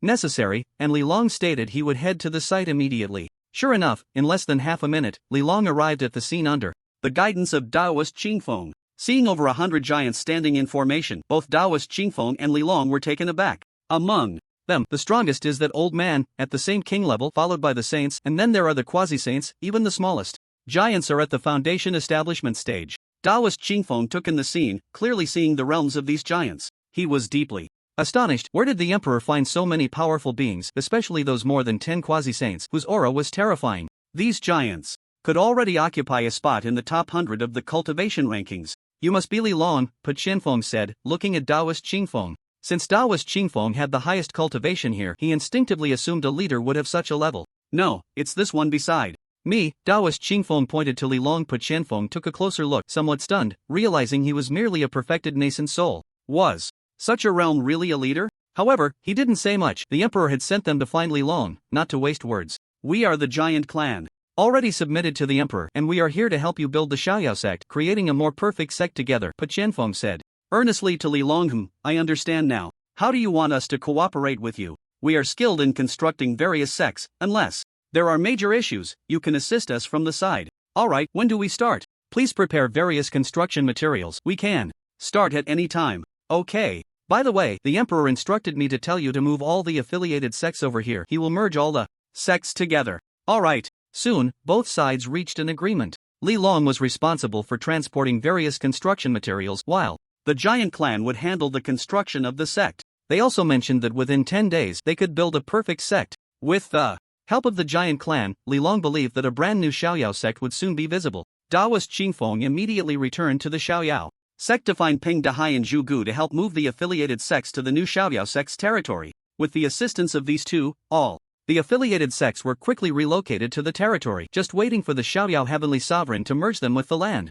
This action also startled all the disciples of the affiliated sects and frightened the entire Huaxia populace. No one knew what was happening. Was the Xiaoyao Heavenly Sovereign planning something grand again? Meanwhile, on the other side, far away in the main hall of the Xiaoyao sect, sitting cross-legged, Shenlong suddenly opened his eyes, blue spiritual energy swirling in his gaze. When he brought the giant clan out, he immediately returned to the Xiaoyao sect to comprehend the Tao of space. With time flowing differently for him, he had already grasped the basics of the Tao of space in a short time. His divine sense observed the situation above the new Xiaoyao sect. All the affiliated sects were now in the sky. He slowly opened his right hand, a pure blue spiritual energy condensing in his palm, and suddenly clenched it. Space decomposition, reorganization, condense. Is that the territory of the Ninja Empire? Why have so many sects been moved there? What are they planning? I don't know. Those sects seem to be affiliated with the Xiaoyao sect. Could it be that they plan to stay there for a long time? Could it be that place is going to become the territory of the Xiaoyao sect? Damn, you might be right. That's a possibility. Wait, look over there, so many giants. Countless people stood in the sky, gazing towards the new Xiaoyao sect, instantly dumbfounded. Not only had all the affiliated sects of the Xiaoyao sect been moved there, but on that land, there were also many giants as large as mountains, indistinguishable from humans, except some had one eye, and some even had 3 eyes. Where did these giants come from? Are they about to start a war? Just as everyone was puzzled, a sudden scene left them in shock. The affiliated sect suddenly flickered with a blinding white light illuminating all of Huaxia, causing everyone to close their eyes. But this was only for a moment. The white light dissipated. When everyone opened their eyes again, their expressions had changed. They saw that the several sects that had been floating in the sky were now nowhere to be found. Those sects had surprisingly appeared on the territory of the Ninja Empire, replacing their positions and becoming part of that land. Moreover, the originally floating Xiaoyao sect was also among them, right in the most prominent spot in the center. This miraculous scene, even for those who were used to grand spectacles, still left them deeply shaken. Oh my goodness, I blinked, and it turned into this. What on earth happened? No need to think or ask, this must be the work of the Xiaoyao Celestial Master. Besides him, there probably aren't many as powerful as this. Are they really planning to expand the Xiaoyao sect? Wait, if they expand, won't the area get larger? Then won't they be able to take in more people? Wow, it really is like that. Luckily, I haven't joined a sect yet, otherwise, I'd have to betray my master. Who cares? Just betray the master first. Anyway, there's no contract, and no heavenly oath, just switch jobs directly. Many small sects do not have the concept of a heavenly oath because they know their sects are not very strong, so they do not require disciples to make heavenly oaths. Unless it's those large sects where entering requires making a heavenly oath to show loyalty and promise never to betray the sect, only then can one enter the sect to learn. So, for everyone wanting to switch jobs, it's quite simple, they just leave. Many people, seeing this scene, were already excited inside, thinking about switching to the Xiaoyao sect. New Xiaoyao sect. Everyone only saw a flash of white light, and when they opened their eyes again, they found themselves inside the Xiaoyao sect. This is the sect, Li Long exclaimed in surprise as he looked around at the scenery and people. The Xiaoyao sect had actually merged directly in. This kind of divine power is terrifying. In the blink of an eye, a large piece of land could be integrated. Is this the divine power of the Xiaoyao Celestial Master? So frightening. Those who were already in the sect were also astonished to see the newly appeared giants, feeling as if they were facing a great enemy. Where did these giants come from? Guang, who happened to be out with Yen Yu to sneak a fox, shouted in surprise upon seeing the giant race. Yen Yu was equally astonished, and the Nine Heavens immortal fox beside them seemed to sense its master's fear, baring its teeth at the giants. In an instant, all the disciples appeared, each taking out their magical treasures or mounts, fiercely staring at the giants. Xing Xuanzi, Peng Dahai, and Zhu Gu also hurried to the scene, their expressions tense as they looked at these giants. Especially Peng Dahai, who furrowed his brows tightly because he could tell that the realms of these giants were very high. Especially that elderly giant, who was actually a Saint King. They all believed these giants were here to invade the sect, not realizing they had already changed locations and were no longer in the sky. Everyone, please remain calm. These giants are not bad people, they are here to help us, Taoist Qingfeng quickly explained upon seeing the situation. Seeing Taoist Qingfeng was also present, everyone felt relieved. But after hearing his words, they were momentarily confused. After Taoist Qingfeng and Li Long explained what had happened, everyone began to survey their surroundings and then realized they had changed locations. Knowing that the Xiaoyao sect was about to expand its territory, many people were overjoyed because many of them had been separated from their families and friends. Now that the Xiaoyao sect was expanding, it meant they would take in more people, and more people would have the opportunity to join. Since the emperor has already merged all the sects, let's get to work. At this moment, But Qianfeng spoke up. Alright, let's begin. Li Long nodded, preparing to contact others to move all the materials over. Although most of the industries had ceased operations, the construction industry was thriving. Every day, houses would collapse or be damaged, necessitating repairs, and the construction sector was making a fortune. After everyone understood, many voluntarily joined the expansion project, hoping to complete the new sect quickly to welcome more people. Before long, by evening, the news of the expansion of the Xiaoyao sect spread across the country. Countless people were excited, eager to join the Xiaoyao sect immediately. Some even heard the news and directly withdrew from their original sects, waiting for the Xiaoyao sect to start recruiting again. This matter stirred up quite a commotion. Time reached 12 o'clock. The familiar voice of Hong Mang echoed. A new round of demon beasts will begin to materialize, and they will appear in fixed locations, not changing anymore. Upon hearing this, the people across the nation were taken aback, and soon, countless golden light pillars descended from the sky, landing straight in those unknown areas, none of which were in the cities. This left everyone puzzled. Had the game rules changed again? Now, they wouldn't materialize in the cities, which was actually a good thing, as everyone could feel more at ease. There would no longer be demon beasts appearing in the cities. In an instant, the light pillars disappeared, and just when everyone thought it was over, the voice of Hong Mang rang out again. Attention all sects, in 3 days you will become the targets of all demon beasts. The hatred of the demon beasts towards you will increase infinitely, lasting for 7 days. Everyone's bodies trembled, all sects would become targets? This was equivalent to opening a sect defense station. The most shocking were the disciples from foreign worlds. Hearing this, they were so astonished that their jaws nearly dropped. What was going on? This isn't fair. We came from the same world. Why do the demon beasts want to kill us too? Bastards, are you crazy? What happened to the agreement? Exactly, you can't go back on your word. Weren't you supposed to only kill the natives of this world? What a bunch of untrustworthy trash, wanting the demon beasts to wipe us out. The foreign disciples of various sects pointed at the sky and cursed, but just as they finished speaking, they exploded one by one. Blood mist scattered, and their souls were extinguished. Others witnessed this, and the Huaxia people were terrified, while the foreign disciples' eyes held not only fear but also a hint of relief, as if they were glad that the dead were not them. All disciples immediately enter seclusion, prepare to face the battle in 3 days. The voice of the sect leader rang out, and the sects instantly closed their doors. All sects did the same. In 3 days, the demon beasts would attack, and they had to be fully prepared. Xiaoyao sect leaders hall. Hearing the voice of Hongmeng, Shenlan's lips curled up slightly. The people above were already desperate. Now they were allowing these demon beasts to launch a full-scale attack on the sect, even targeting those from the celestial realm. But what was their purpose in killing so many people? Simply for fun? Shenlan found it puzzling. Not long after, he shrugged, forget it, I'll go out for a stroll. After being busy for so long, he wanted to relax a bit, to find Luo Tao and go out for some late-night snacks and chat. Now, everyone in the sect was basically helping with the expansion. Even Qingfeng Daoist and Peng Dahai were lending a hand. Seeing this scene, Shenlan felt somewhat gratified, but suddenly, his brows furrowed. They were dressed in Buddhist robes, shaved heads, and held various magical artifacts. But when he saw a certain artifact in someone's hand, Shenlan's frown relaxed and a smile of joy appeared on his face. This artifact has a peculiar aura, it seems to possess the essence of the Tao. Another artifact with the essence of the Tao. It was likely that these people from the Buddhist nation usually sealed their artifacts, which prevented him from detecting the Tao essence. Now that I've come to Huaxia, I accidentally leaked my presence, and he saw me. Since that's the case, I'll just accept it with a smile. In an instant, Shenlan's figure vanished without a trace. At this moment, on the other side, this invisibility talisman is too powerful. A person from the Buddhist nation grinned as he looked at the talisman on his chest. Of course, this is a treasure from Brother Vaitana. Another person from the Buddhist nation chimed in. Meanwhile, the one called Vaitana proudly lifted his head, saying nothing, because this invisibility talisman was his secret. He had obtained these invisibility talismans from a mysterious place in the Buddhist nation, a place he stumbled upon, only to find it filled with various talismans, magical tools, and other items, a veritable treasure trove.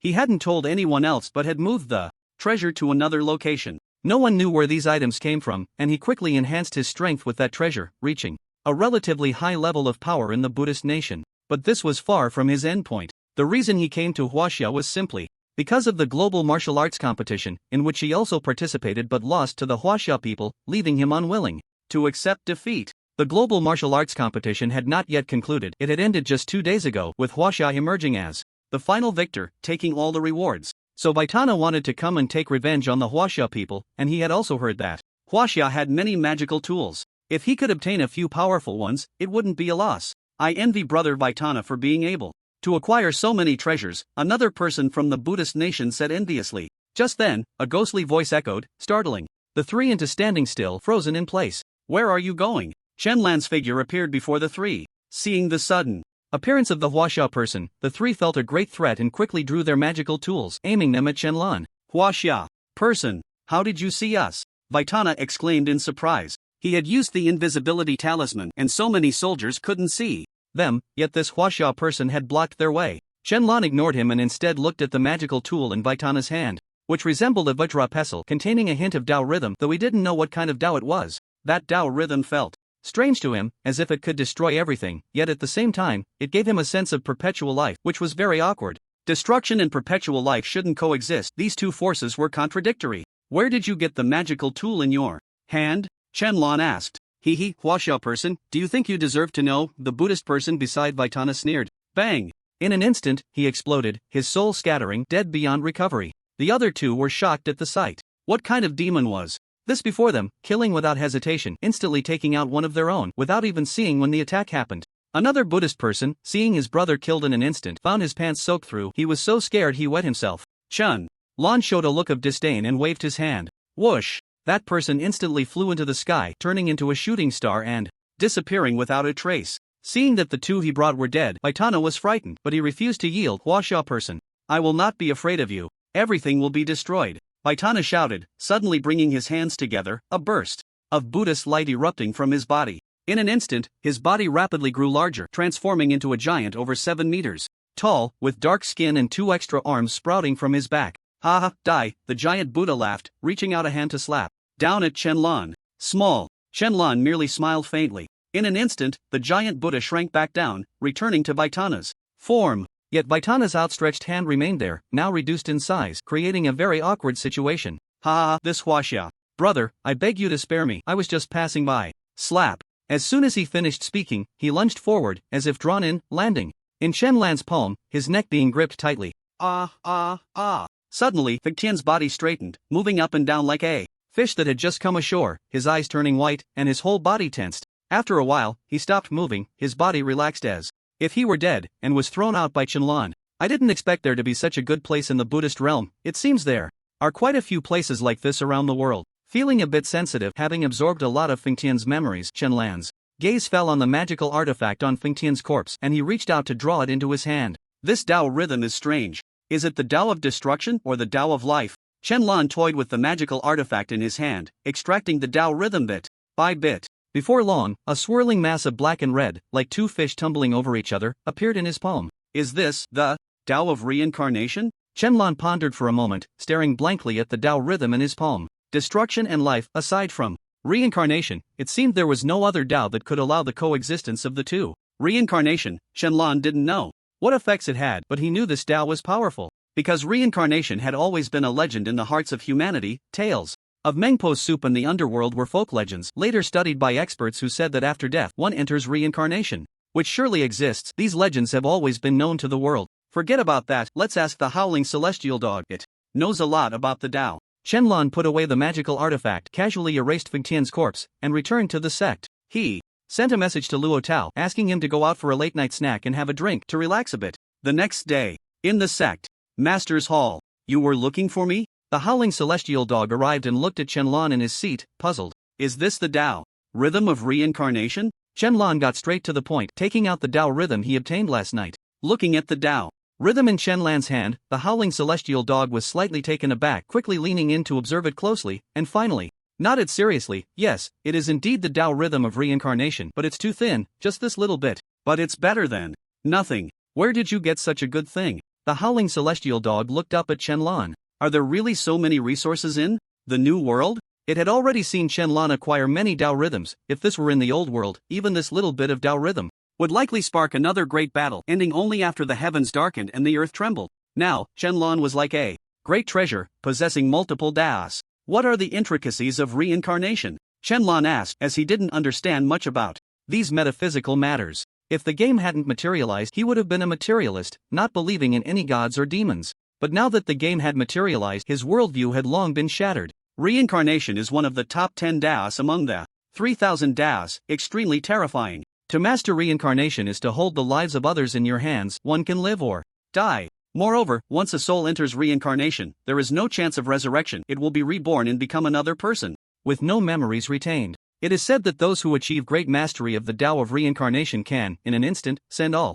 living beings on an entire planet into reincarnation, allowing them to be reborn. Even those of the same realm find it hard to escape. This is the divine power of reincarnation, and one can also enter reincarnation to pull out the souls of the deceased. It can even awaken memories and powers from past lives, overlapping them to unleash the strongest strength. Hearing this, Shenlan was slightly shocked. He hadn't expected reincarnation to be so powerful, capable of awakening memories from past lives. If a person's past life was an immortal emperor, then after being reborn, if he fortuitously obtained the Tao of reincarnation and awakened his past life memories, wouldn't he instantly regain his former power? That seemed too exaggerated and terrifying. Shenlan pondered, unsure if he had a past life, but after the world's reincarnation, there probably wasn't much of a past life to speak of. Alright, I understand now. Shenlan nodded. Then I'll take my leave first. Lei Gong's condition has been gradually recovering, and his cultivation has returned to the transformation stage. The howling celestial dog casually remarked.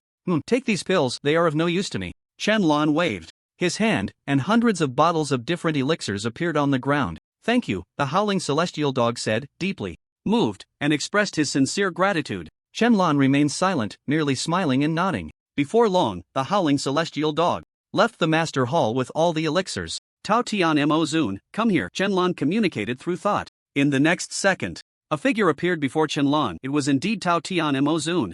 Master, Tao Tian Mo Zun immediately knelt down. Let's set off. Shenlong nodded. In an instant he vanished with Tao Tian Mo Zun. In the Buddhist kingdom. In a small town, this was the slum of the Buddhist kingdom, where many people who could not afford food or had become disabled after the game manifestation were thrown here, including people from other countries, such as those from Huaxia, the Ninja Empire, and the Superpower Empire. Everyone was homeless. The Buddhist kingdom did not want to continue wasting resources on these ordinary people, so they were all relocated here, receiving some inedible junk food from time to keep them barely alive. Suddenly, Chen-Lan and Tao Tian Mo Zun appeared here. Lan quickly scanned the surroundings, frowning slightly. The stench was overwhelming, the air filled with various unpleasant odors, as if garbage had not been disposed of for hundreds of years, or as if no one had bathed in a long time, even a putrid smell that seemed to be the stench of decaying corpses. The surrounding environment was even worse, with makeshift wooden shacks that offered no sense of safety and even leaked, filled with ragged, filthy people, some with flies buzzing around their hair, and the ground littered with garbage and the corpses of rats and cockroaches. Most disgusting of all, he saw someone pick up a dead rat and throw it into a greasy, dirty pot to cook, then swallow it without adding any seasoning. In such a harsh environment, hundreds of people lived here. It was unlikely that Huaxia could find another place like this. The appearance of Chen-Lan and Tao Tian Mo Zun immediately attracted everyone's attention. Their clothing was too conspicuous, although it wasn't branded. Being clean and tidy was already very noticeable here, contrasting sharply with the environment. Moreover, they had appeared suddenly, seemingly out of nowhere, clearly not ordinary people. Who are you? Are you here to exterminate us? We are not afraid of you. We'd rather die. Let's all die together. Even like this, you still won't let us go? Everyone stood up in unison, grabbing anything nearby that could serve as a weapon, pointing it at Chen-Lan and Tao Tian Mo Zun, shouting. Chen-Lan and Tao Tian Mo Zun could not understand what they were saying, but it was clear that their expressions were filled with fear. This was a reaction born out of desperation. Their lives were threatened, so their bodies instinctively picked up weapons, wanting to survive. Master, should we kill them all? Tao Tian Mo Zun asked coldly. No need.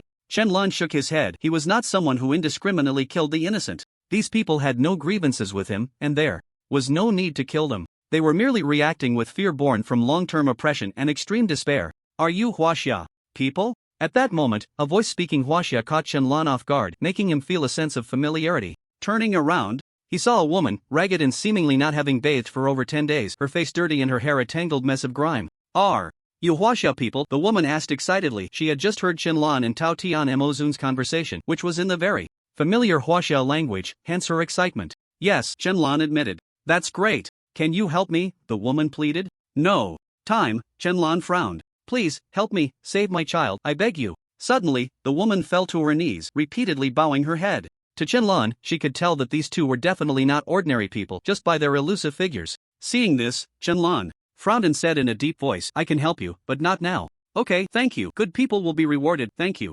Upon hearing this, the woman quickly got up and smiled with joy. Chen-Lan withdrew his gaze and looked at a large mountain not far away, where a wooden house was backed against the mountain. With a wave of his hand, the wooden house instantly moved, and this astonishing scene left everyone present in shock. What kind of miracle is this? Chen-Lan stepped forward, surveying the mountain before him, and said lightly, is this cave dwelling inside this mountain? It should be. The mark I left hasn't disappeared. Although it looks a bit different from the mountain I saw back then, I can be sure this is the same mountain. Then let's get started. Chen-Lan nodded.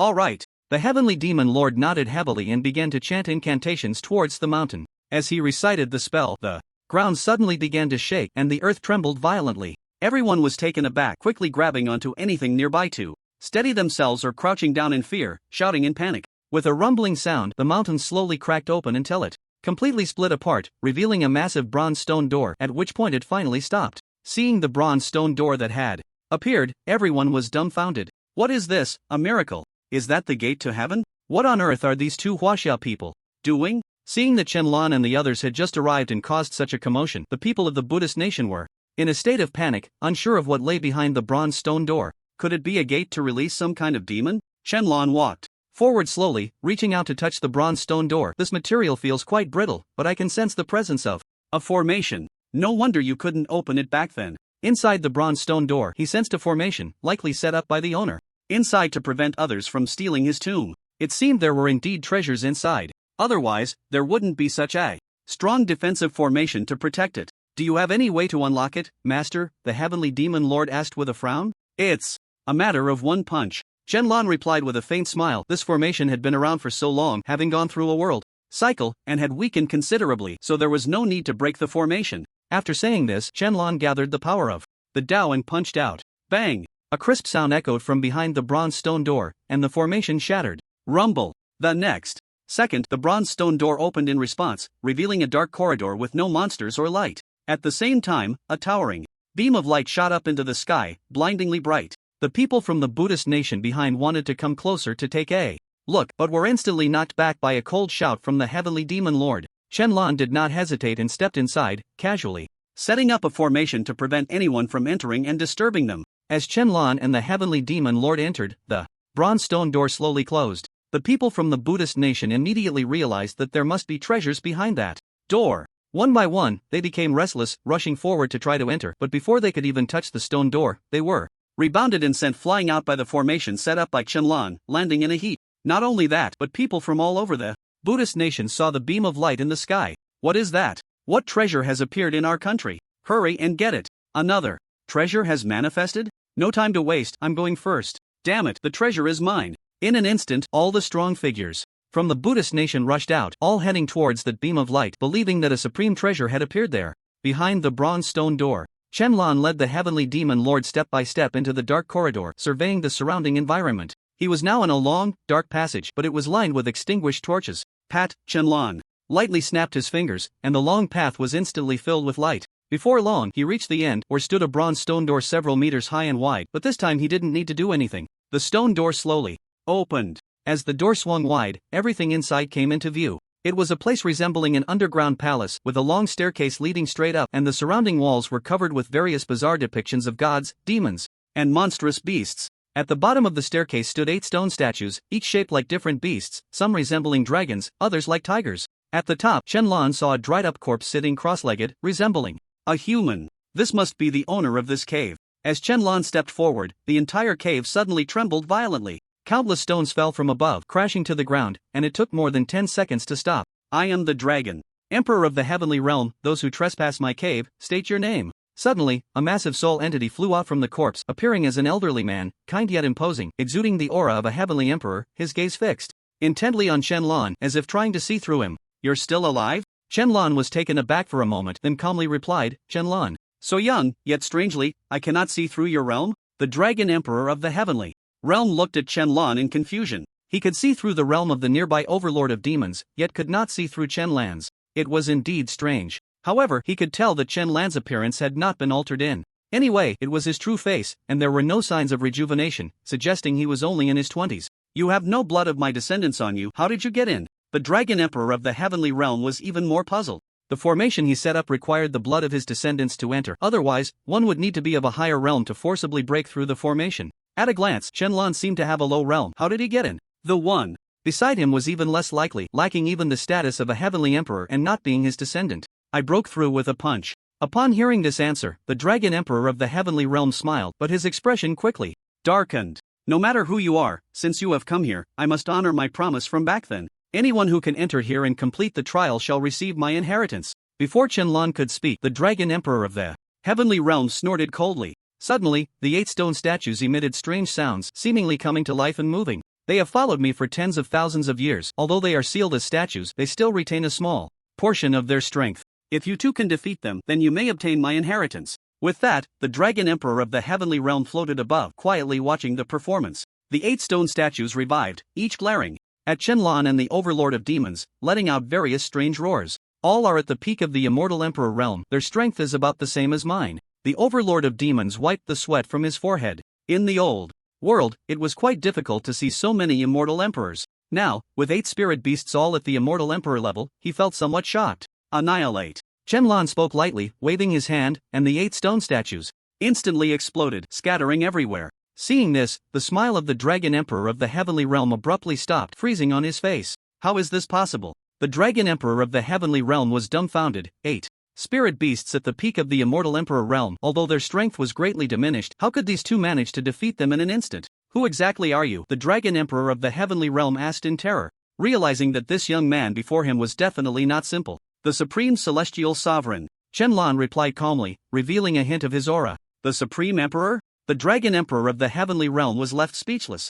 astonished that such a young person could be the Supreme Emperor. How could this be possible? It was simply unbelievable. Which emperor are you the reincarnation of? The Dragon Emperor of the Heavenly Realm inquired, as he could think of no other possibility. I do not need your inheritance, I only need you to answer a few questions for me, and perhaps give me some treasures that can restore my lifespan or enhance my strength. Shenlong did not answer the question posed by the Emperor of the Dragon. Instead, he changed the subject. You are already the Supreme Emperor, why do you need my inheritance? The Emperor of the Dragon smiled self-deprecatingly. After all, he was the Supreme Emperor, capable of being invincible in this world. But there, perhaps. Go ahead, what do you want to know? From which world do you come? The Divine Realm. The Emperor of the Dragon answered truthfully. Is there a realm above the Supreme Emperor? Yes, but I cannot tell you, my soul is bound. The Emperor of the Dragon shook his head inside. He could only answer some simple questions. For those involving too many secrets, he could not respond, as even a single word could lead to his demise. Upon hearing this, Shenlong frowned slightly. Even the Emperor of the Dragon was bound by his soul.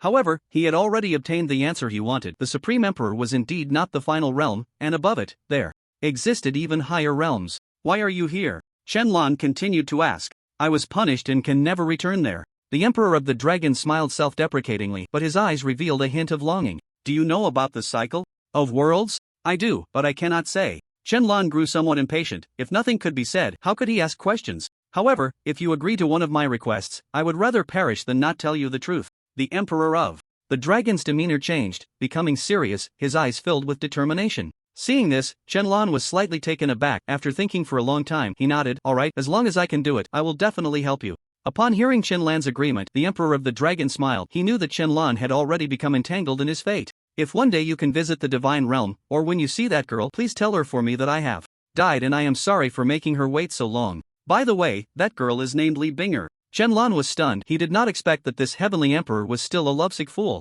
So many years have passed, she might have already married. Is it not too abrupt to say this after so long? Shenlong remarked. As soon as he said this, the Emperor of the Dragon was taken aback. After a long while, he could only smile helplessly before bursting into laughter. Ha ha ha, how? Could I not have thought of that? After all these years, she might have already married and become a virtuous wife and mother. Why should I go through all this? But Shenlong could see that the Emperor of the Dragon's smile was filled with bitterness. If she is not married and I can meet her, I will convey this message for you. Realizing that he had spoken too bluntly, Shenlong added, Thank you. The Emperor of the Dragon said sincerely, suddenly changing his expression to seriousness. This planet you are on is not called the Xianqian realm, but the land of divine fall. After saying this, the Emperor of the Dragon paused for a moment, and upon realizing nothing was amiss, he breathed a sigh of relief. The land of divine fall? Shenlong repeated these 4 words. From the Emperor of the Dragon's words, it could be inferred that he had come down from the Xianqian realm and had been here all along, not knowing that it was now called Blue Star. But what did the land of divine fall mean?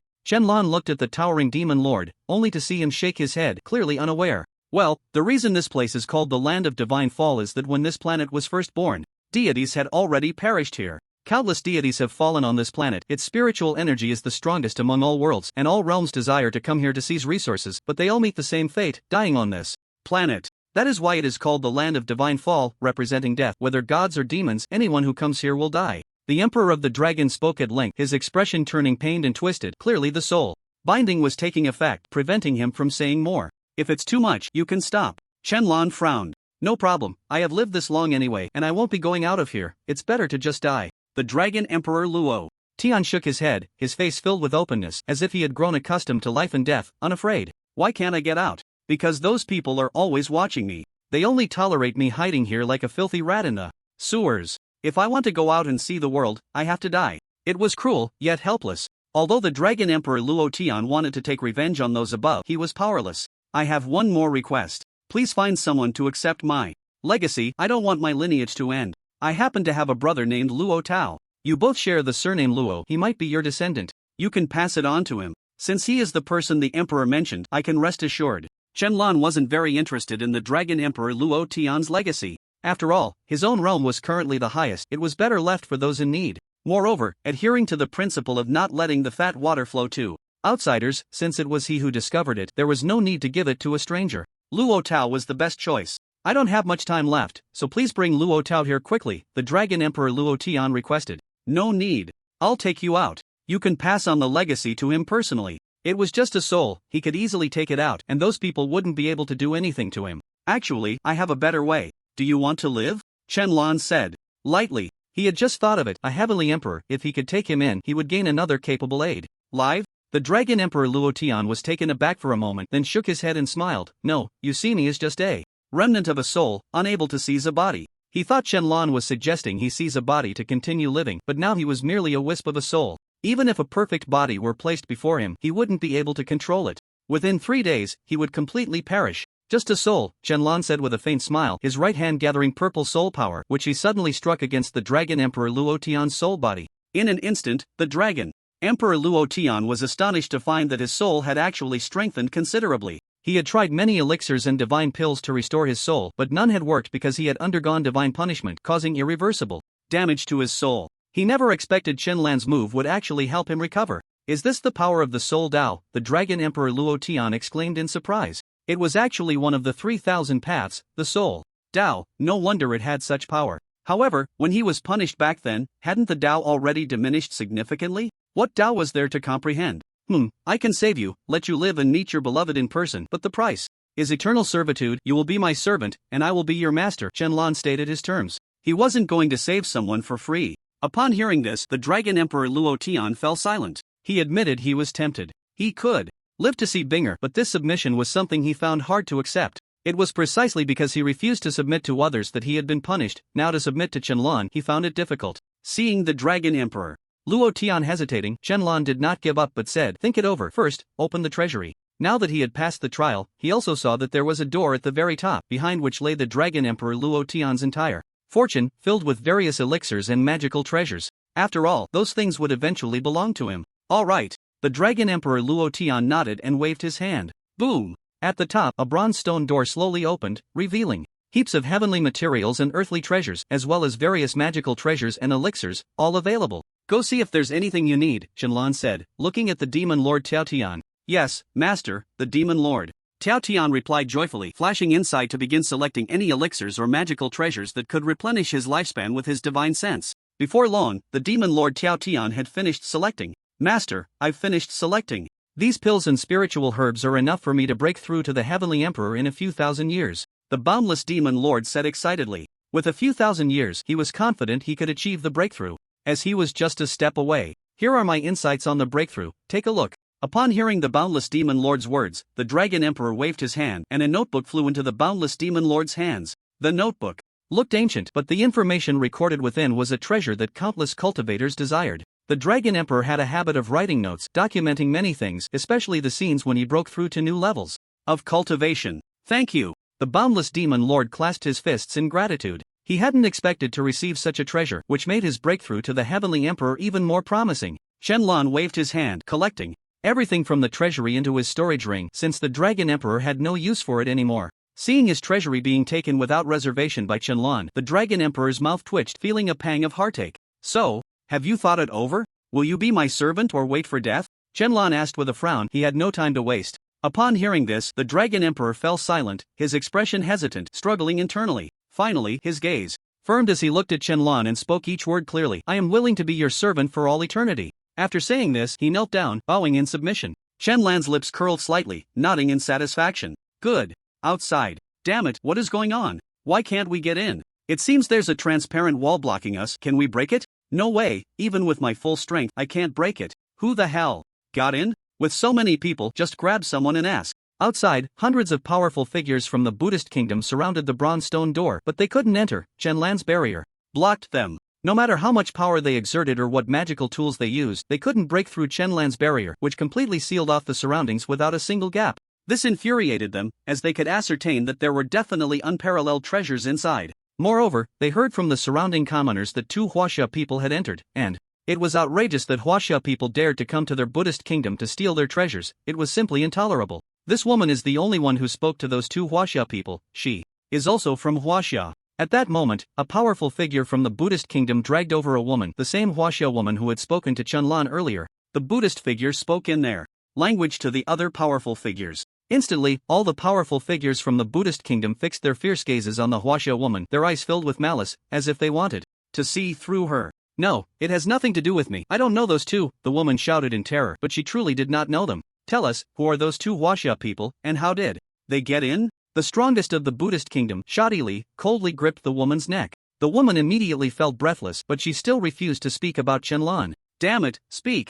Shoddy Lee roared. Shoddy Lee, her child is here. Threatening her with the child will surely make her talk. At that moment, a powerful figure from the Buddhist kingdom brought over a sick child, burning with fever, weak and barely conscious. Seeing this, the woman panicked and struggled desperately, trying to break free to save her child. Shoddy Lee, however, revealed a cruel smile, grabbing the child and choking him, looking at the woman and saying, "Speak, or I will kill your child." "No, I've already told you everything. I really don't know, and I don't know those two Huaxia people." The woman screamed, her body thrashing wildly, but the strength of her captor was beyond what an ordinary person could escape. No one around dared to step forward to help, as Shoddy Lee was the strongest. Here, and no one dared to provoke him. That answer is not what I want to hear. The smile of the Kshatriya abruptly ceased, turning cold and merciless. With a slight exertion of his left hand, he flung the corpse away. "Child, my child." The woman, witnessing her child being killed, screamed, her eyes gradually becoming vacant. She couldn't believe what was happening before her. She had sought Chenlan's help to save her child, but now, it was futile. "I will kill you, kill you," the woman shouted frantically, biting down on the man's palm. Although she couldn't inflict any real harm, the Kshatriya was already losing patience. "Damn it, speak up. If you don't, I'll kill you." The woman remained silent, still biting down on the Kshatriya's palm with bloodshot eyes. "Damn it." The Kshatriya gritted his teeth and forcefully threw her away. Bang! The woman crashed heavily to the ground, her spine shattered, her face turning red from the pain. The sound she made was not a scream, but a groan. She no longer had the strength to scream. "Damn it! Damn it!" The Kshatriya did not spare the woman. Instead, he stomped on her repeatedly, crushing her, her skull bursting, torturing her to death. The onlookers watched in terror, none daring to intervene. They all feared the Kshatriya. After about 10 seconds, he finally ceased his rampage, took a deep breath and slowly calmed himself. "Attack with all your might. No matter who is inside, they cannot leave with the treasures." The Kshatriya roared, leading the charge against the barrier. Soon, many powerful beings from the Buddhist realm began to attack the barrier again, while the dead mother and child were ignored by everyone.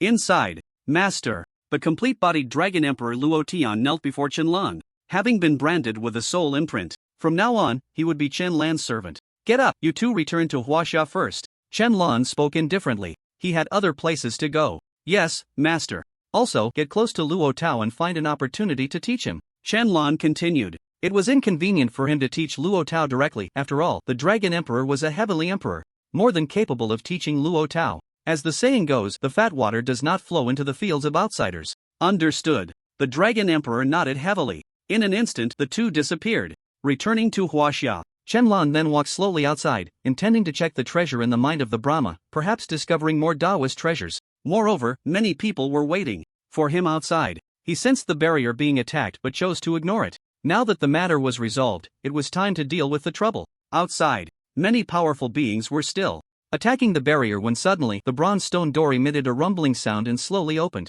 "Someone is coming out," a powerful being shouted. Instantly, everyone stopped their actions, their gazes fixed on the bronze stone door. Slowly, Chenlan stepped out, calmly surveying everyone around him, but soon his expression froze as he looked down at the two corpses on the ground. They were the bodies of a child and a woman, the same woman who had approached him earlier. And now, they were dead beyond any hope of revival. "Hey, you are from Huaxia, right? Do you know this is the Buddhist realm, our territory? Whatever you obtained inside, hand it all over." A powerful being from the Buddhist realm spoke coldly first, but Chenlan ignored him, instead focusing on the two corpses, his expression revealing no joy or anger. No one could tell how he felt. "Who killed them?" Chenlan asked, looking at the two corpses, but the temperature in the area suddenly dropped, as if it had plunged to several degrees below zero, sending chills down spines. "Hey, can you not hear me?" the powerful being asked again, and upon seeing the barrier disappear, he rushed towards Chenlan. "I said, listen clearly." He raised his hand, intending to punch Chenlan in the head. Bang! Before he could reach Chenlan, he suddenly exploded like a watermelon, countless red and white substances splattering in all directions, his soul scattering. This scene stunned everyone present, and they all stepped back, looking at Chenlan in terror. "I didn't see the move clearly, did you?" "See it? No, he's definitely very strong. We can't provoke him. That's terrifying. He killed instantly. How can there be such a powerful person in Huaxia? Step back, everyone step back. We can't afford to provoke this." Seeing someone trying to run, Shoddy Lee shouted sternly, "He's just one person. Whoever dares to run, I'll kill them." Unexpectedly, no one dared to run after that. "If no one runs, then die," Chenlan said calmly. After that, several more people exploded and died. Everyone retreated dozens of steps again, and some timid individuals couldn't bear it anymore and hurriedly flew away, wanting to leave this place. Bang bang bang! At that moment, those fleeing people, just like that powerful figure from the Buddhist kingdom, exploded and died, and the sky suddenly began to rain small red droplets. Chen-Lan had guessed almost certainly that the woman and child must have died because of him. Is no one going to speak? Chen-Lan said lightly, scanning the surroundings. Every person he looked at instantly exploded and died. In an instant, the strong ones present burst like fireworks, each one exploding into brilliant red fireworks, turning to ashes. The sound of the explosions was like bombs, stimulating the few remaining people. Their hearts were completely broken, filled with fear, their limbs going weak. Who is this person, killing like it's nothing, as easy as eating? Spare me, it has nothing to do with me, it has nothing to do with me. Bang, a person begging for mercy instantly exploded and died. Wrong answer, Chen-Lan said coldly. The explosions continued. As long as no one spoke up, everyone would die. Finally, someone couldn't bear it anymore and pointed at Shadi-Li, shouting angrily, "It's him, he did it was Shadi-Li. Who killed?" Upon hearing this, Chen-Lan looked at Shadi-Li, who was now filled with immense fear, with no intention of fighting back, only wanting to escape. Good, Chen-Lan said lightly. Bang! In an instant, everyone except Shadi-Li exploded at the same time, a thick, foul-smelling blood mist spreading out. 3/4 of all the strong ones from the Buddhist kingdom were instantly wiped out, leaving only a few insignificant ones who hadn't come here, escaping disaster. Seeing this, Shadi-Li panicked completely and quickly knelt down. "I'm sorry, it's my fault, I'm willing to be a servant, please spare me. You're not worthy of being a servant, but you seem to enjoy tormenting others, so I can fulfill that for you." From the woman's corpse, Chen-Lan could tell that she had suffered extremely cruel torture in life. Her organs and bones were all shattered, turned to powder. Since that was the case, he would return the favor in kind. Let me go, let me go. Shadi-Li was controlled by an inexplicable force, slowly rising into the sky. He shouted in terror, but no one responded anymore. Except for those ordinary people, all the strong ones from the Buddhist kingdom had died, leaving only Shadi-Li. Bang! Shadi-Li's left arm suddenly exploded, turning into a cloud of blood mist, causing him to grimace in pain and scream in agony. Spare me, please spare me. Blood gushed from his left arm, and Shadi-Li's face turned pale, beginning to beg for mercy. Bang! His right arm exploded as well, both arms spraying blood outward, a sight too horrific to bear. The ordinary people dared not look, fearing that Chen-Lan would next torment them. "Please, kill me, give me a quick end." Shadi-Li cried out in a wailing tone, no longer begging for mercy, but begging for death. Now, he felt that living was worse than dying. He would rather die than be tormented by Chen-Lan. It was too painful. Did you think about it when you killed that woman and child? Chen-Lan said coldly. He didn't want to kill, he just came to take something. But unexpectedly, these people, out of greed, cruelly murdered 2 innocent Huaxia people. Those 2 Huaxia people died because of him, and those people should accompany them in death. Chen-Lan's eyes narrowed, and Shadi-Li let out a more tragic scream than before. His body crumpled like a crushed soda can, bones slowly shattering, his form shrinking as his internal organs were all squished flat. Bang! With a sudden explosion, the strongest of the Buddha kingdom, Shadi-Li, died in an instant, his soul scattering. Looking at the blood mist blooming in the sky like fireworks, Chen-Lan remained expressionless.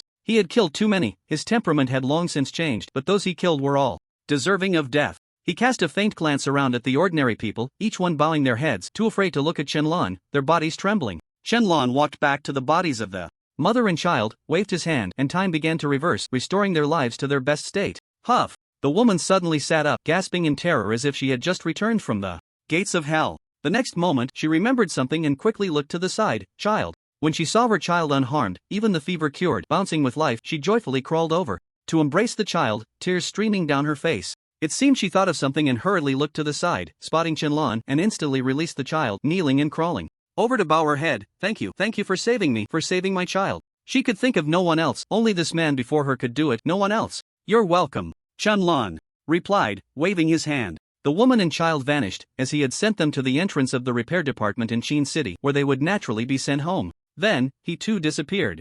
Buddha Kingdom, in a certain house. Chen-Lan appeared out of thin air, startling the surrounding residents. Snap! With a crisp sound of fingers snapping. Time around them froze, all the residents maintaining their actions and expressions, motionless. Chen-Lan walked slowly into the house, and with a thought, the entrance in the floor opened, revealing an underground passage, which he descended. What came into view was a trove of gold, silver, and jewels, along with countless magical artifacts, talismans, and elixirs. So many body-refining pills and spirit chi pills, at least over 200 bottles, yet that Brahma doesn't know the marvelous uses of these pills, not a single one has been touched. Chen-Lan murmured. He scanned everything with his divine sense, feeling somewhat disappointed as there was nothing of the Tao rhythm he sought. That Brahma had a good eye, choosing the artifact. Imbued with the Tao rhythm of reincarnation among so many magical artifacts. Not getting what he wanted, Chen-Lan casually collected everything and left the place. As he departed, time resumed its normal flow, and the crowd noticed nothing unusual, only the door of the house that had been opened.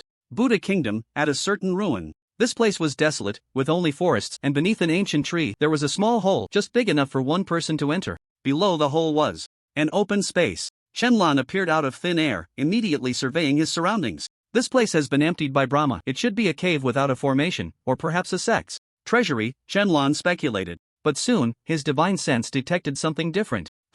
There's actually a hidden chamber? Shenlong looked at a wall. Bang! In an instant, the wall exploded, turning into scattered debris, revealing what was inside. It was quite empty, with only a pillar, on top of which lay a dusty book. Shenlong reached out and grabbed it, and it flew into his hand. A gentle blow sent the dust swirling away. There were no characters, nothing at all. Shenlong was slightly taken aback and opened it to take a look. Upon seeing the first line of text, he frowned. The Cold Light Palace has been established for over 5,000 years, yet due to the world's reincarnation, it is about to vanish from existence. Truly unpredictable are the affairs of the world. I am the master of the Cold Light Palace. If you see this letter, please dig me out, and there will be heavy rewards. Dig out? This master isn't dead but has instead buried himself alive? Shenlong continued reading. I will bury myself deep in the land of extreme cold, freeze my body, and sleep for 10,000 years. If the world cycles, and the people of the new world see me, they can dig me out, and I can fulfill all your requests. Everything here you can take away, as long as you can help me awaken.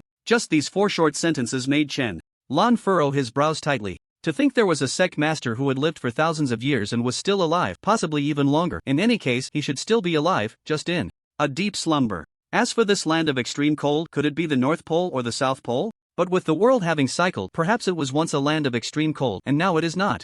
After all, time changes the world. But why did that sect master not bury himself directly here? When someone comes across this will, they could dig him out. Why choose such a land of extreme cold? Isn't that like searching for a needle in a haystack? And this hall of cold light? I should ask the howling celestial dog or the overlord of the abyss when I get back to see what they know. Now he has figured out that Blue Star is facing invasions from multiple worlds, and the old world is gradually awakening. At that time, Blue Star will become the target of all foreign worlds, as those outsiders want to dominate this planet. The people of the old world might be the best allies. His goal is to gather all the awakened people from the old world under his command, becoming his strongest support. As for those from the celestial realm, they are not reliable. They all have soul restrictions within them. Even if he imprints their souls, those people would still self-destruct in the end. Because he is a latecomer, he ultimately cannot overcome the soul restrictions of those before him, unless his path of the soul reaches great completion. The land of extreme cold, let's just go with the flow. Xiaoyao sect. With the powerful labor force of the giant race that does not need rest, the surrounding open spaces have already been completed. Within a week, the new sect will be finished and start recruiting more disciples. Sect Master Hall.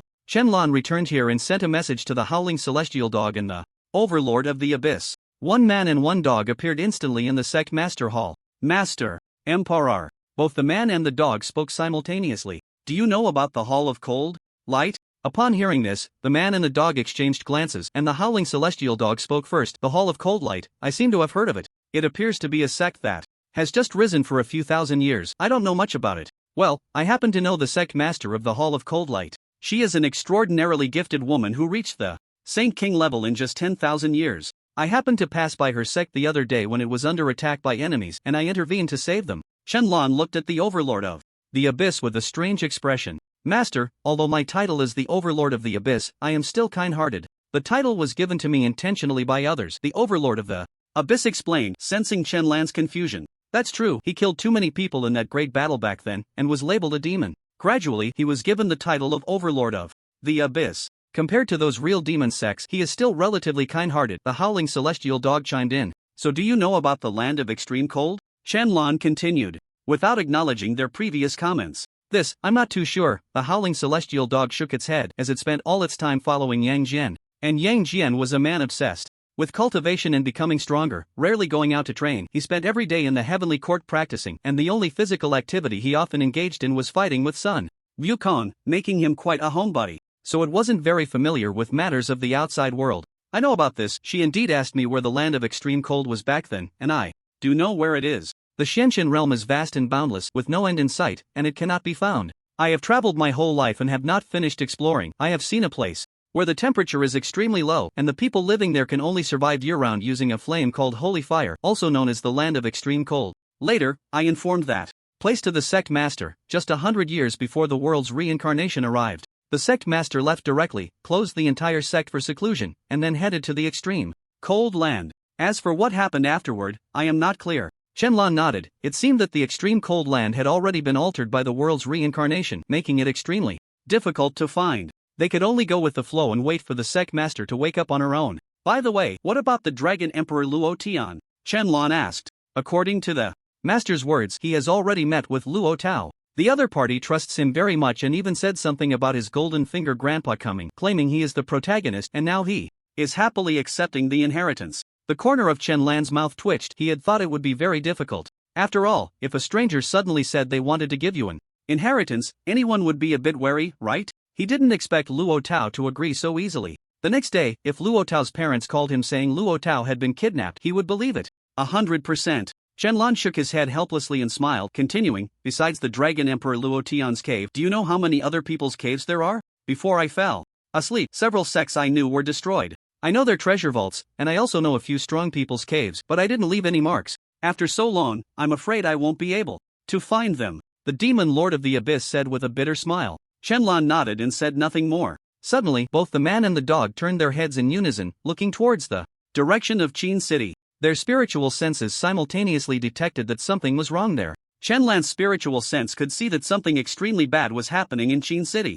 A group of very short creatures was crawling up from the ground. They were only about 1 meter tall, very small, but their appearance was grotesque and ugly, especially upon seeing women. Those creatures became extremely lustful, rushing over to pounce on the women, intending to commit indecent acts. Fortunately, there were other cultivators present who successfully dealt with them. What kind of monsters are these? They look hideous, but their stature is like that of dwarves, yet their personalities are different. It's too disgusting. The howling sky dog frowned and spoke. It had never seen such repulsive creatures, a visceral kind of disgust that made it want to kill them on sight. I've never seen them either. Are they creatures from the New World? The demon lord of the abyss shook his head. The man and the dog looked at Shenlong, eager for an answer. These creatures are called goblins. They are a type of virtual creature, likely manifested from a game. They have disgusting personalities, are fond of women, and are extremely lewd, usually with very low combat power. Shenlong frowned as he spoke. He was somewhat taken aback. How could goblins appear here? Shouldn't they be creatures from the superpower empire?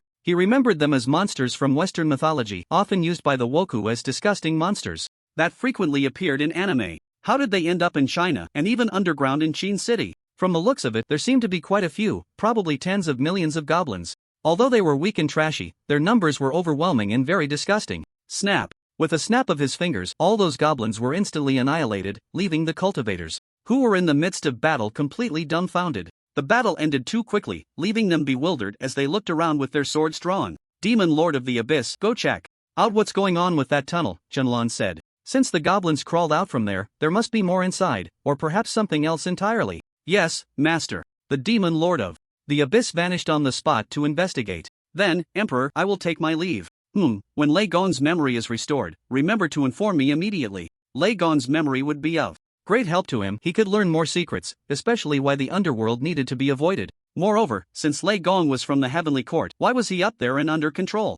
There must be more unknown secrets behind these matters. I will. The howling sky dog nodded and then left. After the howling celestial dog left, Shenlong took out the essence of the reincarnation Tao and took a deep breath. Last night, the howling celestial dog had sought him out and talked to him about the reincarnation Tao. The reincarnation Tao carries certain dangers.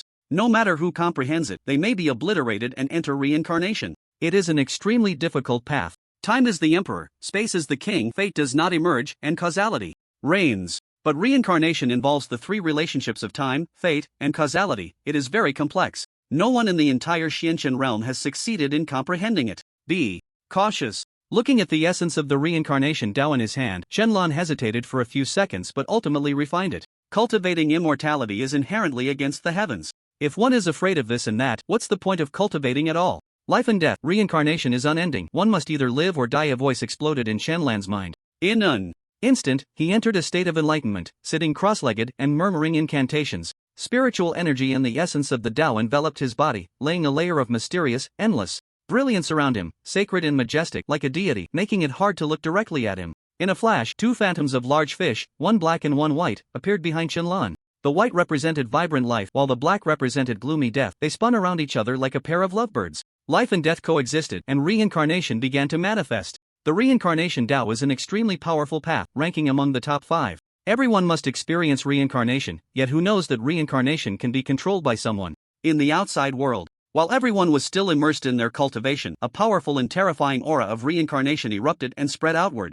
It interrupted everyone's training, and as they were surprised, they rushed outside to see what was happening. The next moment, they were left dumbfounded by the strange phenomenon in the sky. They saw 2 large fish swimming in the sky, one white and one black, clearly visible even in broad daylight. What?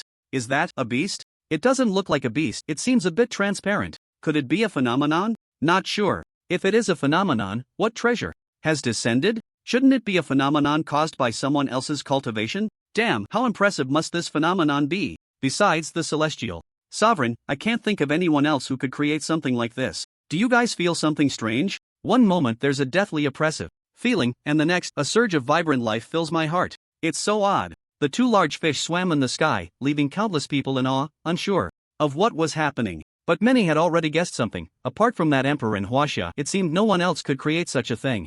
Meanwhile, in 4 different cities across Huaxia, Lu Shi, in a classical music study room which was dedicated to teaching children various forms of traditional Huaxia classical music. But now, in the era of cultivation, which child would still be sent here to learn this so-called classical music? Therefore, this classical music study room should have closed down long ago, yet every day, a boy would come to play the pipa. A beautiful sound of the pipa echoed in the study room, but no one was there to appreciate it. Just then, a wave of reincarnation aura surged in, causing the boy's hands to abruptly stop playing, his eyes glazed over, slowly becoming dazed. But soon, the boy's body shook violently and he looked up in surprise. While his cultivation level, which had only been at the foundation establishment stage, rapidly soared, reaching the great ascension stage in no time. I am called Mo High, the boy murmured to himself, instinctively waving his hands to play the pipa, and a powerful sound wave erupted instantly. In an instant, the walls and instruments around the study room were completely destroyed. Looking at the ruins before him, the boy did not show much surprise but murmured, was that the aura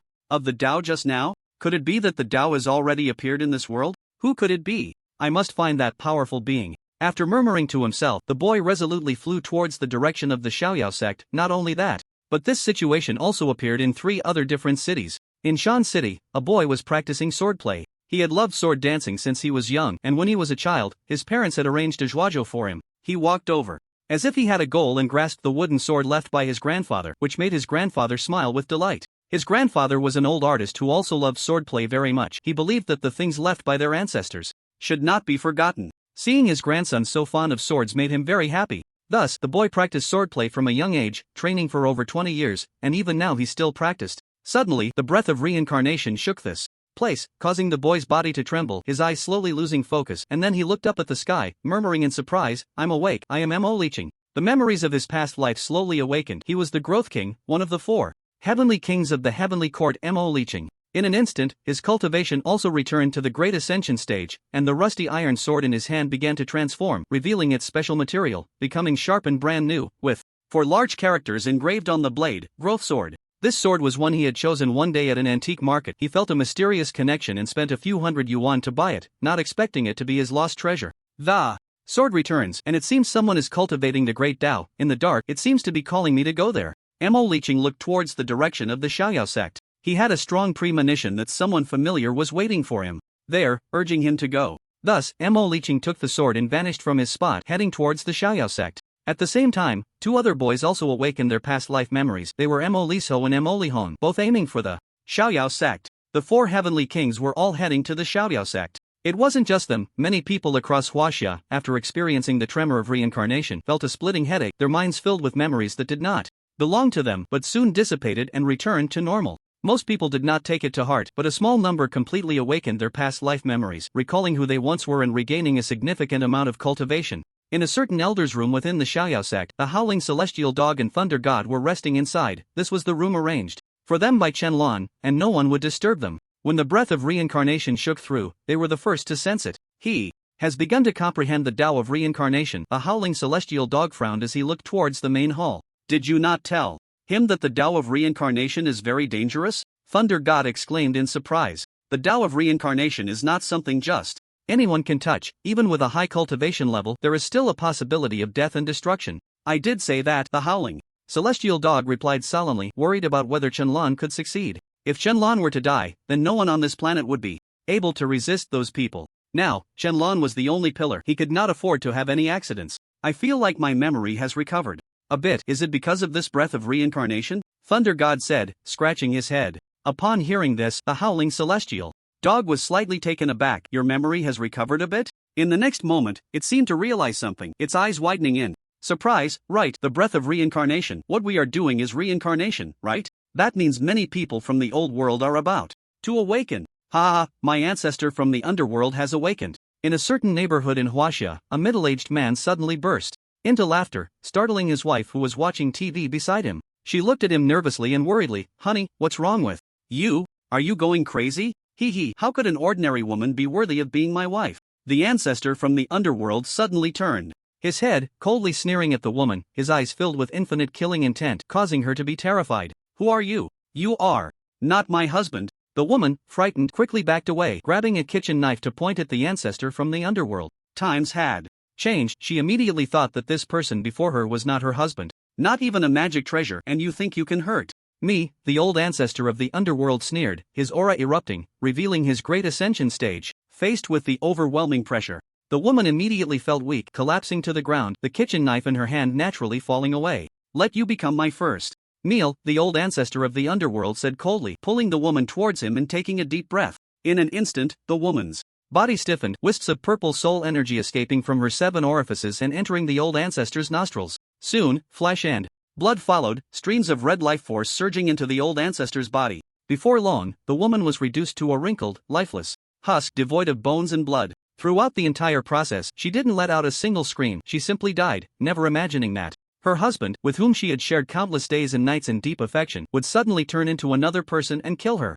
Delicious, so delicious. I devoured 2 souls as soon as I awakened. The old ancestor of the underworld licked his lips. As for the other soul, it was naturally the original soul of this body. Once his soul awakened, it naturally took over. Then, the old ancestor of the underworld spread his divine sense to sweep across Huaxia, only to suddenly curl up on the ground, trembling in fear, his face turning pale. What is this situation? Why are there so many powerful beings? He had accidentally glimpsed someone, only to find that they were at the ascension stage, with quasi-saints or saint kings, and even the heavenly emperor was present, who spotted him at a glance. Terrified, he quickly withdrew his divine sense, not daring to spy any longer. But there are indeed many cultivators in this new world. I can develop slowly. In less than 10 days, I will be able to return to my peak cultivation. The old ancestor of the underworld was very confident. His cultivation method was different from those in the new world, and besides, the new world lacked cultivation methods he could secretly develop using his own methods, far surpassing everyone else. With a sinister smile, the old ancestor of the underworld vanished without a trace. As the aura of reincarnation shook the entire Huaxia, many people experienced unusual situations but most quickly hid away, not exposing themselves. Meanwhile, Qianlan slowly opened his eyes, and the strange phenomenon in the sky instantly disappeared, returning to the flow between his eyes. Indeed, this little bit is not enough to enter the door, not even to grasp this path. Qianlan sighed. That bit of Tao rhythm was barely enough to fill the gaps in his teeth, merely allowing him a glimpse of the path of reincarnation, which vanished upon contact. This feeling left him somewhat unsatisfied, quite displeased. But there was nothing to be done. The Tao rhythm was simply too scarce. Perhaps more would appear in the future. At that moment, a voice echoed in his mind. From the overlord of demons. Master, I found the entrance to another world. Do you want to take a look? An entrance to another world? This statement made Qianlan pause slightly, then he responded, right away. After saying that, he vanished without a trace. In Qin City, over 3,000 meters underground, the overlord of demons stood before a massive blue light circle, frowning as he gazed at it, his face filled with disbelief. In an instant, Qianlan appeared beside him, also seeing the light circle, seriously examining it from top to bottom. This light circle has an enormous energy fluctuation. It might be the entrance to another world. I just saw a few so-called goblins come out of it, but I killed them. The overlord of demons pointed to a few goblin corpses not far away. Qianlan remained silent. His divine sense could not penetrate this layer of entrance, as if it were shielded by an extremely special unknown energy. Moreover, this light circle resembled the teleportation entrances seen in anime. Perhaps it truly led to the goblin world. I'll go in and take a look, Qianlan said. He was very interested in the unknown and wanted to explore.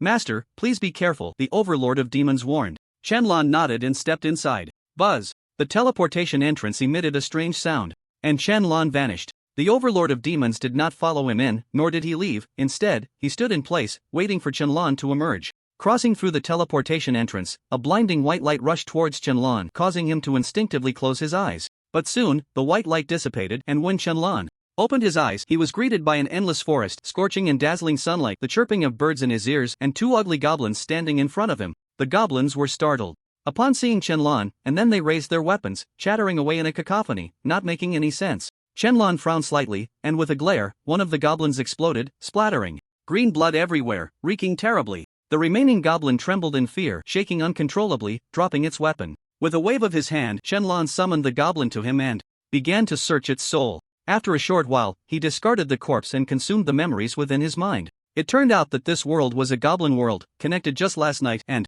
it seemed there were not just one but multiple worlds, including those of other monsters. Qianlan rubbed his temples, pondering the situation. Why were all these worlds coming to Blue Star? It felt as if Blue Star had become a large cake, attracting all sorts of creatures. Even the trashy goblin race had come to join the fun. According to the goblins' memories, there were at least countless goblins living here, at least 10 times the total population of Blue Star.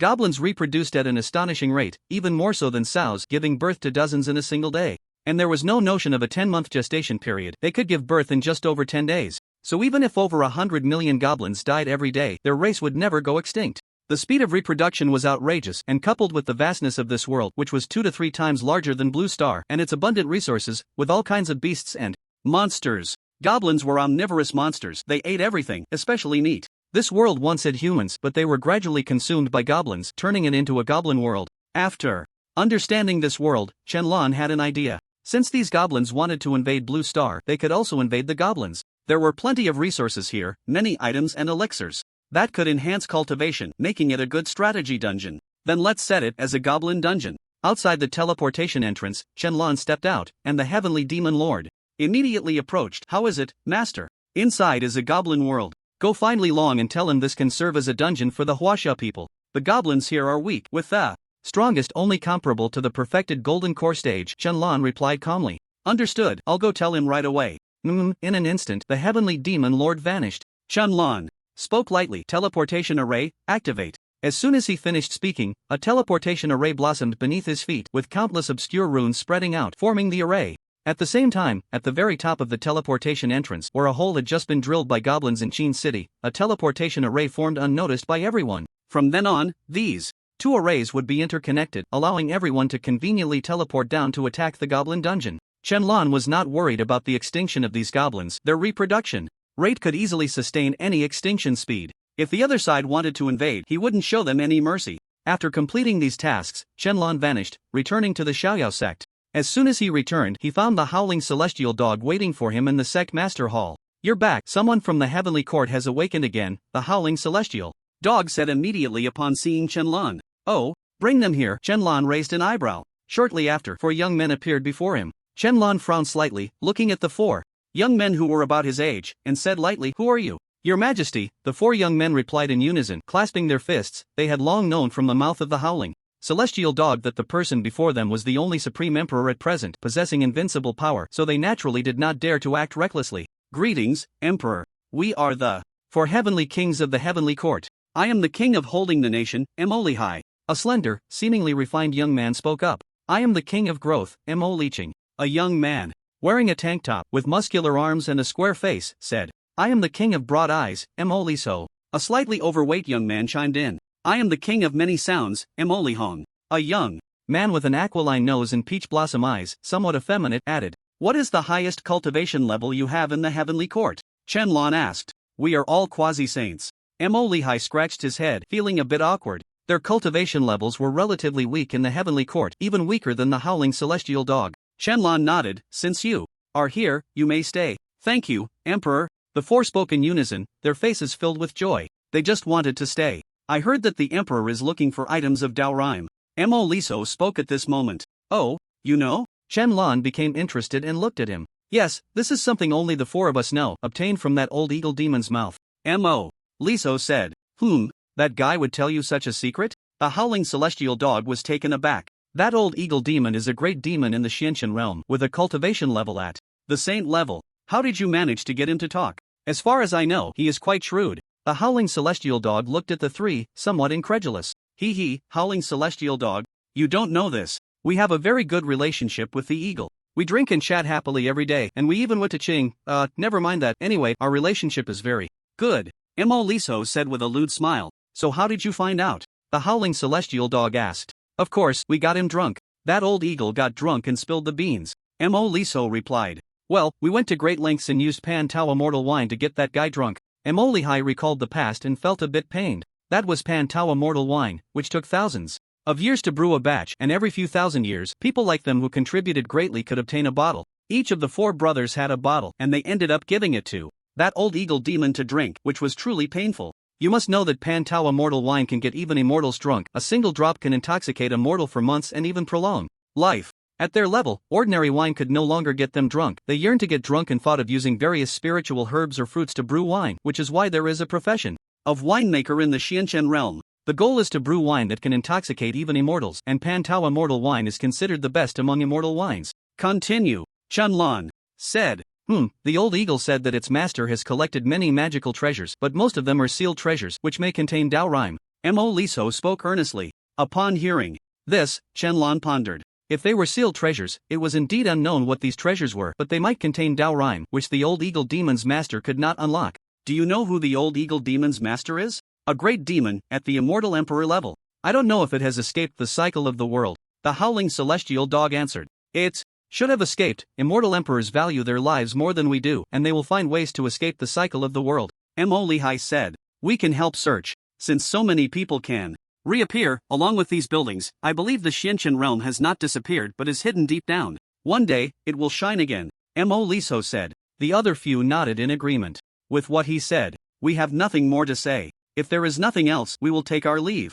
Mo Lihai looked at Chenlan. Chenlan nodded slightly. The 4 and the dog quickly left. Chenlan pondered for a moment. The sealed magical treasures seemed to present a path. These treasures, being sealed, would instinctively be overlooked when he used his divine sense to scan. It appeared he would need to pay more attention to such treasures in the future. If he happened to miss one that contained the essence of the Tao, it would be a significant loss. Thinking of magical treasures reminded Chenlan of the resources he had obtained from the Buddhist kingdom today. The sect's treasury must be lacking quite a bit, and it was time to restock. Everyone who joined his sect naturally wanted to grow stronger, and since he already had an abundance of resources, he would help Yan Yu and the others to quickly enhance their strength. Soon, he called for Cheng Xuanzi. Sect Master Cheng Xuanzi greeted. Take this and distribute it to those of higher realms. Let them improve their strength. Chenlan casually tossed out a storage ring. Now that he had mastered the Tao of space, he could easily create storage rings and even storage jade pendants. He had no shortage of such items. Upon seeing the storage ring casually thrown by the sect master, Cheng Xuanzi instinctively opened it and was immediately dumbfounded. The resources inside were countless, with pills that could sustain the sect's hundreds of thousands of members for years without running out, along with innumerable magical treasures, truly an invincible treasure trove. Yes, sect master, I will arrange it immediately. Cheng Xuanzi nodded heavily and vanished. Meanwhile, the overlord of demons found Li Long. Are you saying that beneath the city of Qin there is a goblin world and they are preparing to invade us? The emperor wants us to go against the Tao and invade them, treating it as a dungeon to conquer? Li Long looked at the overlord of demons in surprise. Having just heard his words, he was already stunned. The emperor was being too domineering, asking them to treat it as a dungeon.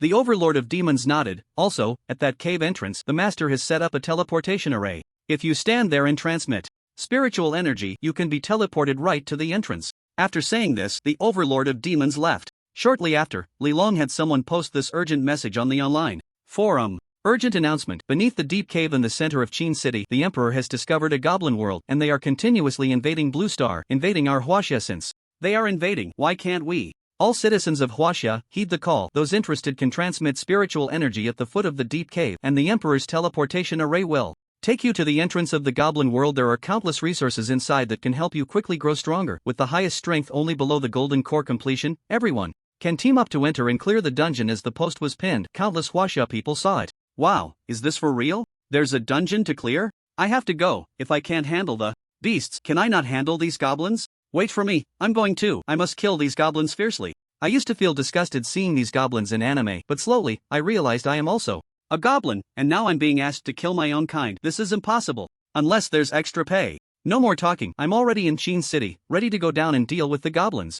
Once the post was out, countless cultivators rushed to Qin City, eager to get a piece of the action. They all noticed the line about the countless resources in the goblin world. First come, first served, and given that the goblins there were so weak, wouldn't it be easy for them to handle? The goblins never expected that their world would soon be flooded with countless cultivators. At the Xiaoyao sect. Look at your phones, there's actually a goblin world. Should we go have some fun? It seems like our sect master mentioned it. Let's go take a look. If we can grab some resources, that would be even better. Not sure, let's wait and see. What if the sect master doesn't let us go? Yeah, now that we've joined the Xiaoyao sect, it's like joining a company, all actions must heed the boss. Let's just observe for now. Many disciples saw the news and were excited, eager to get a piece of the action, but since the sect leader had not spoken, they did not dare to act on their own. Although Qianlan had never restricted their movements, they still held back, fearing that Qianlan would be displeased and drive them away. Brother Dahu, have you made any progress in your cultivation recently? On the other side, Zhugu, Peng Dahu, and Taoist Qingfeng stood together, and Zhugu spoke up. It's alright, the spiritual energy here is quite abundant, but I find it too difficult to break through. Peng Dahu sighed. He was already a Saint King, and the amount of cultivation he needed was immense. Breaking through was challenging, and he had no idea how much time it would take. Whether he could break through to the Quasi-Emperor realm in his lifetime was uncertain. Sigh, me too. It's really hard for a great Luo Celestial to break through to the Quasi-Saint.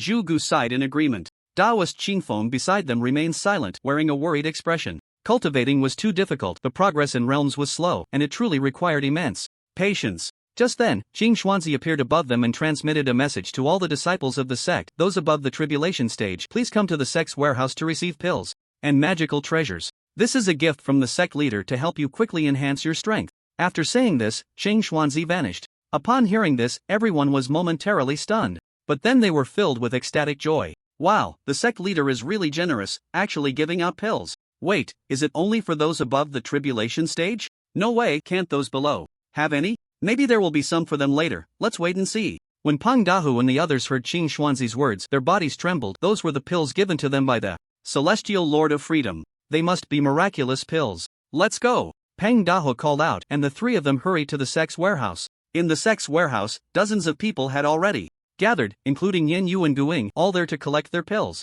One at a time, everyone will receive a pill, Qing Xuanzi said calmly, as the warehouse disciples handed out the pills and magical treasures one by one. Each person received different items, all suitable for their current realm. Wow, this is a 7th grade pill, the entry to Saint pill, Zhugu exclaimed in surprise as he looked at the pill in his hand. He felt boundless spiritual energy from this pill, with an incredibly rich pill fragrance. Just inhaling it made him feel like he was about to break through. He had seen this in the ancient texts of the sect. This was the entry to Saint pill, which could allow a fully realized great Luo Celestial to directly enter the quasi-saint realm without needing to undergo tribulation. Such a pill, the sect leader casually gave it to him. It was simply too good. Thud. Zhugu, breaking from his usual demeanor, knelt down and bowed towards the sect leader's hall, shouting, "Thank you, sect leader, for granting this pill. Such kindness will surely be repaid." This pill could allow him to immediately enter the quasi-saint realm, a tremendous opportunity. Bowing was only right for an emperor. You too, I'll head back to breakthrough first. Zhugu quickly got up, bid farewell to Peng Dahu and the others, and hurried back to his own room to prepare for the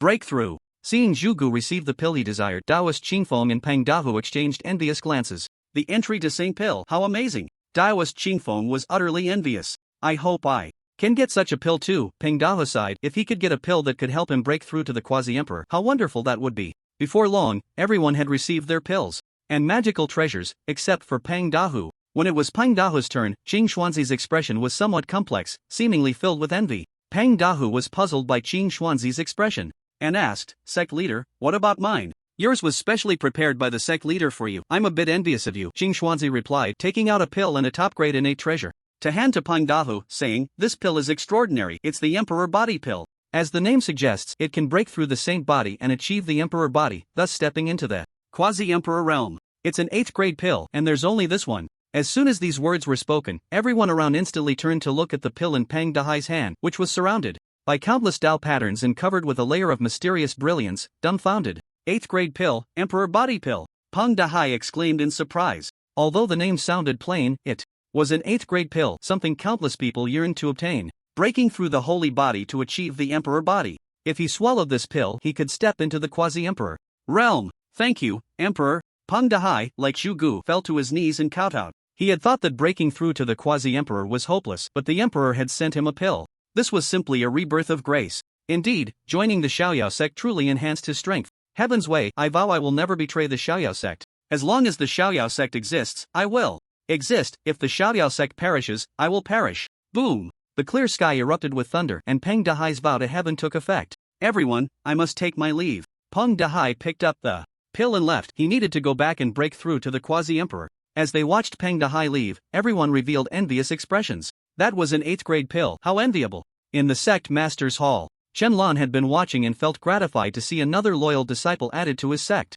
A single 8th grade pill had bought a person that was quite worth it. Moreover, he still had 2 emperor body pills. One reserved for Luo Tao and one to be given as fate would have it. As for other pills, he had plenty, enough to last a lifetime. What he had just given away could only be described as a drop in the bucket. Master, it seems there is a problem.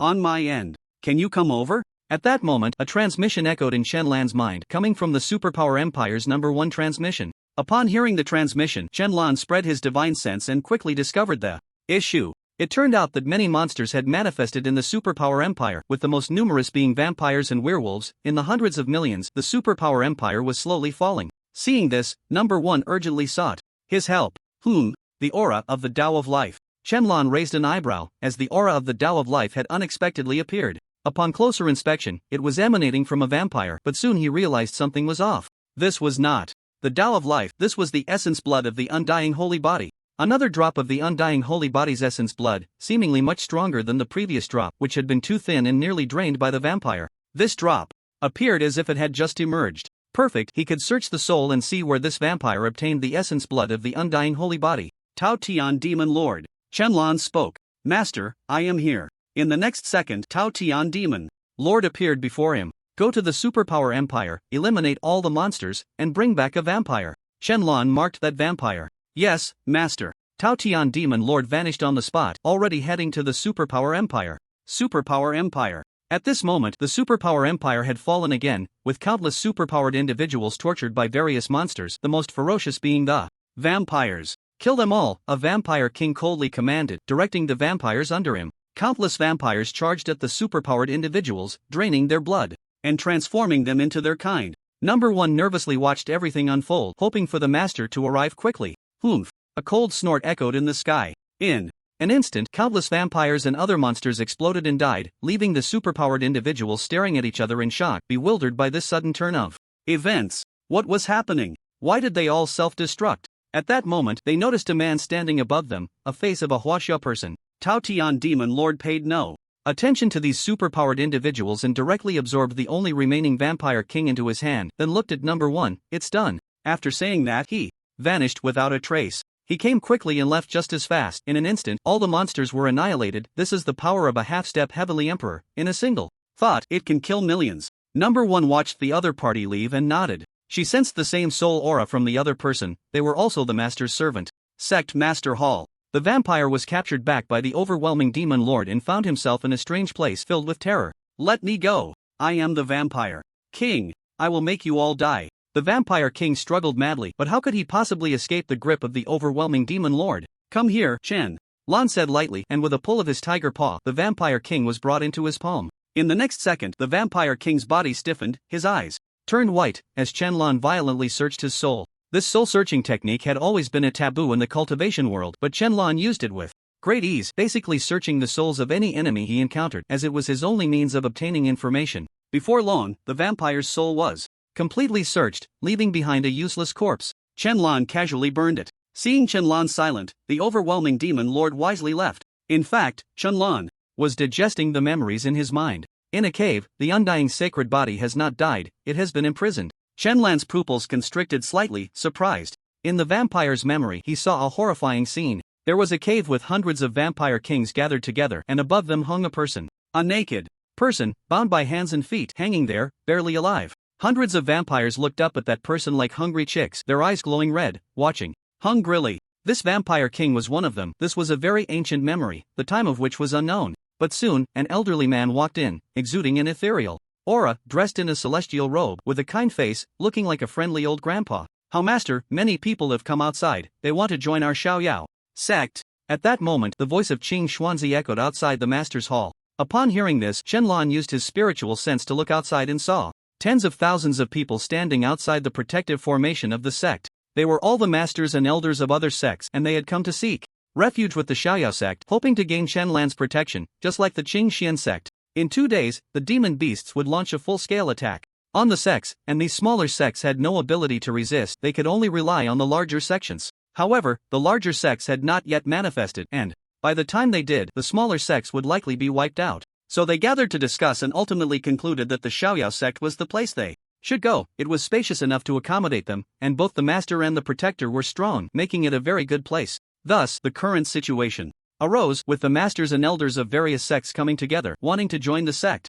I understand. Tell them that joining the sect is simple. First, help build the sect, and then participate in the disciple recruitment assessment, Shenlong said calmly. Yes, master, I will relay the message immediately. Qing Xuanzi nodded and left to convey the news. After Qing Xuanzi left, Shenlong used time reversal to resurrect the vampire. When the vampire saw itself miraculously revived, it immediately began to beg for mercy, pleading with Shenlong to spare it. I was wrong, let me go, I am willing to be a servant. Shenlong ignored it, and instead silently commanded, Heavenly Eye, open. In an instant, a vertical pupil slowly appeared between his eyebrows and endless brilliance burst forth from the pupil, radiating dazzling light as if it were divine. As this holy light shone upon the vampire, white smoke immediately began to rise from its body, causing it immense pain. Originally, vampires could not withstand the light, but this game-manifested vampire could move about during the day. However, it still could not resist the holy light brought by the heavenly eye. It hurts so much. The vampire was enveloped in thick white smoke, on the verge of death.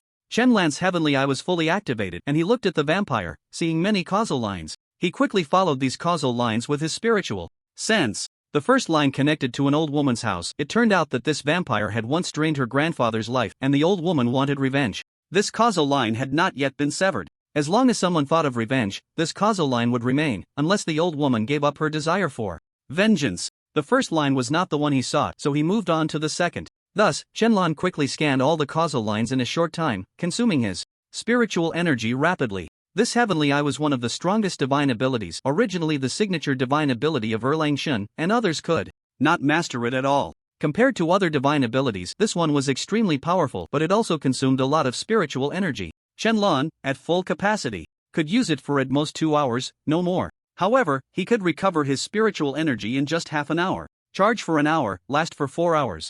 On the other side, outside the Xiaoyao sect, do you think the master of the Xiaoyao sect will let us in? Not sure, their disciples are generally stronger than us, getting in might be tough. Yeah, I just took a glance, and it seems there are even those at the Saint King level. Isn't that too exaggerated? A Saint King as an outer disciple? If it really doesn't work, we can all kneel and beg. We are all masters, isn't that inappropriate? Are you stupid? What's more important, face or life? Really foolish. Are you insulting me?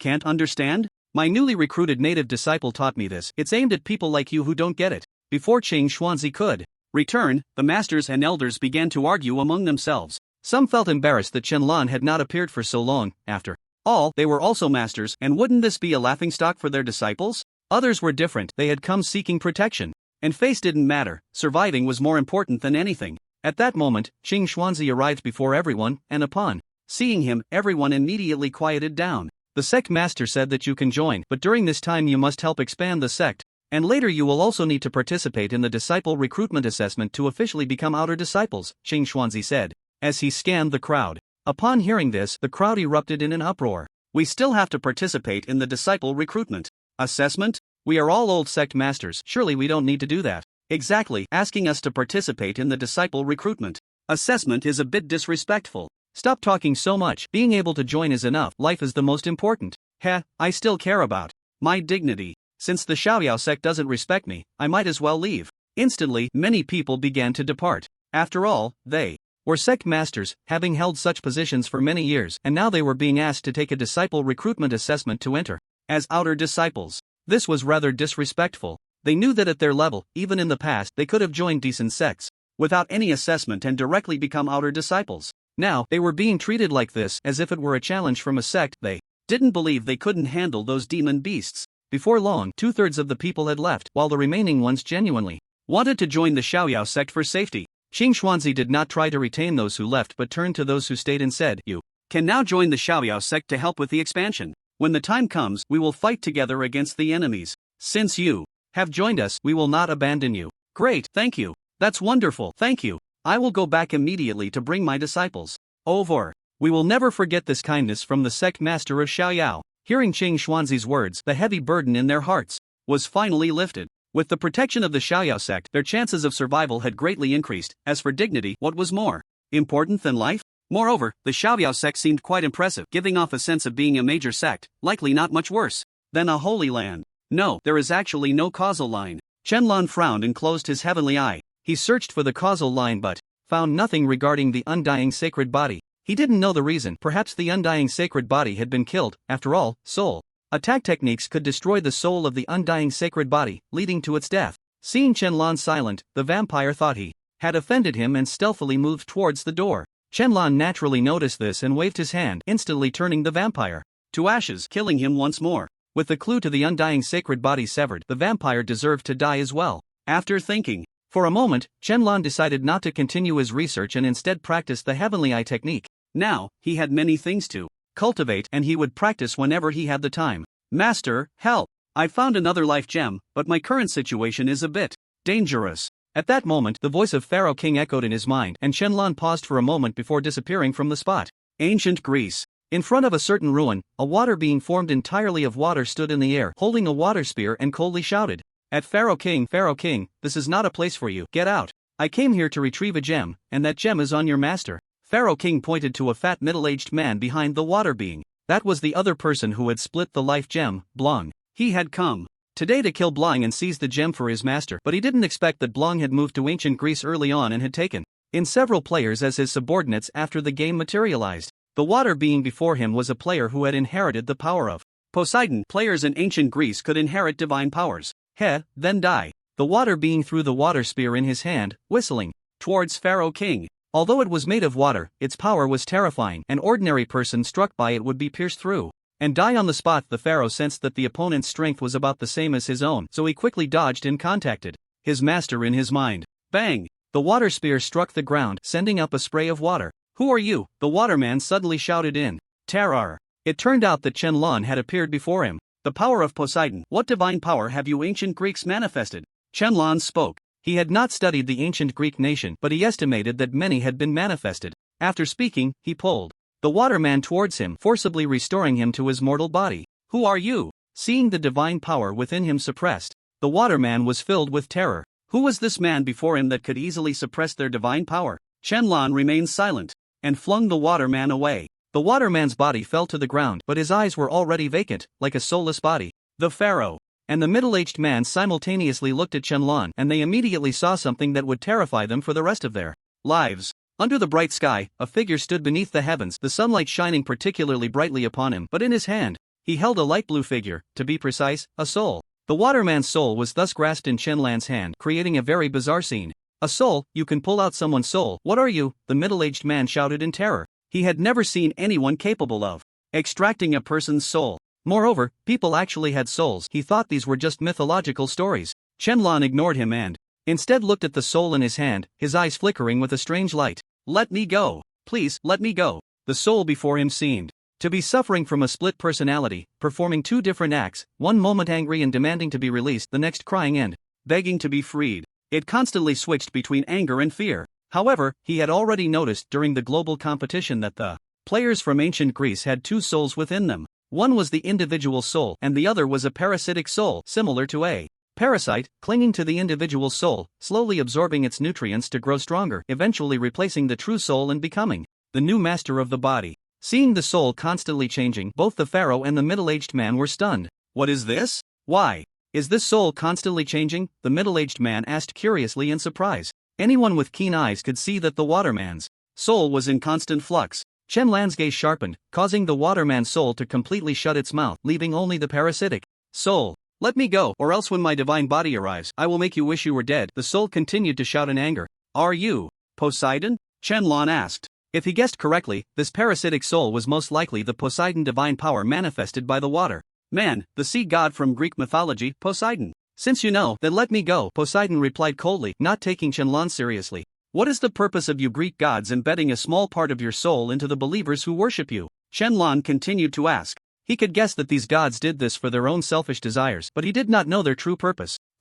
Poseidon merely sneered, not answering directly. Seeing this, Qianlan understood that the Greek gods had conspired together. He did not waste any more words, and directly obliterated Poseidon's soul. Then he looked at the middle-aged man, and before he could speak, the man was already kneeling and begging for mercy. I'm sorry, spare me, I'll give you gems. The middle-aged man was very perceptive and immediately threw out a life Gem. Shenlong absorbed it and then looked at the pharaoh. You can handle the rest yourself. Stop. You come to my ancient Greek nation, and after killing our people, you think you can just run away? Just as Shenlong finished speaking, a woman's voice rang out from behind. When he turned around, he recognized who she was. It was the woman who had fought against Yenyu at the global martial arts competition, seemingly also an heir to Poseidon's power. Behind her were several others, both men and women, each possessing 2 overlapping souls. But the soul of the girl in front of him was the most exaggerated. Her own soul was reduced to just a sliver, nearly devoured by Poseidon, now capable of influencing her actions and most of her thoughts. In less than 3 days, her soul would be completely consumed by Poseidon, and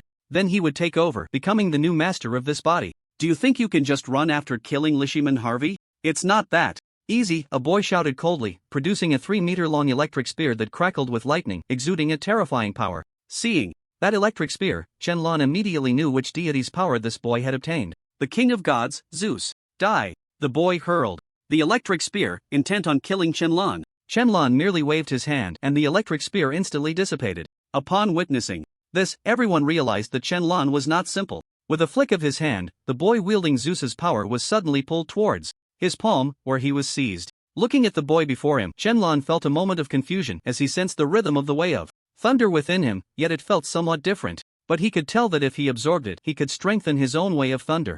However, why did the water person just now lack the rhythm of the way of water? Perhaps it was due to the different divine powers within their bodies. This boy was indeed much stronger than that water person, with a significantly more potent divine power. The boy's was richer, while the water person's was rather thin. Let me go, the boy shouted angrily. The people behind him did not move, as they had just witnessed Shenlong's formidable strength and dared not act recklessly. Shenlong remained silent, probing the boy's soul to extract the information he sought. It turned out that since ancient Greece, only 5 divine powers had manifested: Poseidon, Zeus, Artemis, Apollo, and Ares. Among them, players with Zeus's power were exceedingly rare, with only 7 in total, while Poseidon had the most, numbering in the millions. No wonder the divine power was so thin. Since they had lost their utility, they might as well die. Shenlong completely drained the divine power from the boy's body, then extinguished his soul, along with Zeus's, and discarded the corpse to the side. Seeing their companion die at Shenlong's hands, the others were furious yet terrified. The boy was the strongest in their team. If he couldn't defeat Shenlong, they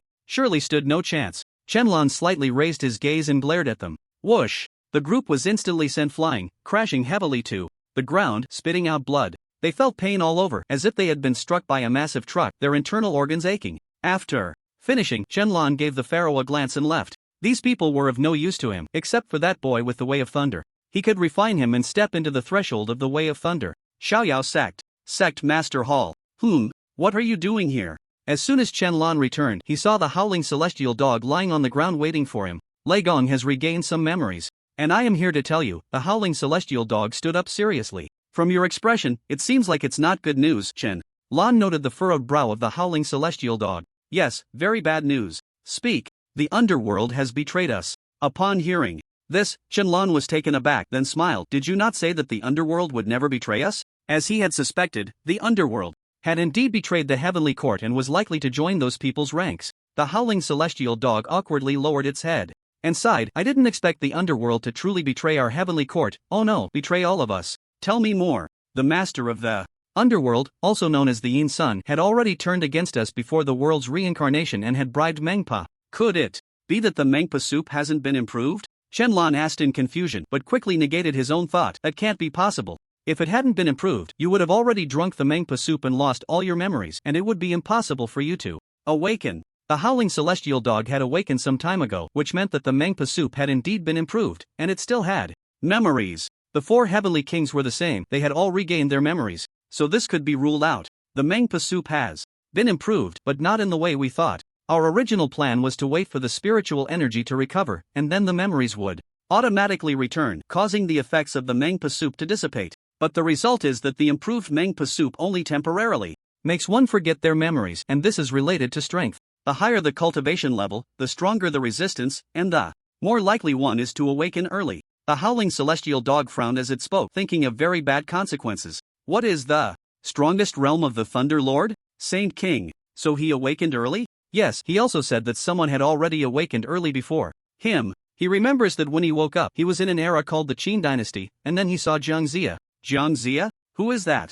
A quasi-emperor, a general of the heavenly court, very proficient in spatial mastery. And then? The Thunder Lord said Jiang Zia took him to a certain place, and then he blacked out. When he woke up again, there was an additional soul in his sea of consciousness, a soul named Tongtian Xianrun, which took control of his body.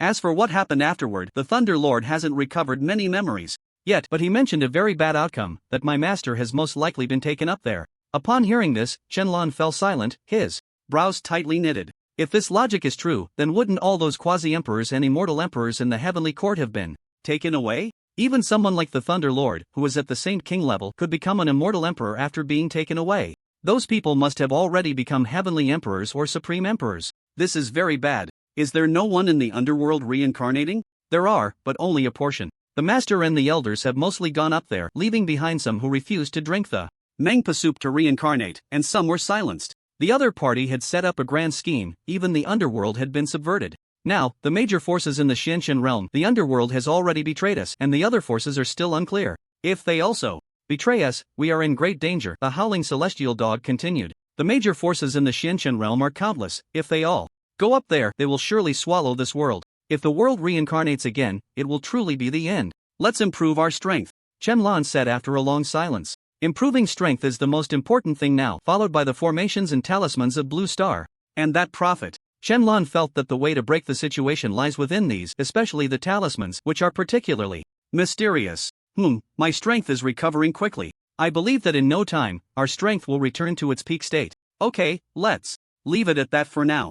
Alright, I'll take my leave. The howling celestial dog departed, and Qianlan remained silent. After a long while, he sat cross-legged, set up a layer of time domain, and took out the Thunder Dao rhythm and the life gem. Today, he would enter seclusion, mastering all the great paths. If he doesn't master them, he won't leave seclusion. There's also the heavenly eye technique, which is very important. If he practices it to the third level, he might find a way to break the situation. Night fell. On the sea leading from China to the superpower empire, the waters were calm, and fishing boats sailed through the waves. They were all ordinary people, unqualified to cultivate immortality, still living ordinary lives. Tonight was yet another incredibly ordinary night, as everyone went out to fish to support their families. Suddenly, the calm sea was stirred up by a violent storm, dark clouds gathered, and thunder roared. What's going on? I specifically checked the weather forecast, and it didn't say anything about thunderstorms. Exactly. I chose this time to go out to sea because of the weather report. So what do we do now? We turn back. With this weather, fishing is definitely out of the question. No, my wife and kids are waiting for me to make money. The stronger the wind and waves, the more expensive the fish. I'm not going back. That's right, it's not easy to get out to sea. How could we just turn back like this? Some people hesitated, wanting to return, while others were determined not to. Many here had only managed to get out to sea with great difficulty, as there were numerous demon beasts nowadays. And everyone had prepared themselves mentally before setting out. How could they turn back just because of a little wind and waves? Look, what is that? At that moment, a fisherman on one of the fishing boats suddenly pointed at the sea and shouted loudly. Others quickly looked over, their faces instantly filled with shock. They saw the water swirling and gradually forming a vortex. Not good, run, a fisherman shouted in terror. The captains quickly turned their boats around, trying to escape. This was a vortex. If it sucked them all in, it would truly be a life or death situation. But it was too late. The vortex rapidly expanded, soon enveloping all the fishing boats. Even when the captains pushed their boats to full power, they still couldn't escape the vortex's pull, quickly being drawn toward its center. As they saw themselves getting closer to the center of the vortex, everyone cried out in fear, wailing for their parents. They were all family men, and many families depended on them for their livelihood. If any one of them died, it could ruin a family. Just as they were getting closer to the center of the vortex, suddenly, the pull of the vortex stopped.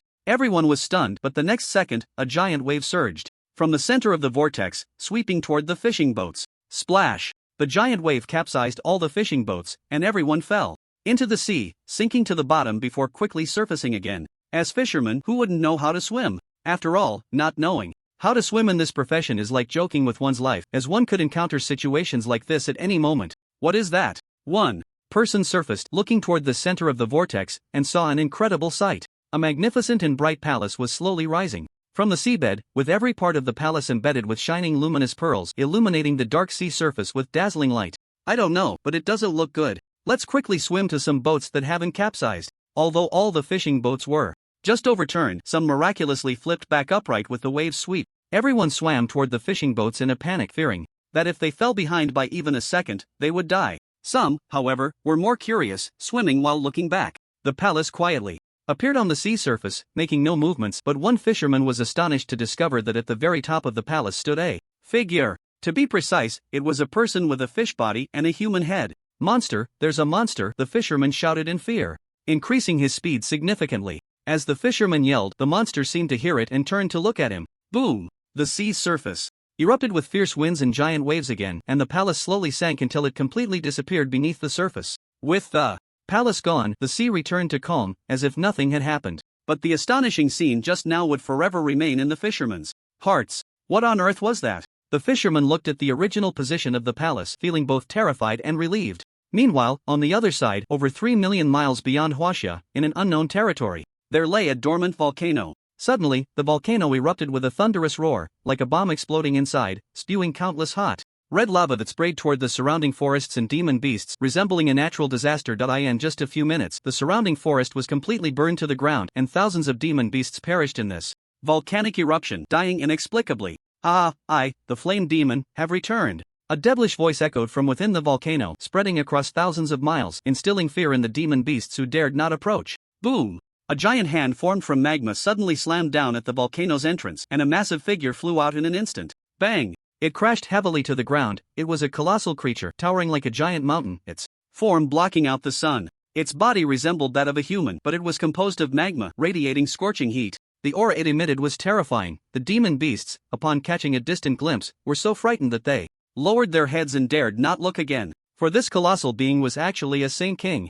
This wonderful spiritual energy is so much better than in my previous life. Indeed, it is a good era. I might be able to break through to the quasi-emperor level. The flame demon took a deep breath, revealing an expression of enjoyment. This spiritual energy was simply marvelous, pure to an unbelievable degree. It was far superior to the spiritual energy of his past life, and he was quite confident he could break through to quasi-emperor or even higher. The flame demon spread his consciousness, sweeping across Huaxia, and suddenly his body trembled, a smile of joy appearing at the corner of his mouth. There are actually places with such abundant spiritual energy. This is truly wonderful. The direction he was looking at was precisely the Xiaoyao sect. There were several spiritual veins there, along with the highest level of gathering formations, condensing the spiritual energy of the world, certainly hundreds of times better than other places. Good, once I stabilize my current cultivation, I will set off. The flame demon grinned. He had already regarded the Xiaoyao sect as his own territory. He did not believe that this new world could have any existence with a higher realm than his. After all, he was a saint king, and even in the Shenshen realm, many would show utmost respect upon seeing him. The flame demon leaped up, returning to the volcano to stabilize his cultivation. Meanwhile, in the distant South Pole, an iceberg suddenly shattered. A tiger with blue fur broke through the ice, its size enormous, towering even higher than the nearby iceberg. After casually biting a few penguins to death, it too set its sights on the direction of Huaxia. There, the spiritual energy is abundant, very suitable for my cultivation. The frost gale tiger spoke human words, its aura equally astonishing, also a saint king. It too had its eyes on Huaxia's spiritual energy, which was also directed towards the Xiaoyao sect. After some thought, it decided to return and stabilize its cultivation, planning to set off for Huaxia after some time. 2 days later, the sky changed dramatically, dark clouds gathered, thunder and rain clashed, like a dragon roaring, fierce winds howled, and the thunder rolled, as if the apocalypse was upon them. Demon beast attack begins, all sects prepare for battle. The voice of Hongmeng rang out, and a red heavenly thunder streaked across the sky, signaling the start of battle. Blue Water Sect. This sect had refused to join the Xiaoyao sect 2 days ago, fearing a loss of face, and thus planned to face the battle alone. Due to the sect leader's actions, many disciples were frightened and left the sect. Even 2 elders ran away, leaving only half of the disciples and some loyal elders. Everyone, cheer up. It's just demon beasts. I don't believe we can't handle them. A senior disciple stood on the platform, shouting to boost morale. Hearing this, the other disciples followed suit, raising their arms in unison. Right, there's nothing to fear, just a bunch of demon beasts. We can slay them with a single sword. Exactly, why do we need the protection of others? We are the strongest ourselves. Kill the demon beasts, protect our sect. Well said, kill the demon beasts, protect our sect. No matter how many come, we will slay them all. What nonsense, Xiaoyao sect. Do we need their protection? Ridiculous. Today, as I break through to foundation establishment, I should test my skills on those demon beasts. Countless disciples were filled with high spirits, completely unafraid. This scene played out in numerous sections. I have seen everyone's morale. I will fight alongside you all, said the sect leader. arriving with several elders, standing behind everyone. A great disaster is approaching, and everyone stands firm, bravely facing the battle. Roar! At that moment, the sound of beast roars echoed across the sky, resonating from all directions of the sect, instilling fear in their hearts. The morale that all the disciples had just mustered was completely shattered by these roars, and they instantly became dispirited and panicked. What should we do? The demon beasts are coming. A female disciple trembled so much that she could barely hold her sword. She was a newcomer from Huaxia. She had originally wanted to leave and join the Xiaoyao sect, but she had formed a bond with a partner here and couldn't bear to leave. Now, seeing the demon beasts approaching, she was too scared to fight and wanted to flee. Ah, humans, you actually didn't run away. A strange voice rang out, startling everyone who looked up at the sky.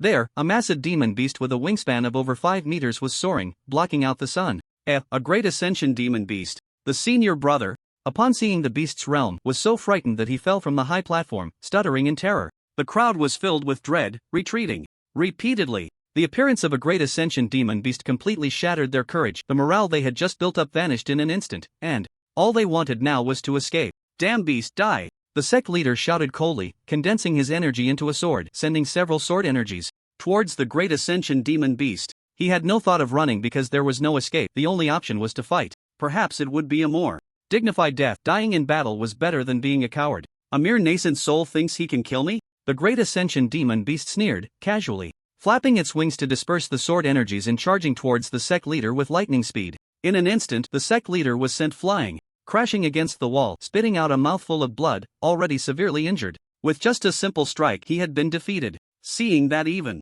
the sect leader couldn't hold his ground, the disciples were even more despondent. Damn it, I joined the sect to fight. Since there's no escape, let's kill. A Huaxia man, a body refinement practitioner, roared and charged at the demon beast. But what could he do in front of the demon beast? With a single blow, he was sent flying, barely clinging to life. Seeing the body refinement practitioner so brave, the other disciples also lost their fear, one by one, rushing forward to fight the demon beast. Yet, they were merely going up to offer their heads. As one disciple after another fell in front of the sect leader, he regretted his earlier decision. Had he known this would happen, he would have knelt down and joined the Xiaoyao sect that day. At least he could have preserved his life. It was just a matter of face. How could it be more important than the lives of his disciples? Unfortunately, there was no remedy for regret. I am the blood demon ancestor, sent by my master to sweep away all demon beasts. At that moment, a voice rang out and everyone was stunned, looking up. In unison, they saw a powerful ascendant standing in the sky, softly commanding, and the low-level demon beasts instantly exploded.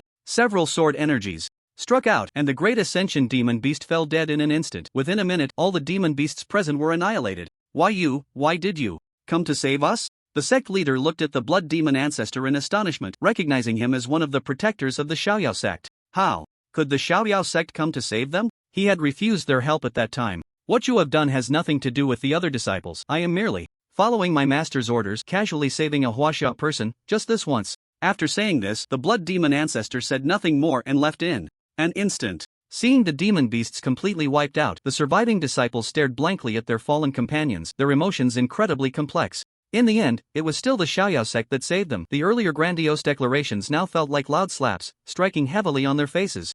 They had said they didn't need to rely on others, but in the end, they still depended on someone to save their lives? How ridiculous. They were the most laughable ones. Everyone, pack your things immediately. We are going to the Xiaoyao sect to apologize. The sect leader struggled to stand up, and now he has seen the current situation clearly. Without the Xiaoyao sect, they really cannot survive. Even a single great ascension demon beast could wipe them all out. What face do they have? Life is more important. Before long, the entire Blue Water sect went to the Xiaoyao sect, hoping to seek protection, but could they still join after their previous rejection? Not only that, but other sects that did not join the Xiaoyao sect received help from the 8 great protectors, who assisted them in eliminating a demon beast. Everyone realized the seriousness of the situation. Without a major sect, they would truly die. The disdain from that day has now turned into a slap on their faces, a stinging pain. In contrast, the Xiaoyao sect also faced attacks from demon beasts, but those beasts couldn't even break through the protective formation of the sect. A few disciples were casually sent out and eliminated them all.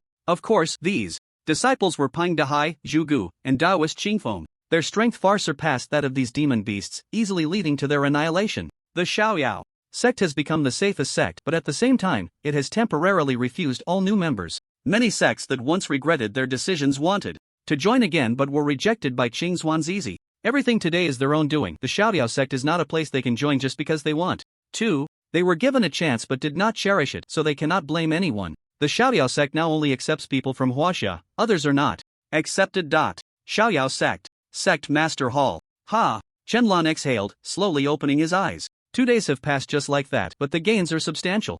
Qianlan murmured to himself. To others, it seemed like he had been in seclusion for 2 days, but in reality, it was much longer. He had cultivated for a full 2 months. All 8 paths have been comprehended to the entry level. My strength has increased. In those 2 days, he had comprehended all 8 paths to the entry level. Although he was still far from achieving minor success, this was already quite good. Unfortunately, reincarnation had not been comprehended. 2 days had passed, and he wondered if anything had happened in the outside world. During his period of enlightenment, he disliked being disturbed, so he had closed his consciousness. In the next moment, Qianlan expanded his consciousness and scanned the globe. Before long, he discovered something peculiar. Beneath the ocean leading to the superpower empire, there were new and strange races. These races had human upper bodies and fishtails, exactly as described in legends about mermaids. Moreover, deep in the ocean, there was a magnificent palace, the origin of which was unknown, whether it was a game manifestation or a remnant of the Xianqian realm. Just then, a talisman flew in from outside. Qianlan retracted his consciousness and looked at the talisman in surprise. The talisman flew over like a little bird, hovering in front of him, but then it spontaneously ignited, and a voice echoed in the air. Langu, I have taken a new master. He wants me to go through some training. Do you want to come with me? Otherwise, I'll be really bored alone. This was a sound transmission talisman, recording exactly what Luo Tao had said, just like a WeChat voice message. After thinking for a moment, Qianlan realized he hadn't used his phone in a long time. It had already run out of battery and shut down. Qianlan casually drew a sound transmission talisman, asking Luo Tao to wait for him at Qingdu University. Ever since he established the Xiaoyao sect, he had completely forgotten to teach at Qingdu University, and it seemed Yen Yu hadn't gone there either. It appeared they had changed the principal. Just right, he could take Luo Tao to see what was going on in that underwater palace. If he could find what he needed there, that would be even better. With that thought, Qianlan's figure flickered and disappeared from the spot. Flower Fruit Mountain. Woo woo! In front of the water curtain cave, there were actually hundreds of monkeys, almost all of them little ones, joyfully playing and laughing on Flower Fruit Mountain. But the monkeys in front of the water curtain cave were just a small part of Flower Fruit Mountain. There were at least thousands of monkeys in total. Inside the water curtain cave, an old man sat on a stone throne, blankly watching the monkeys play, a warm smile on his face. But suddenly, he seemed to sense something, slowly raising his head, and his smile grew even wider. 8 great paths lead to the entrance. You are stronger than in your previous life, but you still lack reincarnation, the old man said with a faint smile. After speaking, his figure slowly faded away.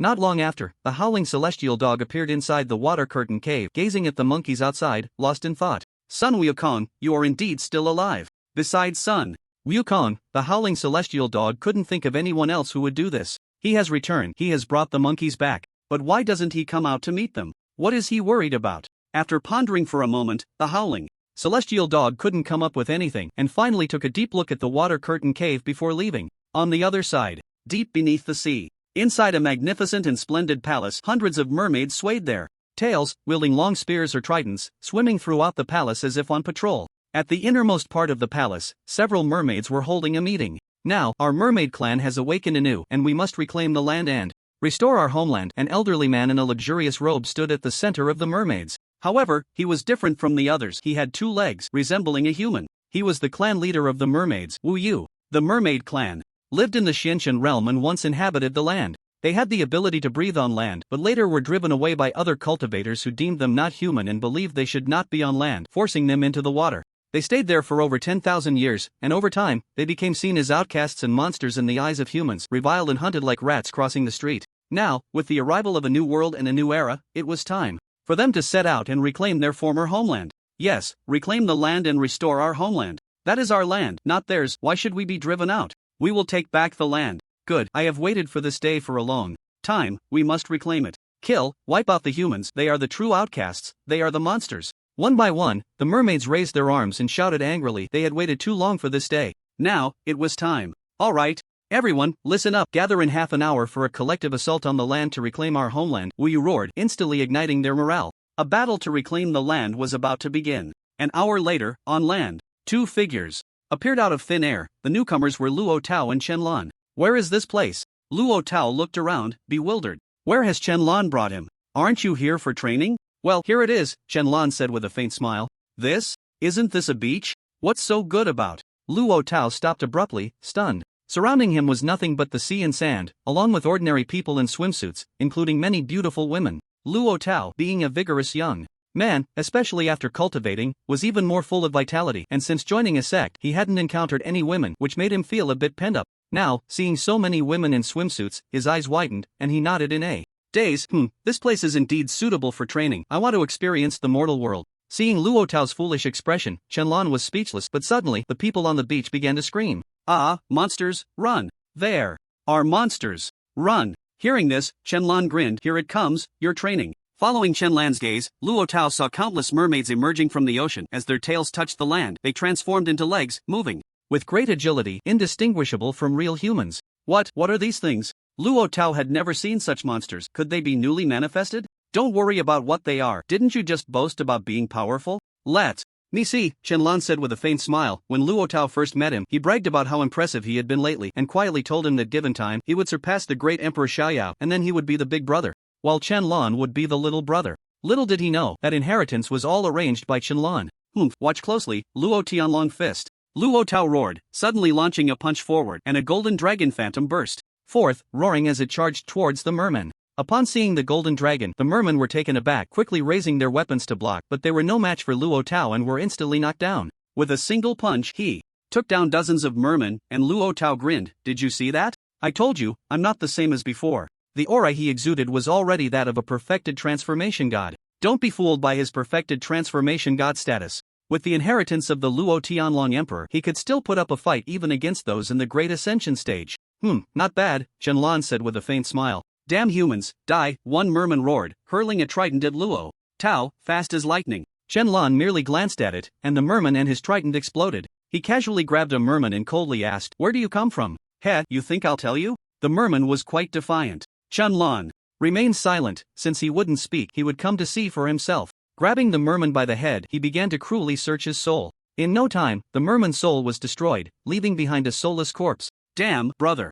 Lan, what was that? Teach me, Luo Tao said, watching Qianlan easily deal with a merman, instantly curious about the technique. Qianlan tossed the corpse aside and smiled. This spiritual technique is called soul-searching technique. It can search the soul of any creature, probing their memories. I'll teach you another day. Okay, that's awesome. Can it be used to catch people? One look and I'll know for sure. No lie can escape my eyes, and I can even catch a mistress. Luo Tao joked as usual. As long as you like it. Qianlan shook his head, laughing helplessly. Human, our merman clan leader wishes to invite you to the merman palace for a chat. At that moment, a burly merman walked up from the sea, directly approaching Qianlan and respectfully speaking. Qianlan nodded and looked at Luo Tao. Let's go down and take a look. Sure, but tell these monsters not to harm humans, or I won't let them off, Luo Tao replied. Hearing the word monsters, the mermen were somewhat angered but dared not show it, feeling both furious and restrained. As Qianlan and Luo Tao slowly walked into the water, a layer of water-repelling barrier automatically formed around them, isolating the sea water. The other mermen followed behind them into the depths of the sea.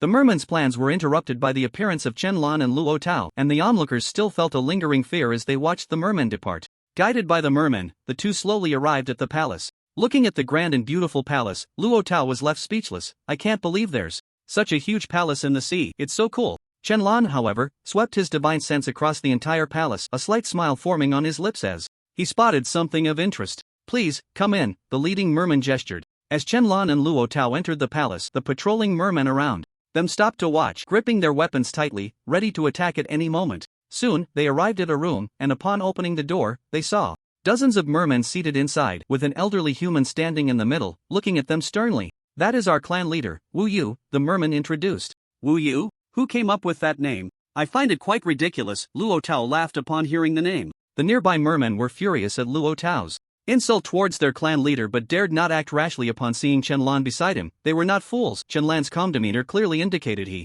was a strong individual, and they dared not act rashly. Wu Yu heard this, but instead of getting angry, he smiled and cheerfully approached Qianlan and the others. Welcome, friends, to our humble abode. The merfolk want to kill us humans to reclaim their homeland. What friendship can there be? Qianlan replied indifferently. From the memory of that merfolk, he already knew their plan. They intended to capture some humans, transform them into merfolk, and then hide them in human cities, aiming to use this method to convert all humans into merfolk. In the end, all land-dwelling humans would become their merfolk. Upon hearing this, Wu Yu's smile instantly froze, his expression turning stiff. The other merfolk stood up one after another, their gazes turning hostile towards Qianlan and his companion. Come on, who's afraid? If you're not convinced, let's fight. Luo Tao shouted, already taking a fighting stance. You two are just joking. How could we possibly harm you? Please, listen carefully to what I have to say. Wu Yu invited them to sit down on chairs, then began recounting the sorrowful history of the merfolk, emphasizing the tragedy. Before he could finish, he was interrupted by Qianlan. Stop, I don't want to hear your nonsense. Qianlan cut in coldly. Other places might be fine, but not Huaxia. Initially, he had just come to take a look, but he hadn't expected the merfolk to be so disgusting, wanting to transform the people of Huaxia. He wouldn't have minded a straightforward invasion, but this specific targeting of ordinary people for transformation was intolerable. Then, since that's the case, there's nothing more to say. Wu Yu's smile vanished, his expression turning icy. You two don't really think you can leave here, do you? Wu Yu said coldly, waving his hand, and suddenly hundreds of merfolk surrounded Qianlan and his companion. Seeing so many merfolk closing in, Qianlan smiled. He was not unreasonable. He had originally thought about negotiating for a treasure, but now it seemed there was no need for negotiation. With a wave of his hand, he instantly pulled Wu Yu towards him, who was terrified, trembling in fear. Why you? What realm are you at? This move was too swift, clearly demonstrating Qianlan's immense strength. Bring me the trident from the innermost part of your palace, or you will die. Upon hearing this, Wu Yu's expression changed drastically. Why you? How do you know about that trident? Deep within the palace, there indeed was a trident, a treasured heirloom of the merfolk possessing supreme divine power. It had once been used to summon winds and rains, capable of controlling the entire sea. However, no one could lift it, as it required a qualified individual to wield it. Thus, the merfolk had established a rule: any merfolk or creature that could lift the trident would immediately become the new clan leader, even if there was already a leader. The former leader would be stripped of their position. We can't bring it out, Wu Yu admitted, recounting the story of the trident. Then I will take it. Myself, Qianlan replied calmly, casually tossing Wu Yu aside. With a wave of his hand, a trident appeared in his grasp. The trident's shaft was blue, radiating endless brilliance, with water swirling around it, exuding a terrifyingly powerful aura. It was a true peerless divine weapon. This trident was a treasure of the heavenly Tao. Qianlan recognized it at a glance. Moreover, the interior of the trident contained a vast amount of the Tao of waters essence. If refined, one would surely gain entry into the Tao of water. However, if it were refined, this treasure would become a top-grade innate treasure, vastly inferior to the heavenly Tao treasure. Additionally, this trident contained a formation that could only be lifted by the most powerful among the merfolk, a standard that required one to be above the great Luo Golden Immortal. It seemed none of these merfolk were above the great Luo Golden Immortal. The strongest among them was this clan leader, who was merely at the Xian Immortal level. As for how he was able to lift it, it was because this formation was too weak, easily broken. Why you? How did you do that? Wu Yu stared in shock at the trident in Qianlan's hand. Even the nearby mermen were astonished. Wasn't this the ancestral treasure of their merfolk tribe? This human before them could actually summon it. Could he be their new merfolk leader? Buzz. In the next moment, the trident emitted supreme divine light, its brilliance filling the entire palace, shimmering in the depths of the sea, even more dazzling than before. The trident, it has recognized this human, one merman exclaimed in surprise. Thud. The weapon in his hand fell to the ground as he trembled, bending down with his tail curving backward, mimicking a human kneeling gesture, his forehead pressed against the ground. I pay my respects to the new leader. Whoever drew the merman's divine trident would be the new leader. This rule was never forgotten. One knelt, and the rest promptly dropped their weapons, kneeling before Qianlan. Witnessing this scene, Luo Tao, standing nearby, was completely dumbfounded. His good brother Qianlan had just become the leader of a tribe? This was too exaggerated. Qianlan ignored them and began to absorb the water of the Tao from the trident. Instantly, the sacred radiance of the trident dimmed significantly, as if it had lost some divinity, but everyone remained kneeling on the ground, unaware. Even Wu Yu, who was closest, did not notice the earth-shattering change that had occurred to their ancestral treasure. Taozi, here you go. Qianlan tossed the trident to Luo Tao. Luo Tao caught the trident in terror, astonished to find that he could actually lift it. Could it be that he was also chosen by the trident? Seeing that Luo Tao had also picked up the tribe's trident, everyone was once again shocked, quickly beginning to doubt whether this was truly their ancestral treasure. How could it be? Two humans can lift it, why can't we? This can't be fake, can it? So strange, wasn't it said that only our merfolk could lift it? Many mermen suspected that this was a fake ancestral treasure, standing up one by one, looking at Qianlan and Luo Tao with renewed hostility. Wu Yu also stood up, looking at the trident in Luo Tao's hand, speaking in a deep voice. Is this real or fake?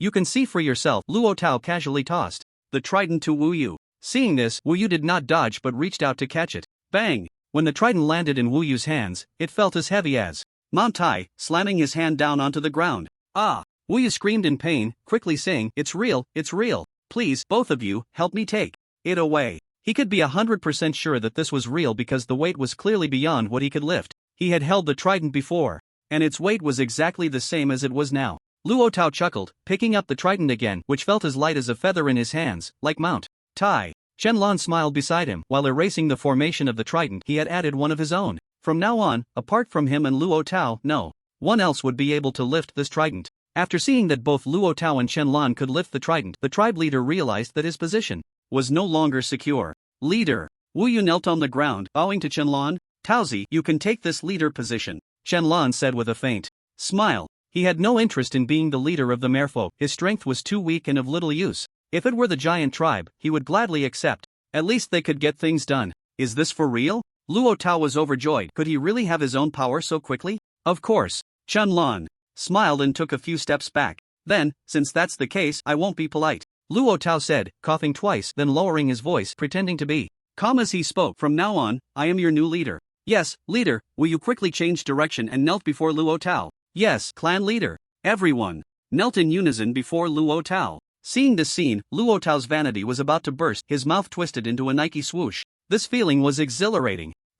At that moment, Shenlong suddenly looked up towards the outside. He saw a colossal creature emerging from the volcano, taking slow steps towards the direction of Huaxia, and a blue tiger also came out from the Antarctic icebergs, similarly heading towards Huaxia. Observing their paths, it seemed both were headed for the Xiaoyao sect. After a brief glance, Shenlong paid no further attention. These trivial matters did not require his intervention. On the other side, the flame demon was advancing towards Huaxia, not concealing its aura, frightening many demon beasts along the way. The spiritual energy of this new world is so rich, it's truly wonderful, and it seems the laws of heaven and earth have also been restored. I have a chance to break through to the quasi-emperor level, or even higher. The closer it got to Huaxia, the more the flame demon could sense the richness of the spiritual energy here. This made it increasingly eager for the place with the densest spiritual energy, and it wondered if it would become stronger by devouring all these humans. The flame demon belonged to the demon race and could grow stronger by consuming other beings. Its current Saint King realm was achieved through slaughter. It had long forgotten how many demon beasts or humans it had consumed. In short, it was countless.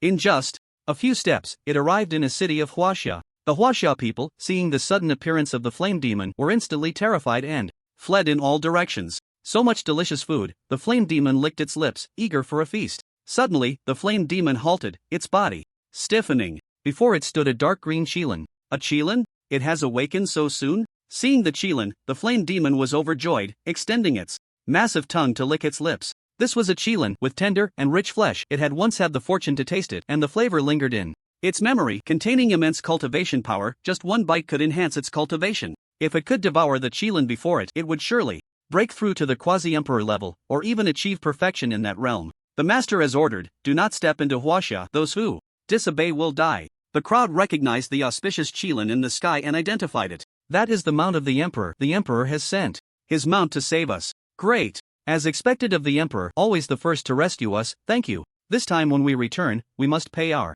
respects to the emperor again. I pray for my safety every day. What a handsome qilin. This is my first time seeing a qilin in battle. Everyone was seeing the auspicious qilin up close for the first time. Previously, they had only seen it battling against the thunder immortal from the sky. Heh, a mere qilin, speaking arrogantly. Have you forgotten the extermination of your race? The flame demon did not regard the auspicious qilin at all, still speaking arrogantly. Let me tell you quietly.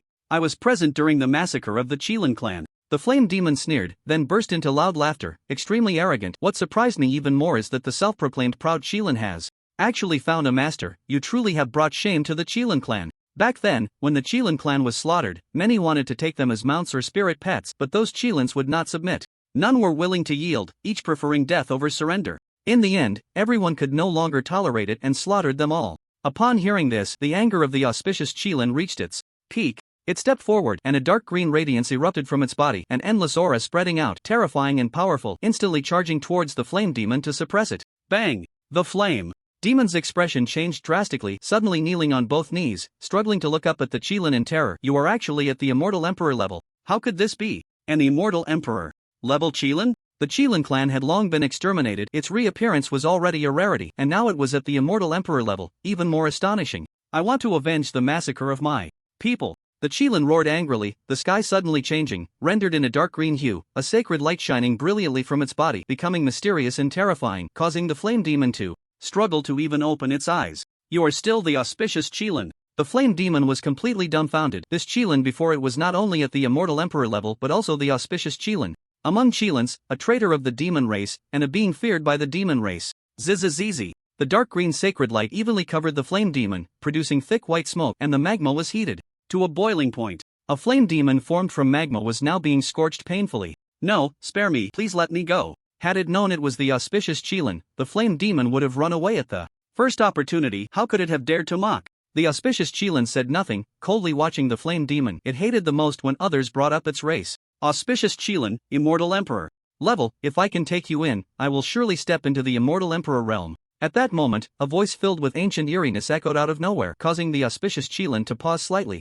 In an instant, a ghostly hand formed from purple energy, accompanied by waves of black mist, suddenly appeared, howling towards the auspicious Qilin, accompanied by eerie ghostly wails that were quite frightening. The attack came too suddenly, and the auspicious Qilin was focused on subduing the flame demon, unable to react in time, and was struck solidly. Bang! This blow interrupted the auspicious Qilin's spellcasting, freeing the flame demon, which did not linger and flew straight towards its lair, as fast as it could. If it didn't run now, when would it? As for who saved it, it didn't care about that at all.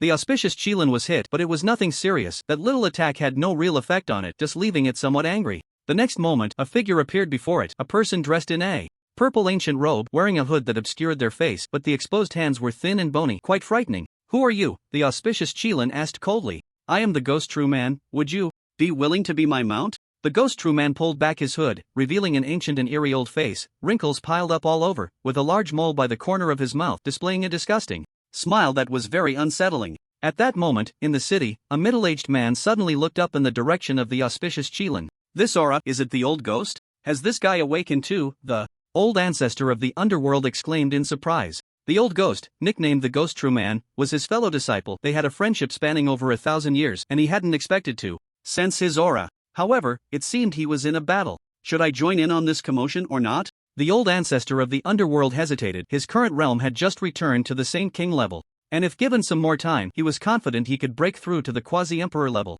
He also had a chance to reach the immortal emperor level, as his cultivation method was quite special. As long as he absorbed enough souls, he could elevate his cultivation. His junior brother, the Ghost True Man, had a similar cultivation method, but this guy practiced more diversely, preferring to use souls to create puppets and command them to fight. After some thought, the old ancestor of the underworld decided not to wade into this murky water. It was best to develop quietly. Ghost True Man? The auspicious Qilin repeated the name. It had no impression of it, but the earlier attack had angered it. No matter who you are, if you ruin my good deeds, die. The auspicious Qilin cast its spell again, the auspicious holy light shining down, and the dark green light quickly formed a Qilin hoof, heavily stomping down towards the Ghost True Man. Bang! Waves of brilliance splashed out, endless spiritual power vibrating in all directions, shaking the ground. Kikik, such a powerful Qilin, I must take it in. The Ghost True Man chuckled sinisterly, transforming into a wisp of ghostly energy to evade the Qilin's attack. Although the Qilin has supreme restraint over the demon race, it shows little restraint towards a cultivator like him who is neither human nor ghost, and his ghostly techniques have already reached perfection.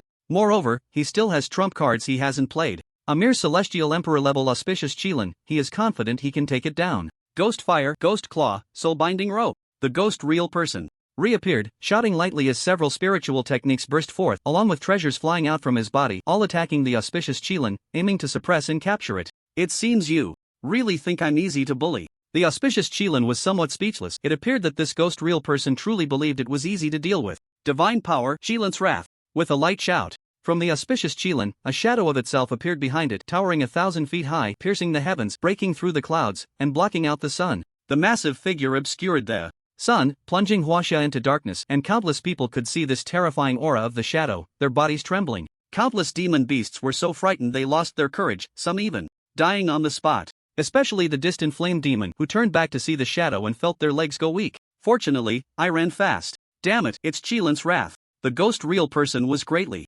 shocked upon seeing the Qilin's divine power. Among the auspicious Qilins, there are levels of strength, and the strongest is the one that comprehends the innate divine power Qilin's wrath. This one before him actually possesses an innate divine power. This is going to be troublesome. However, he still has one last trump card left. When the Qilin is enraged, the heavens and earth tremble. The Qilin steps on the clouds. The enormous shadow of the auspicious Qilin stomped heavily, sending spiritual energy rippling outward. The ghost real person was instantly sent flying, crashing to the ground, spitting out a mouthful of blood, his face turning pale, his breath weak and feeble. One strike, heavily injured. But this was not the end. The Chilin's attack continued. I can't delay any longer. Beast binding immortal. Rope. The ghost real person shouted loudly, and a golden rope appeared out of thin air in his hand, thrown towards the auspicious Chilin. The rope looked ordinary, but it seemed to have its own targeting mechanism, flying straight towards the Chilin's head. Seeing the rope coming, the auspicious Chilin's heart trembled. This was a heavenly treasure, the beast-binding immortal rope, specifically used to capture celestial beasts as spirit pets or mounts, naturally restraining celestial beasts. A layer of mysterious and terrifying aura spread from it, filled with endless Tao rhythms, as if it were locked on, unable to escape. In an instant, the auspicious Chilin was ensnared by the beast-binding immortal rope around its neck, binding its body, rendering it immobile. Haha, this is a heavenly treasure, although it's a one-time use, it's a natural nemesis for you celestial beasts. The ghost real person laughed heartily. Although he felt a bit pained to waste a heavenly treasure like this, capturing the auspicious Chilin made it worthwhile. But the next scene left the ghost real person dumbfounded. The auspicious Chilin remained unfazed, its shadow behind it did not disappear, it merely snorted coldly and instantly broke free. Wait, your divine power has reached perfection?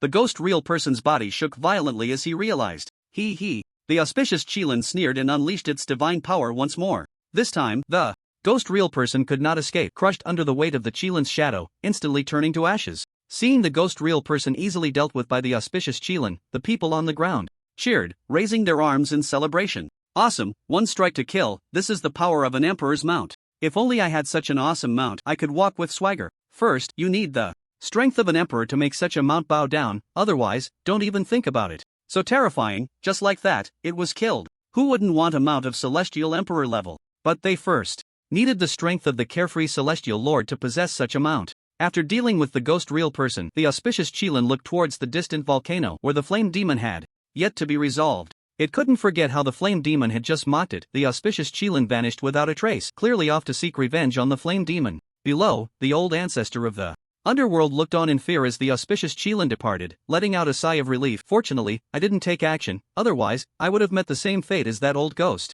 With a cultivation level similar to his, the old ghost had been killed in an instant. If he had gone up, it would have been a death sentence. Thankfully, he had held back. It was better to develop in a low-key manner and grow stronger first. Old ghost, rest in peace. If I get the chance, I will avenge you, the old ancestor of the underworld muttered before quickly leaving. As for revenge, he would let it happen naturally. After all, he couldn't defeat that auspicious Chilin, and besides, it had an owner whose power might be even greater. Not only he felt fear, on the rooftop of a certain apartment complex, Rila Woma also witnessed the event. To be precise, it was the earthly incarnation of Digga. I can't believe such a terrifying super beast exists in this world. It seems we still cannot act recklessly, Rila Woma said, looking at the digital beast beside him, speaking in a deep voice. He needed to quickly create a light communicator to connect with the world of light so that more Ultramen could come to support him. Ruling this planet was far from enough with just himself. Our digital world will be connected in 10 days. At that time, we will join forces to conquer this planet, Aguman said. Alright, I will do my best to connect with the world of light in 10 days and fight alongside you, Rila Woma replied earnestly. Once the two worlds were connected, they could fight together, and with their powerful strength, they would definitely dominate this planet. On the other side, the overwhelming demon lord had also resolved his situation, having dealt with the Frost Gale Tiger but not through killing. The opponent had surrendered. At that moment, the Frost Gale Tiger was obediently lying on the ground, showing no trace of ferocity on its face. You say you want to be our guardian beast? The overwhelming demon lord asked, looking at the docile blue tiger in confusion. Yes, I am at the Saint King level. I should be qualified to be your guardian beast, right? The Frost Gale Tiger replied confidently. It was indeed at the Saint King level. If others in the Shenshin realm heard that it wanted to be a guardian beast for a sect, wouldn't they be overjoyed? That's a bit lacking. The overwhelming demon lord shook his head. Upon hearing this, the Frost Gale Tiger's expression froze, and it asked in confusion, is that not enough? It was a Saint King. Was that level not sufficient? Our sect has an auspicious Chilin at the Immortal Emperor level stationed here, the overwhelming demon lord said, adding, and there are dozens of Saint King level immortal beasts. Do you think you measure up? The Frost Gale Tiger's body suddenly trembled, its pupils slowly widening in shock and disbelief. Dozens of Saint King level immortal beasts and an auspicious Chilin at the Immortal Emperor level? That was an extinct immortal beast, and it had actually become a sex guardian beast. That was simply too exaggerated. Wasn't the auspicious Chilin said to never submit to anyone? How could it become a sex guardian beast? Who exactly is your sect master that he could subdue the auspicious Chilin and so many Saint King level immortal beasts? The Frost Gale Tiger asked in astonishment. He is my master, you don't need to know, the overwhelming demon lord replied indifferently. Upon hearing this, the Frost Gale Tiger was even more shocked. It knew that the figure before it was a half-step heavenly emperor-level powerhouse. Such a powerful being actually had a master? One could only imagine how extraordinary that master must be. I am willing to join the sect, any position will do, please, the Frost Gale Tiger said without hesitation, immediately kneeling down. It had a premonition that if it did not join this sect, it would regret it for the rest of its life. This could be its only chance to reverse its fate. Whether it could go further depended entirely on this sect. I still need to ask my master about this. After all, your level can only be considered average, the overwhelming demon lord said. If someone else had said this, the Frost Gale Tiger would have definitely been angry, thinking the other was arrogant and boasting excessively, but the person in front of him was 100% convinced. Yes, thank you. Underwater Palace. Are you going back, or will you stay here to rule your kingdom first? Shenlong looked at Luo Tao and smiled lightly. I'll play here for a while. Are you going back? Shenlong nodded, feeling a bit bored with nothing to do, wanting to return to continue his cultivation. Alright then, you can go back first. I'll return in a couple of days, Luo Tao said with a smile, adding, thank you, Brother Lon. You're welcome. Just cultivate more, it won't do you any harm, Shenlong advised. The world would soon change dramatically, improving strength was the true path. I will. Then, Shenlong teleported back to the main hall of the Xiaoyao sect. Coincidentally, the Overlord of Demons also sent him a message. It was about the Frost Storm Wind Tiger wanting to join the sect. A Holy King-level celestial beast wanting to join the sect, what's not to like? Shenlong didn't hesitate and immediately agreed, but on the condition that the other party would swear an oath to the Heavenly Tao never to betray the Xiaoyao sect. The Frost Storm Wind Tiger happily agreed. To this requirement, it was just a mere oath to the Heavenly Tao, easily done. Now with the addition of the Water Tao, I can enter the sect today and then start cultivating the Heavenly Eye technique. I should have nothing to do for a while, Shenlong said as he sat cross-legged, setting up a time domain and shielding barrier, then took out the Water Tao rhyme he had obtained earlier and began to refine it. Time flew by, and a day passed just like that. The Flame Demon was eliminated by the auspicious Qilin, and the Frost Storm Wind Tiger joined the Xiaoyao sect. The next day, with the help of various major sects, the Xiaoyao sect was completed today. The former territory of the Ninja Empire no longer existed. It was now the domain of the Xiaoyao sect, capable of accommodating over 100 million people. Disciples stood in the sky, looking down at the new sect, filled with pride and a sense of accomplishment. The new sect is really amazing, and the place is much larger. I can have my brothers come and sign up quickly. I have to say, this territory is really big. Living in this sect, I will be happy every day. Just looking at it gives me a sense of achievement. Exactly, I hope I can stay here for a lifetime without leaving. Our sect is truly diverse in species now. We have giants, celestial beasts, and it seems like a disciple brought back 2 mermaids last night. That was senior brother Luo. His strength has skyrocketed. It seems his brother helped him conquer a race. I'm so envious. The new sect was completed, and all the disciples were looking forward to their future lives. Xing Xuanzi stood in the air, looking at the new sect with satisfaction. This sect already has the feel of a major sect from my side. In the Azure Sky Immortal Realm, such sects are usually only found among major sects. Their smaller sects can only have a small hill, while good sects can have a small hill with good feng shui. A sect like Xiaoyao sect not only has its own spiritual vein but also top-tier gathering formations, protective formations, and various top-tier magical formations, making it one of the most elite sects in the Azure Sky Immortal Realm. Once such a sect opens its doors to recruit disciples, people from all over the world will surely come to learn. It's just like before, Pa Qianfeng nodded. Looking at the new Xiaoyao sect, he felt a sense of returning to the Xianqian realm, which he had traveled through and seen many sects, many of which were quite similar to the current one. This feeling was very familiar and warm. Everyone was very satisfied with the new sect. I'll go report to the sect master first, Xing Xuanzi said. No need. At that moment, the Overlord of Demons appeared. Xing Xuanzi and the others knew of his existence and that he was at the half-step Heavenly Emperor level. Lord Demon Overlord, everyone clasped their fists. Except for the sect master, they did not need to kneel to anyone, just bow to their seniors. The sect master instructed me that unless it's a major matter during this time, do not disturb him. He is in closed-door cultivation, the Overlord of Demons said. Yes. The crowd nodded, and Xing Xuanzi dismissed the idea of looking for the sect leader. Also, the 8 great guardians are responsible for protecting those who have not joined the sect. After all, they helped us expand the sect, and we only need to protect them for 7 days, the Overlord of Demons continued. They had helped with the expansion, but they had previously refused to join the sect, so it was impossible to let them join now. Sending people to protect them was already a great act of kindness. Yes. The 8 great guardians, including the blood demon ancestor, nodded in unison. Starting tomorrow, we will open the sect to recruit disciples, but only for people from Huaxia. Others will not be considered. After the Overlord of Demons left this statement, he departed. Yes, everyone shouted in unison. Soon, everyone began to busy themselves with their own tasks. A day passed without incident, calm and peaceful.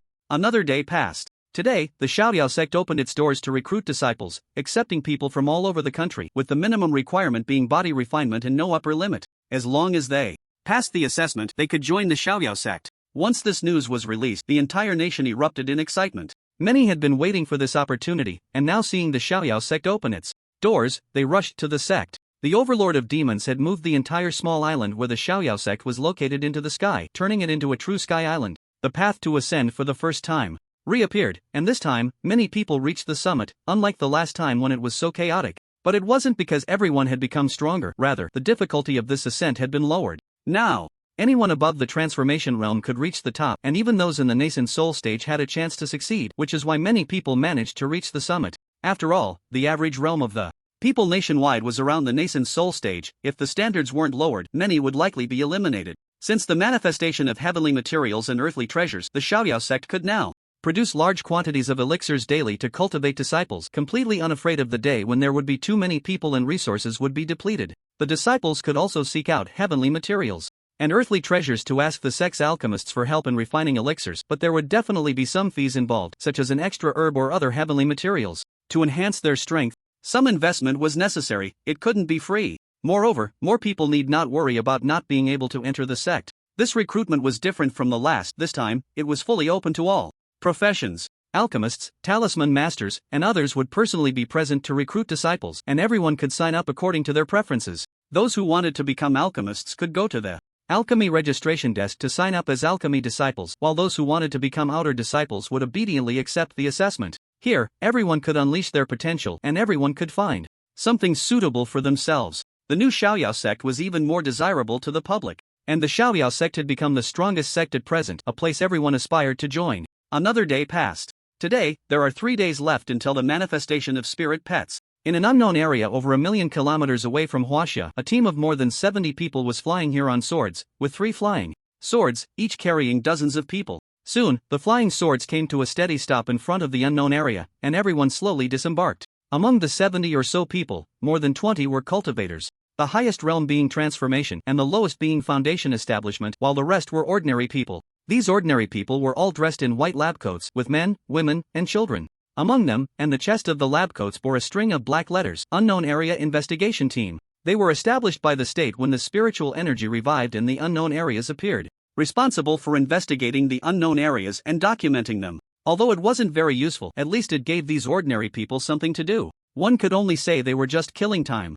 Is this the unknown area that appeared last night? A woman pushed up her glasses and looked up at the unknown area in front of her. The unknown area before them was a mountain range, with only a few sparse green trees. Apart from that, there was nothing else. The unknown area was a brand new place discovered by satellite radar last night. Similarly, a major earthquake had occurred at this location last night, indicating that it had just appeared. Early this morning, they hurried over to investigate, eager to see if there were any other situations. "We should go in and take a look," an elderly man said as he was supported by others, adjusting his reading glasses and speaking in a deep voice. He was the person in charge here, Mr. Zhang Jiguo, over 80 years old, with outstanding contributions in archaeology and history, a highly respected old professor.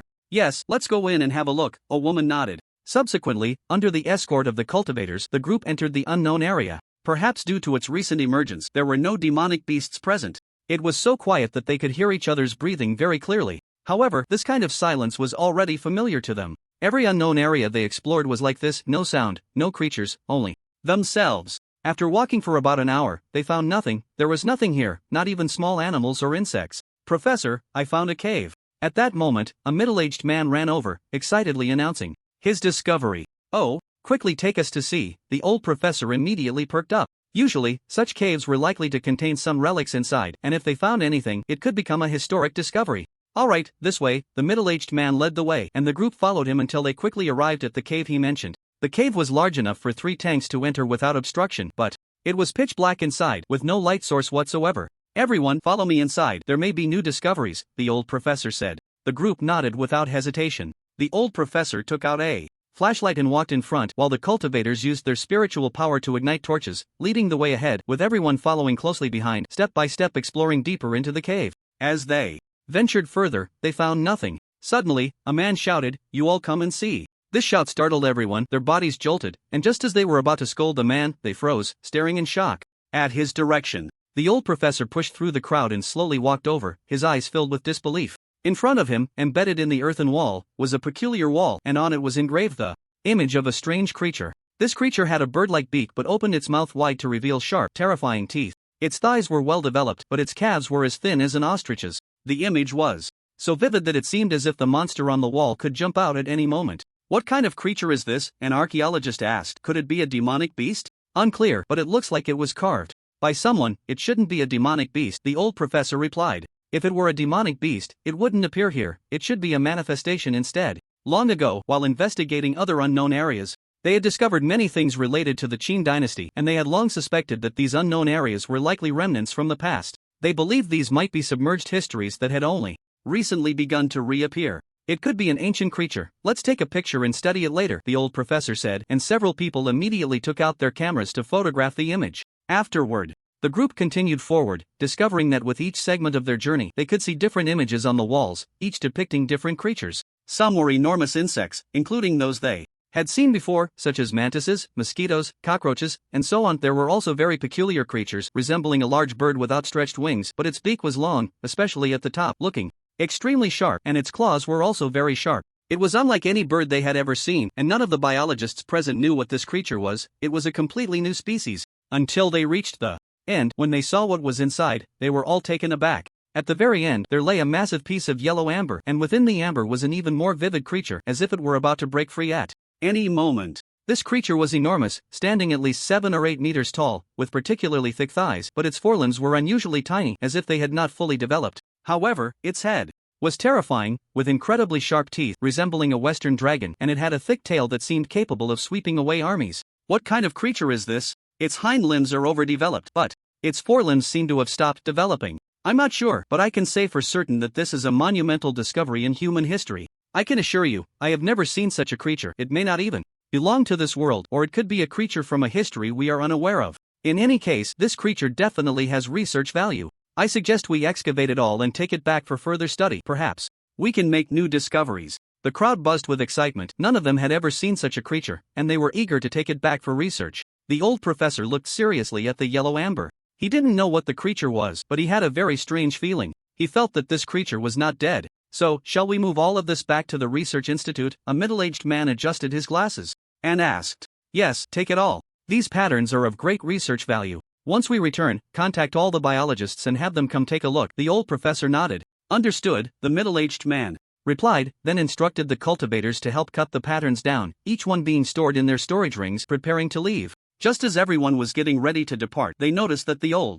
professor had not left. Instead, he was staring blankly at a wall that had nothing on it. Old professor, what's wrong? The middle-aged man asked as he approached. Look, doesn't this wall seem a bit thinner than the one next to it? The old professor said in a low voice. Upon hearing this, the middle-aged man was slightly taken aback, then looked up and carefully examined the wall, his body suddenly jolting. It was indeed as the old professor had said. The thickness of this wall was slightly less than that of the adjacent walls. Just by running his hand along it, he could feel the unevenness. This wall is probably 5 meters wide, and it's 10 centimeters thinner than the other walls. They are all earthen walls, likely regrown, the middle-aged man said solemnly. The walls here were made of dirt, which could gradually thicken over time, and eventually, this cave would cease to exist. Everything would be buried. So, that means there's likely a door or some hidden space behind this wall, the old professor stated. This remark awakened the middle-aged man, who immediately sent someone to break through the wall. Boom! As the wall was chiseled away, an opening appeared before everyone. There really is something hidden, the middle-aged man exclaimed, amazed.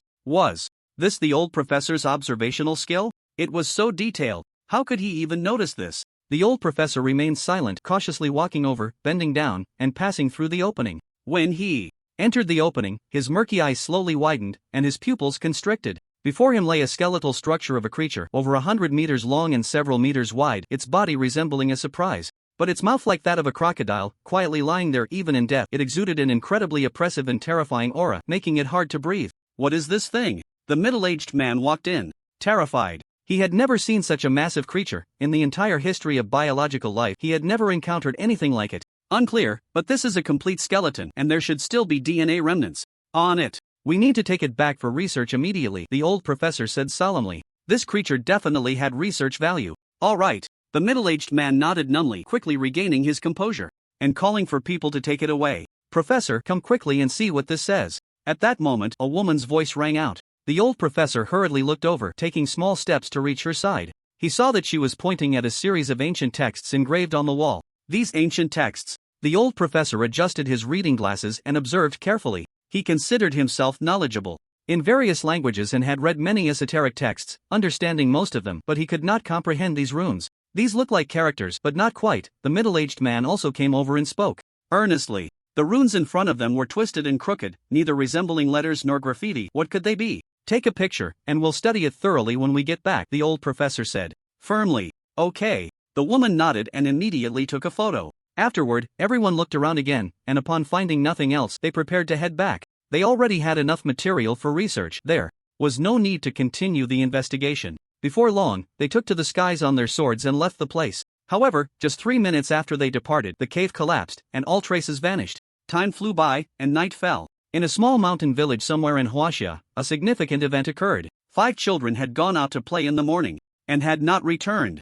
Especially at this critical moment, in a world plagued by ferocious beasts, losing children was a serious matter. The village chief quickly gathered all the cultivators in the village to set out in search of the kids. According to one child's account, he had seen the 5 friends go deep into the mountains to play, but he had stayed behind to help with chores. Upon hearing this, everyone was shocked. They knew that the deep mountains were home to many fierce beasts, especially now, with the occasional appearance of demonic creatures. The 5 children were likely in grave danger. But one must see the living and the dead. The village chief did not give up and organized everyone to begin a large-scale search in the mountains. As time passed, despair grew among the group, for they had nearly searched the entire mountain without seeing any trace of the 5 children, not even a hint. If they had truly been eaten by demonic beasts, there should at least be some signs. Could it be that the 5 children had simply vanished into thin air? They reported the matter to the cultivator management department, and soon someone arrived. With more manpower for the search, good news came. Everyone, come quickly, there's a hole here. With a shout from one of the managers, everyone quickly gathered.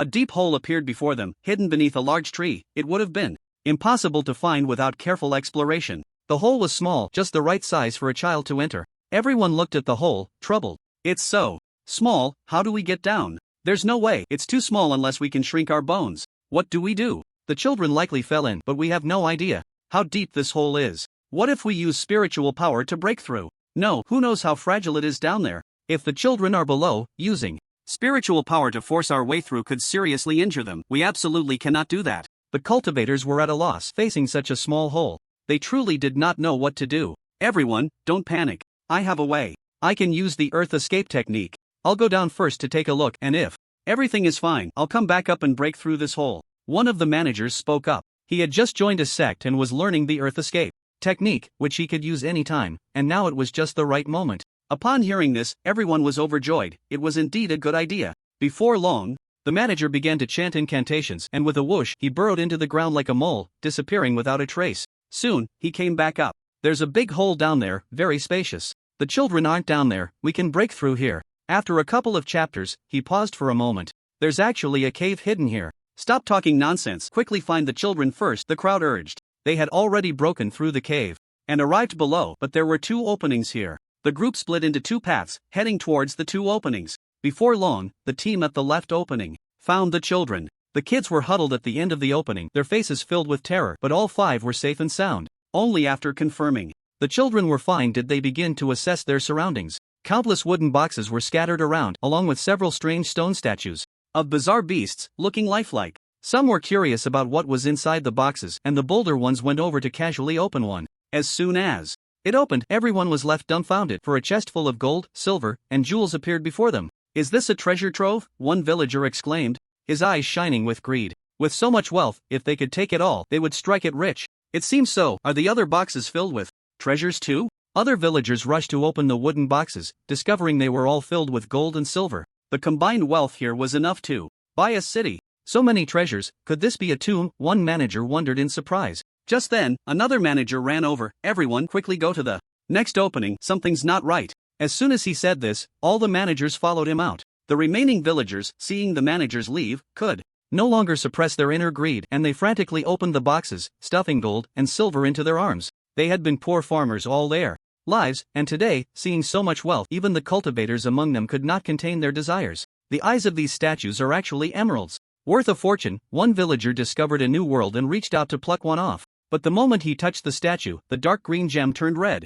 Oh my god, is this the tomb of Qin Shi Huang? The managers arrived at the end of another opening, and before them was a new world. As they looked out, they saw countless terracotta warriors and chariots, each warrior standing tall and mighty, like generals guarding a territory, their imposing presence hitting them instantly. The terracotta warriors accompanying Qin Shi Huang. There were at least tens of thousands in sight. How is this possible? Wasn't Qin Shi Huang's tomb discovered long ago? It's currently being protected in a museum, but that tomb seems to have never been opened, right? How can we be sure Qin Shi Huang is inside? It was confirmed by the terracotta warriors. Out of respect for our ancestors, they chose not to open it. But now, we've discovered the terracotta warriors again. What does this mean? Impossible? Could there be two tombs of Qin Shi Huang? The crowd stared at this never-before-seen tomb of Qin Shi Huang, deeply shocked. If this was real, then what was in the museum? The developments had far exceeded their imagination. It was no longer a decision they could make. They had to report to their superiors. Immediately report the situation here truthfully. Let's wait for the minister to make a decision. The captain in charge of this operation said, the new tomb of Qin Shi Huang has emerged, which is too bizarre, along with the treasures of gold and silver at the adjacent cave entrance, equally strange. Suddenly, the captain's body trembled, and he shouted, "Those people next door!" In an instant, he vanished, and the others hurriedly followed. The manager captain flashed back to the previous cave entrance, his eyes widening in shock. He saw that the villagers who had just been alive were now all dead, and those stone statues were gone. Damn it, I should have known earlier. The captain blamed himself, but there was no way to remedy the situation now. He could only hurry to call the minister to come and take a look. This matter was serious. The missing statues, the new tomb of Qin Shi Huang, all signs indicated that this was not simple. The next day, Li Long had already learned everything about the new tomb of Qin Shi Huang and the ancient creatures, and he personally went to the tomb to see what was going on. He and Taoist Qingfeng arrived at the new tomb of Qin Shi Huang, where many people were already taking photos and investigating, and many archaeological experts were slowly confirming details. As the progress continued, it was finally determined that these terracotta warriors were indeed real, and this was undoubtedly the tomb of Qin Shi Huang, even more spectacular than the one in the museum. So you mean to say that this is also Qin Shi Huang's tomb? Li Long looked at the experts, puzzled. Yes, the similarity between the two tombs is 90%, but this one is clearly more magnificent. It's evident that a lot of thought went into it, especially the main tomb, where Qin Shi Huang's body is located, which is more meticulous than the one in the museum. That one looks like a poorly made counterfeit. Then let's open the coffin to verify its authenticity, Li Long said coldly, not caring about any ancestors at this point. Since two tombs of Qin Shi Huang had appeared, the coffin must be opened for verification. Hearing this, the experts exchanged glances, unsure of what to say. It's settled then. I'll have the museum prepare to open the coffin. If there is a body of Qin Shi Huang there, then this one is fake. If there isn't, then this one is real. It's impossible that Qin Shi Huang didn't die, right? The experts were taken aback. This statement made a lot of sense. Qin Shi Huang couldn't possibly still be alive. Soon, Li Long instructed the people at the museum to prepare to open the coffin. As the coffin was gradually opened, they watched everything through remote video on their phones. When the coffin was opened, everyone was shocked to find that there was indeed no body inside. Then, this tomb of Qin Shi Huang must be the real one. The tomb of Qin Shi Huang they had protected for so long turned out to be fake. But why did Qin Shi Huang create two such similar tombs? Wasn't that redundant? Or did he want to trick everyone into robbing tombs only to end up robbing a fake one? A joke from the ancestors? So, should this tomb be opened? At this point, there seemed to be no need to open this tomb, since that one had no body. This one must be the real one. Open it, Li Long said solemnly. Since that was the case, they should open it all. What if this one was also fake? In the end, everyone decided to open this coffin as well. With Li Long's nod of confirmation, Taoist Qingfeng waved his hand, and the coffin automatically pushed open, slowly revealing the situation inside. Everyone looked over, their expressions changing, and they stood there dumbfounded, the scene falling silent. Inside, it was also empty. How could this be? It's also empty. Where did Qin Shi Huang go? Both tombs were empty. Could there be a third or fourth tomb? How many tombs did the ancestors make? Were they just bored? Or did the ancestors never die at all? In the afternoon, this matter could not be kept secret and was soon known by the entire nation. Everyone was already shocked to learn that two tombs of Qin Shi Huang had appeared, and when they found out that both tombs had no body of Ying Zhang, they were even more astonished. Is this for real? Both tombs have no body of Ying Zhang? That's too exaggerated. Where did the ancestor run off to? Could it be that he never died? How is that possible? It's been so long, anyone would be dead. Not necessarily. Perhaps our ancestors could be immortal? Various opinions surfaced online, with most people believing that their ancestors had not died at all and might have achieved immortality.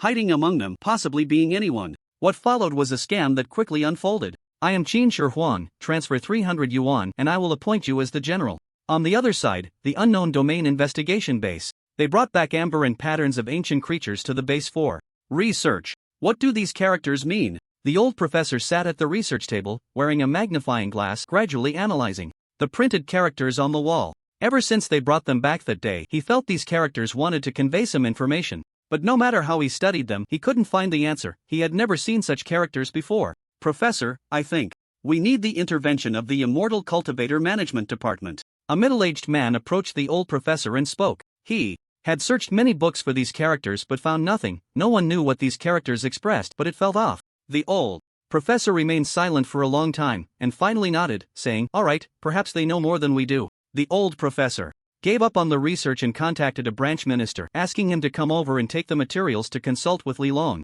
Xiaoyao sect. Qianlan was still in seclusion, comprehending the Tao, and the Xiaoyao sect was peaceful, with those demon beasts attacking the gate every day. However, they were merely there to serve as toys for the disciples, easily dispatched. Meanwhile, Li Long and Taoist Qingfeng had just returned to the sect when someone came to their door. Li Shi, the unknown domain investigation team, discovered something new. They couldn't figure it out, so they asked me to bring it to you. The man took out a printed image from his storage ring, clearly depicting the characters in the cave, along with photos of other ancient creatures. All right, I'll take a look. Li Long took the photo, fully aware that this matter was significant. The man nodded and left. Are these characters some kind of ancient script? Taoist Qingfeng, who was nearby, also saw the characters and curiously leaned in for a closer look. He noticed that these characters were quite similar to the Taoist texts in his temple. They should be ancient script. Do you recognize them? Li Long was puzzled. He couldn't understand them at all. I don't recognize them, but perhaps we can ask Master Qingxian. Upon hearing this, Li Long's eyes lit up. Since these were discovered from the unknown domain, they were likely manifestations from the game. Since they came from the same world as Qingxian and the others, they would definitely recognize these characters. With that thought, Li Long immediately went to find Qingxian for clarification. Before long, he arrived at Qingxuan's door, respectfully knocking and saying, "Master, are you there? Come in." Qingxuan's voice rang out, and Li Long pushed the door open. "Master, I came to ask if you recognize these characters?" Li Long presented the photo, and Qingxian took it, frowning. After more than 10 seconds, Qingxian shook his head, and Li Long felt a bit disappointed. Could it be that Qingxian couldn't understand them either? Were they not characters from that world? These characters are quite different from those in our world. They probably don't belong to the Qing Tian immortal realm, but I have a vague feeling that they resemble talismans. Where did you find them? Qingxian asked, frowning. Li Long answered truthfully, explaining everything found in the cave. The more Qingxian listened, the more he frowned. He sensed that these characters wanted to convey something to them. If that's the case, it's best not to touch the items brought out from the cave. They should be returned immediately, or something serious may happen. After saying this, Li Long's expression changed drastically, and he hurriedly called over to have them return those items. When the old professor heard this, he was certainly displeased. This was something of great research value. How could it possibly be returned? They hadn't even finished their research on it yet. However, they could not defy Li Long's orders, and in the end, a manager was sent to return it. Just when they thought the matter was settled, another phone call came in, leaving Li Long bewildered. The cave had apparently been destroyed, seemingly due to a landslide, and the cave no longer existed. Ultimately, they had no choice but to send the items back again. Li Long informed Qing Xuanzi, who was standing nearby. It seems that the restrictions have been lifted. Qing Xuanzi frowned, picking up the photo. I will go find the sect master. He might know the answer. The sect master had previously said that Li Long's matters should be handled with care. Alright, I appreciate your help, sect master. Qing Xuanzi vanished on the spot, heading to the sect master's hall. In the sect master's hall, as soon as Qing Xuanzi arrived at the hall's entrance, he saw the heavenly demon lord sitting cross-legged, meditating and cultivating. Sensing Qing Xuanzi's arrival, the heavenly demon lord slowly opened his eyes and said lightly, "The sect master is in seclusion, please leave." Lord Demon, I have something very important to report. What is it? The sect master instructed me to handle minor matters during his seclusion. Go ahead and tell me. Do you recognize this? Qing Xuanzi took out the photo and handed it to the heavenly demon lord. The heavenly demon lord merely glanced at it, and his body trembled slightly, looking somewhat stunned. Where did you see this? Qing Xuanzi repeated what Li Long had said, and the heavenly demon lord immediately frowned, surprised. As he spoke, this is a demon suppression talisman. The symbols on it are runes, and the text below is from the Xinshin realm. It warns us not to touch anything here without permission, and we cannot take anything away, otherwise, they will awaken. Upon hearing this, Qing Xuanzi was slightly taken aback, which meant that those ancient beings were not dead. They might have already come back to life. I'm afraid that those who took the ancient beings are in grave danger. The heavenly demon lord spoke indifferently. The lives and deaths of those people had nothing to do with him. They brought this upon themselves by recklessly touching things without understanding the situation they deserved.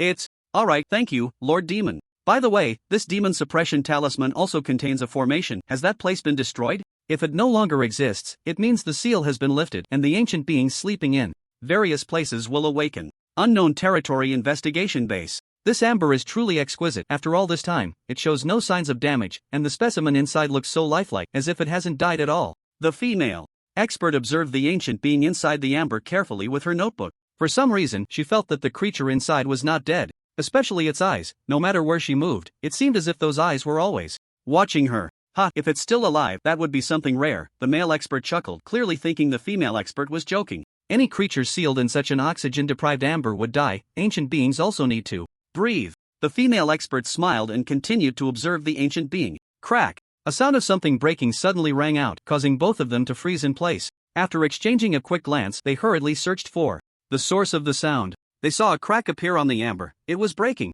This amber has cracked. Hurry and notify the professor and the others to come take a look, the man said. Crack! But just then, another sound echoed, and the crack widened. Crack, crack, crack. As the cracking sounds continued, more and more cracks appeared on the once smooth surface of the amber, and both of them were horrified. Boom! Suddenly, the amber exploded violently, splattering in all directions, easily cutting into their skin, and the powerful shockwave sent them flying. When they finally managed to get up, they witnessed a terrifying scene that they would never forget. The ancient creature inside the amber was now standing tall, not having fallen, and its eyes were actually blinking. It's alive? The woman stammered in terror, slowly crawling backward, her body trembling uncontrollably. Take it slow, don't startle it, the man quickly whispered. He was a biologist and knew that some creatures have a hunting instinct. If you don't run, it might not chase you, but if you do run, it will get excited. You could also pick up a weapon and pretend to be fierce to scare off a beast, which is quite helpful against bears, but this unknown creature was a different story. Bang! Bang! Bang! At that moment, several foundation building cultivators burst through the steel door and rushed in. When they saw the resurrected ancient creature, their faces turned pale with fear. They had never seen such a creature before. Was it a demon beast? I can't see through its realm. Could it be that it has no realm? Not sure, but it doesn't look easy to deal with. Who cares, let's just do it. The foundation building cultivators gathered their chi into swords, calling upon various spiritual techniques, unleashing flames, thunder, and raging waves. Boom! In an instant, the room sounded as if several bombs had exploded, creating a deafening noise, and the two ordinary people were so frightened that they hid under the table, trembling. How is this possible? It's completely ineffective. After a wave of spiritual attacks, the ancient creature remained unscathed, not even a scratch. Retreat, this is not something we can handle. One person quickly realized that the creature's outer layer seemed extremely hard, beyond their ability to break through. Roar! In an instant, the ancient creature let out a roar that echoed through the room like a drum, shaking the ground violently, shattering all the glass, and sending tables and chairs flying. The two ordinary people were thrown back, fainting and losing consciousness. The cultivators were also knocked back, crashing against the walls, spitting blood, and instantly suffering severe injuries. So strong, this is at least above the nascent soul stage. This is terrifying. We need to call for reinforcements. One cultivator, with his last breath, took out a sound transmission talisman and threw it. The talisman instantly transformed into a streak of golden light, disappearing without a trace. After the talisman vanished, others arrived. Bang! The ancient creature crashed through the wall, opening its mouth full of sharp teeth, biting down on a cultivator and voraciously devouring him right in front of everyone, dispatching a foundation-building cultivator in no time. Seeing this, everyone was astonished, retreating repeatedly, none daring to approach. Damn beast, die! A god transformation cultivator shouted angrily, taking out several magical treasures and various spiritual techniques to bombard the ancient creature. Bang! Bang! Bang! Countless attacks struck the ancient creature, yet they couldn't break its defenses. Seeing this, everyone retreated again, their hearts filled with fear. They had never encountered such a monster. Even the god transformation attacks couldn't break through its defenses. What could they do? How could this be? The god transformation cultivator took a step back, somewhat in disbelief. He couldn't break its defenses? Roar! The ancient creature roared and charged at the crowd, its massive body rushing forward like a truck. Bang! Everyone was sent flying like bowling pins, crashing heavily to the ground, and even the god transformation cultivator felt pain in his organs. Something's wrong. This creature's physical body is incredibly strong, possibly above the tribulation stage, the god transformation cultivator said with his last breath, before completely losing his life. Seeing this, everyone fell into utter despair. Their only god transformation cultivator was dead. This meant they had no hope left. In the next second, the ancient creature suddenly picked up the god Transformation cultivator's corpse, biting down and chewing, blood splattering everywhere as it feasted with delight. Roar! After the ancient creature finished eating the corpse, an incredibly terrifying aura erupted from its body, shaking the entire place. This isn't the tribulation stage, this is the celestial immortal realm, one cultivator shouted in horror. This was no tribulation stage, this was a celestial immortal. This ancient creature actually possesses the strength of a celestial immortal. Everyone was utterly despaired. The ancient being was not yet full, it devoured the cultivators in large bites, and in less than 5 minutes, all 100 people on site were completely consumed. Whoosh! Its aura surged once again, reaching the level of a Great Luo Golden Immortal. In the blink of an eye, it had ascended to the Great Luo Golden Immortal stage solely by eating people. What terrifying demonic power was this? After satisfying its hunger, the ancient creature crashed through the walls of the base and charged into the outside world. Not only it, but miraculously, the other creatures in the base also revived. It turned out that the patterns on the walls were not engravings but actual living beings embedded within. It was only at this moment that they all awakened. 1 minute after all the creatures rushed out of the research facility, reinforcements from the cultivator management department arrived on the scene. When they entered to investigate, each one displayed a look of horror. Corpses were scattered everywhere, and the air was thick with an overwhelming stench of blood. Just a whiff was enough to make one dizzy, prompting a desperate urge to flee. Everyone in the entire investigation base, whether cultivators or experts, was dead. No one survived. This matter is serious. Report to headquarters immediately that those creatures have revived. Luo City. Look, what is that? A passerby suddenly spotted a mysterious flying creature in the sky and screamed in terror, pointing at it. This shout drew the attention of many, who turned to look at the sky. The flying creature was quite special. Its wings spread over 5 meters long, blocking out the sun as it circled in the sky, seemingly searching for something. In the next second, it dove down, startling everyone, who hurriedly ran in all directions. But some were not so lucky. They were bitten by the strange creature, lifted off the ground, and flown into the sky, only to be tossed midair and then swallowed whole by the creature. This scene stunned everyone, and they suddenly realized this was a new type of monster. Run, the monster is coming. What are you running for?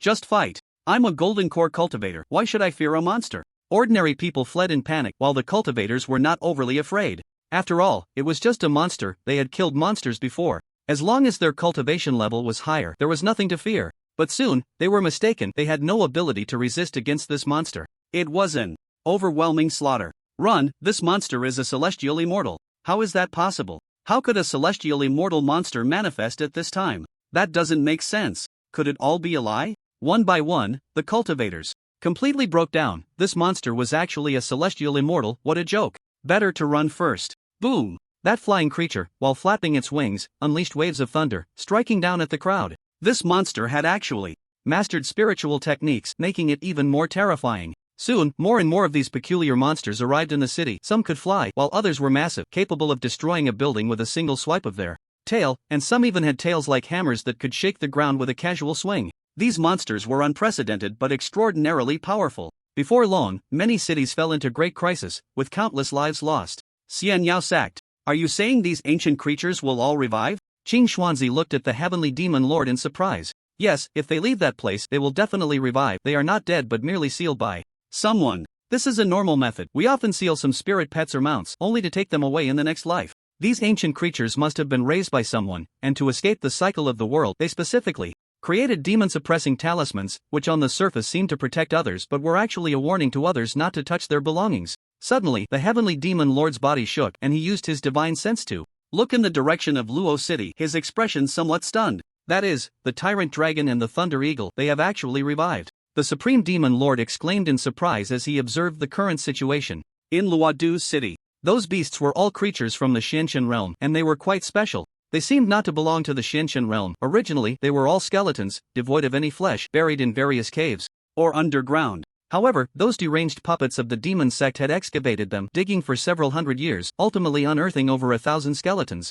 In the end, they actually used a technique of flesh rebirth to fuse the flesh of those renowned beasts onto the skeletons. Remarkably, it succeeded. The flesh gradually merged, restoring the skeletons to their original forms, which is now the appearance of these beasts. Eventually, these puppets of the demon sect were attacked by a prestigious sect known as the Fierce Beast Sect. Upon seeing these strange resurrected beasts, the Fierce Beast Sect immediately became interested, believing these beasts had great potential for transformation. As they had anticipated, these beasts could incorporate any rare materials to enhance their physical forms. Someone placed Thunderstrike wood into a flying beast, achieving perfect fusion, resulting in the creation of the Thunder Eagle, capable of freely unleashing thunder. To be precise, these beasts all carried a hint of the Tao's rhythm. If absorbed and refined, it could elevate one's own Tao further. With so many beasts, should we consult the sect master? Qing Xuanzi asked worriedly. No need. At that moment, a voice rang out, and Shenlong appeared before the two. Master, sect master. The two instantly knelt. Get up. I will handle some of the beasts. The rest is up to you. Shenlong spoke calmly. He had slowly awakened when these beasts revived, no longer comprehending the Tao. When he first laid eyes on the thunder eagle, he noticed the faint trace of the Tao of thunder within it. Although it was minimal, it was useful. Not only the thunder eagle, but other creatures also contained a bit of Tao rhythm. As the saying goes, many a little makes a mickle, although the Tao rhythm within them was scarce, combined. It was sufficient. Shenlong gently snapped his fingers. Snap. In an instant, all the revived ancient beings, those containing Tao rhythm, exploded simultaneously, transforming into a cloud of blood mist that dispersed into the air. The explosion came so suddenly that it left people stunned, unable to react. Some were in despair, watching as a beast was about to devour them, only for that beast to explode right before their eyes. What just happened? Who made a move?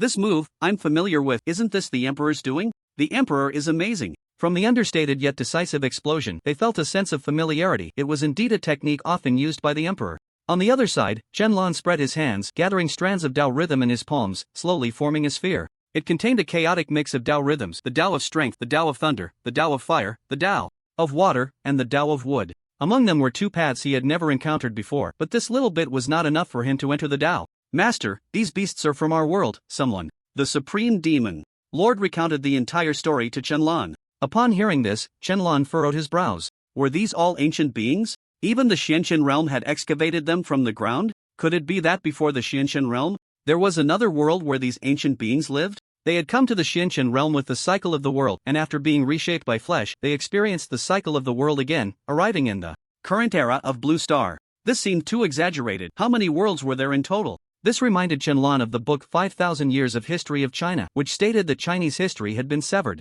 Before Qin Shi Huang, with a very long history preceding it, could it be that there was once a world, and after being punished by the gods, the history of Qin Shi Huang until now is the only complete world? In other words, the Xianxian realm is very likely not the old world but rather an even older world? It's getting more and more complicated. Shenlong thought of something and said lightly, "You two go arrange for someone to handle it." After saying that, he vanished. When he reappeared, he was already in the library of Qin Capital University, which was still empty. I know you can see and hear me. What kind of ancient beings are those? Shenlong murmured to the air. He was conversing with that mysterious person. That mysterious person could definitely see him and hear him. Suddenly, Shenlong sensed a mysterious power, and a piece of paper appeared out of thin air in front of him. Seeing this, Shenlong's lips curled slightly. As expected, that person could see and hear him. He took the note and, after reading the words on it, was momentarily stunned. Unclear, but it's getting late. The spiritual energy of Blue Star is rapidly recovering. Once it reaches a certain critical point, it will attract attention. Shenlong, there isn't much time left for Blue Star. Also, regarding the reincarnation path, you must enter it. This message left Shenlong in shock. There wasn't much time left for him and Blue Star? This meant that when Blue Star's spiritual energy reached a certain peak, it would attract more people who all wanted to occupy this planet. It seemed he was not just fighting against a few worlds, but against countless worlds. And that last sentence, what did it mean that he must enter the reincarnation path? Did the reincarnation path hold some secret that he needed to enter to discover? But he was still far from entering, as if a vast chasm separated him from the threshold of entry. He had been in seclusion for several days, but in reality, it had been several months. His heavenly technique had already reached the first major achievement, and he had entered the other paths, yet he remained stuck on the reincarnation path in time, unable to make any progress. Without the essence of the Tao, it was too difficult. It seems that person also doesn't know what those beings are. Let's not worry about that for now. I must enter the reincarnation path, but that might be a bit difficult, Shenlong murmured with a frown. Xiaoyao Sect Master Hall. Shenlong returned here and used sound transmission to summon all his servants. With the arrival of the overwhelming demon lord, the dragon emperor of Luotian, King Xuanzi, soon dozens of people gathered, all present. Master. The voices were thunderous, echoing in the Sect Master Hall. Everyone spoke in unison and knelt down together. Get up, Shenlong said. I called you here today to give you a task. I will be in seclusion for a while. During this time, you will help me keep an eye on the essence of the Tao from around the world. Once you find any, seize it immediately. If it's a Huaxia person, report their name. If they still refuse, then take it. By any means necessary. He needed more essence of the Tao. He had to quickly increase his strength. Relying on others was not as good as relying on himself. As long as he was strong enough, those people wouldn't dare to invade Blue Star. Yes. Everyone shouted in unison. Dismissed, Shenlong waved his hand. Instantly, everyone bowed again and disappeared in unison. With these people helping, there should be more essence of the Tao. With nothing else to do, he continued to cultivate. Time flew by, and 2 more days passed. Today was the day for the spiritual pets to manifest. Unlike usual, everyone had timed it perfectly and was already gathered outside, looking up at the sky, waiting for the sound of Hongmeng to arrive. Soon, as they wished, the sky became overcast, thunder and lightning flashed, and a scroll descended from the heavens. Spiritual pets began to manifest as the sound of Hongmeng fell. Beams of golden light descended from the sky, reaching all parts of the country. Among them, the most dazzling was undoubtedly the direction of the sect master hall of Xiaoyao sect. The sect master's spiritual pet has manifested. I wonder what levels the spiritual pets are. They should all be similar. Didn't they reward a divine beast? It's probably very powerful. I'm so envious. We little trash have no spiritual pets. Well, we can always go catch one. It can't be that there are none forever. Yeah, if there's a chance in the future, I'll go catch one.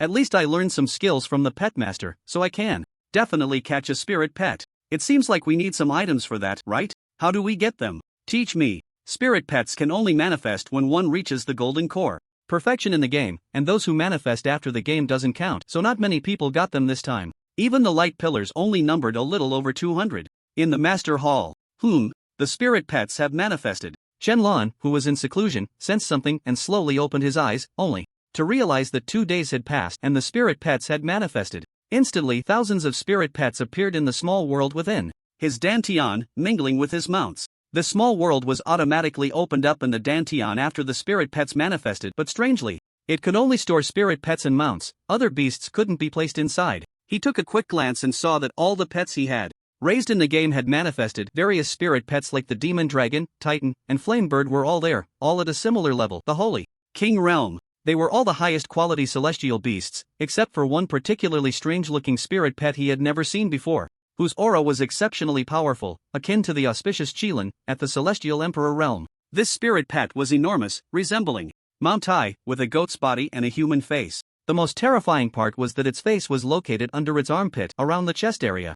With a fierce and terrifying visage, tiger teeth and dragon claws and 5 fingers like a human's, particularly bizarre. What kind of spirit pet is this? Shenlong wondered. Could it be the divine beast rewarded from the last Mount leaderboard? In the next moment, a surge of knowledge flooded his mind, providing basic information about this spirit pet. So that's it. This spirit pet is called Tao Tai, one of the 4 fierce beasts of the Azure Sky Immortal Realm, with terrifying power, capable of devouring everything. It can eat anything and convert it into energy to nourish itself, becoming the most fearsome beast in the Xianqian realm just by eating. To think it was rewarded to him like this, not bad at all. Now he had another powerhouse. Gurgle. At that moment, he heard a gurgling sound from Tao Ye's belly, seemingly hungry. He took it out, and Tao Ye's massive figure instantly filled the master hall. Fortunately, it could shrink at will, or it would have likely burst the hall. Upon seeing Chen Lan, Tao Tai immediately let out a roar. Its voice was like a tiger's roar in the mountains, deafening with just a casual call. The sound matched its appearance perfectly. Hungry? Shenlong said with a faint smile. Tao Tai understood and immediately nodded, letting out another roar. If you're hungry, go find food yourself, but don't eat people. Anything else is fine. Shenlong waved his hand to dismiss it. Tao Tai roared again, a bit excited, and vanished from sight, reappearing above the Xiaoyao sect. Roar! A roar echoed throughout Huaxia, shaking the Xiaoyao sect violently, causing the earth to tremble. Countless disciples, who had been eagerly watching other people's spirit pets, were startled by this sudden roar and looked up at the sky. Holy crap, that can't be the master's spirit pet, right? A gigantic creature loomed in the sky, its appearance and size instilling fear in everyone. Damn, it really might be. Its aura is terrifying. At the celestial emperor realm, then it must definitely be the emperor's spirit pet. There's no mistake about it. It looks so scary. Is it really a spirit pet? Who cares if it's scary? Its realm is high. Is it possible that it's the divine beast rewarded to the emperor from the Mount leaderboard? The crowd exclaimed, quickly realizing this was the emperor's spirit pet, possibly even the divine beast from the last leaderboard. What kind of spirit pet is this? It looks too terrifying. Guing frowned and said, having never seen such a spirit pet. Yeah, it's really scary, not as pretty as the 9 Heavens immortal fox. Yen Yu nodded, fully agreeing with Gu Ying's words. What do you girls know? This is what men like the most. Ping Dahai laughed, although the Tao Tai looks frightening. How majestic it is. Some men who like monsters would definitely love this type. For example, he quite likes this kind of spirit pet. It looks imposing. Guing and Yen Yu rolled their eyes simultaneously, ignoring Ping Dahai. Let's go out and have some fun, Gu Ying said with a smile at Yen Yu. Sure, let's go play. It's been quite boring to cultivate lately. Yen Yu nodded, just in time to go out and relax. Then let's go explore those unknown areas, Guing said with a smile, taking Yin Yu's hand and soaring into the sky, quickly disappearing. In the outside world, countless people could see the Taotai standing atop the Xiaoyao sect, each one showing a look of shock, especially those outsiders. That native actually obtained a spirit pet at the Immortal Emperor level again. Isn't that a bit exaggerated? Is that a Taotai? The 4 great ferocious beasts, and he actually got one? It really is a Taotai. This is too exaggerated. The Taotai is notoriously difficult to tame and is unruly, devouring anything it sees. How could it be tamed now? Forget about the Taotai, none of the 4 great ferocious beasts are easy to handle. What realm is that sect master in to be able to tame a Taotai? I don't know. I've been asking those natives, but it seems they have reached some sort of agreement. No one says what realm that sect master is in, but they all refer to each other as the Xiaoyao Emperor. Could it be the realm of the Supreme Emperor? Are you joking? I've never seen a Supreme Emperor. You think there are natives here who are Supreme Emperors? No one believed it. The realm of the Supreme Emperor was simply too distant to appear in such a native world. Although the idea of a Supreme Emperor might be false, the fact that the Taotai is at the Immortal Emperor level is 100% true, because the Taotai was also at the Immortal Emperor level in the Qing Tian Immortal Realm. Don't be fooled by its Immortal Emperor level. If it really fought, it wouldn't lose to the Heavenly Emperor. Because it is very special, it can convert anything it devours into energy to nourish itself, making its physique extremely powerful. On the surface, it is at the Immortal Emperor level, but in reality, it possesses the body of a Heavenly Emperor. In a real fight, it would be 50-50. In an instant, the Taotai vanished. It had already gone to an unknown area to feast. The Spirit Pet Gold List is about to be announced. The voice of Hong Mang rang out again, starting to announce the top 100. For this, Qianlan couldn't be bothered to look and transmitted to all the servants. Have there been any gains during this time? The next second, dozens of people appeared in the sect master's hall. Master! Everyone shouted in unison and knelt. Get up! Have you found anything related to the Tao rhythm? Qianlan spoke lightly. Yes. This voice came from Pharaoh King. He stepped forward holding a red gemstone, presenting it to Qianlan with both hands.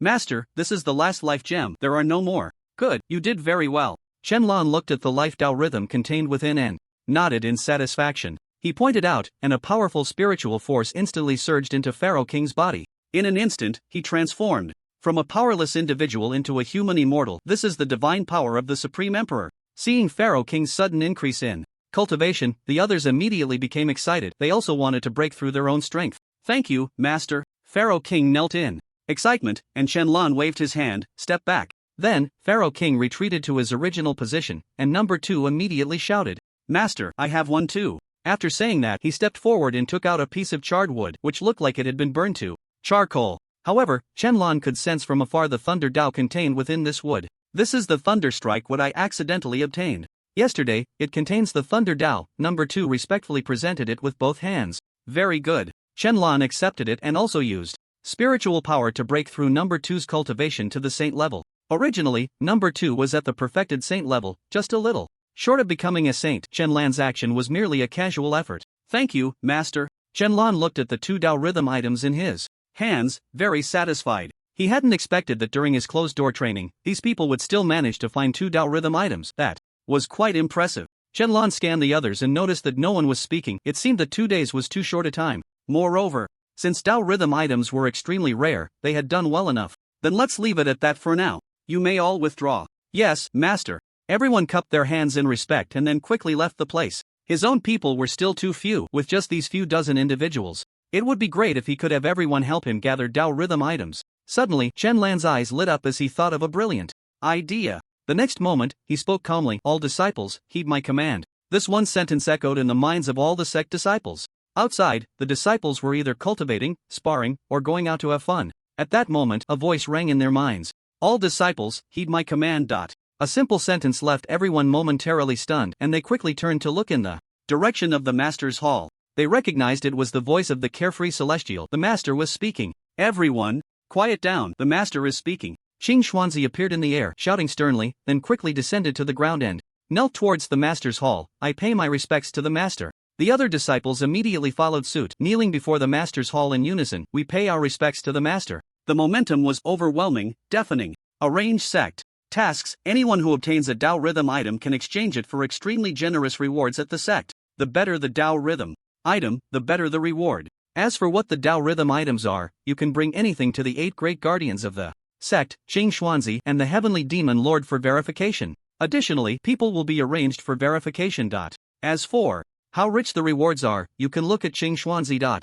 As soon as the words fell, Qing Xuanzi's body suddenly trembled, and his cultivation level soared, directly reaching the human immortal realm. Qing Xuanzi's cultivation advanced by leaps and bounds. Seeing him suddenly reach the human immortal stage, everyone was taken aback, then showed expressions of deep envy and excitement. Is this the power of an emperor? With just a thought, one can be reborn and directly become a human immortal powerhouse. This is outrageous. I wish I could be promoted like that by the emperor. I don't want to work hard anymore. So, as long as we search for those Tao rhythm items, we can receive the emperor's rewards, which can directly enhance our cultivation. In that case, I must go find them. Who exactly are the Tao rhythm items for? Can we get a reference? Didn't the emperor say that if we don't know, we can give them to Qing Xuanzi and the others for identification? If they are real, we can get the rewards. What? Do you think, are these Tao rhythm items really that powerful? Otherwise, why would the emperor want them? Each disciple had their own thoughts.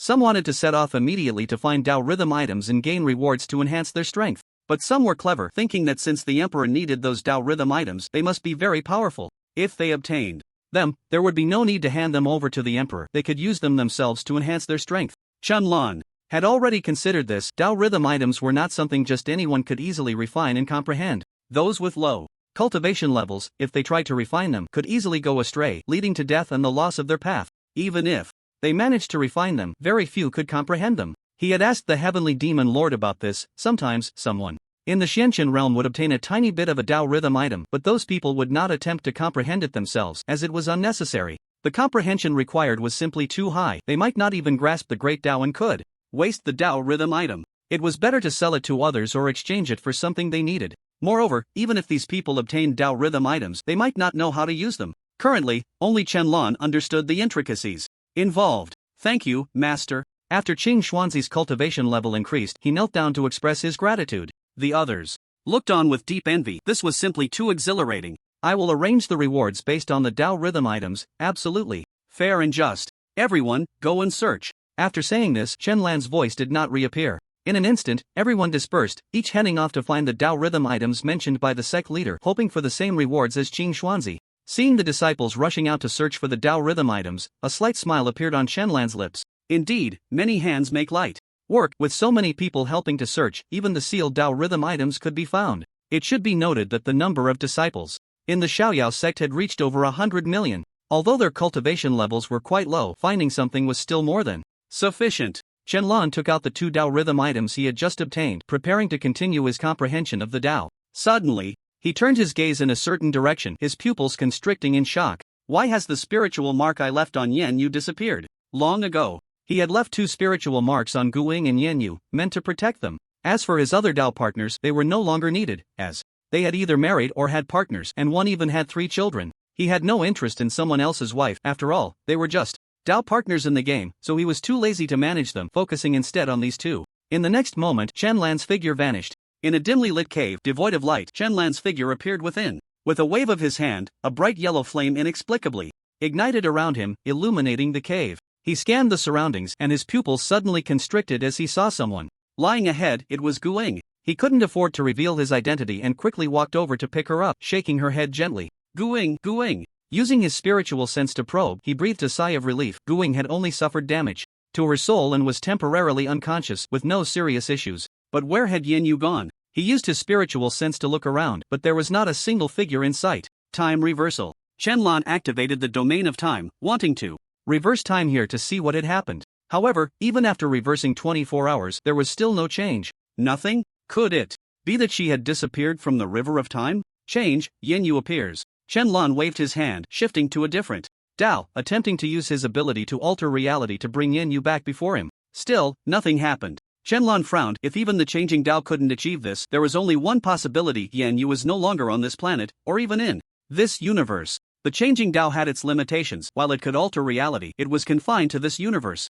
He still couldn't manage to change things in other universes, nor could he access them. With his current level, forcibly breaking into another universe could cause him to fall in rank. The key issue was that he didn't know the specific coordinates of other universes. If he did, he could use the space Tao to teleport. It seems I can only use that trick. Qianlan spoke in a deep voice, his eyes instantly swirling with golden light as golden dragons circled within his gaze. He was going to forcibly open the second level of the heavenly eye to observe the past and see what had truly happened here. Although he could return to the past too, change things, the consequences would be severe. Once he disrupted the order of time, he would expose himself to many people, potentially causing numerous butterfly effects, possibly accelerating the enemy's attacks and hastening the destruction of Blue Star. Since Yen Yu had disappeared, there must be a calamity in her fate that she could not escape. Even if he went back to save her, it would only be a matter of days before the same fate befell her again. Forcibly altering someone else's fate would not only make him bear the consequences but could also lead to a worse outcome for her unless he mastered the Tao of Fate. He would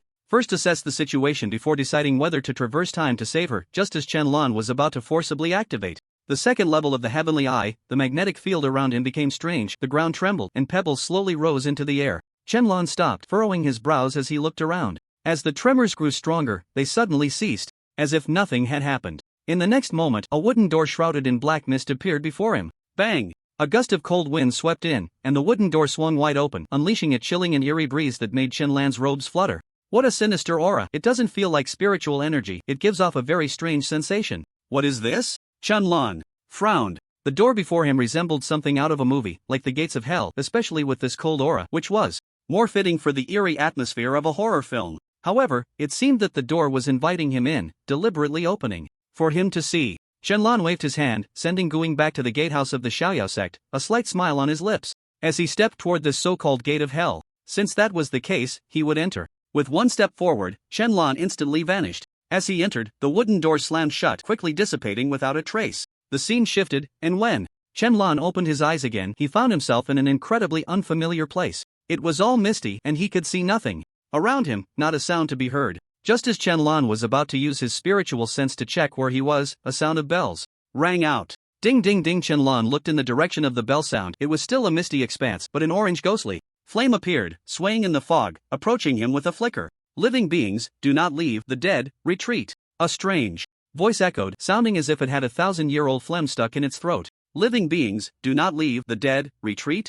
This was quite interesting. After a while, Chen-Lan could see what that thing was. It was a ball of orange flame, but it had human features, resembling a human head, slowly floating over while occasionally shouting as if warning those around. The ghostly flame stopped, looking at Chen-Lan in surprise, sniffing the air, and suddenly widening its eyes in astonishment, exclaiming, "Human, you are human. Another human has come." After saying this, it deliberately looked around, confirming there were no others, and then revealed a lewd expression. Hee, no one else, then I can enjoy this feast all by myself. In its eyes, Chen-Lan appeared red, indicating that his yang energy was exceptionally strong, so strong that even a single drop of his blood could make it feel completely full. If it absorbed him completely, it would surely become the strongest ghost emperor in this underworld. In an instant, the ghostly flame lunged forward, trying to devour Chen-Lan. What perfect timing! Seeing this, Chen-Lan grinned. Just when he was wondering where to learn about this world, a creature had come knocking at his door, ready to be searched for its soul and reveal everything. "Human, I will make your death quick and painless," the ghostly flame sneered as it lunged. But in the next second, it saw a large hand coming at it, suddenly grabbing it and rendering it immobile. "You are quite special to have reached the foundation establishment stage. You are not an ordinary human." The ghostly flame was terrified. The opponent was not an ordinary person, but a cultivator. "Who told you I was an ordinary human?" Chen-Lan replied, with a faint smile, his eyes shimmering with a purple glow, a powerful soul force instantly ravaging the ghostly flame. What a terrifying soul attack technique! Upon witnessing this human's capabilities, the ghostly flame fell into complete despair. In no time, it gradually turned to ash, dissipating into the world. It was originally a soul. After being searched, it couldn't withstand the pressure and was instantly reduced to nothing. So, this is the underworld, also known as the ghost realm. Chen-Lan processed the memories in his mind, realizing where he was. The ghost realm, which could be called the underworld or the ghost realm, was a world where ghosts and monsters existed, but there are also some humans here, those who accidentally fell into this world. The ghosts refer to them as fleeing food, and they also hunt ghosts, exchanging funds or food with the Ghost Hunting Association. It's utterly unexpected that a ghostly world could have a ghost-catching organization. It sounds ridiculous to even say it. Yet, these ghosts are helpless against this association because it has an immortal emperor, and the ghost realm has a ghost emperor as well. Although they are of the same realm, none dare to strike first. Thus, ghosts hunt those humans, while humans hunt ghosts. Moreover, the flow of time here is different from that of Blue Star. 1 minute on Blue Star equals 1 day here. This means that since Yen Yu was captured here, at least 5 days have passed. After realizing this, Chen-Lan couldn't be bothered to use his divine sense to explore this world any further. He decided to check on Yen Yu first. Since entering this world, he had sensed Yen Yu's location. She was unharmed, just unconscious. With that thought, he vanished from the spot. Xinggui Tower. This is the most famous brothel in the ghost realm, filled with many ghostly entertainers. It is the favorite place for male ghosts to visit and the hardest place for them to leave. But today, Shingue Tower was not open to the public. Instead, it had been entirely booked by a male ghost who was hosting guests from all around. Congratulations, Your Majesty, on taking another concubine today. Truly a joyous occasion. Truly a joyous occasion. Indeed, Your Majesty is truly fortunate to encounter such a great beauty just by stepping out. It seems even heaven wants to bring you two together. Although this beauty is human, her looks are indeed remarkable. Your Majesty has great luck with women. Your Majesty, what about that beauty? Have you tried anything yet? In Shingue Tower, a male ghost with a fair face and delicate skin, dressed elegantly and nobly, fanned himself gently with a hand fan, his mouth grinning from ear to ear, occasionally bursting into hearty laughter. Surrounding him were various ghosts, all chatting with the man. It turned out that today was this male ghost's big day. He was going to take a concubine, and it was a human. He was a well-known ghost king here, powerful and respected, with the strength of a holy king, having taken thousands of concubines, and it had become a norm for him to take a new one almost every month. Ha ha, that beauty is indeed beautiful, but it's a pity I haven't even touched her yet. The male ghost sighed and shook his head, his face full of regret. Upon hearing this, the other ghosts were astonished. This ghost king was notoriously lecherous, the kind who would pounce on any beautiful female ghost he saw. Now he was saying he hadn't even touched her? Could it be that he had lost his vigor and lacked the energy? Many male ghosts suddenly revealed disdainful glances. Why not, Your Majesty? Don't you like her? A ghostly subordinate asked. Of course not. It's just that I can't act. Her soul has a very strong protection. If I get too close, I'll be burned immediately, the Ghost King said, feeling quite frustrated. He had never encountered such a situation before. Normally, he would want to taste the flavor of a female ghost at the first sight, but now he had stubbornly held back for 7 days without touching her, which was driving him mad. But it's fine, I've already used a special treasure to pull her soul out. As long as I wait until tomorrow, her protection will disappear, and then I can do as I please, the Ghost King leered, licking his lips, looking quite lewd. It's still the king, he truly has his tricks. Impressive, impressive, I bow to your skill. Meanwhile, in a dim room on the top floor of Chingue Tower, a translucent, ethereal soul lay quietly on the bed. A black-red candle, already lit, sat on the table, but this candle emitted no light. Instead, thick black gas continuously poured out from it, slowly seeping into the soul, nourishing it and gradually turning it darker. In an instant, Shenlong appeared out of thin air. He frowned as he looked at the soul on the bed, and it was none other than Yen Yu. At this moment, Yen Yu had her eyes closed, showing no signs of waking up, but beside the bed there was a set of wedding clothes so red it was blinding. Stealing my Dao partner, you won't get away with it. Shenlong opened the nearby cabinet, where Yen Yu's physical body stood upright, unharmed, even the clothes intact. He took out Yen Yu's body and then looked at Yen Yu's soul on the bed. The soul had serious issues. Its spiritual mark was being eroded by some mysterious force, a force so peculiar that it seemed intent on transforming Yen Yu's soul into one more suitable for staying here. That mysterious power emanated from the black mist of the candle on the table. With a gentle wave of his hand, the candle was extinguished. In an instant, a surge of spiritual energy burst from his fingertips, striking Yen Yu's soul body with overwhelming force, annihilating those mysterious powers. Before long, the mysterious force within Yen Yu's soul body was completely eradicated. They're coming, Shenlong suddenly turned to look at the door, having sensed the Ghost King approaching. Just in time, Yen Yu's soul was now safe. After arriving in this world, he also knew the spatial coordinates and could open a spatial tunnel at will. In a thought, a spatial portal appeared before him, leading directly to Yen Yu's entrance hall. He fused Yen Yu's soul and body together and sent them back to the entrance hall. Just as the spatial tunnel closed, the wooden door burst open with a loud crash. The Ghost King appeared at the door, furious, glaring at Shenlong, then at the bed behind him. Upon discovering Yen Yu was missing, he exploded with rage. Bastard, where have you taken my woman? Shenlong looked coldly at the Ghost King, reaching out to grab him, instantly pulling the Ghost King into his palm. In that moment, the Ghost King's expression shifted from anger to clarity. The man before him was human, and not just any human. Big brother, take whatever you want, I don't care. The Ghost King immediately grinned, realizing it was not the time to back down. He had guessed that this man was definitely the woman's lover, here for revenge. You shall pay with your life, Shenlong said coldly, beginning to search his soul. Ah! The Ghost King's body suddenly stiffened, his head thrown back in a wretched scream as his soul burned. It hurt so much, so much. In an instant, the Ghost King turned to ashes, no longer existing, unable to reincarnate. Fortunately, he was not defiled. Shenlong murmured. In the Ghost King's memories, he had never even touched Yen Yu. With his spiritual protection, the Ghost King couldn't get near her at all. That candle was a chance acquisition of the Ghost King, possessing a very evil soul ability that could taint any soul, turning them into the Ghost King's subordinates or playthings. The Ghost King relied on this treasure to indulge in all the female ghosts.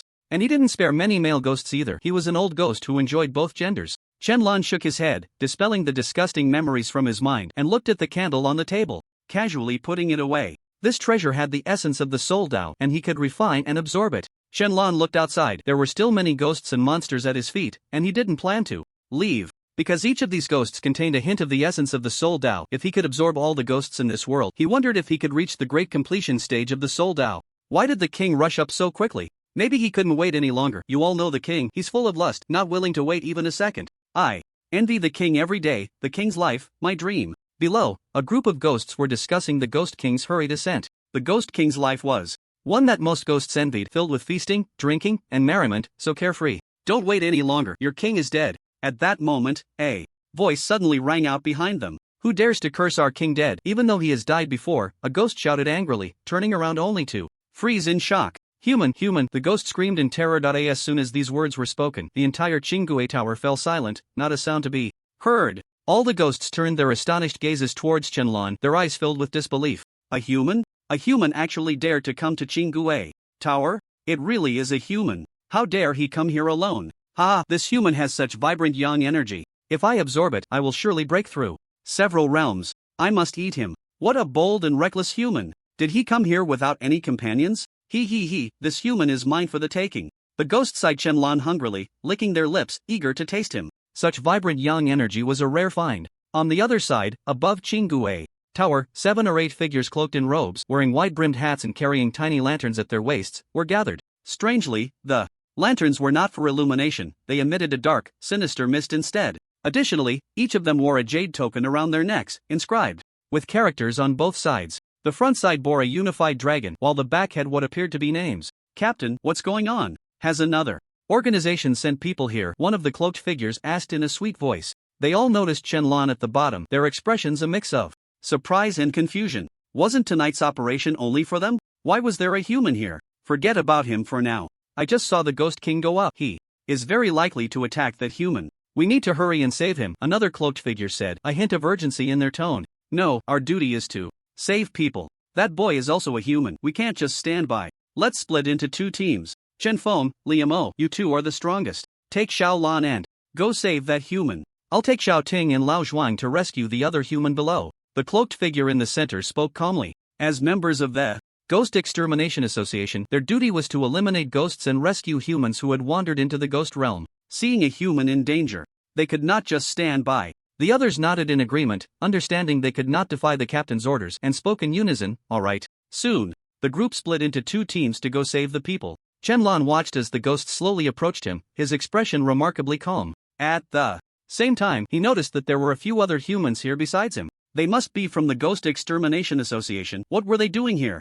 However, he quickly sensed someone running towards the room where Yenyu had been. It seemed they were also here to rescue Yenyu. Just as the ghosts were about to pounce and devour Shenlong, a sword's whistle rang out. Buzz! A sharp blade flew past Shenlong, striking a ghost squarely in the head. It was a peachwood sword, which exploded the ghost's head. Run! This place is not safe. This strike startled all the ghosts, causing them to halt. At that moment, 3 cloaked figures suddenly appeared, no longer hiding their identities. 2 men and 1 woman emerged. The men looked weathered and resolute, while the woman appeared petite and sweet. One of the men grabbed Shenlong's hand, trying to pull him away, but his body stiffened. He realized that no matter how hard he tried, Shenlong remained unmoved, like an immovable mountain. Hurry up, the man urged, anxious. There were so many ghosts here, they couldn't hold out for long with their strength. No need, Shenlong replied with a faint smile. He could eliminate these ghosts with ease. Seeing Shenlong refuse to leave, another man grew anxious. Captain, let's go. There are more and more ghosts. If he wants to die, why should we care? There are indeed a lot of ghosts. The treasures and talismans we brought today are far from enough, the woman quickly added. It's not that they don't want to save him, but Shenlong doesn't want to leave. They've encountered many people like this before, there's no need to risk their lives for one person. The captain is not someone who hesitates. Upon realizing Shenlong's unwillingness to leave, he immediately lets go and prepares to lead the team away. Since you're here, why not stay as guests? At that moment, a ghostly laugh echoed through the scene, and the surrounding ghostly aura suddenly thickened, enveloping everyone, causing the temperature to drop sharply, sending chills through their bodies. Not good, the master of the Chingue building has arrived. The captain shouted in surprise. This terrifying aura must belong to the master, the one with quasi-saint level power. He actually came. How is that possible? Didn't we investigate? The master is in another place. He can't possibly be here, another man said in panic. It must be that the commotion here was too great, and the master sensed it. We have nowhere to run, a girl said fearfully. The ghosts let out eerie laughter, slowly closing in on the group, surrounding them completely. Knowing the master had arrived, they realized they could no longer escape, and one by one, they began to retreat slowly, their faces filled with despair. Damn it, it's all your fault. If it weren't for trying to save you, we wouldn't have ended up like this, the man glared at Chen-lan, angrily cursing. If he had known this person didn't want to run, they wouldn't have come down. If they hadn't come down, they wouldn't have been exposed and wouldn't be in this predicament. Chen-lan remained silent, merely smiling faintly. The man's words were harsh, but he meant no malice. If he were the one trying to save someone, risking his life, and the person being saved didn't want to leave, he would also be furious and curse. All right, enough talk. Let's think about how to break out of here, the captain said calmly. We brought 3 innate spiritual treasures and 5 6th-grade thunder talismans this time. Can we kill that master? The girl asked worriedly. I'm afraid not, the captain replied, his eyes dim. With such a few treasures, they couldn't contend against a quasi-saint master. They could only pray for a miracle. Brother, although I don't know why you don't want to leave, it seems we might all die here. The captain looked at Chen-lan, a resigned smile appearing on his face. No, don't worry, we won't die, Chen-lan said with a faint smile. He. The man scoffed, saying nothing more. Handsome, you're really optimistic. Do you know what level the master is? That's a quasi-saint. The 3 of us together aren't even a match for one of his fingers. The girl rolled her eyes. Such a handsome guy, yet his brain seems to have issues, what a pity. The girl didn't take Chen-lan's words seriously. The captain just smiled, he didn't take it seriously either. Among the 3 of them, he had the highest cultivation level, but he was only at the celestial immortal stage, while the other 2 were at the profound immortal stage. They had originally come for the celestial ghost king, but unexpectedly, a quasi-saint master showed up. They could only hope that the others could take that human away and not think about coming back to save them, otherwise, it would only lead to death. Chen-lan said nothing, and the other 3 also fell silent, their eyes nervously scanning the surrounding ghosts. Most of the ghosts here were at the human immortal, true immortal, and at most, the earth immortal stages. If a fight broke out, they could manage to injure each other, with at most one person dying, while the others could survive. But with the master here, they had no chance of winning. Death was their only outcome. Suddenly, the world changed dramatically, and the surrounding ghostly aura thickened even more, then began to condense into a black hole in the sky. A man with a pale complexion, snow-white body, long black hair, and dressed in silk robes that revealed half of his chest slowly walked out from within. His fingernails were long, his lips painted with black lipstick, and his face was so pale. It was terrifying. The man held his fingers delicately, looking at the group with a seductive gaze, slowly turning to Chen-lan, staring intently, licking his lips. Master, the captain murmured, his body trembling slightly. The enchanting male ghost before them was the master of the Qinggui Tower, a quasi-saint powerhouse. We're doomed, the girl closed her eyes filled with despair. Sigh, the man sighed, equally hopeless. What a lucky day for me. Encountering such a vibrant human energy. The master lightly licked his nails, his voice soft and feminine, sending chills down the spines of those present. This master was indeed quite effeminate. You want to eat us? Dream on, the girl shouted coldly, pulling out numerous magical artifacts, ready to perish together with the master. Seeing this, the master merely smiled, lightly waving his hand, and an endless number of ghosts coalesced in the air, forming a massive ghostly hand that came crashing down in an instant. The 3, witnessing this, immediately activated their artifacts, channeling all their spiritual energy to form a protective shield to block the attack. Bang! The ghostly hand shattered their shield effortlessly, and the 3 of them spat out blood, heavily injured and collapsing to the ground. What terrifying power! This is the strength of a quasi-saint. We're finished. The man wiped the blood from the corner of his mouth, resigned to despair. The captain remained silent, equally convinced of their doom. Ah, so many humans. We can feast well today. The master shouldn't be able to eat so many, right? That human with the strongest yang energy will be left to the master. The rest, we will gladly accept. The other ghosts looked at Chen-lan and the others as if they were food, emitting sinister laughter. You can take the other 3. That human is mine. The master coldly pointed at Chen-lan. The other ghosts were ecstatic. It had been a long time since they had feasted on humans, and they could hardly wait. Hearing this, Chen-lan smiled faintly at the master. You're so sure you can have me? He, human, you really are bold. Suddenly, the master's words were cut off, his body stiffening as if caught by a mysterious force, slowly rising into the air, his expression turning to one of terror. You are not an ordinary human. The master of the Qinggui Tower was filled with dread. He realized his body was seized by some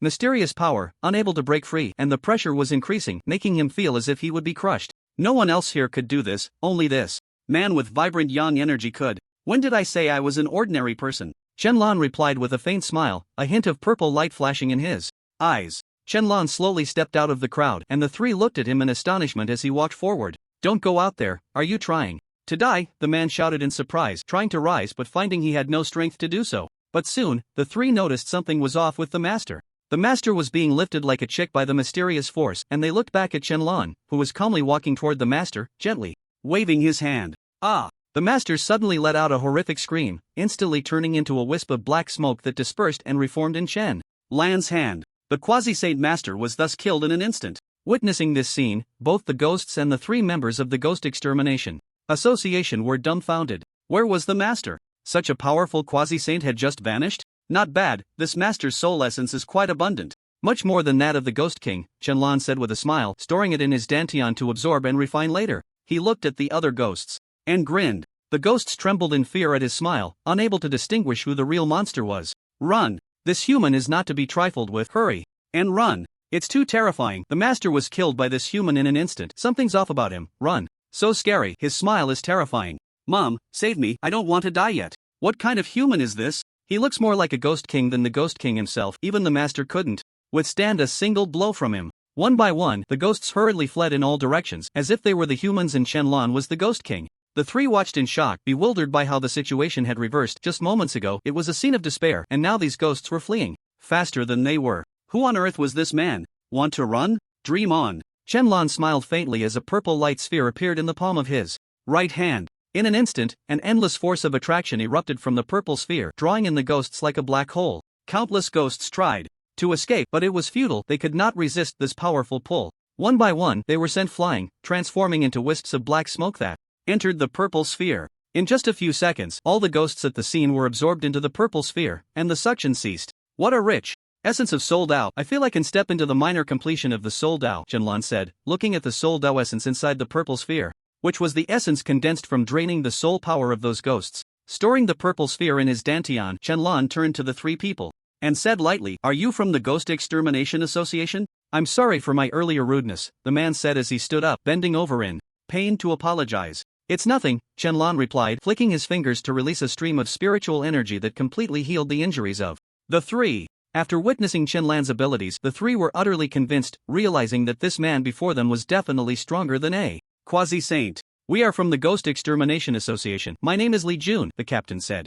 "I'm Chen Xiaoting," the girl introduced herself. "I'm Zhuang Zhou," the man who had just apologized said. "Just call me Xiaoyao," Shenlong replied, adding, "What is the strongest realm of your Ghost Extermination Association?" If it was the Immortal Emperor, it would mean that the memory of the ghost fire was not wrong, and that their president had not improved his strength all this time. "Immortal Emperor," Li Jun answered truthfully. Shenlong nodded and said, "Take me to your association." He was somewhat interested in the Ghost Extermination Association. Anyway, he didn't plan to leave here in the next few days. He wouldn't leave until he had absorbed all the Soul Dao essence here. "All right," Li Jun said happily. If they could bring this big shot into the association, it would definitely be a good thing. He was still thinking about how to broach the subject when the big shot spoke first. The other two were equally pleased. With such a powerful ally, their tasks would be much easier. But it still depended on whether the big shot was willing to help. "Let's go," Shenlong said. At that moment, he noticed that the three had also come down from above. "Captain, are you all right?" a young man ran over to ask, but his tone was very calm. "I'm fine," Li Jun shook his head. "Chen Feng, how's it up there?" "That woman is gone. I don't know if she was hidden away, and even the Ghost King is missing," Chen Feng said, somewhat puzzled. They had turned the place upside down but had not seen the woman or the Ghost King. It was only when the building master appeared that they sensed the powerful aura and hid away, only daring to come out after it disappeared. Upon coming out, they saw that the captain was still alive. "Well, she might have been killed," Li Jun sighed. "They had come too late." Shenlong remained silent. Who is he? Liemo looked at Shenlong and then at the captain, asking, "What happened to those ghosts? Why are they all gone?" They had not come down from above and were unaware of the situation here, nor did they know that Shenlong had exterminated all the ghosts. "His name is Xiaoyao. He just saved us, and he is stronger than a quasi-saint. He killed the quasi-saints." Building Master Zhuang Zhou said with a hint of admiration. He had already become a little fan of Shenlong. This man was so handsome, powerful, gentle, and approachable. With such a grand vision, he was simply perfect. Upon hearing this, Chen Feng and Liemo were all taken aback. The building master of the quasi-saint realm was killed by this man? Could he be a saint? Knowing that Shenlong was above the saint level, the three no longer dared to have any other thoughts about him and became respectful. "Big shot, this way please, I'll take you to our association," Li Jun said with a flattering smile. Chun Lan nodded and followed him, quickly heading towards the Ghost Extermination Association. After a few people left, many ghosts slowly gathered in front of the Qinggu A building. When they discovered that there wasn't a single ghost in the Qinggu A building, they were all bewildered. There isn't a single ghost in the Chingue building today? What's going on? Did they all clock out? No way. Could it be that the anti-vice squad came? Are you an idiot? We're all dead. Who would be cleaning up vice? How strange. Weren't there quite a few people here earlier? Why is it now completely empty? The ghosts looked at the deserted Chingue building, which usually had many ghosts, and found it very puzzling. It was truly odd that this place, which always had a crowd of ghosts, now had not a single one. After a long while, a massive figure, a ghost with 3 heads and 6 arms, stomped over, shrinking as it approached the Chingue building, peering inside, and was instantly taken aback. The ghosts of the Chingue building are all gone. Did a battle take place here? On the other side, in Blue Star, Huaxia, at the Xiaoyao sect, Yenyu suddenly woke up in bed, looking around nervously and fearfully, and after realizing she was in her own room, she let out a sigh of relief, followed by confusion. How did she end up here? Wasn't I captured? How did I wake up back here? Yenyu held her head, trying to recall, but no matter how hard she tried, she couldn't remember what had happened before. Had she been rescued? Who saved her? Knock, knock, knock. At that moment, the door to her room was knocked on, and Gu Ying's voice came from outside. Yenyu, you're back. Thank heavens, you finally returned. Yenyu opened the door, and a figure rushed in, tightly embracing her. It was Gu Ying. I thought you wouldn't come back.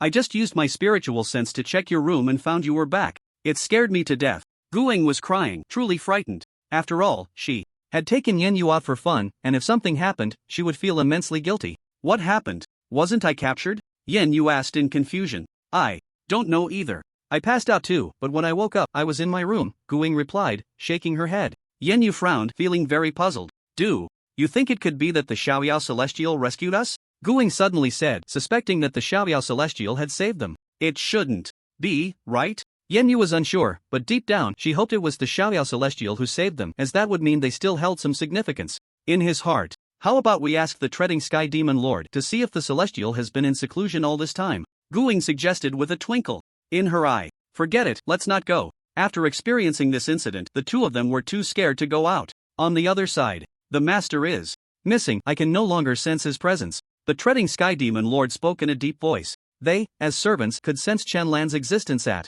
any time and place. But now, they couldn't sense him at all, which only left one possibility. The master was no longer in this universe. However, they still couldn't betray Chenlan, as the soul imprint was etched into their souls, equivalent to a prohibition. If they were found to have committed any act of betrayal against Chenlan, their souls would be immediately extinguished. I can't sense him either. I don't know where the master has gone, said the Luo Tian Dragon Emperor, frowning. Everyone had almost gathered together. The moment Chenlan stepped into the ghost realm, their connection was severed. We don't know when the sect master will return. During this time, we must take on the responsibility of protecting the Xiaoyao sect, Xing Xuanzi said.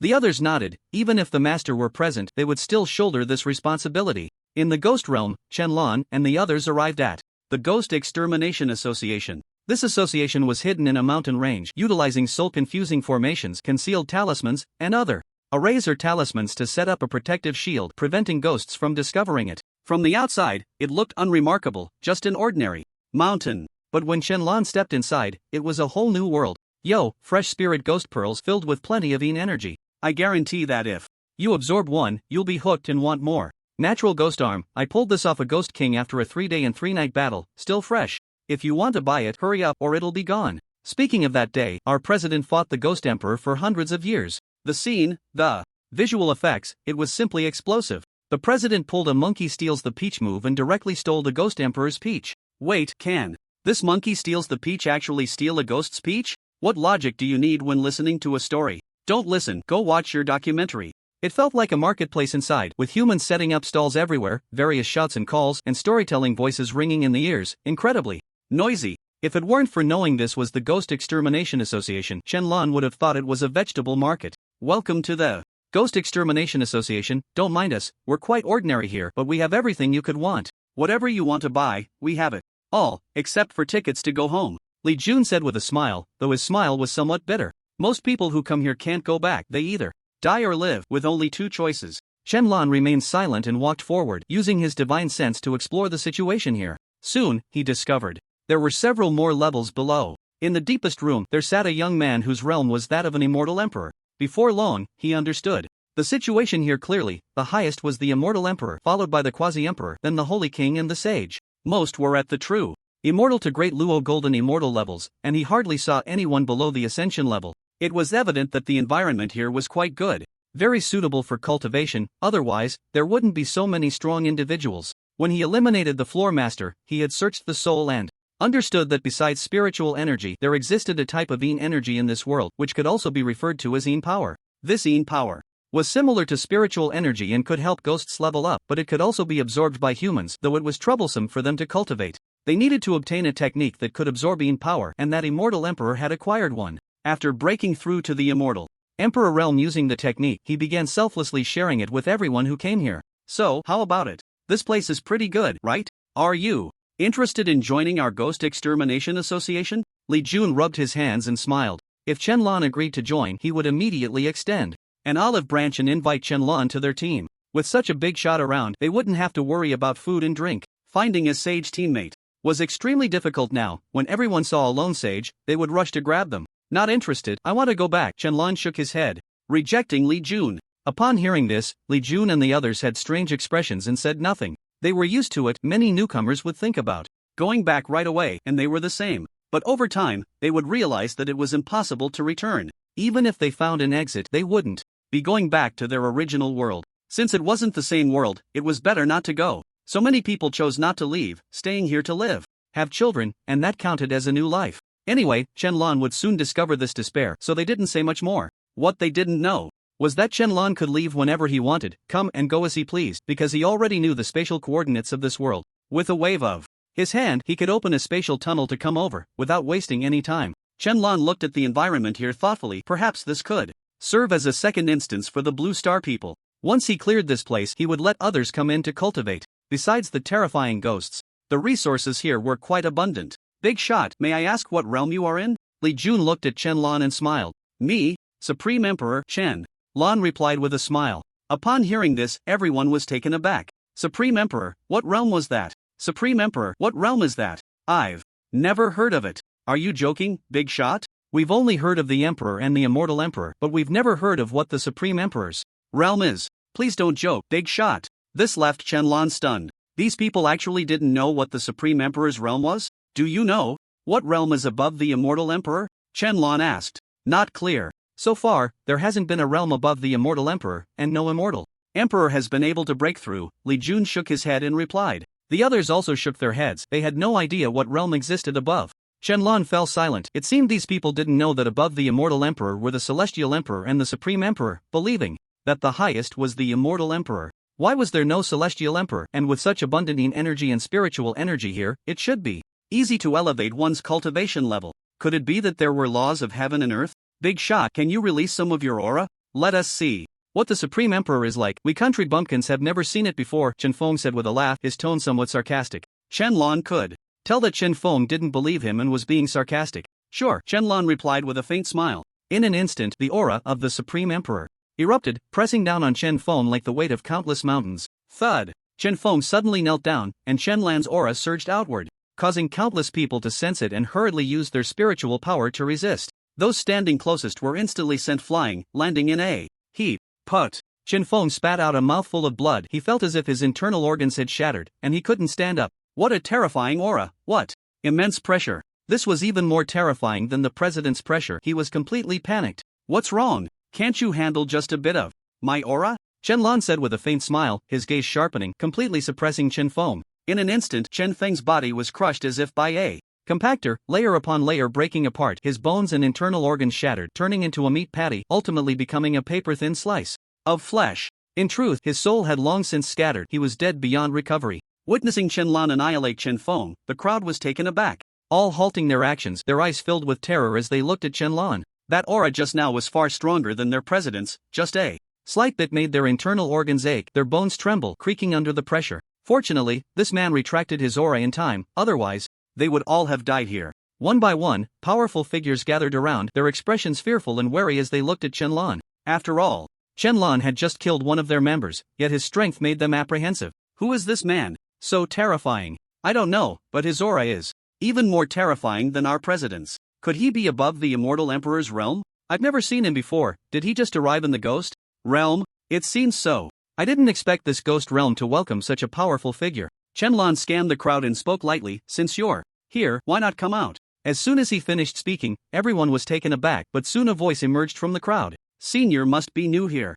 A young man stepped forward. The crowd saw the young man and all clasped their fists, shouting in unison, "President!" This person was the president of the Ghost Extermination Association, the Human Immortal Emperor. "May I ask how to address you, senior?" "I am Gu Ming." "Xiaoyao," Shenlong replied. "Xiaoyao."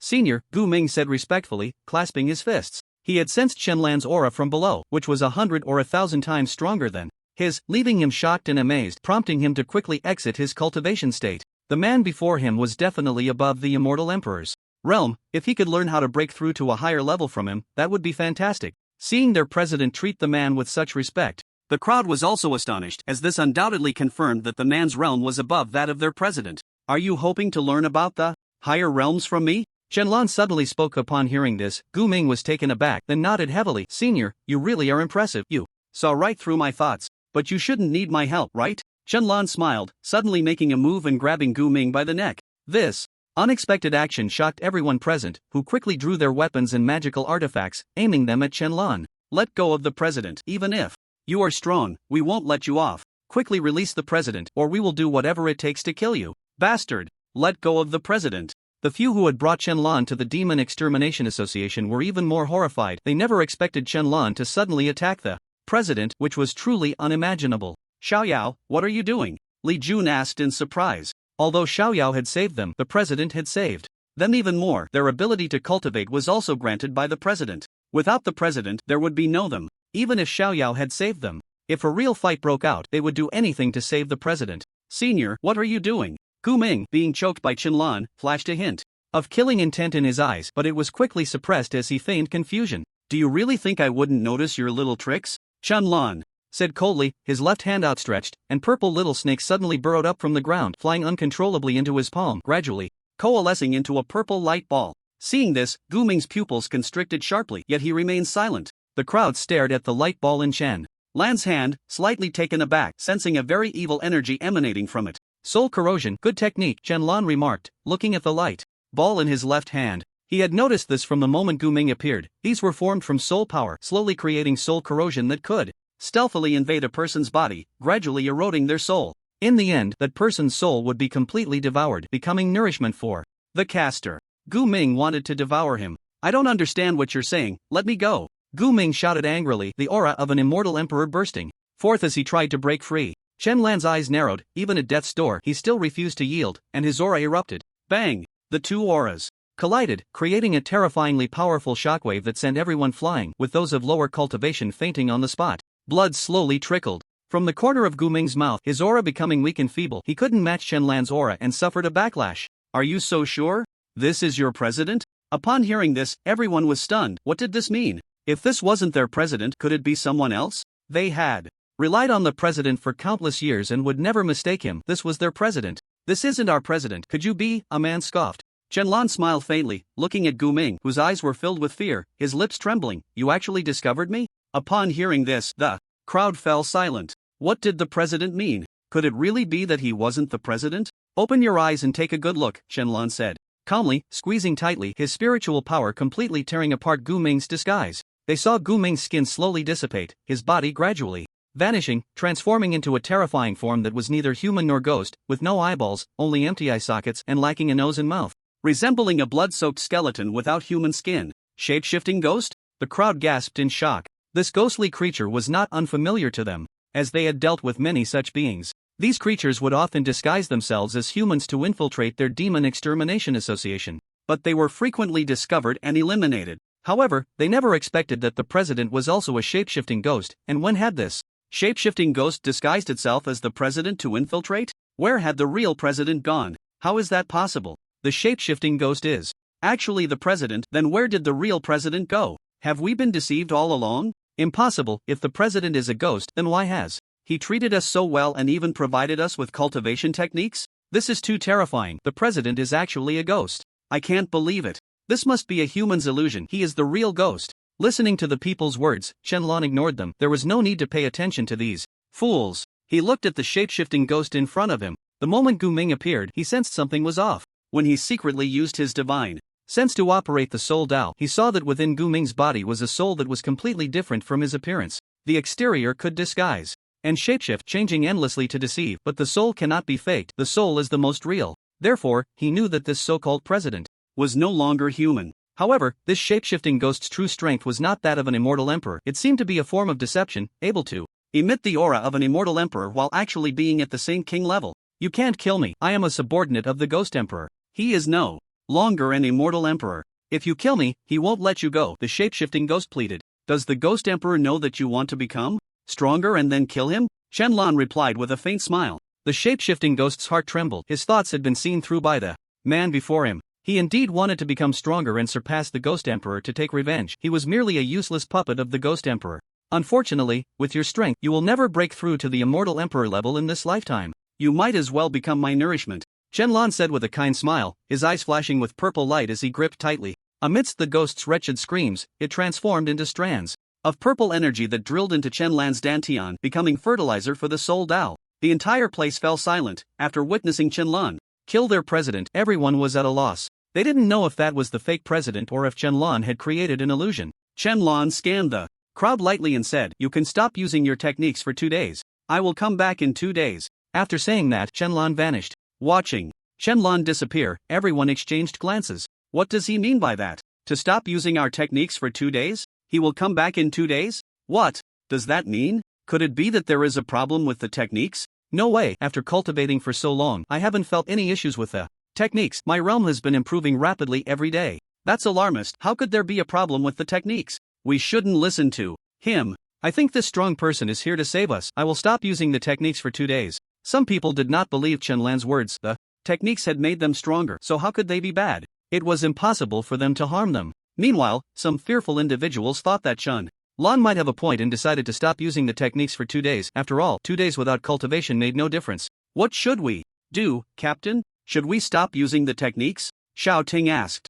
Just listen to him. I don't believe him, Liu Mo sneered, turning to leave. I don't think that Big Shot is here to harm us. Stopping for 2 days is nothing, Lao Zhuang said. Yeah, I also think the president is already fake. The real president might have been harmed, so the techniques are very likely to have issues. Safety first, let's stop for 2 days, Li Jun nodded, also believing Shenlong. Thus, a few of them decided to stop using the techniques for 2 days. If nothing happened, it would mean Shenlong was deceiving them. At this moment, on an island floating above the ghost realm, thousands of iron chains were tethered below, connecting it to the ground. Inside the island, skeletons, graves, and wandering souls could be seen everywhere. In the very center of the island, a terrifying and eerie building stood tall, a black castle, with skeletons hanging at its entrance and dozens of scythe-wielding ghosts patrolling. Deep inside the castle, in a dark room, a shadow hidden in the darkness suddenly lifted its head. Who is it? Who killed my subordinates and ruined my grand plan? A voice like that of a vengeful spirit echoed. The 10 great Rakshases. As soon as the words fell, 10 ghostly figures appeared.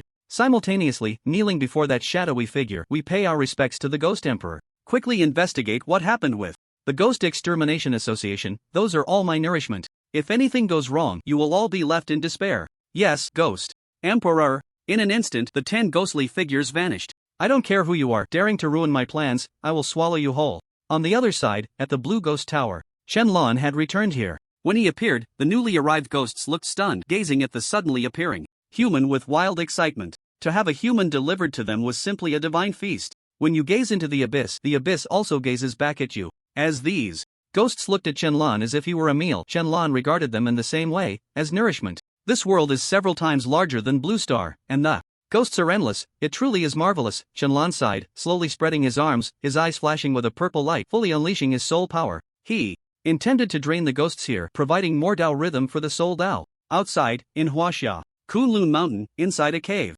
an old man was flipping through ancient books when he suddenly stopped, his eyes glancing in a certain direction. I didn't expect to find the ghost realm so quickly. If you can find that treasure, then restoring your memory won't be far off. The old man murmured to himself, then continued flipping through the book. Finally, he closed the book, sighed, and suddenly grinned. An interesting little fellow, not willing to give up after 100,000 years. Interesting, truly interesting. I, old son, am quite impressed.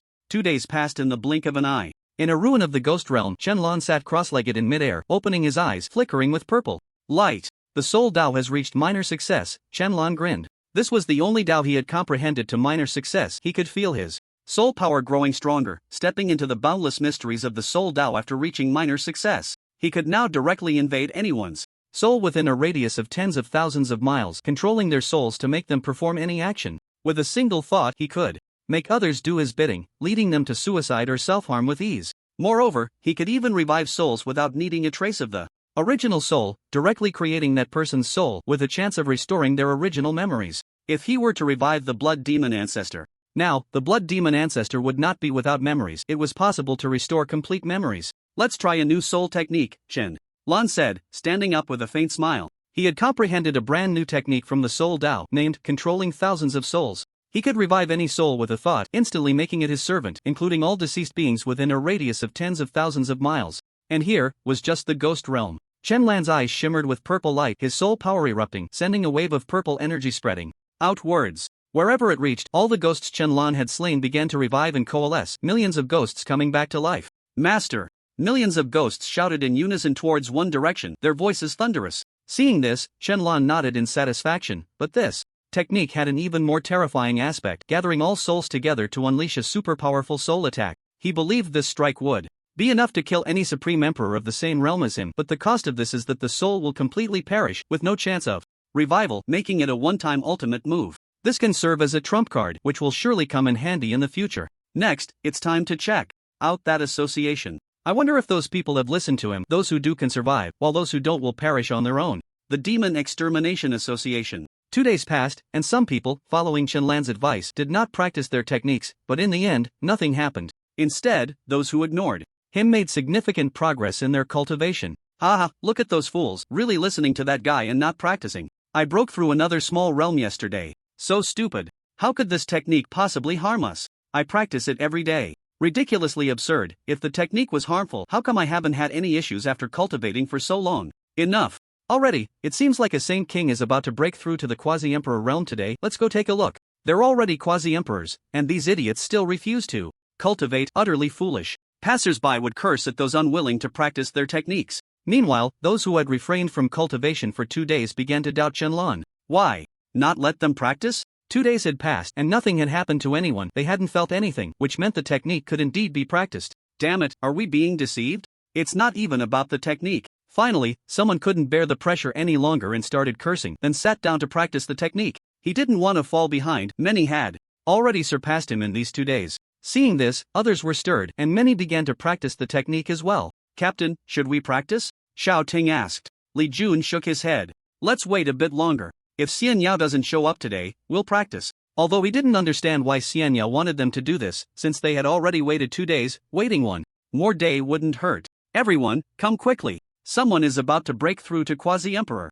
After all this time, finally, a Saint King is about to break through. A loud voice reached everyone's ears. Curiosity piqued, everyone rushed to the place where the Saint King was breaking through, eager to witness the scene of his advancement to Quasi-Emperor. Let's go take a look, Li Jun said with a smile, leading his team toward the location. When they arrived at the spot where the big shot was breaking through, they saw him sitting cross-legged in an open area, with thunder tribulations gathering in the sky. The sight of the thunder tribulations was quite terrifying, with the booming thunder sounding like a ferocious beast roaring, shaking everyone to their core. Soon, bolts of lightning struck down, and the big shot withstood them, showcasing incredible strength that made those around him envious. As long as he could endure this thunder tribulation, he would become a Quasi-Emperor, a realm many dreamed of. With the last bolt of lightning concluded, the Saint King successfully broke through and became a Quasi-Emperor. The crowd cheered and celebrated the new Quasi-Emperor. The Quasi-Emperor stood up, smiling at everyone. Thank you. Today I finally broke through to Quasi-Emperor, all thanks to everyone's past. Put. The Quasi-Emperor suddenly spat out a mouthful of black blood, his legs buckling as he knelt on the ground, hands bracing against the earth, his face turning ashen. This scene came too suddenly, and everyone was momentarily stunned. Some who were familiar with the Quasi-Emperor rushed over to see what had happened. But as those people got closer, the Quasi-Emperor suddenly stood up, grabbing one person by the neck, his voice turning airy and sinister. Ha, I didn't expect your cultivation speed to be so fast. So soon, there's a Quasi-Emperor. My plans have been disrupted, and you all have lost your value. The crowd was horrified as they noticed the Quasi-Emperor's eyes had turned black, and an incredibly dense aura of ghostly energy radiated from him, frightening everyone. But the next second, everyone felt a splitting headache, clutching their heads and squatting down, crying out in pain. It hurts so much. My head is killing me. The technique is operating on its own. It's absorbing my cultivation level, and my level is dropping rapidly. No, give it back to me, my level. What's going on? Is there really a problem with the technique? It hurts so much. Where is that person? Where is he? Quick, save me. I don't want to become a useless person. Wails echoed everywhere. Anyone who practiced that technique found their cultivation level plummeting rapidly, accompanied by intense headaches.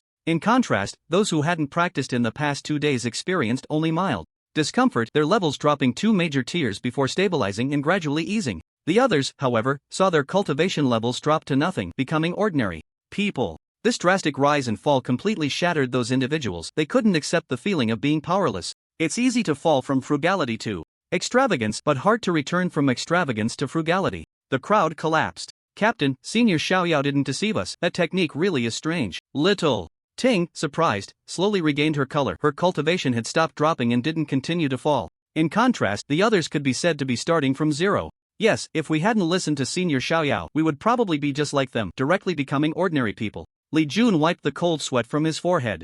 They had only felt a moment of pain, and their cultivation levels hadn't suffered much loss. Those people were already miserable enough. Fortunately, they had heeded Senior Xiaogao's words, or else they would end up like those others. Soon, the screams of those people ceased, but their faces suddenly turned strange. One by one, they opened their mouths wide but emitted no sound, their bodies twisting in a bizarre manner, limbs contorting behind them, and their heads began to spin 360 degrees like a top. Their skin rapidly darkened until wisps of black gas surged from their bodies and entered the quasi-emperor's body, at which point they finally stopped, collapsing to the ground, silent and motionless. Witnessing this eerie and terrifying scene, Li Jun and the others quickly retreated. Those of them who hadn't used the technique in the past 2 days did not exhibit such bizarre symptoms. This meant that the technique truly had a problem. I didn't expect you to go 2 days without using the technique, causing my soul absorption technique to be interrupted. How did you discover this issue? At that moment, the quasi-emperor spoke coldly, his voice sharp like a woman's yet hoarse and unpleasant. Who exactly are you? What the hell is this technique? A cultivator mustered his courage to shout angrily.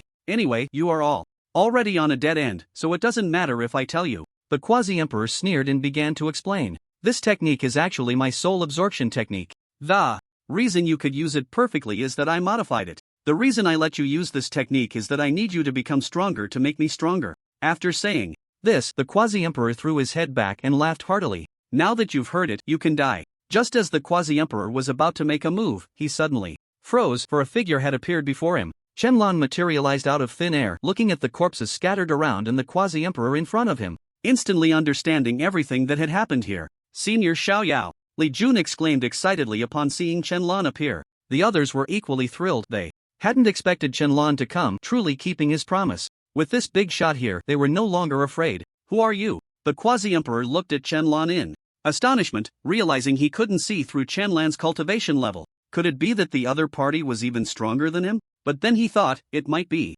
an issue with this body. I specifically waited for you for 2 days, worried you might not use this technique, Qianlan said with a faint smile. 2 days ago, he had already discovered that this technique could absorb others' souls and cultivation, so he had given a reminder not to use the technique. The reason for not using it is that this cultivation method has a flaw. If one stops using it for 2 days, the amount of cultivation one can absorb becomes very little. Therefore, those people only dropped 2 or 3 major realms, while others lost their lives. Especially those who were using the cultivation method just a second ago. These people were the first to die. Do you know? The quasi-emperor was taken aback. Did this man know what he was planning? But why didn't he stop others from using the cultivation method, instead? Just watching so many people die? Whether these people live or die has nothing to do with me. You are the key, Qianlan said with a faint smile. Me? The quasi-emperor was confused. What did it have to do with him? Because you are the best nourishment. After saying that, Qianlan reached out with one hand and quickly drew the quasi-emperor closer. As expected, you cannot absorb souls from a distance. You can only gather all those soul powers within this body.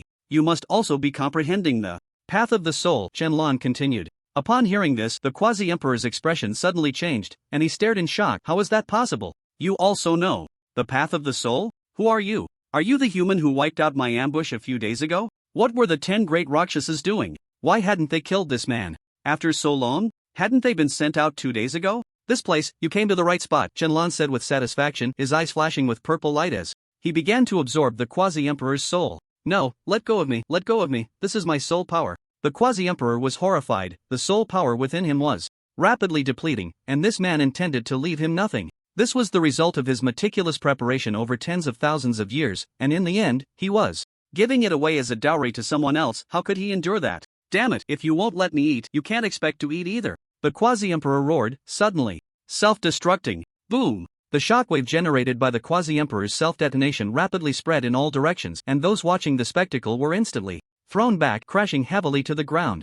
Those with lower realms died on the spot, while those with higher realms were severely injured. Black smoke billowed, and the crowd could not see what was happening inside. Li Jun struggled to stand up, shocked at the scene before him. The quasi-emperor self-destructed. Is Senior Xiaoyao alright? They were affected even from this distance, and Xiaoyao was standing right in the middle. Wasn't that certain death? But soon, as the black smoke dissipated, Qianlan stood there unscathed, leaving everyone in shock. Not even the self-detonation of a quasi-emperor could kill Qianlan. What realm was he at? This was simply too terrifying. Self-detonation? Qianlan was somewhat speechless, but for him, it was nothing. With a gentle wave of his hand, time around began to reverse. The dead were revived, and the shockwave returned. The exploded soul power flowed back and condensed into the quasi-emperor. Everything started anew. You actually mastered the path of time. The reversal of time did not cause them to lose their memories. Instead, they clearly remembered the memories of this time reversal, knowing exactly what had just happened. Qianlan remained silent, continuing to absorb the quasi-emperor's soul power.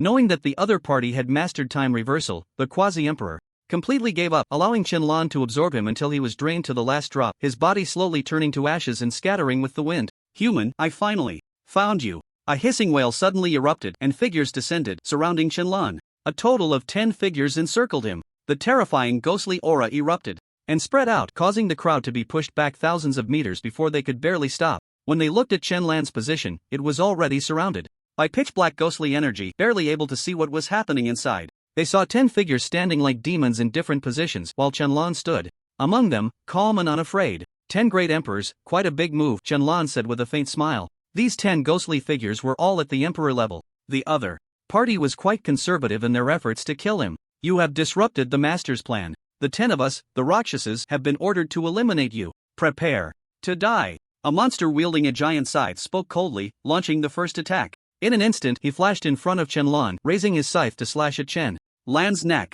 In that moment, he suddenly trembled, his body stiffening, unable to move. I can't be bothered to play with you, Qianlan said disinterestedly, snapping his fingers. The soul power erupted from within him, enveloping the 10 Rakshasas. What is this power? Why can't I move? I feel like my soul is being tortured. It hurts so much. Let me go, quickly let me go. The 10 Rakshasas screamed in agony simultaneously, but soon their cries gradually ceased, transforming into wisps of purple light that surged into Qianlan's body. The 10 Rakshasas, 10 emperors, were all annihilated by Qianlan. With the help of soul power, it was effortless to eliminate them. After finishing off the Rakshasas, Qianlan looked in a certain direction, a slight smile on his lips. Found you. With that, Qianlan vanished from sight. The 10 Rakshasas are dead. That person is coming. Inside the castle, the ghost emperor was filled with terror and hurriedly fled. Just a second after he left, Qianlan appeared, smiled, and then vanished again. At the very bottom of the castle, 18 levels underground, there was a vast room, dimly lit, but filled with 18 black wooden coffins.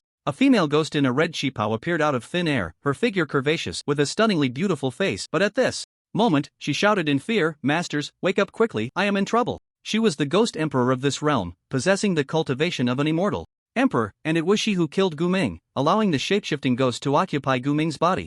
The reason the two immortal emperors had never fought was that they were the same ghost. Outsiders believed the two immortal emperors were too afraid to battle. Suddenly, the female ghost's expression went blank, and she began to retreat in terror, for Qianlan had already appeared before her. Who are you? How can a mere human who just entered possess soul power and such formidable strength? The ghost emperor asked in horror. No need for questions. Your soul power is quite rich, Qianlan replied with satisfaction, his eyes narrowing as he absorbed it. Get away, the ghost emperor shouted fiercely, unleashing all her aura and soul power. Seeing this, Qianlan also released his aura and soul power, instantly suppressing her. He hadn't expected that she was also at the minor completion stage. But thinking about it, it wasn't surprising. After all, she lived in this world filled with soul energy every day, making it hard not to reach minor completion. You are not an immortal emperor, your realm is much stronger than that of an immortal emperor. The ghost emperor, pinned to the ground, struggled to lift her head to look at Qianlan, realizing that this human's cultivation was over 100 times stronger than hers. There was no comparison, she was utterly defeated. Qianlan remained silent, instead looking at the 18 coffins around him, hearing faint creaking sounds. The old ghosts inside the coffins were about to awaken. Bang, bang, bang, 18 loud sounds suddenly erupted, all the coffin lids exploded open, releasing waves of black ghostly energy that filled the room. Who dares to invade the ghost fortress? Do they not regard us old fellows at all? Daring to bully our servant, they truly have never faced death. It seems we have slept too long, someone in this world has forgotten us. It's time to make those humans feel some fear. One after another, ancient, terrifying, and eerie voices echoed as the ghostly energy gradually dissipated, and one by one, old ghosts with graying hair and hunched figures emerged from the coffins, gathering together. They noticed Shenlong and the ghost emperor pinned to the ground, and their anger flared. "Human, you are so bold to dare invade my ghost fortress and injure our servant." An old ghost spoke coldly, filled with rage. 18 old ghosts, 3 heavenly emperors, the rest are immortal emperors. Shenlong turned around, smiling faintly at the many old ghosts, stating their realms one by one. "So, humans, are you afraid now? Kneel down and become our new servants, and we might consider it." Another old ghost sneered, not taking Shenlong seriously. "Are you coming at me all together, or will you die one by one?" Shenlong replied calmly, but then thought for a moment and said, "Forget it, you might as well die together." "Ignorant human," such big words, an old ghost shouted, suddenly throwing a punch. The ghostly energy around them instantly condensed into a heavy fist aimed at Shenlong, while the other old ghosts unleashed their own spiritual techniques and divine powers. Soul chains, scythe of death, ghostly hand to extract the heart. In an instant, countless spiritual techniques and divine powers manifested, and the ghost emperor behind Shenlong laughed maniacally. "Ha ha, human, are you still not dead this time? 3 heavenly emperors, 15 immortal emperors, this human was undoubtedly doomed." Bang bang bang. Hundreds of soul chains instantly bound Shenlong, tying up his hands and feet, leaving no part of him free to move. Watching those spiritual techniques and divine powers rush towards him, Shenlong remained calm and smiled lightly. Soul transformation dragon technique.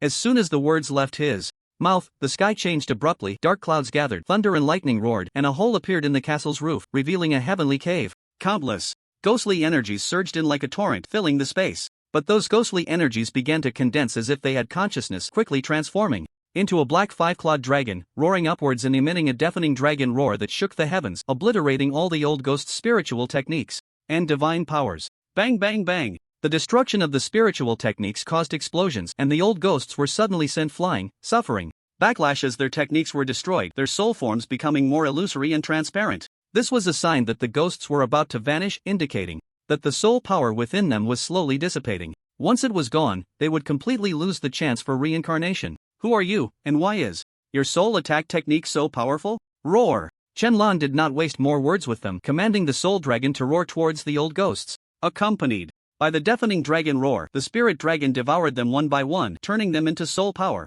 In the blink of an eye, the old ghosts were completely annihilated, and the soul dragon burrowed into Shenlong's body, transforming into pure soul power stored in his dantian. He turned to look at the ghost emperor lying on the ground, who instantly showed a look of terror, shaking his head repeatedly. "Spare me, I can serve you like a cow or a horse. I have a graceful figure. And I look good, I can serve you for a lifetime, be your servant." "I don't want to play any human-ghost love games," Shenlong replied with a faint smile, waving his hand, causing the ghost emperor to fly into his grasp, beginning a cruel soul search before devouring him. Soon, Shenlong took a deep breath, smiling with satisfaction. His dantian had already stored a lot of soul power. Although this power couldn't help him break through to perfection, it would at least allow him to advance further, which was quite good. Next, it was time to see the treasure. During the soul search, he discovered a treasure in the ghost emperor's memories, a treasure that those old ghosts had protected for generations, which had never been used by anyone or any ghost, sealed away in a certain room. That room was right there. Shenlong turned to a wall, behind which was a hidden chamber. With a thought, the wall exploded open, revealing a dark corridor. He stepped forward and soon arrived at a hidden door, gently raising an eyebrow, causing the door to open automatically. What came into view was a mirror, a round mirror that reflected his entire body, its frame intricately carved with patterns depicting ghostly figures, baring their teeth and looking fierce, like demons wielding weapons, eerie and terrifying. What kind of treasure was this mirror? Shenlong walked in front of the mirror with confusion. In the memories of those old ghosts and the ghost emperor, there was no relevant information about this mirror. They only knew it was a very powerful treasure that could not be destroyed by any attack and had existed for a long time. Those old ghosts also did not know how to use it, so they sealed it away. He looked at his reflection in the mirror. Incredibly clear, this mirror had been sealed for so long, yet it had no dust at all. He stared for 10 minutes, not out of vanity but because he felt this mirror was extraordinary. "How do I use it?" Shenlong stroked his chin, puzzled. He tried to input spiritual energy into the mirror, but there was no response. He also tried to input his soul's power, but still no reaction. Then he attempted to input various powers of the Great Tao, yet there was still no effect. None of the powers of the Great Tao work? Shenlong was somewhat speechless, but soon, his eyes lit up as he thought of the so-called blood recognition from novels. This might be feasible. He used his spiritual power to gently cut his finger, letting a drop of blood fall onto the mirror's surface. As the blood dripped onto it, a miraculous scene unfolded. The blood was quickly absorbed by the mirror, merging into it, and the surface rippled like water. Immediately, the reflection no longer showed Chen-Lan's image but another scene. Chen-Lan immediately focused on the mirror. It seemed to be a cave, with nothing around and no sounds, only a cave entrance that let in light. But soon, the image began to sway left and right, accompanied by intermittent gasping sounds. Chen-Lan quickly understood that this was someone's first-person perspective and the mirror was immersing him in that person's line of sight. Who could this be? At that moment, a figure walked into the cave entrance, but due to the lighting he could only see a dark silhouette slowly approaching. It wasn't until the figure got closer that Chen-Lan could see clearly. But when he finally recognized the figure, his eyes widened in shock and he blurted out a name. Sun Wukong. The figure in the mirror had a monkey head and face, covered in fur, yet wearing human robes, looking quite human-like, occasionally scratching his ears and cheeks, just like the Sun Wukong in the mural. Wukong, where have you been? Finally, the person the mirror was channeling spoke. It was a man's voice. But the moment he spoke, Chen-Lan felt that the voice was so familiar, as if he had heard it somewhere before. I went to see how to escape, Sun Wukong said, then sighed. I can't escape yet, wait until I regain some strength and then we can go. No, I've made up my mind, you go ahead. The man shook his head. You saved me, so I must save you no matter what. I, old son, am not an ungrateful person, Sun Wukong said excitedly. Then, since that's the case, would you be willing to help me with a favor? What favor? As long as I can do it, I will definitely help you. Help me go to the Forgetting Heartland and fetch a jar of river water. I want to drink from there. Alright, once I get out, I will definitely help you fetch it. I can assist you in regaining your strength ahead of time, the man said, emanating his aura. Sun Wukong's body shook, his expression astonished. You are actually the Supreme Emperor. In this world where the laws of heaven and earth are not yet perfected and there are divine punishments, how did you manage that? This surprised Chen-Lan. Was there already a Supreme Emperor in the Xianchen realm? Suddenly, he thought of something. Could it be that the prophet he had always heard of was this Supreme Emperor? If it was the Supreme Emperor, then it made sense, as the lifespan of a Supreme Emperor is endless and their strength is formidable. They should be able to evade the cycle of the world. It seemed that there was more than one Supreme Emperor in this world. You don't need to ask too much about that, it's not beneficial for you. I will transmit spiritual power to you, you go ahead, the man said, shaking his head with a smile. But you are clearly the Supreme Emperor, why don't you go out yourself? Sun Wukong asked, puzzled. I don't want to go out. Why? Because I don't want to, don't ask. First, go outside and help me find river water. By then, I will naturally tell you. Also, I have a gift for you. If you refine it, you can avoid their gaze. After saying this, the man took out a small stone from his bosom. When Chen-Lan saw the stone, he was once again astonished, because it looked exactly like the stone he had discovered in the supernatural Empire forest. In the next second, the stone appeared in his palm. Looking at the stone in his hand, which was identical to the one in the mirror, Chen-Lan was certain that it was the same kind of stone. Perhaps he could learn about the origin and use of the stone from this mirror. What is this? Sun Wukong asked in confusion, but he sensed a familiar aura from it. This is a fragment of the sky-mending divine stone. You burst forth from the sky-mending divine stone back in the day. Have you forgotten? Sky-mending divine stone? Sun Wukong was born from it? Chen-Lan stared at the small stone in his palm, slightly stunned. He never expected that the stone he had hidden for so long was actually Sun Wukong's mother. Well, it was the sky-mending divine stone. This is the sky-mending divine stone? Where did you get it? Sun Wukong exclaimed in surprise as he looked at the stone in the man's hand. He indeed burst out from the stone, but when he did, he had no idea where he had jumped to. He only knew he woke up in Flowerfruit Mountain, where a group of monkeys took him back. He later went back to find his birthplace, only to discover that there was nothing left. On the day you were born, I happened to be nearby. I saw the ground covered with sky-mending divine stones, so I picked some up and refined many. Now only a few remain. As he spoke, the man took out several more pieces of the sky-mending divine stone. Why don't you keep these? Sun Wukong refused. No, these are the most important to you. The man shook his head firmly. Why? Because this sky-mending divine stone is what gave birth to you. This piece of sky-mending divine stone was originally a surplus from the sky-mending process. There is no causality, you were naturally born from it, not within the 5 elements, nor within the 6 realms. You are a variable. A variable? Does that mean I can break through to the Heavenly Emperor just because I am a variable? Yes, you should not have appeared, or rather, you should not have appeared in this era. If it were in the next era, you might be even stronger, but you can escape the cycle of the world by refining this piece of sky-mending divine stone. Upon hearing this, Sun Wukong paused for a moment and continued to ask, since you have refined so many, can't you also escape the cycle of the world? No, the key lies with you, Sun Wukong. You are the variable, the sky-mending divine stone is not. Sun Wukong's expression gradually grew heavy as he reached for the sky-mending divine stone, nodding solemnly. Alright, I understand. I will refine it. Refine it now, and then go out. I might be Able to save you this time, but I can't guarantee I will be able to save you next time, the man sighed. Okay. Sun Wukong immediately sat cross-legged, the sky-mending divine stone floating in front of him as he began to refine it. Energy streams began to emerge from the sky-mending divine stone, entering Sun Wukong's nostrils where he refined it. At this point, the scene slowly faded away, returning to its original state. Is that it? Shenlong asked in confusion. Just like that, it ended? He hadn't finished watching yet.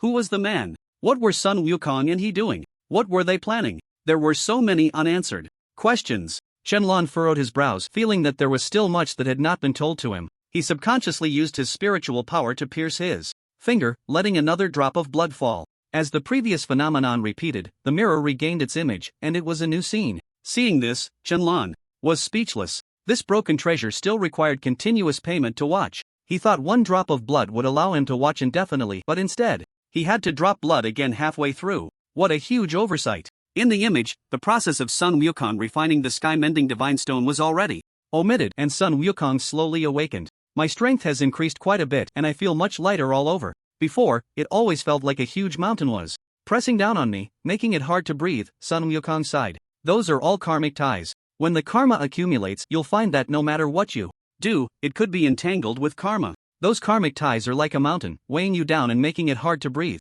However, you have now refined the heavenly repair stone, and the karma on you is almost gone. Go, help me find a pot of river water in the forgetting heartland. It will benefit both of us, the man said. Okay. As soon as he finished speaking, the man acted. He pointed, and a vast amount of spiritual power surged into Sun Wukong's body, instantly replenishing his spiritual energy and bringing him back to peak condition. Alright, your strength has been restored. Go. Thanks. Wait, I feel like I still don't know your name, Sun Wukong said, turning back after taking a couple of steps. Me? I'm just a discarded child of the family, a waste who has burdened my parents, a prisoner who can never leave this world. If you really want to know my name, just call me Xiao Yao. I hope to roam freely in the world without being bound by anyone, the man sighed, his tone filled with despair, making it sound sorrowful. Looking at the scene in the mirror, Shenlong fell silent. The Supreme Emperor inside was also named Xiao Yao. Was it a coincidence? When he played the game, he had the same thought as this Supreme Emperor, wishing to be carefree in the game. Or reality, unbound by the mundane.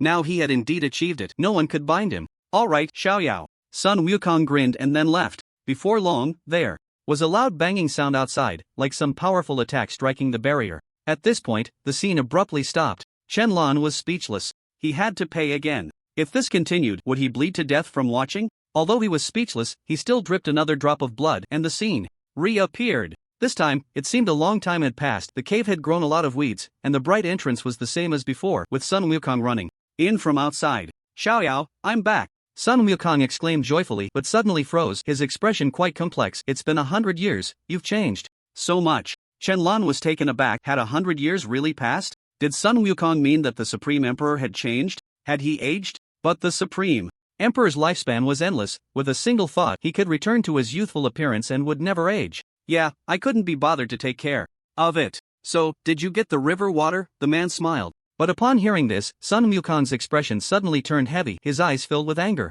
The man fell silent, and the atmosphere became tense. Shenlong had no idea what was happening. It seems you already know, the man sighed after a long while, speaking helplessly. Yes, I know. There is only one river in the forgetting heartland, and that is the river of karma. Those who drink from this river can remove their karma, but there is a downside. When the karma is removed, those who have karma with you will forget you, Sun Wukong said solemnly, staring intently at Xiao Yao. If you drink it, will I forget you too? The atmosphere became tense again, but soon, the man's laughter broke the heavy mood. Ha ha ha, how could that be?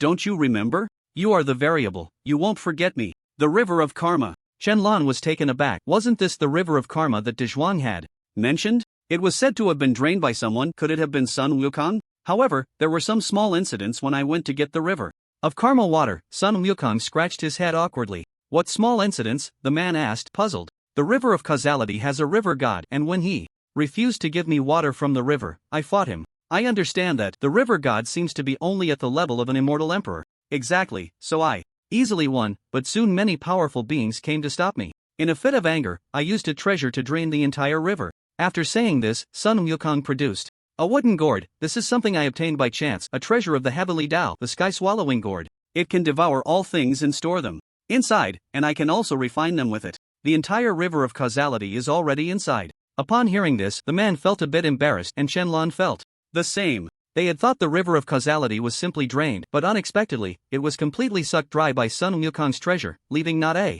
single drop. But why did no one know about this action of Sun Wukong? Instead, it was rumored elsewhere that it was drained by some powerful being. Could it be that such a matter was too embarrassing and those guarding the river of causality had no intention of spreading it? Without thinking too much, Shenlong continued to watch the scene in the mirror. The man had already taken the wooden gourd. He uncapped it and sniffed, then nodded, saying, "It's the water from the river of causality. Thank you, Sun Wukong. You're welcome. Do you want the water from the river of causality to rid yourself of the causality on you, thus escaping the cycle of the world?" You could say that, but you could also say otherwise. The man replied, taking out a spirit herb from his bosom. What is this? Sun Wukong asked. Forgetfulness grass, the man smiled, placing the forgetfulness grass into the sky-swallowing gourd. Forgetfulness grass? What is that? I've never heard of it. Sun Wukong scratched his head in confusion. He had never heard of such a spirit herb. Now that it has come to this, I will speak frankly. I need the water from the river of causality along with the forgetfulness grass to help me forget all emotions in this world, to remove the causality of this life and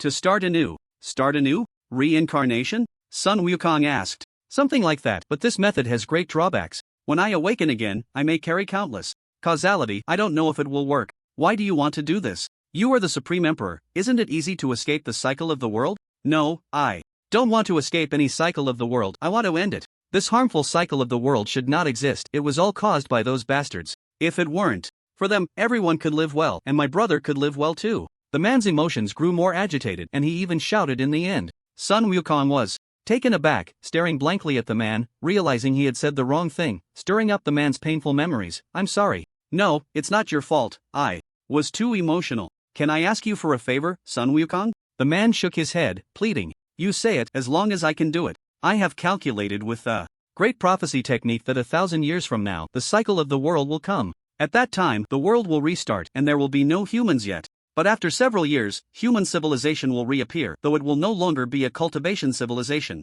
Upon hearing this, Shenlan's heart trembled. This man could predict the future. He must be that prophet. The one who told the pharaoh to sleep, the prophet who wanted to awaken the memories of the old world. The mysterious person who kept revealing past events. At this point, the truth was laid bare. What do you mean, no longer a cultivation civilization? What will the world be like then? Sun Wukong asked in surprise. He couldn't imagine what the future world would be like. He had thought it would be a world where the laws of heaven and earth were perfected, but now it seemed even worse. A world devoid of spiritual energy, filled only with ordinary people, yet still unable to escape the cycle of the world. The man sighed. Sun Wukong's eyes went blank, and he sat down in despair, murmuring, "Even so, will the cycle of the world still not spare humanity? Do we really have no hope?" "No, there is hope. I came here for this." The man's emotions surged again. "I have waited for 10,000 years, just for this." After speaking, the man transformed into a sphere resembling a football, pitch black, but strangely, this ball throbbed and pulsed like a heart. What is this? Sun Wukong asked in confusion as he poked the sphere.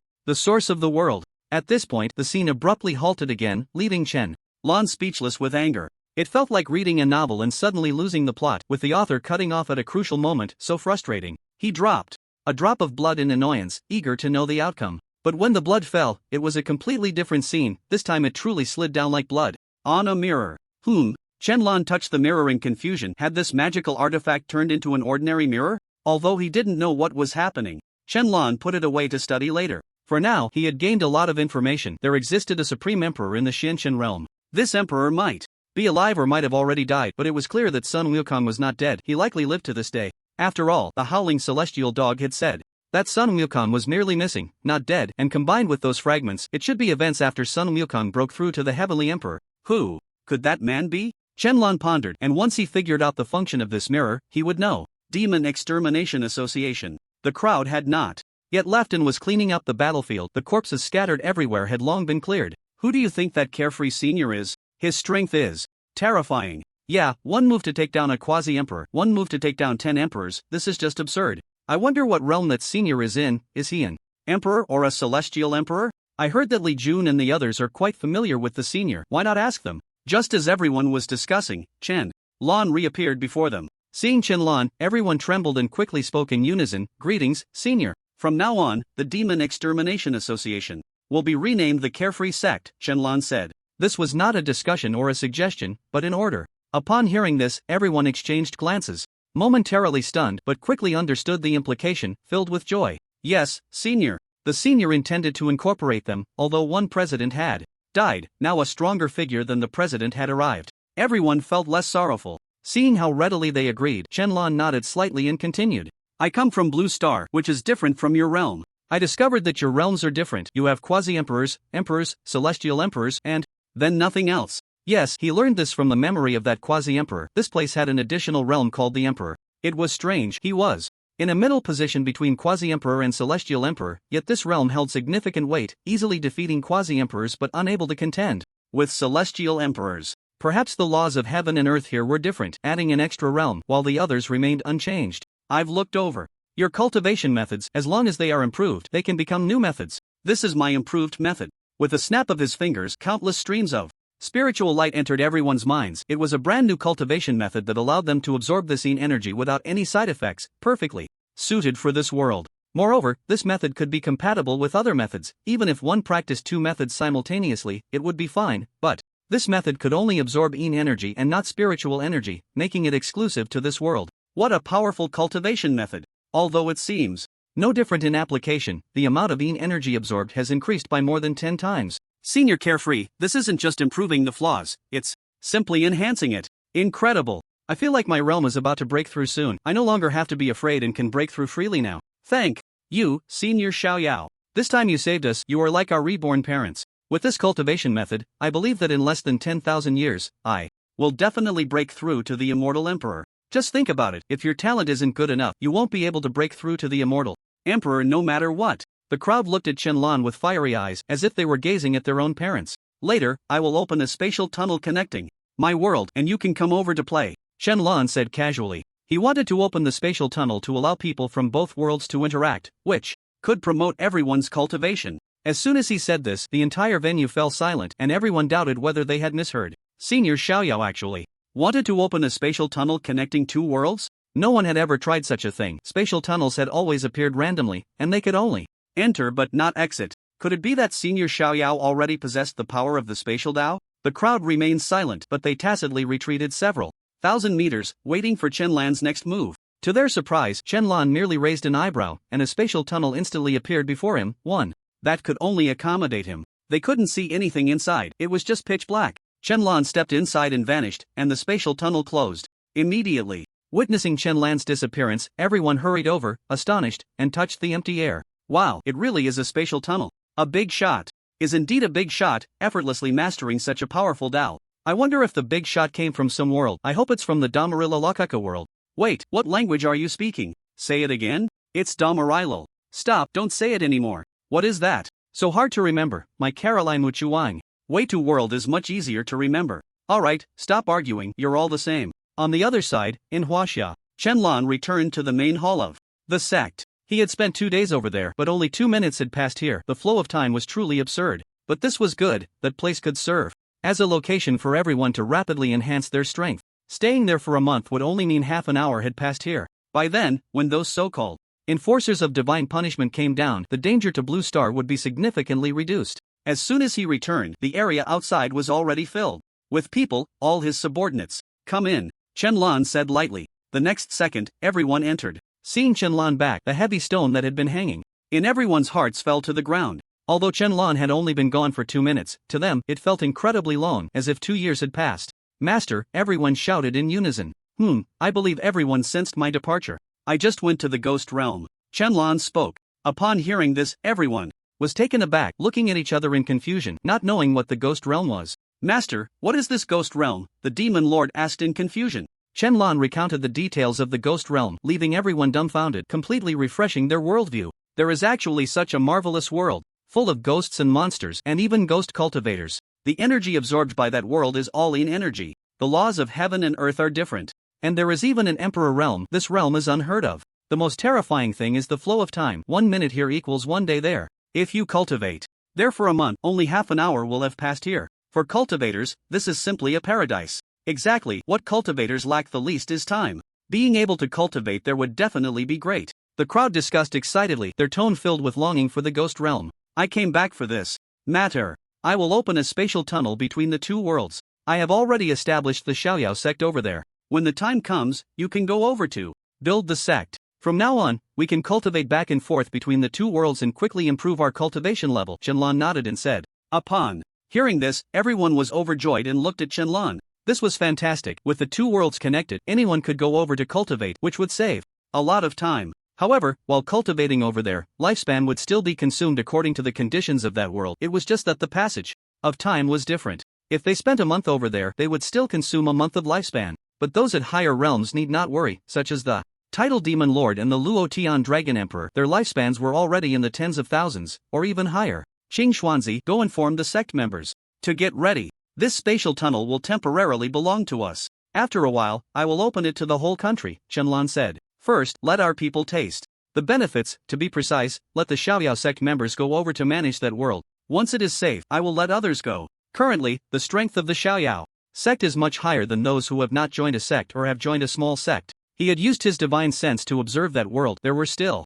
many immortal emperors and great emperors hidden in the corners of the world, and he was too lazy to clean them out. If he deliberately went to eliminate those immortal emperors, he would be no different from those who think they can control the fate of all humanity just because they believe they wield divine punishment. All disciples, heed the command. The spatial tunnel to the ghost realm will open in 3 minutes. That is another world where time is completely different from ours. Spending one day there is equivalent to just 1 minute passing here. Not only that, but there are numerous resources and countless ghosts there. But special techniques are required to cultivate there. Please gather all disciples in the square and wait for the transmission of skills. Qing Xuanzi appeared above the sect, transmitting his voice to over 100 million people. The voices of all disciples of the Xiaoyao sect echoed in their minds, and they all put down their work, came outside, and looked up at Qing Xuanzi in the sky, astonished and bewildered. The ghost realm? A new world? What new scheme is the sect master up to this time? I don't know, but it sounds quite thrilling and very suitable for cultivation. Time is completely different. 1 minute here equals 1 day there. If we cultivate for 2 months and come back, only an hour will have passed. If it really follows the theory of time, we would consume the same lifespan. Just that the time in the two worlds is different. Consumption is consumption. Just think about it. People on Blue Star have cultivated for a month without improving their realm, while we could improve several realms. Anyway, we have to come back eventually. We can't stay in that world forever, right? Coming back to show off would be great. That's true. The higher our realm, the longer our lifespan. We don't have to worry about this little lifespan consumption. The sect master is amazing. A new world, a new aspiration. Everyone was very interested in this ghost realm. Xiaoyao Tianzuan, he came back from the ghost realm? Gu Ying exclaimed, then looked at Yenyu beside her. Could it be that you were captured in the ghost realm and it was Xiaoyao who rescued you? Thinking of this, Gu Ying was even more certain that it was definitely Xiaoyao who saved Yenyu. She slowly revealed an envious look at Yenyu. Why wasn't she the one who fell? She also wanted to be saved by Xiaoyao. But then she thought, when she woke up, she found herself in her room, which meant Xiaoyao had saved her too. The envy and gloom vanished, replaced by joy and happiness. Maybe, Yenyu was also unclear. She felt like she had a very long dream, or rather a nightmare. She dreamed of being surrounded by ghosts and then captured. An old ghost even said he wanted to marry her, which scared her into resisting desperately, but she couldn't wake up no matter what, until a man appeared and saved her. The man looked very familiar, but she couldn't recall where she had seen him before. In any case, he was someone she knew. Was it the carefree celestial? Or someone else?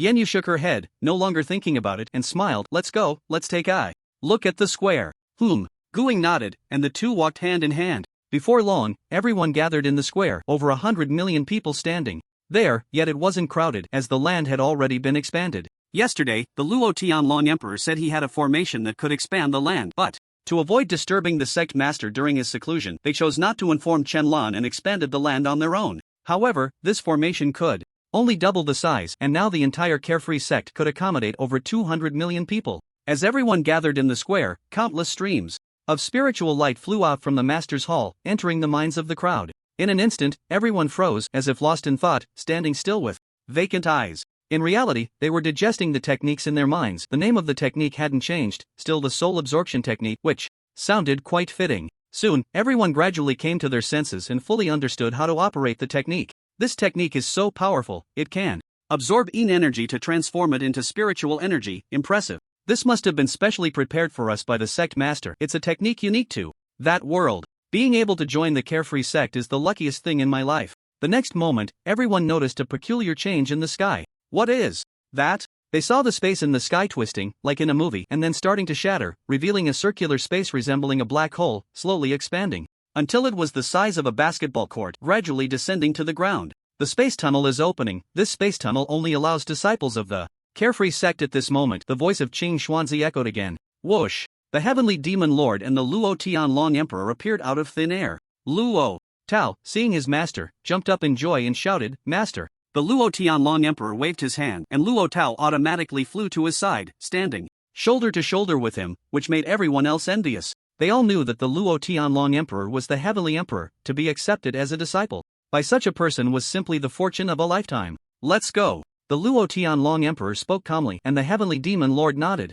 The two led Luo Tao into the space tunnel together. Seeing two powerful figures leading the way, everyone couldn't suppress their excitement and hurried towards the space tunnel. Buzz buzz buzz. At that moment, 8 more space tunnels descended from the sky, landing in the square, each heading to the same destination. In less than 5 minutes, over 100 million people had entered, leaving not a single one behind. You all should go in as well. It's more suitable for your cultivation. There at this time, the voice of Chen Lan echoed in the minds of Qing Xuanzi and the others. Everyone looked towards the direction of the master's hall and clasped their hands, saying, "Yes, master." Then, Qing Xuanzi and the others left, leaving the vast carefree sect with only Chen Lan remaining. Whether it was the giant clan or the spirit pets and mounts, they had all entered the ghost realm. Currently, the space tunnel only allowed one-way transport, permitting the people of the carefree sect to enter and exit, but those from the ghost realm could not come and go freely. He was unsure if those people would cause trouble in Blue Star, thinking he would open the two-way passage after some time. Now, I should focus on comprehending the Tao.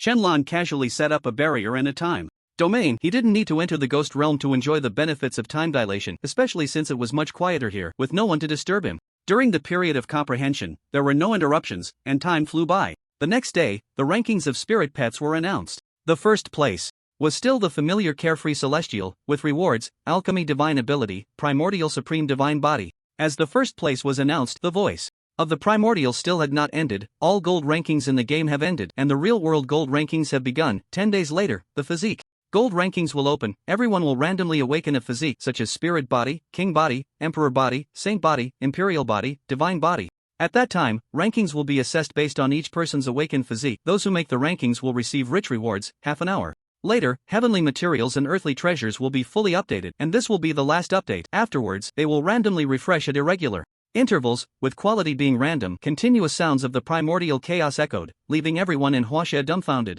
The game gold rankings have ended, and now there's a real-world gold ranking? As the primordial chaos voice fell, countless rays of golden light descended from the sky, all of which were heavenly materials and earthly treasures, welcoming another major update. However, this update seemed somewhat unusual, as it was not limited to Huaxia, but appeared all over the world. What's going on? Is it a global event? Yeah, I used my divine sense and saw that the superpower empire also had heavenly materials and earthly treasures appearing. Why is it happening worldwide? I don't know, but in any case, this arrival is definitely the strongest and most intense. Why are you still dawdling? Go grab the heavenly materials and earthly treasures. With the arrival of heavenly materials and earthly treasures, people from Huaxia and those from the Qing Tian immortal realm rushed to seize them. Meanwhile, those who had just entered the ghost realm remembered that the heavenly materials and earthly treasures were about to be updated, and they all rushed out as well. A new round of competition for heavenly materials and earthly treasures had begun. This battle lasted for 2 days, and everyone gained something. Some even went directly to foreign lands to seize treasures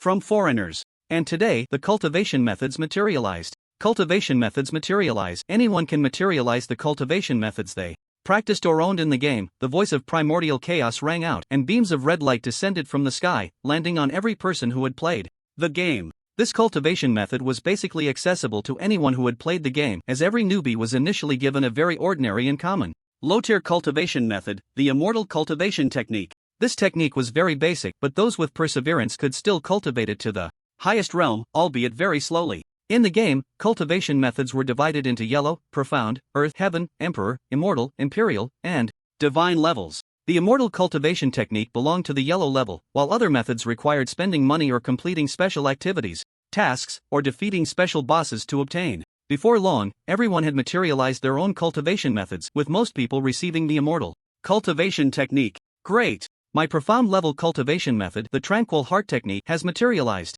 This method is powerful. As long as I calm my mind while cultivating, I can speed up my cultivation. I can teach it to you for free. Ha, mine is an earth level method, the overlord dragon heart technique.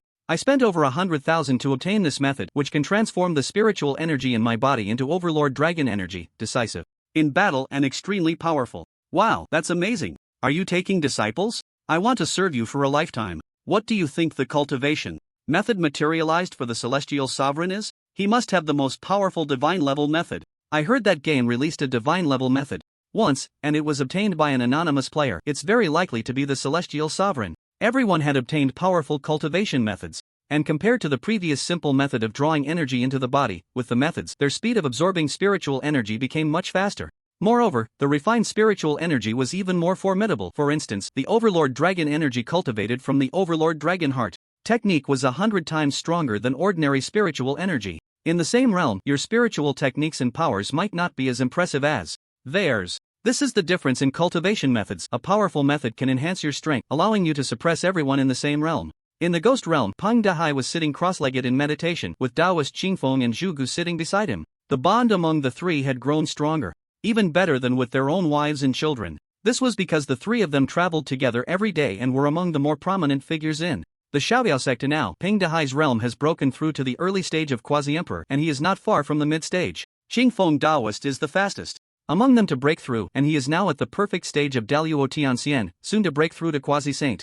Zhu Gu has reached the perfect stage of Quasi-Saint as well, just like Qingfeng Taoist, and is on the verge of a breakthrough. My cultivation method has materialized, an emperor-level technique, which I spent 3 million in real gold and silver to obtain. Peng Dahai suddenly opened his eyes wide, smiling with surprise. In his mind, dozens of cultivation methods appeared, among which one was the most powerful, radiating endless brilliance, dazzling and floating in his mind. This is his strongest emperor-level technique, the Star Moon Breaking Heaven technique, which can absorb the essence of heaven and earth, sun and moon to refine his physique, transforming his spiritual energy into starry spiritual energy, terrifying and powerful. Even against a powerful saint body of the same realm, he is confident he can crush the opponent. This is the confidence that a powerful technique gives, something that nothing else can provide. Mine has also arrived, but I didn't spend that much. It's just a celestial level technique, but it's enough. Qingfeng Taoist said with a smile, quite satisfied. Like you, a celestial level technique, I didn't spend that much either. It's all thanks to old Peng.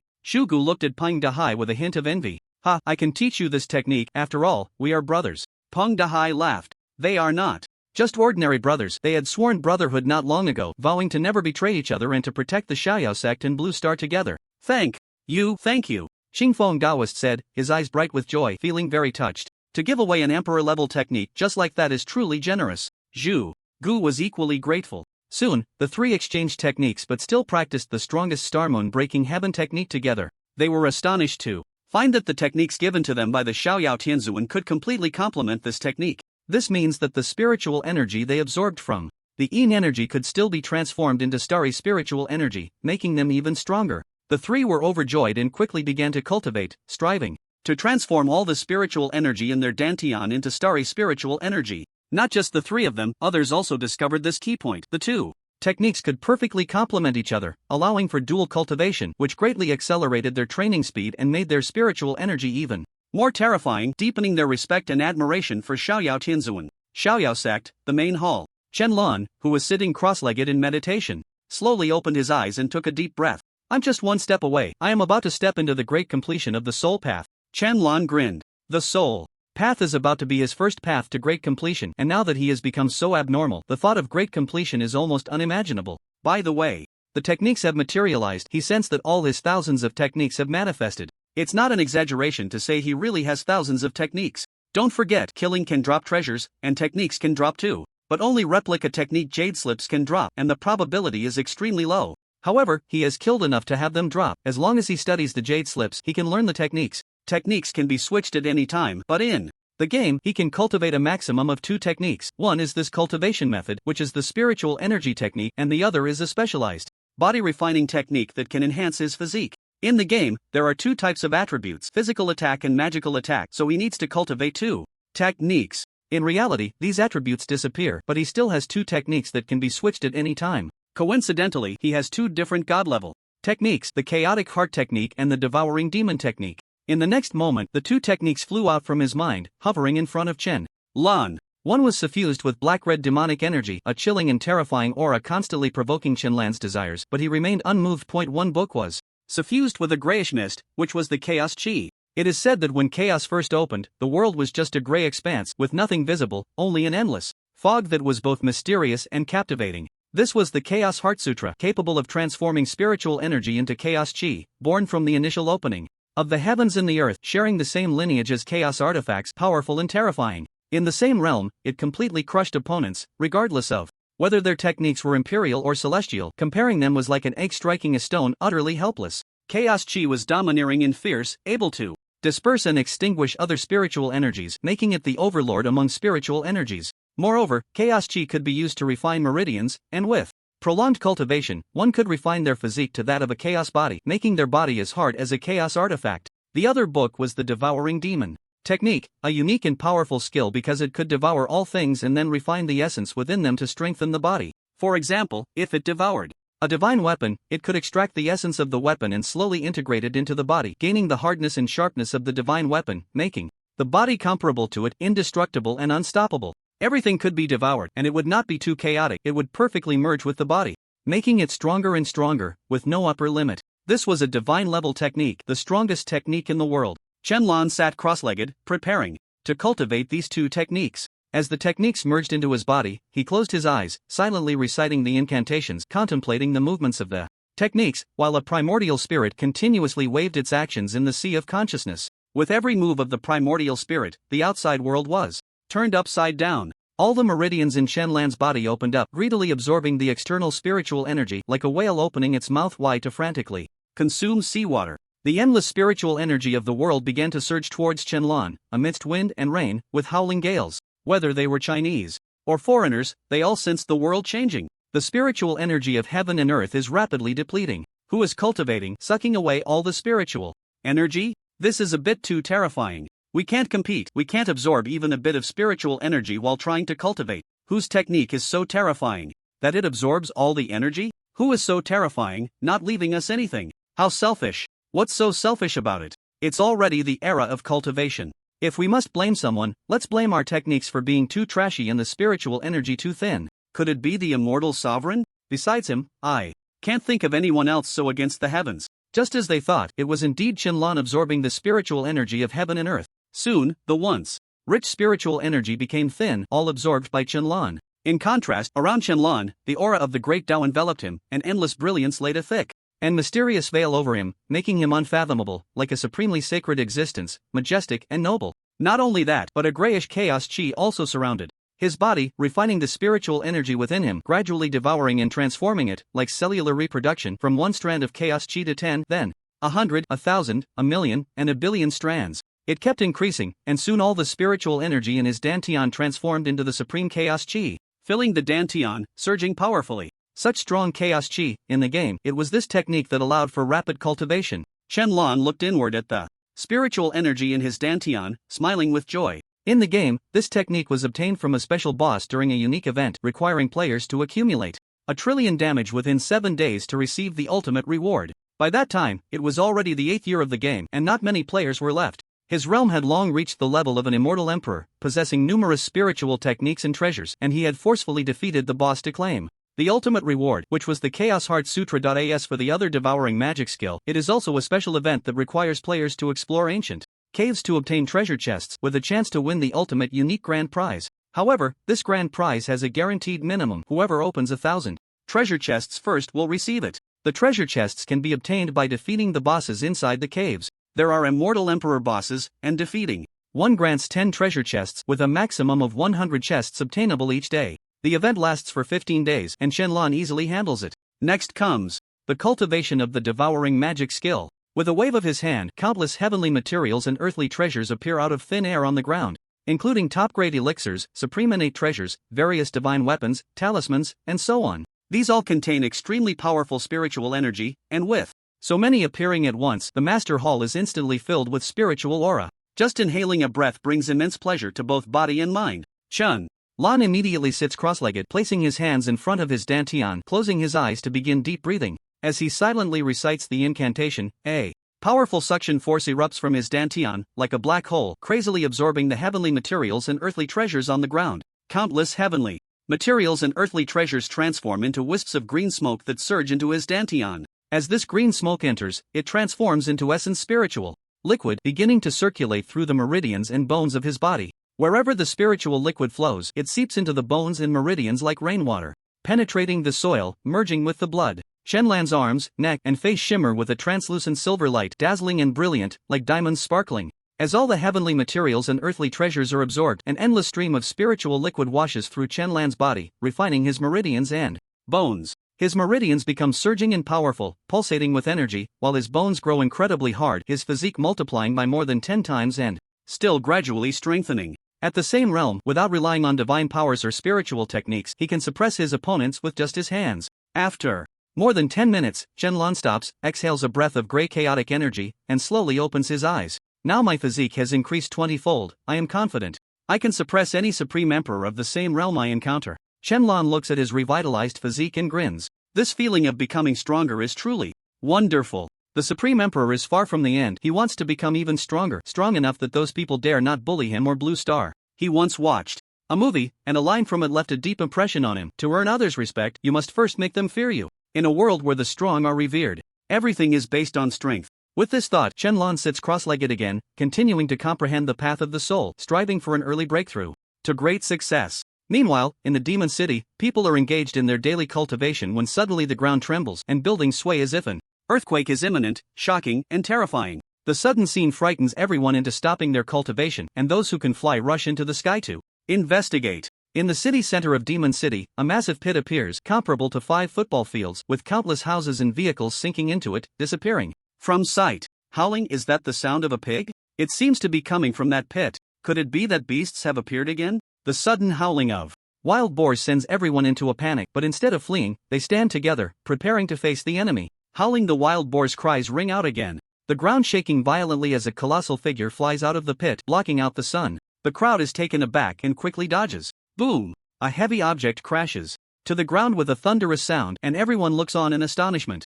A black-haired wild boar, comparable to a giant mountain, stands in the city, its hide tough, with 2 sharp tusks, occasionally emitting low growls, shaking its head and looking fierce, as if it is angry. Everyone, let's attack together and slay this beast, a cultivator shouts, drawing his sword and charging forward. The others nod in agreement and follow suit, unleashing countless magical treasures and spiritual techniques, aiming to kill the beast. When the powerful killing move that everyone was so proud of struck the wild boar, it surprisingly caused no damage at all, completely blocked by the wild boar's indestructible hide, producing a clanging sound as if swords had struck steel. Seeing this, the crowd was taken aback.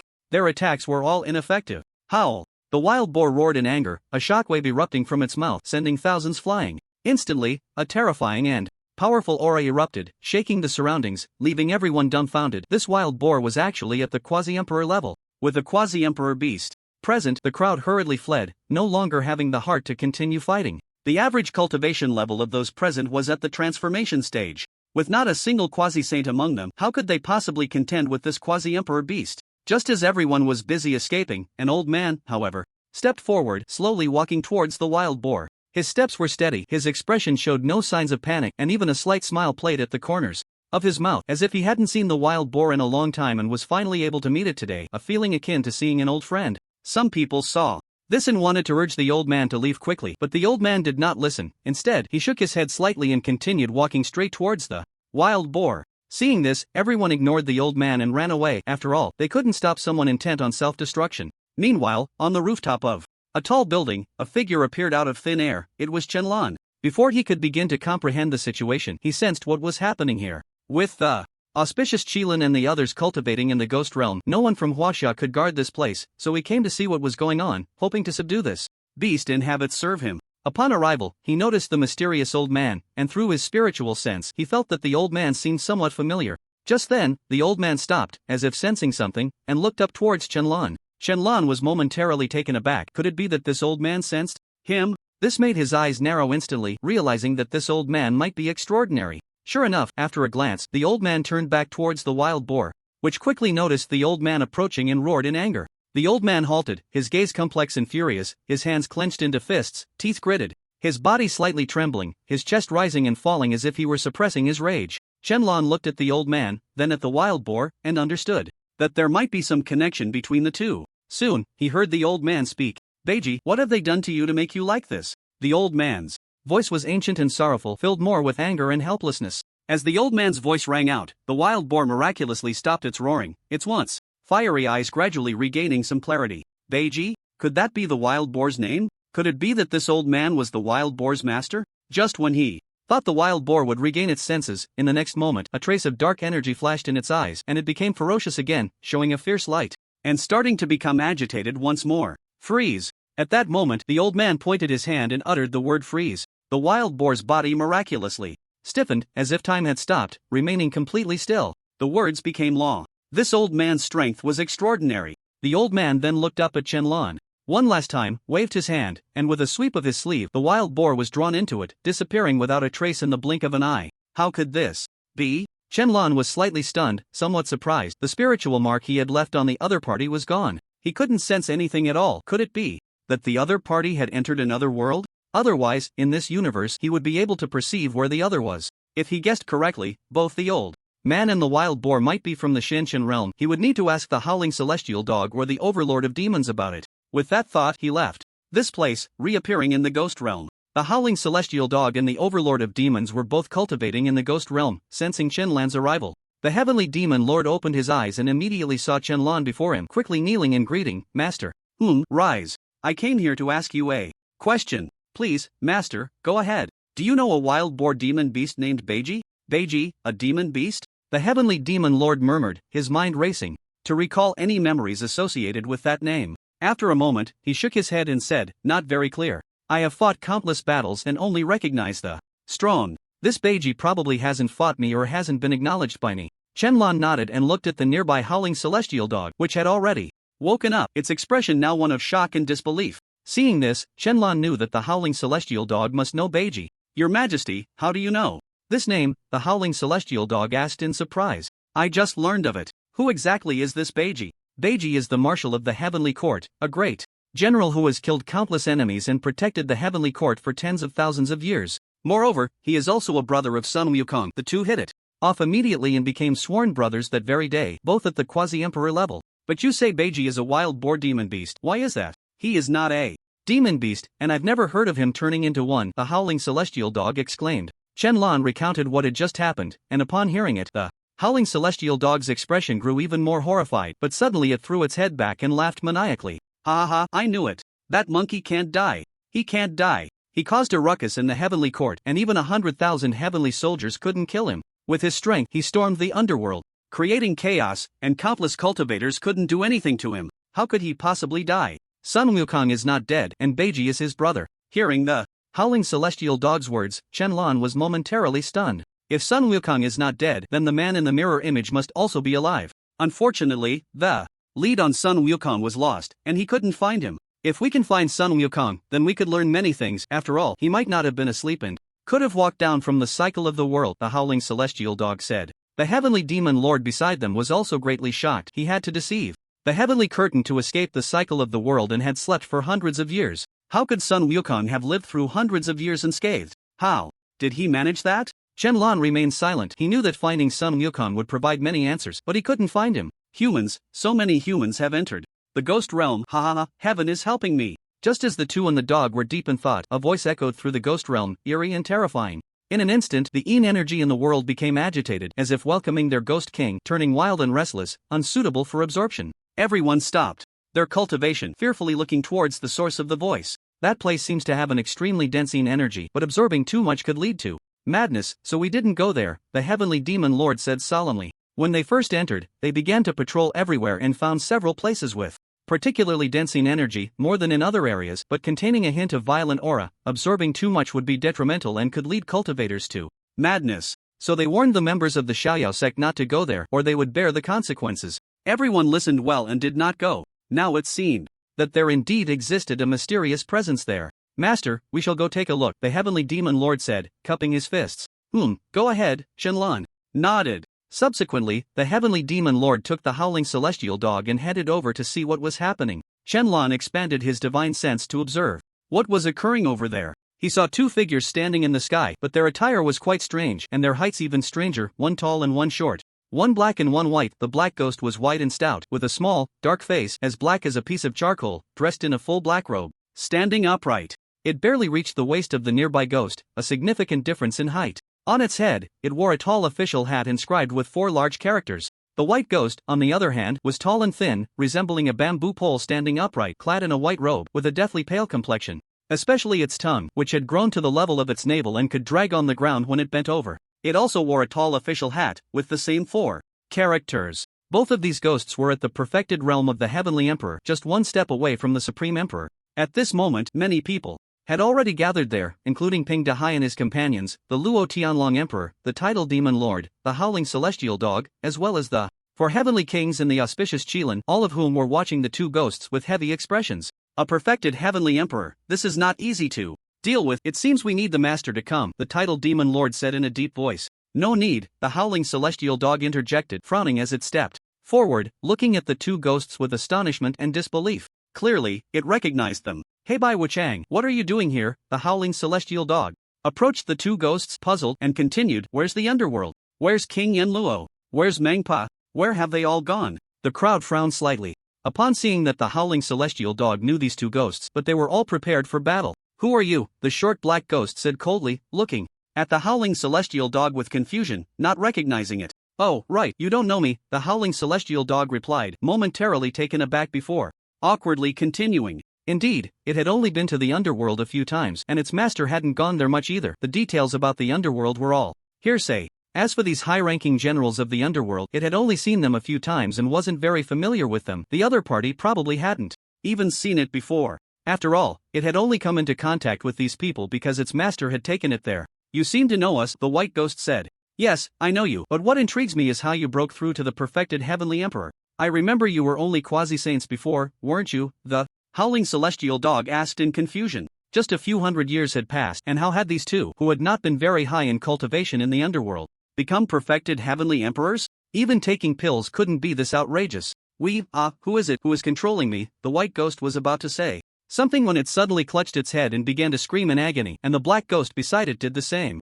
It seemed they were being controlled by something, suffering a torment of the soul that was even more terrifying than physical pain. The crowd, seeing this, slowly retreated, feeling that something was amiss. As the black and white ghosts struggled wildly, they suddenly stopped moving, lowering their heads, completely still, as if they had already departed. Suddenly, the black and white ghosts raised their heads, their eyes gleaming with ferocity, their expressions turning hideous. Humans, so many delicious humans, I want to eat you. All the black and white ghosts shouted in unison, looking at the crowd like lions, seeing them as delectable prey. In an instant, an endless stream of ghostly energy erupted from the black and white ghosts, unleashing all their spiritual techniques and powers towards the crowd. Like a mountain, the ghostly energy descended, blocking out the sun, trying to capture them. Huge chains formed from ghostly energy flew out of the void, writhing like dragons, attempting to bind everyone. Countless weapons made of ghostly energy surrounded the crowd like a rain of arrows, leaving them nowhere to escape. Bang! Bang! Bang! Just as the crowd prepared to fight back, a barrier appeared around them, blocking all spiritual techniques and powers.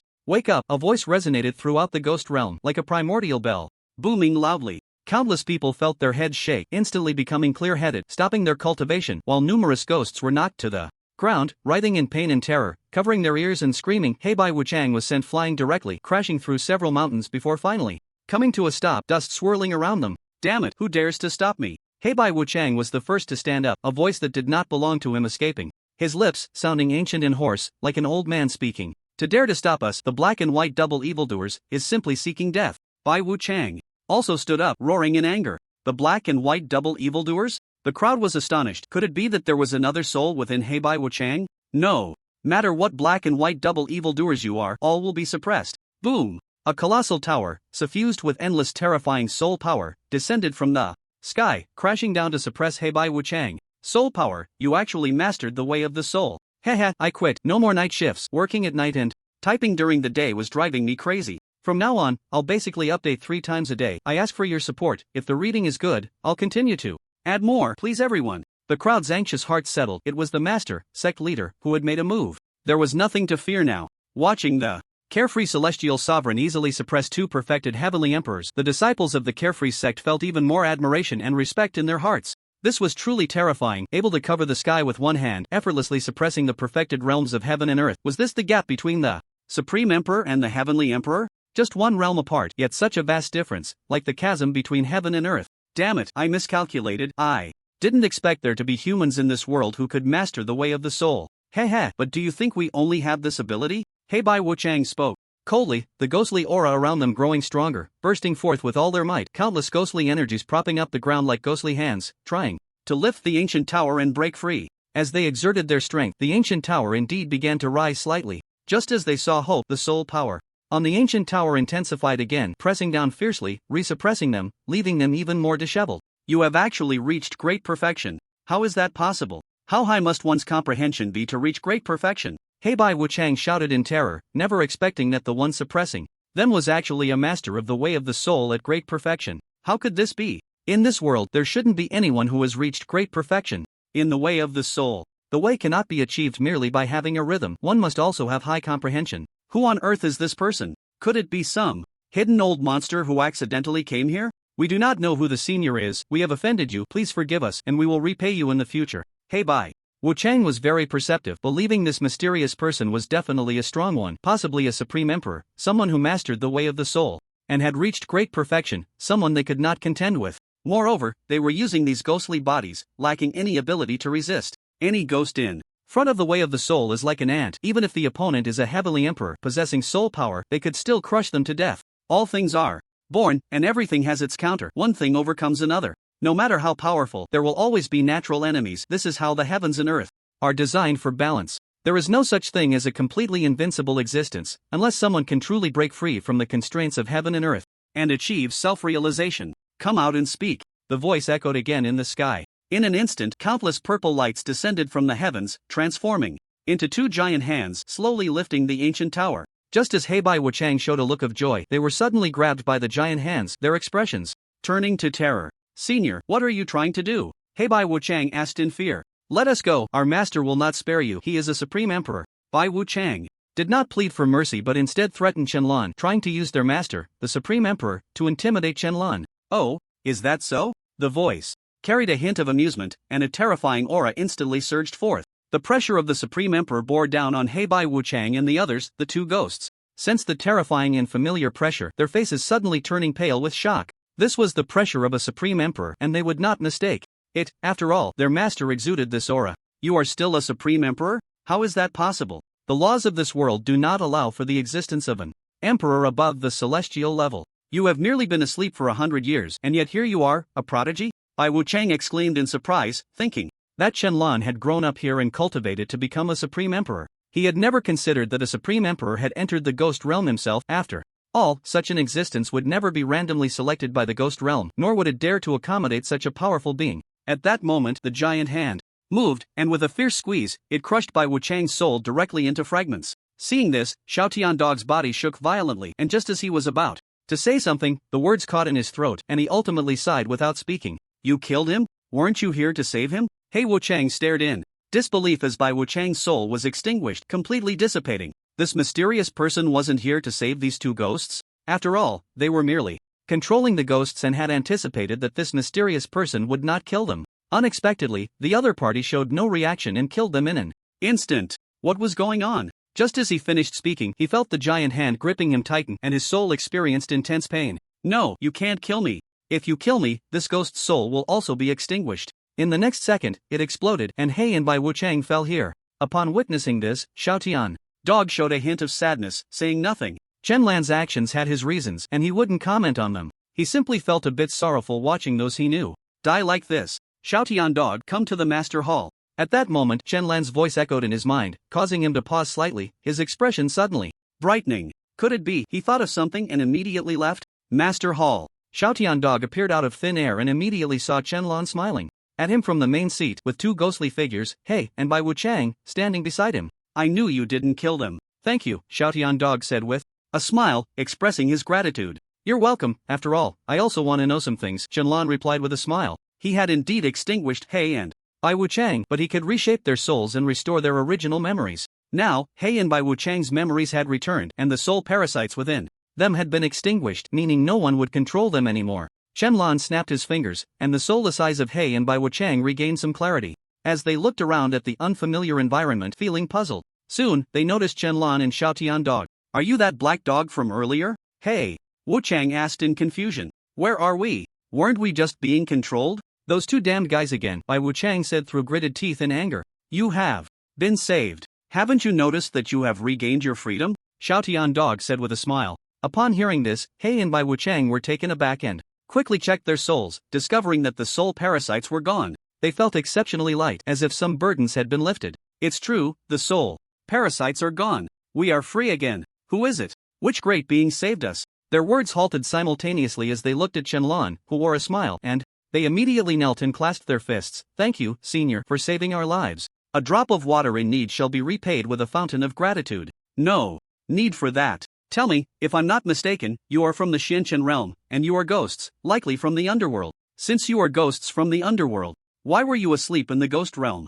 Here, I want to mention the previous issue regarding realms. I believe that the laws of heaven and earth differ in each world, leading to some changes in realms. It is not a temporary increase in realm. The laws of heaven and earth and Blue Star still do not recognize the realm of an emperor. The ghost realm was only a temporary occurrence. After all, they had no concept of a heavenly emperor or a supreme emperor. Such events were rare, at most 2 or 3 worlds experiencing this kind of disunity in realms. As expected, the underworld has betrayed us, the celestial hound spoke in a deep voice. Just moments ago, the black and white impermanence had laid out the entire situation. The underworld had indeed betrayed them, just as Qianlan had suspected. The Mangpa soup had indeed been modified, changed to a random awakening, especially for those of high realms who might never awaken in this lifetime and could end up living as ordinary people in obscurity. The Yin Emperor, the ruler of the underworld, had taken Mangpa, the 10 Yama kings, the Oxhead and Horseface, along with many ghost cultivators, and left. As members of the resistance, black and white impermanence naturally couldn't compete with the Yin Emperor. They were crushed and brainwashed,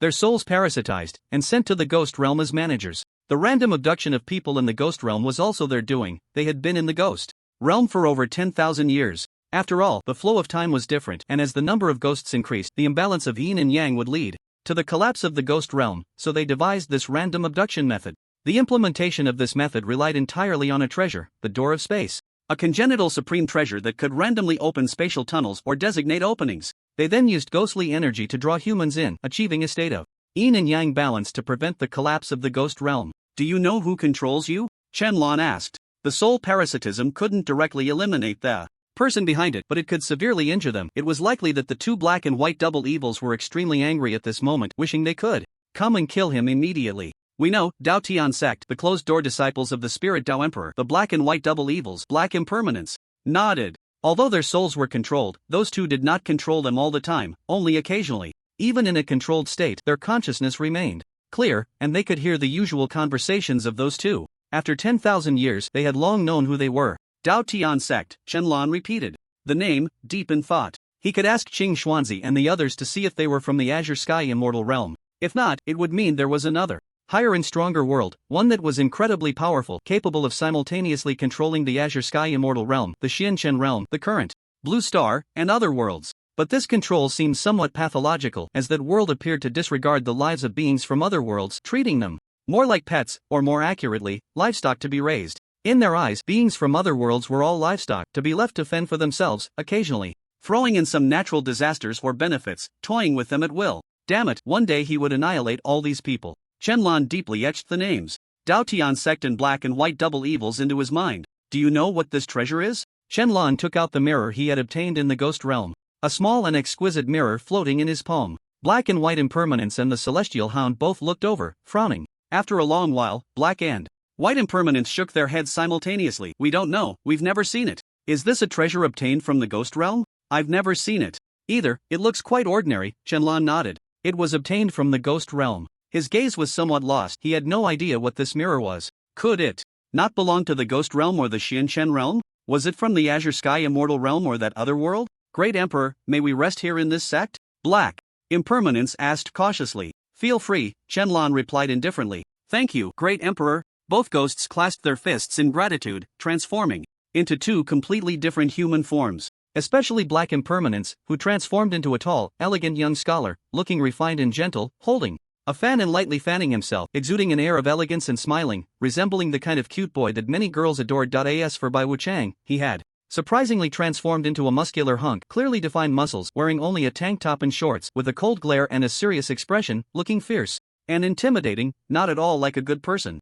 These 2 ghosts had quite the contrast. One had gone from short to tall, and the other from thin to strong. Then, we'll take our leave first, the 2 said in unison, departing together and finding an empty gatehouse at the Xiaoyao sect to settle down. the howling celestial dog, followed them as well. Perhaps the three of them still had much to discuss. Shenlong pondered as he looked at the mirror in his hand. Who exactly was that man? Time flew by, and 4 more days passed. The people of the Xiaoyao sect remained in the ghost realm, completely unaware of the outside world. 1 day in the outside world was roughly equivalent to 4 years in the ghost realm, so 4 days had already been 16 years in the ghost realm. Everyone's strength had significantly increased, but as their realms advanced, the time required grew longer, and it also depended on talent and physique. Especially for Ping Dehai and the others, their training time passed in the blink of an eye. One moment they closed their eyes, and the next they opened them, and decades, centuries, or even millennia had gone by, yet they felt as if it were just yesterday. After 16 years, the few of them could only say their cultivation had improved a little. Their realms were too high, and without the aid of divine pills, relying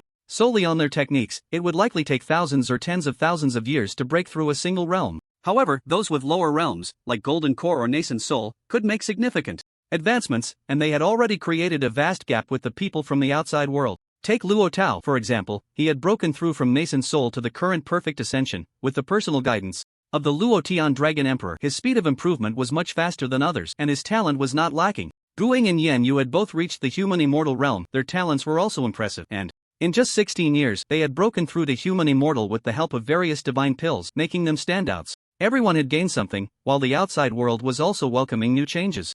Huaxia. Medium sects materialize. Blue Star's area expands 5-fold again. In a month, all remaining sects will materialize, and the game will further merge with reality. The voice of Hong Meng echoed. The medium sects had arrived, and the last sentence left everyone puzzled. What does further merging mean? Is another world about to collide with us? No way. Is it like Mars colliding with Blue Star? If that's the case, then the area will expand dozens of times. Sigh, it's getting harder. New sects are coming.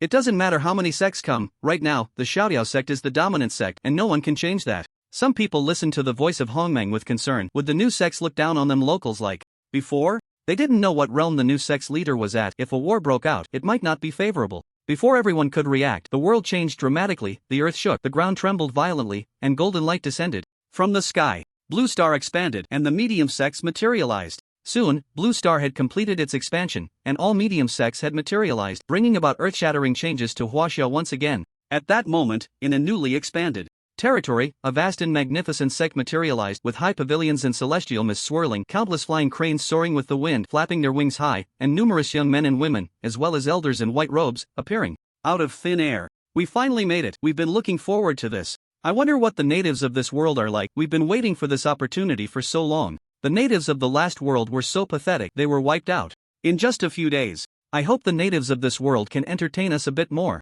It's funny to think that this world chose us first and made us wait for 500 years. That's a bit too long, isn't it? 500 years is nothing. It passed in the blink of an eye. Let's stop talking nonsense and go hunt the natives. The disciples of the sect cheered with excitement, seemingly eager to go kill. I in the main hall of the sect, 5 elders gathered together. One elder, draped in a black robe, sat in the main seat, frowning as he looked outside, emanating a faint aura of the great Luo celestial realm. The other 4 elders also radiated their own auras, all at the great Luo golden immortal realm, with 2 of them being perfected. Why has this world not been destroyed yet? Have those who came before not taken action? The black-robed elder spoke coldly. He used his divine sense to observe and found that the natives of this world were still living harmoniously, while the newly arrived small sects seemed to have taken in the natives. Could it be that these people have betrayed us? These trash, they can't even seize the opportunity after coming here. We have to take action ourselves. Now it's a case of too many wolves and too little meat. I wonder if the natives of this world can withstand our slaughter. Don't let us down. Hee, why say so much?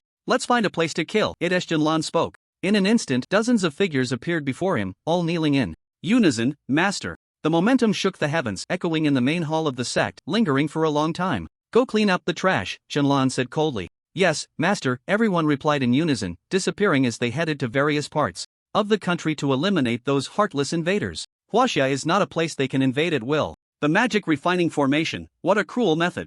Shenlan's consciousness spotted a location where a sect was setting up a magic refining formation. This formation was extremely evil, capable of refining all the people in a city into demons. Once transformed into demons, they would lose their minds, recognize no kin, and kill anyone they saw. Oh, the essence of the way of wind, and the way of thunder, and even a trace of the essence of destruction. This sect is quite wealthy. Shenlong grinned. It had been a long time since he had seen so many essences. Indeed, the manifestation of these sects was a tremendous opportunity for him, allowing him to kill them and seize their essences, and he wouldn't feel any guilt about it. After all, they were the invaders. In the next moment, Shenlong raised his eyebrows as he witnessed an even more incredible scene. He saw those sect members capturing a woman, preparing to refine her, while a little boy beside her tried to save his mother, only to be wantonly tormented by those people. And on that little boy, he saw a surging black aura, the aura of blood and slaughter, which shot straight up to the sky, invisible to others but clear to him. He had just read about it in an ancient book. The blood and slaughter aura represented a blood and slaughter body, which could very likely awaken in the future.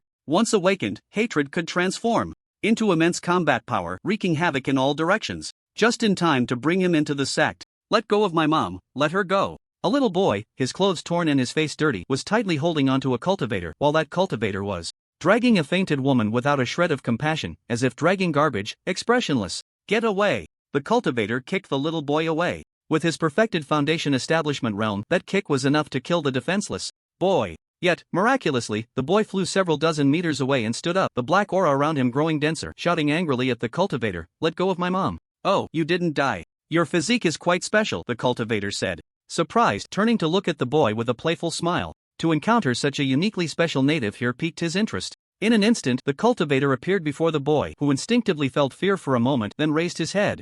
Blaring fiercely at the cultivator, "Let go of my mom." He raised his soft, powerless fist to strike the cultivator, but what could his fist do? Interesting, the cultivator sneered, his expression turning cold as he grabbed the boy's head and slammed it hard against the ground. Bang! The boy's head created a large pit in the ground, yet he still didn't die, struggling to raise his right hand, grasping the cultivator's hand, and with a muffled voice shouted, "Let go of my mom." "All right, let's see when you die." The cultivator was greatly surprised. That last blow had used all his strength, and an ordinary person would have died long ago, yet this boy was still alive. This only heightened his interest, wanting to explore what kind of physique this boy had that allowed him to endure for so long without dying. What the cultivator didn't notice was that a continuous stream of red energy was flowing into the boy's body, providing him with endless life energy, keeping him alive and unyielding. In the distance, Shenlong stood expressionless in the sky, watching all of this unfold. It wasn't that he was cold-blooded. He wanted to help this boy fully awaken his physique. "I didn't expect that even before the physique manifests, someone could achieve an early awakening. Could this be the child of destiny?" Shenlong murmured. After the arrival of the new era, many people's fates underwent earth-shattering changes. Some losers, who had achieved nothing, suddenly turned their lives around due to their exceptional talent in cultivation, progressing much faster than others. This little boy is one such example. If these people hadn't captured his mother, he might not have awakened his physique early, nor would he have been able to awaken this bloodthirsty body. After all, the manifestation of a physique doesn't guarantee 100% awakening. "Why aren't you dead yet? Why aren't you dead?" On the ground, the cultivator had already lost his mind. No matter how much strength he exerted, the boy beneath his feet remained alive. The boy, trampled underfoot, was on the brink of death, his left hand's bones shattered to dust, both feet crushed, ribs broken, and his internal organs severely injured. In this state, an ordinary person would have died long ago. But he did not die. "Let go of my mom." The boy's trembling right hand clutched tightly to the cultivator's pant leg, his eyes closed, mumbling indistinctly,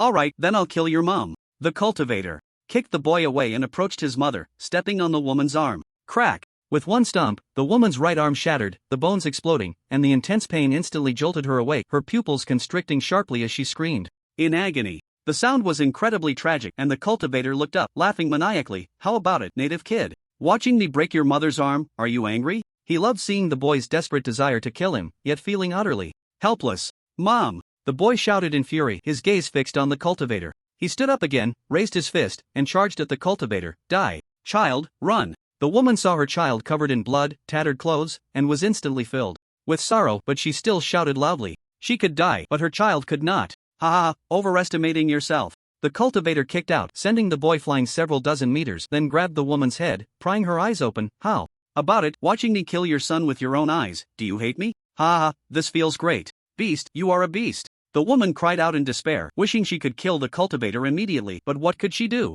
An ordinary person had no power to resist against a cultivator. "Cursing me? Then you can die." The cultivator crushed the woman's other arm, his expression one of pure enjoyment. Boom! But at that moment, the sky changed, dark clouds gathered, lightning flashed, and thunder roared, like a precursor to the apocalypse, with strong winds whipping around, making the cultivator's robes flutter. "What's going on?" The cultivator looked up at the sky, momentarily stunned. Standing in the heavens, Shenlong noticed the sudden celestial phenomenon and smiled slightly. "Finally going to awaken. This will be the first person to awaken a physique. Interesting. While others could not awaken their physiques, this little boy could awaken early, and as the one behind the scenes, he felt a sense of accomplishment. He didn't know what kind of physique this bloodthirsty body belonged to. Was it an imperial body? Or a sacred body? It should be quite good. Once the physique awakened, the cultivation speed would soar.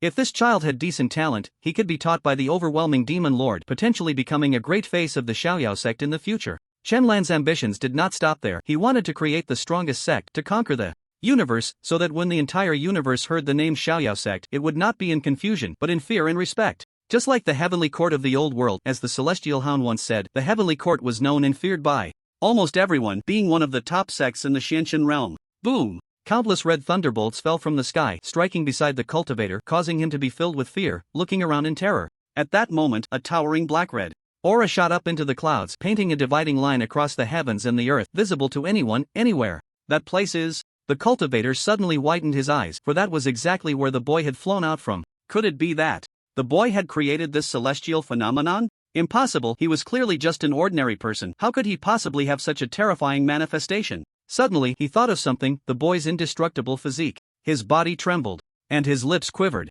No way, could it be that his physique has awakened? He couldn't be that unlucky, having fought a native, and the other party just happened to awaken their physique at this moment. Not good. The cultivator realized something was wrong and quickly took out a talisman, throwing it into the sky. I need to hurry and notify the other brothers for help. You hit my mom, I want you to die. A tender yet furious voice rang out, and an overwhelming aura of blood and slaughter suddenly erupted, sweeping across the area. The cultivator was instantly blasted away, rolling heavily on the ground, tumbling dozens of times before finally coming to a stop. Put! He spat out a mouthful of blood, looking in terror towards the boy's direction. There stood a boy, his entire body enveloped in the aura of blood and slaughter, slowly rising, his eyes glowing red as he gazed at him. The cultivator's body shook violently. The boy's gaze was like that of a beast fixated on him, sending chills down his spine and making his hair stand on end. In an instant, the boy stepped forward, each step covering 100 paces, and in 3 steps he was before the cultivator. You are actually the rare blood slaughter body. The cultivator exclaimed in horror, recognizing what kind of physique this was. The legendary blood slaughter body, a physique that was 1 in 10,000. Those who awaken this physique must first endure inhuman suffering and possess hatred far beyond others.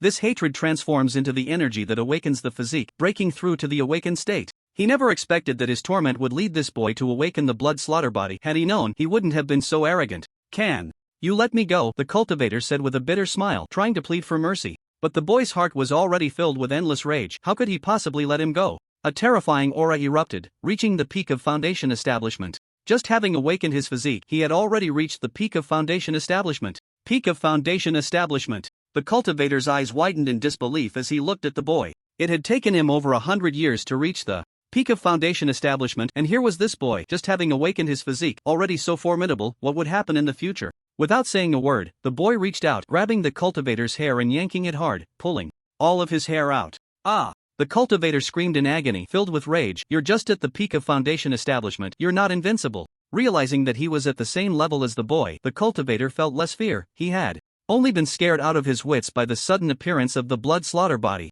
Now that he had come to his senses, he condensed his chi into a sword and slashed at the boy's neck. Clang! The spirit sword struck the neck but did not penetrate flesh. It felt as if it had struck steel, stopping dead in its tracks. How could this be? The cultivator exclaimed in surprise. Die! The boy, gripping the spirit sword, regardless of how much pain his right hand was in, forcibly shattered the sword. Even as blood flowed like a river, he remained expressionless. The blood slaughter body grows stronger the more blood it spills, becoming angrier and more ferocious. Watching the spirit sword shatter like glass, the cultivator fell into despair. What could he do now that his spirit sword had been so easily destroyed? Heavenly Thunder Talisman, Heavenly Fire Talisman, go! In his despair, the cultivator did not give up, throwing out several talismans in a desperate attempt to turn the tide.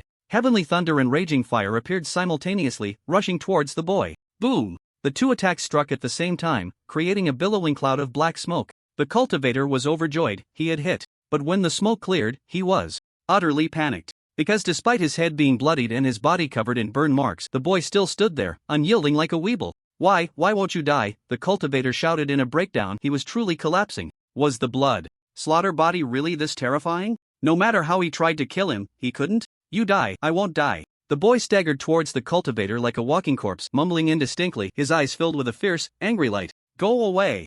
Don't come near, don't come near! The cultivator was terrified, collapsing to the ground and crawling backward. With each movement he made, the boy drew closer, quickly catching up. The boy grabbed the cultivator's robe, his face smeared with blood, making it impossible to recognize him. Who would have thought he was once a lovely child? You die, I won't die. The boy repeated, seizing the cultivator's right hand and using all his strength to wrench it violently. Blood splattered everywhere. A river of blood flowed, the right arm severed, blood gushing out, and in pain, the cultivator let out a wretched scream. Madman, you crazy madman. The cultivator struck at the boy with his left hand, but the boy ignored him, slowly bending down to bite the cultivator's ear, pulling back with force. Put! Blood sprayed from the ear instantly, looking horrifying, and the cultivator nearly passed out from the pain. The other ear, the other arm, the neck, both thighs. Just as the cultivator was about to faint from blood loss, the boy would deliver another brutal blow, the intense pain snapping him back to consciousness, yet he was too weak to resist. Damn it, stop! At that moment, the cultivator's fellow disciples finally arrived. Seeing this, the boy quickly ran away, coming to his mother's side to protect her. A man rushed to the cultivator to check the situation, discovering that the cultivator had died from excessive blood loss, his body in tatters. Damn! The man spat, looking at the boy, suddenly understanding. So it's a blood fiend body, how wonderful. If we take him back, the sect leader will surely reward us. The man grinned, not expecting such good fortune, encountering a blood fiend body after killing an inconsequential person. Kid, come with us, we might consider not killing you. That one behind is your family, right? We can also let your family heal. The man displayed what he thought was a gentle smile. Get lost, you're all bad people, I trust no one. The boy cursed vehemently. He felt surrounded by enemies, trusting no one. Then don't blame us for being heavy-handed. The man spoke coldly, determined to capture the boy, leaving the woman to fend for herself. The man signaled, and several cultivators stepped forward, all at the golden core stage. Seeing several stronger cultivators approaching, the boy felt despair, but he didn't flee. Instead, he turned to look at his unconscious mother, his resolve strengthening. Come on, I'm not afraid of you. The boy shouted back, but his words were cut short. Because, unbeknownst to him, a figure had appeared behind him, a figure radiating a sense of security. What's bullying a child? Shenlong said with a faint smile. Who are you? The man exclaimed in surprise. This person had appeared out of nowhere, even he hadn't noticed, and he was at the peak of the golden core stage. Those who had just intended to act also halted, staring at Shenlong in terror, not daring to make a move. Die. As soon as Shenlan's words fell, the few people in front of him exploded into a shower of blood and flesh, like brilliant fireworks, each bursting apart. What? The man stumbled back a few steps, the others doing the same, silently killing several golden cores. Was enough to prove how terrifying this man was. What realm was he at? Don't be afraid, follow me in. Shenlong turned to the boy, offering a kind smile, then stepped forward. Each time he approached those people, someone would explode and die. In a very bizarre manner. This strange scene terrified the others into fleeing, realizing this man was a powerhouse beyond their ability to contend with. In just a few seconds, everyone was dead, and Shenlong had already walked far away. The boy watched the scene, utterly bewildered. He didn't know whether Shenlong was a good person or a bad one. What's wrong? Don't you want to kill them all? They're just like that person from earlier. Shenlong turned around, looking at the boy with a faint smile. After hesitating for a moment, the boy nodded firmly. I want to. Then kill them. Okay, let's kill them all. The boy picked up his mother, and Shenlong swiftly took him into the inner sanctum of the sect. At that moment, the members of the sect were still busy setting up the magic array for refining. When they saw the sudden appearance of Shenlong and the boy, their expressions froze. It was clear from their attire that they were not disciples of the sect, they looked more like locals. Who are you? This is the Qixin sect. A male cultivator spoke coldly, frowning as he looked at them. Then you've come to the right place, you're the ones to be killed. Shenlong nodded with a faint smile, then turned to the boy. Go ahead, kill them. All. I can help your mother regain her health. Really? The boy's face lit up with joy, but then he frowned as he looked at the others. But I'm not strong enough, I might not be able to defeat them. Don't worry, I'm right behind you. Shenlong smiled slightly, giving the boy a strong sense of security. Okay. The boy nodded firmly, believing that the big brother in front of him was a good person. He glanced at his unconscious mother, whose face was already very pale. If she wasn't saved soon, she would likely die. Gathering his courage, he looked at the others with determination and killing intent, the bloodthirsty aura surging within him, enveloping his body in a thick layer of blood-red energy, terrifying and eerie. That kid is a bloodthirsty body, the man exclaimed in surprise, quickly looking at the disciples beside him. Hurry, report to the sect master.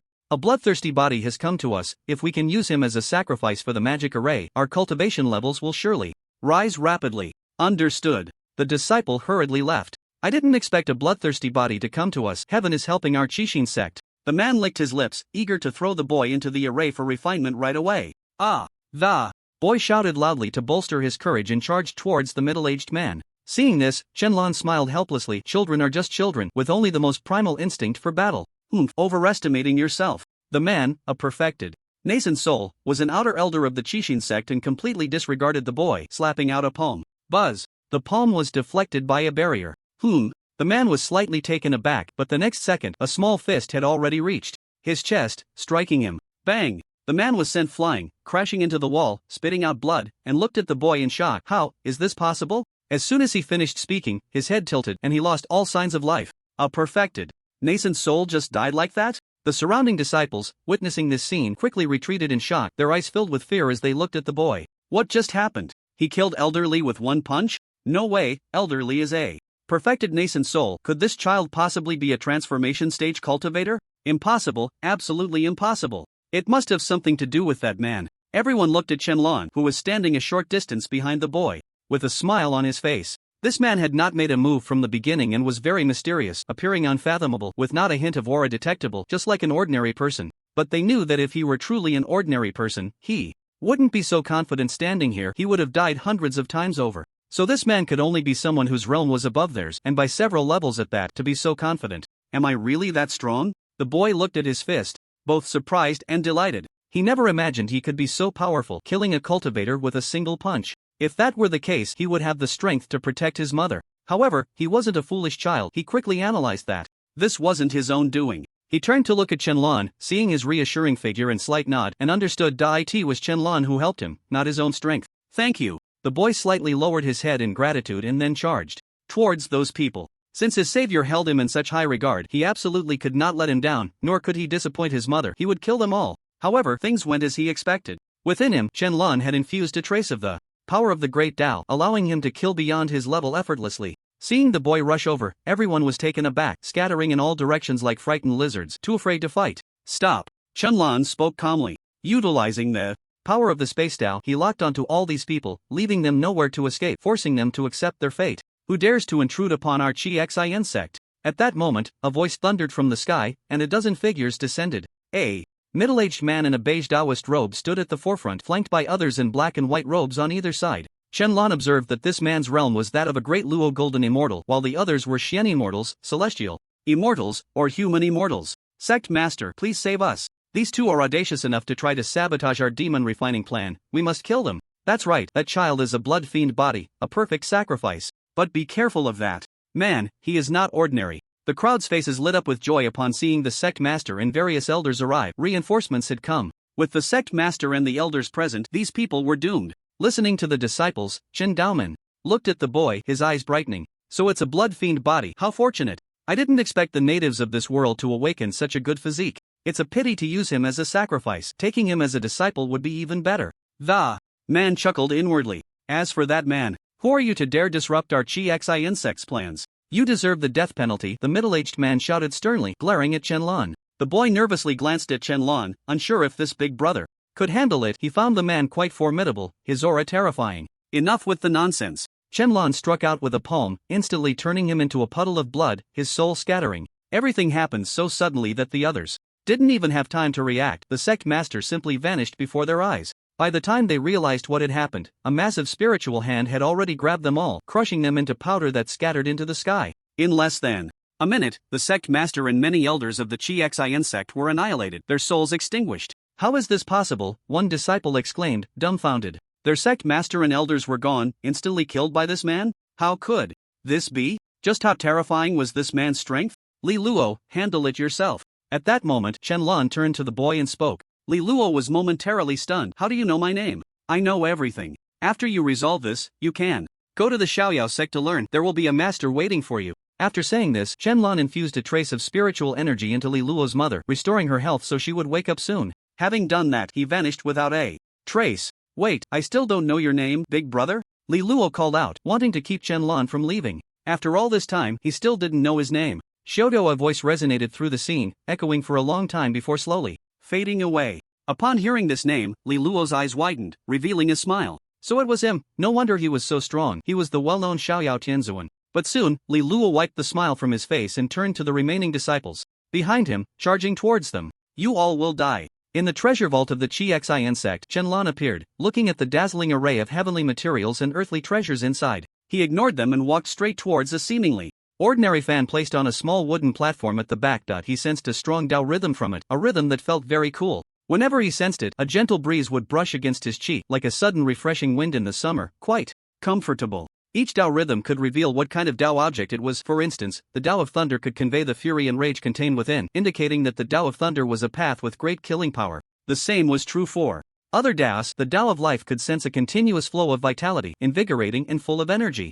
Another new Dao, gladly accepted. Shenlong picked up the fan and extracted the Dao rhythm from within. In an instant, the once unremarkable fan seemed to lose some divine quality, becoming more ordinary. This should have been a magical treasure capable of summoning winds, but unfortunately, it had turned into a real fan, useless except for fanning away the heat. He tossed it aside and looked at a long spear on the other side, which was anything but ordinary. The spear was a blend of blue and purple, with thunder-like patterns running along its shaft, surrounded by countless blue electric sparks that crackled and popped, exuding an extraordinary power that could be felt even from a distance. This was a low-grade heavenly Dao treasure. This sect seemed to have a decent foundation. Shenlong grabbed it with one hand, and after absorbing the Dao rhythm within, the electric sparks on the spear instantly dimmed, turning it into an ordinary spear, though the shaft remained quite sturdy, making it a handy weapon. Such a treasure, once stripped of its Dao rhythm, could still regain its original function if the Dao rhythm were returned. However, Shenlong did not lack magical treasures, so he casually discarded it. Finally, he turned his gaze to a corner where his main objective for this trip was hidden. He cleared away the heavenly materials and earthly treasures in the corner, revealing a red stone, which was exactly what he was looking for. Within this stone, he sensed a trace of destructive Dao rhythm. Although it wasn't much, it was still a Dao rhythm. He hadn't expected these people to toss such a treasure into a corner. They probably didn't know the origin of this stone. He picked up the stone and crushed it, a fiery red energy drilling into his dantian. Feeling the overwhelming power and the violent, terrifying destructive energy, he found his dantian stirring. The Dao of Destruction was truly terrifying. This Dao should rank among the top in terms of killing power, far surpassing the Dao of Thunder. Once one enters this Dao, they can easily annihilate many things. When perfected, with just a thought, they could destroy multiple universes. However, those who comprehend this Dao are also prone to losing themselves, destroying themselves in the process, much like the Dao of Reincarnation, requiring careful and cautious understanding. He placed the Dao rhythms of the other two Daos into his dantian, then waved his hand to collect all the heavenly materials and earthly treasures in this area into his storage ring. Since no one was around, it was just right to take them back for the sect members to use.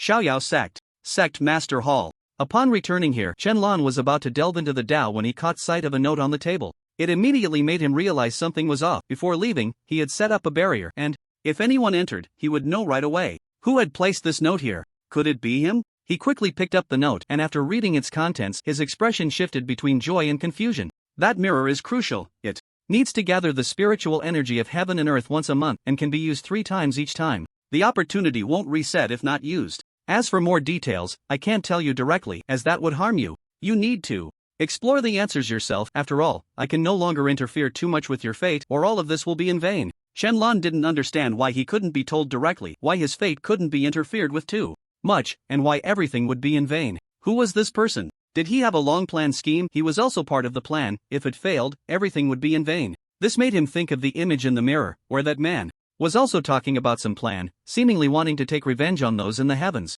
Could this plan be related to the heavens? Was the manifestation of the game, the arrival of the Qing Tian Xianjie, and the revival of the Xian Shenjie all orchestrated by that man? Had he been plotting all of this from such a distant time, just to overthrow those in power? This made Shenlong feel a deep respect. What kind of perseverance must one have to plan for so long? This meant that the man was very likely still alive, still scheming, and the reasonable arrangements were probably made by the person who wrote him this note. Where had Sun Wukong gone? He surely wasn't dead, because he saved his brother Beiji, who was still missing. Shenlong felt he had uncovered part of the answer. A plan had been devised from the Xian Shenjie to the present, possibly spanning over 10,000 years, and everything done was for now. He was likely the most crucial part of the plan, otherwise that man wouldn't have given him so many hints, wanting him to uncover the final riddle's answer. He couldn't be interfered with. Once interfered, the trajectory of fate might change, and everything would be in vain. The plan that had been plotted for over 10,000 years would be ruined by him. Suddenly, Shenlong felt immense pressure. Why had they chosen him? Was it just because he was the Supreme Emperor? But how did those people know he would definitely be the Supreme Emperor? How could they be sure there would be a Supreme Emperor? After all, this plan had been in the works for over 10,000 years. It couldn't possibly be a gamble. Was it a gamble that someone would play this game, that someone would persist for 10 years to reach the highest realm of the Supreme Emperor? That was absurd. This was no longer a plan but a breathtaking gamble, one that concerned all of humanity, where losing meant losing everything, even one's life. I can only take it one step at a time. Right now, improving my strength is the most important thing. Shenlong still believed that enhancing his power was crucial. Strength was more important than anything. Being weak meant he wouldn't even have a say. With that thought, he took out 3 strands of Tao rhythm and refined them all. He could no longer delay, he needed to refine all 3 strands together, to comprehend them collectively and see if there would be miraculous effects. He felt that there wasn't much time left for him. Those people were watching closely, eager to kill them, the people of Blue Star. In just half a day's time, all the medium sects that had manifested and invaded Huaxia had been dealt with. Originally, there were about 1,000 sects, but now only a little over 100 remained. Under the leadership of the Luo Tianlongdi, the members of the Xiaoyao sect easily resolved the situation. Huaxia returned to its former tranquility, but a bad piece of news arrived. Due to Blue Star's expansion, the entire world lost internet connectivity. The signal was cut off, and it was possible that they would never be able to go online again. Currently, mobile phones and many technological products were rendered useless. Humanity seemed to have returned to primitive times, but now, everyone could cultivate immortality, no longer in the era where technology was inseparable. At this moment, inside a residential building, finally, I have established contact with the world of the Light Nation. Inside the residential building, Riluama looked at the shimmering divine light stick in his hand, his expression excited. This divine light stick was not only a summoning object called by the human body but also a communicator that could contact the world of the Light Nation. Today, this communicator, which had never emitted light, finally shone with a faint glow, meaning he had made contact with the Light Nation. However, the signal was very weak, and he would have to wait a bit longer. What about you? Have you established contact with your world?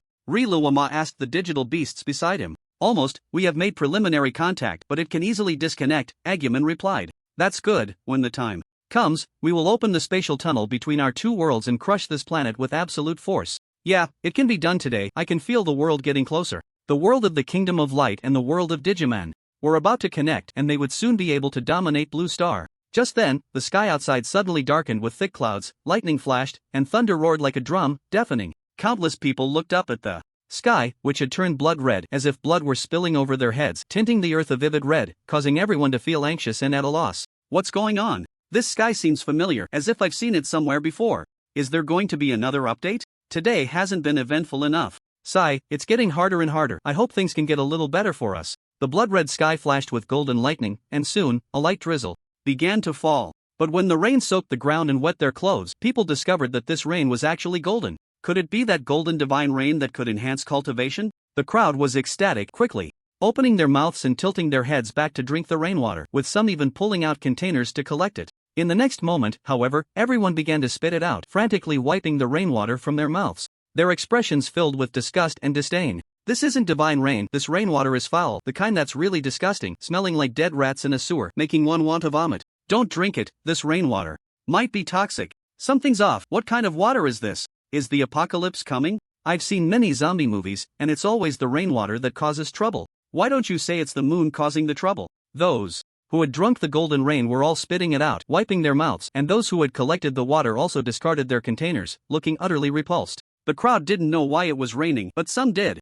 In the Carefree sect, a cultivator above the quasi-emperor level has fallen. The abyssal demon lord frowned and spoke. Such occurrences were not rare in the Shinshin realm. After all, there were many more people there, and it wasn't uncommon for someone to break through to quasi-emperor or to fall. Once a cultivator above the quasi-emperor level fell, imperial blood would rain down, and gods and demons would wail. As if to confirm the abyssal demon lord's thoughts, several phantoms of gods and demons appeared in the sky, all letting out terrifying cries that echoed throughout Huaxia, with countless people able to hear the chilling wails, sending shivers down their spines. A few days ago, there seemed to have been a thunder tribulation. I remember it was the Holy King breaking through to quasi-emperor, so he might have fallen. The auspicious Qilin beside him spoke. At that moment, the sky rumbled, and the ranking of cultivators was re-established. The heavenly Tao is weaker than me and has fallen. The list is rearranged. Hearing the voice of Hongmeng, the people of Huaxia were taken aback. Wasn't that the strong one in 4th place? He had never shown himself. How could he have died? Could the recent rain be related to him? The old ancestor of the underworld have finally broken through to the immortal emperor level. I didn't expect that killing in this world could yield so much cultivation. It's so exhilarating. A sinister laugh echoed through the sky as a figure flew up at incredible speed. Standing in the heavens, surrounded by a strange black mist, with numerous ghosts floating beside him, swirling and baring their teeth, exuding a terrifying aura. That's an immortal emperor. It seems he just broke through. The auspicious Qilin remarked. Wait, I think I know this person. The abyssal demon lord was taken aback, his mind racing to recall the individual. He seemed to have some impression. Coupled with the name just shouted by the other, he quickly remembered. So it's him. He's a notorious demon cultivator in the Xinshin realm. He seems to have a fellow disciple named Ghostshinran, the one you killed last time. The abyssal demon lord said. I see, then I'll go take him down too. That's not necessary, after all, he has no enmity with us. Just as the Abyssal Demon Lord finished speaking, the voice of the old ancestor of the underworld echoed again in the sky. Fortune-bringing Qilin, come out. For killing my junior brother, I must take revenge. The heavenly demon lord was speechless, he had just finished speaking. Now you have a grudge, right, the fortune-bringing?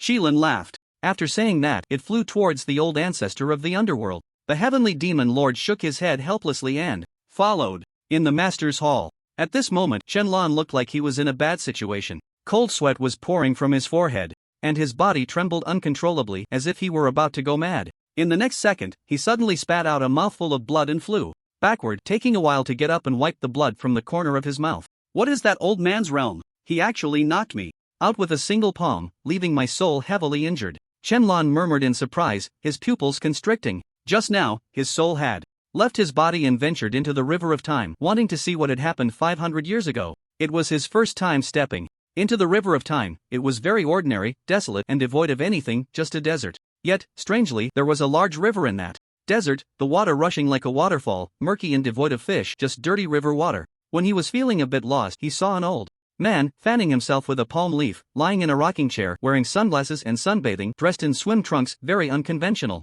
and strange, quite out of place. It shattered his worldview a bit. After all, anyone who could appear in the river of time must be a powerful being, but where was the powerful being that looked like that? The old man's words left a deep impression on him. You've come, but your strength is still too weak. You came too early. Fortune-bringing Qilin, you finally arrived. In the sky, the fortune-bringing Qilin and the heavenly demon lord stood before the old ancestor of the underworld. Seeing this, the old ancestor of the underworld sneered. You have helpers, huh? They're probably at the immortal emperor level, but I'm not afraid. I'm good at taking advantage of numbers. After saying that, the old ancestor of the underworld let out a loud shout, and the ghostly aura surrounding him instantly spread in all directions.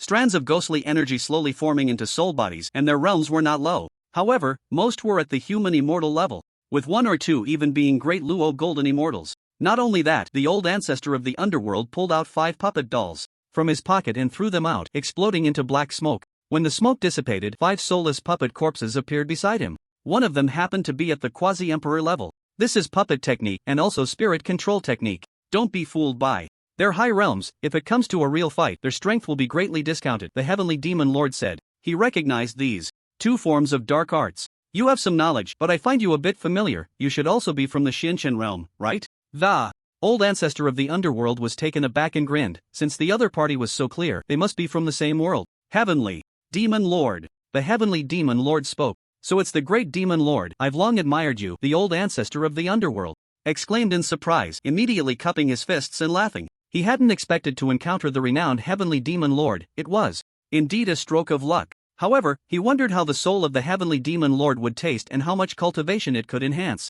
The heavenly demon lord frowned. He saw that the old ancestor of the underworld's eyes did not express the respect and flattery he showed in his actions, but rather greed, as if he wanted to devour him. Come out, the fortune-bringing Qilin is here. We should begin. Suddenly, the old ancestor of the underworld shouted. Several figures appeared out of thin air, holding massive iron chains, and at the end of the chains was a person, their hands, feet, and neck bound, completely devoid of freedom. It's an immortal emperor. That bound person is an immortal emperor. The heavenly demon lord's eyes widened slightly. An immortal emperor was actually bound by several holy kings. What was going on? But soon, he noticed that the chains were inscribed with strange runes from end to end, and he immediately understood that these chains had been enhanced, which was why they could easily bind the immortal emperor. Otherwise, he would have broken free long ago. Something's not right. That doesn't seem like an ordinary immortal emperor. It's a perfected immortal emperor, the auspicious Qilin exclaimed in surprise. Ha, you've discovered it. Then die. The old ancestor of the underworld laughed heartily. This immortal emperor puppet was something he had found in an ancient tomb not long ago, in a newly discovered unknown realm.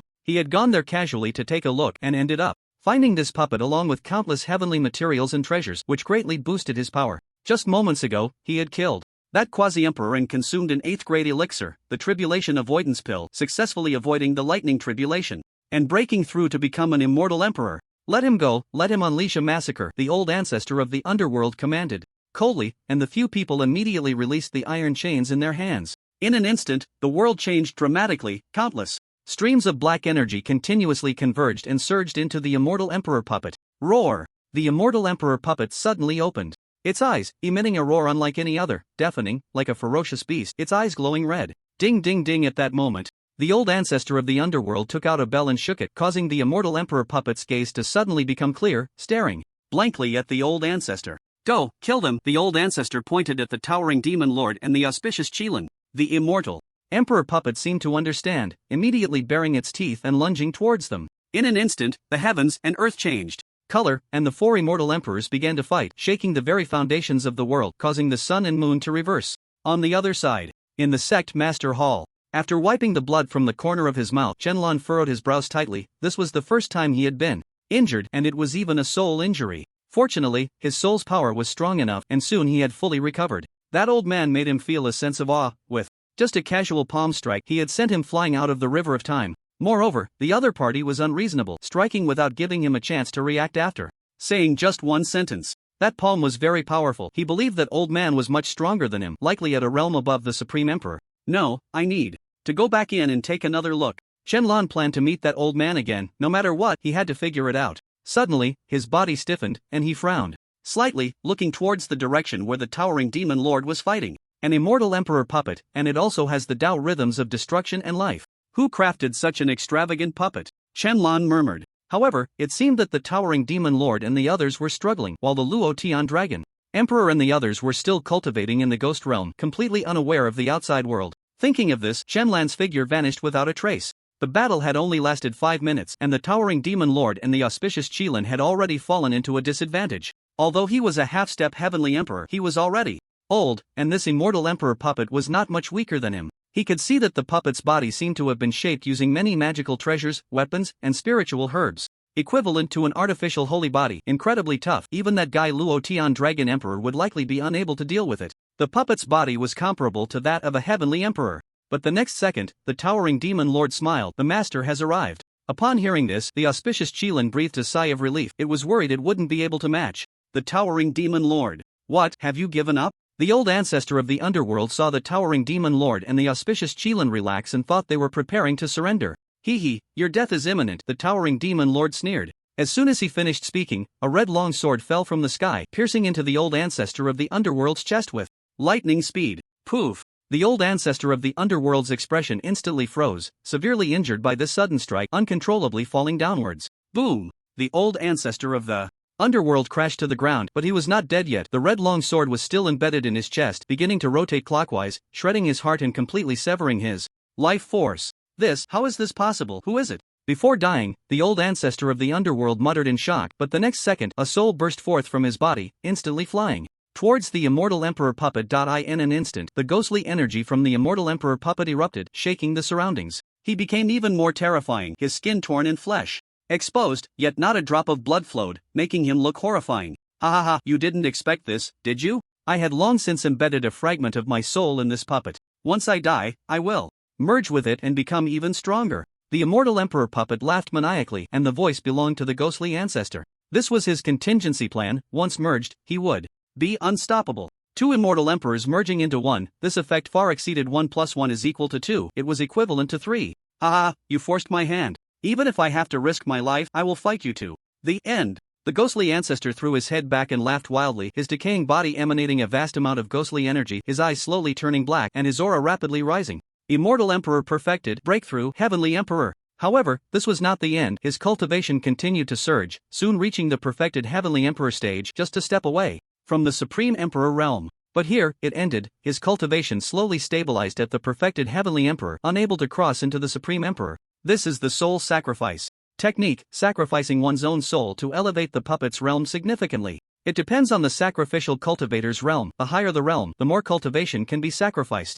The two immortal emperors merging reached the perfected Heavenly Emperor, but this won't last long, the overwhelming demon lord said with a frown. If it were before, they might have been afraid. But now, their master had arrived, and fear was no longer an option. You're right, but as long as I deal with you now, I won't be afraid, the ghostly ancestor said coldly, having heard the overwhelming demon lord's words, just as the overwhelming demon lord had said. This state of his wouldn't last long, at most the time it takes to burn a stick of incense, but that was already enough to annihilate these two immortal emperors. And that mysterious person, he didn't know where they were, but the sword embedded in his corpse's chest was still there, which meant that person was still around. Come and take your life, the ghostly ancestor shouted fiercely, the ghostly energy erupting as he charged towards the overwhelming demon lord, possessing the immortal Emperor puppet, he couldn't use spiritual techniques. This was the drawback of puppets, limiting him to the most primitive physical attacks. However, his physical body had already preliminarily reached the realm of the Supreme Emperor, extremely powerful, far beyond what these two could compare to. Buzz! At that moment, the sound of a sword ringing out echoed. A red light rapidly flew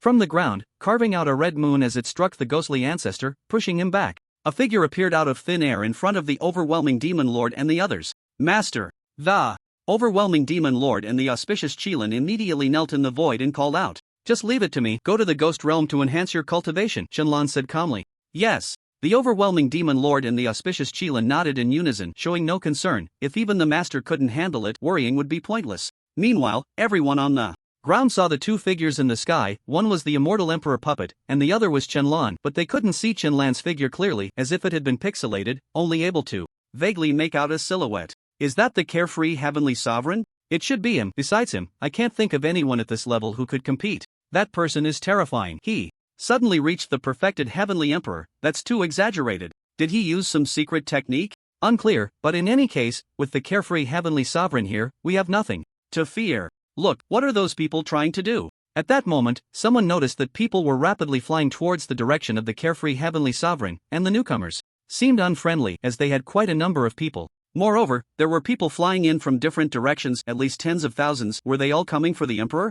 Who are you, and why can't I see through your cultivation? The ghostly ancestor, after stopping, nervously and fearfully sized up Qianlan, unable to see through the other party. He was the perfect heavenly emperor. Could even he not see through this? Or was it that the man before him was just an ordinary person? But how could an ordinary person possibly repel him? So he could be certain that this person was not to be trifled with, his strength surpassing his own. If that were the case, then he was an unparalleled emperor. Impossible. How could there be an unparalleled emperor in this world? Not even the Xianchen realm has one. The old ancestor of the underworld did not believe there could be an unparalleled emperor and lunged at Qianlan like a hungry wolf pouncing on its prey. There's much you haven't seen. Qianlan casually threw a punch, and the old ancestor of the underworld, startled, quickly raised his hands to block his chest. Bang! The old ancestor of the underworld was sent flying, soaring millions of meters before barely managing to stop, staring in terror at his limp, powerless hands. That blow had directly shattered the bones in his hands, ruptured his meridians and roots. Those hands were ruined. If it weren't for the fact that he was a puppet and couldn't feel pain, he would have likely died from the agony.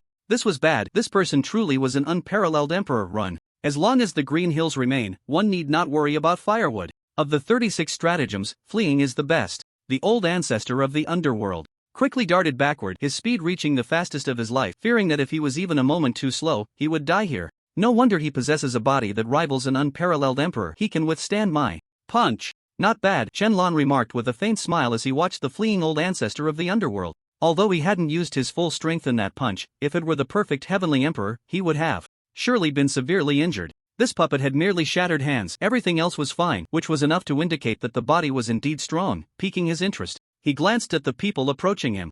Although he didn't know what they intended, he decided to deal with the old ancestor of the underworld first. With that thought, Qianlan vanished. Just as he left, those people arrived at Qianlan's location. Damn it, he got away. We promised the old ancestor of the underworld we would help. Then what are you waiting for? Chase him. As long as we protect the old ancestor, we can enjoy a life of luxury in the future. The old ancestor of the underworld has already been driven to flee despite being a perfect heavenly emperor. Can we really handle this? Whether we can or not, we have to go. Don't forget, our souls are under control. Let's not worry about that. For now, we are at least holy kings, and there's even a quasi-emperor among us. I refuse to believe we can't deal with just one person. If we join forces with the old ancestor of the underworld, we can definitely kill him. These people had all been revived from the Xianchen realm. Anyone above the sage level had almost escaped the cycle of the world, only those of lower realms could not. They had just awakened when the old ancestor of the underworld found them, brought them under his wing, and promised them freedom once they conquered the new world. Their souls were controlled by the old ancestor of the underworld, and they had to help, even if it meant death.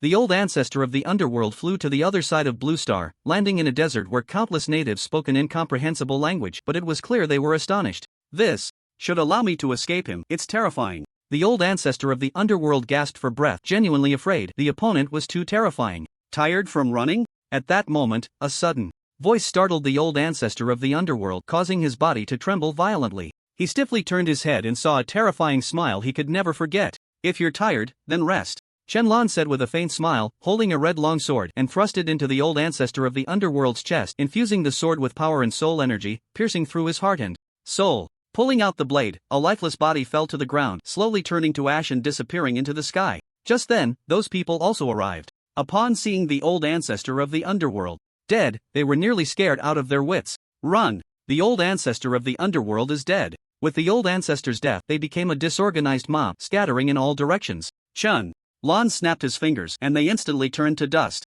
The reason he had chased after the old ancestor of the underworld was that he thought they could have a good fight, but unexpectedly, it was still so easy to annihilate. Truly boring. A new ruin? Suddenly, Shenlong turned his head towards a certain direction, sensing something. In the next second, he vanished without a trace. The Kingdom of Yinluo. This is a small country located in the vast desert, with a total population that doesn't even exceed that of a single city in Huaxia, only a few million. Moreover, their technology is underdeveloped.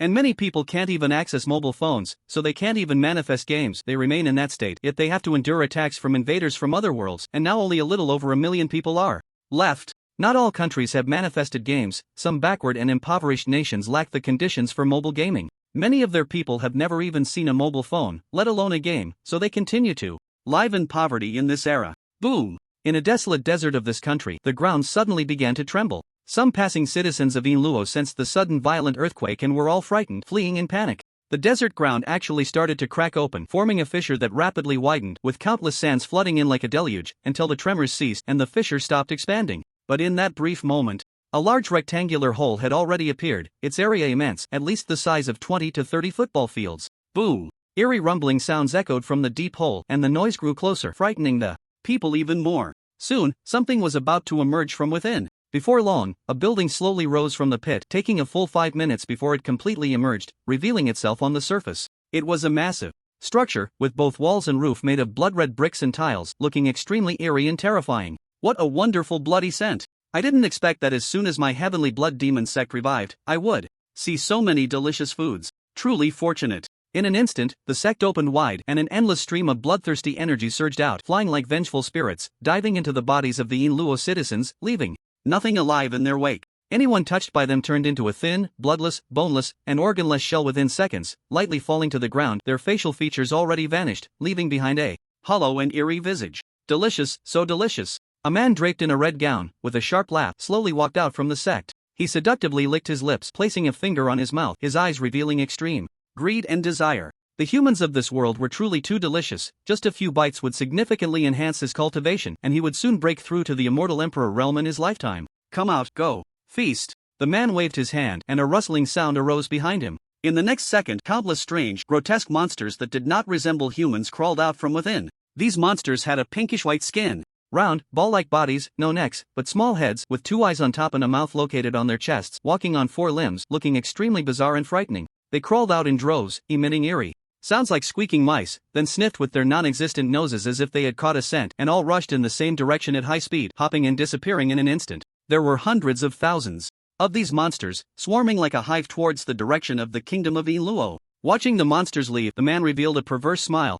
Go eat to your heart's content, this world belongs to you. What are those monsters? At that moment, a voice suddenly rang out behind him. The man's body trembled, and he instantly retreated, pulling back over 10,000 meters before stopping to look back. A young and handsome youth stood where he had just been. The newcomer was none other than Shenlong. He sensed the commotion and came over, only to see those monsters beginning to slaughter indiscriminately, devouring anyone in sight, and looking utterly grotesque. Who are you? The man frowned and asked coldly. Who are you? What sect is this? Shenlong countered with a question of his own. He glanced at the sect before him, frowning slightly. Others might not see it, but he could see clearly. This sect was shrouded in an endless aura of blood and slaughter, which had permeated a radius of 1,000,000 miles, and a massive, overwhelming aura of blood rose up to the heavens, piercing the clouds. With so much bloodshed in its past, this sect was clearly not a good one. I am the master of the heavenly blood demon sect, Blood Slaughter Celestial Demon. The man spoke coldly, his expression tense as he looked at Shenlong. He sensed no aura from the other party, but the latter's elusive movements indicated that he was no ordinary person. Xiaoyao Celestial Sovereign, Shenlong replied with a faint smile, his figure flashing, as he reappeared right in front of Blood Slaughter Celestial Demon, gripping his neck with one hand. Blood Slaughter Celestial Demon's body shook. Before he could react, he was caught by the neck, and as he tried to resist, he found the other's strength terrifying, as if he could be choked to death at any moment. Senior, we have no grievances or enmities, why must it be like this? Blood Slaughter Celestial Demon asked in terror. Shenlong quietly regarded the Blood Slaughter Celestial Demon before finally speaking after a while. Submit to me, or die. With that, his aura spread out, the pressure of an unparalleled emperor completely suppressing blood slaughter. Celestial Demon. Bang! Blood slaughter celestial demon suddenly knelt, his body trembling, unable to lift his head, his eyes wide open staring at the ground, filled with dread. This person was actually an unparalleled emperor, a being of legendary status. I am willing to submit. To follow such a person was indeed his honor. Thus, blood slaughter celestial demon did not hesitate for a moment and directly acknowledged him as his master. Good. Shenlong left his mark on blood slaughter celestial demon's soul, having subdued another quasi-emperor. He felt uneasy about these individuals awakened from the Xiantian realm. Bringing them under his command was the best assurance. After all, only by being controlled could these people be trusted. Master, blood slaughter celestial demon said loyally as he knelt. He was now Chen Lan's subordinate. I see, Chen Lan murmured. He saw many things in blood slaughter celestial demon's soul memories, including a lot about this sect. He hadn't expected that this sect was hiding 10 celestial demons. Celestial demons were one of the monstrous beasts of the Xiantian realm, but they were far more powerful than ordinary beasts. They wielded a terrifying power that surpassed that of other beasts, embodying evil. These celestial demons appeared out of nowhere, suddenly manifesting in the Xiantian realm without anyone knowing, and the people of the Xiantian realm suspected they came from another world because they were too wicked. Before long, blood slaughter celestial demon led Shenlong into the inner sanctum of the sect, which was empty. It seemed that apart from those monsters and blood slaughter celestial demon, there was no one else. The sect only has me and those blood demons, blood slaughter celestial demon said, referring to the countless monsters that had just been there, which survived by sucking blood. Similar to vampires, but they were far more terrifying, capable of draining one's cultivation. If the victim had a special constitution, the blood demons could gain even more. Thus, these creatures were vastly superior to vampires, akin to the difference between a grandfather and a grandson. As they walked, Shenlong arrived at a dimly lit chamber, surrounded by walls, with only a few torches emitting a faint red glow hanging on the walls. It was deathly silent, not a sound to be heard, and the ground was covered in water, which, through the dim light of the torches, appeared to be red blood. In the center, there was a large red crystal, standing over 5 meters tall. Is this the celestial demon crystal? Shenlong spoke lightly, having learned of the crystal's purpose from blood slaughter celestial demon's memories. As long as blood is spilled on this crystal, the sleeping celestial demon within will awaken. This crystal is used to seal the celestial demons, preventing them from wreaking havoc on the human world. Shenlong infused a bit of spiritual energy and the celestial demon crystal shimmered, allowing a clear view of the celestial demon inside, curled up in a ball. It had human-like hands and feet, but on its back were a pair of large bat-like wings, eerie and terrifying. There were a total of 10 dark shadows inside, almost identical, but the one in the center was different. It had a pair of prominent bull horns on its head. Its strength was likely much greater than that of the other celestial demons. Master, this celestial demon is powerful. I fear neither of us can handle it, the blood slaughter celestial demon cautiously spoke. Not even I can? Shenlong asked, puzzled. Yes, it is rumored that these celestial demons once fought against dozens of celestial emperors, and in the end, those emperors were defeated. It was only when a 9th grade formation master among them intervened, using a grand formation to forcibly seal them, that they were contained. This crystal was then used to reinforce the seal, but those are just rumors. In any case, these celestial demons have been stored here for 100,000 years. I heard this from my master, the blood slaughter celestial demon explained. The blood demon sect, though it sounds like a demonic sect, is actually a prestigious righteous faction established specifically to protect this celestial demon crystal from damage.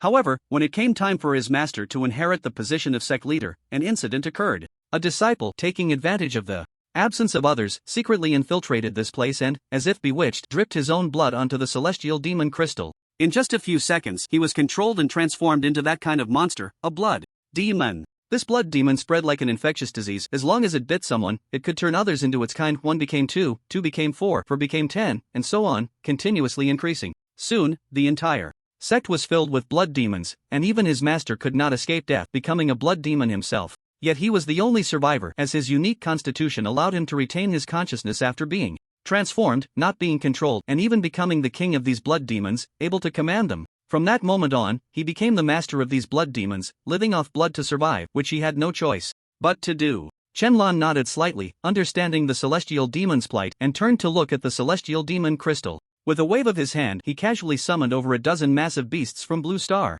crushing them on the spot, causing a burst of blood mist. But in an instant, the blood mist resolidified into a blood sphere. He poured it onto the celestial demon crystal, and as the blood flowed over it, the crystal flickered with red light and emitted a buzzing sound. Once all the blood was poured out, a surge of blood evil energy erupted from the celestial demon crystal, causing the robes of Shenlong and the blood slaughter celestial demon to crackle in the wind. The blood slaughter celestial demon retreated in fear, while Qianlan narrowed his eyes, quietly observing the changes in the celestial demon crystal. Crack! At that moment, the top of the celestial demon crystal emitted a sound like stone cracking, beginning to shatter, rapidly fracturing downward. In no time, a large crack appeared in the middle of the celestial demon crystal. Boom! The next second, the crystal exploded, countless fragments flying in all directions, but the spiritual barrier in front of Qianlan blocked them all. As the crystal exploded, the blood evil energy became even more terrifying. A towering wave of blood evil energy began to spread outward, a fierce wind arose, and the entire sky over the Inluo kingdom turned dark and ominous, instilling fear.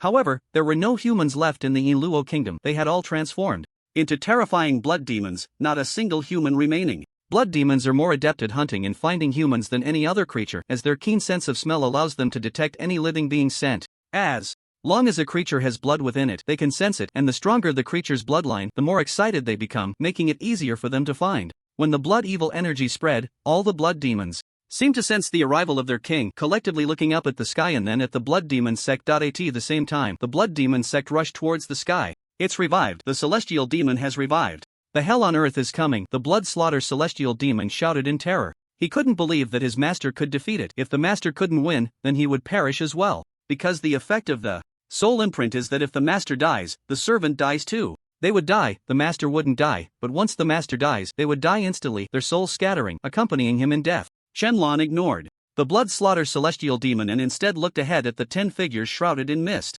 Ah, our celestial demon clan has finally awakened. I wonder who has awakened us. A strange and hoarse voice echoed, as if it had a 1,000-year-old phlegm stuck in its throat. That's right, we will definitely reward you heavily.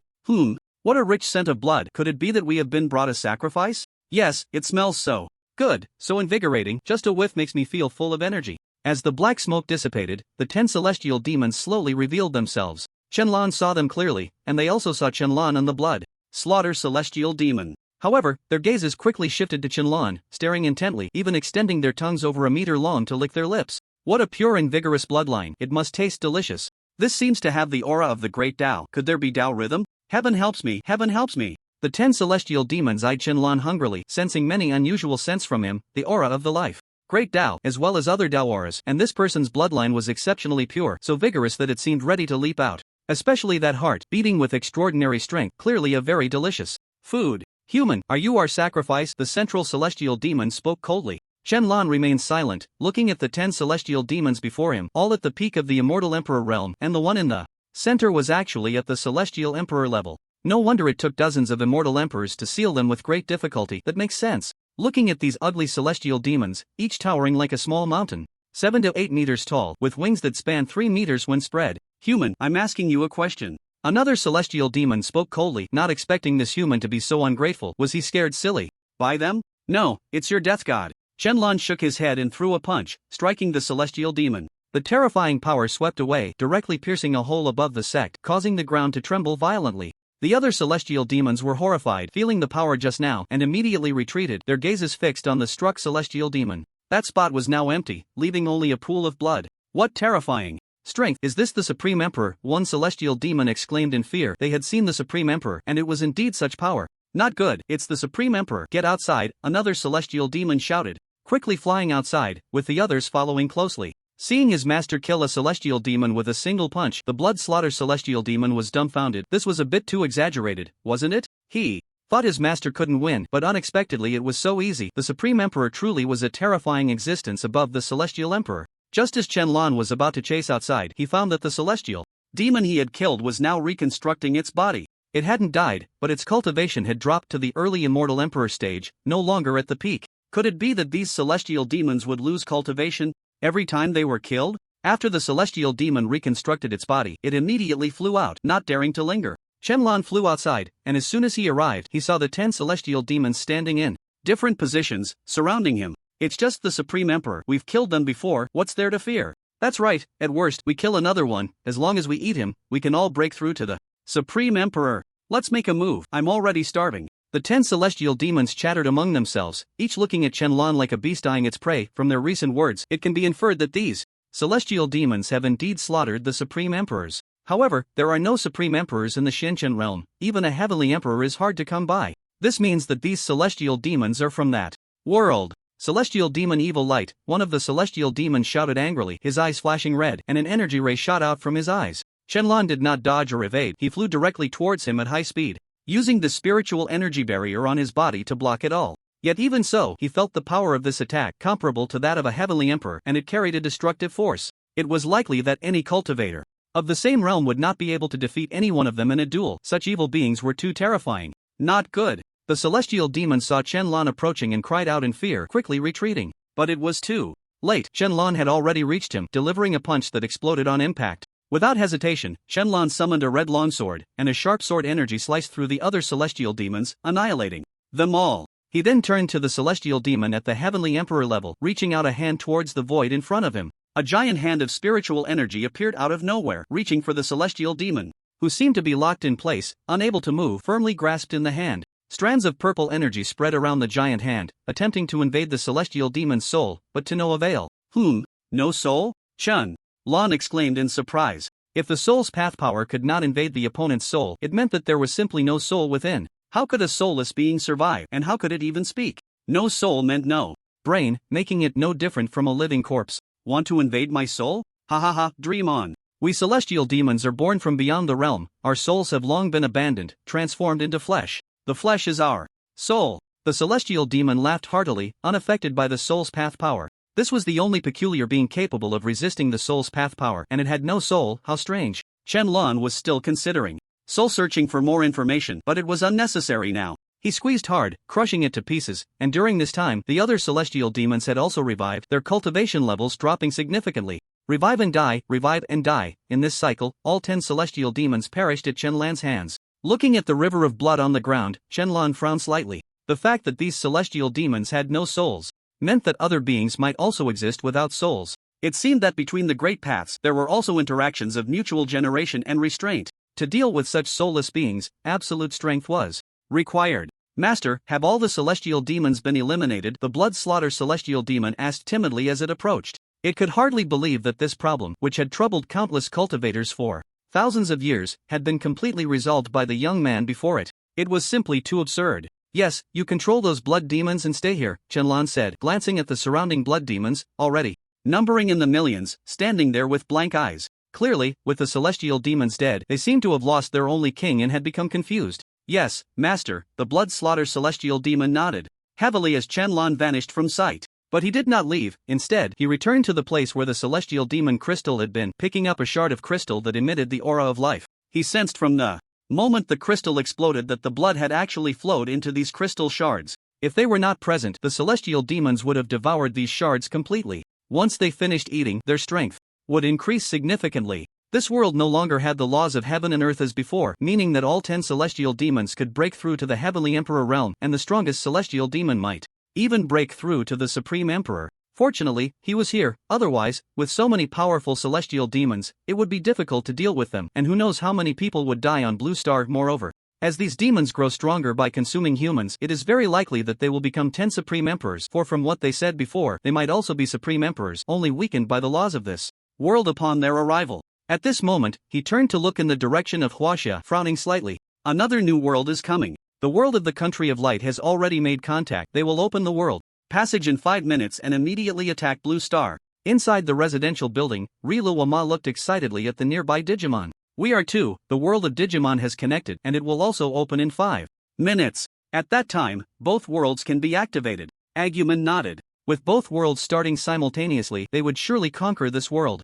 These Blue Star people would definitely not be their match. All right, Luwama nodded, picked up the Divine Light Stick and activated it with one hand. As the Divine Light Stick emitted a dazzling glow, Riluwama was enveloped in white light, quickly penetrating outside, rapidly growing larger, transforming into a giant comparable to a mountain, crashing down to the ground. Boom! It was like an earthquake. The city trembled violently. Countless humans panicked and rushed outside, looking up to see the giant, with blue, red, and white colors, instantly dumbfounded. Isn't that Diga? Wow, it really is Diga. How could Diga appear here? This is a bit too outrageous. Diga from the Woku country? Didn't they manifest from the Ninja era game? Is this Diga an ally or an enemy? What a massive body. I wonder if Diga is powerful or if I am. Seeing Diga from their childhood memories appear right in front of them, people were stunned. Is this for real? How could Diga be here? Moreover, this Diga looked like it meant no good. At that moment, Digga looked down at the people, straightforwardly raised its right foot, and suddenly stomped down towards the crowd. Not good. This Digga is an enemy, a cultivator shouted, using all his strength to punch at Digga's foot. Others quickly followed suit. If that foot came down, who knows how painful it would be? To everyone's surprise, Digga was only hit by their punch and actually stumbled backward, crashing to the ground. This Digga is so weak, it seems this so-called Ultraman isn't very strong, a cultivator laughed. They never expected to see a day when they could defeat the Digga they admired in their childhood. Digga's strength was actually only at the transformation realm. In terms of flight speed and energy beams, it was no match for powerful cultivators, but due to being an extraterrestrial entity, its physique and energy were different, thus possessing the strength of the transformation realm. Roar! At that moment, a massive monster appeared out of nowhere, just as large as a mountain, but with a human-like body, having hands and feet, yet its hands bore steel claws and its head was adorned with a steel helmet with sharp horns. Wow, I know what this is. Isn't this the Battle Tyrannoman from Digimon? It really is. What the hell is going on? One moment it's Digga, the next it's Digimon. Is this a mess? It's not a mess, at least they have something in common. They're both creations of the Woko country. The two classic works of the Woko country had come into the real world, making everyone feel as if they had entered a dream. Everything seemed a bit unreal. But Digga's earlier stomp was very real, so this wasn't a dream. They had truly come into the real world.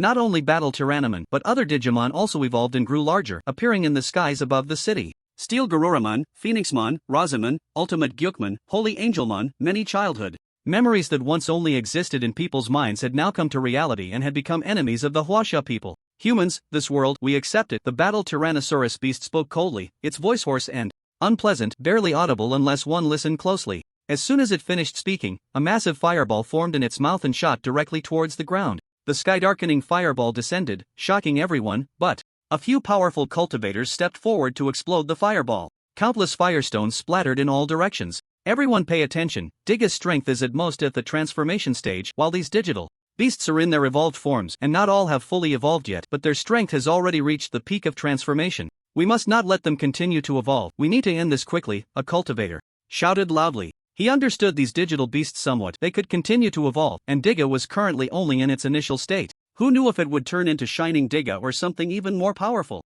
Shining Digga was another form of Digga, extremely strong, and its exact power was unclear. In short, it must not be allowed to become Shining Digga. Hearing this cultivator's words, everyone understood that this was going to be a tough battle. As the digital beasts and Digga initiated the fight, those hidden throughout Huasha from the Shenshin realm began to move, eager to take advantage of the chaos caused by these outsiders to carry out their own schemes. Moreover, it seemed that the demon beasts sensed the changes in Huasha and began to launch new attacks in an organized manner. The sects felt the same. They had been humiliated for so long and finally had a chance to take revenge. A riot triggered by Digga and the digital beasts was about to erupt. However, everyone could still manage to handle the digital beasts and Digga for now, but 5 minutes later, the sky suddenly changed. 2 large world portals appeared out of nowhere, blue-hued teleportation gates with nothing visible inside. But the next second, countless Ultramen and digital beasts flew out from within, crashing to the ground. Everyone was taken aback. There were so many Ultramen and digital beasts, all at least at the nascent soul stage, with the highest levels unknown. With so many, how are we supposed to fight? Where's the Celestial Master? Everyone looked at the overwhelming number of enemies, feeling powerless, and could only place their hopes on the Celestial Master. Besides him and the Celestial Sect, there really seemed to be no one else who could resolve this. In the sky, Shenlong looked down at the Ultramen and digital beasts. Their strength was formidable, far beyond what the people of Huasha could handle right now. He transmitted a message to his subordinates. Everyone stop cultivating, bring the disciples back, we are under external attack. Since these two worlds wanted to invade, then let's fight, we will kill them all, and they won't invade again. I am the Father of Ultraman, humans of Blue Star, listen up. Surrender now, and we will spare your lives, otherwise, you will die. An Ultraman, draped in a red cloak, stood in the sky, speaking coldly, and everyone in Huasha heard him clearly. The one who should die is you. A voice, cold to the extreme, rang out, and a massive spiritual hand suddenly appeared, grabbing the Father of Ultraman in its palm and crushing him on the spot. The Father of Ultraman was dead. The sudden death of the Father of Ultraman shocked the other Ultramen, who quickly looked around, trying to find the killer. Damn it, who is it? Show yourself. I, Taro, will not spare him. And me, I want him to experience the power of Lord Zoffy. The digital beasts were equally astonished. They could sense how strong that Ultraman was, yet he was instantly killed. Who could it be? Only the humans knew who had killed the Father of Ultraman, for they were all too familiar with that voice. Ha, the Celestial Master has arrived. You are all doomed. The Emperor's strike is indeed terrifying. He took out the Father of Ultraman in an instant. How frightening. These Ultramen are finished. If they want to invade Blue Star, they must consider the consequences. Kill, wipe them all out. The crowd was incredibly excited. That move just now could only be performed by the Emperor himself. I am the carefree celestial venerable invader, die. As the words fell, the sky instantly erupted with countless brilliant fireworks, and numerous Ultramen and Digimon exploded, their flesh splattering and falling apart. Even the mightiest Ultraman was insignificant before Shenlong. Yet, even if Shenlong eliminated these Ultramen and Digimon, the two world portals continued to spew forth Ultramen and Digimon endlessly. It was as if they were inexhaustible, pouring out from within, one after another. The crowd was astonished. After killing so many, how many more Ultramen and Digimon could there possibly be? Holy crap, look! At that moment, a certain cultivator shouted loudly, pointing to a spot in the sky. Everyone turned to look and immediately burst into ecstatic laughter. In the distance, a dense crowd was approaching. Countless in number, at least over 100 million people. At the forefront were the Heavenly Demon Lord, the auspicious Qilin, and the Dragon Emperor of Heaven, exuding the terrifying might of a heavenly emperor and an immortal emperor, shaking the heavens and earth, causing countless cultivators and demon beasts below who wished to invade Huaxia to tremble in fear. Bow to the sect master. The Heavenly Demon Lord, the auspicious Qilin, and the Dragon Emperor of Heaven suddenly knelt in unison towards a certain direction. Although the crowd behind could not see where Shenlong was, they all reacted and knelt together, shouting in unison, "Bow to the sect master." The momentum was overwhelming, echoing through the heavens. It was like the roar of thunder, clear for all of Huaxia to hear, shaking the heart. This was the carefree sect, the most invincible sect that countless people wished to join, and now they had arrived. Moreover, the entire sect had mobilized. The spectacle was too magnificent. At this moment, the scene was divided into two formations. One side was the Ultramen and Digimon, and the other side was the members of the carefree sect. The atmosphere extremely oppressive, everyone watching closely, ready to launch an attack at the sect master's command. Disciples of the carefree sect heed the command. In an instant, the sky resonated. With Shenlan's voice, spreading across Huaxia for thousands of miles, everyone heard it clearly. Yes! The crowd responded in unison. Incredibly loud. Kill, leave not a single one alive. Yes! Kill, leave not a single one alive. The Heavenly Demon Lord shouted fiercely, taking the lead to attack, his figure moving instantly to stand before an Ultraman, delivering a powerful punch. Bang bang bang. Hundreds of explosions erupted, and hundreds of Ultramen exploded into a mass of energy beams, directly dissipating into the sky. Demon Abyss Sword, slaughtering heaven sword technique. The Heavenly Demon Lord shouted, drawing a completely black sword, still emanating an evil black aura, which was indeed demonic energy. Although he was a good person, he also practiced demonic arts, cultivating both righteous and evil techniques simultaneously, embodying both. With a single slash, a sharp black sword energy cut across the sky, causing countless Ultramen and Digimon to perish instantly. Seeing the Heavenly Demon Lord charge forward, the disciples did not remain idle, each shouting angrily as they charged at the enemy. Kill, swing the big blades at their heads. Kill, wipe them out completely, leave none alive, let them come and not return. Never thought there would be a day to kill Ultramen. This is so damn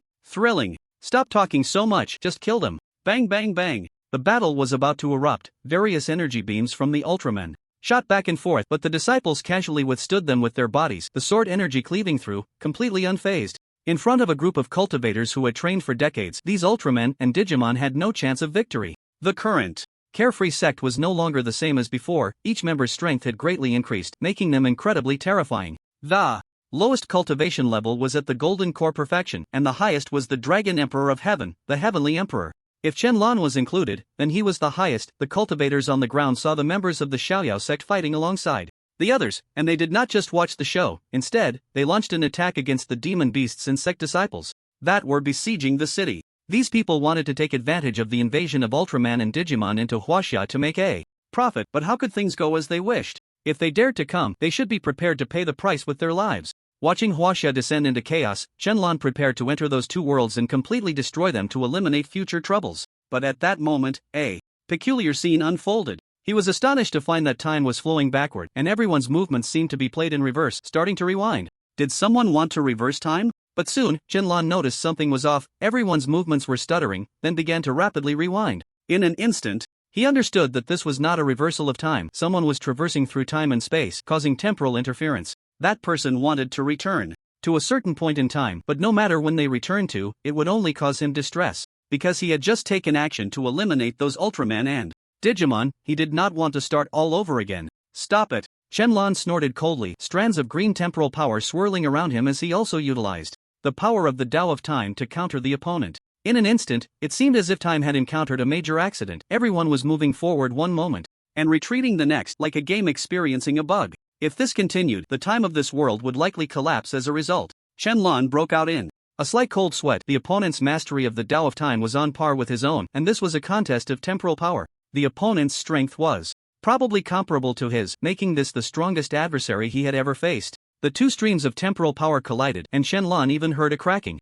sound in space, startling him. Was time about to shatter? He did not know what kind of impact a shattered time would bring, but it certainly wouldn't be anything good, yet he could not stop. Enough, time disruptor, punishment. A voice exploded in Shenlan's mind. In an instant, the world froze, and a powerful stream of temporal power surged toward Shenlong. Damn it, it's you again. Shenlong was furious. He had heard that voice very clearly just now. It was the old man sitting by the river of time, and he had struck again. He could be certain that the old man's strength far surpassed that of the Supreme Emperor, an existence he could not defeat, but he was not afraid. This was the first time Shenlong had cursed. He rarely swore unless he was very angry. In an instant, a closed vertical pupil appeared between Shenlan's brows, suddenly opening and radiating endless light, illuminating the world. A dazzling beam of light erupted from the vertical pupil, shooting toward that stream of temporal power. This was Shenlan's most powerful divine ability, the Annihilation Eye Light. It was an extremely powerful ability comprehended from the first level of the heavenly eye, stronger than any of his other spiritual techniques because it was the innate divine ability of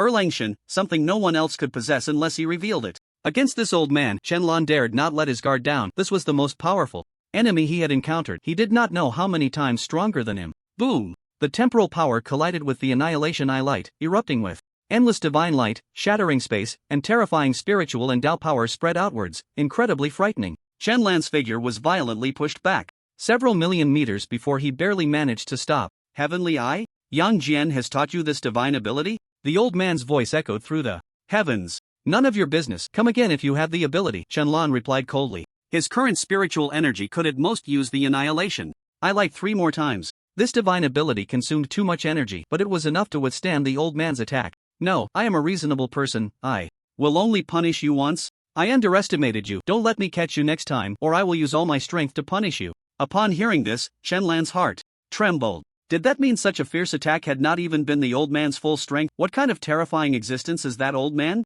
What realm could possibly exist above the Supreme Emperor? In the next moment, time resumed, and everyone continued to fight, seemingly unaware of what had just happened. Meanwhile, in the sky above, Shenlong felt blood slowly trickling from the corner of his mouth. This was the second time he had been injured. Seeing the blood, Lan's eyes filled with battle intent and a strong desire to grow stronger. Too weak, too weak. He was still too weak. He had to become stronger and settle the score with that old man. With a goal in mind, Shenlong felt invigorated. The Supreme Emperor was far from the end for him. He wanted to grow stronger, to become an existence that everyone feared. At that moment, the sound of space shattering echoed again, and a massive figure appeared out of thin air, descending from the sky. This body blocked out the sun. If it fell, it would surely crush everyone in Huaxia. Seeing this, Shenlong used his spiritual energy to lift it up, and upon closer inspection, he realized it was yet another Ultraman. He had watched Ultraman as a child and had some understanding of it, but the moment he laid eyes on this Ultraman, he recognized it immediately. Noah Ultraman.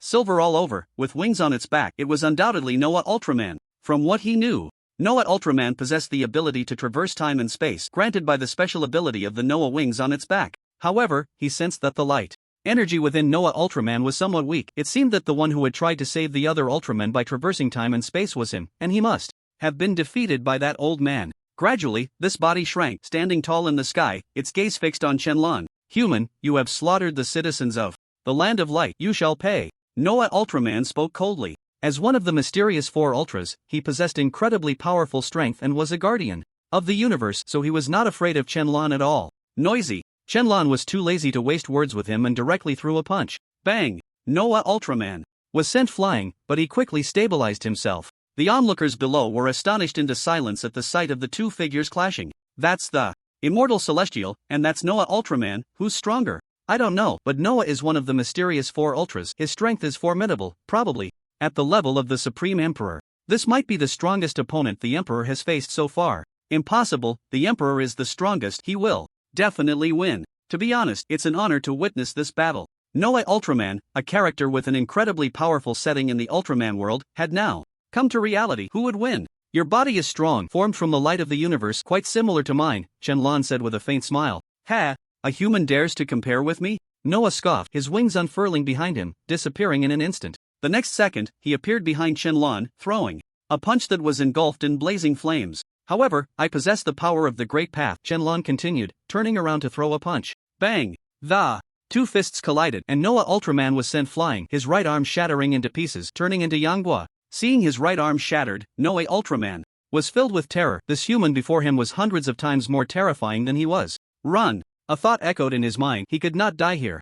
He needed to unite with the other mysterious 4 Ultras to kill this human. In the next moment, Noah Ultraman vanished, flying towards the world of the Land of Light. I forgot to tell you, I have some understanding of the space path as well. Qianlan grinned, and his figure also disappeared. The next second, the world stood still. Everyone was frozen in place, including Noah Ultraman. It's you, the one who didn't let me traverse time and space just now. It's you, Noah Ultraman. Roared in anger. He originally thought it was that voice that stopped him, but unexpectedly it was this man, as the feeling of stillness was very familiar. You know too late. Qianlan spoke coldly, drawing out a red long sword and slashing towards Noah Ultraman, a sharp sword energy instantly bursting forth. In an instant, the heavens and earth changed color, turning blood red, as if the apocalypse had arrived. Noah Ultraman, in terror, was split in half, slowly transforming into strands of light that dissipated into the sky. Suddenly, the world returned to normal. Everyone was still fighting, but Noah Ultraman was already dead. Noah Ultraman is gone. Someone on the ground noticed the sky and found that Noah Ultraman had disappeared.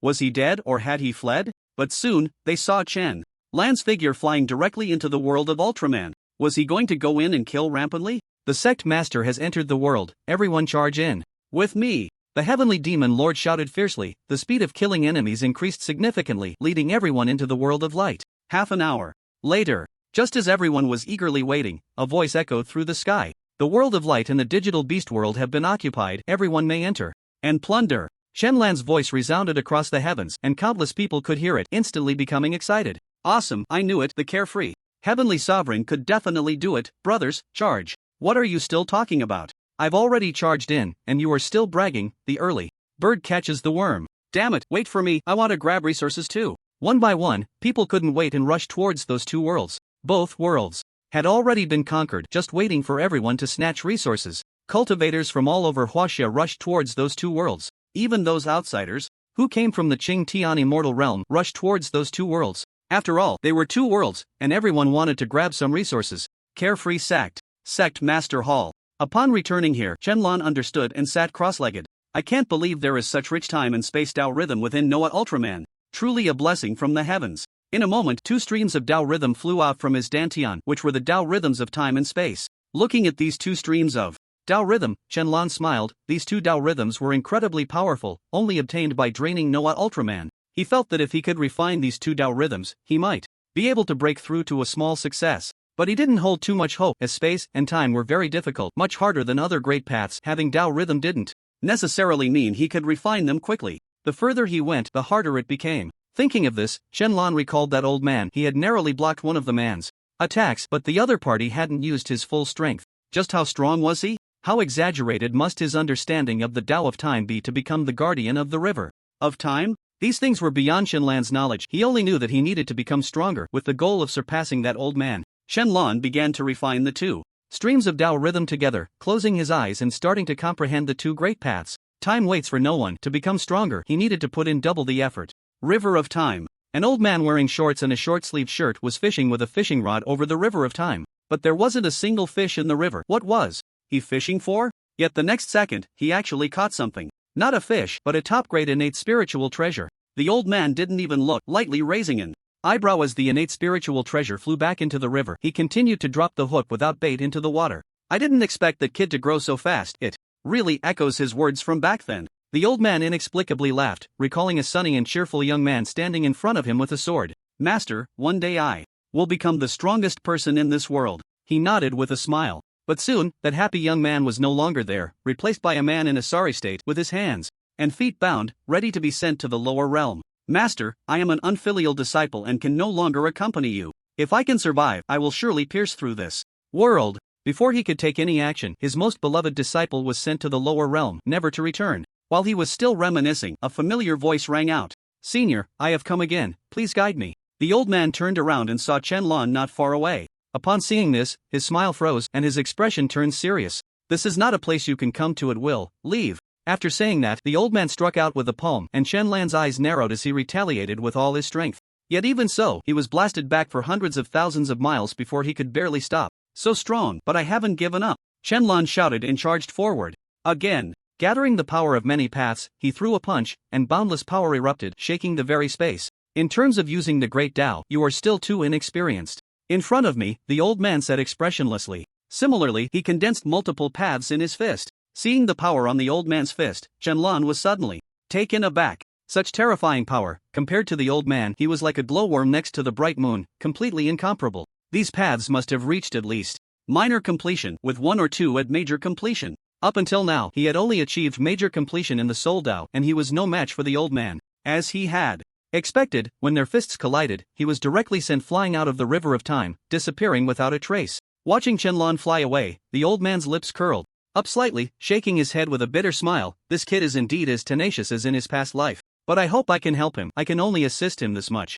Refreshing. In the sect master's hall, Shenlan wiped the blood from the corner of his mouth, realizing that his time Tao had grown. It was as if during the fight with the old man, some of the power had flowed into him, granting him insight. Rest for a bit, then I'll go find him for a spar. Shenlan had already set his sights on the old man as his target. As the saying goes, teach the disciple, starve the master. He wanted to learn from the old man, become like the old man, and surpass the old man. That was his ultimate goal. He held no malice towards the old man, simply wanting to defeat his strong opponent. This desire for victory was one of the reasons he gradually became number 1 in the game. As long as he played long enough, he could outlast all players and become the best. Shenlan sat cross-legged, continuing to comprehend other paths. Kunlun Mountain. An old man lay in a reclining chair, gazing at the azure sky, gently swaying. Fanning a palm leaf fan, he created a refreshing breeze to drive away the summer heat. Beside the old man, there was a wooden bed on which a handsome man lay. After a while, seemingly due to the glaring sunlight, the man gradually woke up, and the first thing he did was look at the old man beside him, terrified and wanting to get up immediately.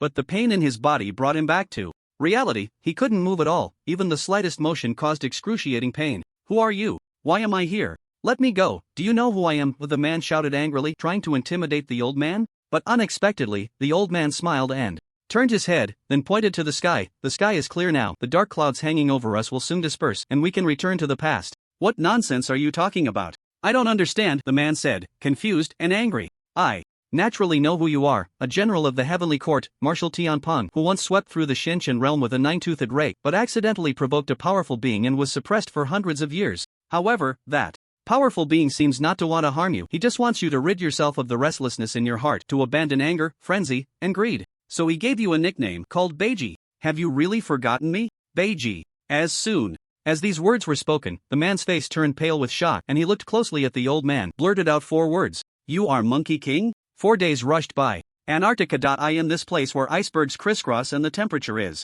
below 0, causing one's body to shiver. A barefoot woman walks on the cold ice surface. She wears only a thin gauze dress, which, although somewhat transparent, still covers her important parts. The lower half of her face is veiled, making it impossible to see her full face, but her eyes are beautiful, with long eyelashes and pupils that are a striking blue, blinking gently as she gazes into the distance. Her expression reveals confusion as she scratches her head and says, "Where is this place?" Boom! Just as her words fall, the distant iceberg suddenly cracks and collapses with a thunderous roar, startling the girl, who quickly turns to look. There, a massive beast, comparable to Mount Tai and capable of blocking out the sun, bursts through the ice, roaring to the sky. Its voice is deafening, scaring away all the penguins and causing the surrounding icebergs to shatter. The woman stares at the giant beast, unmoving but not afraid. Aren't you scared? At that moment, a sudden voice breaks the silence, causing the woman to shiver and turn her head. She sees an extraordinarily handsome young man standing beside her, smiling as he says, "Me? I'm not scared. It's quite cute, isn't it?" The woman points to herself and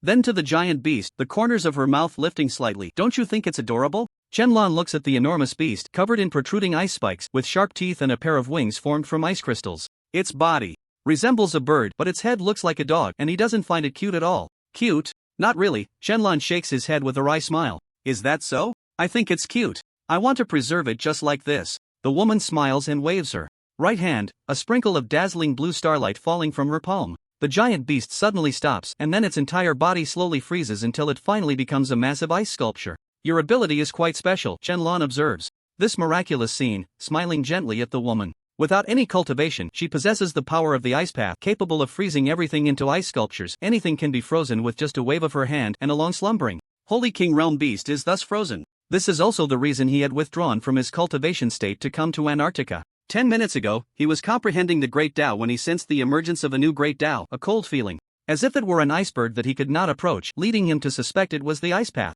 Upon arriving here, he encountered this woman, who seemed out of place in her environment, confirming that she was the possessor of the ice path. I don't know, I've been like this since I was born. The woman's gaze suddenly dims slightly, as if there are past events she is reluctant to mention. Just as Chen Lan is about to say something, a familiar voice suddenly calls from behind. Lan Gu, what are you doing here? Chen Lan turns to see Luo Tao, but he is not surprised. He had known these people were coming, as his spiritual sense could observe them. Besides him, Yen Yu and Guing are also present, along with his brothers and Dao partner. However, Chen Lan is not worried because they do not know his identity. Chen Lan, what are you doing here? Yen Yu asks in confusion. To be honest, she hasn't seen Chen Lan in a long time. Since joining the Xiaoyao sect, she is no longer the principal and hasn't spoken to Chen Lan. After the death of the Orchid Fairy, the competition was never held again, and she lost the opportunity to contact Chen Lan, gradually forgetting about him. Now, seeing Chen Lan brings back memories. Hey, I feel like I've seen you somewhere. Guing scratches her head, and even that small action causes waves of emotion. Fairy, don't you remember? Last time, you saved both of us. Luo Tao laughs from the side. Oh, it's you. The boy I saved by chance. I didn't expect we would meet again. Guing suddenly realizes, her eyes lighting up. Yes, what a coincidence. Chen Lan smiled, while the woman beside him looked a bit dazed, not knowing who these people were. Soon, Luo Tao noticed the woman. It wasn't that she was particularly beautiful, as her face was veiled and only her eyes were visible, but her outfit was quite strange. In the middle of winter, she was dressed so lightly. If she were a cultivator, it would be understandable, as they could use spiritual energy to ward off the cold. However, he felt no fluctuations of spiritual energy from her, as if she were an ordinary person, unlike the three of them who were surrounded by a barrier of spiritual energy. To keep warm. Langa, not bad. Is this your girlfriend? Luo Tao suddenly brightened up with a thought and laughed. Finally, Chen Lan had come to his senses, realizing he was looking for a girlfriend, and this girl seemed quite nice. Chen Lan didn't explain. The more he explained, the more he would have to explain, so it was better to just ignore it. Did you come here for a task arranged by the Xiaoyao sect? Chen Lan asked. Yes, my master said there was an anomaly here, so I came to take a look. Coincidentally, I ran into these two senior sisters on the way, so I brought them along to see what was going on. Luo Tao nodded. I see, then take your time. I'll be leaving first. Chen Lan smiled, grabbing the woman's hand and disappearing. Watching Chen Lan leave, Luo Tao complained, this guy got a girlfriend and didn't even say a word. That's not very brotherly. Meanwhile, Yen Yu's expression was somewhat complex. She felt that Chen Lan resembled someone, in voice and mannerisms, almost like a reflection. She couldn't forget the vague images from the day she traveled to another world. That man was very close to Chen Lan. Could it be that it was Chen Lan who saved her? But she felt it was the Xiaoyao Tianzuan who saved her, which startled her slightly. Could it be that Chen Lan was the Xiaoyao Tianzuan? She had thought of this idea long ago and had even asked about it. That time was driven by a woman's sixth sense, and this time was no different. Xiaoyao Sect Master Hall. Chen Lan returned here with the woman. He let go of her hand and smiled apologetically. Sorry, I grabbed your hand instinctively. I hope you don't mind.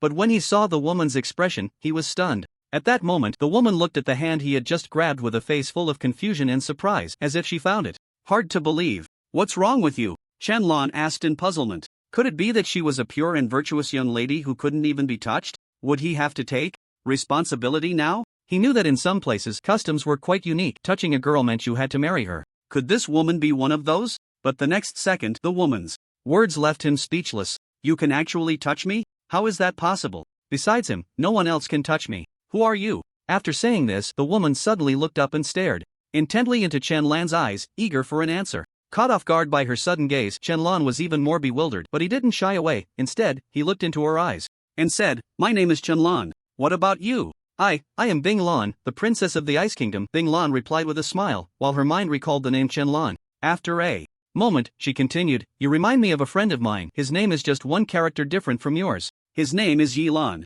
Yi Lan? Chen Lan was slightly taken aback. It really was just one character off. But he has been gone for a long time. I'm afraid I will never have the chance to see him again, Bing Lan said with a sad smile, and the atmosphere turned somber. If you don't mind, I can be your friend, Chen Lan said with a smile. His main goal was to recruit this woman. After all, he could tell she had no cultivation and might not be able to cultivate, but she possessed the Ice Dao inherently. If nurtured, perhaps she could reach great or even perfect mastery of the Ice Dao, which would be comparable to a heavenly emperor. Any Dao reaching perfection could rival a heavenly emperor and perhaps even stand shoulder to shoulder with the supreme emperor. There were 3,000 Daos each. Not simple, any Dao reaching perfection could possess incredibly powerful strength. Really? Bing Lan suddenly became excited and smiled joyfully. Great. You are the second person I've met who hasn't turned to ice. I'm very happy to be friends with you, Chen-lan. Bing Lan extended her hand, wanting to shake hands with Chen-lan. I'm happy too, Chen-lan replied, shaking her hand with a slight smile. Indeed, another capable ally.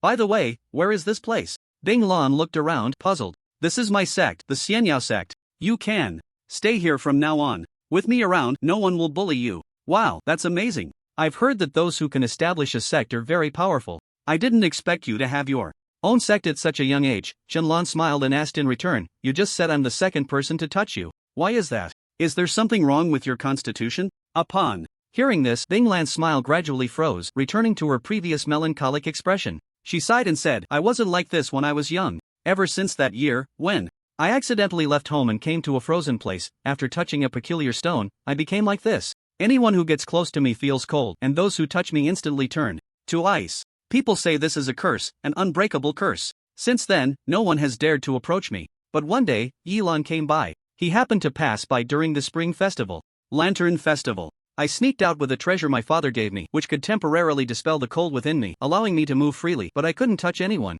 That day, an unexpected event occurred. A group of robbers came. I exposed my identity to save a child, but those robbers were very strong, all at the Great Ascension stage. They came here for me because they heard I had a secret, and they wanted to take me back to study. It was Yilan who saved me, and it was that day he touched my hand, and he didn't turn to ice. After listening to Bing Lan's words, Chen-lan fell silent. He looked at his own hands. He didn't have any special constitution, so why didn't he turn to ice? Do you know why? Chen-lan asked. I don't know, but my family had a witch do a divination for me once. She said there would always be someone who would ignore my curse, and he is the person I need to find. Bing Lan recalled, looking at Chen-lan. Although I don't know why, your names are only one character apart, and both are ineffective against my curse. It's very strange. Chen-lan shook his head. He wasn't sure either. Do you remember where that stone is? I remember. I came out from there. Bing Lan nodded. Upon hearing this, Chen-lan was slightly taken aback and asked, where? If that stone had cursed Bing Lan, and this curse happened to grant her the ice path that others did not have, then that stone must still retain the essence of the ice path. As long as he absorbed it, he could gain another path. Okay, I'll take you there. Bing Lan nodded, and Chen-lan immediately took her back to that place. Antarctica. Luo Tao and the others had already dealt with the corpse of the giant beast and left. Chen-lan and Bing Lan returned to this place, and under Bing Lan's guidance, they arrived at a cracked ice cave entrance. I just came out from here. The stone is inside. Why did you sleep with that stone until now? It was Yilan. He said there would be a great disaster in the future and told me to come here early, saying that stone would give me different powers and protect me to stay alive, so I came in, Bing Lan said. This Yilan again. Chen-lan fell silent. It seemed that this Yilan was also an important figure. Since he knew the world would go through cycles, he should still be alive. I wonder who he is. While thinking, Chen-lan walked inside, and soon he saw a huge blue ice crystal, its translucent surface towering like a small mountain, resembling a large block of ice, radiating a cold temperature. This is the stone. Be careful not to touch it, or you might be cursed, Bing Lan warned. Chen-lan nodded. Don't worry, I'll be careful. After saying that, he pressed his hand against the ice crystal, startling Bing Lan. Are you crazy? But nothing happened. Chen-lan frowned, removed his hand, and pressed it again, repeatedly, yet nothing occurred. Bing Lan voiced her confusion. It seemed to have no effect. Could it be that this stone was already useless? Chen-lan let go of his hand, just about to say something when he noticed Bing Lan's expression changed drastically, turning to fear as she pointed at his feet in astonishment. You're frozen. Chen-lan looked down and indeed found his feet had turned into blocks of ice, and it was spreading rapidly. He was suddenly alarmed and tried to escape, only to find he couldn't move. His body was also freezing. In just 3 seconds, it had already spread to his neck. It's fine, I can handle it, Chen-lan said nonchalantly. Just as he finished speaking, his entire body froze. How could this happen? Bing Lan was stunned and reached out to touch Chen-lan, unsure of what to do. Was her friend, whom she had finally made after so much effort, going to leave just like this? It was all her fault. She was the one who caused this. Tears streamed down her face, each drop falling to the ground as ice crystals, but suddenly, she lifted her head sharply, quieting down, and pressed her ear against Chen-lan's chest, her eyes wide open. It was the sound of a heartbeat. Chen-lan was still alive. Chen-lan opened his eyes to find himself in a blue space, with nothing around, just endless blue.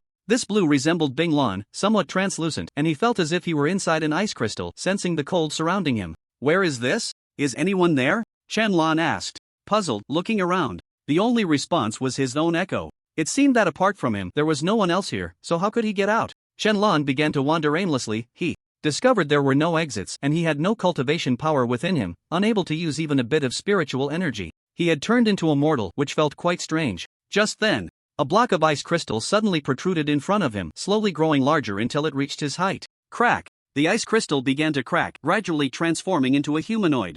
Ice crystal, with hands and feet indistinguishable from a human. Slowly, the ice crystal ceased to be ice and transformed into human skin, then into a woman, and she was naked.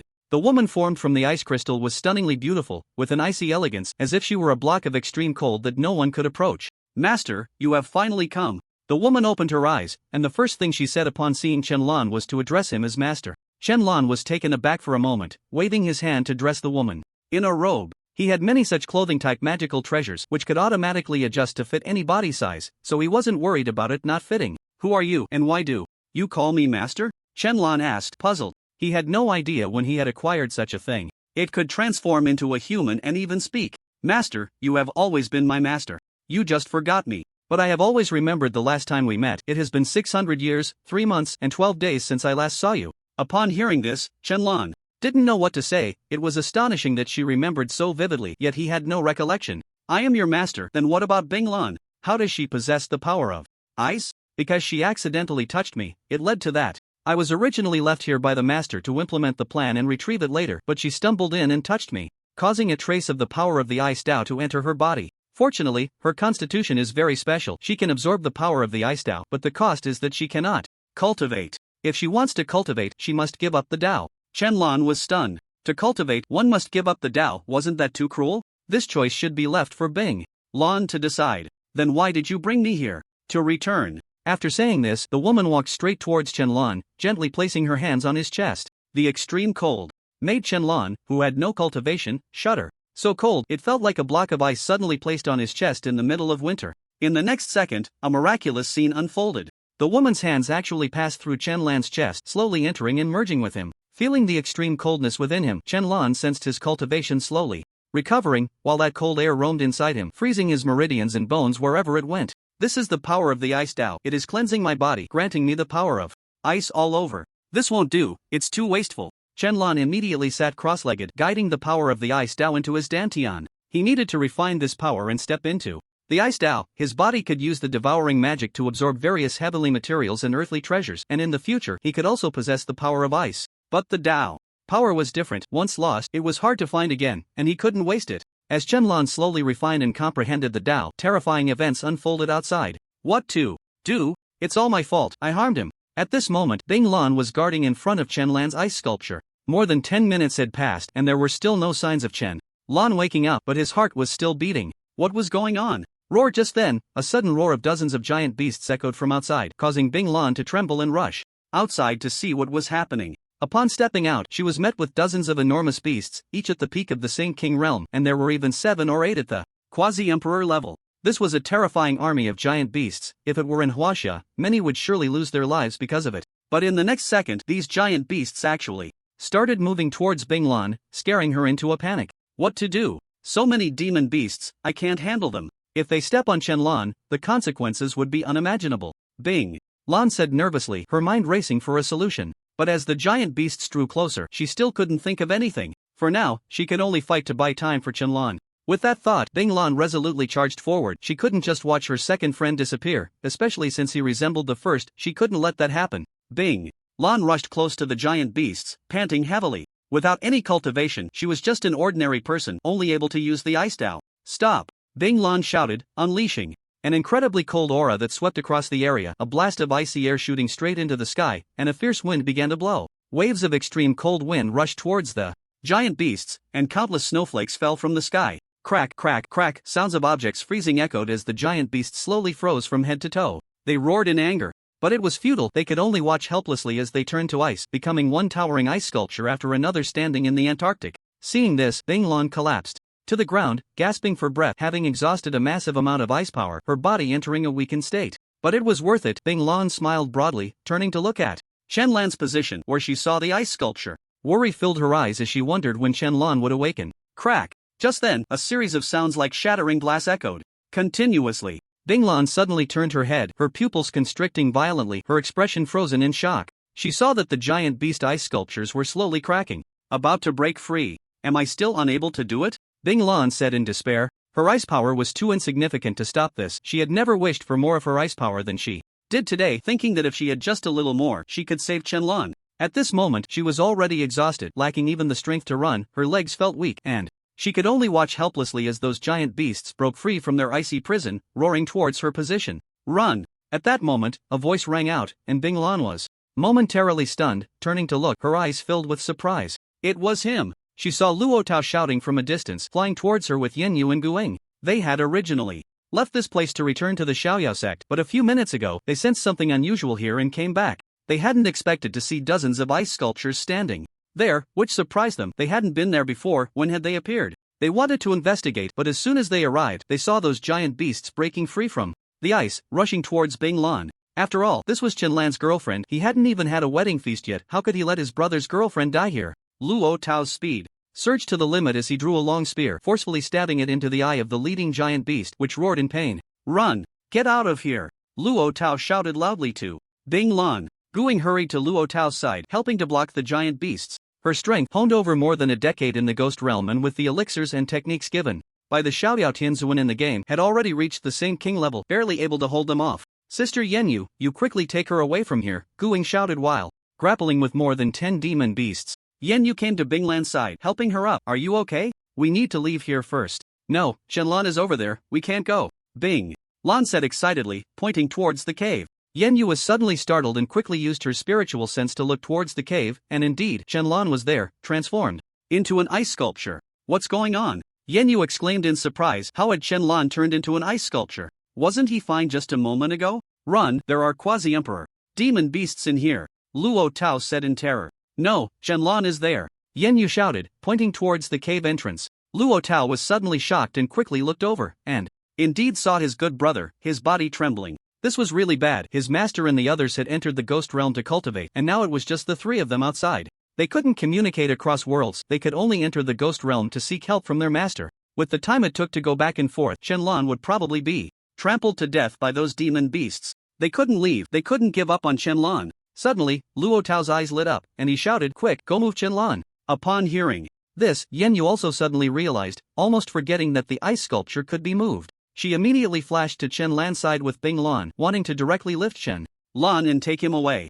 But when she hugged Qianlan and tried to pull him up with all her strength, she found that no matter how hard she tried, she couldn't budge him, as if he were connected to the blue star. What the hell is this? Yenyu had never seen such a strange thing. She couldn't even lift him, and she was a Saint King. She tried using her spiritual power to cut the ice at the bottom of Qianlan's feet, but it had no effect at all. The ice didn't seem like ice at all, but more like some kind of indestructible material that couldn't be destroyed. It was truly bizarre. Bang! At that moment, Luo Tao suddenly flew in, crashing heavily against an ice wall and collapsing to the ground. Luo Tao! Yenyu exclaimed in surprise, rushing over. No, I can't handle those quasi-emperor level beasts. You quickly go find my master. I'm going all out, I'm going to fight them. Luo Tao spat out blood, struggling to stand up, his body swaying as if he would fall again at any moment. He leaned against the ice wall to catch his breath, then thought about charging out again. Luo Tao, you can't handle this right now. We need to leave first and get reinforcements. Yenyu stopped him, knowing that rushing out now would be tantamount to sending himself to his death.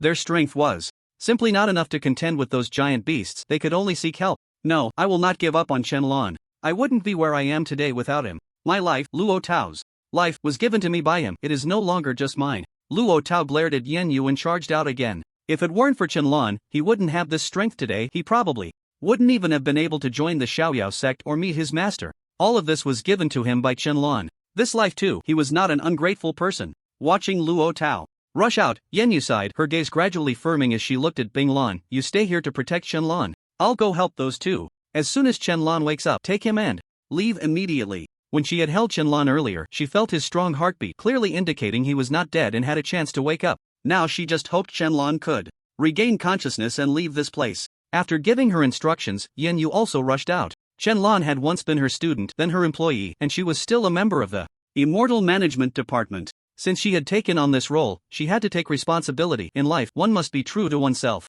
Seeing Yenyu rush out as well, Bing Lan was filled with anxiety, tears welling in her eyes, her hands clasped tightly together in prayer, hoping that heaven would save Qianlan. Bang! Another loud noise echoed, something else flew in, and Bing Lan looked toward the sound in shock. This time it was still Luo Tao, but he wasn't so lucky anymore. He crashed into the ice wall, spitting out blood, his breath weak, seemingly on the brink of death. Damn it, are these beasts really this strong? Luo Tao muttered in despair, blood trickling from the corner of his mouth. He couldn't fight against Yen Yuan Guing. He had only killed a dozen beasts, while the others were still full of life. It seemed he was really going to die here today. With that thought, Luo Tao turned to look at the ice sculpture of Chen, revealing a smile. Damn it, I won't be able to see your wedding, nor have you as my best man. Let's be brothers in the next life. Are you okay? Bing. Lan came to Luo Tao's side, checking his condition and finding he was injured in multiple places, barely hanging on. Sister-in-law, I'm fine, Luo Tao replied with a smile. At least he got to see his brother's first girlfriend, not a loss.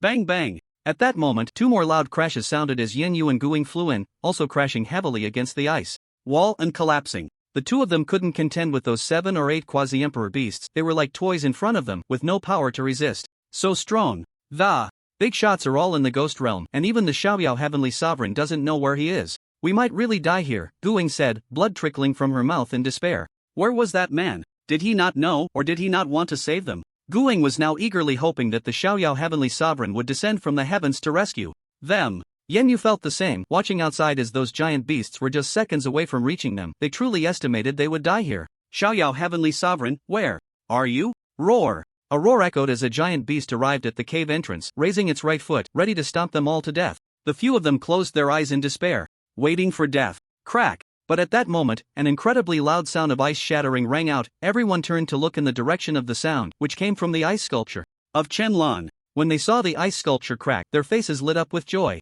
But soon, the joy faded, as the beast had already begun to stomp down, and the cave was about to collapse. Even if Chen woke up, it probably wouldn't be able to stop it. Xiaoyao Tianzuan, your partner is about to be lost. See you in the next life, Guing murmured despairingly, closing her eyes. Chen, good buddy, let's be brothers again in the next life. Luo Tao grinned. Chen, are you Xiaoyao Tianzuan? Only Yen Yu, with her beautiful eyes fixed tightly on the ice sculpture, was eager to know the answer. Was Chen really Xiaoyao Tianzuan? Bang! The ice sculpture exploded, countless ice shards flying everywhere. The crowd was startled and closed their eyes, but Yen Yu did not. She slightly widened her eyes, watching Chen next move. She saw Chen slowly raise his right hand and snap his fingers. Time freeze. The moment Chen awakened, he activated the path of time, freezing all surrounding time to quickly understand his current situation. As his consciousness opened, he realized. It turned out that dozens of beasts had also awakened, including some at the quasi-emperor level, who were no match for Yen Yu and the others. They had all been severely injured and were now on the brink of death. Seeing Luo Tao covered in blood, Chen felt both anger and gratitude. His brother truly hadn't betrayed him, willing to die instead. And then there were Guing and Yen Yu. Although he didn't know why they hadn't left, he felt a bit grateful. Even though his body wouldn't be harmed by the beasts trampling on him, the fact that these people chose to stay and save him without knowing the danger was what moved him the most. And then there was Binglan, crying like a pear blossom in the rain, clearly very anxious. Lan's gaze slowly turned to the beasts, becoming incredibly cold, and he snapped his fingers again. Snap! Time returned to normal, and everyone's positions changed, instantly teleporting them outside. The crowd quickly regained their composure, looking around in confusion at their sudden new environment. What happened? Yen Yu looked at the suddenly changed surroundings, bewildered. Chen, you're awake! Binglan exclaimed joyfully, rushing to hug him, rubbing against him like a little cat. Chen replied with a faint smile. Just as he finished speaking, dozens of explosions suddenly erupted. Bang bang! The crowd was taken aback, turning to see that the dozens of beasts had exploded like fireworks, flesh and blood splattering everywhere, completely annihilated. What's going on? How could they all die suddenly? Guing asked, astonished and puzzled. This was too exaggerated. In the blink of an eye, they had arrived outside, and those beasts had actually self-destructed. Could it be that Xiaoyao Tianzuan had made a move? While others were surprised, Yen Yu looked at Chen with a complex expression. Watching his back, her feelings intensified. She felt that Chen was indeed Xiaoyao Tianzuan. She had clearly seen Chen snap his fingers, and right after that, they appeared here. Taozi, are you okay? Chen hurried to Luo Tao's side, using his spiritual power mixed with life force to help him recover. In less than a few seconds, Luo Tao was back to health, standing up in amazement and saying, "Is my self-healing this strong? I recovered so quickly." Luo Tao thought his self-healing ability had improved, allowing him to recover so fast. But not far away, Yen Yu didn't think so. Her keen senses noticed that Luo Tao only recovered so quickly after Chen approached. Chen definitely had a secret. Was he really Xiaoyao Tianzuan? Chen, how did you come back here? Yen Yu stepped forward to ask directly. Rather than guessing, it was better To ask outright, Chen-lan looked at Yenyu, just smiled, and then turned to Luo Tao. Taozi, it's alright now. Although I don't know who solved it, at least we're safe. Yeah, but this should have been done by the great Emperor of Freedom, right? I don't know.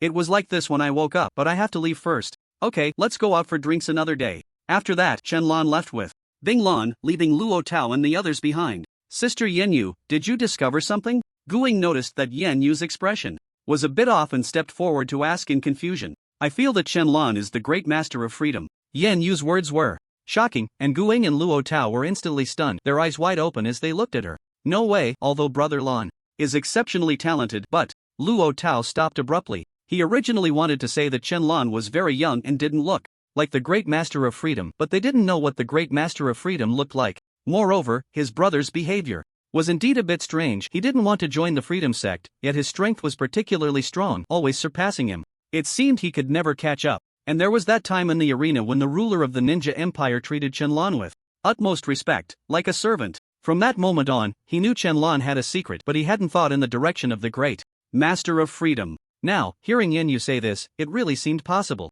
I don't know much about that guy. Although he's handsome, that can't make him the great master of freedom, right? Guing said doubtfully from the side. Although the guy just now somewhat matched her fantasy of the great master of freedom, she still found it hard to believe. Suddenly, Gu Ying's body shook violently as she looked at Luo Tao. I remember you said you were from Chengdu University, so that guy just now is also from Chengdu University. Yeah, that's right. I'm the Dao partner of the great master of freedom. I used to play games and talk to him on the phone. I know. He's from Chengdu, and at that time he did have a slight Chengdu accent, I could tell. Gu Ying's words surprised both Yenyu and Luo Tao slightly, and that voice sounded quite young. Could it really be Chen-lan? Gu Ying was also shaken. I asked Chen-lan last time, and he said he had seen the great master of freedom, who was very handsome. I suspect he was boasting. Yenyu's lips curled up slightly. She already had an idea in her heart. It was very likely that Chen-lan was indeed the great master of freedom. As his brother, have you ever asked him what his ID in the game is?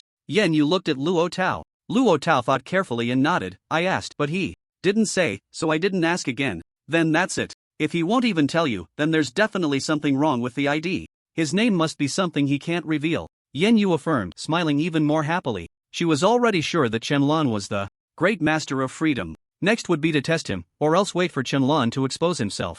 Luo Tao and Guing were still a bit skeptical, frowning in thought. Could Chen-lan really be the great master of freedom? Freedom sect. Main hall. Chen-lan was unaware that Yenyu had already begun to suspect his identity, but it didn't matter, as he had never intended to keep this identity hidden forever. There would always be a suitable opportunity for him to reveal it. Are you okay, Chen-lan? Bing Lan stepped forward to check Chen-lan's condition and found that he was fine, so she breathed a sigh of relief. I'm fine, I just went to the new world. Chen-lan smiled faintly and continued, you can take a look around here for now. I'll help you suppress the ice power within you, so you can play freely without worrying about hurting others. After saying that, he snapped his fingers and a stream of spiritual energy mixed with the power of time entered Bing Lan's body, suppressing the power of the ice Dao, preventing it from harming anyone. Bing Lan instantly felt the restless ice power within her being suppressed and her body temperature returned to normal. Previously, she had always been at -10 degrees, and while she was fine, anyone who came into contact with her had issues. Now she could finally experience the temperature of a normal person, touching the warmth of her own body, a sensation she hadn't felt in a long time. Bing Lan unknowingly shed tears. This feeling, she hadn't experienced it for so long that she had almost forgotten it. Thank you, Chen-lan. I haven't felt the warmth of a normal person in ages. You're welcome, go play outside for a while. You can rest assured here, no one can bully you, Chen-lan said with a faint smile. Alright, I'm going out. Bing Lan nodded. She understood that Chen-lan had things to attend to, so she obediently left. Once Bing Lan was gone, Chen-lan's expression turned serious. He set up multiple barriers in a time domain, sat cross-legged, and adjusted his breathing. A massive ice blue Dao power flew out from his dantian. The ultimate path of ice. If I can refine it all, my path of ice can break through to great success, Chen-lan murmured. But what puzzled him was who had left this Dao power for him and why it called him master. Could it be a mistake? However, since it had come to him, he accepted it without hesitation. Before long, Chen-lan began to refine the path of ice, which would likely take a long time to completely refine. So beautiful, this place is so spectacular. Bing Lan walked out of the main hall and toured the Xiaoyao sect, amazed by the scenery. She had never seen such a beautiful sect before. Hey, aren't you Chen-lan's girlfriend? At that moment, a voice rang out. Bing Lan turned to see Gu Ying and the others. The three looked at Bing Lan in surprise. How did she end up here? Could it be that Chen-lan really was the Xiaoyao Tianzuan? Oh, it's you. Are you living here too? Bing Lan exclaimed, delighted to see them again. Yes, are you? Luo Tao nodded, glancing around but not spotting Chen Lan. Sort of. I didn't live here before. Chen Lan brought me here, Bing Lan replied. So where did Chen Lan go? Yan Yu quickly asked. The answer was already apparent. If Chen Lan was here, he must be the sect master, the Xiaoyao Tianzuan. He's over there, he has something to do, so he let me come out. Bing Lan pointed to a spot. The three followed her finger and suddenly froze in shock. Ha! What's wrong with you? Bing Lan turned to them, puzzled. The three were dumbfounded, staring at the main hall, their minds in turmoil. If Chen Lan is in the main hall, then he must be the sect master, which means he is the Xiaoyao Tianzuan. Guing exclaimed. It really was the Xiaoyao Tianzuan. Yan, you hadn't guessed wrong. That boy was indeed an emperor. This is too sudden. My brother is an emperor? Luo Tao murmured. Before this, he had never believed that Chen Lan was the Xiaoyao Tianzuan because it seemed too exaggerated. Now, knowing that Chen Lan was in the main hall, they were completely stunned. He truly was the Xiaoyao Tianzuan. The brother who had been so good to him, who had given countless resources to him and his family, who had brought him into the sect, was actually the Xiaoyao Tianzuan. Everything from before made perfect sense. Why Chen Lan could provide so many resources, why he had so many secrets unknown to him, and why he had guaranteed that he could enter the Xiaoyao sect. Because he was the sect master of the Xiaoyao sect, he was the Xiaoyao Tianzuan. Gradually, Luo Tao's face turned red as he recalled many embarrassing moments. He had mentioned more than once in front of Chen Lan that he wanted to surpass the Xiaoyao Tianzuan, and Chen Lan had been right there beside him. Damn it, this guy hid it so well. If they hadn't discovered it, he probably would have never revealed it. No, he definitely needed to give that kid a good beating. Wait. That wouldn't work. He was an emperor. He was just a little brother. Indeed, it really is him. Yan Yu laughed. She had guessed correctly. Chen Lan was truly the Xiaoyao Tianzuan, but suddenly, her face turned red as well. Her own student turned out to be the Celestial Master of Freedom, and a former employee too. Is this a teacher-student romance, or a secret affair between a boss and an employee? So, should we keep the fact that the Celestial Master of Freedom is Chen Lan to ourselves, or should we tell others? Guing asked a crucial question. Upon hearing this, the other two paused, thinking for a long time. I think Chen Lan must have his reasons for not wanting to disclose it. It's enough for us to know, let's not spread it around, or he might end up disliking us, Yin Yu said. Chen Lan hiding his identity must have a reason, it's his privacy, and they can't just go around talking about it, as that would surely annoy him. That's true, we can't let the Celestial Master of Freedom dislike us, Guing nodded. After all, she wanted to be the Celestial Master of Freedom's woman, how could she let him dislike her? Well, let's keep it buried in our hearts, Luo Tao agreed. What's going on? What are you talking about? Bing Lan blinked her blue eyes, asking in confusion. Are you really Chen Lan's girlfriend? Yan Yu looked at Bing Lan, a bit envious. Their identities hadn't even been acknowledged yet, and someone had already gotten ahead of them. It was too enviable. What's a girlfriend? Bing Lan tilted her head, frowning in confusion, her expression incredibly cute. Ha, you don't even know what a girlfriend is? Are you not from this world? Luo Tao was taken aback. Why did this girl seem a bit unusual? No, I slept for a long time and just woke up today. Bing Lan shook her head. The three were astonished. They hadn't expected this girl wasn't from this world. Yan Yu and Guing both breathed a sigh of relief. It seemed that the girl probably wasn't Chen Lan's girlfriend after all. I don't know what a girlfriend is, but I know that Chen Lan is my best friend, Bing Lan said proudly, smiling with joy, unaware that she had just revealed her best friend's identity. As night fell, the moon shone brightly, and the stars twinkled. Bang! On the other side of Blue Star, within a dense jungle, the ground suddenly exploded, trees crashing down, and countless sands flying everywhere. Then, the ground opened up a hole as large as a football field, beginning to collapse, with numerous trees and sands rapidly falling down, causing a dense jungle to vanish without a trace. Roar! Not long after, a loud dragon roar echoed from the big hole, terrifying and shocking, causing countless birds to scatter in flight. Just then, beside the jungle, there was a tribe. Upon hearing the dragon roar, the people all picked up their weapons and cautiously entered the jungle. Having never heard a dragon roar before, they instinctively thought a wild beast had intruded into the jungle, and if they could hunt it down, they would have food for several days. After all, their tribe relied on hunting for survival. But as they ventured deeper into the jungle and saw the massive hole in the ground, a shadow flew out from within. The shadow spread its wings, stretching a full kilometer long. Under the faint moonlight, the tribespeople recognized it. A dragon, it's a dragon. Roar! As if responding to them, a black dragon raised its head and roared, crashing to the ground. The moonlight illuminated its form, revealing the standard appearance of a Western dragon, with 2 wings, black scales all over, and 4 sharp claws. But what was astonishing was that a human was standing on the dragon's head. Dragon Knights, awaken! Let us reclaim this world and take back everything that belongs to us, the human shouted in a man's roar. With his roar, countless dragon roars echoed from the hole, and shadows flew out from within, countless flying dragons, black, white, red, yellow, all colors imaginable. But the first to emerge was the largest black dragon. Moreover, on each dragon's head stood a person holding onto the dragon's horns to control them. Seeing so many legendary dragons, the tribespeople trembled in fear, their weapons dropping from their hands, too scared to make a sound. Unfortunately, that man did not pay attention to the people of the tribe, but instead looked into the distance. I have seen the best habitat, that is where we belong. Knights, charge with me, the man shouted, riding the black dragon, flying towards the direction of Huaxia. Whoosh, countless flying dragons took off simultaneously, darting towards Huaxia like sharp arrows. On the other side, in a certain village, there lived some poor people who fed on garbage every day. And on this night, the ground suddenly opened up a small hole just big enough to fit a child. Whoosh, whoosh, whoosh. Not only that, these holes multiplied like cells, instantly covering the village, leaving no place for anyone to step. Even inside the houses of those people, screams echoed one after another. No one knew why these holes appeared, but they could hear sounds coming from beneath. What the hell are these things? Why are there so many holes? Help! Thud, thud. At that moment, little figures jumped out of the holes, resembling gophers, first peeking their heads out to ensure there was no danger before fully emerging. These beings were very short, probably about 50 centimeters tall, but they did not look deformed like those with dwarfism. Their bodies seemed proportionally smaller, very reasonable, and their faces were not misshapen, with some even looking quite handsome. We, the dwarven race, can finally see the light of day again, one dwarf shouted, tears streaming down his cheeks, seemingly overwhelmed with joy.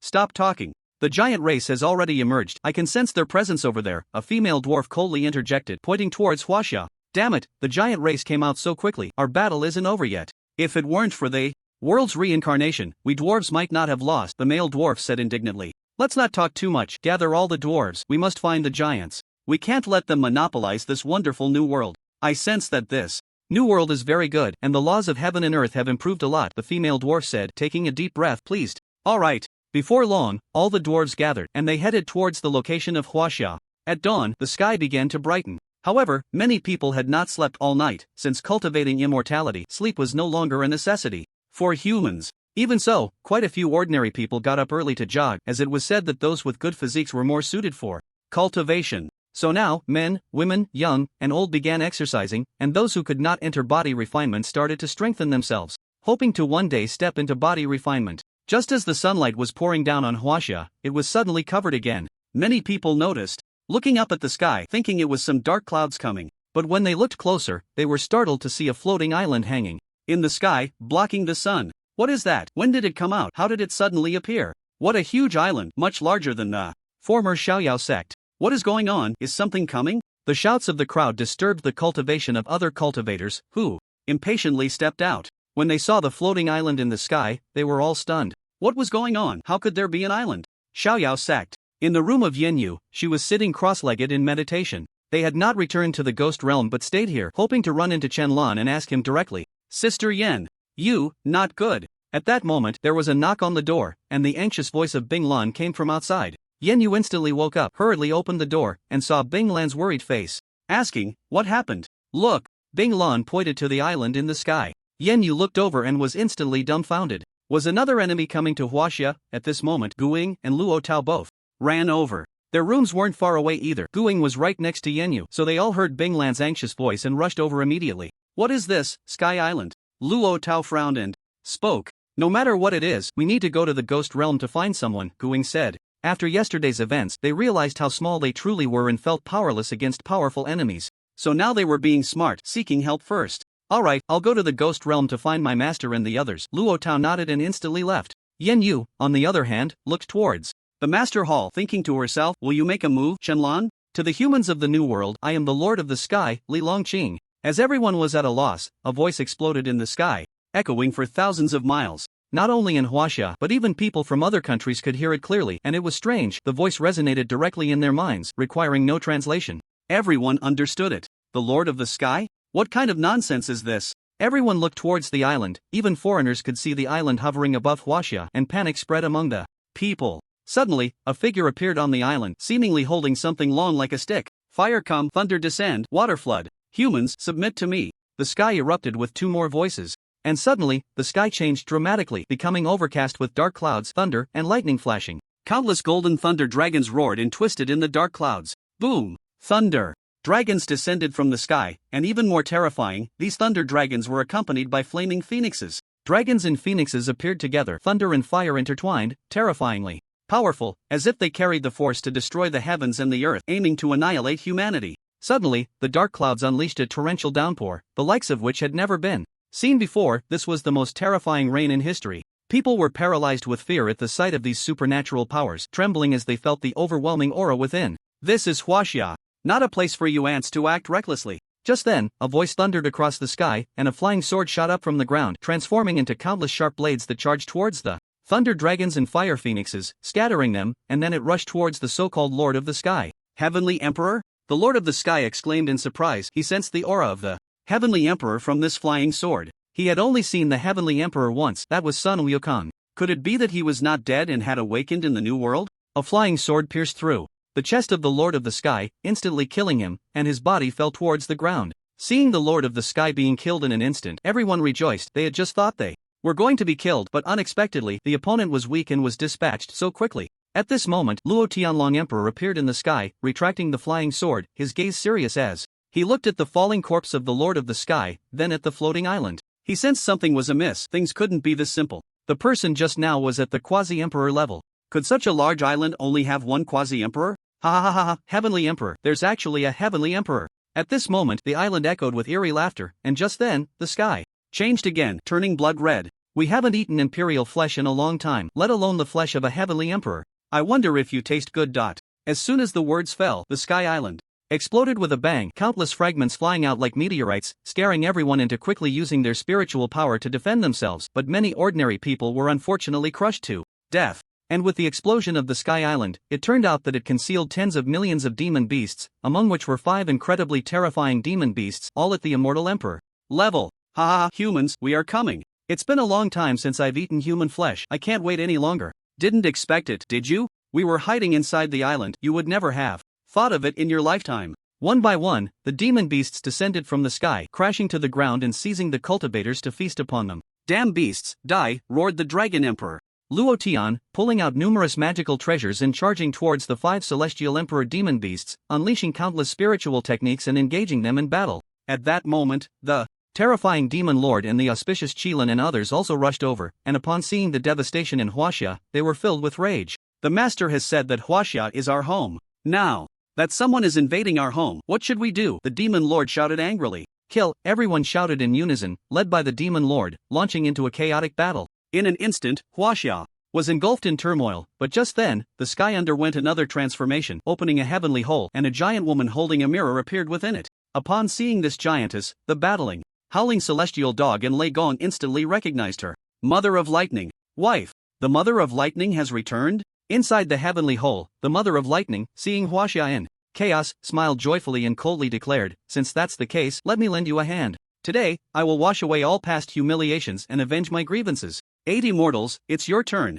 to make an appearance. As soon as her voice fell, the sky opened up 8 more heavenly holes, each occupied by a deity, their auras powerful, all of them celestial emperors. Moreover, they held various magical treasures, each one a supreme treasure of the Tao. These 8 celestial emperors were Han Zhongli, Zhang Guolao, Han Shangzi, Tai Guili, Lu Dongbin, He Shengu, Lan Sia, and Chao Guozhou. The 8 immortals, the 8 great generals of the heavenly court. Not good, it's the 8 immortals. How are they up there? The howling celestial dog exclaimed in terror. If even the 8 immortals were up there, could their master also be up there? After all, it had been so long since it had seen its master revive. The 8 celestial emperors, along with the Mother of Lightning, unleashed their overwhelming auras, the terrifying pressure descending like millions of mountains, suppressing everyone in Huaxia. Thud countless people could not withstand the pressure, instantly kneeling, spitting blood, their bones trembling, on the verge of shattering. So terrifying, I don't want to die. Great Emperor, where are you? Great Emperor. 8 celestial emperors, what a terrifying pressure. I feel like I'm about to break. Damn it, isn't it just high cultivation? One day, I can too. Everyone knelt on the ground unwillingly, they didn't want to kneel but had no choice. Not only the cultivators on the ground, even the howling celestial dog and Lei Gong were kneeling in the sky, their cultivation too low to resist. Only the Dragon Emperor Luo Tian struggled to resist, but his bones still cracked, feeling the strain. Damn it, isn't it just a celestial emperor? Break for me. At that moment, a furious roar suddenly erupted from the demon lord. With a roar, a sound like an eggshell breaking echoed from within him. Countless spiritual energies surged into his body, and his aura suddenly soared. Celestial Emperor realm, achieved. From now on, the Xiaoyao sect would have 2 celestial emperors. Heh, just 2 celestial emperors, how can they compare to my 8 celestial emperors? The Mother of Lightning sneered, her brows furrowing as she coldly commanded, kill them all. The 8 immortals, as if puppets, immediately raised their magical treasures upon hearing the Mother of Lightning's voice, preparing to encircle and kill the Dragon Emperor Luo Tian and the others.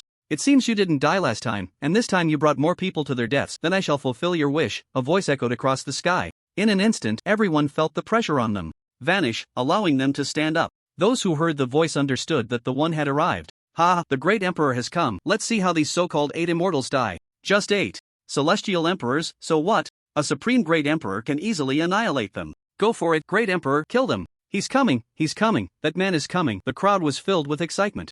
Every time they saw the emperor make a move, they couldn't help but feel thrilled. Perhaps this was the feeling fans experienced when they saw their idols. Disciples of the Xianxia sect, step back, you are still too weak. Shenlong spoke again, and the disciples obediently retreated. They understood that they could not participate in a battle of this level, even the residual waves could shatter them to pieces. In the next moment, a figure appeared against the sky, facing away from the crowd. Luo Tao, Yen Yu, and Guing widened their eyes, trying to get a clearer look at that figure. When the three of them used their spiritual senses to probe, they found that the previous barrier was gone. They could actually see the back of the Xianxia Celestial Master clearly now. It was a tall figure, exuding a sense of security that made one feel at ease. In the past, as soon as they probed, they would be immediately cut off and their souls would be harmed, but now, they could see it. Could it be that the Xianxia Celestial Master was intentionally showing himself to them? The moment Luo Tao recognized the back of the Xianxia Celestial Master, his body trembled violently, his eyes widened, and his mouth opened in shock, but no words came out. He was the person most familiar with Shenlong among everyone present, having lived together for 4 years as best brothers.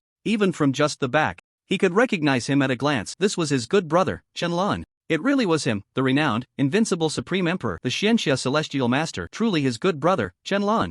Knowing the answer, Luo Tao's heart was filled with mixed emotions. He had always wanted to become stronger to protect his brother, but now it seemed that there was no need to protect Shenlong. He was the one being protected. He didn't blame Shenlong for hiding it. Even if Shenlong had told him he was the Supreme Emperor back then, he wouldn't have believed it. After all, who would believe something they hadn't seen with their own eyes? But soon, Luo Tao came to his senses and started to laugh. His brother was the Supreme Emperor. He could walk with confidence from now on. Luo Tao, brother Xianxia, Celestial Master. Aside from Luo Tao, Guing, and Yen Yu were not as familiar. Looking at that somewhat familiar back, Guing was unsure if it was Shenlong, but she could confirm that the height, build, and short hair indicated it was a male. Yen Yu noticed Luo Tao's reaction and asked, "Is it really him?" There weren't many people around, just the three of them, while others were a bit far away, so her voice was much quieter. Guing also looked over. Among the three, Luo Tao was the closest to Shenlong, and she almost forgot that he might recognize him.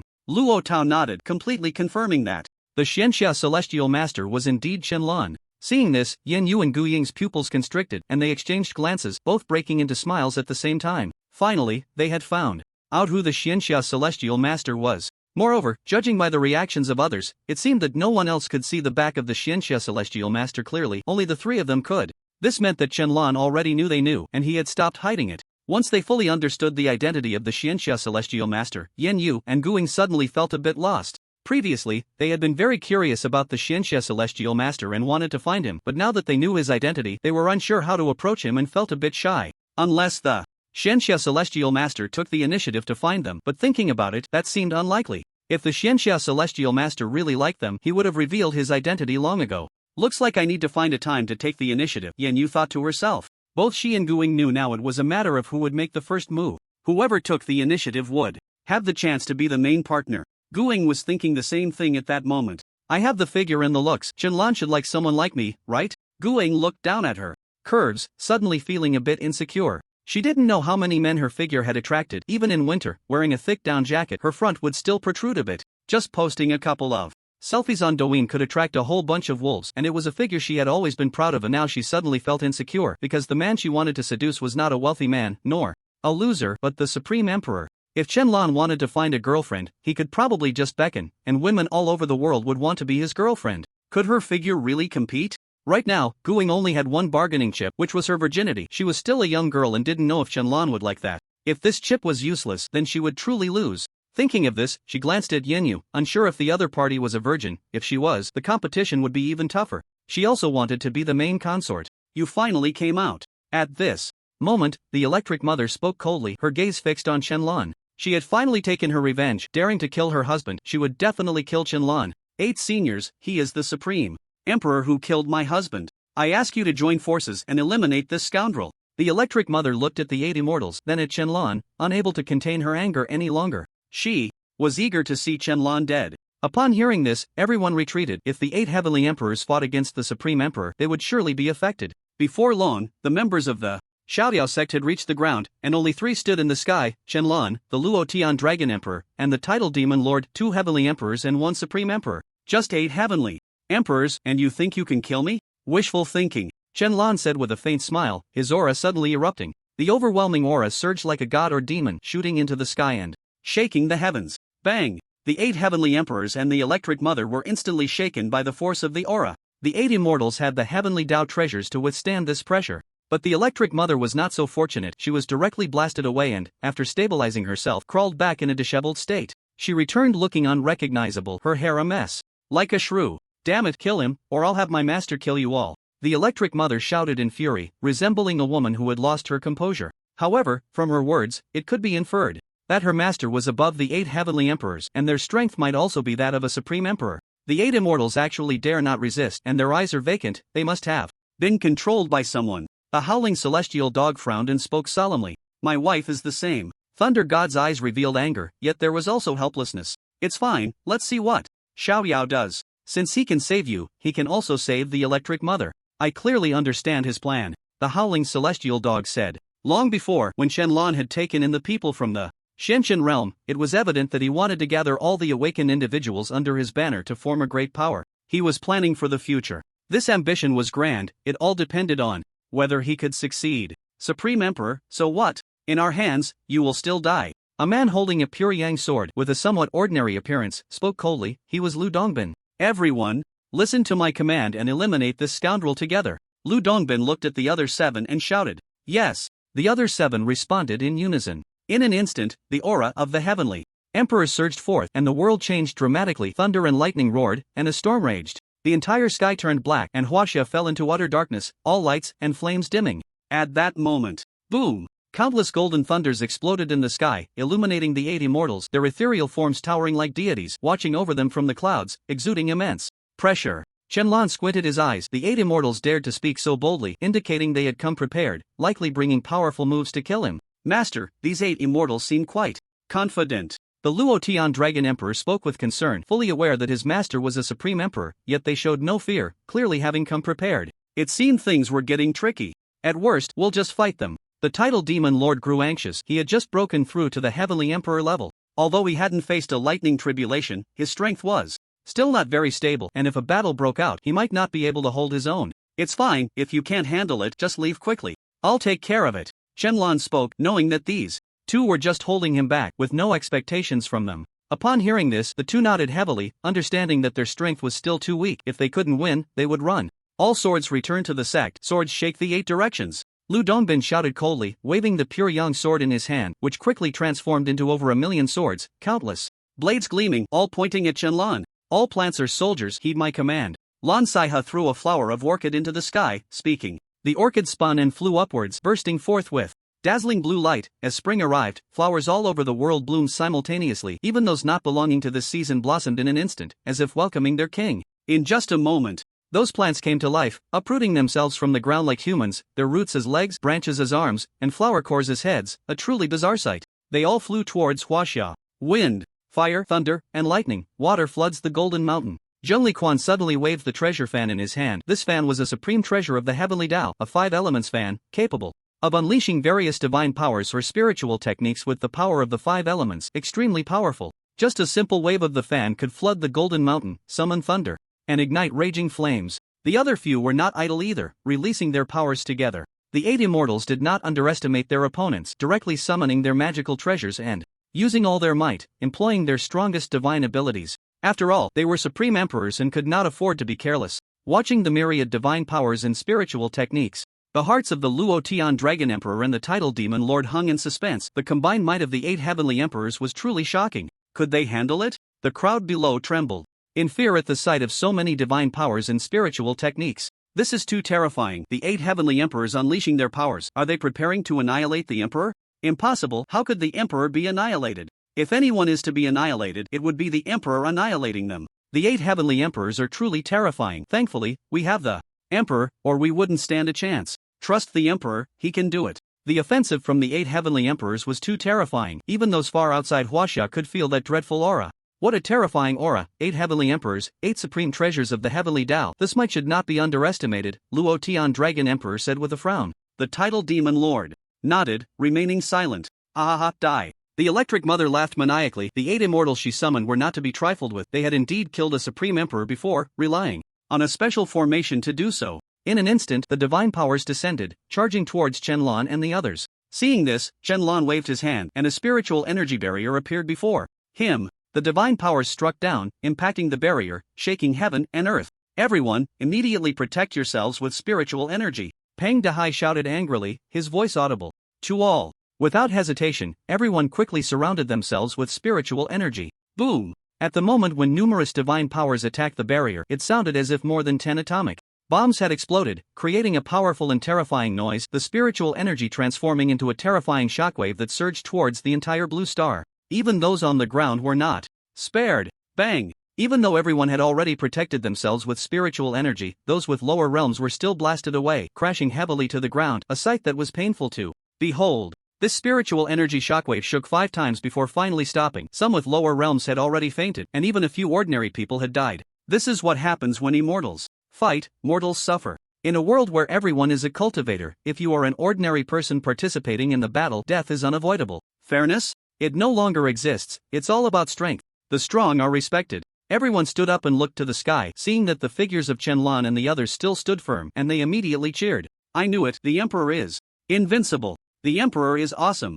The Emperor can block it with just one hand, how terrifying. Qianlan released the barrier, calmly looking at the 8 immortals and the Electric Mother, coldly stating, are you done? It's my turn. As soon as the words fell, Qianlan gathered his strength and threw a punch, a massive phantom of a fist appearing behind him, carrying the power to destroy the heavens and the earth, roaring towards the 8 immortals. Not good, defend with all your might. Lu Dongbin exclaimed in surprise. This punch was not only the full strength of the Supreme Emperor, he also sensed the power of the Tao within it. This young man possessed the Tao, and it was not something as simple as just entering. At the very least, it was a small achievement. Seeing this, the 8 immortals quickly summoned their magical treasures, throwing them out to block Qianlan's attack. Bang! The 8 heavenly treasures collided with the massive phantom fist, producing a thunderous roar.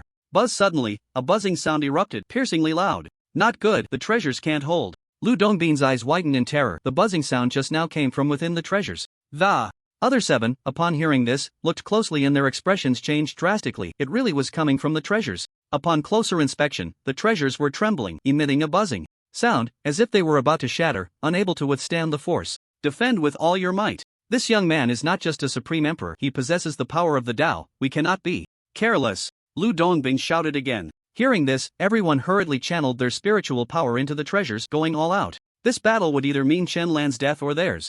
Overestimating yourselves, Qianlan sneered, looking disdainfully at the 8 immortals. Crack, crack, crack. The sound of treasures shattering echoed, and the 8 immortals quickly looked at their respective treasures, finding the cracks had grown larger. If this continued, the treasures would surely shatter, losing their power and becoming useless trash. Not only that, but they would also suffer backlash. These 8 treasures were refined with their own blood, cultivated daily for hundreds of years, and had long been bound to them. If the treasures were damaged, they too would be affected.